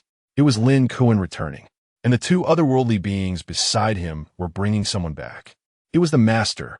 Feng Lin also saw Lin Chuwan and struggled a few times under Song Yi's force grip. But the struggle was useless. Lin Chuwan just gave him a cold glance, showing no intention of saving him. He came back sooner than I expected, Lin Chuwan said, looking at the four of them with a somewhat surprised expression. There are many things you can't imagine. Lu Chuwan glanced at her captured master, confirming that he wasn't hurt. She coldly replied to Lin Chuwan, Miss Lu, you have quite the audacity. Oh really? I don't feel that way. I brush my teeth every day. If you don't believe me, ask Nian Shengyu. He kisses me every day. Song Yi and Shin Huan, standing beside her, almost laughed to death at her response. Yes, my wife indeed has no odor. Nian Shengyu cooperatively replied. Lin Chuwan sneered, thinking they were just a group of young and reckless kids who didn't know their situation. The otherworldly being that had just been fighting with Nian Shengyu and Lu Chuwan had returned to Lin Chuwan's side, observing the situation on the opposite side. Three otherworldly beings plus Lin Chuwan shouldn't be as difficult to handle as they imagined. Suddenly, Lu Chuwan's eyes brightened. Good. She saw a familiar look in her master's eyes. She understood. She lowered her head and revealed a smug smile, and in the next second, with a sudden movement, she had knocked away the hands of the two otherworldly beings holding her master before Lin Chuwan even realized it. The speed was so fast that everyone present didn't react in time. At the same moment, G. Nancy quickly took out a small object from his bag as soon as his hands were freed. It was indeed that familiar poison dart frog. But this time it wasn't yellow. It was a dark blue one. While Lu Chuwan knocked away the two otherworldly beings' hands, she quickly restrained one of them. And Nian Shengyu and Song Yi also quickly reacted to the current situation, rushing up to help restrain the other two otherworldly beings. G. Nancy aimed the poison dart frog at the otherworldly being's eyes, directly prying open its eyelids and touching its eyeball with the frog's skin. The same tactic, the same method. At the moment the poison dart frog made contact with its eyeball, the virus began to spread rapidly, directly attacking the otherworldly being's brain. 5 seconds later, it began to convulse wildly and collapse to the ground. Lin Chuwan looked at this scene in surprise. He even found it hard to believe that such a little trick could subdue his experimental subject in an instant. It seemed unbelievable. However, even if he didn't believe it, this was the reality. The other two otherworldly beings were already subdued. G. Nancy reached into his pocket again and pulled out 2 more poison dart frogs. These were the ones he had found in the forest after he had lured away that otherworldly being earlier. Thinking they might come in handy, he had caught a few, but didn't he expect that just after catching them, Lin Chuwan had discovered his presence, and those 2 otherworldly beings had captured him. Now, these little creatures were finally useful, which was fortunate. The other 2 otherworldly beings were quickly dealt with as well. Seeing that the situation was turning against him, Lin Chuwan prepared to flee. But his escape route was quickly blocked by Lu Chuwan and Nian Shengyu. Where do you think you're going? Weren't you just very arrogant a moment ago? Lin Chuan's face showed signs of embarrassment, but more so, fear. What would they do to him if they caught him? This was something he didn't know, and he glanced at Feng Lin on the ground, asking Lin Chuwan to save him. It seemed he was now in a difficult position himself. However, Lin Chuwan did not think so. After all, he still had a backup plan. Number 3, it's time to make an appearance. Lu Chuwan wondered what he was muttering about in the distance. Well, number 3, what time to make an appearance? It should be time for him to exit. But just 2 seconds after he finished speaking, there was a disturbance not far away. Lu Chuan's ears perked up. It was the sound of scales rubbing again. Not good. It was the sound they had heard when they entered earlier. It was the huge emerald tree boa in the forest. Sure enough, half a minute later, a massive body appeared in their line of sight. The enormous emerald tree boa emerged into the village, heading towards their location. It opened its blood-filled maw, preparing to attack them. In this urgent situation, they could only evade for now. But it was at this moment that Lin Chuwan seized the opportunity and escaped in an instant. Truly a master of escape, his speed was unmatched. But there was no time to focus on him now. They needed to find a way to deal with the immediate difficulty and defeat this giant emerald tree boa. Chapter 138. He wasn't very loyal to you either. Lu Chuwan couldn't understand why Lin Kuan was always so interested in studying these things, creating such huge creatures.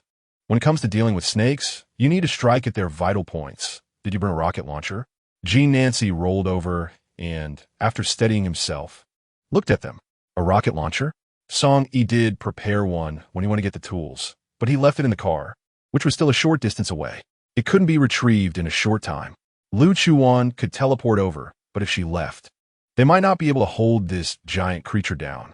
That wasn't the main reason, though. The key was that she looked at the scales of the giant python, which appeared soft, but were actually incredibly hard, just like the one they encountered back at the presidential palace. It might even be more evolved than that one. A rocket launcher probably wouldn't penetrate its armor. Lu Chuwan revealed her claws again. The blue dragon scales shimmered with a sharp light. Let me give it a try. Taking advantage of the distraction they caused, Lu Chuwan used a bit of force from the ground to leap directly onto the python's vital point. Her dragon claws sank into the python's flesh. However, even though she struck its vital point, the massive python only sustained a superficial wound. Once it felt pain, it abandoned the chase for Nian Shengyu and the others, shaking its head wildly in an attempt to throw Lu Chuwan off. With her hands still embedded in its body, Lu Chuwan could only cling on as best as she could, with one hand also digging into its skin. She hung onto the giant creature, trying to avoid being thrown off and smashed to pieces. The situation was somewhat dangerous.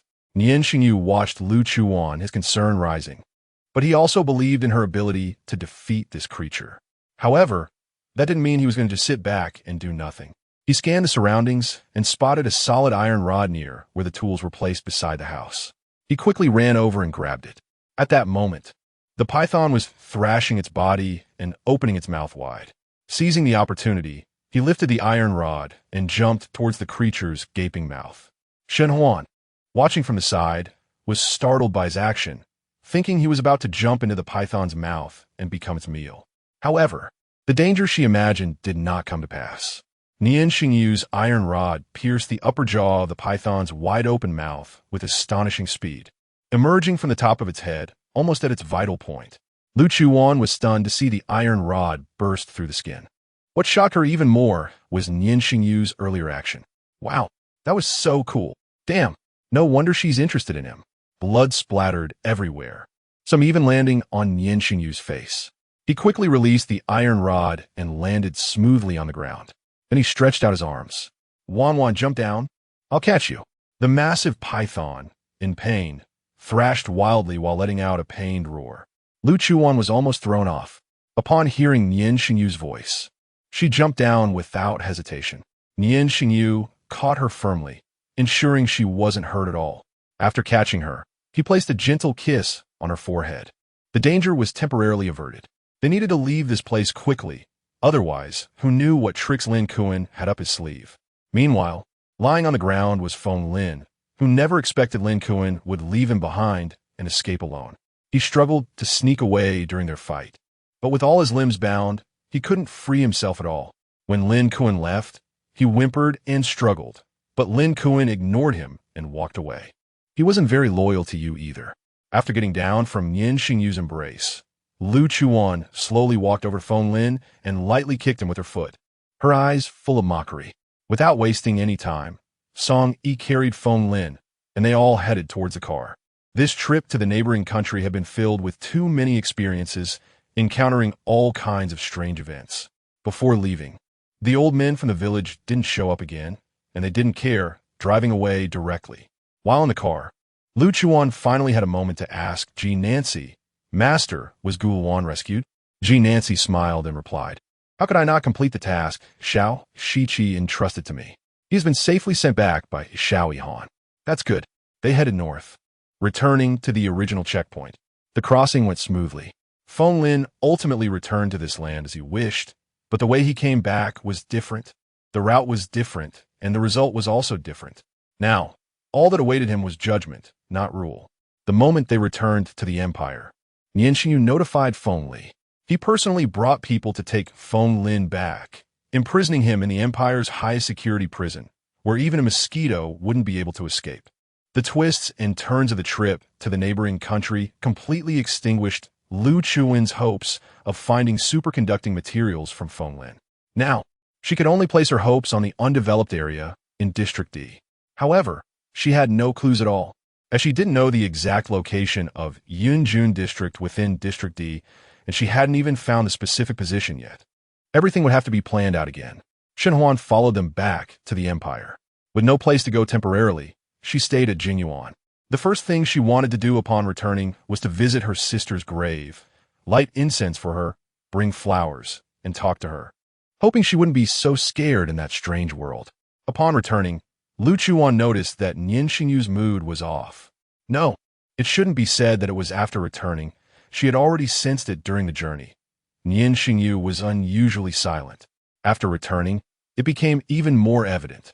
At first, she thought he was just tired from the travel and the crowd, which was why he hadn't said much, but once they were alone at home, he still lacked the enthusiasm he had before. Even during their time in the neighboring country, they hadn't shared a bed, but now that they were home, he showed no signs of affection at all. This was clearly not Nian Shengyu's style. Finally, on the third night after returning to Jingyuan, Lu Chuwan could no longer stand his cold treatment. After dinner, she waited for him in their room. However, it wasn't until late at night that he finally came out of the study. Upon returning to the room, he merely glanced at Lu Chuwan, who was sitting on the bed. Chapter 139, Some People Just Like to Sit. He turned around and went straight into the bathroom. Lu Chuwan thought that after he finished showering, he would show some sign. He would come over, cling to her, and act cute. But he didn't. He even lay down on the other side of the big bed after drying his hair, still facing away from Lu Chuwan. This made Lu Chuwan even angrier. Nian Shengyu.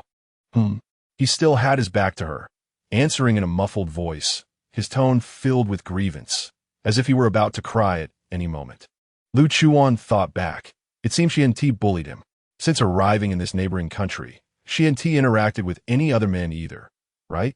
Besides Song Yi, Xiao Yihan, her master, and Nian Shengyu? And she hadn't been particularly intimate with her master either. What do you want? I don't want anything. He still didn't turn around, but Lu Chuwan could clearly sense that his body seemed to stiffen for a moment. Realizing her tone might not have been the best, Lu Chuwan softened her voice. Let us talk. What is making our little Nian classmate unhappy? She lay down and moved closer to his position, wanted to hug him from behind, but he was much bigger than her, making it inconvenient. She simply stood up and stepped over him. However, she was only wearing the silk nightgown Nian Shengyu bought for her, with nothing underneath. As she crossed over him, he stole a glance and saw. A second later, he turned bright red, but he still held it in, shrinking his body, wanting to wait for Lu Chuwan to come and comfort him. Lu Chuwan lay down across from him, facing him. His gaze flickered, not looking at her. But Lu Chuwan didn't indulge him. She directly cupped his face in her hands, forcing him to meet her gaze. Nian Shengyu, communication is necessary between people. If you don't say anything, I might not know what you're thinking, and sometimes it could lead to misunderstandings. Nian Shengyu understood, but he knew that if he said those things, Wan would definitely feel awkward. Still don't want to talk? Just now, Wan was angry with me. Ha! Lu Chuwan laughed in anger. Still not saying it, huh? Lu Chuwan reached under the covers, precisely finding what she was looking for. Hiss! Wan, it hurts if you break it. It'll be useless to you. Still not saying it? If you don't, I'll just leave. We're sharing a bed, and I don't even know your little thoughts. What is the point of staying here? Hearing the word leave, Nian Shengyu quickly reached out to hug her, pulling her tightly into his embrace. Wan, don't go. I just heard your conversation with Feng Lin and thought you regretted coming here, regretted knowing me. Nian Shengyu, do you want to hear what you're saying? Lu Chuwan's mind turned, realizing where his insecurity came from.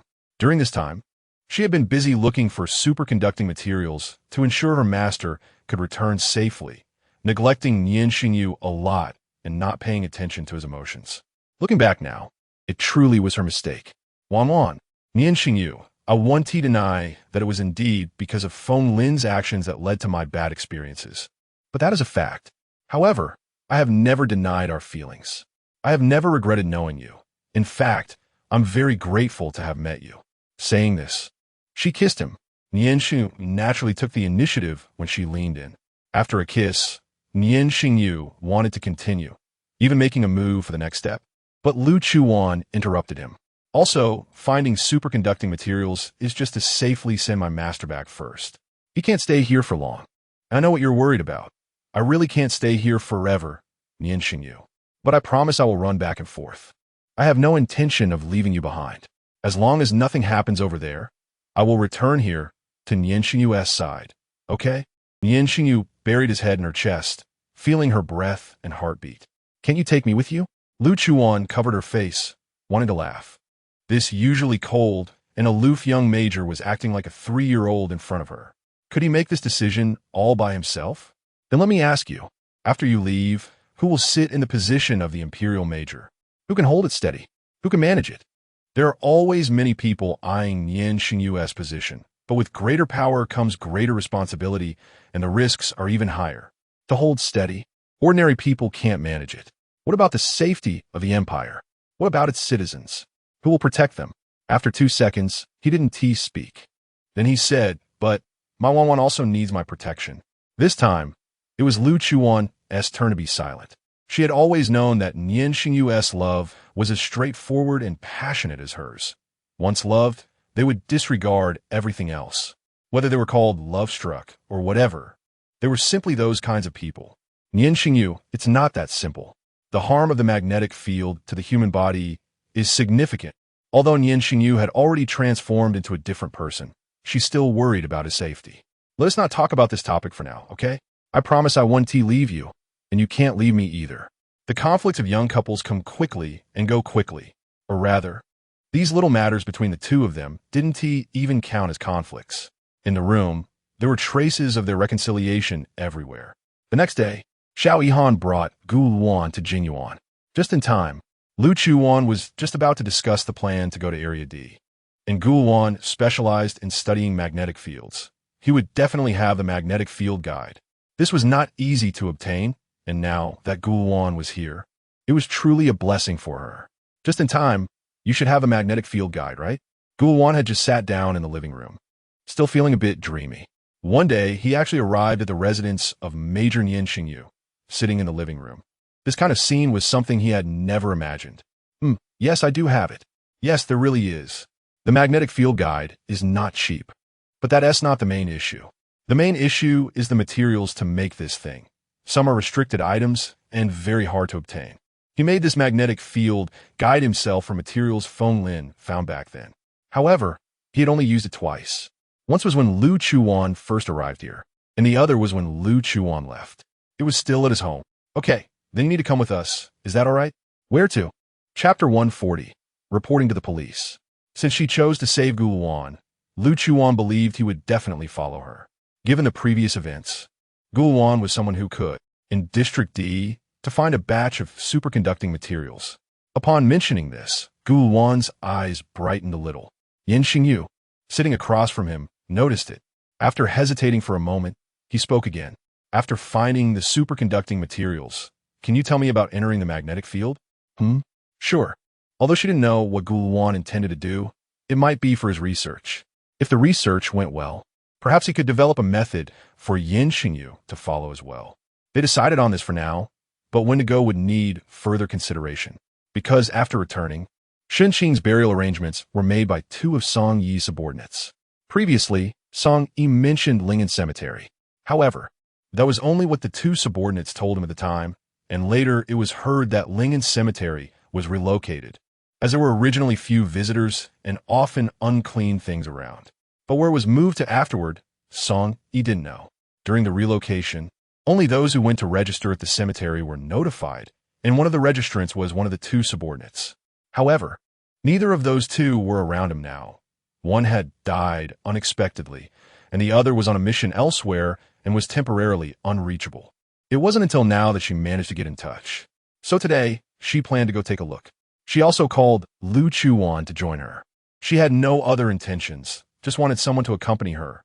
But in this empire, she only knew Lu Chuwan as a girl. So she called her. If she didn't go, it wouldn't matter. She could go alone. But Lu Chuwan said nothing and still accompanied her. After finding out that it was a relatively remote cemetery, the two drove there. On the way, Shenhuan smiled and thanked Lu Chuwan. She smiled back, not quite understanding. Thank you for what? I'm just accompanying you to take a look. It's not a big deal. I mean, not just this. Thank you for saving my sister that night. And also thank you for choosing to trust me. And thank you for coming with me. Lu Chuan replied while steering the wheel. It was just a small effort. She didn't say anything more. After 2 minutes, she started to recall her past with her sister with a bitter smile. Lu Chuan just listened quietly, saying nothing. Our parents died very early. When they left, we were only 10 years old. My sister is 2 minutes younger than me, but I could only do my best to take care of her. In the beginning, I couldn't make money and could only beg on the streets. Occasionally, we would meet good people who would give us a larger sum of money, but sometimes we would encounter bad people. Those adult beggars who would come and steal the money I had begged for all day and would even resort to violence against us. Later, we were taken to an orphanage. However, in the orphanage, the number of spots for schooling was limited. Only one of us could go to school. And since my sister was smarter, I let her go to school without worries. When I turned 16, I left the orphanage to earn more money to send my sister to university. She had excellent grades and could definitely get into a good university, but the orphanage would only support her until high school graduation. I had to earn enough money before then to support her university education. So, I began an endless quest to make money, worrying every day about how to earn more. Finally, I managed to earn enough money for my sister's university, and she got into the best university in the empire. I thought good days were about to begin. She didn't continue with the rest, but Lu Chuan already understood. Unexpectedly, these two sisters had such a hard life. She considered herself somewhat lucky, having met a master and a kind adoptive mother, and having lived freely in the forest for a few years. Compared to them, she was doing okay. However, fortunately, they had each other for support. But now, take care. Lu Chuan couldn't find the right comforting words. She simply wasn't good at comforting others. All her patience and comforting skills were spent on Nian Shengyu. However, clearly, those comforting methods couldn't be applied to outsiders. They were only for Nian Shengyu. Lu Chuan drove as fast as usual, although the cemetery was a bit on the outskirts. They quickly arrived at the cemetery entrance. The cemetery was on a small hillside, and the car couldn't go up. The two prepared to walk up. A little up from the cemetery entrance was the office of the cemetery administrator. Since they didn't know the exact location of Shunqing's grave, they planned to ask the administrator. However, before they got too close, Lu Chuan sensed something was wrong. There was a hint of a bloody smell in the air. She was particularly sensitive to the smell of blood and couldn't be mistaken. Shen Huan was protected behind her as she pulled out the gun that was originally tucked at her waist. She stepped closer to the office cautiously. However, after listening carefully, she didn't hear any sounds, not even breathing. Yet the office door was open. She walked straight over. Turning swiftly, she aimed her gun at the doorway, but there was no one inside. No, it shouldn't be said that there was no one. It should be said that there were no living people. The administrator was a middle-aged woman. Now, she lay on the ground, surrounded by blood, which had already begun to dry. There was a wound at the carotid artery, and there was no more bleeding now. The body's blood had already been drained. The entire office was drenched in red. Lu Chuan looked at the scene, frowning as she stood in place, trying to find some clues. Shen Huan saw her expression was bad and stood still, her heart sinking. She walked up and, upon seeing the scene, was taken aback. It was terrifying. Call the police. They couldn't intervene in such matters. Shen Huan quickly called the police. The police responded quickly, arriving at the scene shortly, sealing it off. They then began to interrogate Lu Chuan and Shen Huan. Nian Shengyu also received the news quickly and rushed over. Upon arrival, he hugged Lu Chuan tightly. Are you okay? I'm fine. After taking their statements, they were allowed to leave. However, Shen Huan still hadn't found her grave, and since they were already there, they had to find it and take a look before leaving. But now that the administrator was gone, they had to search for it themselves. Nian Shengyu accompanied them to look. Fortunately, Shunqing's grave wasn't too far away. After walking in for a while, they found it among a row of tombstones. However, at this moment, Lu Chuan wasn't in the mood to accompany Shen Huan and waited for her in another place. Nian Shengyu stayed with her. Chapter 141. The tomb is empty Do you think it's really such a coincidence? Lu Chuwan was held in his arms, her mind filled with the tragic scene of the administrator from earlier. She couldn't say she was scared. She had seen much more terrifying images than this. However, she still felt uneasy inside. Wan, whether it's a coincidence or not, I won't let you get hurt. Nian Shengyu gently kissed her forehead, comforting her softly. Outside the cemetery, it was already surrounded by police tape. There were also police searching for clues throughout the cemetery. The two of them stood at the top of the stairs, waiting for Shen Huan. It wasn't long before Shen Huan returned. Back so soon, she thought she would have a lot to talk about with her sister. No, it seems the grave has been disturbed. Shen Huan's expression wasn't good. Coupled with what had just happened, she felt a bit scared. Earlier, she had been talking to her sister's tombstone, but suddenly realized that the soil behind the tomb fell off. After years of working hard outside, Shen Huan was cautious about everything and attentive to details. She still noticed the slight changes in the soil. Lu Chuwan and Nian Shengyu followed her to the side of the grave. Looking at the photo on the tombstone, it was almost identical to Shen Huan. Nian Shengyu squatted down, examining the soil behind the tombstone. It was a bit loose. If one didn't look closely, they wouldn't notice it at all. There was even a slight odor of aging. It had been disturbed by someone. Nian Shengyu's words hit Shen Huan hard. Her beloved sister had met a tragic end, and even after death, she couldn't find peace. Someone had come to disturb her grave. Tears filled Shen Huan's eyes, and Lu Chuwan felt like Shen Huan was about to break down. It was truly too cruel for her. Can someone help me dig it up? Shen Huan choked out this sentence, almost using all her strength. Neither of them had expected her to say that, but Shen Huan wanted to know what had been done to her sister's grave. Moreover, she wanted to bring her sister home and bury her in a place she would like. Okay. Soon, Nian Shengyu called two people over. They took shovels and began to dig. Half an hour later, the situation inside caused Shen Huan to collapse to the ground. Major, there's nothing inside. Yes, the entire grave was empty. There was nothing inside. Seeing this, Lu Chuwan hurriedly helped Shen Huan up, but the extreme sadness made her unable to stand. One of the subordinates had to hold her.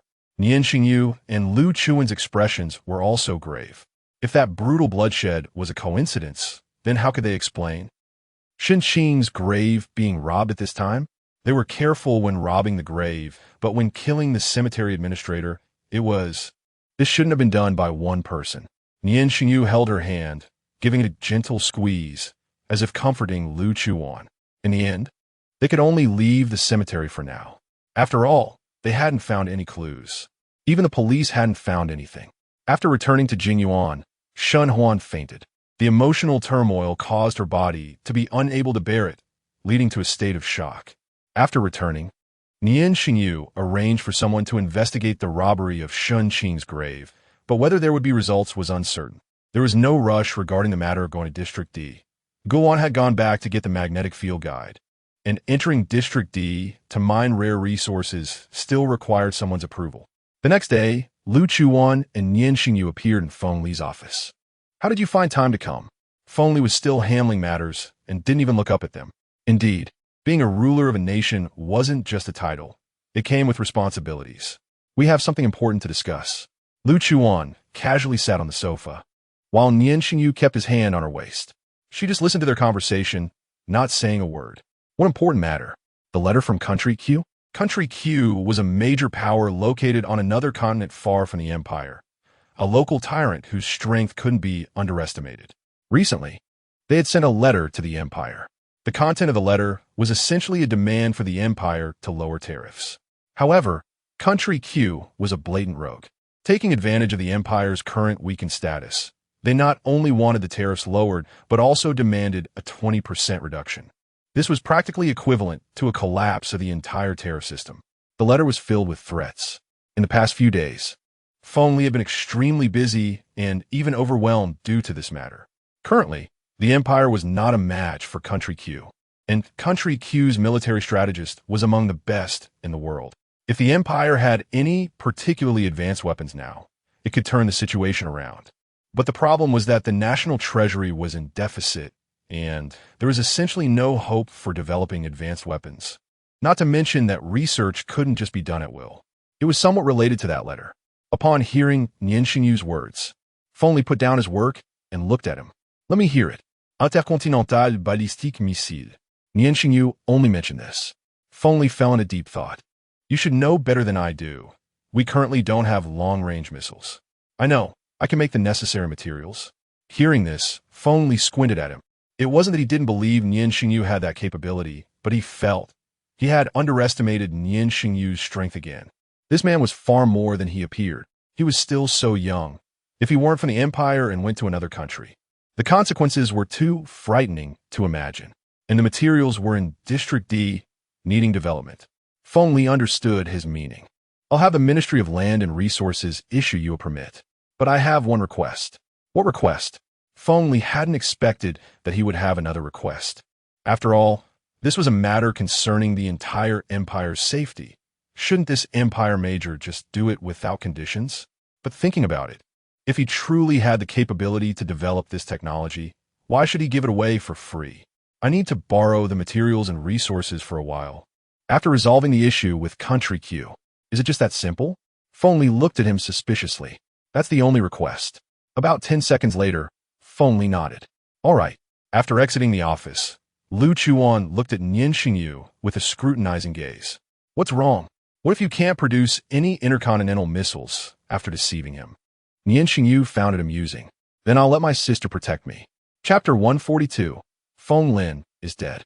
After saying that, he leaned down and rested his head on Lu Chuan's shoulder. No matter how you looked at it, he was definitely a little delicate husband. Fine then. A man should be protected by his own woman. Wan, don't you trust your husband's strength? Nian Shengyu snorted lightly. Huh? Really capable? Wow, Nian Shengyu. You truly are the man I've set my eyes on. Just like that, they playfully fought their way back to Jinyuan. At this time, in the largest prison of the Empire, Feng Lin lay on the iron bed, so angry he was almost dead. He had been locked up here for several days. He called for someone to let him out, but no one listened to him. Feng Li, that rebellious son, visited him once, but showed no intention of letting him out. He cursed loudly, but Feng Li had no extra emotions at all.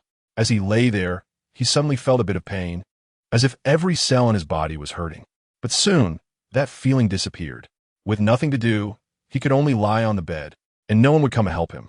In the neighboring country, Xiaohua, did you see any suspicious people when you appeared at the prison gate that night? Guowan being released had indeed alarmed Ranshun. Normally, such an inconsequential person escaping would not matter, but now it had drawn Ranshun's attention, and he even called for her. Who was behind this? Ranhua is not foolish. No, I didn't tea. Then why did you go to the prison gate at that time? Look, someone has stood up so quickly. Ranshi revealed a slight smile, which was both hostile and provocative. Ranhua pretended not to see.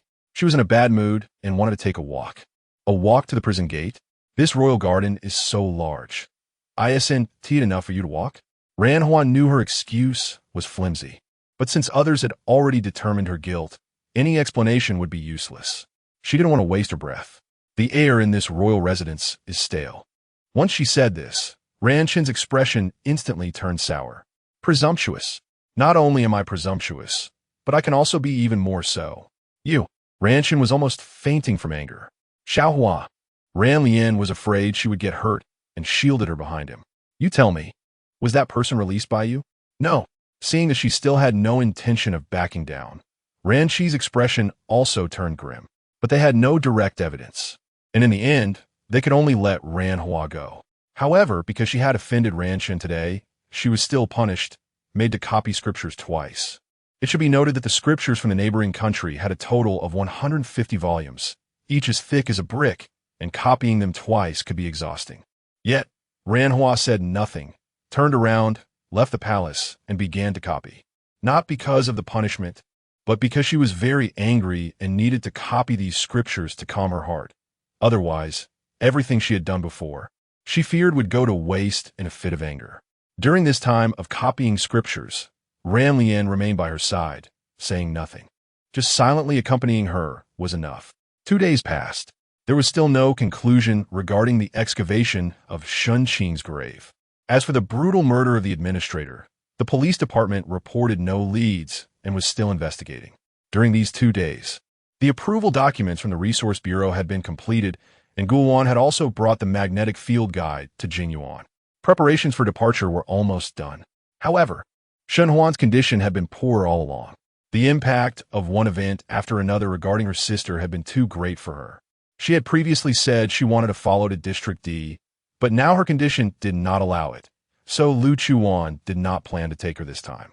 Moreover, District D was fraught with danger, and her self-defense capabilities might not be sufficient. Originally, the trip to District D was scheduled for 2 days later. But before they could set off, an unexpected message came from the royal family. Feng Lin was dead. Regarding his matter, everyone did not have much emotional fluctuation. What terrified everyone was the state of his death and what had happened before he died. After hearing the news, Lu Chuwan and Nian Shengyu drove to the royal prison. Feng Lin's body was still in the prison, untouched. As they arrived at the prison gate, they saw Xiao Yihan's car parked there as well. Guided by the prison staff, they arrived at the isolated cell where Feng Lin was held. As soon as they entered, Lu Chuwan saw a large pile of something on the ground. Ugh!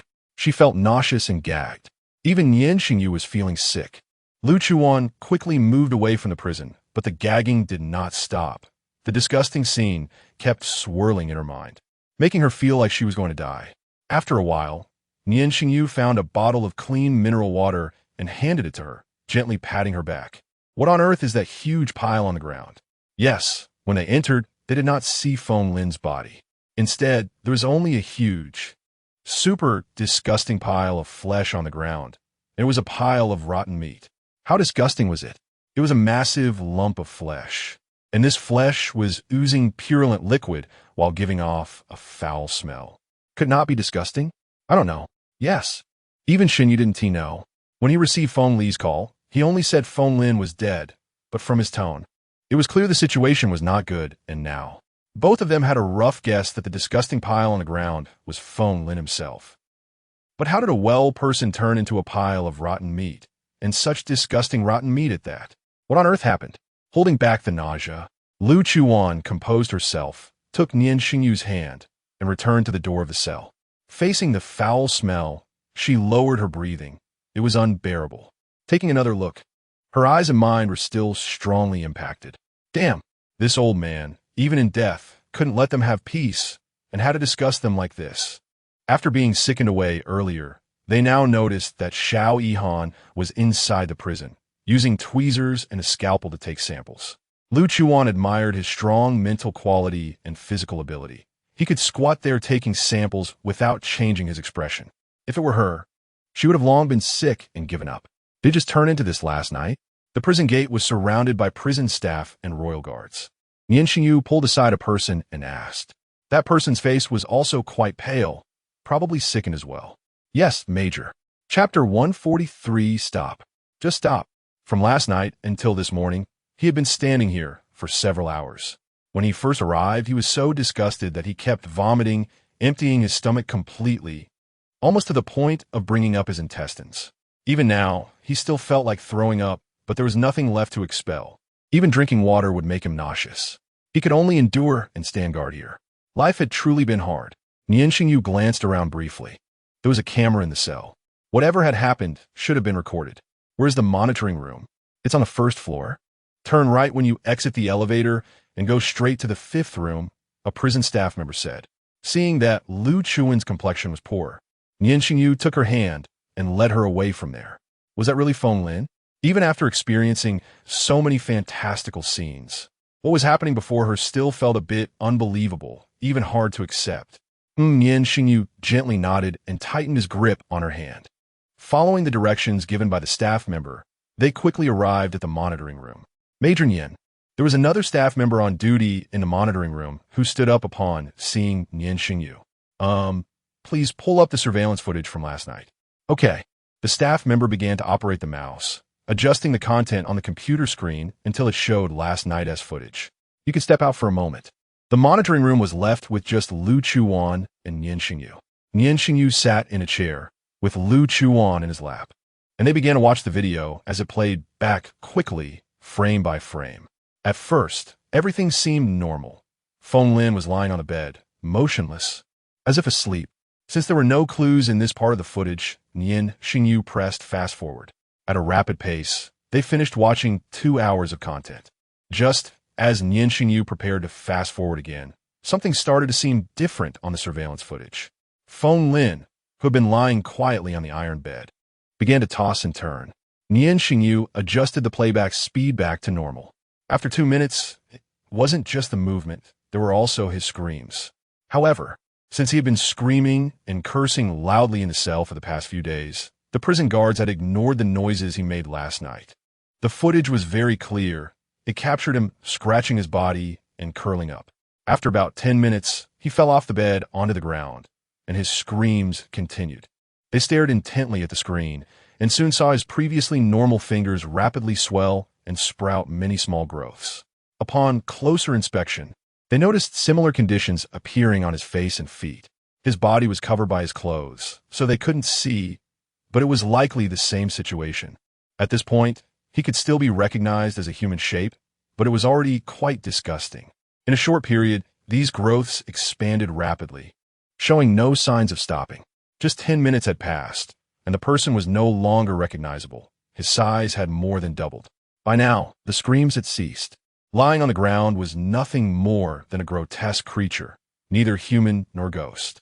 Lu Chuwan leaned closer to Nian Shengyu, trying to distance herself from the images on the computer screen as she felt nauseous again. Should we stop watching? Nian Shengyu noticed her pale face, as if she suddenly fell ill and felt heartbroken, unwilling to let her continue watching. Moreover, having seen this much, he had essentially grasped the entire situation. No, let us look a bit longer. Even though it was disgusting, she still wanted to keep watching. Perhaps this was what they called curiosity killing the cat. All right, since she wanted to watch, Nian Shengyu didn't stop her. He simply pulled her closer into his embrace, holding her tightly. So he stayed with her. The footage continued, and the growths on Feng Lin's body continued to expand, seemingly with no intention of stopping. Bigger and bigger. At this point, what lay on the ground was just a mass of densely packed, enormous growths. Moreover, they had started to fester, and it began to resemble what they had seen in the cell earlier. Stop! Stop, please! She couldn't watch any longer. Otherwise, she would vomit again.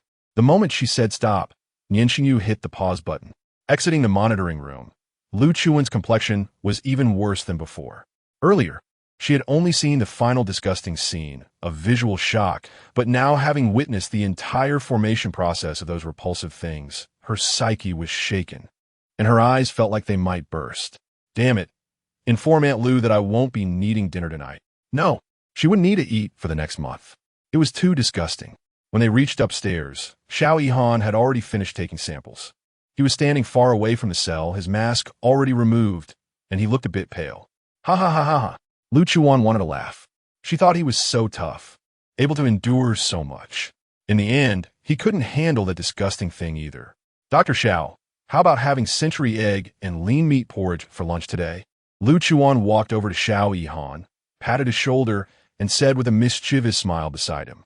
The moment she finished speaking, Xiao Yihan covered his mouth and immediately squatted down. Ugh. All right, everything he had for breakfast this morning came right back up. These people were really something. Why didn't they say earlier that it was such a disgusting scene? If they had, he wouldn't have eaten breakfast before coming over. Now look, and this Lu Chuwan was just too mischievous. That century egg and lean meat porridge looked so much like the disgusting things inside. And the stuff on the ground was still wriggling, like there were maggots moving in the porridge. Ugh, he couldn't take it anymore. He felt like his intestines were about to come up. Xiao Yihan ignored Lu Chuwan and quickly grabbed his things and ran out of the prison. Watching his panicked escape, Lu Chuwan couldn't help but burst into laughter. This news was relayed to them by Feng Li, but after they arrived, they hadn't seen Feng Li come forward. She probably saw that scene, got disgusted, and didn't want to come back. The current situation was that it was uncertain whether these things posed any danger, and they couldn't even say they were dead, as they were still wriggling, perhaps even reproducing endlessly. So, they could only leave it here for now and wait for Xiao Yihan's research report before taking any action. Chapter 144. Rare calm. Amidst the turmoil, the few guards were eagerly waiting for Xiao Yihan's research report to be released. They really couldn't stay any longer. After taking a look at the situation, they speculated that Lin Kuan must have done something to Feng Lin. Otherwise, they couldn't understand why Feng Lin suddenly transformed into such a monster. Not staying long in prison. After coming out, the two didn't know where to go. There was still some time before leaving District D, and returning to Jingyuan wasn't very appealing to Nian Shengyu, since Ji Nancy and Shen Huan were still living there.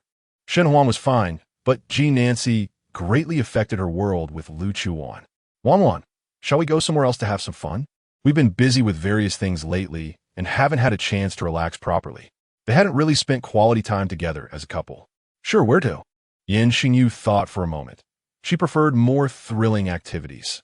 However, it seemed there weren't many exciting options nearby, so they would have to settle for something else.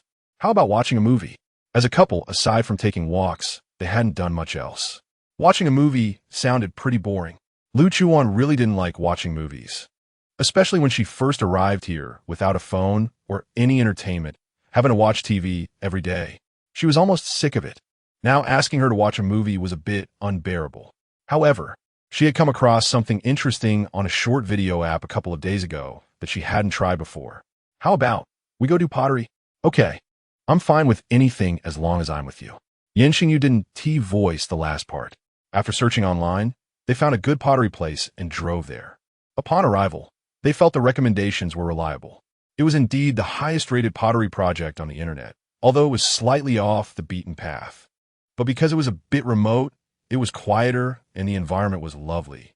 It was a small courtyard with green grass, stone slabs, many sun umbrellas, and small stone tables. The owner also provided free tea and fruits. When they entered, there were some young couples and parents with children, all looking very happy. Hello, are you two here for pottery as well? The owner warmly welcomed them as soon as they stepped into the courtyard. At first, she didn't recognize them, but after a moment, her eyes widened. Sure. Lu Chuwan made a gesture for silence. The owner quickly realized and didn't make a sound, but she was still very excited. It was a big shot she usually only saw in the news, and now they were in her little courtyard, and with a girlfriend. The owner was considerate, since they didn't want to reveal their identities and just wanted to enjoy a quiet time doing some crafts. She arranged a spot for them in the back courtyard instead of the front. The environment in the back courtyard was even better than the front. It was clear that the owner and her family were people who loved life, and the little courtyard was very well maintained.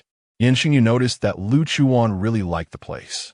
How about we set up a courtyard like this in Jingyuan? The area is quite large, and there is still space available. It would be more than enough to create a little courtyard. But Lu Chuwan shook her head. There is no time to set it up now. If we were to build it, I do want to supervise the construction myself and choose the materials and plants. Since she said so, Nian Shengyu didn't insist. However, he made a note of it in his mind. Once they finished dealing with everything, they could decorate a little courtyard together. Good thing you have such an eye-catching face, Major Yin. Otherwise, we might have had to sit in the front courtyard.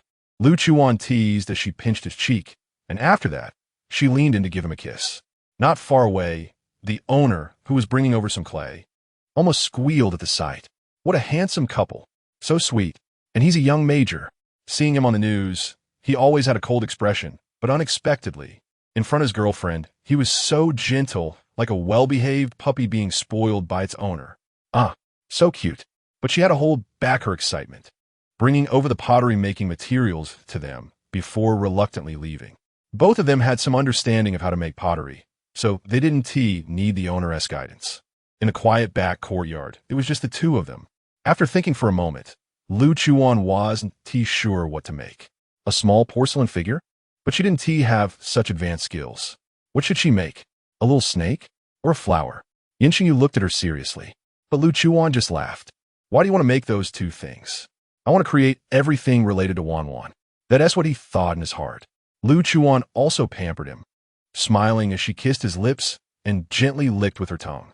Okay, she finally responded with a smile, dodging Nian Shengyu's desire to continue kissing. Taking a thin string, she cut a small piece from the large block of clay. However, for a beginner, making this was still quite challenging. She fumbled around and ended up with nothing. Nian Shengyu watched her for a while before he couldn't help but laugh. Lu Chuwan was not pleased, and seeing him laugh at her, she elbowed him. What are you laughing at? I think Wan is cute. Then he got up, sat behind her, wrapped his big hand around her small one, and they began to shape the basic form of the little snake together. With his chest behind her, Lu Chuwan's frame was much smaller than his, and she was completely enveloped in his embrace. The air was filled with Nian Shengyu's scent, which was very pleasant, and she liked it a lot. She could feel his warmth on her hands, and for a moment, she felt like the clay was warm. Even though they were together every day, why did they still feel so excited every time they got close? If this continued, would she end up with heart problems from spending too much time with him? Lu Chuwan's thoughts were all over the place, and she had no idea where her mind had drifted off to. Nian Shengyu withdrew one hand, using a small ladle to scoop a bit of cold water and pour it over the clay to make it easier to mold. The coolness finally brought Lu Chuwan back to reality. Looking down, she noticed that somehow Nian Shengyu had taken her hand and formed the basic shape of the little snake. Did you learn this before? No wonder you laughed at me earlier. It turns out you already know how to do it. Chapter 145. Mermaid Performance. No. But I have seen videos of the making. No. She has also seen the making video, and she watched the tutorial. Speechless, really speechless. After working together for a while, the prototype of the little snake was completed, although there were still some details to handle. But those would have to wait until the clay body dried naturally. It's impossible to dry it naturally in just one day. So, there was a machine in the yard specifically for drying the clay bodies. The boss took the little snake's clay body to bake it. They were preparing to continue making another one. However, the manjusaka is even harder to make than the little snake, although Nian Shengyu's skills were a bit better than hers. The two of them worked together for half a day and still couldn't get it right. How about we change to another one? Honestly, it might take all day and still not come out right. After trying for a long time without success, Nian Shengyu could only nod in frustration. Then let us make a pair of bowls. We can use these bowls for eating later. Okay, making bowls is simpler than anything else. The pulling of the clay was also completed together. After finishing, they carved characters on them. One had the character for you, and the other had one.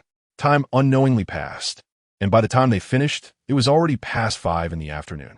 Because firing porcelain takes several days, they could only wait for a while and come back to pick them up when the boss called. So, the two of them left the small courtyard. In the area where the courtyard was located, a newly opened aquarium had just opened. After dinner, Nian Shengyu took her there directly. The newly opened aquarium was quite crowded. At the entrance, Nian Shengyu bought a cup of milk tea and handed it to her, setting aside Nian Shengyu's identity and Lu Chuwan's background. The two of them were indeed no different from an ordinary couple. The only difference was that they loved each other more. As soon as they entered the aquarium, they were greeted by a jellyfish exhibit lit with colorful ambient lights. The lights made it look much more beautiful, but they undoubtedly affected the jellyfish's living conditions and could even pose a threat to their lives. However, since they were there to enjoy themselves, she didn't think too much about it, and they held hands and continued deeper into the aquarium. The further they went, the more types of marine life they saw, including rays, great white sharks, clownfish, and various others. The most exciting part of visiting the aquarium was the mermaid performance. This aquarium could be considered extremely popular in this area, mainly because its mermaids were truly beautiful, with 8-pack abs and a perfect waistline. Of course, what attracted people was not just that. Wearing mermaid costumes underwater, everything that should be highlighted and everything that shouldn't was all highlighted. This mermaid costume was indeed a great thing. They were lucky, and just as they walked over, they encountered the mermaid performance. A huge glass separated the seawater from the people. It was only for watching and not for touching, which was also a marketing strategy. Almost all the girls were standing in front of the giant glass. It wasn't that they were lecherous. It was just that the flowers were blooming beautifully, and not appreciating them would seem a bit unromantic. This mermaid was really stunning. As soon as they passed by, Lu Chuwan was captivated. Nian Shengyu, standing next to her, naturally saw this scene as soon as they entered, and he noticed his girlfriend was so enthralled by the performing mermaid that she couldn't move. He didn't know that the aquarium had this kind of service. Otherwise, he wouldn't have dragged Lu Chuwan there. Seeing his girlfriend's gaze attracted by the performing man, Nian Shengyu felt a pang of jealousy. So what if he had 8-pack abs too? Moreover, he was her favorite lean type. The peacock fish in the water was muscular and ugly. And what kind of clothes was he wearing? So ugly.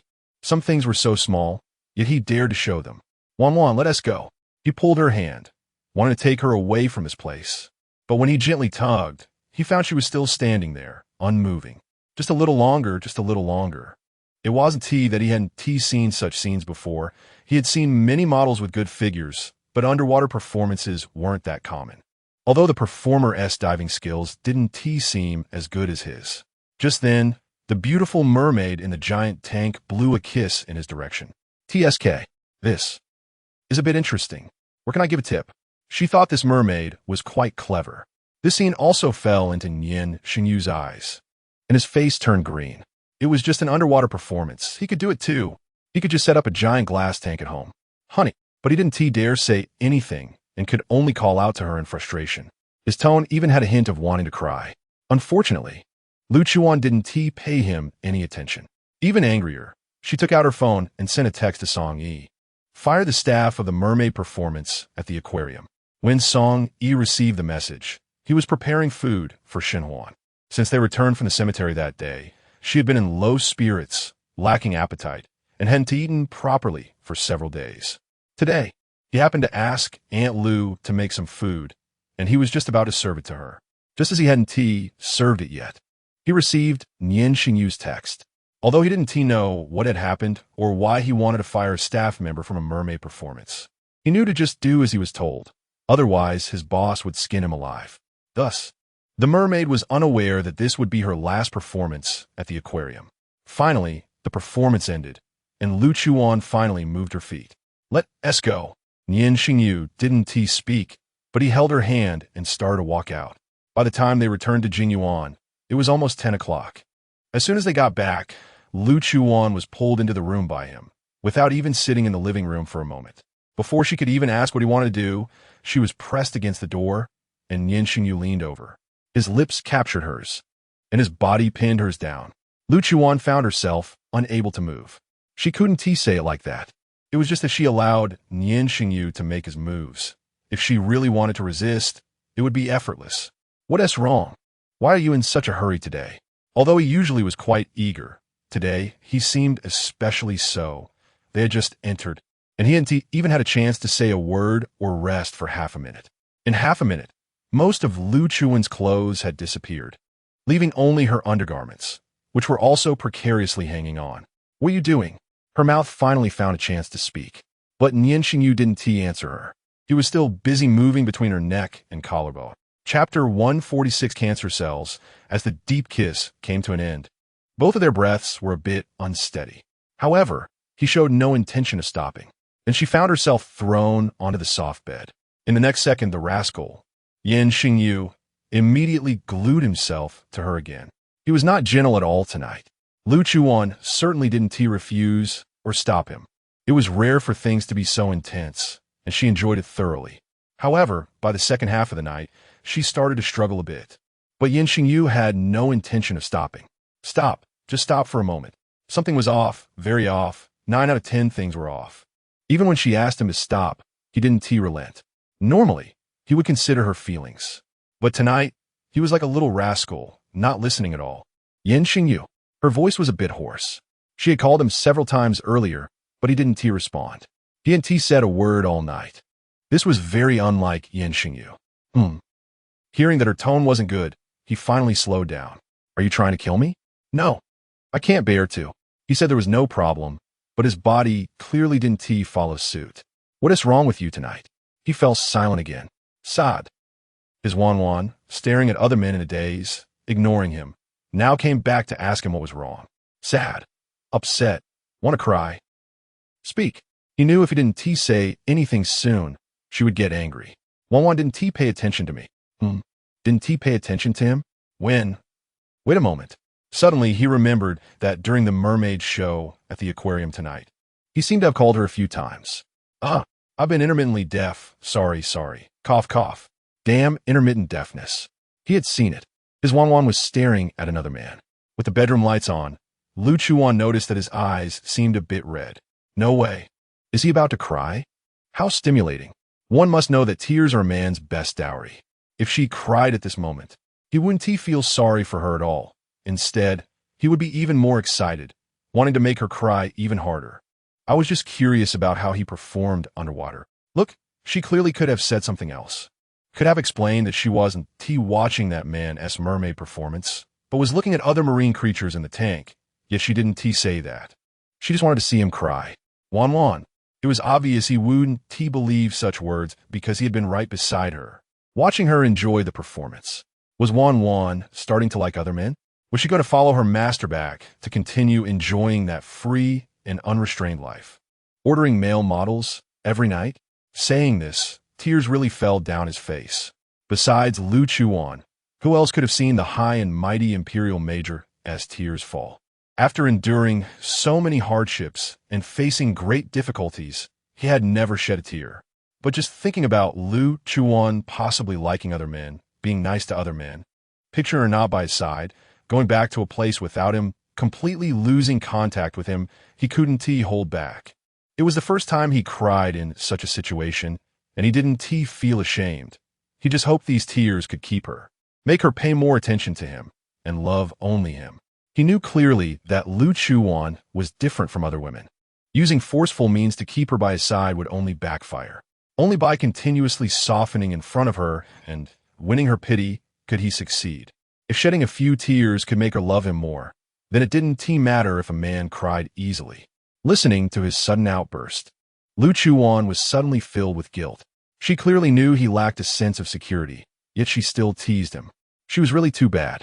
Continuously condemning her previous behavior and malice in her heart, she also felt pain for the man in front of her who was crying because of her.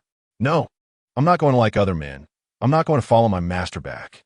I swear, I only love Nian Shengyu. Hearing the words she wanted to hear, his tears stopped, and his face softened a bit. Then kiss me, Wan Wan. Mu.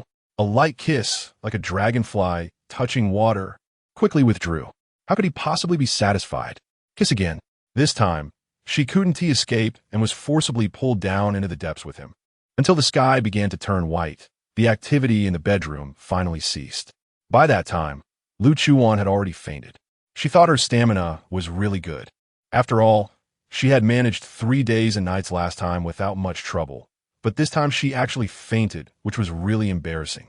Afterward, Nian Shengyu tidied up the battlefield, cleaned her up before finally holding her to sleep. On the other side, Xiao Yihan had dived into the laboratory since he got the samples back, not coming out again, even forgetting to eat. He spent the whole day in the lab studying the things taken from this monster, and the data surprised him greatly. The DNA of these samples completely matched Feng Lin's DNA. This was enough to prove that the disgusting thing on the ground was indeed that old man Feng Lin. When he saw it in the morning, he had still been skeptical, and even after taking the samples, he thought the same. How could a good person turn into a pile of rotten flesh? No, a huge tumor lying on the ground. But now, the data forced him to admit this fact. Moreover, can you believe it? These tumors are actually cancer cells.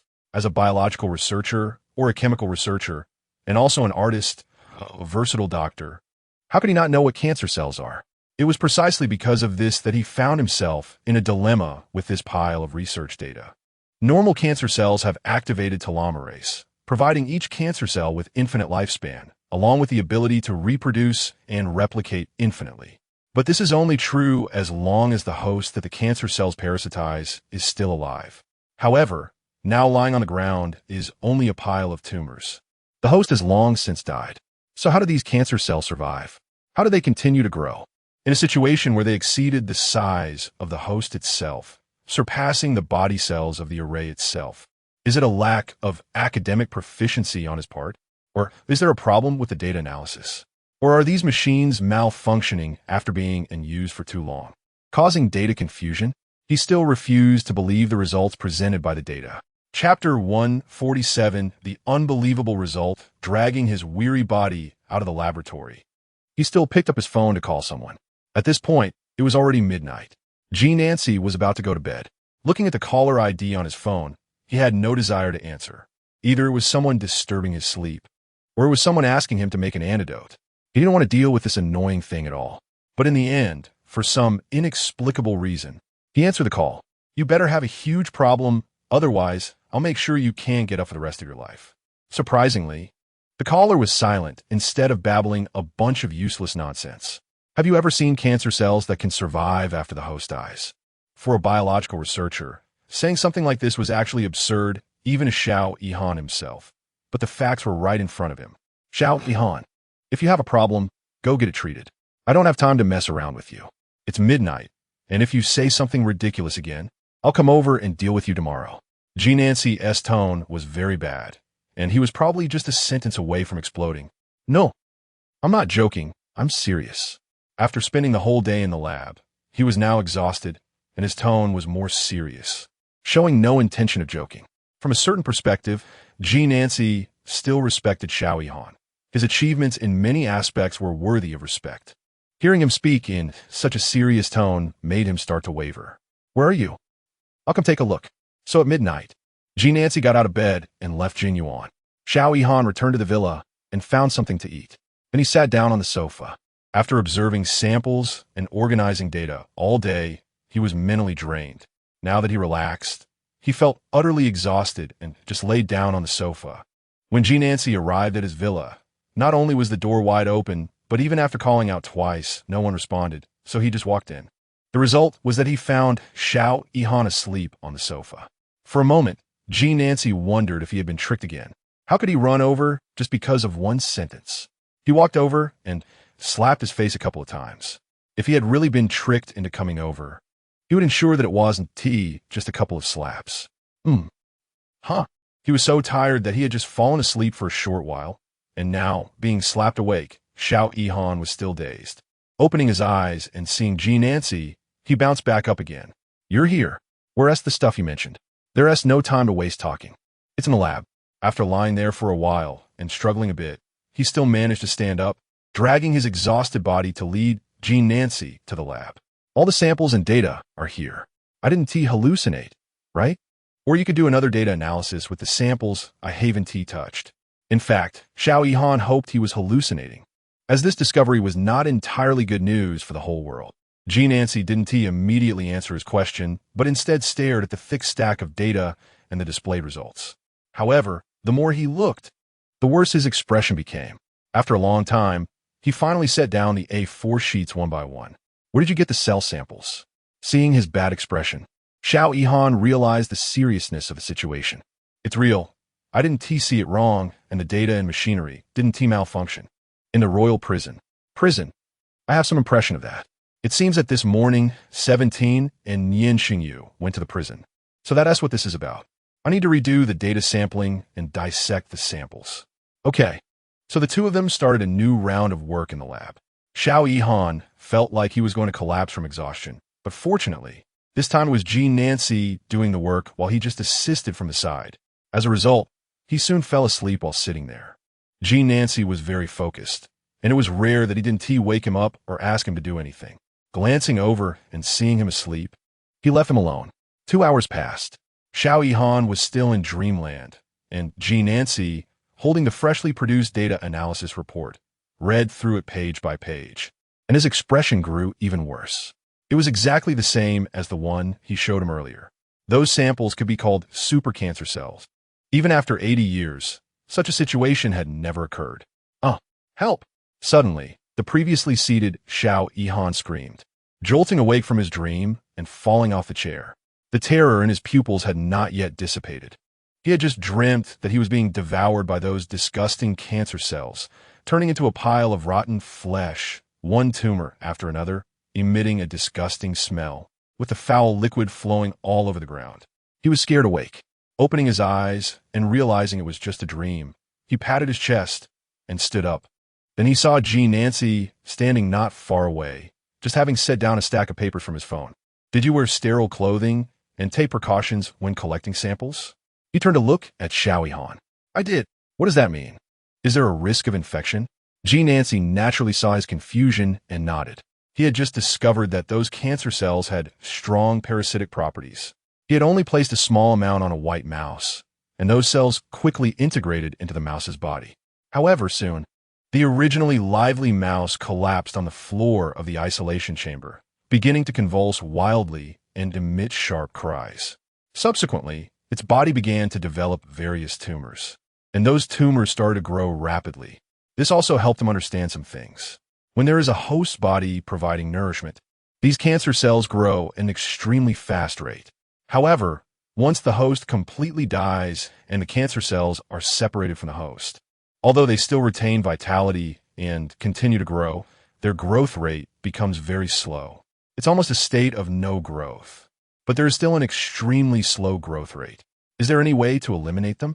The terror that had just receded from Xiao Yihan surged back immediately. I don't know for now. I need to study it further. You go find me some high-intensity protective clothing tomorrow. Okay, let us call it night for now. It's already very late, and Xiao Yihan is tired. Ji Nancy was also somewhat fatigued. However, before going to bed, Xiao Yihan called the prison to inform everyone not to approach that cell, and that no one could touch those things. Once someone touches them, they must be immediately isolated. Even after doing all this, Xiao Yihan still couldn't get a good night's sleep that night, as immense worry welled up in his heart. Chapter 148. My hair? Super cancer cells? Early the next morning, before dawn, Ji Nancy had already gotten up and headed straight to the laboratory. He needed to find a way to eliminate these super cancer cells as soon as possible. Following the conventional approach to ordinary cancer cells, radiation therapy should be the most effective method. Radiation therapy uses radiation to damage the DNA of cancer cells, causing them to die. However, these cancer cells had already evolved, and it was uncertain if this method would still be effective. He could only try it out first. Coincidentally, there was radiation equipment in Xiao Yihan's laboratory. Ji Nancy took a portion of the remaining samples and placed them in the radiation equipment, then pressed the switch and quietly watched the machine operate. After a while, he put on isolation gloves and a protective suit, took out the samples that had been exposed to the radiation, and began to observe their activity under a microscope.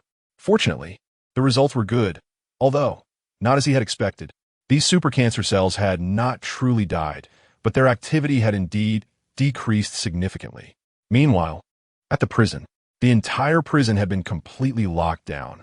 No one could enter, and those inside could not come out. They did not know if there were any potential infected individuals. This news quickly reached Nian Shengyu. My hair? Supercancer cells?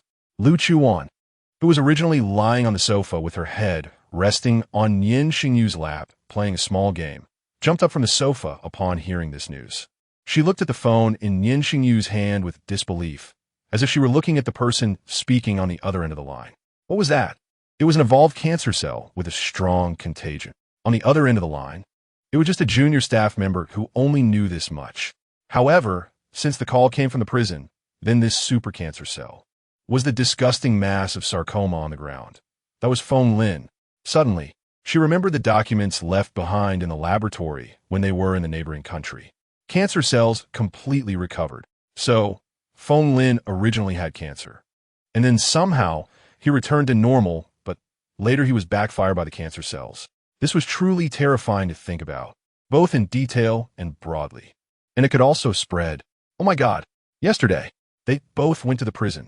If they turned into something like what was on the surveillance footage. Help! Ugh! Just the thought of it made Lu Chuwan feel like she wanted to commit suicide. After hanging up the phone, Nian Shengyu pulled her onto his lap and held her face. Wan, it's not that easy to get infected. A glance was enough for him to know what she was thinking. But, I had contact with Feng Lin before he fell ill, right when they discovered him in the neighboring country.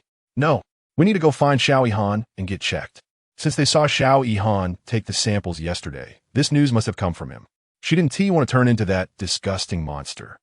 If she really got infected, she would rather kill herself. She really didn't want to become like that. Nian Shengyu had never seen her in such a panic. It seemed she was truly frightened by what she saw yesterday.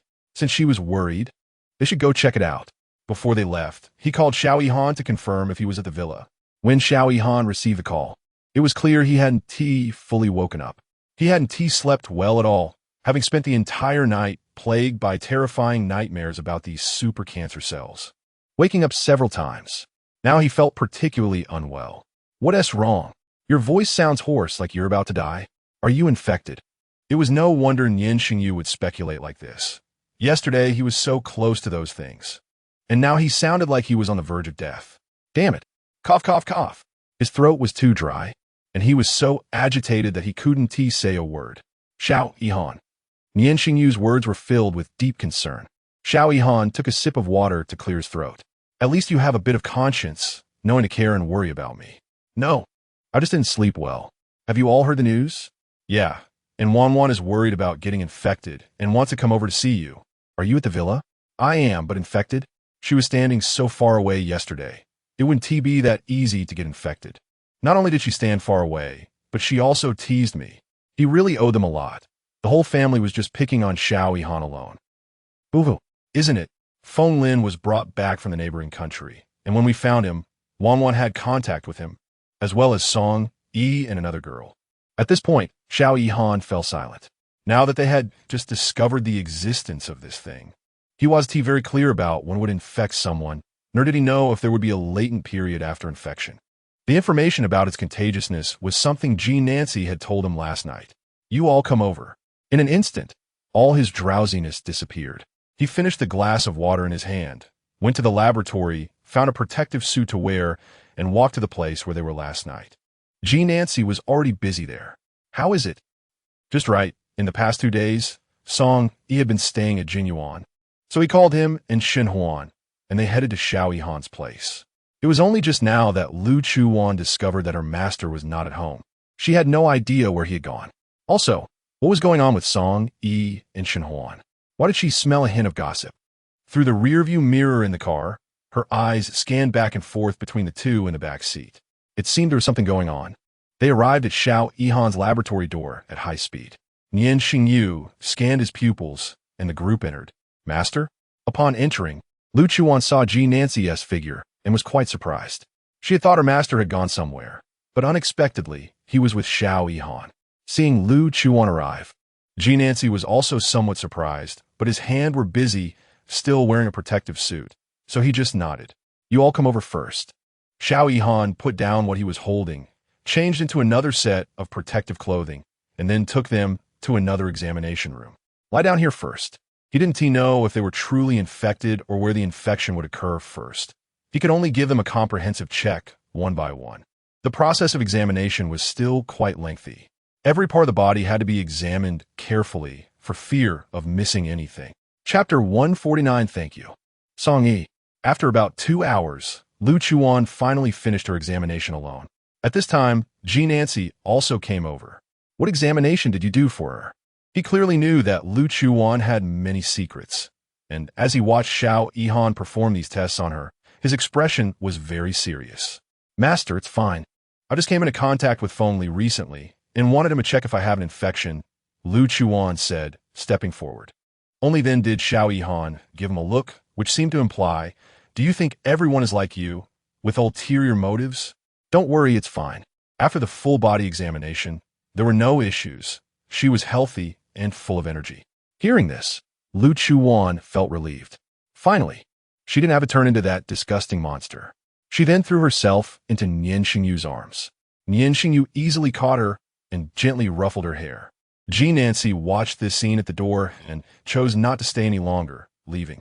Shenhuan and Song Yi also underwent examinations and were fortunate to find no issues. After the checkup, the two of them left first. Lu Chuwan and Nian Shengyu stayed here for a while. Shenhuan's mood had improved a lot over the past 2 days, thanks in no small part to Song Yi's help. When she returned from the cemetery that day, Song Yi happened to be at Jinyuan. Seeing her pale face, he felt as if a small thorn had pierced his heart, and he couldn't shake off the discomfort.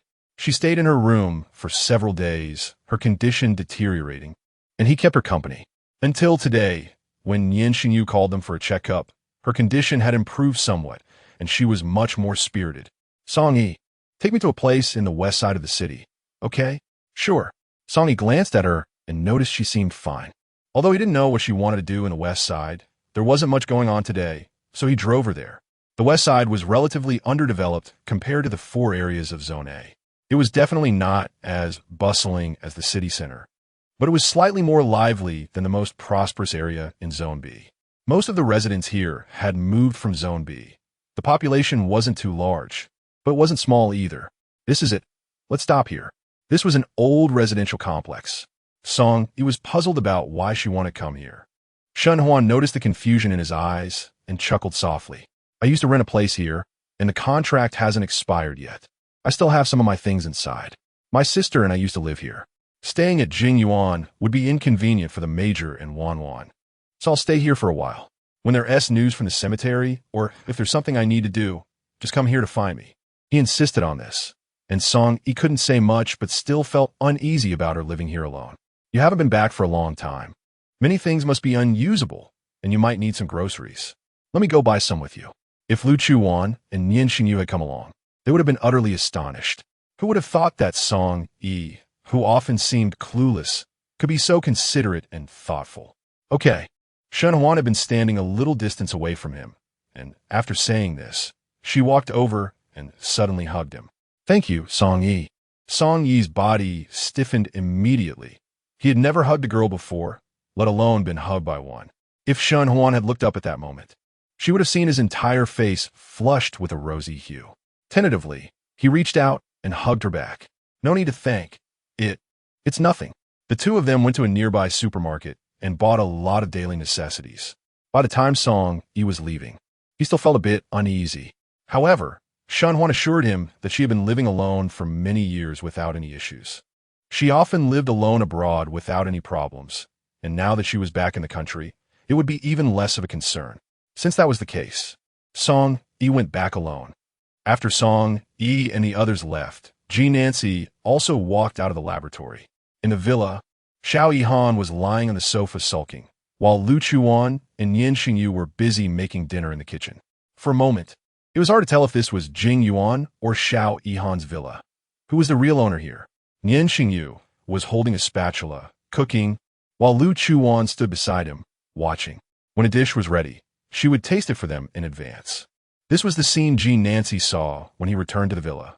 The person lying on the sofa was like a child, while the two in the kitchen were like little kids. As soon as he walked in, he headed straight for the sofa and kicked the person lying there. "What the hell? I finally get a chance to rest, and someone is cooking for me. I was just about to fall asleep when I got kicked awake. Get up. Why should I get up? Don't lie on the sofa." Ji Nancy had no other intention. He simply found him annoying. But was it really just annoyance at Xiao Yihan? The deeper reason was likely the discomfort he felt seeing his little 17 being so close with another man while being so distant with him. "Big brother, this is my home." He was angry. He was really angry. One after another, they just bullied him. Did he no longer have the right to lie on his own sofa? Was there any justice in this world? Was there still any law? Ji Nancy stopped saying anything to him, just kicked him again, and then sat down on another sofa. "Quickly find the radiation equipment and go to the prison to reduce the activity of the cancer cells." He looked at the lazy person lying on the sofa and said, "Got it." Xiao Yihan replied reluctantly, realizing it was important. This was currently the safest method. First, reduce the activity of the cancer cells to decrease their chances of spreading. Before long, dinner was ready in the kitchen. 4 dishes and 1 soup. For many people, this might not be considered a feast, but these were dishes made by Major Nian Shengyu. Where would ordinary people have the chance to taste them? They might not even see them. Hungry after an entire day and night, Xiao Yihan rushed to the kitchen to grab bowls and chopsticks, then began to eat heartily. They all bullied him. So now he would be the first to eat and finish everything, so they wouldn't get any. Such childish thoughts could only come from him. However, it didn't matter. Besides him, the other 3 could actually go long periods without eating. Because those super cancer cells were so disgusting, no one mentioned them during a meal. It wasn't until after dinner that they discussed how to effectively kill those super cancer cells. Throughout the day, Ji Nancy had tried many methods, but the only effective one was radiation therapy. These cancer cells were not afraid of high temperatures nor low temperatures. Chapter 150. Departure to Area D. Conventional methods were indeed not enough to make it lethal. Now, the only way was to study other reagents to find its weaknesses, thus achieving a complete elimination of the activity. But the problem was that this type of cell had almost no weaknesses in front of them. If they wanted to research reagents to deal with it, it would be a long-term challenge. Moreover, this matter was urgent. The longer they delayed, the more they feared some irreversible consequences would occur. 17. I'm afraid I won't be able to go with you this time to find the address of the Yun Army District. He originally wanted to go with them, and only he and Lu Chuwan were from 80 years later. They had a better chance of finding the direction and location of the Yun Army District. It was clear that he was more needed here now. Although Xiao Yihan was also very capable, if the two of them teamed up, they could produce the reagents faster. After resolving this issue, he could go to the region to meet them. It's okay, master. I'll go with Nian Shengyu and Gulwan. We don't plan to stay long. We'll come back after we find the location. All right. The matter was settled like this, and tomorrow was the confirmed departure day. The two left Xiao Yihan's villa and returned to Jingyuan. They called Gulwan in advance to inform him that they would be leaving in the morning. Originally, Song Yi was supposed to go with them too. However, since there was no one stationed at the military government building and there were many matters to handle, especially regarding Q, they left him in Area A. The next day, they got up early. Lu Chuwan was still half asleep when Nian Shengyu pulled her out of the bed. No, she could barely open her eyes. He took care of her brushing her teeth and washing her face. Gulwan also arrived early, bringing some dry food, water, a few advanced gadgets from Nian Shengyu's arsenal, and a magnetic field guide. They drove towards Area D. They arrived at the entrance of Area D around 3 in the afternoon, neither too early nor too late. As soon as they stepped into Area D, Baizhua had already received the news. What? Nian Shengyu brought Lu Chuwan and a man here? This news came from Long Qi. After all, he had spent some time in the enemy's den, even if it wasn't too long. So, Long Qi knew them. It's true, boss. What are they here for? They're not coming to settle scores with me again, are they? How long has it been since that incident? And besides, I don't have any ulterior motives towards Lu Chuwan anymore. It shouldn't be the case. However, after all, this entire Area D was Baizhua's territory. Even if they were coming to settle scores, he had the confidence to confront them. I don't know. Send someone to follow them. Understood. Last time, when Lu Chuwan entered alone, she went in that direction, but they found nothing and almost got lost. So this time, they didn't plan to go that way. After returning last time, the master had given her several reagents, and this morning, she and Gulwan had injected them. Nian Shengyu didn't inject himself because he was immune to the gas in the forest, but he carried it just in case. Since most of Area D was occupied by Baizhua's people, to avoid unnecessary trouble, they decided to take a more secluded route. Can we sense it from such a far distance? After walking a short distance, Lu Chuwan suddenly stopped. She wasn't quite sure which direction to take, and could only rely on her intuition to judge. If they could sense it from a long distance, they could avoid taking detours. The specifics depended on the strength of the magnetic field, but if it were unrefined superconducting resources, it might be a bit difficult. However, it wouldn't hurt to try. Gulwan then took out the magnetic field guide from his bag. It was almost the size of a computer, but don't underestimate its price and functionality just because it was small. After turning it on, Gulwan pulled out a specially made antenna from the side. It shouldn't be called an antenna. More professionally, it should be referred to as a signal receiving device. The screen lit up, and some strange data and incomprehensible characters began to appear, along with some complex graphs. Looking at it made Lu Chuwan's head ache. There, Gulwan was quite excited. The display showed that there was indeed a faint signal emitted from the magnetic field. Great, that way we won't have to walk blindly. Area D still had many undeveloped places, and the area was vast. If they wandered around, they truly wouldn't know when they would arrive. This direction. After observing the signal graph, Gulwan put away the magnetic field guide and pointed to a direction. Lu Chuwan looked at the direction he pointed and uncertainly asked him, "Are you sure?" Although she knew Gulwan was professional, this direction was where she had been last time. However, they hadn't found anything there. "I'm sure. The source of the signal can basically be confirmed to be in that direction, but to know the specific location, we still have to go see for ourselves. However, according to the data displayed on the graph, this mining area is really not small. How many good things must be there to sense the signal from so far away?" Looking at the distance, there were several hills ahead. "All right, since the professionals say so, we can only go." Before they came, they prepared satellite maps of Area D and marked the paths they could take. Now they looked at the map, found the direction they needed to go, and chose the nearest route. Fortunately, they were traveling light, otherwise with such a distance. Although both of them were physically fit, it would be quite a challenge for Gulwan. These areas could be considered abandoned territories of the Empire. However, just because they had given up management, such a vast area of land couldn't just be handed over easily. Therefore, there was basically no infrastructure, only some long-abandoned buildings and a few scattered roads.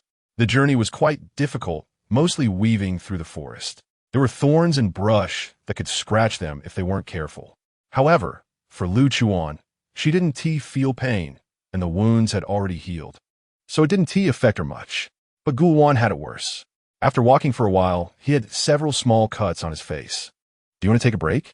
Nian Shengyu asked when he saw Gulwan looking tired and injured. "Can we rest?" Gulwan smiled and asked. "No. Those who could traverse super strong magnetic fields are just different. After walking for so long, they aren't even out of breath." He looked at Lu Chuwan with a kind of envy he couldn't describe. "Sure." Chapter 151. Are you asleep? Nian Shengyu was not an unreasonable person. He knew that Gulwan's stamina was not great, and he had come along as well. Besides, Gulwan was also very important. He couldn't completely disregard his teammate. So, he sat down to rest. For some reason, it was fine until he stopped, but once he did, Lu Chuwan also felt quite tired. Nian Shengyu noticed her fatigue and held her in his arms, adjusting her into a comfortable position. "Are you tired, Wanwan?" "A little." Lu Chuwan closed her eyes, leaning against him. "Rest against me for a while." "Okay." Gulwan watched their every move with envy. How happy it is for two people in love to be together. If only the envy and sadness that flickered in his eyes were all captured by Nian Shengyu. However, he did not intend to ask anything. Regarding Lu Chuwan, he had no interest in the personal affairs and stories of others. "The Major and Miss Lu have a really good relationship. We've always been like this." Nian Shengyu replied when Lu Chuwan was mentioned. Looking at her napping in his arms, he gently stroked her face, treating her like a treasure. This was the best. If he had the chance, he would treat her this way too. After that, there was no more conversation. Lu Chuwan unexpectedly fell asleep. In Zone D, it was dangerous at any time. The exiled, mutated species and the rebels stationed here were extremely dangerous. They could not linger here for long, especially after dark, and had to find a relatively safe place to settle down.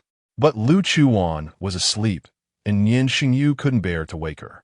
He remembered that she rarely slept during the day and was almost always full of energy.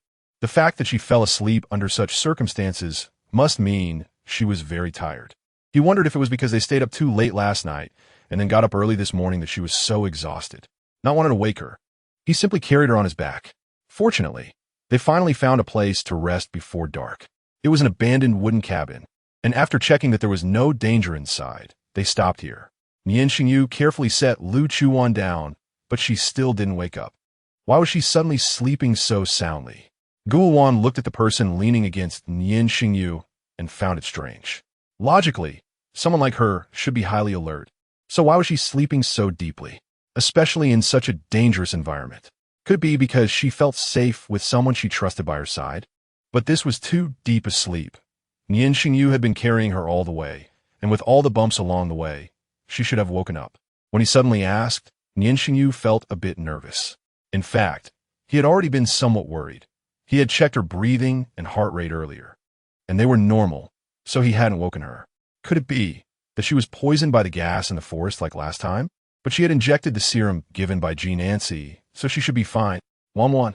He gently called her name, but got no response. Nian Shengyu became more anxious and checked her breath again. It was normal. Wanwan. He called again, but still no reaction. He lightly patted her cheek. Wanwan. No response. Nian Shengyu panicked. Gulwan sensed something was off and quickly came over. Let me see. Lu Chuwan. No response. He grabbed Lu Chuwan's hand and pressed hard on her tiger mouth. Finally, Nian Shengyu saw her frown. Seeing her react, Gulwan pressed down harder. Hiss. That hurts. Lu Chuwan was woken up by the pain and opened her eyes, wanting to curse. Who the hell? I was sleeping so well. Why are you pressing on my tiger mouth? Are you crazy? However, before she could finish her curse, she saw the two of them looking at her nervously. Cough. She quickly cleared her throat, swallowing back the foul language that was on her lips. What are you two doing? Why are you staring at me? Seeing her awake, both of them breathed a sigh of relief. They had called her name several times earlier and were a bit worried when she didn't respond. Nian Shengyu held her a little tighter. Huh? I didn't hear you. I just fell asleep. Wait a minute. Lu Chuwan vaguely sensed that something was off. No, something was very wrong. How could she have fallen asleep? At such an important time? She slept? And so deeply? This was not her style unless. What month was it now? She hadn't been paying attention to this recently, and suddenly realized she didn't know the time. Late November, what about it? Late November? So soon? Oh no. No wonder she fell asleep. The hibernation period was approaching. They had just arrived in Zone D. If she entered hibernation now, wouldn't she be the one holding them back? No, they had to quickly find the location of the mineral resources and leave. I think we may have to hurry and find it. I forgot I'm about to enter hibernation. Lu Chuwan. Oh, Lu Chuwan. Such an important thing. How could you forget? You really are a pig's brain. She looked down on herself immensely. Nian Shengyu's worries, which had just settled, immediately resurfaced. Gulwan was unaware of Lu Chuan's true identity and, not being an extraordinary person, thought her hibernation period was like that of other ordinary animal-type extraordinary people. Just sleep a bit more and it would be fine. However, Nian Shengyu remembered that when she first arrived in this world, during the physical examination conducted by Xiao Yihan, it was mentioned that she was a dual-type extraordinary person with both hibernation and energy surge periods. He was also unsure whether her hibernation and energy surge periods would occur simultaneously this time. But the last time she was like this, she was in an infant state. Would she revert to that state this time? If so, the forest would be far too dangerous for her. Moreover, even if she didn't revert to an infant state, Xiao Yihan had said she would become extremely weak, to the point where wild dogs by the roadside could take her life. He didn't want her to take that risk. Furthermore, these resources were buried deep underground and wouldn't change much in a short time.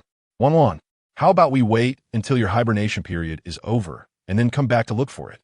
Okay? No. Lu Chuwan rejected without hesitation. She could wait. But her master couldn't. To be precise, the base couldn't wait. Her master had followed her here for quite a while, almost a month. Although her master not being in the base for a month wouldn't cause any issues.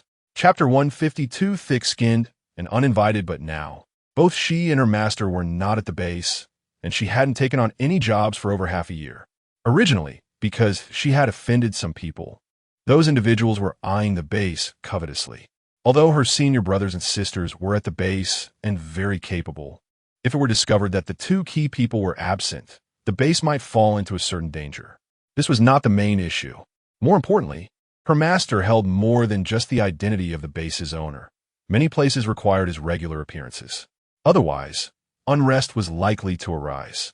She had to send her master back as soon as possible. Moreover, the longer the delay, the more variables there would be. It was better to act quickly. They hadn't truly entered the hibernation phase yet, and she had to find a superconducting materials before that. Don't worry, I'm fine. After reassuring Nian Shengyu, Lu Chuwan stood up and observed the surroundings. They would continue their journey early tomorrow morning. If all went well, they should find the materials within 3 days. At that time, they would mark the location, gather information about the surrounding area, and then leave, waiting for the mining team to come and work.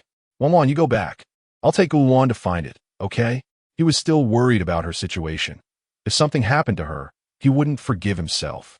Nian Shengyu, trust me. Okay. Wanwan. Under Nian Shengyu's insistence, Lu Chuwan had to agree. He was so capable that she didn't have much to worry about. If she stayed here, she might inadvertently enter the hibernation phase, with Nian Shengyu dragging her down and the unknown dangers in the forest. All right, if it were anyone else, Lu Chuwan wouldn't have listened to such words. She wouldn't have believed it. But she knew Nian Shengyu had that ability. Indeed, the greatest charm of man lies in his ability to solve problems. So it was decided. Lu Chuwan would return early the next morning. The rest of the matters would be left to Nian Shengyu and Gulwan. That night, fortunately, they didn't encounter any danger. The two of them embraced and fell asleep, while Gulwan sat alone on the ground, leaning against the wall that was barely visible, drifting into dreams. Early the next morning, Lu Chuwan was awakened by Nian Shengyu using a bit of means.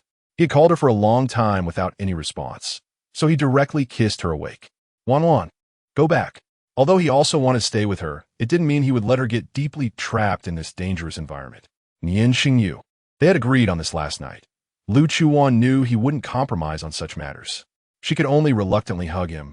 I'll wait for you to come back home. Okay. They parted in the small wooden house. Nian Shengyu was still somewhat worried, reminding Lu Chuwan to hurry back and not rest halfway, in case she accidentally fell asleep again. She helplessly responded with an okay. She wasn't that foolish. watching him and Gu Luan's figures disappear into the forest. Lu Chuwan was just about to teleport back when she suddenly sensed a gaze fixed on her from not far away. She narrowed her eyes without making a sound, not intending to alert the snake in the grass. Long Qi was crouched behind a large tree not far away. He had found their location last night, but hadn't approached rashly, knowing that both Lu Chuwan and Nian Shengyu were not easy to deal with very strong counter-surveillance abilities. A slight mistake would lead to discovery. However, just now, he noticed they had separated, leaving Lu Chuwan alone here, unable to resist. He came over to see what was happening, hoping to overhear some useful information.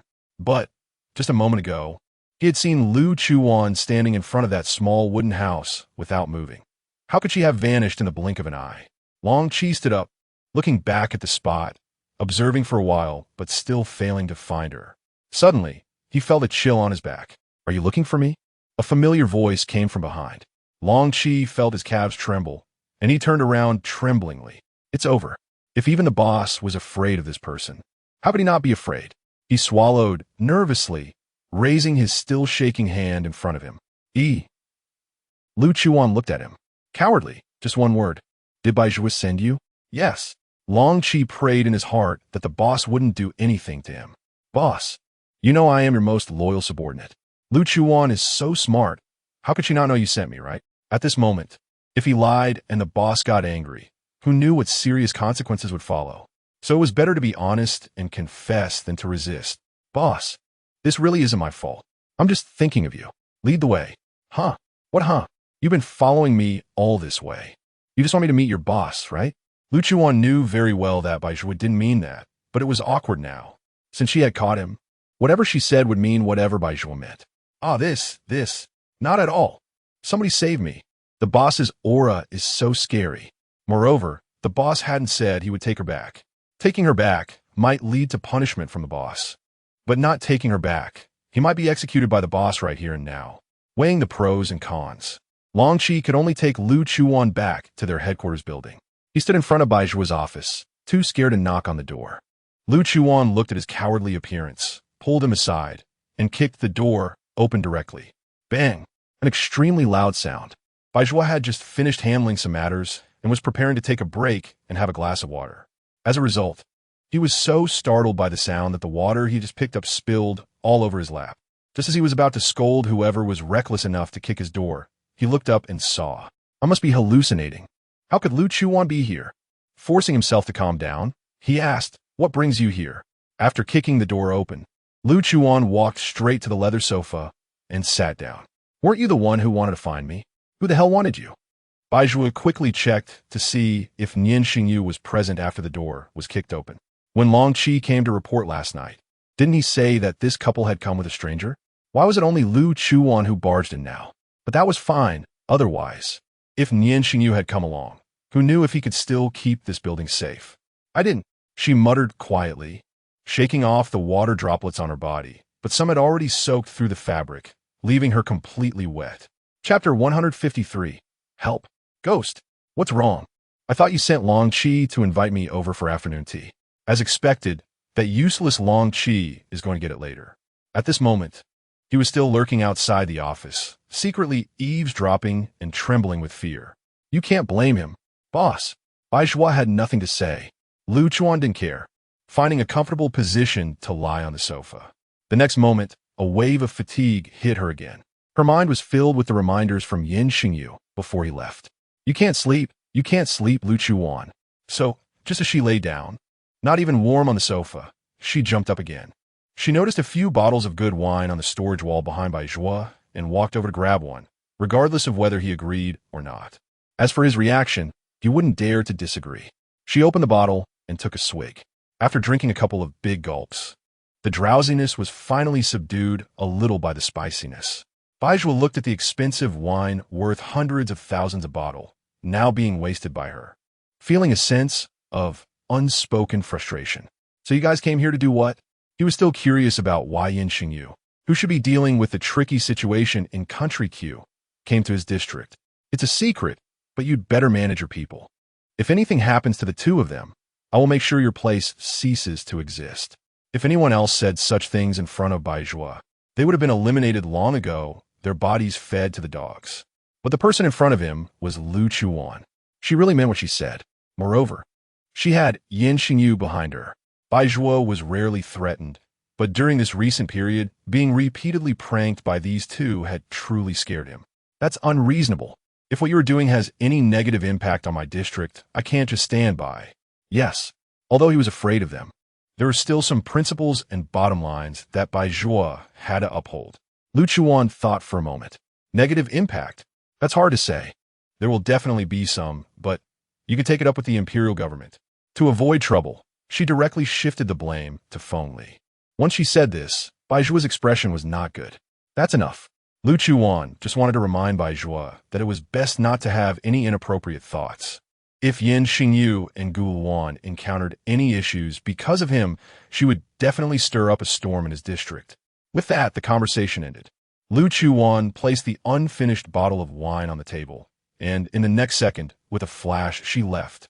All day, Jin and Ci and Xiao Yihan had been studying the DNA sequences of the mutated cancer cells and other biological information. By the time they pulled themselves out of the experiments, it was already past 11 at night. Exhausted, he rubbed his temples and changed out of the heavy protective suit. The two finally emerged from the lab. Normally, Xiao Yihan would pester Jin and Ci for an antidote, but now he was so tired he wanted to die. He had no energy to talk, just wanting to eat and then sleep. However, both chefs had already left, and with no one to cook, they could only order takeout. By the time they reached the house, he had already placed the order. Upon entering, he didn't even bother to turn on the lights. Jin and Ci followed behind, keeping a bit of distance. He was just too tired. When he reached the front of the sofa, he lay down directly. As he lay down, he bumped into something. Hot, soft, also hard. What the hell? It's a ghost. Jinanchi. Help, there's a ghost. He jumped up in fright and ran towards Jin and Ci, jumping directly onto him. Jin and Ci pushed him away in disgust, causing him to fall to the ground. No, there really is a ghost. Boo-hoo. He was so scared, and Jin and Ci was treating him like this. Boo-hoo. Where did ghosts come from in this world? Jin and Ci didn't believe in such things. He ignored Xiao Yihan and walked straight in, finding the light switch on the wall and turning it on. On the sofa lay someone. Lu Chuwan, who had originally been sleeping soundly, suddenly felt as if someone had dropped a mountain on her. She almost suffocated. Her bones nearly cracked, but it was just a moment, so she thought she was hallucinating. She was too tired and soon fell back asleep. When the light turned on and Jin and Ci saw the person on the sofa, he was stunned. Was he too tired today and seeing things? Or was it his longing that created this illusion? 17? He called softly, but no one responded. 17? He slowly walked over and squatted beside her, realizing it really was her, much to his surprise. At this moment, Xiao Yihan also stood up from the ground. Hearing Ji Nancy's voice, he thought he had gone crazy. Lu Chuan had just gone out with Nian Shengyu this morning. This guy was just obsessed with his buddy's girlfriend day after day. He walked over to the side of the sofa and took a glance. What the hell? It really is Lu Chuan? No way. Who was that who left this morning? Hey, Lu Chuan. Xiao Yihan called out. He thought that the person on the sofa definitely wasn't Lu Chuan. If it really was her, just the fact that he accidentally sat on her would be enough to get him into trouble. That girl would definitely get up and beat him up, not just lie there quietly sleeping like this. Jin and Ci reached out to check her neck, and after a while, his brows furrowed. It's November. It's time for 17's hibernation.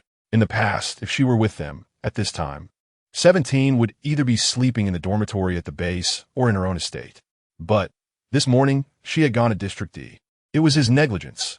He had forgotten that 17 was due for hibernation and let her follow Nian Shengyu to such a dangerous place. He couldn't just let her sleep on this small sofa. Jin and Ci stretched out his arms, ready to pick her up. Hey, what are you doing? Xiao Yihan pressed down on his arm. Although he didn't know if the person in front of him was really Lu Chuan, she was at least wearing her face. How could he let him carry her? Besides, where did he want to take her? Jin and Ci's face turned sour because Xiao Yihan was really in the way. Move aside, her hibernation period is here, and she needs to rest well.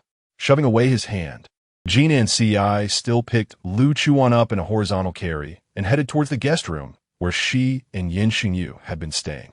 leaving Xiao Yihan standing alone in place. Hibernation period. How could I not know what the hibernation period is? After all, he had been the one to do Lu Chuwan's physical examination before. Chapter 154. Unexpected, but wasn't there a previous occurrence? Why is there another dormant period?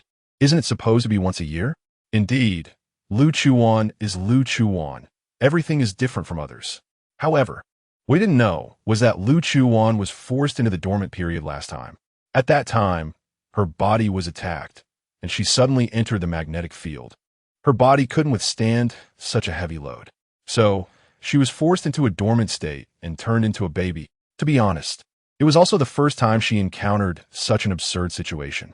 If it hadn't happened to her, she wouldn't have believed it at all. After a few seconds, he followed Jean Nancy. In the room, Jean Nancy carefully placed her on the bed and then thoughtfully tucked her in. Sleeping so soundly? Xiao Yihan said in his body. Just now, he had been completely on top of her and didn't even get up to curse. Jean Nancy didn't answer his question, kicked him, left the bedroom, and conveniently closed the door. No, she's fine? How can he say that? After all, he is a 100-plus-pound strong man. If something went wrong from the pressure, how would he explain it when his brother came back? It's fine, now that he thinks about it.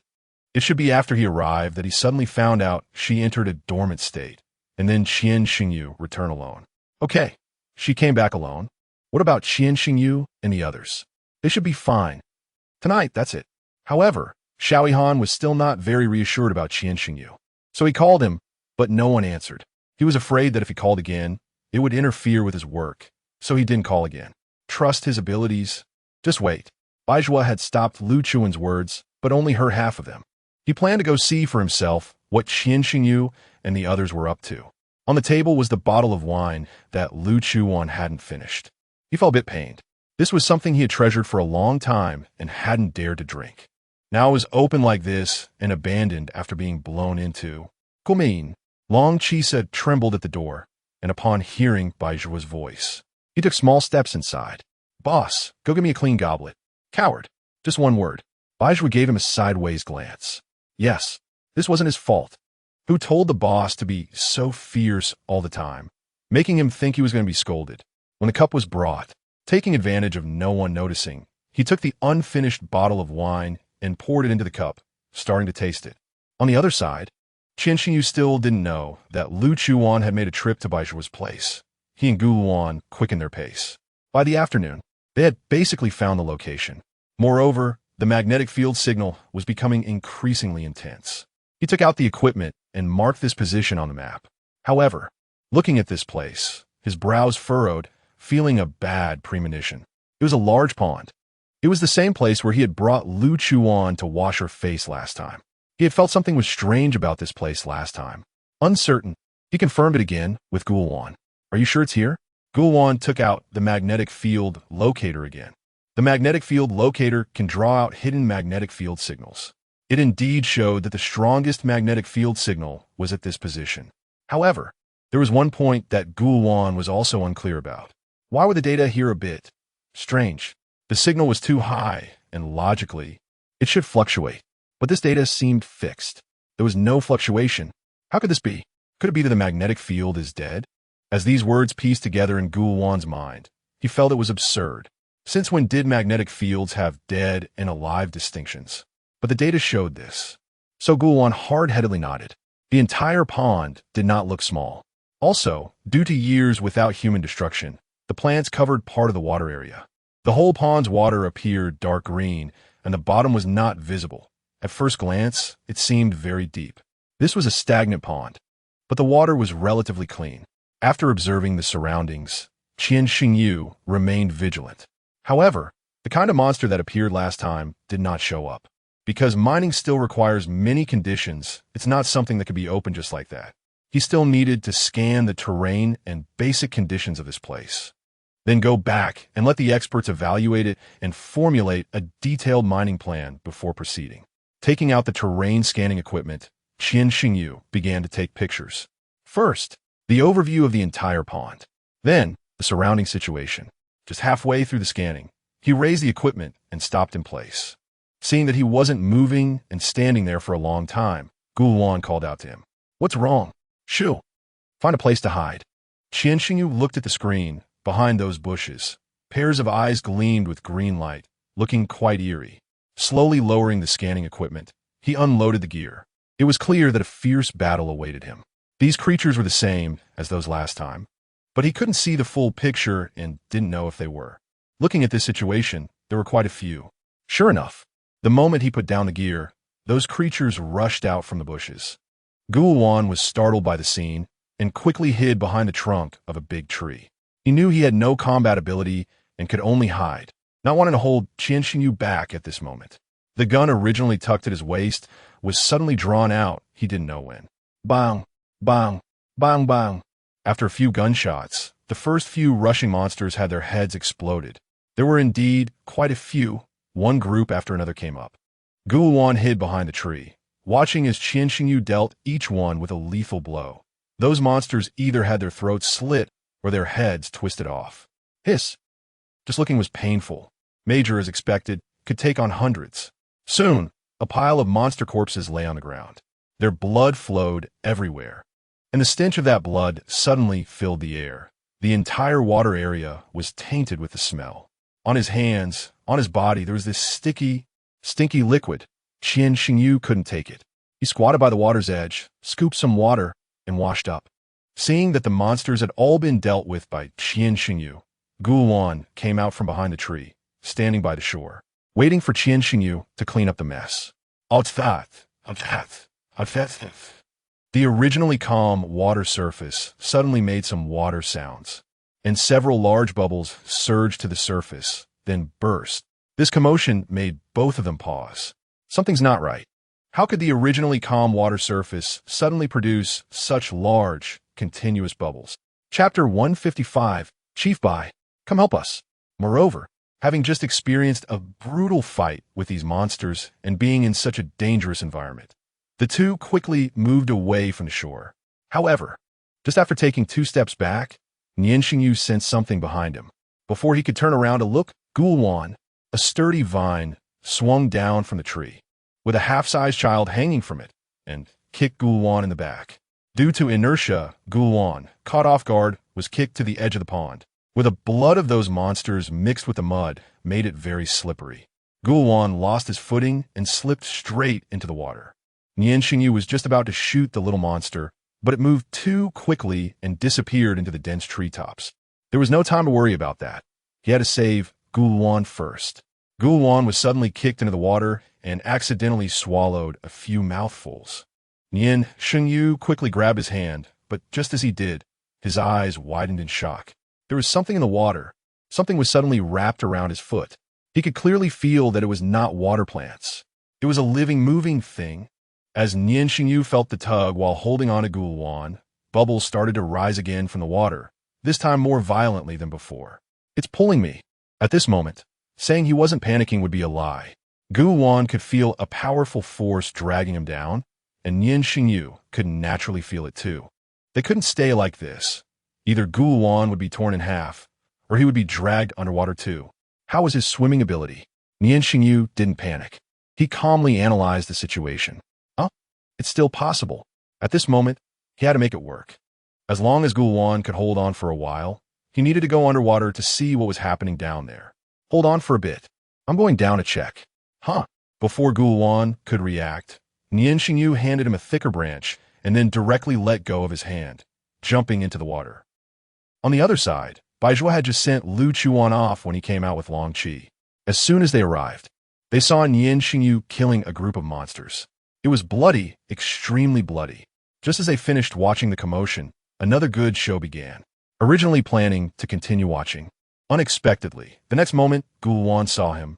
Chief Bai, come help us. Lu Chuwan knew Baizhua. In fact, it could be said that few people in the entire empire didn't know him. He was notoriously infamous. Suddenly being called out, Baizhua had no intention of stepping in to help. Baizhua, seeing that he was ignoring him, Lu Chuwan called out his full name in desperation. You should know that in the entire empire, very few people dared to call him by his name so loudly. You could count them on one hand.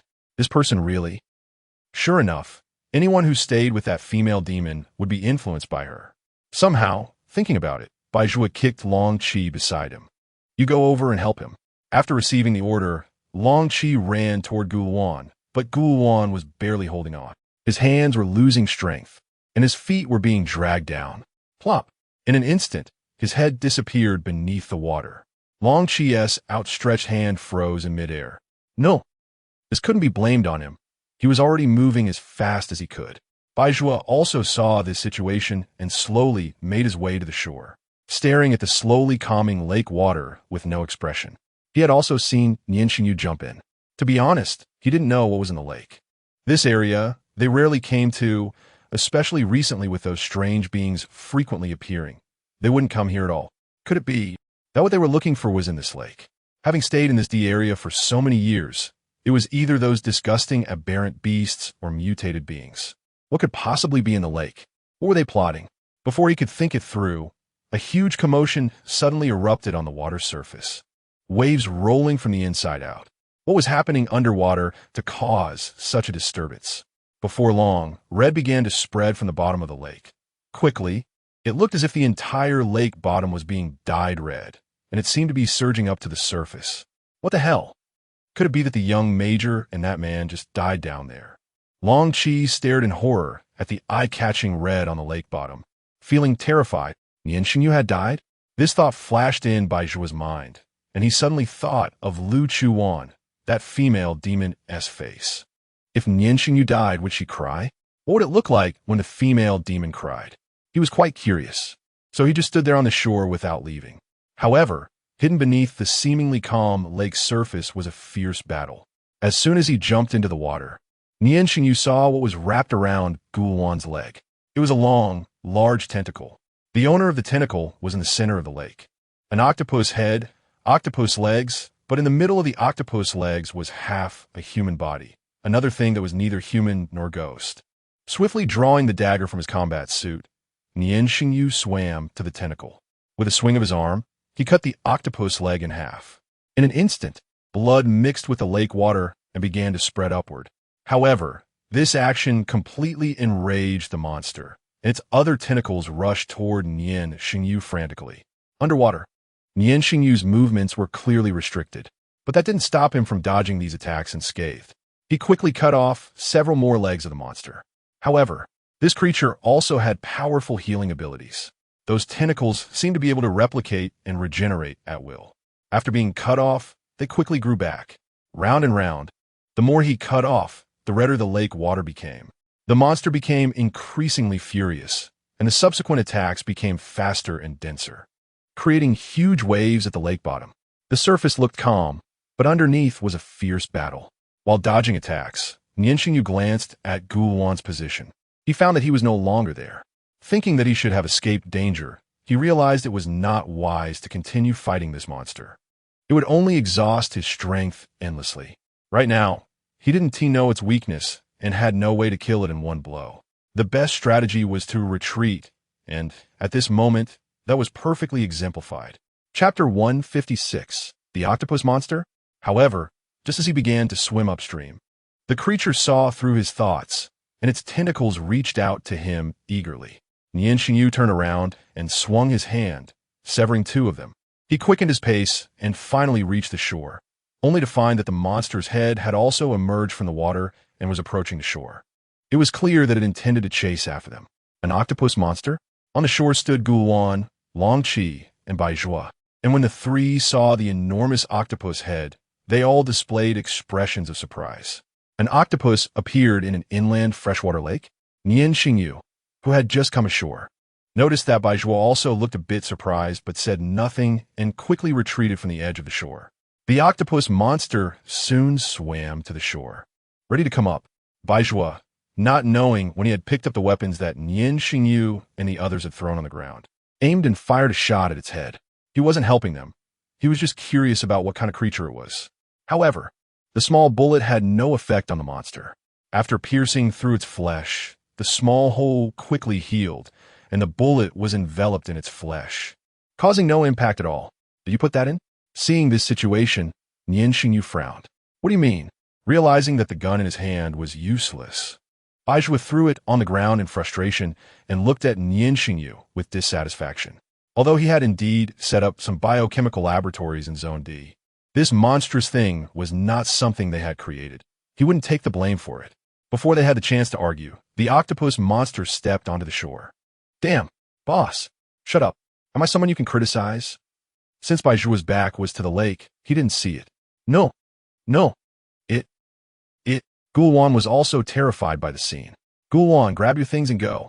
Before long, Chi could make sense of the situation. Nian Shengyu called out to Gulwan.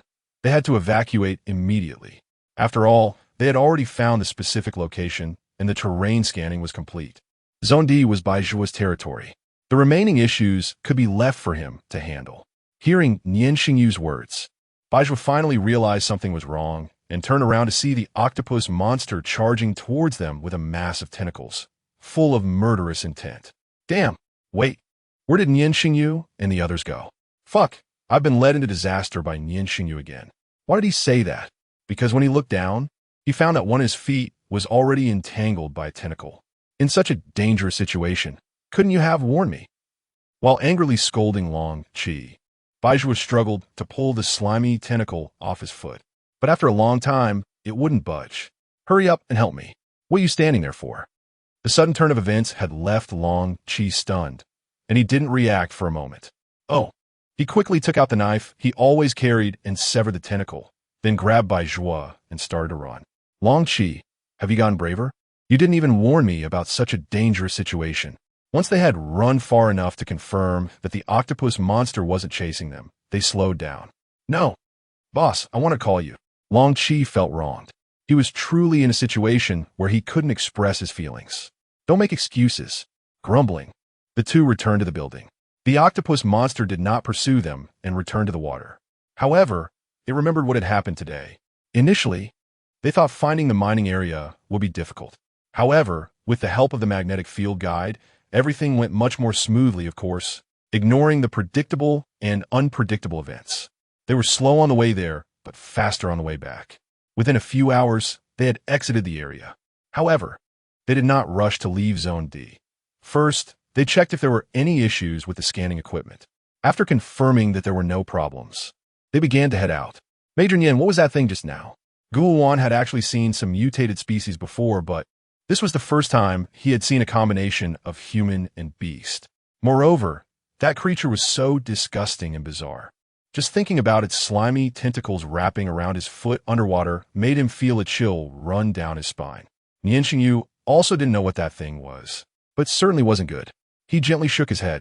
In Zone A, west of the city, Shen Huan was still in her rental apartment, sorting through her sister's belongings. The phone rang. Looking at it, it was another call from Song Yi. Ever since she returned to the west side of the city, Song Yi had frequently called. It wasn't annoying. It was just that every time he called, she didn't know what to say, so they ended up awkwardly chatting.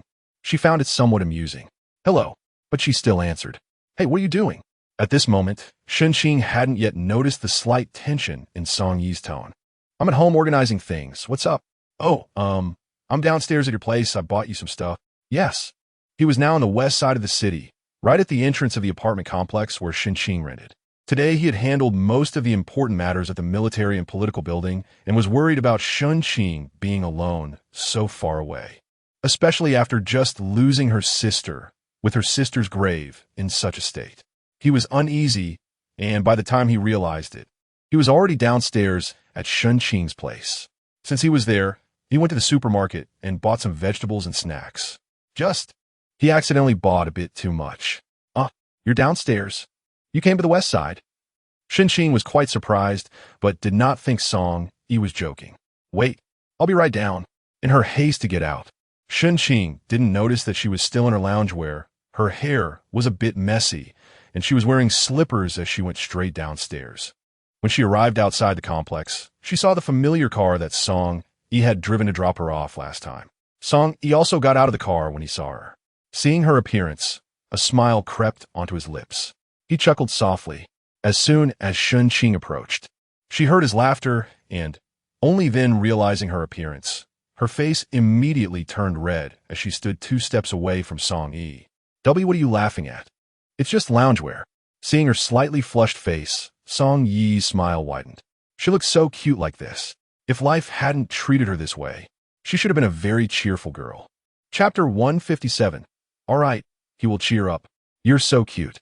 Shunqing felt a bit shy from his sudden compliment. No one had ever told her she was cute. Song Yi was the first. What did those people say about her before? A strong woman, risking her life for money. In short, no one had ever treated her as well as Song Yi did, and he complimented her so purely, even though she felt she had nothing to do with being cute. Should we go get some water to rest for a bit? Clearly, both of them were a bit shy, but fortunately, the atmosphere wasn't too awkward. Instead, it was a mix of awkwardness and a hint of ambiguity. Okay, by the way, I bought some things in the car for you. Let us take them upstairs together. At that moment, Song Yi scratched his head a bit awkwardly and hurriedly opened the trunk of the car. Shunqing followed him and widened her eyes when she saw the trunk full of items. The entire trunk was stuffed with things, and the first thing she noticed was bird's nest. This is just a little bit bought. All of these. Song Yi nodded seriously. Shunqing looked at the items in the trunk and felt quite embarrassed. She thought it was just a small gift. Who knew? Although she typically couldn't afford such luxurious supplements and didn't know how much these things were worth, it was obvious they weren't cheap. Actually, you didn't have to buy these things. You can take them back. They're really too valuable. She truly felt embarrassed to accept them. Upon hearing her refusal, Song Yi was taken aback for a moment. These aren't expensive. They're just things that others brought when visiting, and some are from Jingyuan, left at home without anyone eating them. So I didn't spend any money. He made up a random excuse, fearing Shunqing wouldn't accept them. Really? She looked at Song Yi with half-belief. Really? Besides, if you don't take them, they expire at home, and then I'll just have to throw them away. What a waste. Shunqing still hesitated, as these items were too valuable for her, and she currently didn't have the means to repay such an expensive gift. However, Song Yi insisted, and they held their ground for a long time until Shunqing finally accepted them. Moreover, on the way back, Song Yi carried all the items by himself, not letting Shunqing lift a finger. She felt even more embarrassed. There were so many things, and Song Yi made 2 or 3 trips by himself.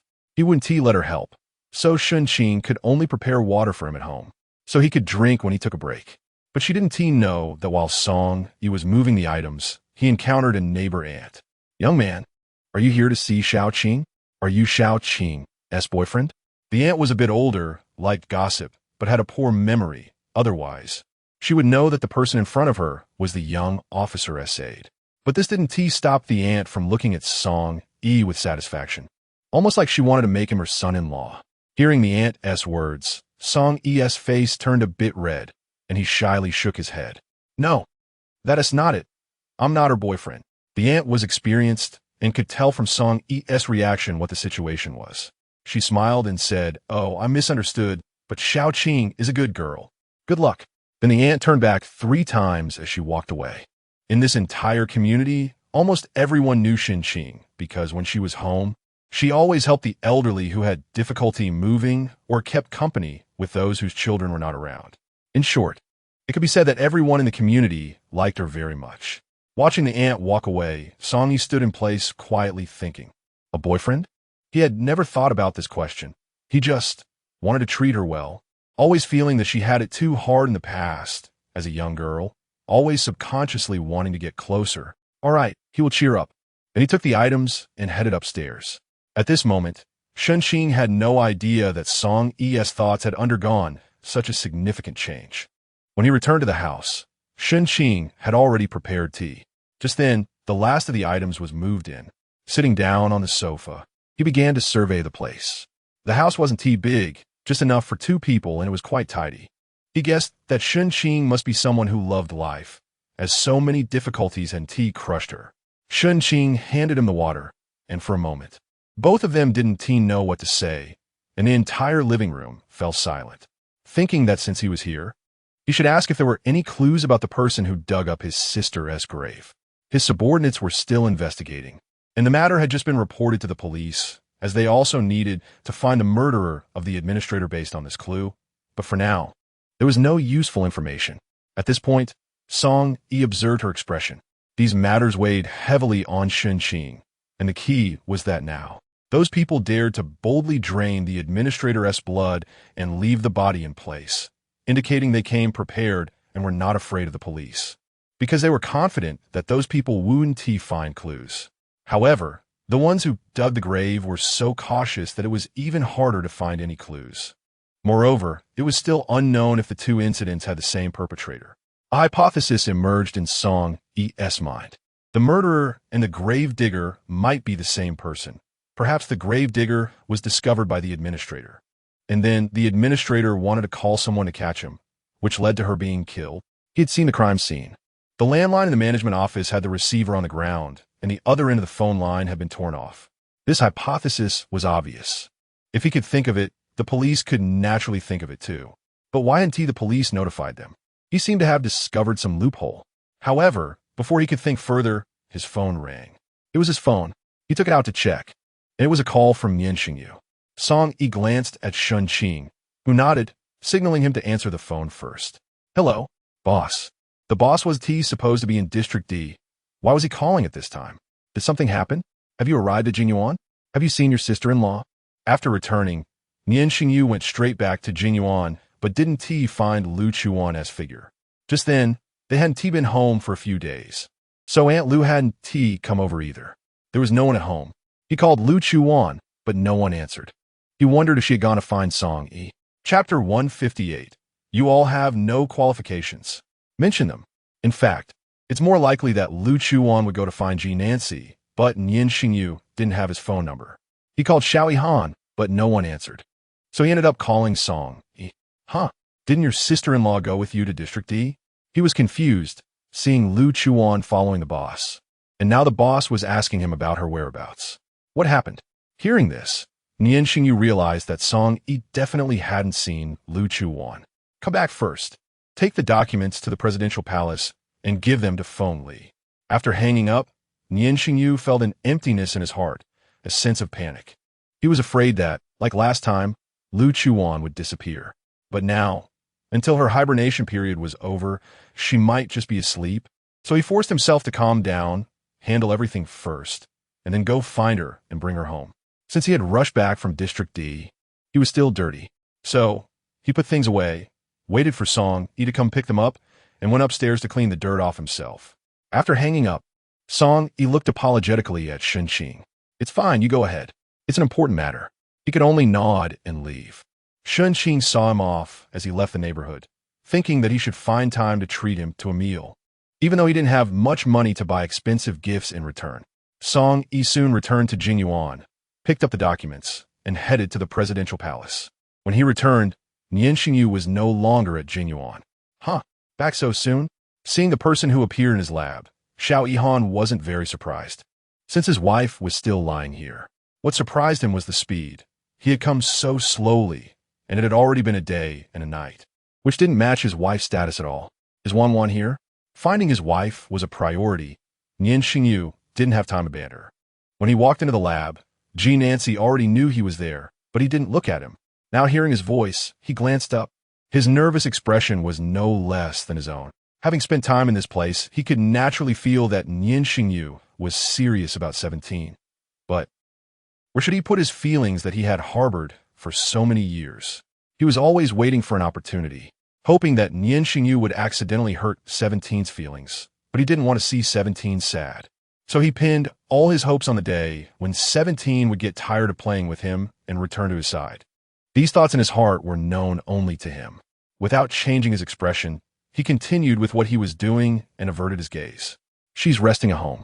Xiao Han saw him turn to leave and followed him.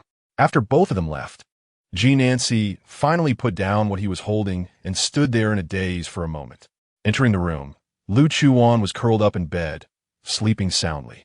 Nian Shengyu slowed his pace and gently approached the bedside. Don't worry, I'm watching over you. That G guy couldn't even touch a hair on her. Of course, he wouldn't mention the incident of hugging her. He casually replied, his attention completely on Lu Chuwan. How long will she sleep before waking up? I don't know.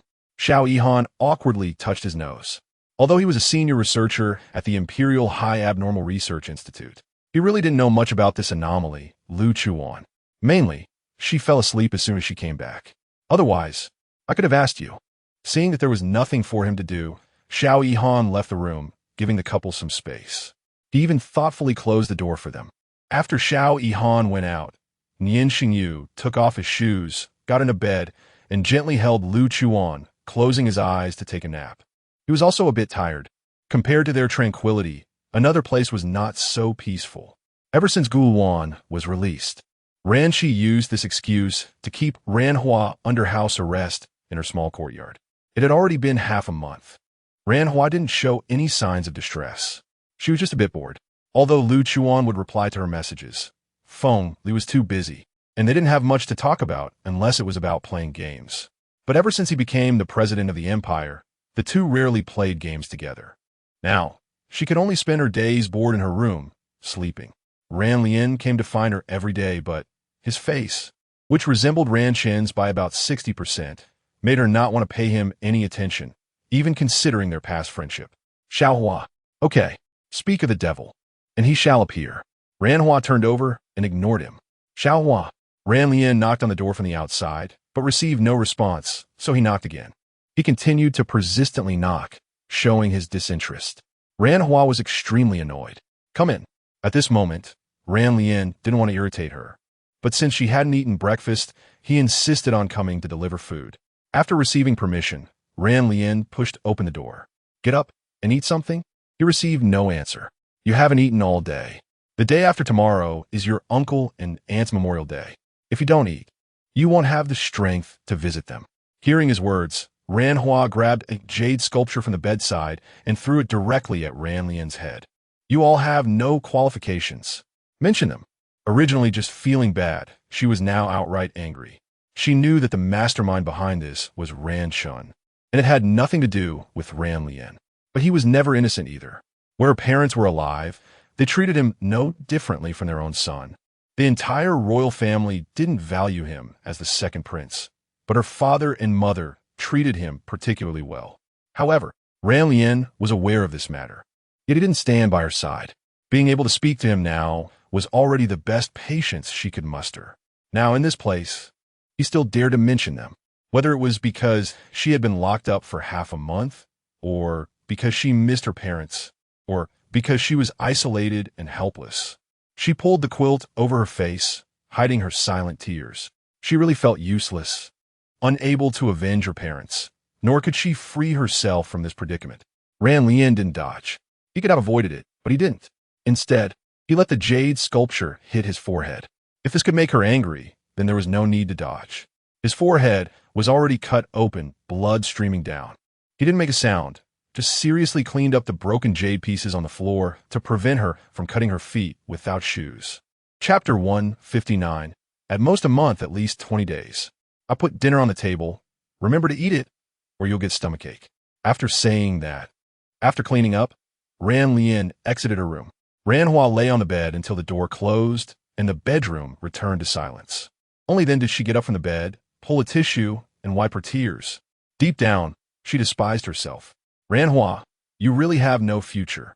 No one will protect you now, yet you still cry so casually.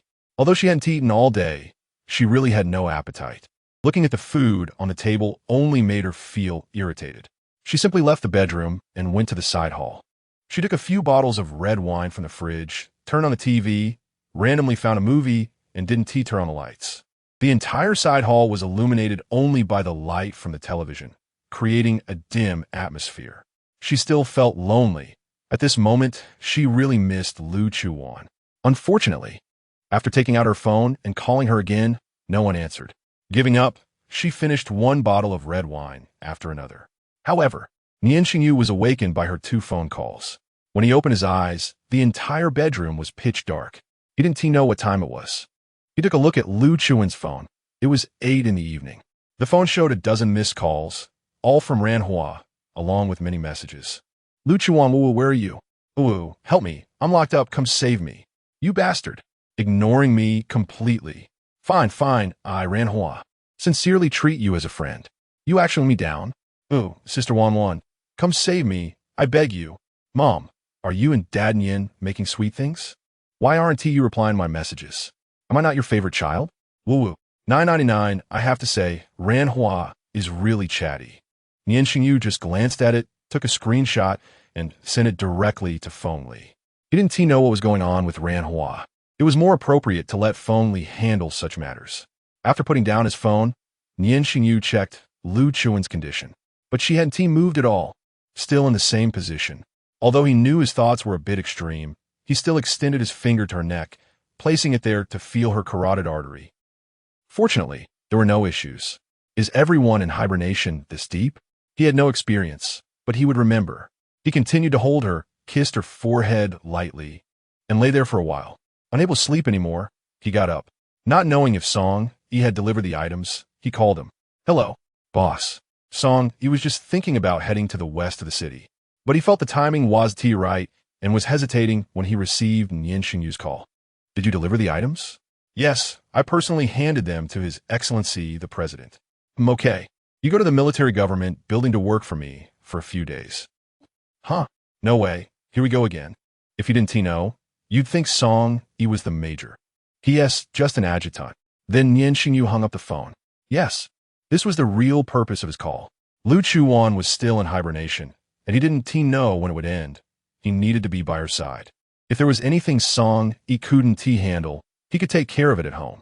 Just then, Xiao Yihan and Ji Nancy came out of the laboratory. Are you saying it can be developed tomorrow? I looked at that data. There's still some problems. Before they entered the door, Xiao Yihan's voice had already reached the house. He was clearly discussing the super cancer cell issue with Ji Nancy. Click. The villa was dark, and as soon as the door opened, a figure was seen standing at the staircase. Xiao Yihan was startled. After looking for a while, he realized it was Nian Shengyu. Ji Nancy kicked him again, because he was always jumping and shouting. Although he was getting used to it during this time, it was still really noisy. After being kicked, Xiao Yihan pouted in grievance. Why not turn on the lights? Why are you standing at the staircase? Really, you made me get kicked again. Nian Shengyu ignored him and went straight to the sofa, then looked at Ji Nancy, who was also sitting on the sofa. Wan, wake up. He actually didn't want to ask Ji Nancy about this, because his possessiveness over Lu Chuwan was far more serious than what others saw. He didn't want Lu Chuwan to have any more contact with this so-called master. But he knew he couldn't do that. Moreover, right now, only Ji Nancy knew her situation. At most a month, at least 20 days. Her hibernation period generally spans from November to January of the following year, lasting about a month. As for the specific timing, there's no pattern. So this time was also due to his negligence, which led her to go to Area D at this time. A month? He didn't mind. He would just accompany her. But she had to wait for the superconducting materials to send Ji Nancy back. However, for now, there really was no way. Have you found the location of the mine? Ji Nancy finally opened his eyes and glanced at him. Then the two had no more exchanges. Having learned what he wanted to know, Nian Shengyu felt there was no need to stay here any longer. For the next 10 days, he wouldn't leave Lu Chuwan here. Not staying? Just leaving? Watching Nian Shengyu carry Lu Chuwan down from upstairs, Xiao Yihan asked. Then he left. Jingyuan, brightly lit. There were still many soldiers guarding outside. Aunt Lu returned in the afternoon, carrying Lu Chuwan upstairs. Only after she cleaned her up in the bathtub did she place her on the big bed. Wan. No one responded, but he felt so uncomfortable when he was bathing her earlier. Although he knew she was asleep, having the person he loved lying in his arms without any reaction was strange. It had been days since that. At such a vigorous age, it was really uncomfortable. He wanted to take a cold shower, but it didn't help. He could only come to the bedside and kiss her delicate little hand. Wan. In the dead of night, he called her name over and over. On Feng Li's side, he also received the items sent by Song Yi and the information Nian Shengyu sent him. Chapter 160. Who are you? Has Ranhua been locked up? He didn't know about this. During this time, he had indeed been overwhelmed with things. The situation in country Q made him frantic, and since he had just recently risen to power, his position was unstable, and his life could be at risk at any moment. So he had indeed neglected Ranhua a bit. However, now that he received the information, he immediately called her. But at this time, Ranhua was already drunk. Hello, Ranhua. You. Who are you? As soon as she said this, Feng Li glanced to the call interface. It was indeed Ranhua's phone number. How could he have forgotten about her after not contacting her for half a month? Her voice also didn't sound quite right. Fengli, what are you doing? Burp, I'm drinking. Drinking? Who are you with? By yourself? From the sound of her voice, she must have drunk quite a bit. Why are you so annoying? So many questions. Where are you now? He was a bit worried about her being alone outside and getting drunk, unsure if the messages she sent to Lu Chuwan were true or just a joke. I've been locked up.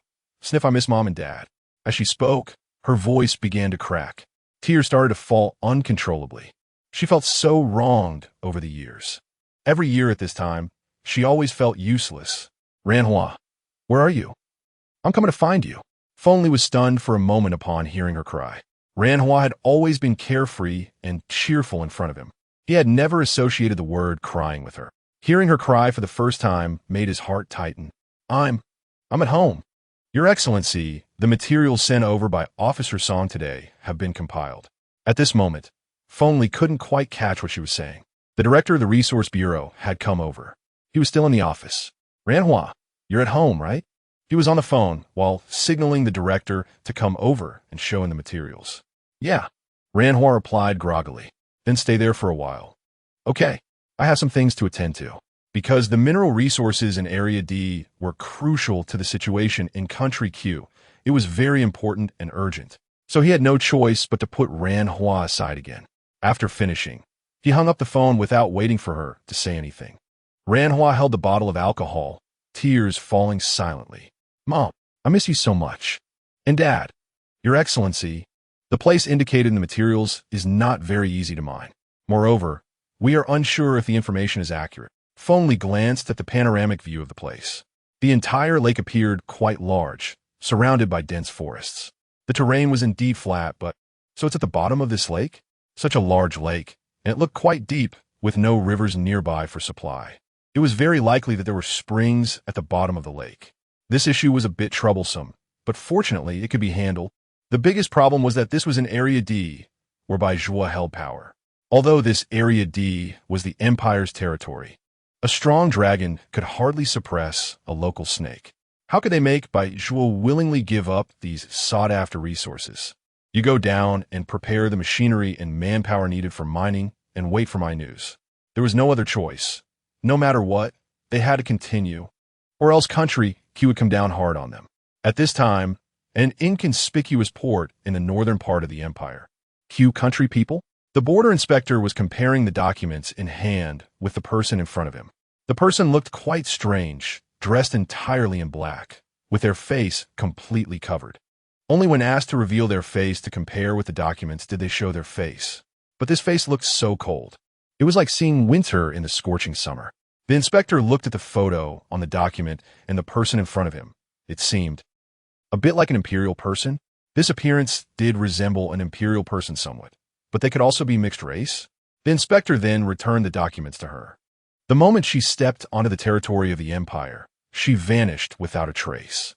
For the next 2 days, Lu Chuwan remained in a deep sleep. Nian Shengyu stayed at home, spending his time by her side when there was nothing to do, or tending to the cluster of lycoris in the backyard. The flowers had not bloomed during their season, and the entire yard was lush with greenery, with the leaves growing exceptionally thick. It was because they were well taken care of that they grew so abundantly. If Nian Shengyu was at home, he personally looked after them.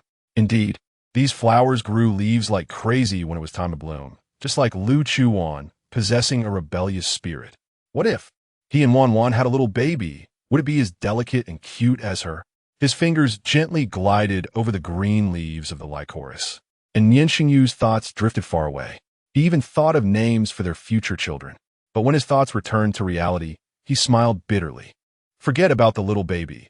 As long as Wan could always be by his side, he would already be very satisfied. It was already mid-November. The weather had long since turned cold. Today, Ranhua was finally allowed to go out. Because today was the anniversary of her parents' death.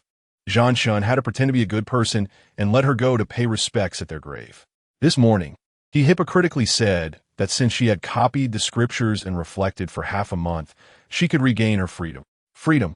Huh. Ever since her parents left her, Ranhua had already lost her freedom. Ran Lian had been saying since morning that he would take her there. But Ranhua refused. She didn't want any trace of the Ran family to disturb them, so she drove there by herself. However, because she had drunk quite a bit in the past few days and hadn't eaten much. Halfway through her drive, she felt extremely dizzy. After resting for a while, she continued to drive to the cemetery.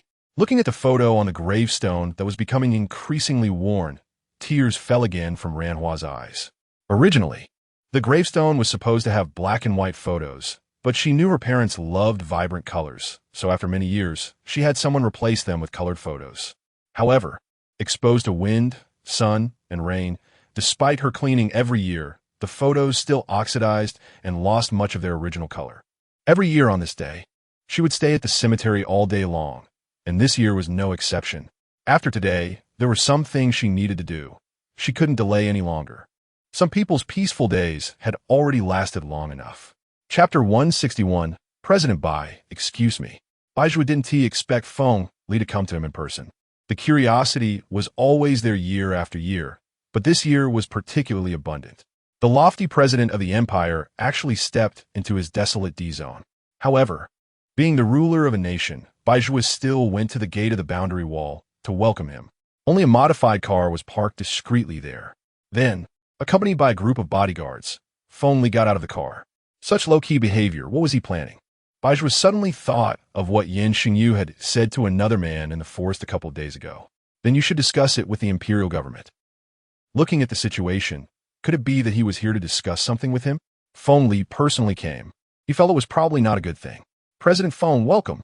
Bai Zhuo said this casually, without any real welcoming intention. But Feng Li wouldn't hold it against him over such trivial matters. Chief Bai, excuse me. The false pleasantries flowed out one after another. Then Feng Li's car followed theirs into the depths of D-Zone. Feng Li had never set foot in D-Zone. He had only seen some film materials about it. But today, he realized that those were just the tip of the iceberg of this vast D-Zone.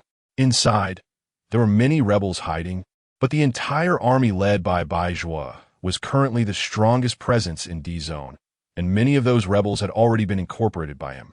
This was all information unknown to the outside world.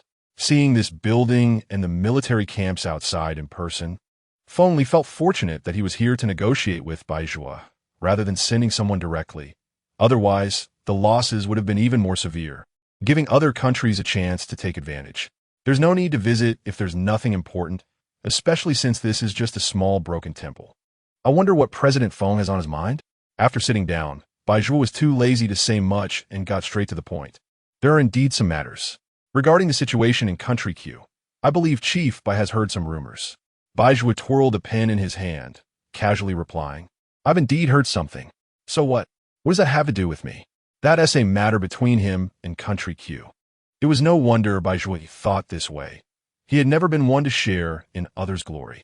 As long as the Empire's situation didn't affect him in D-Zone, even if it changed hands, it was none of his business. Feng Li expected this attitude. There's a mine in D-Zone with several rare minerals, but it has not been developed yet. Speaking only briefly, he believed Bai Zhuo would understand what he meant. Indeed, after Feng Li finished speaking, Bai Zhuo stopped twirling the pen in his hand. So it's about this? Mining? So Nian Shengyu and that kid came to scout the area? Right by the lake area? Suddenly, the office fell silent. The door that Lu Chuwan had kicked in a couple of days ago had not been repaired, leaving a crack. Boss! A loud shout came from outside the door. It was definitely Long Qi. You could hear him before seeing him. The next moment, the door was pushed open. Long Qi didn't know Feng Li was there, because he had been sent by Bai Zhuo to check on that octopus monster. He had just returned, still dirty. Upon opening the door and seeing someone he usually only saw on TV or his phone, he was dumbfounded. I must have walked into the wrong place. Sorry. He then retreated, pulling the door shut behind him. But unfortunately, the door wouldn't lock. It wouldn't close. He pulled on it again. Bang! A loud noise. Remembering that the door was broken, he quickly let go of the handle and ran away. Damn it! I've caused trouble again. Will the boss send me to feed the octopus monster? Woo. In the office, Bai Zhuo felt a headache looking at the door that hadn't been closed. One after another, just know how to embarrass me. Everyone should go east to clean up the rebels and exotic beasts. The people here under Chief Bai were indeed interesting. Of course, much better than those clumsy wooden heads at the presidential palace. Feng Li had nothing to say. That wasn't his main purpose for coming. The resources can be shared with Chief Bai at 2/5. This condition could be said to have Baizhua in a tight spot. Feng Li knew very well that although Baizhua wasn't lacking in resources, they lacked the technology to extract them, which was their most fatal problem. And now, he could provide the extraction technology. He just needed Baizhua not to cause trouble during the extraction, and he could reap the benefits. Chief Bai only needed to provide a passage. Baizhua still didn't speak. It was obvious he was weighing the pros and cons. This deal seemed to have no drawbacks, but was 2/5 a bit too little? If he had the extraction technology and equipment, then all these resources would belong to him. The biggest problem was that he didn't have the core technology and equipment, nor the technical personnel, which was why Feng Li dared to propose this request. I will consider this matter, but President Feng needs to send me a detailed mining plan before I make a decision. He had to know which location they would be mining and other related matters. Otherwise, what if he took this opportunity and lost D-Zone? After all, those with the surname Feng were not to be trusted. Baijua's condition was also being considered by Feng Li, as these were all confidential matters. However, if he wanted to cooperate with Baizhua then, after thinking for about half a minute, he reached a decision. Pleasant cooperation. Then he stood up, ready to leave. This statement came a bit too early.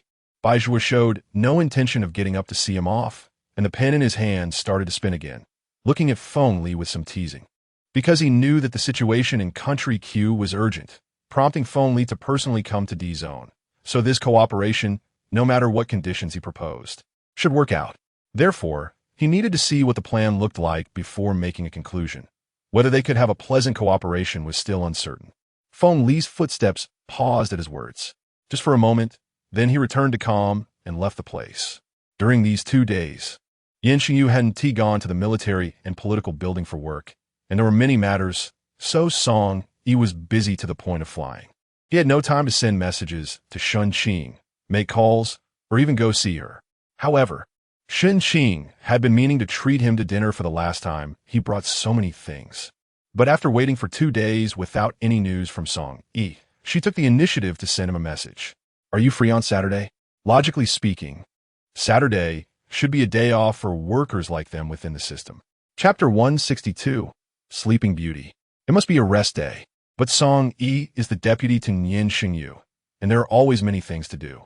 Typically, on Saturdays, he works hard on Fridays to catch up, so he can rest well on Saturdays. However, now that Nian Shengyu has given himself a day off, his workload has increased even more. So, there is no way he can rest this Saturday. When he received a message from Shun Qing, he was still negotiating with people from the Ministry of Foreign Affairs. He only saw the message an hour later. Initially, he was quite excited that Shun Qing had taken the initiative to message him. But then he suddenly remembered he had things to do on Saturday, and his excitement was doused with cold water. The life of a workhorse is tough. In the end, he could only reply regretfully, I'm a bit busy this Saturday, is that okay? Shun Qing didn't have much to do at home, so she replied quickly, there's nothing much, just, I wanted to invite you to dinner on Saturday. Who can understand the bitterness in Song Yi's heart when he saw this message? Shun Qing took the initiative to ask him to dinner, which is so rare, but he is bogged down by work. The key point is, he can't let go of this work, because many of them are related to important national matters that must go through him or Nian Shengyu. Then I'll work some overtime these days and take a day off on Saturday. You can send me the time and place later, okay? Originally, Shun Qing wanted to say that if he was busy, they could reschedule since she didn't have much to do. She could invite him to dinner anytime, but he insisted, so they had to set it for this Saturday. Taking a day off on Saturday naturally meant asking Nian Shengyu for leave. At that time, he would go to his boss and plead, hoping his boss would return for just 1 day of work. After all, it's just 1 day not to accompany his sister-in-law, and she is so generous that she definitely wouldn't be angry. Song, he had already planned this in his heart. Thinking this way, he felt more motivated to work and began to focus on his tasks. After returning, he was busy looking for Lu Chuwan. When Song Yi delivered something to the presidential palace, he forgot to tell her about the octopus monster. If the mining team goes there and is suddenly attacked, that wouldn't be good. So, after spending a few days at home with Lu Chuwan, he finally remembered this matter. Just at that time, the mining team as planned had not been finalized. Nian Shengyu went directly to Feng Li's office. Octopus monster? After Nian Shengyu recounted the situation, Feng Li frowned. This matter is indeed quite tricky, and considering Nian Shengyu's abilities, The fact that it wasn't resolved on the spot suggests that this monster has some strength. But the truth is, Lu Chuwan was there to hinder him. And since Bai Zhuo and the others were also present, he didn't bother to take action. And now he was unsure if Bai Zhuo had dealt with the octopus monster. However, it's better to be cautious. So he certainly needed to inform Feng Li of this important information. Okay, I will send a team of elite soldiers from the Special Operations Unit with you. The elite team consists of 12 carefully selected members, all with top combat experience and capabilities. Dealing with an octopus monster should be more than sufficient. All right, for now, this is the best solution. After that, Feng Li discussed the conditions for talking to Bai Zhuo. Nian Shengyu had no objections. We need to speed things up. Country Q is tightening its grip. Many of our foreign trades are being restricted, and they have already started increasing tariffs on our empire. The situation is indeed unfavorable for them, and several small neighboring countries are also stirring under the guidance of Country Q. Major Nian, please pay more attention to this matter. Nian Shengyu said nothing, just casually nodded. He knew that Feng Li was referring to the intercontinental missile research. In fact, he had already figured this out, at least several months ago. They claimed they needed superconducting materials, but he suggested this because he was worried Feng Li wouldn't allow Lu Chuwan to use the superconducting materials. As long as the superconducting materials are ready, he would naturally hand over the intercontinental missile he developed. After the conversation, he didn't intend to stay there for long. But just as he was about to leave the office, his phone rang. He took it out to check. It was a call from Lu Chuwan. Since returning from District D, he had left, but he and Nian Shengyu had exchanged phone numbers. It had been several days since they last contacted each other. Now that Lu Chuwan was calling, Nian Shengyu felt an ominous premonition. When he answered the phone, Lu Chuwan's urgent voice came through. Major Nian, that position seemed off the other day. Ever since returning, Lu Chuwan felt that the data from District D had some issues. The signals emitted by those magnetic fields always felt wrong. Why was it completely still and so calm? However, he could firmly say that the magnetic field guide was not damaged and was still functioning normally. After returning, he had specifically checked the working condition of the magnetic field guide with a small natural magnetic field, and the results showed it was indeed working normally. But his intuition told him that the data and information being transmitted from those signals was incorrect. Having researched magnetic fields for so many years, his sensitivity to these data far exceeded that of an average person. Thus, in the following days, he did a lot of calculations on these signal data, and just now, he arrived at an irrefutable conclusion. The magnetic field is not within that water area. In other words, it is not at the bottom of that lake. Therefore, the original or of those superconducting materials would not be at the bottom of that lake. Come to Jingyuan to find me. Nian Shengyu said nothing and hung up the phone. He didn't tell Feng Li this news immediately. Instead, he pretended that nothing had happened, left his office, and exited the presidential palace. When he returned to Jingyuan, Lu Chuwan had not yet arrived. He first went to the master bedroom to check on Lu Chuwan. She was still asleep, even maintaining the same position she had when he got up in the morning. Sleeping Beauty. Nian Shengyu chuckled helplessly, squatting by the bed, gently holding her hand and placing it against his lips, just like that. Since she entered the hibernation period, her body temperature had dropped slightly compared to before, and her breathing frequency had significantly decreased, which were all noticeable changes. So, every night when he held her to sleep, and every morning when he woke up, he would subconsciously check her vital signs. Only after confirming that everything was fine would he hold her and sleep peacefully or leave. Since Lu Chuwan hadn't come for a long time, he stayed in the master bedroom with her for a while. Chapter 163. Strange Beasts? About 10 minutes later, Lu Chuwan arrived, carrying a pile of papers. These are the calculations he had done. He laid them out in front of Nian Shengyu, ready to explain. I don't understand any of this. Just tell me the results. This wasn't Nian Shengyu's fault. He really didn't have the expertise that Lu Chuwan had in this area. Okay. He had forgotten about that. And then he directly started explaining the results of the data calculations. Essentially, after the last visit, they found that the magnetic field signals there were particularly stable, which was quite abnormal, but the magnetic signals were also very strong, indicating the existence of a magnetic field. Just not in that location.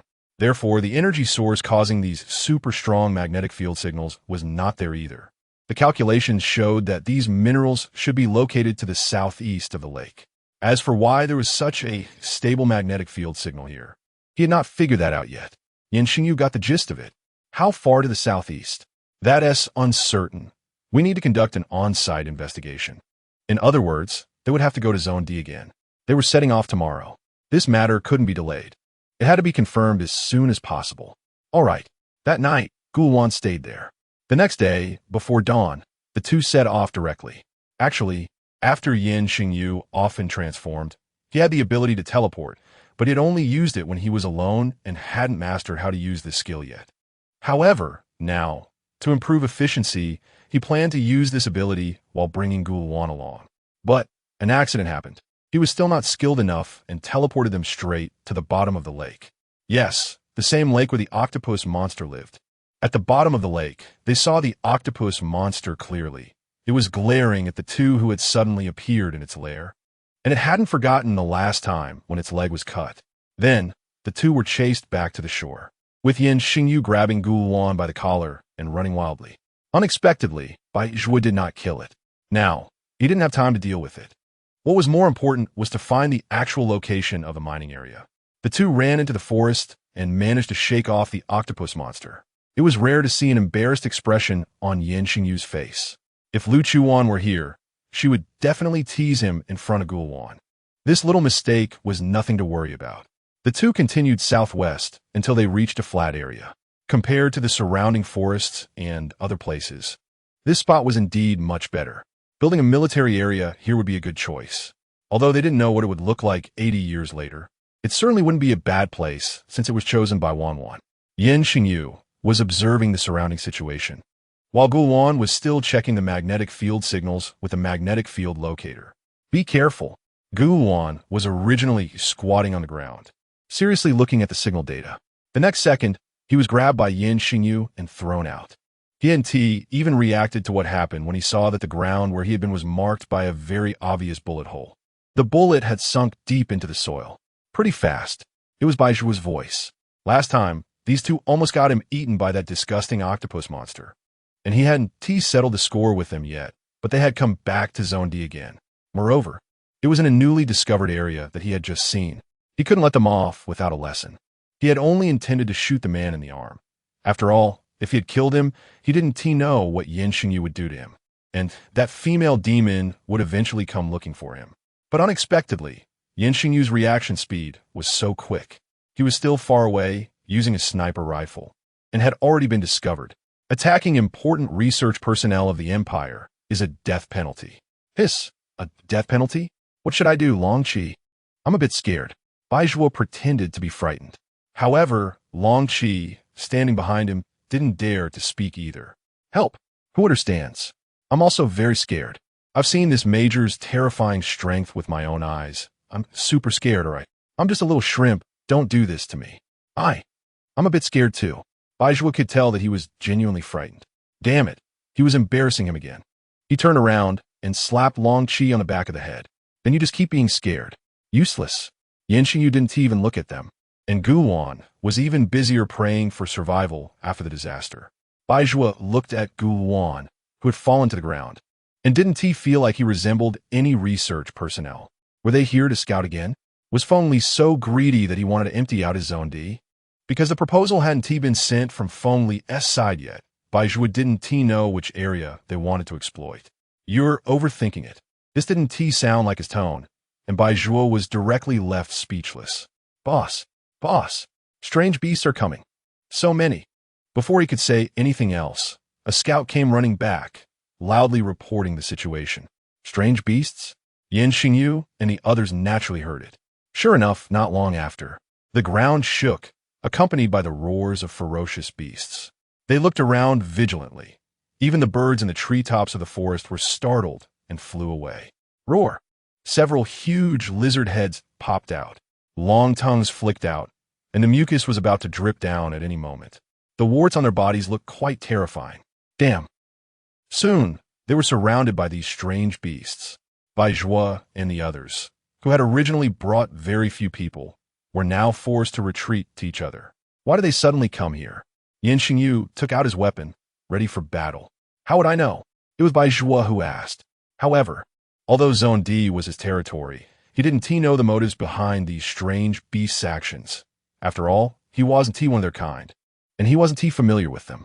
It just happened that they were preparing to develop this area, so he had sent his subordinates to scout the way. What they reported back was that there would be a strange beast hide in this area, but the timing was uncertain. They didn't know exactly what the beasts were coming for. In any case, they would come after a while. They had originally come to check today. Who knew they would encounter Nian Shengyu in this small place, along with the strange beast hide? He should probably go burn incense and pray. Why was he so unlucky lately? Nothing good had come his way, and he had almost been eaten by that disgusting octopus monster. Chapter 164. Forget it. Let's take a gamble. Isn't this your territory?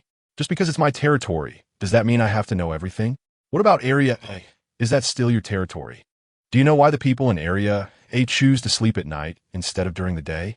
Hearing this, Nian Shengyu was at a loss for words, not knowing how to respond. Are the people in Area D sleeping during the day? These alien beasts are inherently aggressive, and now seeing them, they're even more aggressive, lunging at them with tongues flicking like snakes. Nian Shengyu quickly activated the plasma saber. The plasma energy infused rapidly, and the saber swiftly cleaved into the oncoming giant lizard, splitting its massive body in two. The two halves fell to the ground, and the enormous weight caused the dust on the ground to shake violently. But there was no time to observe this, as another large creature charged forward. Nian Shengyu used his toes to push off the ground, leaping up and striking down at its head. In an instant, this creature was split in two from head to tail, its foul blood splattering everywhere, staining the dust red. 1, 2, 3. All the creatures that charged at him were quickly dismembered by Nian Shengyu and lay on the ground. The others didn't even have a chance to fight back before he had already taken care of many of them. His clothes were slightly dirty, splattered with blood. Bai Zhuo was one of the few who hadn't participated in the fight, and he felt scared watching Nian Shengyu in such a frenzied killing state. However, his gaze was mostly focused on the plasma saber in Nian Shengyu's hand. He had seen it before, and now, witnessing its power again, it was a symbol of absolute military strength that all men admired. If only he had one, he could wreak havoc just like Nian Shengyu had done. He could even take down the rebel leader in the east and successfully seize the entire Area D. The more he stared, the more ideas he had. After killing so many, the remaining alien beasts no longer dared to charge forward and even began to retreat, running back into the forest in fear. Thus, the group of alien beasts started to withdraw. In fact, even if Nian Shengyu didn't take action, Bai Zhuo could also make the alien beasts retreat. It would just be a more troublesome method, not as straightforward and brutal as Nian Shengyu's. The plasma saber was put away by Nian Shengyu. He still didn't know that a group of men behind him were looking at him as if he were a deity, except for Bai Zhuo. They were just temporarily scared off. They would come back. You really don't know the reason? Nian Shengyu looked at him. If I knew, that would be great. If he knew, he could immediately start establishing subzones here. However, there was now something more worthy of his attention. The mining area that Feng Li mentioned. Could it be here? It looked quite ordinary. Yes, just this one. Anyway, Feng Li had already decided to cooperate with Bai Zhuo, and sooner or later, he would have to provide Bai Zhuo with a plan, so it didn't matter if he said it now. It really is this place. Then it seems that cooperation is hopeless. Bai Zhuo sneered. He suspected these people were deliberately targeting him, that everything they did was inseparable from them. The subzone location he had worked hard to select was now successfully targeted by them. Damn it. Then you can go back and tell him that the plan doesn't need to be delivered, and he shouldn't think about touching this place. As soon as he said this, Nian Shengyu frowned. This wasn't just about the Empire. He had already developed the intercontinental missile before, but now there were no materials to mass produce it. However, it was more than enough to deter Country Q. What mattered now was the situation with Lu Chuwan. Moreover, this matter could not be neglected. Therefore, this place must be acted upon, and the things underground must be taken out for use. The rebels in the east are difficult to deal with, right? Bai Zhuo, who had been leisurely, suddenly froze. How does he know? What do you mean? Do you want to unite with those rebels to deal with him? Don't forget why those people are called rebels. They're rebelling against that regime. No need for Bai Zhuo to say it, right? He didn't believe that Nian Shengyu or the imperial government would trust those rebels again. I can send troops to help you suppress and recruit or provide you with weapons. What are the conditions? Bai Zhuo wasn't stupid. He knew that good things don't just fall from the sky. He wouldn't believe that Nian Shengyu had such good intentions to come to Area D to help him out of boredom. But he had to admit that what Nian Shengyu said was really tempting. If he really provided him with weapons, Nian Shengyu's equipment would definitely not be lacking. Those pieces of equipment were also things they were in short supply of. But what were the conditions behind such a good deal? He would casually agree. The things underground I must mine, and during the mining process, help deal with these alien beast waves. Because during the mining, he wouldn't necessarily be able to come over at any time, and he didn't know when the alien beast would come. So this was a more secure approach. Is it really that simple? Why does he feel like they're a trick? You wait for me. Let me think. Then Bai Zhuo left the place, walking a bit further away, pulling Long Qi along with him. Do you think they're a trick in this? He whispered conspiratorially in Long Qi's ear, then kept an eye on Nian Shengyu with a few glances. I think. Probably not. Really? Really? So, Bai Zhuo began to ponder while stroking his chin. Originally, establishing a subzone here was mainly to train soldiers and disperse some power and resources. If they ended up fighting those dogs in the east, even if their base was accidentally stolen, it wouldn't lead to a particularly large loss. But now, if Nian Shengyu sends troops or provides weapons, it would be a crushing advantage for those dogs in any aspect. Moreover, Feng Li also promised that when these mineral resources were unearthed, he would still have 2/5 of them. It wouldn't be a loss at all. It would be a big profit. However, the trustworthiness of Feng Li and his old man isn't very high. Nian Shengyu, on the other hand, could be trusted to some extent. Forget it. Let us take a gamble. It's a gamble on Nian Shengyu's character. He clenched his right fist and struck it against his left palm, turned around, and quickly walked up to Nian Shengyu. Deal. This cooperation was happily reached. Today's matter ends here. The location has been found, and things have been handled almost. Now, they just need to wait for the Land Resources Bureau to send people over for surveying and mining. So, Nian Shengyu and Lu Chuwan set off on their way back. However, because there had been a slight error in the teleportation when they came, they planned to return using conventional methods this time. Chapter 165 False Magnetic Field Signal. So Bai Zhuo arranged for people and a car to take them back. Along the way, Lu Chuwan didn't say much because he was still analyzing the data. Just as they were approaching the gate of the boundary wall, he suddenly exclaimed, I know. Nian Shengyu, who had been resting with her eyes closed, opened them at his shout. The young man driving in front was also startled and slammed on the gas pedal. Nian Shengyu then helplessly asked him, What do you know? The reason for the misjudgment that day was the false magnetic field signal. He explained that he wondered why such a strong magnetic field signal wouldn't be felt by the human body, and that the magnetic field signal was alive and dynamic. While the data from that day seemed frozen and unchanging, he had only read about false magnetic fields in a book. Their formation conditions were extremely complex, and he had never encountered them before. Coupled with the encounter with the monster swarm and the octopus monster that day, he hadn't had time to think carefully about these factors, which led to the error in judgment. False magnetic field? Nian Shengyu nodded yes. This place should not have a magnetic field, but under certain extreme natural conditions, it can form, requiring many stringent conditions. Knowing that Nian Shengyu didn't understand these details, he didn't elaborate further. He wished they could go back and study it more. However, thinking of the octopus monster made him abandon that idea. After all, that creature was both disgusting and frightening. They returned to Area A in the early morning. They first dropped Nian Shengyu off before taking Lu Chuwan home. After cleaning himself up, he went to find Lu Chuwan in the master bedroom. Although he had been busy all day, he didn't feel particularly tired. But now, holding his beloved woman in bed, he instantly felt drowsy. At night, Lu Chuwan opened her eyes in the pitch black. Her body felt cool, but her back was warm. Without looking, she knew Nian Shengyu was holding her. His arm was firmly wrapped around her waist.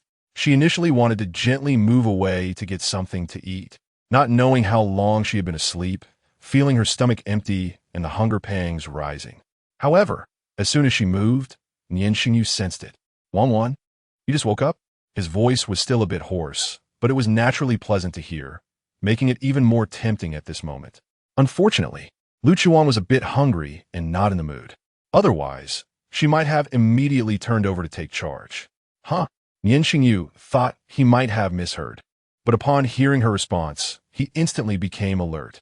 Wan, although she lay beside him every day, she slept so soundly that she seemed lifeless.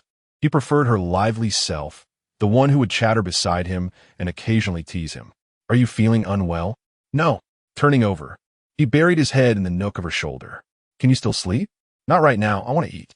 Nian Shengyu was teasing her neck, making her feel ticklish, and she pushed him away gently. I'm hungry. I miss you. Then he picked her up from the bed and found her favorite pajamas to put on her. How long did I sleep? A week. A week? That's quite a long time. No wonder I made my little dog feel wronged. She almost felt like she could hang herself on his waistband. Even though her stomach was growling, she still cupped his face and kissed his lips to comfort him.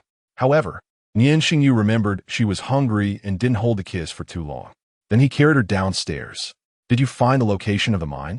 Nian Shengyu was cooking noodles, while Lu Chuwan sat beside, watching him. One could only say that a handsome person cooking noodles was a delightful sight.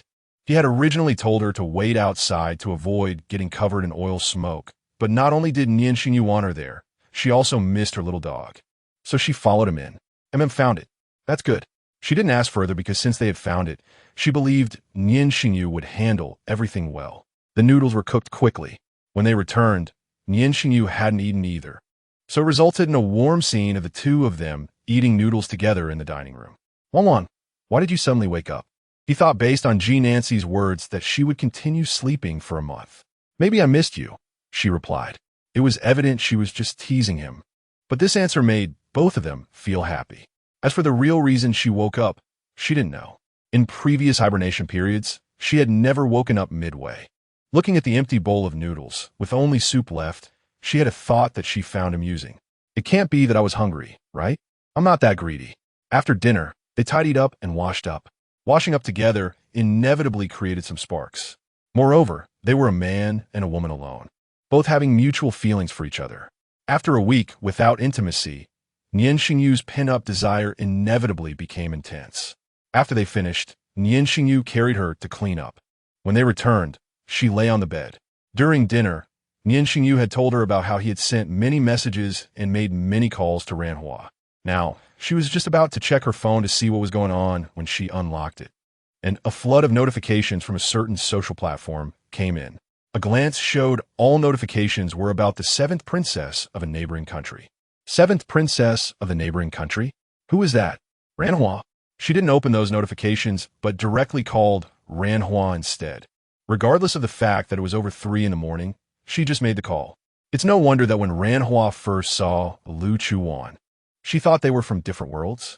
Only Lu Chuwan would call her at this hour, knowing she was awake. Lu Chuwan. As soon as the call connected, Ranhua's roar echoed. Fortunately, Lu Chuwan had the foresight to move the phone away from her ear while calling and had also turned off the speaker. You finally called me. Did you die this past week? Woo-woo. If you don't plan to reply to my messages, I'm about to break off our friendship. What the hell were you doing? After Ranhua finished her rant, Lu Chuwan put the phone back to her ear, lying on the bed, ready to comfort her wounded heart. At this moment, Nian Shengyu had also finished washing up and came out of the bathroom. He sat on the bed, holding her, keeping her company while she chatted on the phone, gently playing with her fingers, rubbing and pinching them. He could play like this without feeling bored. Chapter 166. I'm just a damn princess. Lu Chuan didn't care about him and let him play. I fell asleep. Sleep? Do you think I'm stupid? You can't sleep for a week and not wake up. Fortunately, Lu Chuan was satisfied at this moment, and her emotions were relatively stable. If someone else had talked to her like this at a different time, she would have lost her temper. The hibernation period has arrived. Hibernation period? Ranhua didn't quite understand this concept. She didn't know that Lu Chuan was an extraordinary person. Moreover, there were naturally fewer extraordinary people in neighboring countries compared to the empire, so it was normal for her not to understand these things. Well, just think of it as a kind of illness that requires you to sleep all the time, lying there like a vegetable. She had no intention of explaining to Ranhua. However, the hand that was holding her waist tightened instinctively after he heard her last words. He suddenly leaned close to her ear, feeling downcast. Wan, don't say that. He cared too much about her. So he didn't want to hear such negative things, even if they came from her. Moreover, her state of hibernation this week had made him very worried. Lu Chuwan knew that her condition this week must have caused him concern, so she stopped saying such things. She moved a little closer to him, wrapping her little hands around his neck. Fine, whatever you say goes. I forgive you. Thank you. No need to be polite. Stop joking. Let us get to the point. Didn't you say you were locked up? That was a long time ago. I've already been released. Okay then, what about the trending topic? How did you end up trending? When it came to this, Ranhua became very excited. My hair. Big sister. Can you please look carefully? That's not me. Huh? Not Ranhua. Then who is it? Only then did Lu Chuwan open a certain social media platform to check the trending topic. The seventh princess of a neighboring country, Ran Shi, battles 7 wolves overnight. Frog fun. How juicy. Who has the original video? Paid. Lu Chuwan casually commented under the most popular post. Wan. Nian Shengyu also saw her comment and pinched her on the butt as a form of punishment. You can't look at other men, especially not 7 at once. Fine, I won't look anymore. She felt that this matter was definitely related to Ranhua. So she planned to ask Ranhua to send her a copy later. So you're one of the princesses from a neighboring country? I'm just a damn princess. No way. Who the hell cares about this broken princess title? Hearing her words, Lu Chuwan wanted to laugh. Sure enough, she liked this kind of Ranhua. So was this your doing? Ha. Lu Chuwan, how are you so clever? As expected, she was right to have chosen her as a friend. She understood her so well. She had actually been preparing for this for a long time. But the timing wasn't right, so it hadn't been revealed until now. Now, after that, the two chatted about some gossip. Specifically about the gossip surrounding the 7th princess of the neighboring country. They talked for about half an hour because they were discussing gossip. Lu Chuan's attention was focused on the phone, while Nian Shengyu kept playing with her hand, but she was engrossed. Just as they were about to finish, Nian Shengyu called her name. Just then, Ranhua heard it, and the two of them hung up. It turned out that the 7th princess's challenge against 7 wolves wasn't even her highest achievement. There was even someone who had challenged more than 10 alone. However, due to some content that couldn't be released, it was posted on various websites. Lu Chuwan was also shocked to hear this. This woman was really broad-minded. That night, just before dawn, Lu Chuwan fell asleep again. The next day, she didn't wake up, so she missed out on a good show. A prince from a small country was supposed to be engaged to Ran Shi, and they were about to get married. However, because of that explosive news being made public, the prince felt he couldn't save face, so he ran to the neighboring country overnight to cancel the engagement, making the 7th princess, Ran Shi, famous again. She became the laughingstock of the nation. The royal family of the neighboring country, particularly Ran Shun, lost face over this incident. Ran Shi was also punished with house arrest because of this. Compared to Ranhua's house arrest and copying scriptures, it was indeed much worse. Ranhua felt much better because of this incident. Even her breast ducts had opened up. But this was just the beginning. After that sleep, Nian Shengyu also slept until noon. When he woke up, he realized Song Yi had come. Why aren't you at work? What are you doing here? Song Yi was feeling twisted inside. Right? It's Friday, you're not working, and you're just sleeping at home. But he didn't dare to say that. What if the boss kicked him out of Jingyuan, and he didn't even manage to take a leave yet? Boss, I've almost handled all the matters. Can I take a leave tomorrow? Upon hearing this, Nian Shengyu asked, take a leave? ISNT tomorrow Saturday? ISNT that a day off? What do you need to take a leave for? Reason? When he asked for a reason, Song Yi became a bit uneasy. You should say a little shy. Nian Shengyu frowned when he saw him like this. Officer Song, here. Suddenly, he startled Song Yi. Can you act like a man? Don't let me see that shy expression of yours again.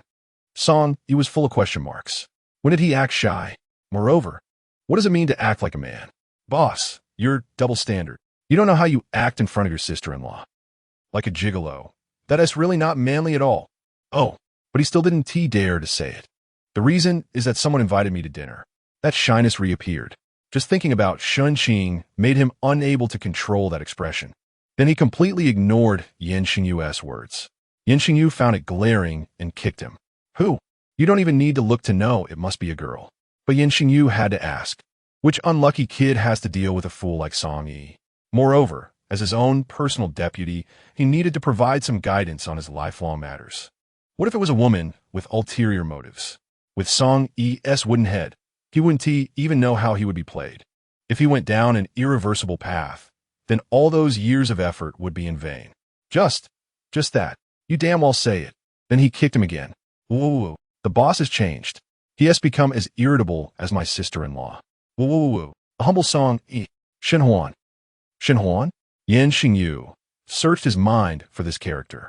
Chapter 167. Shrinking Agent. It suddenly occurred to him that this was the woman he had encountered in the neighboring country, the one who later returned with them. Wait. When did these two hit it off? If Lu Chuwan hadn't fallen asleep, she would have been shocked by this news. You, be careful. Although he did have someone check the woman's background after returning, and there was nothing wrong, it's still better to be cautious. A woman who suddenly appears like this. Who knows what could happen, especially considering it relates to Shun Qing's death. It's hard to say.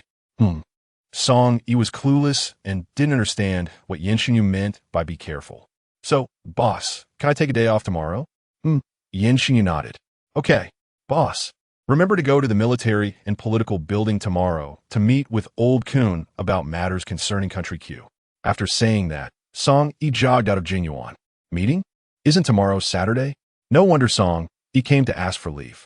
He looked up, and there was no trace of Song Yi left in the villa. He had already run far away. It seems he really has to go tomorrow. At the same time, prison. The place was heavily guarded. At the main gate, Xiao Yihan and Ji Nancy were carrying a briefcase. They put on protective suits and prepared to enter the prison. Just yesterday afternoon, they had developed a powerful agent that could inhibit the growth of these super cancer cells, as well as a special drug that could shrink these sarcomas. However, they had yet to make a breakthrough in developing a drug that could kill these cells. The two entered the prison, the cell where Feng Lin had originally been housed, which was now the location of the sarcomas, had been completely emptied of all other prisoners. One of the staff members led them here and opened the cell door. Academician Xiao, Mr. G. At that moment, another staff member approached with an artificial intelligence robot. Due to the extreme danger and infectiousness of these cells, they chose to use a robot to administer the injection of the agent. This not only reduced the risk of infection and ensured their safety, but also because those things were too disgusting, and neither of them wanted to touch them. If they were smaller, it would be fine, but with such a large pile on the ground, it was truly repulsive. They nodded and opened the briefcase outside the cell. Because the storage of this agent required specific conditions, it needed to be kept at low temperatures. Thus, the case was specially made, and when opened, cold air wafted out. Xiao Yihan, wearing protective gloves, took out the agent and used a syringe to extract the liquid. Ji Nancy stood by, watching the pile of disgusting sarcomas. Since they had previously used radiotherapy, the activity of these super cancer cells had greatly decreased, and they weren't writhing as wildly as before, but they were still very disgusting. After extracting the agent, Xiao Yihan handed it to the intelligent robot. It should be noted that this robot was a high-tech intelligent tool. Under the watchful eyes of Xiao Yihan, Ji Nancy, and two other staff members, the robot took the agent and squatted down in front of the sarcomas. It then began injecting the agent into these tumors. The injections continued one after another. Initially, there was no obvious reaction. However, after half an hour, the sarcomas began to tremble slightly. Then, visibly, they started to shrink and become smaller. What had once been a large pile had shrunk to about the size of a person after an hour. This was likely the size of Feng Lin's original body cells before they had all mutated into cancer. It was quite disturbing to see how a healthy person had turned into this. Indeed, all those longevity plans and eternal life schemes were supernatural existences. Going against nature ultimately comes with its price. Now that these sarcomas had shrunk, they needed to be moved to another location, isolated, and then a way to completely eliminate them, found to prevent infection to humans. However, these things couldn't be touched by humans. They needed to find more intelligent robots to move them directly to a sealed isolation area in the Research Institute for Abnormal Humans. Sigh. It seems they would have to endure several sleepless nights to develop a reagent to eliminate these things. Watching the disgusting things being moved away by the robot, Xiao Yihan felt that life was hard. The elimination agent couldn't be developed in the short term. so they could only use the shrinking agent for now. But this agent could only shrink the pile of things back to their original state, and they were already that big. Sigh. This old Feng Lin was really not someone to make things easy. Even in death, he left them with such a huge mess. Another few sleepless nights, and still working with this deadpan Ji Nancy. The key was this deadpan face. He still wouldn't help him develop the antidote. He hadn't experienced that restless feeling for over a month now. What if things really went wrong? What would he do? He suddenly glanced at Ji Nancy sneakily. Sure enough, it was impossible to get the antidote from him. After all, he had been begging him for so long. Tonight, he would send a message to Lu Chuwan. After finishing up with the matters in the prison, the two prepared to leave. Just as they reached the door, they overheard two staff members chatting as they passed by. What's going on with your skin lately? It's all bumpy. The person being spoken about extended their arm to take a look. Sigh, I don't know. I haven't had the chance to go to the hospital yet. Once this matter is resolved, I'll go see a dermatologist. Ji Nancy heard the conversation and turned to take a look. Sure enough, as the person had said, their arm was covered in those bumps. If someone had a phobia of clusters, they would probably be terrified. Xiao Yihan, being carefree, didn't he notice this situation and walk straight out. However, Ji Nancy just took a glance and then left. Since the world of eliminating cancer cells hadn't been developed yet, Ji Nancy didn't return to Jingyuan, but followed Xiao Yihan back to the laboratory. However, after several exhausting days and several sleepless nights, both of them were in a fatigued state, so they first returned to the villa to rest for a while.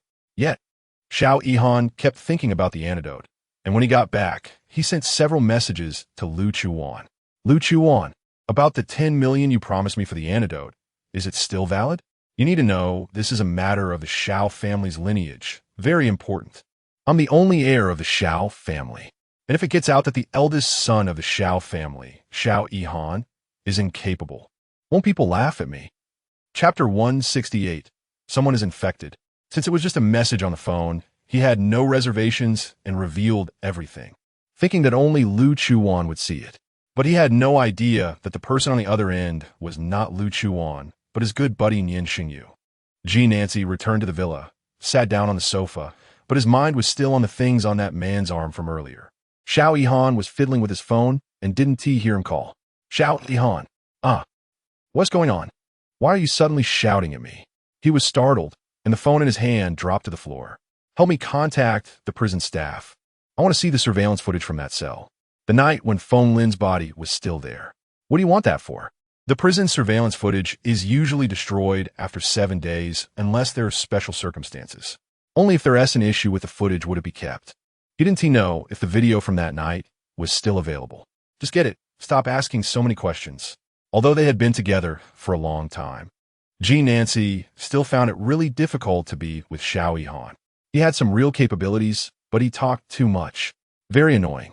Just as Xiao Yihan was about to get angry, he remembered that the antidote had to come from him, so he suppressed it. Oh, then he took his phone to call for the surveillance footage. The efficiency on that end was surprisingly fast, probably due to Xiao Yihan's identity. He then went upstairs to get a computer, placed on the coffee table in the living room, and the two of them watched the surveillance footage together. Just like the video that Lu Chuwan and Nian Shengyu had seen that day, they watched the entire process of the cells mutating and the tumor growing. Especially the scene when Feng Lin rolled off the small iron bed and the condition of his skin. He pressed the pause button. After staring at the video for 10 seconds, his face turned grim. Call and lock down the prison. Xiao Yihan, who was feeling uncomfortable from the footage, suddenly heard Ji Nancy's words and was momentarily stunned. Someone is infected. Upon hearing this, Xiao Yihan's goosebumps disappeared in an instant, and he stood up in shock, looking at him in fear. Are you sure? At that moment, his face was no longer playful but serious. If someone really was infected, they couldn't imagine the consequences. Was it just one person infected, or were many infected? They couldn't be sure. Call now. Ji Nancy didn't waste time arguing and just told him to call immediately. Xiao Yihan understood that this matter couldn't be delayed and quickly called the prison again. However, once such news spread, it would cause panic among the prison staff. As soon as the call was made, people started to panic. Someone is infected. Let's out. Yes, let's out. We aren't infected. Why are we being locked in here? As soon as one person took the lead, Others followed suit, and chaos ensued in the prison. But Xiao Yihan was unusually attentive and also called Nian Shengyu. Nian Shengyu quickly sent someone over. It was the man who had reported skin issues earlier. They immediately isolated him and called for staff to bring the atrophy reagent for injection. Nancy calmly arranged everything and then walked out, heading straight to the lab. If no one was infected, they could take their time researching the eradication reagent. But now that someone was infected, they had to speed up. There was no possibility of rest. They didn't know how many all-nighters it would take to develop the reagent. After Xiao Yihan finished the call and sorted everything out, he threw his phone aside and plunged into the lab. News from the prison was sealed off. The outside world was still unaware of the situation. If this information leaked, it would undoubtedly cause more panic, so keeping it under wraps was the best option. The next day, Nian Shengyu went directly to the military and political building. The meeting was scheduled for the morning. It had been a while since he last visited the military and political building, and everyone was a bit surprised to see him suddenly appear in the meeting room. But then they realized that the building was originally under his control, so his presence was normal. The meeting was about the situation in Country Q Major. It's been so long since the situation in Country Q arose, and there's still no resolution. Many people from private enterprises have started to make noise. How do we handle the overwhelming public opinion at night? Not long after Nian Shengyu sat down, those who weren't on good terms with him couldn't hold back and immediately stood up. What? It seems Minister Wang has a solution. Well, that's good. In my opinion, let Minister Wang handle this matter. Does anyone else have any opinions? The Minister Wang stood up, but couldn't get a word out. In a large conference room, a dozen or 20 people sat, but not a single one dared to speak. It was obvious that anyone who spoke at that moment would be sticking their head into the line of fire. They didn't have the courage of Minister Wang. One by one, they shrank back. All right, then let Minister Wang handle it. Is there any disagreement on this matter? If not, we'll adjourn. Silence. No one dared to voice dissent. Speaking up at that moment would be tantamount to opposing the major. It was only because Nian Shengyu was the one holding the meeting today. If it were Song Yi, who knows how these old-timers would have tormented him. Although he would eventually handle the matter well, the process wouldn't have been so straightforward and pleasant. West City. Don't be fooled by Song Yi's usual military uniform and casual appearance. Today he specially went to the barber to style his hair and chose a very high-end suit. He first went to the community where Shan Huan lived, picked her up, and then they went together to the restaurant they had reserved. When she saw him, Shan Huan was a bit surprised. He was dressed so formally, while she had just casually thrown on a set of clothes, feeling like she might be a bit disrespectful. However, she didn't go back to change, and they left directly. They had reserved a Western restaurant. Shan Huan's budget wasn't very sufficient, so she could only book this level of restaurant, a regular place. On the way there, she worried that Song Yi might think the place wasn't good. But in reality, she was overthinking it. When out on a mission, he had experienced all kinds of environments, and eating in a restaurant like this was already quite good. He didn't have so many picky requirements. Chapter 169. Prison collapse after ordering 2 steaks and some snacks. Song Yi thoughtfully cut them for her before handing them over. Soldiers often give the impression of being rough men, and although Song Yi usually appears a bit silly, he is actually very attentive. Shan Huan found it quite amusing to see him clumsily taking care of her, but it also warmed her heart. Having been independent for so long, she was somewhat unaccustomed to someone caring for her like this. Thank you. It's nothing. He lowered his head, feeling a bit shy. The meal went even more smoothly and warmly than she had imagined. After eating, the two took a walk. They bought some snacks and returned to the community. It was still early. Song Yi originally intended to just drop her off downstairs and leave. He felt it wasn't appropriate for a single girl to have a big man following her home at night, especially since he didn't have any official status yet. So he didn't plan to go up, but Shan Huan didn't think much of it and invited him up to sit for a while. After some hesitation, he agreed and went up. Due to changes in the mining area, after Nian Shengyu returned, he sent someone to inform Feng Li about the situation. A week passed, and the mining plan was finalized. One copy was submitted to Jinyuan and another to Baizhua. The mining was scheduled to begin in early December. Winter had arrived. It turned out that Lu Chuwan had been in this world for over half a year. The weather was getting colder. After returning from the military and political building that day, Nian Shengyu had been staying at home, either lying in bed with Lu Chuwan or reviewing documents next to her. It had been nearly a month, but Lu Chuwan had only woken up once since that night. On the other hand, Ji Nancy and Xiao Yihan had been in seclusion for about 10 days and finally managed to produce a reagent that could render cancer cells inactive. During this period, everything seemed calm outside the prison. However, inside, it was already in chaos. The man who initially had skin problems had indeed been infected. Another staff member who lived with him tried to help him while he was writhing in pain on the ground, but by then, his skin had already developed tumors, and upon contact, he got infected as well. This person, knowing he had been infected, harbored a strong desire for revenge and maliciously transmitted the cancer cells to others. In the end, within just a week, all the inmates and staff inside the prison had succumbed. Nian Shengyu had soldiers stationed outside the prison, with the gate firmly locked to prevent anyone infected from escaping. The soldiers outside held guns, watching 24 hours a day. If anyone attempted to come out, they would be shot immediately. Once infected with these cancer cells, there was no cure, only death awaited. If it were just death, that would be one thing. But even after death, these cancer cells would still be alive. Therefore, they could not allow these people to run around and infect more individuals. They could only be shot dead inside the prison and wait for further instructions on how to handle the situation. Once the reagent was developed, it was immediately sent to the prison. Relevant departments brought in artificial intelligence robots to inject the infected individuals, as well as those who had already died on the ground, turned into heaps of tumors. However, cancer cells are originally cells in the human body that have undergone mutation.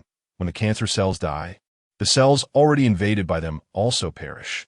In simple terms, once this reagent is injected into the body, that life form also dies. However, this kind of death at least leaves a complete corpse. If completely taken over by cancer cells, then the death is far from dignified. Moreover, once infected, life and death are no longer under the control of the body's owner. On this day, over 20 intelligent robots entered the prison, connected to surveillance cameras, with someone outside controlling them to administer these reagents. The surveillance footage showed people inside, screaming in agony, struggling on the ground, and some starting to kill anyone they encountered. The scenes were horrifying. On the ground, many tumors began to grow vigorously. After the injection of the extinction reagent, those tumors stopped moving and completely lost their vitality. 2 hours later, all targets had been injected. Xiao Yihan, watching from outside, felt a heavy heart, but this was the safest and only option. Returning from the prison, Ji Nancy also did not go back to Jingyuan, but followed Xiao Yihan back to his villa. Although Lu Chuwan might have already passed her hibernation period, he didn't want to disturb her life with Nian Shengyu. So, even though Xiao Yihan was quite noisy, he chose to stay there. After returning, Xiao Yihan finally had time to check his phone. He didn't rush to see if Lu Chuwan had replied to his messages because he knew she was in a hibernation phase and likely hadn't seen them. However, upon opening his phone, he discovered that his father had called. Not just once, but multiple times. There were even calls from several days ago. But during this time, he had been immersed in the lab working on the cancer cell extinction reagent and hadn't had time to check his phone. Why would his father have called so many times? Did something happen at home? He couldn't help but worry. Just as he was about to return a call, his father called again. "Hello? Son, where are you? I'm at home. What's wrong? You're at home and not answering your phone." At first, his father was a bit worried. After so many days without answering the phone, he called the Alien Research Institute, where people said he hadn't shown up for work in a long time. They thought something had happened to him, and now that he was at home, they were all worried, which made his father instantly angry. "I've been busy with the extinction reagent and the prison situation. Have you heard about it?" Xiao Yihan knew his father was quite well informed. "Oh, that matter. I heard that today the entire prison has been affected. Frog fun." Truly, his father was impressive. He had just returned from the prison, and his father already knew the news. He might as well be called a news expert with how fast he got information. "Yes, I just came back from there. So why did you call me in the first place?" Xiao Yihan knew very well that even though he was the only child at home, he was not treated differently than a free-range child. If there were no issues, his father wouldn't be calling him. "Oh, about that matter. Xiao Yu told me about it. Is it true?" Chapter 170. How could he lose face like this? Because Nian Shengyu had a good relationship with Xiao Yihan. Nian Shengyu respectfully called his father Uncle Xiao. His father, in turn, called Nian Shengyu Xiaoyu. Huh? What is going on? Nian Shengyu is so busy and still has time to chat with his old man. Son, this we can't lose face. You're still young. Hurry and find a few old Chinese medicine doctors to take a look. Uncle Xiao spoke earnestly, wanting to comfort his son, but didn't he know how to start? Huh? What are you talking about, Dad? Son, I know, you must feel embarrassed. But there are still many men who can't do it. As long as you get proper treatment, there is still hope. What? Dad knows. Did Nian Shengyu tell him? How did Nian Shengyu know? Right. He sent a message to Lu Chuwan. Damn it. How could this? Make him lose face? No. Dad, that was Nian Shengyu messing with me. There is really no such thing. There was silence on the other end of the phone, clearly not believing him. In the end, the call was hung up. Originally, Xiao Yihan was very tired and ready to rest, but now he was wide awake. He sent a message to Nian Shengyu. Nian, Sheng, what right do you have to look at Lu Chuwan's phone? It's my wife's phone. Why can't I look at it? Nian Shengyu replied quickly. Did you get a marriage certificate? She's your wife. Besides, you can look at it. Why tell my dad about my business? He was extremely angry. Not joking at all. It seems to be true. You should hurry and find an old Chinese medicine doctor to take a look, after all. A doctor cannot treat himself. This wording is exactly like his dad's. If one didn't know better, they would think the two were father and son. It seemed that this topic couldn't continue. Xiao Yihan angrily ended the conversation and went to take a nap, hoping this wouldn't affect his sleep. Otherwise, he had a proper rest for a week. But he didn't know that while he was on the phone, his mother was also nearby. Old Xiao, do you think our son's words are credible? Jiang Jiao asked worriedly. Although they raised their son with a free-range approach, this kind of major issue should not be overlooked. Xiao Cheng hugged her. I don't think it's credible. I trust Xiaoyu more. Besides, Xiaoyu even sent me the chat screenshots directly. It's what our son said himself, so it's probably true. Then, does the old Xiao family face extinction? Jiang Jiao was somewhat worried, not just about extinction, but this also concerned the reputation of their whole family and their son's face. No, I must make him go for treatment. In the evening, Nian Shengyu was in the living room watching the evening news. Nian Shengyu? Suddenly, Lu Chuan's voice came from the staircase. He thought he heard wrong and turned his head abruptly. It really was his Wan. She was awake. Wan. He was so excited that he stood up and walked quickly toward her. I almost suffocated you. He pulled her into his arms, holding her tightly, as if afraid she would run away. Lu Chuwan could only smile helplessly and asked him to let go. Give me a kiss. He did let go, but not much distance. Lu Chuwan obliged and kissed him, but he pressed her against the staircase for a deep French kiss. Downstairs, Aunt Lu came out of the kitchen, saw this scene, and smiled sweetly. She even took out her phone, found a perfect angle, and took a few pictures of them. Then turned and sent them to Nian Shengyu's WeChat. That's enough. Just waking up and getting so intense is really a bit exhausting. Fortunately, Nian Shengyu was obedient and let her go. He kindly hugged her and brought her downstairs. Wan, are you hungry? With that question, she realized she was indeed a bit hungry. I'm hungry.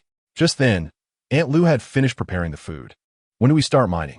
Halfway through the meal, Lu Chuwan suddenly remembered this important matter. Early December. Early December? The master has been here for a long time. But this kind of thing can't be rushed. There are many factors to consider.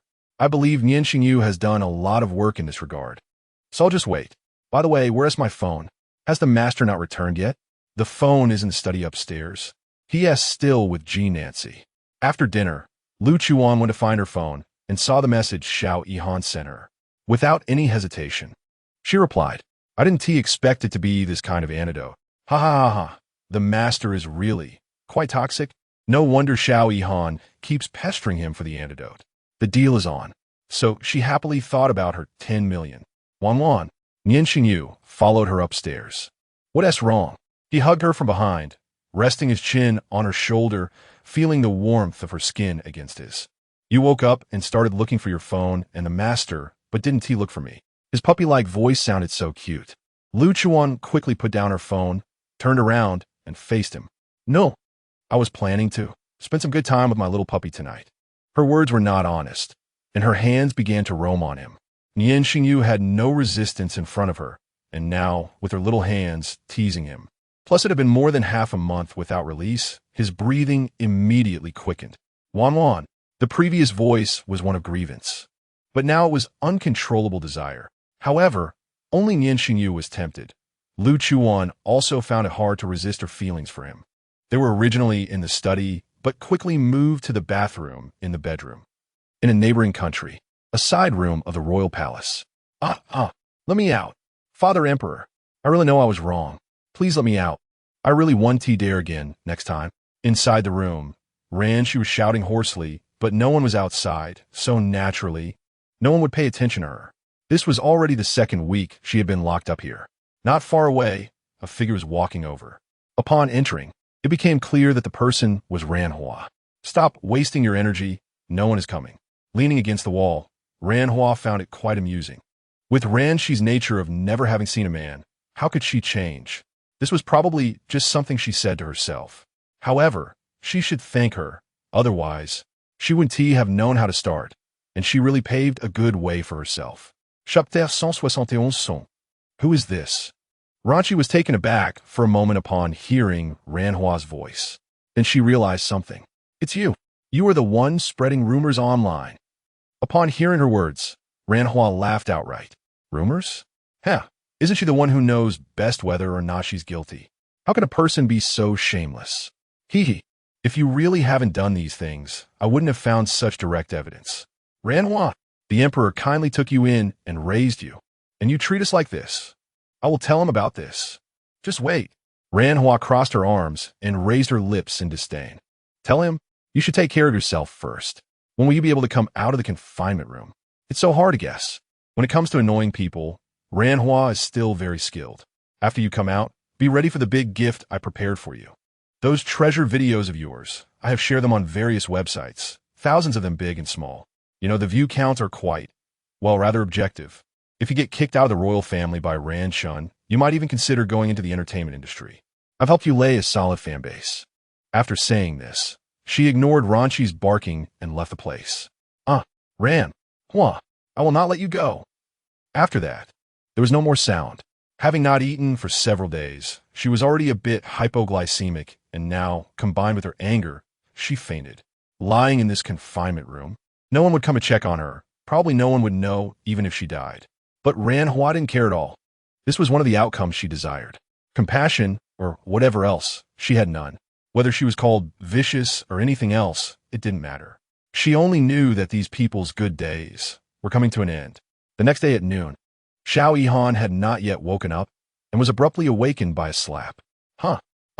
Who is so bold as to attack him while he is sleeping? As he opened his eyes and was about to seek revenge, he saw someone who looked very much like his mother. Mom? After taking a couple of glances, he suddenly jumped up from the sofa. He was so tired last night that he fell asleep on the sofa without returning to his room. Steadying himself, he confirmed it was indeed his mother. Why did she suddenly come over?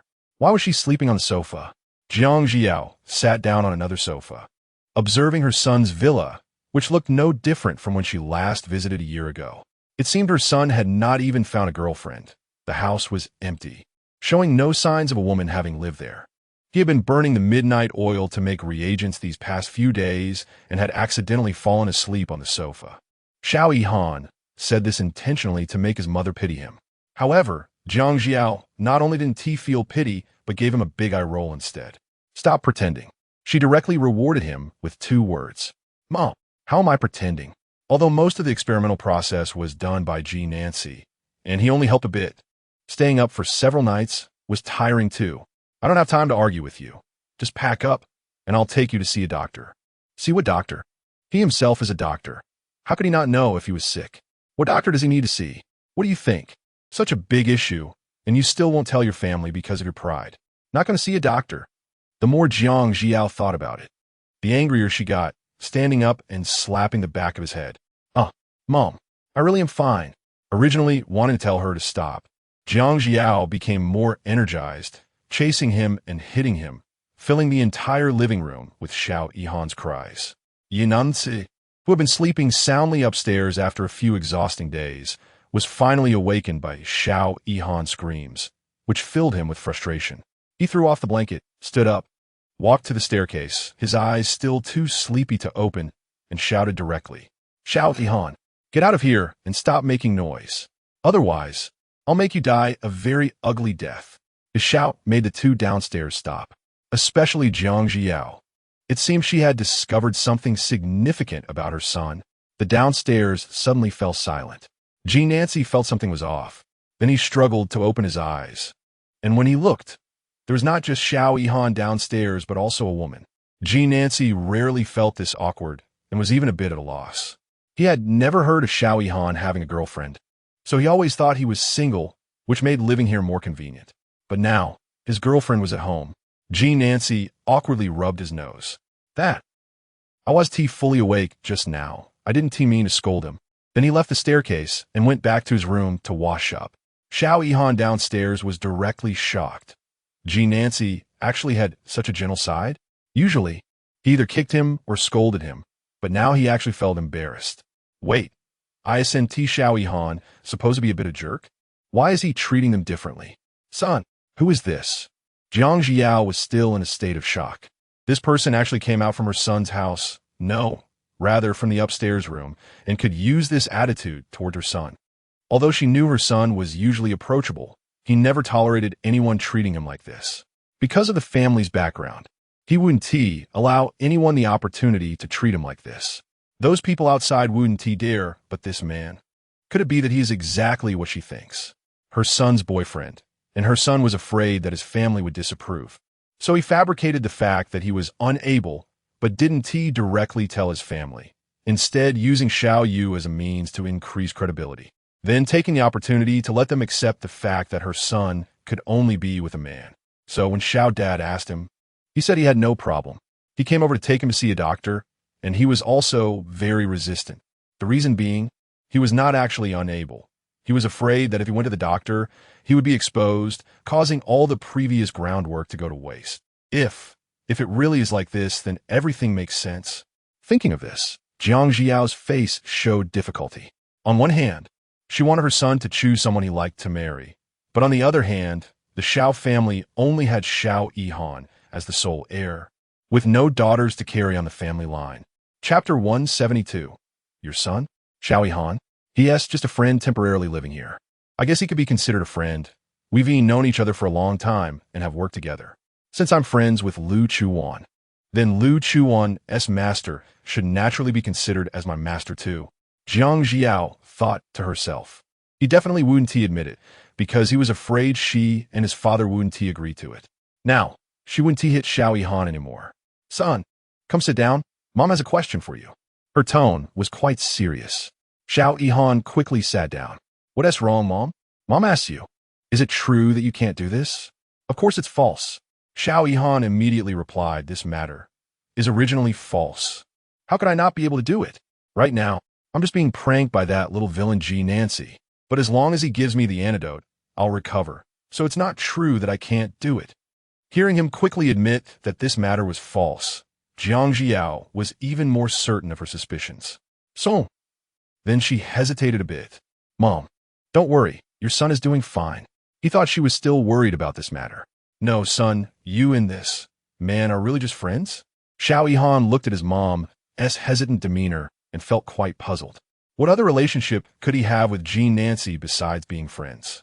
The only relationship is that Ji Nancy owes him an antidote, nothing more. So he could only nod. Jiang Zhiyao looked at him and knew he still wouldn't admit it. Forget it. She would just ask directly. "Xiao Yihan, tell the truth. This man is not your boyfriend?" Hearing this question from his mother, he was directly frozen on the sofa. "Mom, my dear mom, do you want to hear what you're saying? It's not like that. Your son's sexual orientation is very normal. Even if it weren't, how could he possibly be interested in Ji Nancy, that toxic husband? That's just nonsense." Just as he was about to deny it, Ji Nancy came downstairs after washing up. You guys shachi. Ji Nancy also felt quite awkward. He wanted to leave without saying a word. But with two pairs of eyes staring at him, he couldn't just ignore them. After saying that, he prepared to leave. But Jiang Zhiyao stopped him. Young man, wait a minute." Although she knew it might not be good to ask directly, she was very clear that she couldn't find out anything from her son. Just based on his attitude earlier, it was hopeless. Huh? Okay. G. Nancy was very puzzled. What is going on with Xiao Yihan's girlfriend? If they were in a sibling relationship, then at least he and she were of the same generation, right? Why call him young man? This suddenly made their generational relationship feel complicated. Not understanding, but he respected it. Yengiming, Adiu, my son's boyfriend? Xiao Yihan hadn't yet recovered from shock, so he couldn't interject while Jiang Jiao was talking to G. Nancy. Your son? So? There's only Xiao Yihan and him here. He can't be her son. So this person in front of him is Xiao Yihan's mother? Xiao Yihan? Jiang Jiao looked at the atmosphere in front of her, feeling quite confused, and could only nod dumbly. This situation left G. Nancy completely bewildered. He thought this lady in front of him was Xiao Yihan's girlfriend, only to be told now that she was his mother. Although he knew it was indeed absurd, he couldn't really blame G. Nancy. Jiang Jiao was only 22 years old when she gave birth to Xiao Yihan, and now she was only in her 40s. Plus, she frequently went to beauty salons for maintenance, and her clothing style leaned towards a younger look, so Tom had left no marks on her. Andy, you might have misunderstood. I'm just a colleague of Xiao Yihan. Recently, there was a virus outbreak at the prison, so we're developing a virus extermination reagent together in his lab. I haven't rested for several days, so I'm just staying here for one night. G. Nancy explained very formally, but Jiang Jiao was still a bit skeptical. However, she couldn't see any signs of him lying. Exactly. Mom, it's just as he said. I have no feelings for him at all. Your son, like soft and sweet girls. G. Nancy glanced at him when he spoke. If it weren't for Jiang Jiao being there, he would have kicked him directly. Why didn't he explain earlier? What has the mouth for if not to speak? All he does is eat all day. G. Nancy was somewhat emotionally affected. After all, being misunderstood as gay, especially being tied to Xiao Yihan, this idiot, was enough to make anyone angry. Oh, that was Annie's misunderstanding. Sorry. Staying a few more days is fine. No need. Auntie, I need to go back. If he didn't leave soon and stayed with Xiao Yihan, who knows what absurd things would happen next. Jiang Jiao also knew that he might be a bit embarrassed, so she didn't insist on keeping him, just letting Xiao Yihan see him off. Outside, G. Nancy unexpectedly kicked him. What did you do to make your mom think we're in that kind of relationship? Xiao Yihan felt wronged. He hadn't done anything. After being kicked again, it hurt quite a bit. He touched it, but didn't say anything. Probably used to being kicked by now. I didn't do anything. She doesn't usually come over. It should be because my dad called me last night and told her that I can't do it. That's why she hurried over today, saying she wanted to take me to see an old Chinese doctor. The more he spoke, the more Xiao Yihan felt wronged. Hearing him say this, G. Nancy was also taken aback. If he hadn't brought it up, he would have forgotten. So it was because of this matter. He really couldn't completely blame Xiao Yihan. After all, it was himself who made him unable to stand up. At this point, he stopped walking and wasn't in a hurry to leave. Let us go back. I want to leave first. I'll go to the lab and help you make the antidote. Really? Xiao Yihan was so excited when he heard this that he almost jumped up. You're not lying to me, right? I've asked you several times, and you didn't make the antidote for me. I almost got tricked by Lu Chuwan out of 10 million because of this antidote. Now that my mom is here, you promised to make the antidote. His mom came at just the right time. If you say one more word, I want to do it. G. Nancy couldn't understand how there could be such a noisy person. Chapter 173. Sister, who are you? Xiao Yihan immediately became obedient, covering his mouth, afraid that he might accidentally make any noise. After watching G. Nancy enter the laboratory, he returned home. At this time, Jiang Jiao was still sitting on the sofa, lost in thought. Mom, I really am fine. You can rest assured and go back. I'll just stay here for a while. I'm not going back. Xiao Yihan stared at his mother in shock, wondering why she decided to stay here. When did she start wanting to live with her son? What about your husband? He'll call me looking for you. That's not my concern. She still felt it was inappropriate and needed to stay and observe whether her son liked boys or girls. No, if mom stays, I want to be able to sleep in. Forget it, as long as mom is happy. This matter was decided, and Xiao Yihan didn't say anything further. He sat down, glanced at his phone, and found a message from Lu Chuwan. It seemed she had gotten through her dormant period. That deal counts, right? At this moment, Xiao Yihan was delighted. Ha ha ha ha. Too late. Your master is already making the antidote for me. Ah, what a relief. Finally, Lu Chuwan didn't get the better of him. On the other end of the phone, Lu Chuwan felt like the sky was falling. Her 10 million just flew away no way. She wasn't willing to accept it. She blamed Xiao Yihan. Coincidentally, there wasn't much going on these days, and Nian Shengyu was away due to matters of the military and political building, so she drove straight to Xiao Yihan's villa. Bang bang bang. Xiao Yihan. Open the door. The door was closed, and Lu Chuwan didn't ring the doorbell, but angrily pounded on the door. However, at this moment, Xiao Yihan was taking a nap upstairs. He hadn't slept enough in the morning and was abruptly awakened by his mom, and now he was still dead tired, letting his mom watch TV and play mahjong downstairs while he snoozed away upstairs. Jiang Jiao was about to win a hand when the loud knocking startled her, causing her to accidentally discard the card she needed. It happened to be the one that would have won her the game. She didn't have time to think. It sounded like someone was coming to collect a debt, scaring her to death. She quickly stood up and looked through the real-time monitor at the door, seeing a young girl, but she couldn't see her face clearly. Could it be that her son had gotten a girl into trouble outside, and now she was here looking for him? Thinking this, she hurriedly went to open the door. Lu Chuwan had just raised her hand, ready to knock again, when the door suddenly opened. She hadn't even lowered her hand before seeing a woman. What the? Lu Chuwan looked around, realizing this was indeed Xiao Yihan's house. But when did a woman show up? She looked a bit older than herself. Did Xiao Yihan like this type? She looked like a rich girl. Sister, who are you? Lu Chuwan asked first. Jiang Jiao finally saw the girl's face, and her eyes lit up. Hearing her call herself sister made her extremely happy. I'm Xiao Yihan's mother. May I ask what you need him for? Oh my. Mom? So young? She must take good care of herself. He owes me some money. I came to ask for it. Jiang Jiao was stunned. She really was here to collect a debt. And it wasn't a love debt, but a money debt. What kind of life was her son living outside? Jiang Jiao had her suspicions for a reason. If it were someone else saying this, she would have probably kicked them out with a cold face. However, every piece of clothing the girl wore was not something money could easily buy, and someone like that couldn't just rely on tricking others. So she could only suspect her son. Come in, I'll go call him. If it was about money, the Xiao family could easily pay it back, but Xiao Yihan needed to clarify what was going on. Moreover, she found the girl very likable. Perhaps there was a chance for her to become her daughter-in-law. Thinking this, Jiang Jiao quickened her pace upstairs. Once again, Xiao Yihan was awakened from his dreams. Wake up. There's a girl outside looking for you to pay back the money. Xiao Yihan groggily woke up, and upon hearing pay back the money, a girl? He wondered when he had borrowed money. Did he owe a woman money? How could that be? Xiao Yihan hadn't sunk that low. In this day and age, scammers were so bold, they came right into homes to demand money. Mom, how could that be? Your son is still the heir of the Xiao family. How could he owe a woman money, right? But I've already let her in. The girl is too pretty. I couldn't bear to let her stay outside in the sun. Xiao Yihan was about to scold his mom for being so careless, letting a pretty girl into the house. What if she was dangerous? But then he thought, his mom had seen so many ladies in high society. What kind of beauties hadn't she seen? For her to say someone was too pretty. Oh no, he jumped out of bed. Does she have long black hair and light blue eyes? Is she a bit tall? Yes. It seemed he really knew her.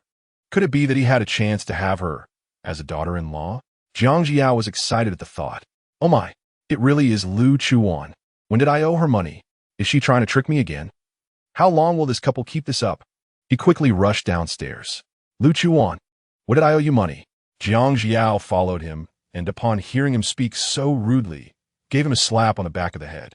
Stinky boy, did I teach you to be so rude to others? Ow! Holding the back of his head, Xiao Yihan stared at Lu Chuwan. Why are you talking to my mom like that? I don't owe you money. I owe you 10 million. The deal was made, and you actually broke the agreement. What deal? Jiang Jiao curiously interjected. Mom, it's nothing. Just a small bet. Then why haven't you transfer the money to her? Under the pressure of their gazes, Xiao Yihan reluctantly took out his phone and transferred 10 million to Lu Chuwan. Is that enough? Are you happy now? You cold-hearted woman. Smack. Another merciless slap on the back of his head. Why? Does my mom always side with others? Boo-hoo. There is no longer just mom in this world. Chapter 174. Xiaoyu and you are truly a match made in heaven. Young lady, where are you from? Do you have a boyfriend? Hearing these familiar words, Xiao Yihan immediately understood what was happening. His mother was about to introduce him again. But it should depend on the person, right? Lu Chuwan was being introduced, unless she thought her son had lived too long. Before Lu Chuwan could respond, Xiao Yihan quickly stopped Jiang Jiao. Mom, this Lu Chuwan in front of you is your precious Xiaoyu's girlfriend. Don't think too much about it, and Lu Chuwan definitely wouldn't be interested in me. He didn't say the last part out loud, although he was self-aware. Moreover, he didn't have any romantic feelings for Lu Chuwan at all. Xiaoyu's girlfriend? Young lady, you really are Xiaoyu's girlfriend? Xiaoyu? You must mean Nian Shengyu, right? She nodded. Jiang Jiao became even more excited upon hearing this. That's great. My little rascal really doesn't deserve you. Xiaoyu and you are truly a match made in heaven. Lu Chuwan stared at her blankly, then exchanged a very skeptical glance with Xiao Yihan. The look clearly asked, "Are you sure this is your real mom?" Xiao Yihan helplessly nodded. Yes, his family treated Nian Shengyu more like a son, but he didn't feel bad about his parents because they only spoke like this. In reality, they were very good to him. Moreover, years ago, Nian Shengyu had saved his life, and since he had no parents, it was fine for him to be a little nicer. He wasn't that small-minded. Haha, I think so too. Then the two of them started chatting away, discussing everything under the sun, completely ignoring Xiao Yihan's presence. Xiao Yihan secretly took out his phone and recorded a video of their conversation to send to Nian Shengyu. Wan, you must come to Annie's house to play. Okay, Aunt Jiang, I will go. Bring Xiaoyu along. He hasn't been there for a long time, and Lao Xiao has been mentioning him. How come I didn't hear him mention me? Xiao Yihan interjected. How do you know he hasn't mentioned you? Jiang Jiao rolled her eyes at him. When Nian Shengyu received the message, he was in a meeting. He saw the message, but didn't check it because it was sent by Xiao Yihan. It wasn't until the meeting ended that he clicked to watch the video. Then he directly called Lu Chuwan. Hello, Nian Shengyu. Wan, are you still at Xiao Yihan's place? I'll come pick you up. I'm still here.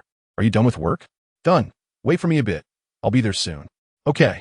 The distance between their location in the military administration building was considerable.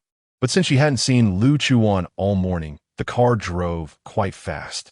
However, just as they reached the entrance, they ran into Ji Nancy, who had prepared the antidote to give to Xiao Yihan. He almost forgot that he was still here, so why did Wan suddenly come here? The two of them tacitly ignored each other, entering the room one after the other. After Ji Nancy went in, he originally intended to give the antidote to Xiao Yihan and leave, but upon seeing Lu Chuwan there, he didn't rush to leave and simply sat down. Xiaoyu? Here to pick Wan up, right? Jiang Jiao was very happy. Aunt Jiang. After chatting for a while, it wasn't long before Nian Shengyu took Lu Chuwan away, leaving Ji Nancy feeling somewhat awkward. Then Jiang Jiao learned that this young man was actually Wan's master, which made her feel quite embarrassed. In the morning, she had mistakenly thought he was her son's boyfriend. What a big misunderstanding. Later, Jiang Jiao warmly invited Ji Nancy to stay for a few days. He originally wanted to return to Jinyuan, but since Nian Shengyu was picking up Lu Chuwan, forget it, he might as well stay here. In the end, only the two of them returned to Jinyuan. On the way back, Lu Chuwan saw a shocking news headline again. The fifth prince of a neighboring country jumped off a building to commit suicide while high on drugs. What the? That's explosive. She clicked to read more and learned from insiders that the news was blowing up online. Everyone was condemning the royal family led by Ran Shun, questioning why two of their children had such issues and demanding an explanation from Ran Shun. However, he chose to remain silent, avoiding the topic entirely, and even skipped many important events. TSK. This shouldn't also be Ran Hua's doing, right? This girl usually acts so innocent and sweet, but unexpectedly, when it comes to business. But without knowing the full story, she refrained from commenting. Lu Chuwan was just watching the drama unfold.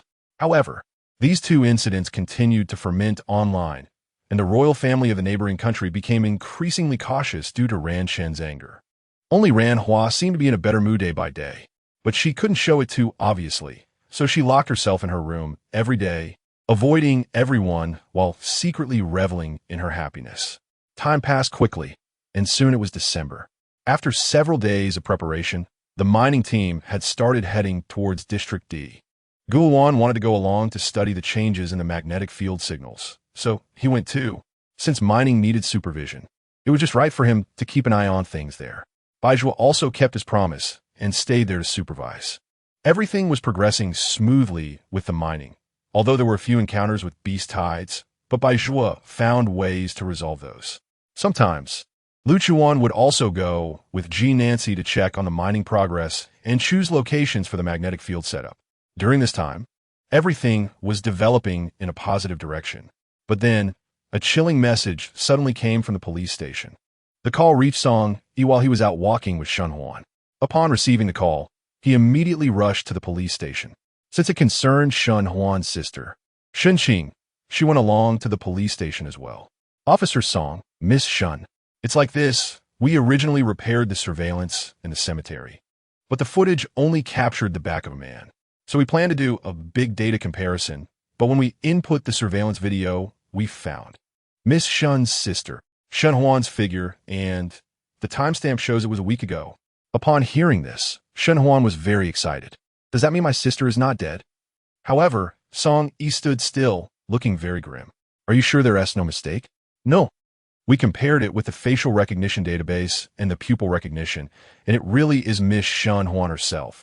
And the surveillance video was also checked by professional technicians. There are no signs of alteration.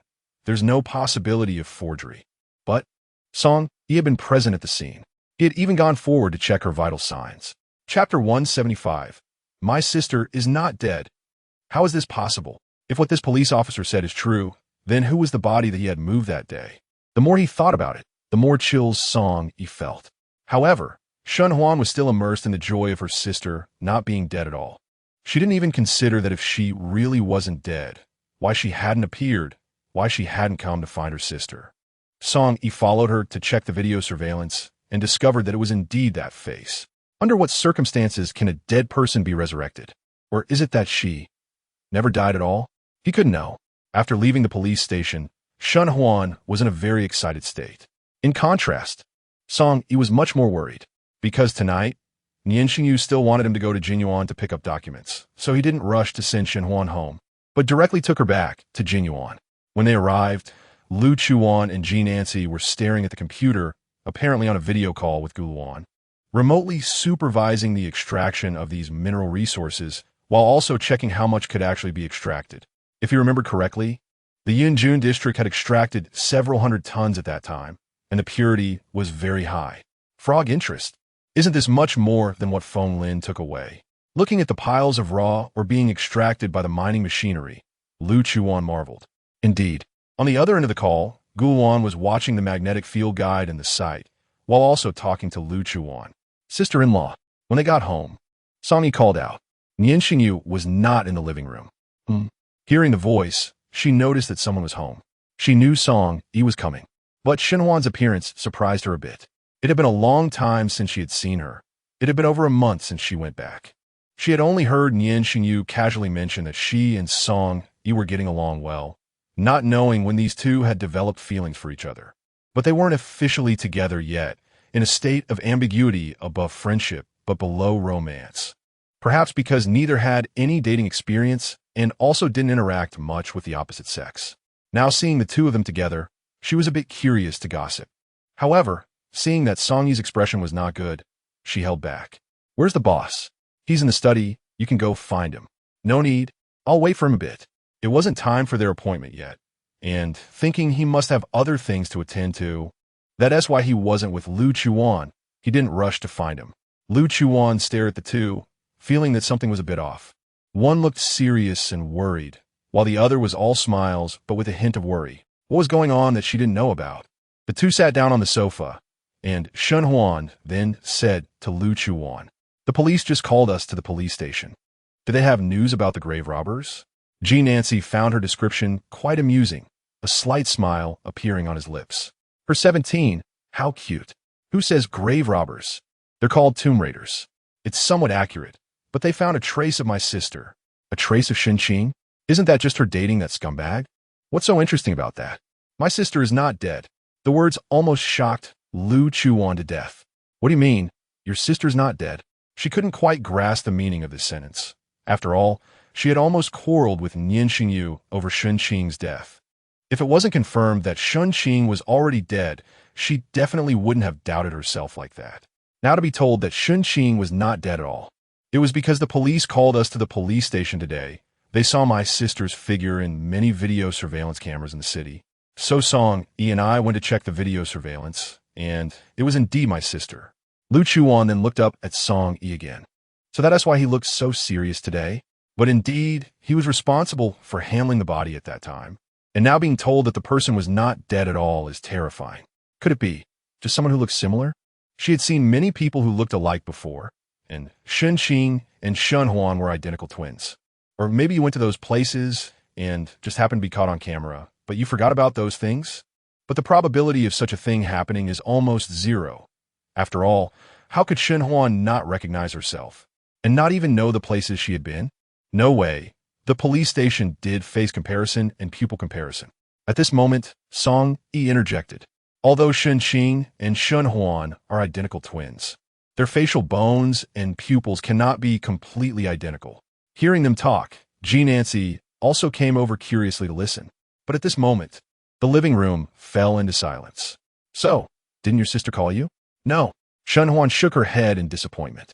And she didn't come back to find you? She shook her head again. It shouldn't be like this. After all, Shun Qing was the only person Shun Huan could rely on in this world. Now that she was alive and didn't come back to find her or call her, could it be that she was being threatened? The living room fell silent again. Sister-in-law, do you think a person can come back to life after death? At this time, Song-yi spoke up. His face was still very pale because he had examined Shun Qing's body before processing it, and her entire heart had been removed. The spot on her chest was empty. Her heart was gone. How could a person survive under such circumstances? So who was the person in the video? He asked Lu Chuwan, thinking she was knowledgeable and well-informed. But how could a person come back to life after death? Just as she was about to answer that it was impossible, Ji Nancy turned to look at her. 17. Do you remember there was a witchcraft school in our area? The witchcraft school was an inconspicuous sect among many organizations, as it did not develop with the times and studied some ancient witchcraft, thus not standing out in various regions and countries, and even no one paid attention to them. However, once when Ji Nancy and Lu Chuwan went on a mission together, they encountered someone from the witchcraft school who happened to be working outside. The two of them witnessed that person from the witchcraft school manipulating the corpse of a dead person, making it walk like a normal person or perform other actions, even fighting with others. I remember. So, could Shun Qing's situation be like this? Chapter 176. Mining completed if that's the case. It can only mean that the body had some sort of issue during the cremation or transportation process. We really need to investigate this thoroughly to find out where the problem occurred. Just then, Nian Shengyu, who was originally working in the study, heard a commotion downstairs and went directly down. Upon arrival, he sat down on the sofa that Lu Chuwan had made, wrapping his arm around her waist and pulling her into his embrace, a clear act of claiming ownership. It was obvious who he was doing this for. Lu Chuwan understood this, but couldn't help but laugh at his subtle little actions. Nian Shengyu, when jealous, was truly naive and adorable. What are you guys talking about? About Shun Huan's sister, Shun Qing, coming back to life. Coming back to life? That's so eerie. Nian Shengyu had never believed in such occurrences. Moreover, he was present when Shun Qing was confirmed dead. The body was already cold, so how could there be talk of resurrection? There must have been some mistake, right? Boss. It's true. Song E, who was also a witness, spoke up about what had happened. Logically speaking, this matter didn't have much to do with them. Although they discovered Shun Qing's body, they weren't the ones who killed her. So whether Shun Qing was resurrected or not had nothing to do with them. But he suddenly remembered that when he met Shun Huan, she said Shun Qing was killed by Lin Kuan, and they still hadn't found Lin Kuan. Last time, his experiments were severely damaged by them, so it was likely he would hold a grudge and use Shun Qing to come after them again. Was there any problem during the transportation of the body that you were supposed to handle? I handed it over to two other subordinates, but now one of them has sacrificed himself, and the other has been injured and left. They didn't mention any issues at that time. It was just a normal delivery to the crematorium for cremation. This matter couldn't really be blamed on Song E. As Nian Shengyu's adjutant, he had many more important tasks to attend to. Handling the transportation of bodies was typically delegated to subordinates, and he rarely followed up on the results unless it involved a more significant person. Analyzing it this way, it seemed that the problem lay in the transportation of the body or a mistake at the crematorium. It was likely that the body had been swapped. Why was Shun Qing's body swapped? What secrets did her body hide? And why was her grave disturbed? At first glance, these issues seemed interconnected. But if one were to delve deeper, it was hard to find a clear thread. What secrets were hidden within? They could not know. In the end, they only sent someone to investigate the discrepancies during the transportation of the body and to find out who Shun Qing really was now. However, it was evident that this was not the most urgent matter. The pressing issue was still the mining operations. It would take a long time to complete the mining in District D, but Jean Nancy could not wait. This was Lu Chuwan's thought. Jean Nancy felt he could continue to stay there as long as Lu Chuwan was there, although he would prefer they return together. Every person living in this world has their own responsibilities and roles to fulfill. They had been away from that world for so long. There would inevitably be times when they were needed. The base needed him, and other organizations needed him too. If he kept disappearing, it would surely create chaos. And the senior brothers and sisters at the base would be very worried. Naturally, Lu Chuwan could not allow him to continue staying there. Moreover, this matter originated because of her, which was why her master had come to this strange world. Now, she had to find a way to send him back. It had already been delayed too long. It could not be postponed any further. Therefore, Lu Chuan's suggestion was to first discuss with Feng Lin, using part of the mined mineral resources for superconducting materials to activate the magnetic field. However, the situation with Country Q was also urgent, and it was uncertain whether he would agree. The Empire had not agreed to reduce tariffs for Country Q directly, so they had significantly raised tariffs. If this continued, the manufacturers exporting goods to Country Q would suffer one after another, and Country Q was a giant among the Empire's overseas trading nations. If this continued, not only would these enterprises be harmed, but the Empire's foreign export value would also continuously decrease, leading to significant issues in the domestic economic cycle. Previously, due to Feng Lin's plans, the Empire's finances had already suffered severe deficits. If economic cycles faced problems now, whether domestically or internationally, recovering the economy would be a huge issue. Economic issues directly impacted political problems and even affected overall national strength and security. Therefore, resolving the situation with Country Q was even more urgent, and trying to use these superconducting materials for their own benefit would be increasingly difficult. If they couldn't succeed, they could only hope that the mining team would speed up. After Nian Shengyu learned of his thoughts, he sent another team of miners to District D. 2 days passed. The mining team's progress was gradually advancing, and the site for constructing the magnetic field was also being further determined. This decision was made collectively by Lu Chuwan, Jean Nancy, and Nian Shengyu. Given the previous disturbance during the magnetic field work and the removal of superconducting materials, the site for constructing the magnetic field was directly set in a mansion owned by Nian Shengyu in the eastern suburbs. This mansion had a vast area, making it easy to accommodate the construction of a magnetic field. Moreover, it was unoccupied, so there were no worries about the magnetic field's fluctuations severely impacting humans. Another issue to resolve was the liquid nitrogen cooling problem, but Nian Shengyu would handle that for her. Finally, another week passed. News came from District D that the mining had successfully concluded. Aside from the 2/5 promised to Baizhua, the rest was gradually being transported back to Area A. On the morning the news returned, Nian Shengyu went to the military camp. He had promised Baizhua to help deal with the rebel situation, and it was time to fulfill that promise and dispatch troops. This time, Lin Wen was leading the troops. Nian Shengyu would not personally intervene in the conflict between the rebels and the otherworldly beings. After sending off the troops, he returned to Jinyuan, packed up his things, and set off to the presidential palace with Lu Chuwan. Intercontinental missiles belonged to major equipment. When they were transported out of Nian Shengyu's weapon research facility, Lu Chuwan was amazed. She didn't expect he truly had the skills. It turned out that the men she chose would never disappoint her. Wealthy, handsome, and talented, with status and identity, he was too impressive to take out. Chapter 177 Wilderness Survival. As soon as the intercontinental missile was delivered, Feng Li immediately had the military defense department come to take it for drills, while also instructing the news department to prepare for filming. Nian Shengyu handed over the design blueprints and some important data to him. Feng Li was overjoyed, finally relieving a heavy burden from his heart. Once the intercontinental missile was launched, the news spread around the world, not only deterring Country Q, but also enhancing the overall national strength of the empire. Those small countries that had malicious intentions towards the empire no longer dared to stir. Therefore, Feng Li immediately smiled and had someone send a portion of the processed superconducting materials to the location designated by Nian Shengyu. At this time, Guluan had already set up the magnetic field over there. The liquid nitrogen cooling had been prepared recently.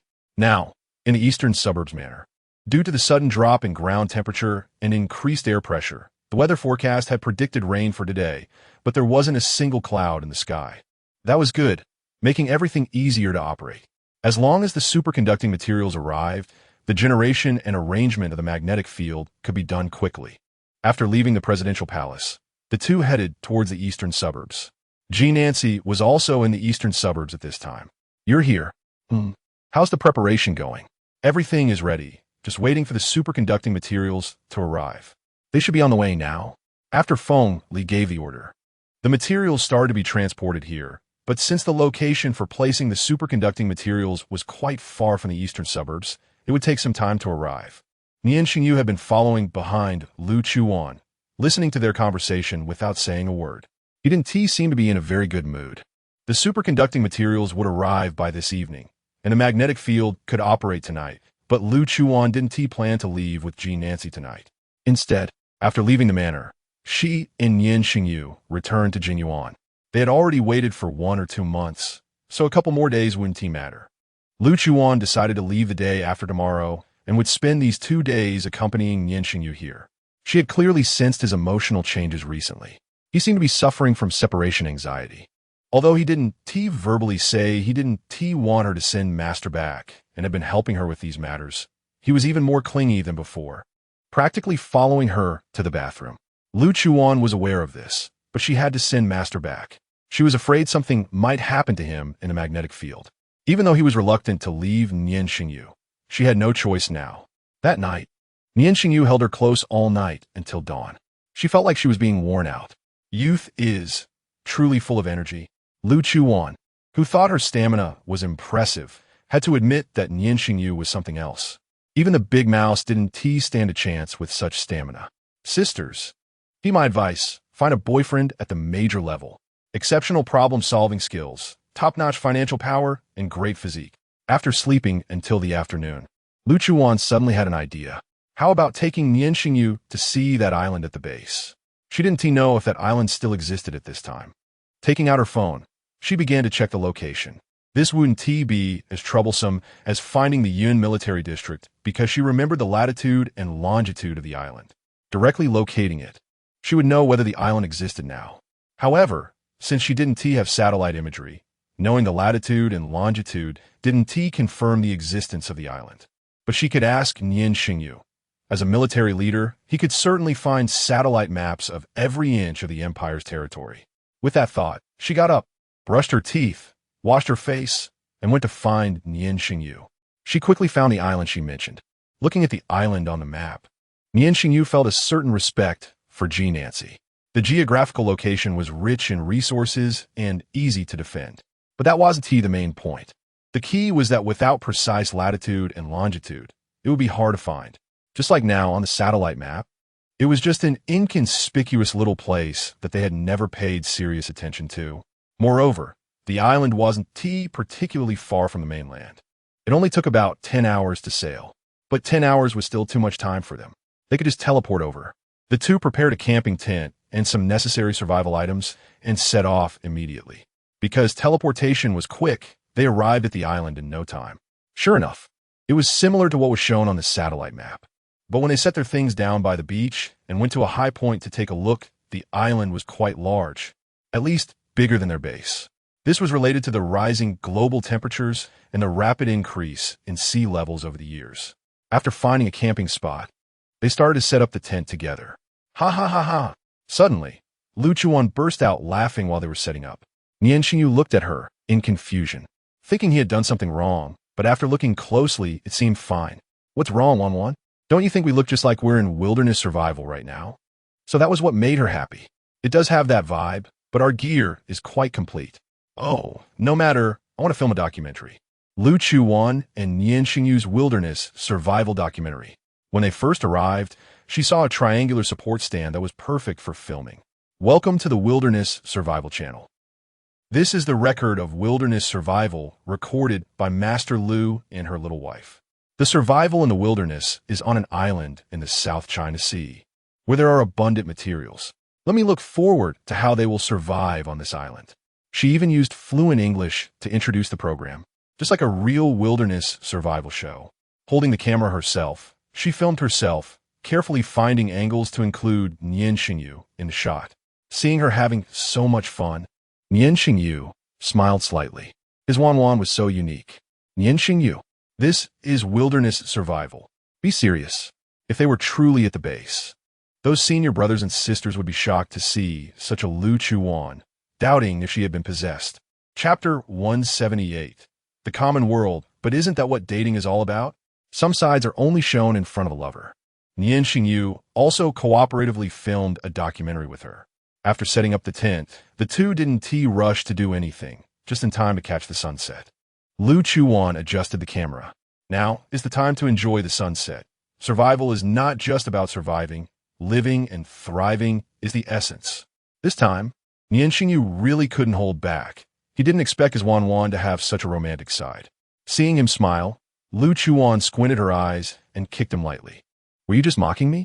No, Wan, how could I mock you? Even if you gave him 100 guts, he wouldn't dare, and more importantly, he had no reason to mock his wife at all. Night fell just like that. It was already December, and the weather was very cold. If it were ordinary people, they would probably freeze to death living in a tent in this wilderness. But both of them were not afraid of the cold. They just wore slightly thicker coats and were fine. The waves crashed against the beach, and the sea breeze blew over. The two embraced by the bonfire, feeling the beauty that belonged only to each other. Wan, why did you want to bring me here?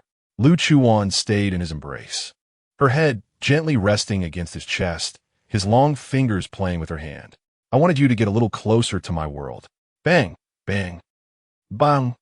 Her heart seemed to start racing again. Nian Shengyu held her chin with one big hand and wrapped his other arm around her waist. Lifting her slightly, just like that, they kissed, entangled in each other's lips, feeling the love between them.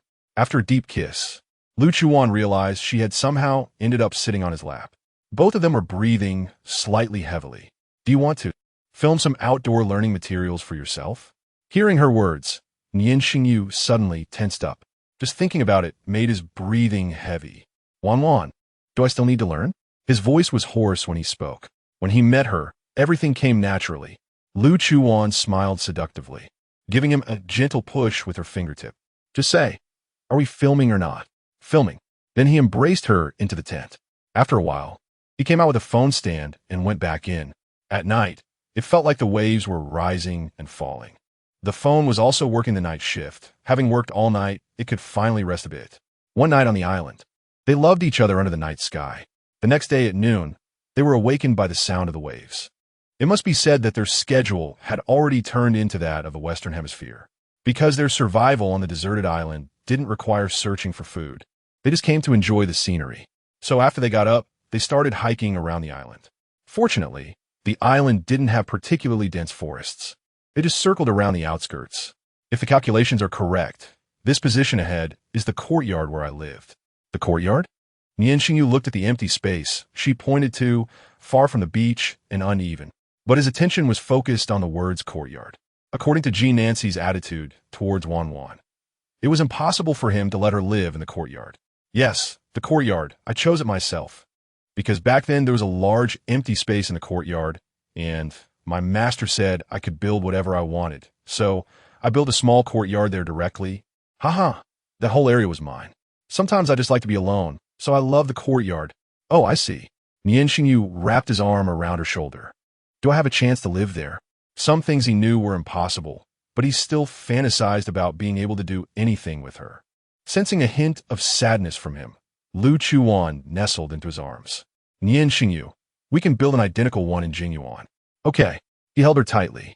But when his gaze drifted to a nearby spot, it became dangerous. Not far away on the ground lay a handgun. But it clearly wasn't there just now. Moreover, this is a deserted island. How could there be a handgun? Gently patting her waist, Nian Shengyu leaned close to her ear and whispered, "It seems someone has come to the island." Lu Chuwan was puzzled. How could someone suddenly come to the island? They hadn't discovered anyone on the island yesterday. She glanced up at Nian Shengyu and found him looking into the distance. So she turned around too. Then she saw the handgun on the ground. Observing the surroundings, she found that there wasn't a single footprint. What the hell? Did it just fall from the sky? Should we go check it out? Okay. Nian Shengyu nodded, taking her hand and moving forward. But he remained vigilant about the surroundings, ready to protect her at the first sign of danger. However, the imagined danger didn't appear. Instead, Lu Chuwan picked up the handgun from the ground, falling into self-doubt. This handgun, why does it look so familiar? Turning it over, she indeed saw a beautifully engraved 16 on the grip. Then she turned to Nian Shengyu in shock. That's right, it's Nian Shengyu. She was still in the year 80 years ago. How did she see the handgun of 16? This handgun was exactly the same as Instructor 16's from a base. And she had one with 17 on it. These handguns were part of the set. Each instructor had one, symbolizing their identity and mission from the base. How could 16's handgun appear here? Could it be that 16 also crossed over through the magnetic field? But 16 was just a normal human. If it crossed through the magnetic field, it would be completely destroyed. Nian Shengyu looked at her, seeming to recognize the handgun, and was equally puzzled. Wan, this handgun belongs to one of my senior brothers, but my senior brother couldn't possibly have come with us. Moreover, this handgun represented him. He couldn't have lost it. Listening to her explanation, Nian Shengyu developed a bold idea. This is the address of our base, doesn't that mean? The two worlds are connected somewhere in this place. However, before he could voice his speculation, in the next moment, the handgun that had been in Lu Chuan's hand inexplicably vanished. Vanished? How could it disappear? It was as if what just happened was an illusion. The two suddenly locked eyes, as if they thought of the same thing. Common. Connection? It was very likely. If it weren't like this, it would be hard to explain. Back in the tent, Lu Chuwan was still thinking about this matter. Chapter 179. Numerous natural magnetic fields if objects can be transported here. What about people? Can people be directly transported as well? They came through the magnetic field. So is there a magnetic field nearby? With this thought, Lu Chuwan suddenly stood up, and Nian Shengyu looked at her in confusion. No, I need to go take a look. There must be a magnetic field there. As she said this, Nian Shengyu got up to accompany her. So the two returned to the spot they were just at, and sure enough, there were things again. But this time, it was a pile of snacks and a big watermelon. These familiar items were clearly brought by the 10th senior brother. They actually went to their little courtyard to have fun while she was away. Lu Chuwan rushed over and took the pile of snacks and the watermelon away, moving them to a faraway place, and then she ran back to sense the magnetic field here. As expected, there was indeed one. And not just one. There were several small magnetic fields, one after another. Why are there so many magnetic fields here? Moreover, these should all be natural magnetic fields. Meanwhile, at the base 80 years later, several instructors were at the base. Today, it was rare for the master and 17 to be absent. So they gave themselves a day off, and the entire base secretly took a break for a day. They had been eyeing Lu Chuan's little courtyard for a long time. And since they had nothing to do today, each of them brought something and came to her courtyard for an outdoor barbecue. Usually because Lu Chuwan liked peace and quiet. They didn't dare to disturb her. Otherwise, they would get beaten up badly. After all, the little junior sister's combat power was well known. So they wouldn't rush to get themselves into trouble. But now that the master and 17 were not around, they certainly wouldn't miss this opportunity. Hey, where are my watermelon and snacks? Li Changle, Lu Chuan's 10th senior brother, stared wide-eyed at the spot where he had just placed the snacks. Did any of you take them? He turned to look at the other dozen people, but they all shook their heads. It's impossible. He clearly left them here. If no one took them, how could they be gone?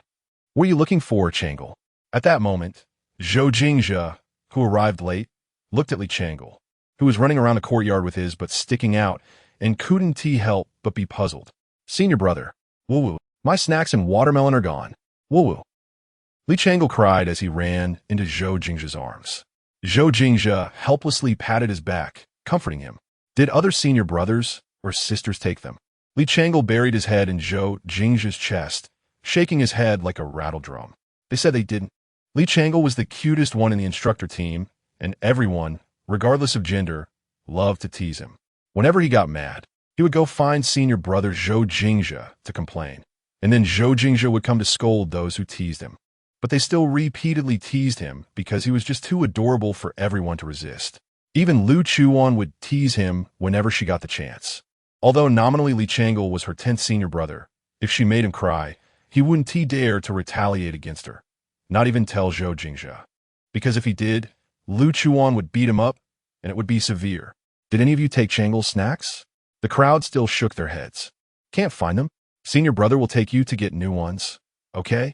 He had already searched the yard, and couldn't find them. So he could only let senior brother take him to get new ones. Watching the two walk away, the others had a look of disbelief on their faces. After confirming the existence of the magnetic fields, Lu Chuwan, holding the snacks, and Nian Shengyu, holding the watermelon, returned to the tent setup area. Li Shangla, oh Li Shangla. He must have gone to find senior brother to cry again. While eating his imported snacks, Lu Chuwan found it very amusing. Nian Shengyu watched her from the side, occasionally chewing on the snacks she handed to him. Who is Li Chang'e? Li Chang'e is the 10th instructor of my base, a little crybaby. You could say he is senior brother's nurturing boyfriend. Talking about this made her laugh. Every time she made him cry, he wouldn't dare to find senior brother, but would have to hide in the dormitory and secretly wipe away his tears. Her world must be very interesting. After staying on the island for an afternoon, the two returned to Jingyuan, because the next morning they had to pass through the magnetic field to return to their original world. Originally, Lu Chuwan planned to go to bed early since strong mental power was needed in the magnetic field, but thinking about leaving, Nian Shengyu would have to wait at home, looking pitiful. So she took the initiative to cling to him, since it was already quite late when they returned. She and T had the chance to tell Gu Luan about the small natural magnetic fields. The next morning, upon arriving at Dongjiao Manor, she went to find Gu Luan. She told him about this, including the possibility of things from her original world being transported over, which meant the existence of shared world. However, Gu Luan was also surprised by this result, as he had never encountered such a situation before. When you leave, I will go take a look. All right. Then he handed her 2 sets of protective gear. Wear this. It's my latest developed version, an enhanced protective suit, since this strong magnetic field poses non-traditional radiation hazards. It's better to wear it to avoid unnecessary effects. She took it, handed one to G Nancy, but didn't rush to put it on. Instead, she walked towards Nian Shengyu, who was standing not far away. What is wrong, Major Nian? Are you afraid I'll run away and not come back? She smiled as she walked over, teasing him. Wan. He was indeed afraid. He feared that after she left, she would disappear. But the past half a year was just a beautiful dream he made up. Because in her world, there were so many beautiful things, even people worth cherishing. Moreover, her family would certainly want her to stay in her own world. After all, this place was filled with various dangers with so many uncertain factors. How could he not be afraid? But he knew he couldn't keep her at this moment, nor could he force her to stay. So he could only gamble, betting that she loved him, that she couldn't bear to part with him, and that she would come back for him. Even though he didn't know what the odds of winning this gamble were. Lu Chuwan opened her arms and embraced him. He held her tightly in his arms. Nian Shengyu, do you believe me? it.But. I believe you, and I can only believe you. I will definitely come back to find you. Wait for me, okay? Stepping out of his embrace, Lu Chuwan kissed him lightly on the lips. Then, putting on the protective suit, she left without looking back. Chapter 180. Sympathy and suffering in the center of the magnetic field. Watching Lu Chuwan and G Nancy's figures disappear, Nian Shengyu suddenly felt a sharp pain in his heart. Just like the last time she left, he stood still for a few minutes before finally walking over to Gu Luan. Because someone needs to be on guard in the magnetic field at all times to prevent any unexpected incidents. Gu Luan has been stationed here recently to handle professional matters. Of course, he wasn't the only one. Nian Shengyu had also dispatched some elite soldiers to guard the perimeter. As he walked by, Gu Luan was still focused on real-time data from the magnetic field, making records. Major Nian, Seeing Nian Shengyu approach, he took the initiative to greet him. Do you have a deceased wife? It had been many years since anyone had mentioned this to him, and suddenly being brought up made Lu Chuwan's body stiffen. The past didn't bother him much. He knew he was doing all this because of his own obsession. His beloved wife had passed away young, leaving him alone in this world, and this had always been a thorn in his heart, buried deep, occasionally causing a sharp pain. Yes. Although he didn't know why Nian Shengyu suddenly asked this, he nodded. In fact, Nian Shengyu already knew and understood that he wanted to use the magnetic field to travel back in time to see his wife. But despite researching for so long, he had yet to realize his obsession. The harm of the magnetic field to the human body was far beyond what an ordinary person could endure. However, he had now transformed into an extraordinary person, and was at a higher level than ordinary extraordinary individuals, so aside from his trusted confidants. No one knew about this. If it was the body of an extraordinary person, could it travel to another time and space through the magnetic field? Logically, it should be possible. He had always wondered why Lu Chuwan could travel here, and later learned by accident that she was an extraordinary person, which helped him understand some principles. The body of an extraordinary person was indeed much stronger than that of a normal person, so they could better withstand the effects of magnetic storms on the human body.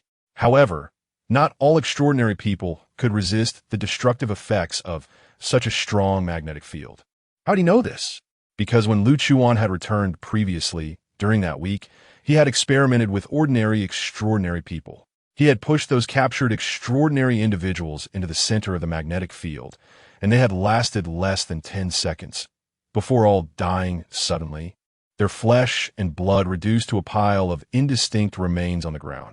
Therefore, in comparison, Lu Chuan's strength was evident. He had developed a deep respect for her. It was clear that lower-level extraordinary individuals could not travel to another time and space through the magnetic field.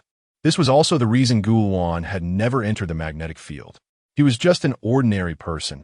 He had considered whether to become an extraordinary person, but becoming one was not as simple as it sounded. There were many uncertainties in the process that could cost him his life at any moment. Moreover, even if he was lucky enough to transform, he would likely only be the most ordinary level of extraordinary person. Thus, this path was fundamentally impassable for him. He could only hope that Lu Chuwan would successfully return and tell him about the center of the magnetic field, how to enter it, and their experiences and details after disappearing into the magnetic field. Through this, he could create some external means to resist the effects of the strong magnetic field. Can you explain it in detail? In fact, Lu Chuwan knew what Nian Shengyu was trying to do. His beloved woman came from another time and space. She had to leave, and he could only watch her leave with another man, unable to voice a single objection. He could only watch helplessly, and in his heart, it was a kind of pain. How could he not want to leave with her? In a sense, they could be considered sympathetic in suffering. The powerful magnetic field could cause devastating harm to the human body, but the physical quality of extraordinary individuals was stronger than that of normal humans. However, due to the immense power of the strong magnetic field, only extraordinarily high-level individuals could safely pass through the magnetic field to reach the desired time and space. He simply explained this to him. Nian Shengyu listened attentively, but after hearing it, he fell into silence. Since he had become an extraordinary person, Xiao Han had also tested his extraordinary level, but the result was a level position. However, Xiao Han had said that there were two situations where level testing couldn't be performed. One was due to a level being too low to be detected, and the other, which was quite obvious, was a level being too high. At that time, he had also said that he should fall into the latter category. His extraordinary form could not be detected yet, and his abilities were still in the stage of not being fully awakened. If one day he were to fully awaken, he would become a very strong presence, perhaps not inferior to Lu Chuwan. Okay, I understand. Thank you. Hearing a thank you from Nian Shengyu left Lu Chuwan momentarily stunned. What a rare honor. Indeed, lovers are ultimately troubled by their feelings. After ensuring that Lu Chuwan would notify him immediately of any abnormal situations or when Lu Chuwan returned, Nian Shengyu left. After leaving, he first went to Xiao Han. He still wanted to see if his extraordinary level could be detected. When he arrived, Xiao Han was chatting with Jiang Jiao. It turned out they were on the phone with Zhao's father. Seeing Nian Shengyu come in, Xiao Yihan was quite surprised. Isn't today the day Lu Chuwan is leaving? Shouldn't you be guarding over there? Or are you hiding at home, secretly thinking about your wife? Or are you feeling too upset and need to come find your brother to cry? Did Lu Chuwan really leave? He didn't answer the question. Instead, Jiang Jiao, hearing her son say this, was a bit curious, and she really liked Lu Chuwan. Where did Wanwan go? Xiao Yihan shot her a glare. Where she goes is none of your business. Haven't you been staying in a seaside view room recently? Sure enough, as soon as these words were spoken, she received a merciless slap on the back of her head. Nian Shengyu had already gotten used to their interaction mode. She went home. Then why didn't you go with her? It's not good to let Wanwan go home alone. Mom, your husband is looking for you again. Xiao Yihan quickly tossed the phone he was still holding to her. His mother really had a big mouth, always bringing up things that shouldn't be mentioned. Is it that your precious little you doesn't want to go? It's not that he can't go. He has been sticking around like a plaster for a long time. Chapter 181. You must have the wrong person. I am not Miss Shan. Jiang Jiao didn't say anything more and left the living room with her phone. So, do you want your brother to accompany you for a couple of drinks? Xiao Yihan looked at him with a bit of schadenfreude. He then successfully received a big eye roll in return. Do you have any equipment here to test the level of abnormal beings? Oh, no. He certainly wouldn't have such things. Last time he had to sneak over to the Abnormal Research Institute for testing. After all, with Nian Shengyu's identity, it was better for fewer people to know he was an abnormal being. Why are you suddenly asking this? Do you want to test? What is the point of testing that? Xiao Yihan didn't quite understand. Well, Guan said that as long as the level of an abnormal being is high enough, they can travel to the desired time and space through the magnetic field. As soon as he said this, Xiao Yihan froze, staring at him in shock. Nian Shengyu, you don't want to follow Lu Chuwan back, do you? Then looking at his expression, it was clear he was thinking, what's the problem? There was more than just a problem. It was a big problem. I know, you can't leave Lu Chuwan, but if you go, what will happen to the Empire? It's not an exaggeration to say that the Empire's glorious moments in recent years were largely thanks to Major Nian Shengyu, and it was primarily his achievement. I'm not saying I'm not coming back. He just wanted to accompany her, to see her world, to visit the places she lived. Sai, forget it. Let him be. Besides being a major in the Empire, he was more himself, and he really shouldn't bear all the responsibilities. He had been carrying enough for so long. It was not easy to have someone like Lu Chuwan appear, adding a splash of color to his life. And now, she was even from here and had left with a rival in love. Brother, you're really suffering. Life is tough. After a while, the two drove away, heading straight to the Abnormal Research Institute. It was the weekend, and apart from some research projects that always needed supervision, the other staff had gone home for vacation. So there weren't many people in the whole institute. When they saw Xiao Yihan arrive, they were quite surprised. After all, Xiao Yihan was one of the highest-ranking figures in the institute, and since he had his own laboratory with much more advanced equipment than a research center, he didn't come here often unless there was something urgent. Academician Xiao, Major Nian Shengyu nodded coldly. Xiao Yihan sent them off to do their own things before leading him into the testing room for abnormal being levels. When closing the door, he glanced around to see that there weren't many people before shutting it. In the testing room, Nian Shengyu lay on the testing apparatus, while Xiao Yihan operated the equipment. Soon, the results appeared on the display screen. Xiao Yihan leaned over to take a look. He didn't say anything. At this point, Nian Shengyu also got up and walked over. As expected, it still can't be detected. Bro, are you really a common abnormal being? Like that freak Lu Chuwan, apart from blood, there was no way to distinguish whether she was an abnormal being. Nian Shengyu's case was even worse. Only blood could be tested. So far, he only had enhanced physical qualities, night vision, and teleportation abilities. Other than that, there was nothing else. And the level couldn't be detected either, right? He didn't know, as it was his first time experiencing such a situation. But he could still feel the changes in his body clearly. With no results from the test, he had to return home. Since that day, when Shan Huan and Song Yi were called to the police station, the two had been busy searching for Shun Qing's whereabouts for the next few days. So at the military and political building, with Lu Chuwan not around, Nian Shengyu returned to work. After several days of checking, Shan Huan and Song Yi finally found Shun Qing in the surveillance video. and she was at a hotel in Area A. Fearing that the police would scare her away if they arrived first, the two of them got to the hotel before the police. Standing at the exact door of the room, Shenhuan's palms were sweaty with nerves. Song Yi gently patted her shoulder, comforting her. Taking a deep breath, she raised her hand to knock on the door. Knock, knock, knock. After a heavy knocking sound echoed for a long time, the door finally opened from the inside. Song Yi was also a little scared. Even though he had accepted the fact that Shun Qing was not dead, despite having seen so many corpses on the battlefield, he still felt that this situation was very eerie. It was clearly someone he had seen die, now standing alive right in front of him. A more timid person would probably have been scared to death. Like Xiao Han. Xiao Han, don't cue me, thanks. Hello, is there something you need? Although the two had mentally prepared themselves, they obviously didn't prepare enough. When the person inside came out and saw their faces, they were both stunned. A familiar voice, a familiar face. When the person facing her saw a face almost identical to her own, she was also taken aback. Biologically, this person at the door must have some relation to her, but she didn't recognize her. Shenhuan felt a sharp pain in her heart. This was clearly her sister, her only family in this world, and now she didn't even recognize her. It felt as if something in her heart had collapsed. She stood frozen, unable to say a word. Fortunately, Song Yi quickly regained his composure. Hello, Miss Shun. We have some matters to discuss with you.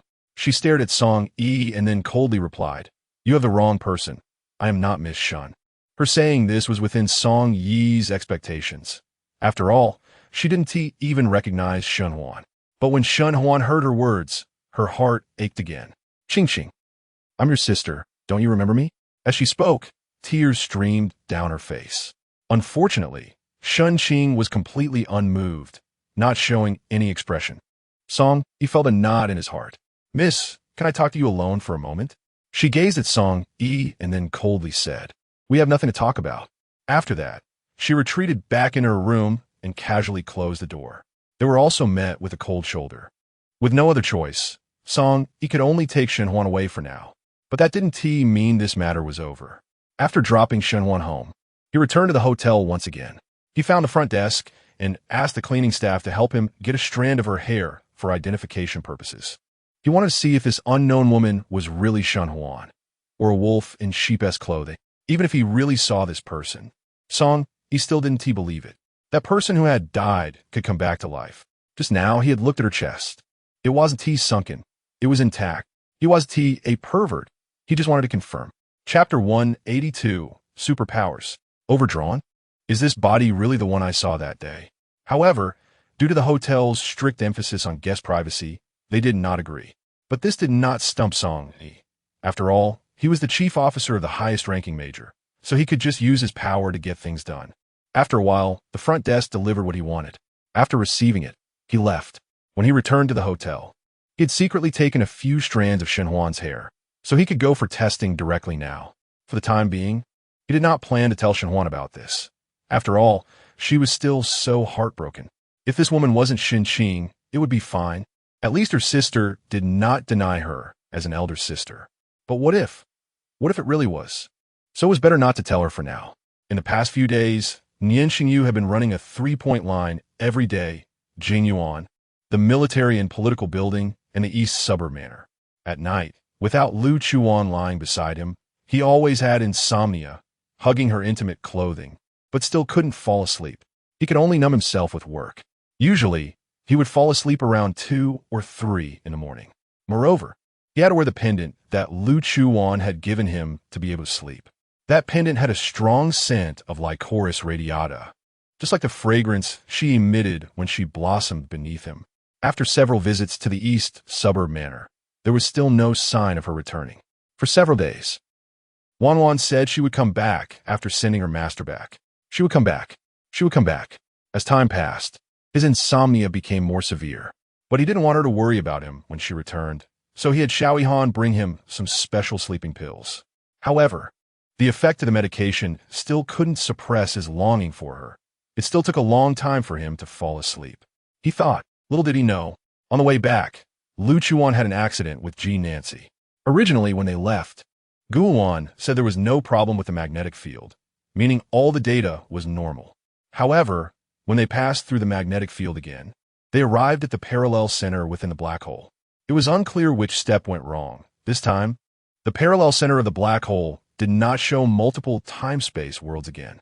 For example, the Yuan dynasty that Lu Chuwan returned to last time had disappeared in the parallel center. However, she did not notice that not only that time-space world had disappeared, but several others as well. But knowing that the longer they stayed in this black hole, the greater the variables, they went directly to their own time-space world after finding it. They did not notice those changes. Although they could remain conscious in the parallel center, it was not the same when they began to enter the time-space world. Originally, they could quickly return to their own time-space world, but when they woke up again, it was already several days later. However, because they were in a coma, and upon returning, they did not know the time in this world. They also did not know how many days they had been in a coma, until they woke up. Awake! Awake! Awake! Before opening her eyes, Lu Chuwan heard excited commotion. It sounded quite familiar. It was a bit like the 11th senior brother from a base. Senior brother. Little 17 is awake. But when she glanced at Jean Nancy, who was also lying on another hospital bed in the room, he still had his eyes closed, and his face was slightly pale. After opening her eyes, Lu Chuwan found several people staring at her. It was indeed those senior brothers and sisters. Cough. Just waking up. Her throat wasn't very comfortable. Her lips were quite dry, and she felt weak. Is this back? Where's the master? Turning her head, she saw Jean Nancy lying on another hospital bed. Thankfully, they finally brought the master back. But why were they both in a coma? Why hadn't the master woken up yet? What happened? She had no memory of it. Drink some water. Before she had time to speak, senior brother Zhou Jingzhe was already holding a cup of water, kindly bringing it to her lips and feeding her some. 17. What happened to you and the master? How did you both faint on the beach? Luckily, the patrolling people saw you. Otherwise, what would happen if you were taken away by a shark? Li Changel also came over worriedly. Fainted on the beach? This was the same plot as when she first returned. Moreover, the two of you were in a coma for half a month, which almost scared us to death. Li Changel continued talking. Little did he know that his last sentence made Lu Chuan's heart tremble. Half a month? They were in a coma for half a month? Nian Shengyu. He and the master. It had also been half a month, and he still hadn't woken up. There couldn't be any problems, right? Master. Is he okay? Master still not awake. By the way, what were you and the master doing? Why did both of you overdraw your powers? The base still had many superhumans, and in her time-space, superhumans and ordinary people coexisted without issue. There were also specialized hospitals for superhumans. On the island, there were as well. Superpowers. Overdrawn? Lu Chuwan knew that when Li Changel mentioned overdrawn powers, he was referring to the energy of superpowers. The superpower energy stored in the body. This was also one of the key factors that affected the level of superhumans. But Lu Chuwan also clearly knew that her superpower energy was so abundant that it was never-ending, even if she frequently used her powers in this time-space world. And even if it was overload for high-level superhumans, the impact on her superpower energy was minimal. Now she was being told that her powers were overdrawn. No wonder she had fainted for half a month. But now she could feel her superpower energy continuously recovering. This was also the reason why she had a lot of superpower energy and a particularly high level of superhuman ability. However, to return to her previous state would still take a long time. If her powers were overdrawn, then the master. His level was several levels lower than hers, and plus he had consumed some during their last trip to Nian Shengyu's time-space world. Guilt suddenly surged in her heart. The master is not in danger, right? Complete overdraw of powers could lead to light consequences like reverting to their original form, making it impossible to recover for a lifetime, or severe consequences like losing their lives. It's okay, don't worry too much. The doctor has already checked you both. Zhou Jingzhe comforted her. That's right, but the master's condition is a bit more serious than yours, so it's estimated. It will take a long time for him to wake up, and the doctor also said that he can't use his powers for a long time. Li Changel's words trailed off. Lu Chuwan could tell. Li Changel, are you hiding something from me? Chapter 183, Olivia, I didn't. Just as I was about to speak, Zhou Jingzhe stood in front of him. It's just that a few other masters in charge of the organization need him to attend for a bit. It's fine. You and Master can focus on your recovery. I'll handle it. Since Zhou Jingzhe said so, Lu Chuwan didn't ask further. After all, the senior brother is the senior brother. He's the reliable one in the base. So, she didn't have much to worry about. However, because of her own selfish desires, causing Master to suffer these hardships, she still felt a bit guilty. In a few days, she would transfer the ownership of those mines in Africa to his name. This way, it could be seen as a small compensation for Master. After waking up, Lu Chuan didn't lie down anymore. She kept thinking about why she had been unconscious for so long after passing through the magnetic field and black hole. After pondering for a long time without coming up with a reason, she decided to stop thinking about it and instead focus on when to return. Otherwise, what would happen to Nian Shengyu and the little dog crying? What if he was hiding and feeling sad all alone? But this time she returned. Her abilities were all exhausted. What about going back? Going back would definitely consume her abilities. But if her previously abundant ability energy was completely drained, with the current amount of ability energy, if she went back now, wouldn't she just die directly in the black hole? Weighing the options, she decided to wait and recover for a while before going back. She could only make Nian Shengyu suffer a little. After returning, she must spend quality time with him. During this period, she had been busy with Master's return and had encountered a dormant phase, so she hadn't properly enjoyed their time together. For Lu Chuan, the fastest way to recover her ability energy was to sleep. So she informed her senior brothers and sisters that she would be sleeping soundly for a while and that they shouldn't disturb her unless it was a life and death matter. Then she closed the door to her small courtyard and began to sleep. After song, he sent his head to the testing facility. He received the results not long after. Since it was sent under Nian Shengyu's name and was from a hospital he frequently visited, it was treated as an internal matter. So the test results were sealed until Song Yi arrived to collect them. He stood in the hospital corridor, holding the craft paper seal bag, his palms sweaty. But he opened it decisively. Pulling out the A4 paper inside, he directly saw the last page of the results. Upon seeing the results, his breath caught. The DNA sequences were identical, and the genetic maps were highly consistent. These two sentences said it all. Identical twins. She is truly Shun Qing. The body from that day definitely wasn't Shun Qing herself. This thought flooded Song Yi's mind. Leaving the hospital with the report, Song Yi quickly arrived at the hotel from before. He knocked on the door for a long time, but received no response. Then a staff member saw him knocking and walked over. "Hello, sir. There's no one in this room. Could you check if you have the wrong room number?" "No one." "Yes, sir. This room hasn't been occupied since last night. She has left." Exiting the hotel, he suddenly didn't know where to find Shun Qing. He could only drive back home. While waiting at the red light, he was still thinking about Shun Qing's resurrection when he suddenly saw a familiar face among the people crossing the street, someone who looked 90 like Xinhuan. It was Shun Qing, just when he worried he couldn't find her. The light turned green, but Song Yi didn't care about that. He immediately opened the car door and got out. The car just stopped in the middle of the road. He chased after that figure, running at full speed. Behind his car, a long line of vehicles honked furiously, cursing loudly. The entire street became congested due to his car, but he had already run far away. Whether it was his illusion or not, he clearly followed that figure, but after turning a corner, he seemed to have lost sight of her. He quickly ran down the street. Finally, he saw that familiar figure again, but just as he was about to rush over and grab her, she sensed him from a distance. Song Yi's expression tightened. Her anti-detection ability is so strong. Could she really be the younger sister Shanhuan remembered?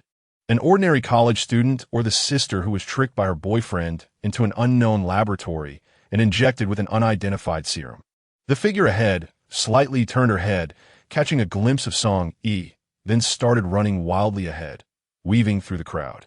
Song Yi quickly followed suit.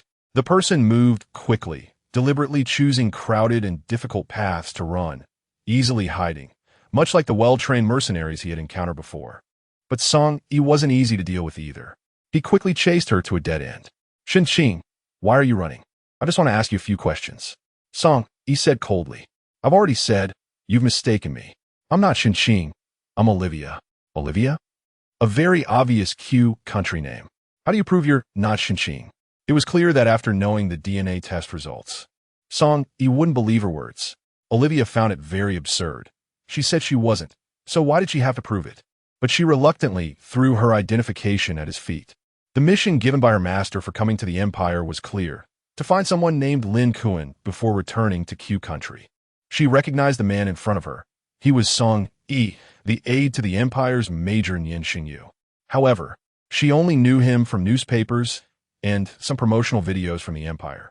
Her task this time was simple, so she didn't want to provoke these imperial soldiers. But she never expected they would come looking for her, and even brought someone who looked 90 like her.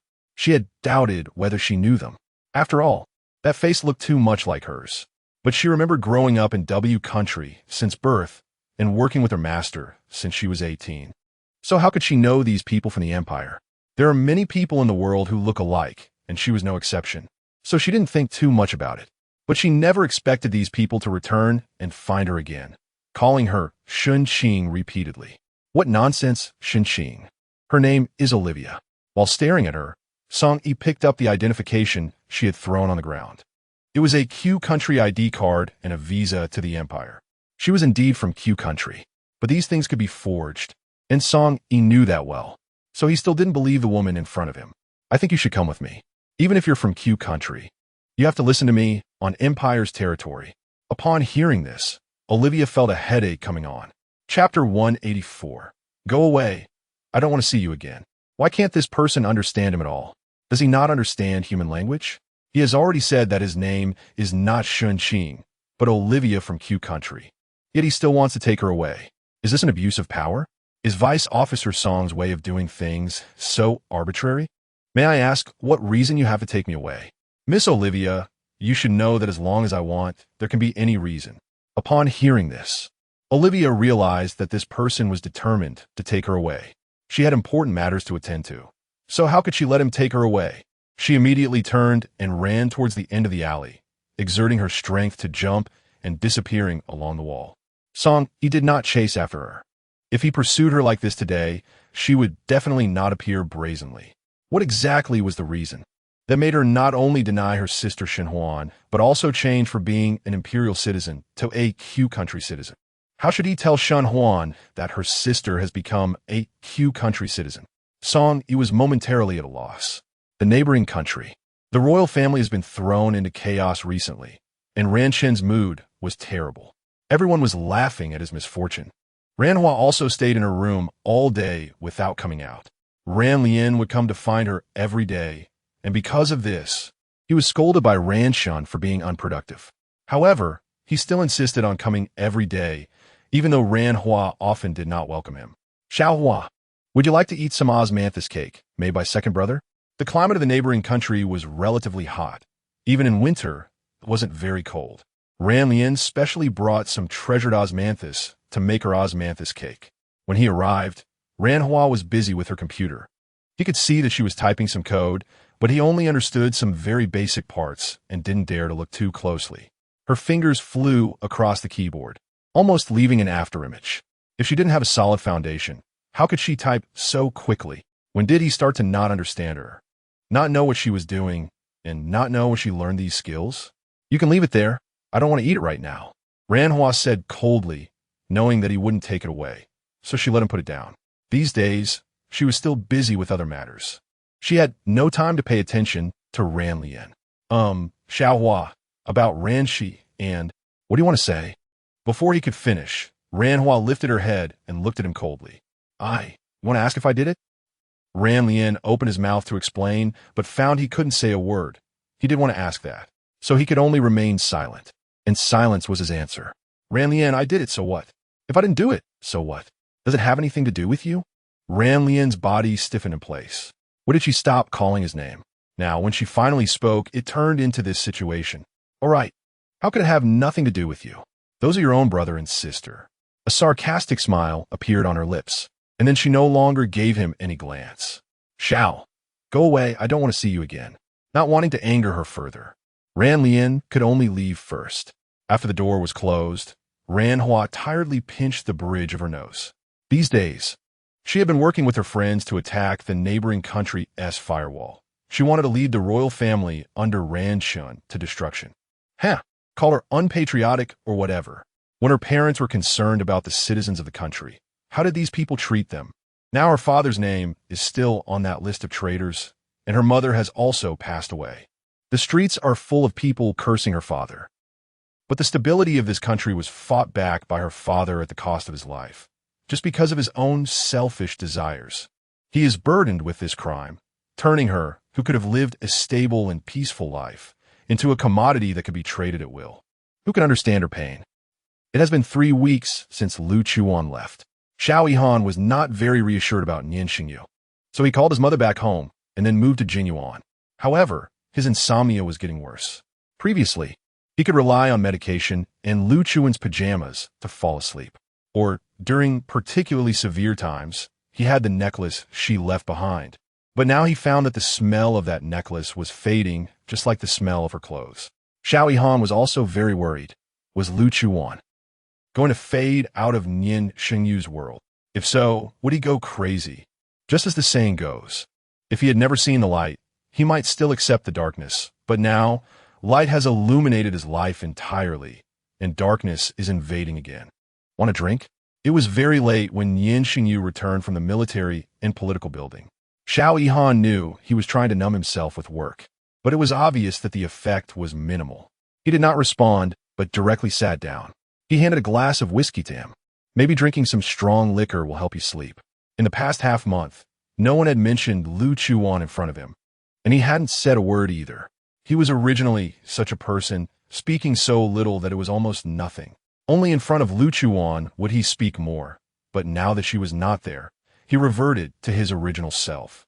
A glass of whiskey quickly bottomed out, and he gestured for Xiao Yihan to refill it. Xiao Yihan began to doubt whether his decision to get him to drink was right or wrong. With the way he was drinking, would he end up with alcohol poisoning and be sent to the hospital without even knowing it? Drink slowly. No one is competing with you. Although he knew he was feeling bad, drinking to relieve sorrow was certainly not done this way. However, Nian Shengyu did not listen to him and continued to drink glass after glass. He originally had a good alcohol tolerance, and now, even more so, he couldn't even get drunk if he wanted to. Do you think she will come back? After another glass, he held the glass in his hand and suddenly asked Xiao Yihan while staring at the liquid sliding down the glass wall. But how could Xiao Yihan answer this question? He could only reply, "She will come back. She loves you very much, Nian Shengyu." Yes, she loves herself very much. Nian Shengyu naturally believed that she would come back. She would definitely come back to find him. But when G. Nancy came over, wasn't he also affected by the magnetic field? What if? This time she was also influenced. Moreover, her master, when he looked at her, the expression in his eyes, would he let her take the risk to come find him? Would he force her to stay? These, Nian Shengyu did not know. Chapter 185. Oh no, I can't explain, just come with me. I originally just wanted him to have a drink or two so that he could fall asleep faster. I didn't expect that the two of them would end up drinking until midnight. Mainly, it was Xiao Yihan who accompanied him. He was drinking alone. In the end, it was Xiao Yihan who couldn't bear to watch any longer and stopped him. Otherwise, he felt he could drink until dawn. After returning to the room and washing up, he lay on the big bed in the master bedroom. He hugged the blanket, and his longing for her penetrated his entire being, tightly wrapping around his body. At that moment, he felt like an abandoned and helpless puppy waiting for its owner to return and show affection. Meanwhile, in another world, Lu Chuwan, who had already fallen asleep, suddenly woke up because she remembered something. It was about the shared world on the original island of the base. Could things really be transported there? She wondered if it was still possible now. She jumped up suddenly, but she didn't know where they had placed those snacks that night, and the gun of Senior Brother 6. She didn't know where they had put it in the small courtyard. So after washing her face, she headed towards Li Changle's dormitory. This was something she definitely needed to ask Li Changle about. After all, Senior Brother 6 had just casually placed the gun down, so he probably wouldn't remember where it was put. But Li Changle was different. He had a whole bag of imported snacks and a super sweet watermelon. That would be enough for him to cry and remember it vividly. Their dorms were all luxurious single rooms, and they were not far from Lu Chuan's small courtyard. She quickly arrived at his dormitory door. It was just evening, and after considering the duty roster, she remembered that Li Changle was not on duty today. Just as she raised her hand to knock, she heard, "Senior Brother, don't touch me. Senior Brother." Oh my gosh, is it what she thought it was? Yes, right? It's still not dark yet. The Senior Brother is too anxious. ISNT? She had to put her hand down. Knocking at this time wouldn't be very friendly. She wouldn't feel embarrassed, but the person inside would probably be mortified. It would be better to come back later to find him. Originally, the sound insulation of this dormitory was quite good, but it couldn't withstand Lu Chuwan's excellent hearing. Sometimes this was also a kind of trouble, huh? Leaving the dormitory building, she walked towards the base's hospital. She wanted to see her master and didn't know if he was awake. She had already slept for 2 days. When she arrived, a doctor happened to be checking on him. 17. She nodded and greeted the doctor. How's my master? The supernatural energy in his body is still recovering, but it's a slow process, so he probably won't wake up for a while. After checking, it seems he had another energy depletion previously. Lu Chuwan knew he was referring to that time they went out. During that time, her master transformed back into his original form. What are you doing? How could there be such a severe depletion of supernatural energy? As the base's doctor and also an elder to them, the doctor asked with concern. However, Lu Chuwan just shook her head. As for time travel, if she said it out loud, he might not believe it. Moreover, the fewer people who knew about such things, the better. She sat in the hospital room and accompanied Jean Nancy for a while. Suddenly, she felt like someone was gently touching her body. That familiar feeling. Wait a minute. Her flower pendant. It was Nian Shengyu thinking of her. She missed him too, but her supernatural energy wasn't enough yet, so she couldn't go over. She could only let him wait a little longer. After a while, it felt like her whole body had been touched. She couldn't help but tremble lightly. Suddenly, she shivered. Today, Nian Shengyu returned unusually early. Sitting in his study, he gently rubbed the pendant he had taken off from around his neck. First the petals, then the flower center. While touching it, he seemed to smell a familiar scent again. He thought he was hallucinating, so he put the pendant in front of his nose. It really was a familiar scent, and it was becoming more intense. Was it because he touched the center of the flower? Thinking this, he continued to touch the flower's stamen. Lu Chuwan, feeling her body being touched, came out of the hospital room and started walking towards her small courtyard. But she had only walked halfway when her body suddenly stiffened. Normally, at this time, her supernatural energy had just recovered a little, and she was very cautious about using her powers. But in this situation, she instantly teleported to her room. Lying on the bed, she breathed heavily. No, what is going on with Nian Shengyu? What is he thinking, suddenly doing this? What if she was outside at this moment with a lot of people? Wouldn't that be incredibly embarrassing? It seemed she had to hurry and recover her supernatural energy, then go back early. Otherwise, her little puppy would probably go crazy. She was the same. Thinking this, she decided not to look for Li Changle tonight. She would sleep first to replenish her energy, and then when she woke up, she would ask him. Time flew by, and another week had passed. During this week, Lu Chuwan hadn't woken up even once. She slept for a whole week straight, and she was awakened by someone. 17. Li Changle was outside the door, knocking frantically and shouting loudly for her. But because she was sleeping too deeply, she didn't hear anything at all. Lu Chuwan, are you dead asleep? Wake up. If you don't wake up soon, something big is going to happen to your master. Perhaps because he triggered a key phrase, Lu Chuwan, lying in bed, slowly opened her eyes. She was still groggy, clearly not fully awake. How could a short week of sleep make up for it? Li Changle's voice was too loud. She irritably came over and opened the door. What is it? If it was something important, she would definitely slap him or give him a kick. Oh no, I can't explain, just come with me. He grabbed her and started running towards the infirmary. At this point, Lu Chuwan began to realize that something was wrong, because in recent times, the only person lying in the hospital was her master. It couldn't be that something happened to him, could it? Thinking this, Lu Chuwan ran faster than Li Changle. She pulled ahead of him and rushed to the hospital. Bursting into the ward, she found the bed surrounded by senior brothers and sisters. What happened to my master? She walked over, and there was no sign of her master on the bed. Lying there was another big cat. Her master transformed back into his original form again. At that moment, the doctor arrived at the ward. Everyone, step aside and let the air circulate around the bed. This will help with recovery. As the doctor said this, everyone dispersed immediately. Chapter 186. Lu Chuwan. Doctor, why did the master suddenly revert to his original form? This should be his body's autonomous choice. Reverting to his original form is more conducive to restoring his supernatural energy. Didn't I just tell Changlu? Why did you all come over? Oh, so that's how it is. It scared them. She even ran over all fluffed up. It was a false alarm, and everyone dispersed. Taking advantage of Lu not having gone far, Lu Chuwan grabbed him. What are you doing? He originally wanted to run a little faster because he had gone over to wake her up himself. In fact, he was the first to know that the master had reverted to his original form and had asked the doctor outside the ward. So he intentionally went to call her. After all, she often bullied him. They had been asleep for a week. She should be almost recovered, he thought, so he went to wake her up. Who knew the doctor would suddenly say that? Just as he was about to run, he was caught by fate by the back of his neck. Seeing that the senior brother hadn't gone far, Li Changlu looked at him for help, his eyes pitiable. But Zhou Jingzhi did not help him at this time. The two had gotten used to their little squabbles. Come here. Li Changlu was pulled by Lu Chuwan to her small courtyard. His mind was filled with thoughts of how he would be beaten today. Speak. Where did you put the snacks when you came to my small courtyard that day? 3 question marks floated above Li Changlu's forehead. When did he go to her small courtyard? What snacks? Wait, snacks? Could it be you came back that day? Right. Suddenly recalling the bag of imported snacks that had disappeared into thin air. Along with a big watermelon, Li Changlu felt a pang in his heart.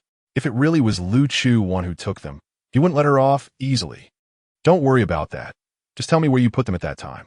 Li Changlu narrowed his eyes at her, as if trying to see some flaw in her face. Hurry up. Seeing him looking at her with shifty eyes, Lu Chuwan kicked him in the butt. It was right there. Unable to fight back, he had no choice but to obediently point out the place to Lu Chuwan. She walked over to the spot he pointed out and squatted down.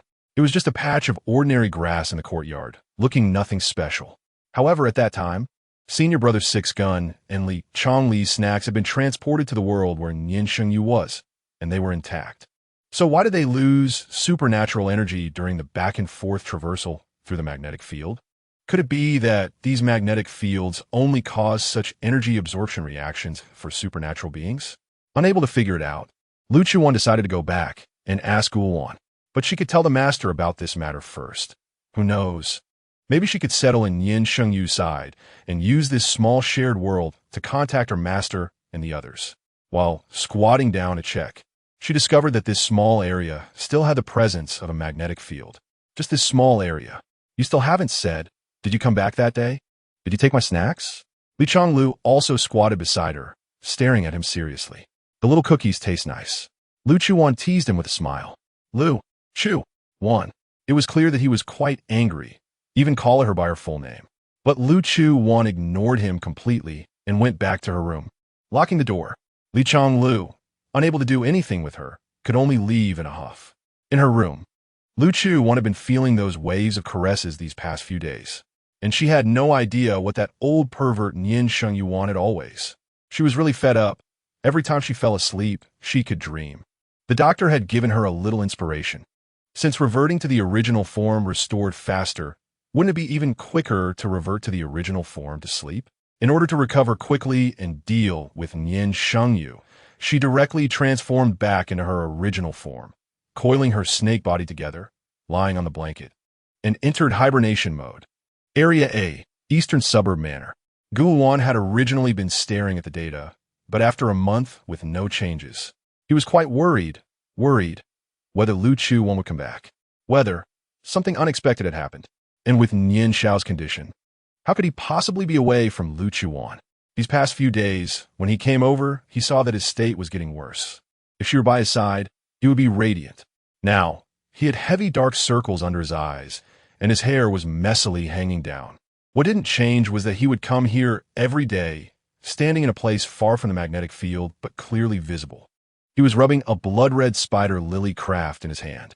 Today was the same as usual, with no changes. He had been staying up late watching this data and making alarm devices, which had worn him out. Finally, the alarm device was completed.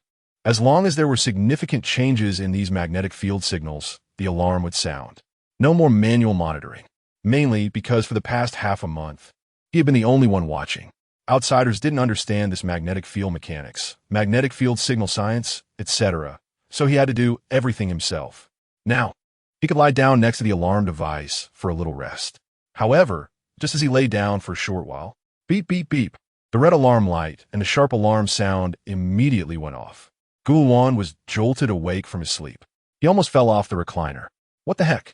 Hearing the alarm, he quickly scrambled over to check. Could it be that the alarm device malfunctioned? How could it start acting up so soon after being installed?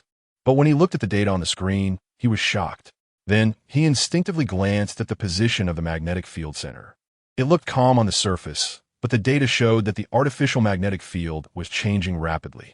Gulwan hurriedly took out his phone and called Nian Shengyu. He immediately notified him of the situation.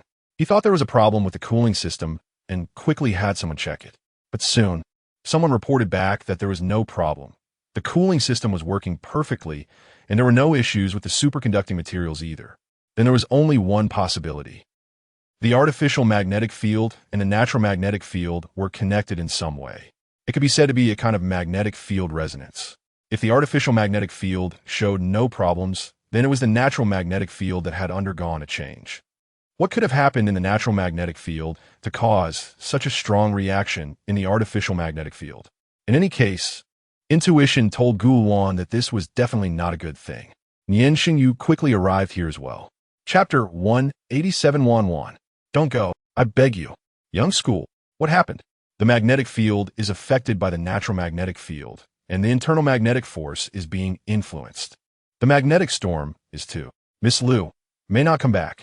Gulwan could clearly feel that when this sentence was spoken. Nian Shengyu's body stiffened for a while.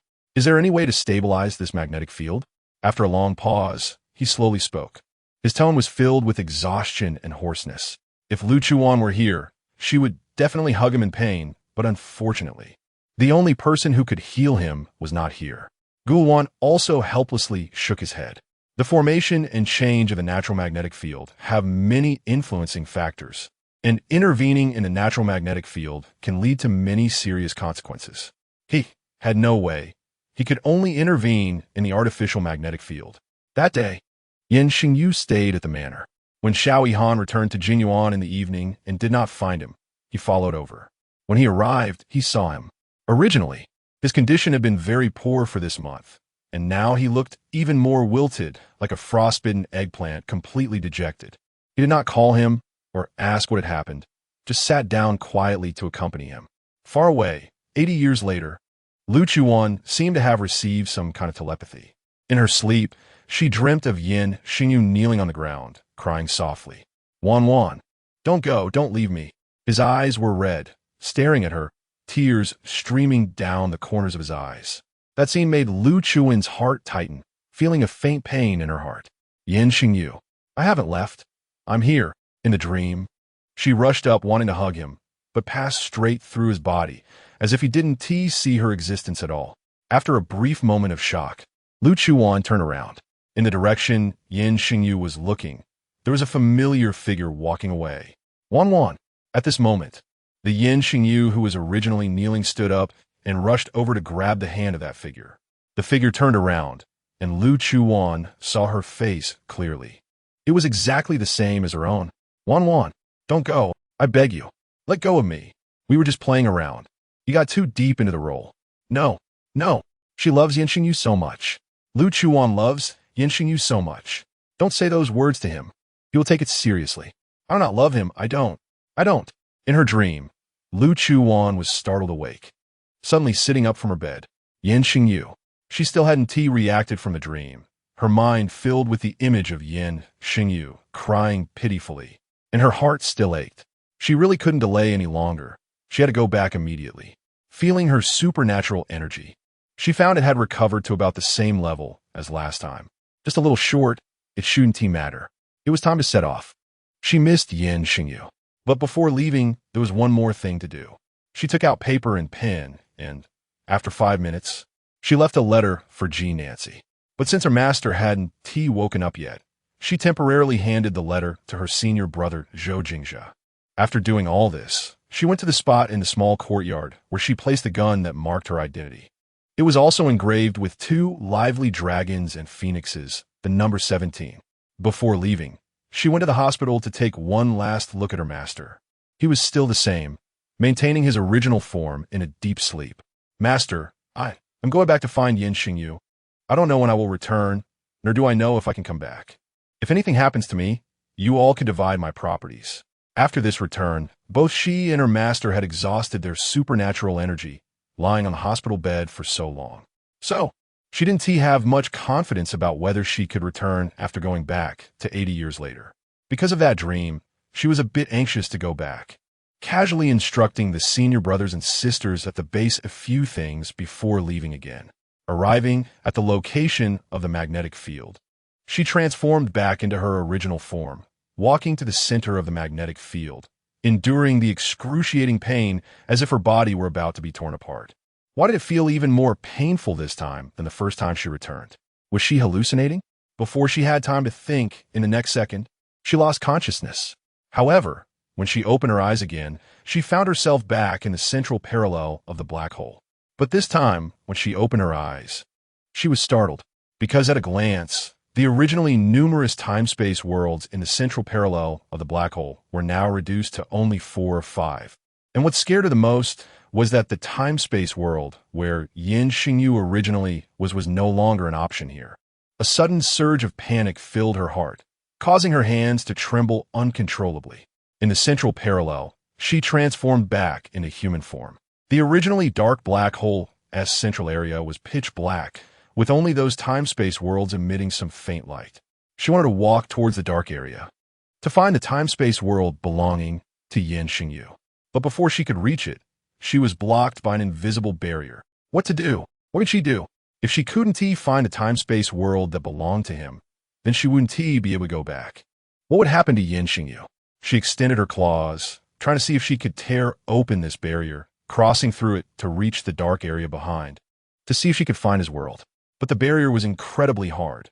Even her sharp claws couldn't break through. At this moment, she understood she couldn't lose her composure. Since she couldn't pass through here, she might as well see if she could find any useful information in these other time-space worlds. She stood in the central parallel of the black hole, watching the 4 or 5 time-space worlds in front of her. She observed their time evolving little by little. She didn't know how long she watched. Just when she was about to give up and return to her own time-space world, thinking of other methods, suddenly, a bright light flashed before her eyes, extremely dazzling. She instinctively raised her hand to shield her eyes. However, when she lowered her hand and opened her eyes again, the 5 time-space worlds in front of her were still 5, but they had changed. They were no longer the original 5 time-space worlds. They had turned into different time-space worlds. The originally somewhat desperate Lu Chuwan seemed to see hope at this moment.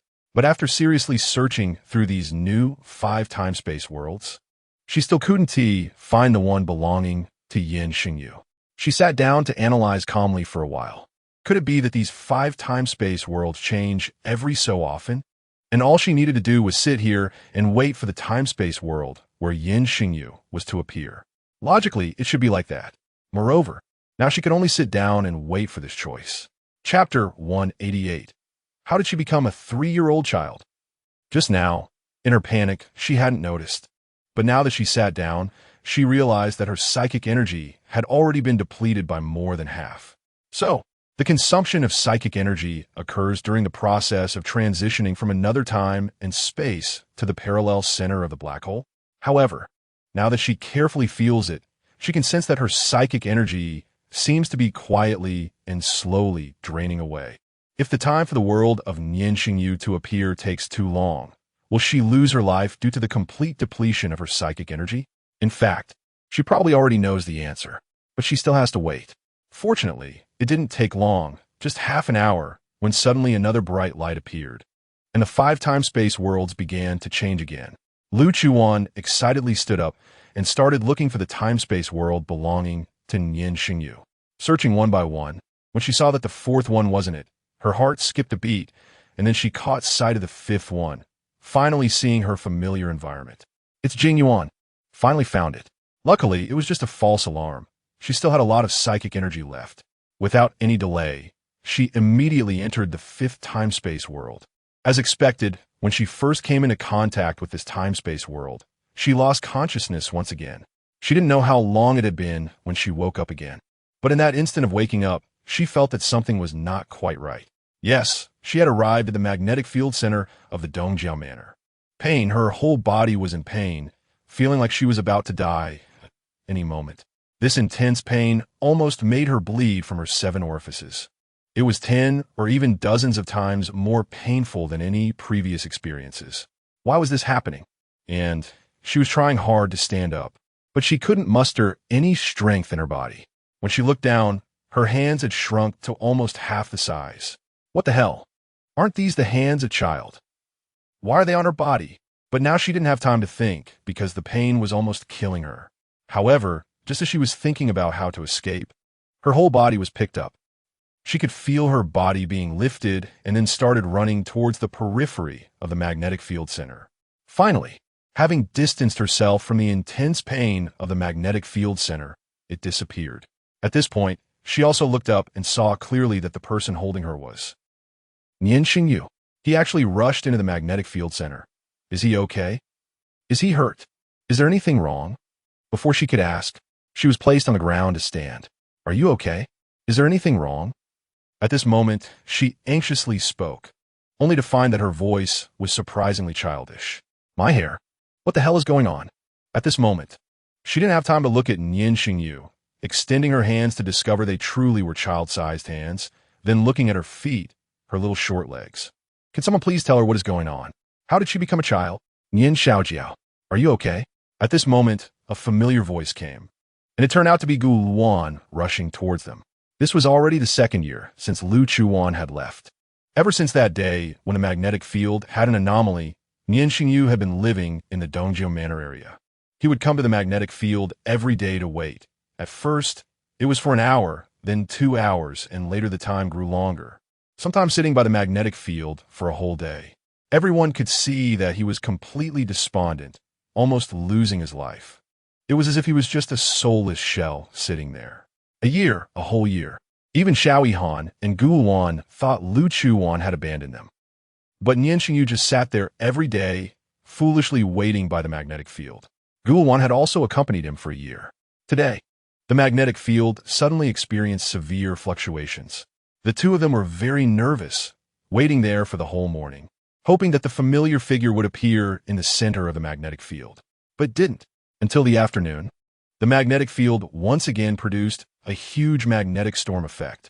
All the instruments monitoring the magnetic field data malfunctioned. All the electrical appliances in the Dongjiao Manor, as well as anything with a signal, were affected. These magnetic storms were extremely harmful to the human body. But Nian Shengyu did not move an inch, just standing beside, waiting for a miracle to happen. Sure enough, at the most intense moment of the magnetic storm, a figure appeared in the center of the magnetic field. But it wasn't the familiar figure they knew. It was a child. She looked to be about 3 years old. But how did the child come through the magnetic field? Wouldn't she be torn to pieces by the magnetic force? Before he could ponder further, Nian Shengyu saw her pained expression. In an instant, he rushed over and quickly picked her up. I'm fine. Nian Shengyu stared at the child on the ground, noticing she no longer had that painful expression. Then, the more he looked, the more he felt that this little face was just a smaller version of Lu Chuwan, just without the grown-up's brightness and coldness, more of a cute appearance, like a soft, sweet little cake. Wan, he tentatively called out. Nian Shengyu, why have I turned into a child again? This is a bit frustrating. How am I supposed to deal with Nian Shengyu like this? He never expected it really was Lu Chuwan. Regardless of her becoming a 3-year-old child, he carefully held her in his arms and directly kissed her cheek. It's okay, Wan. You can definitely turn back. After all, the first time he met her, she was even younger than now. Just a little bundle. At this moment, Gu Luan was already dumbfounded on the side. What? The little thing in front of him is Lu Chuwan? This can't be real. This is a bit too shocking. Wan, you disappeared for a year. A whole year. I thought you would never appear again. Nian Shengyu's tone was filled with grievance as he held the 3-year-old Lu Chuwan, gently rubbing her delicate face. What did you say? A year? A whole year? How is this possible? When she clearly returned, she only fainted for half a month. Then she slept another half month to recover her psychic energy. Adding that up, isn't it just 1 month? How did it turn into a year? Wan, in the year you were gone, I nearly went crazy. Yes, he really was going crazy. Because of deep longing, he always used work and battles to numb himself. In just this short year, many controversial matters were settled by him leading his troops.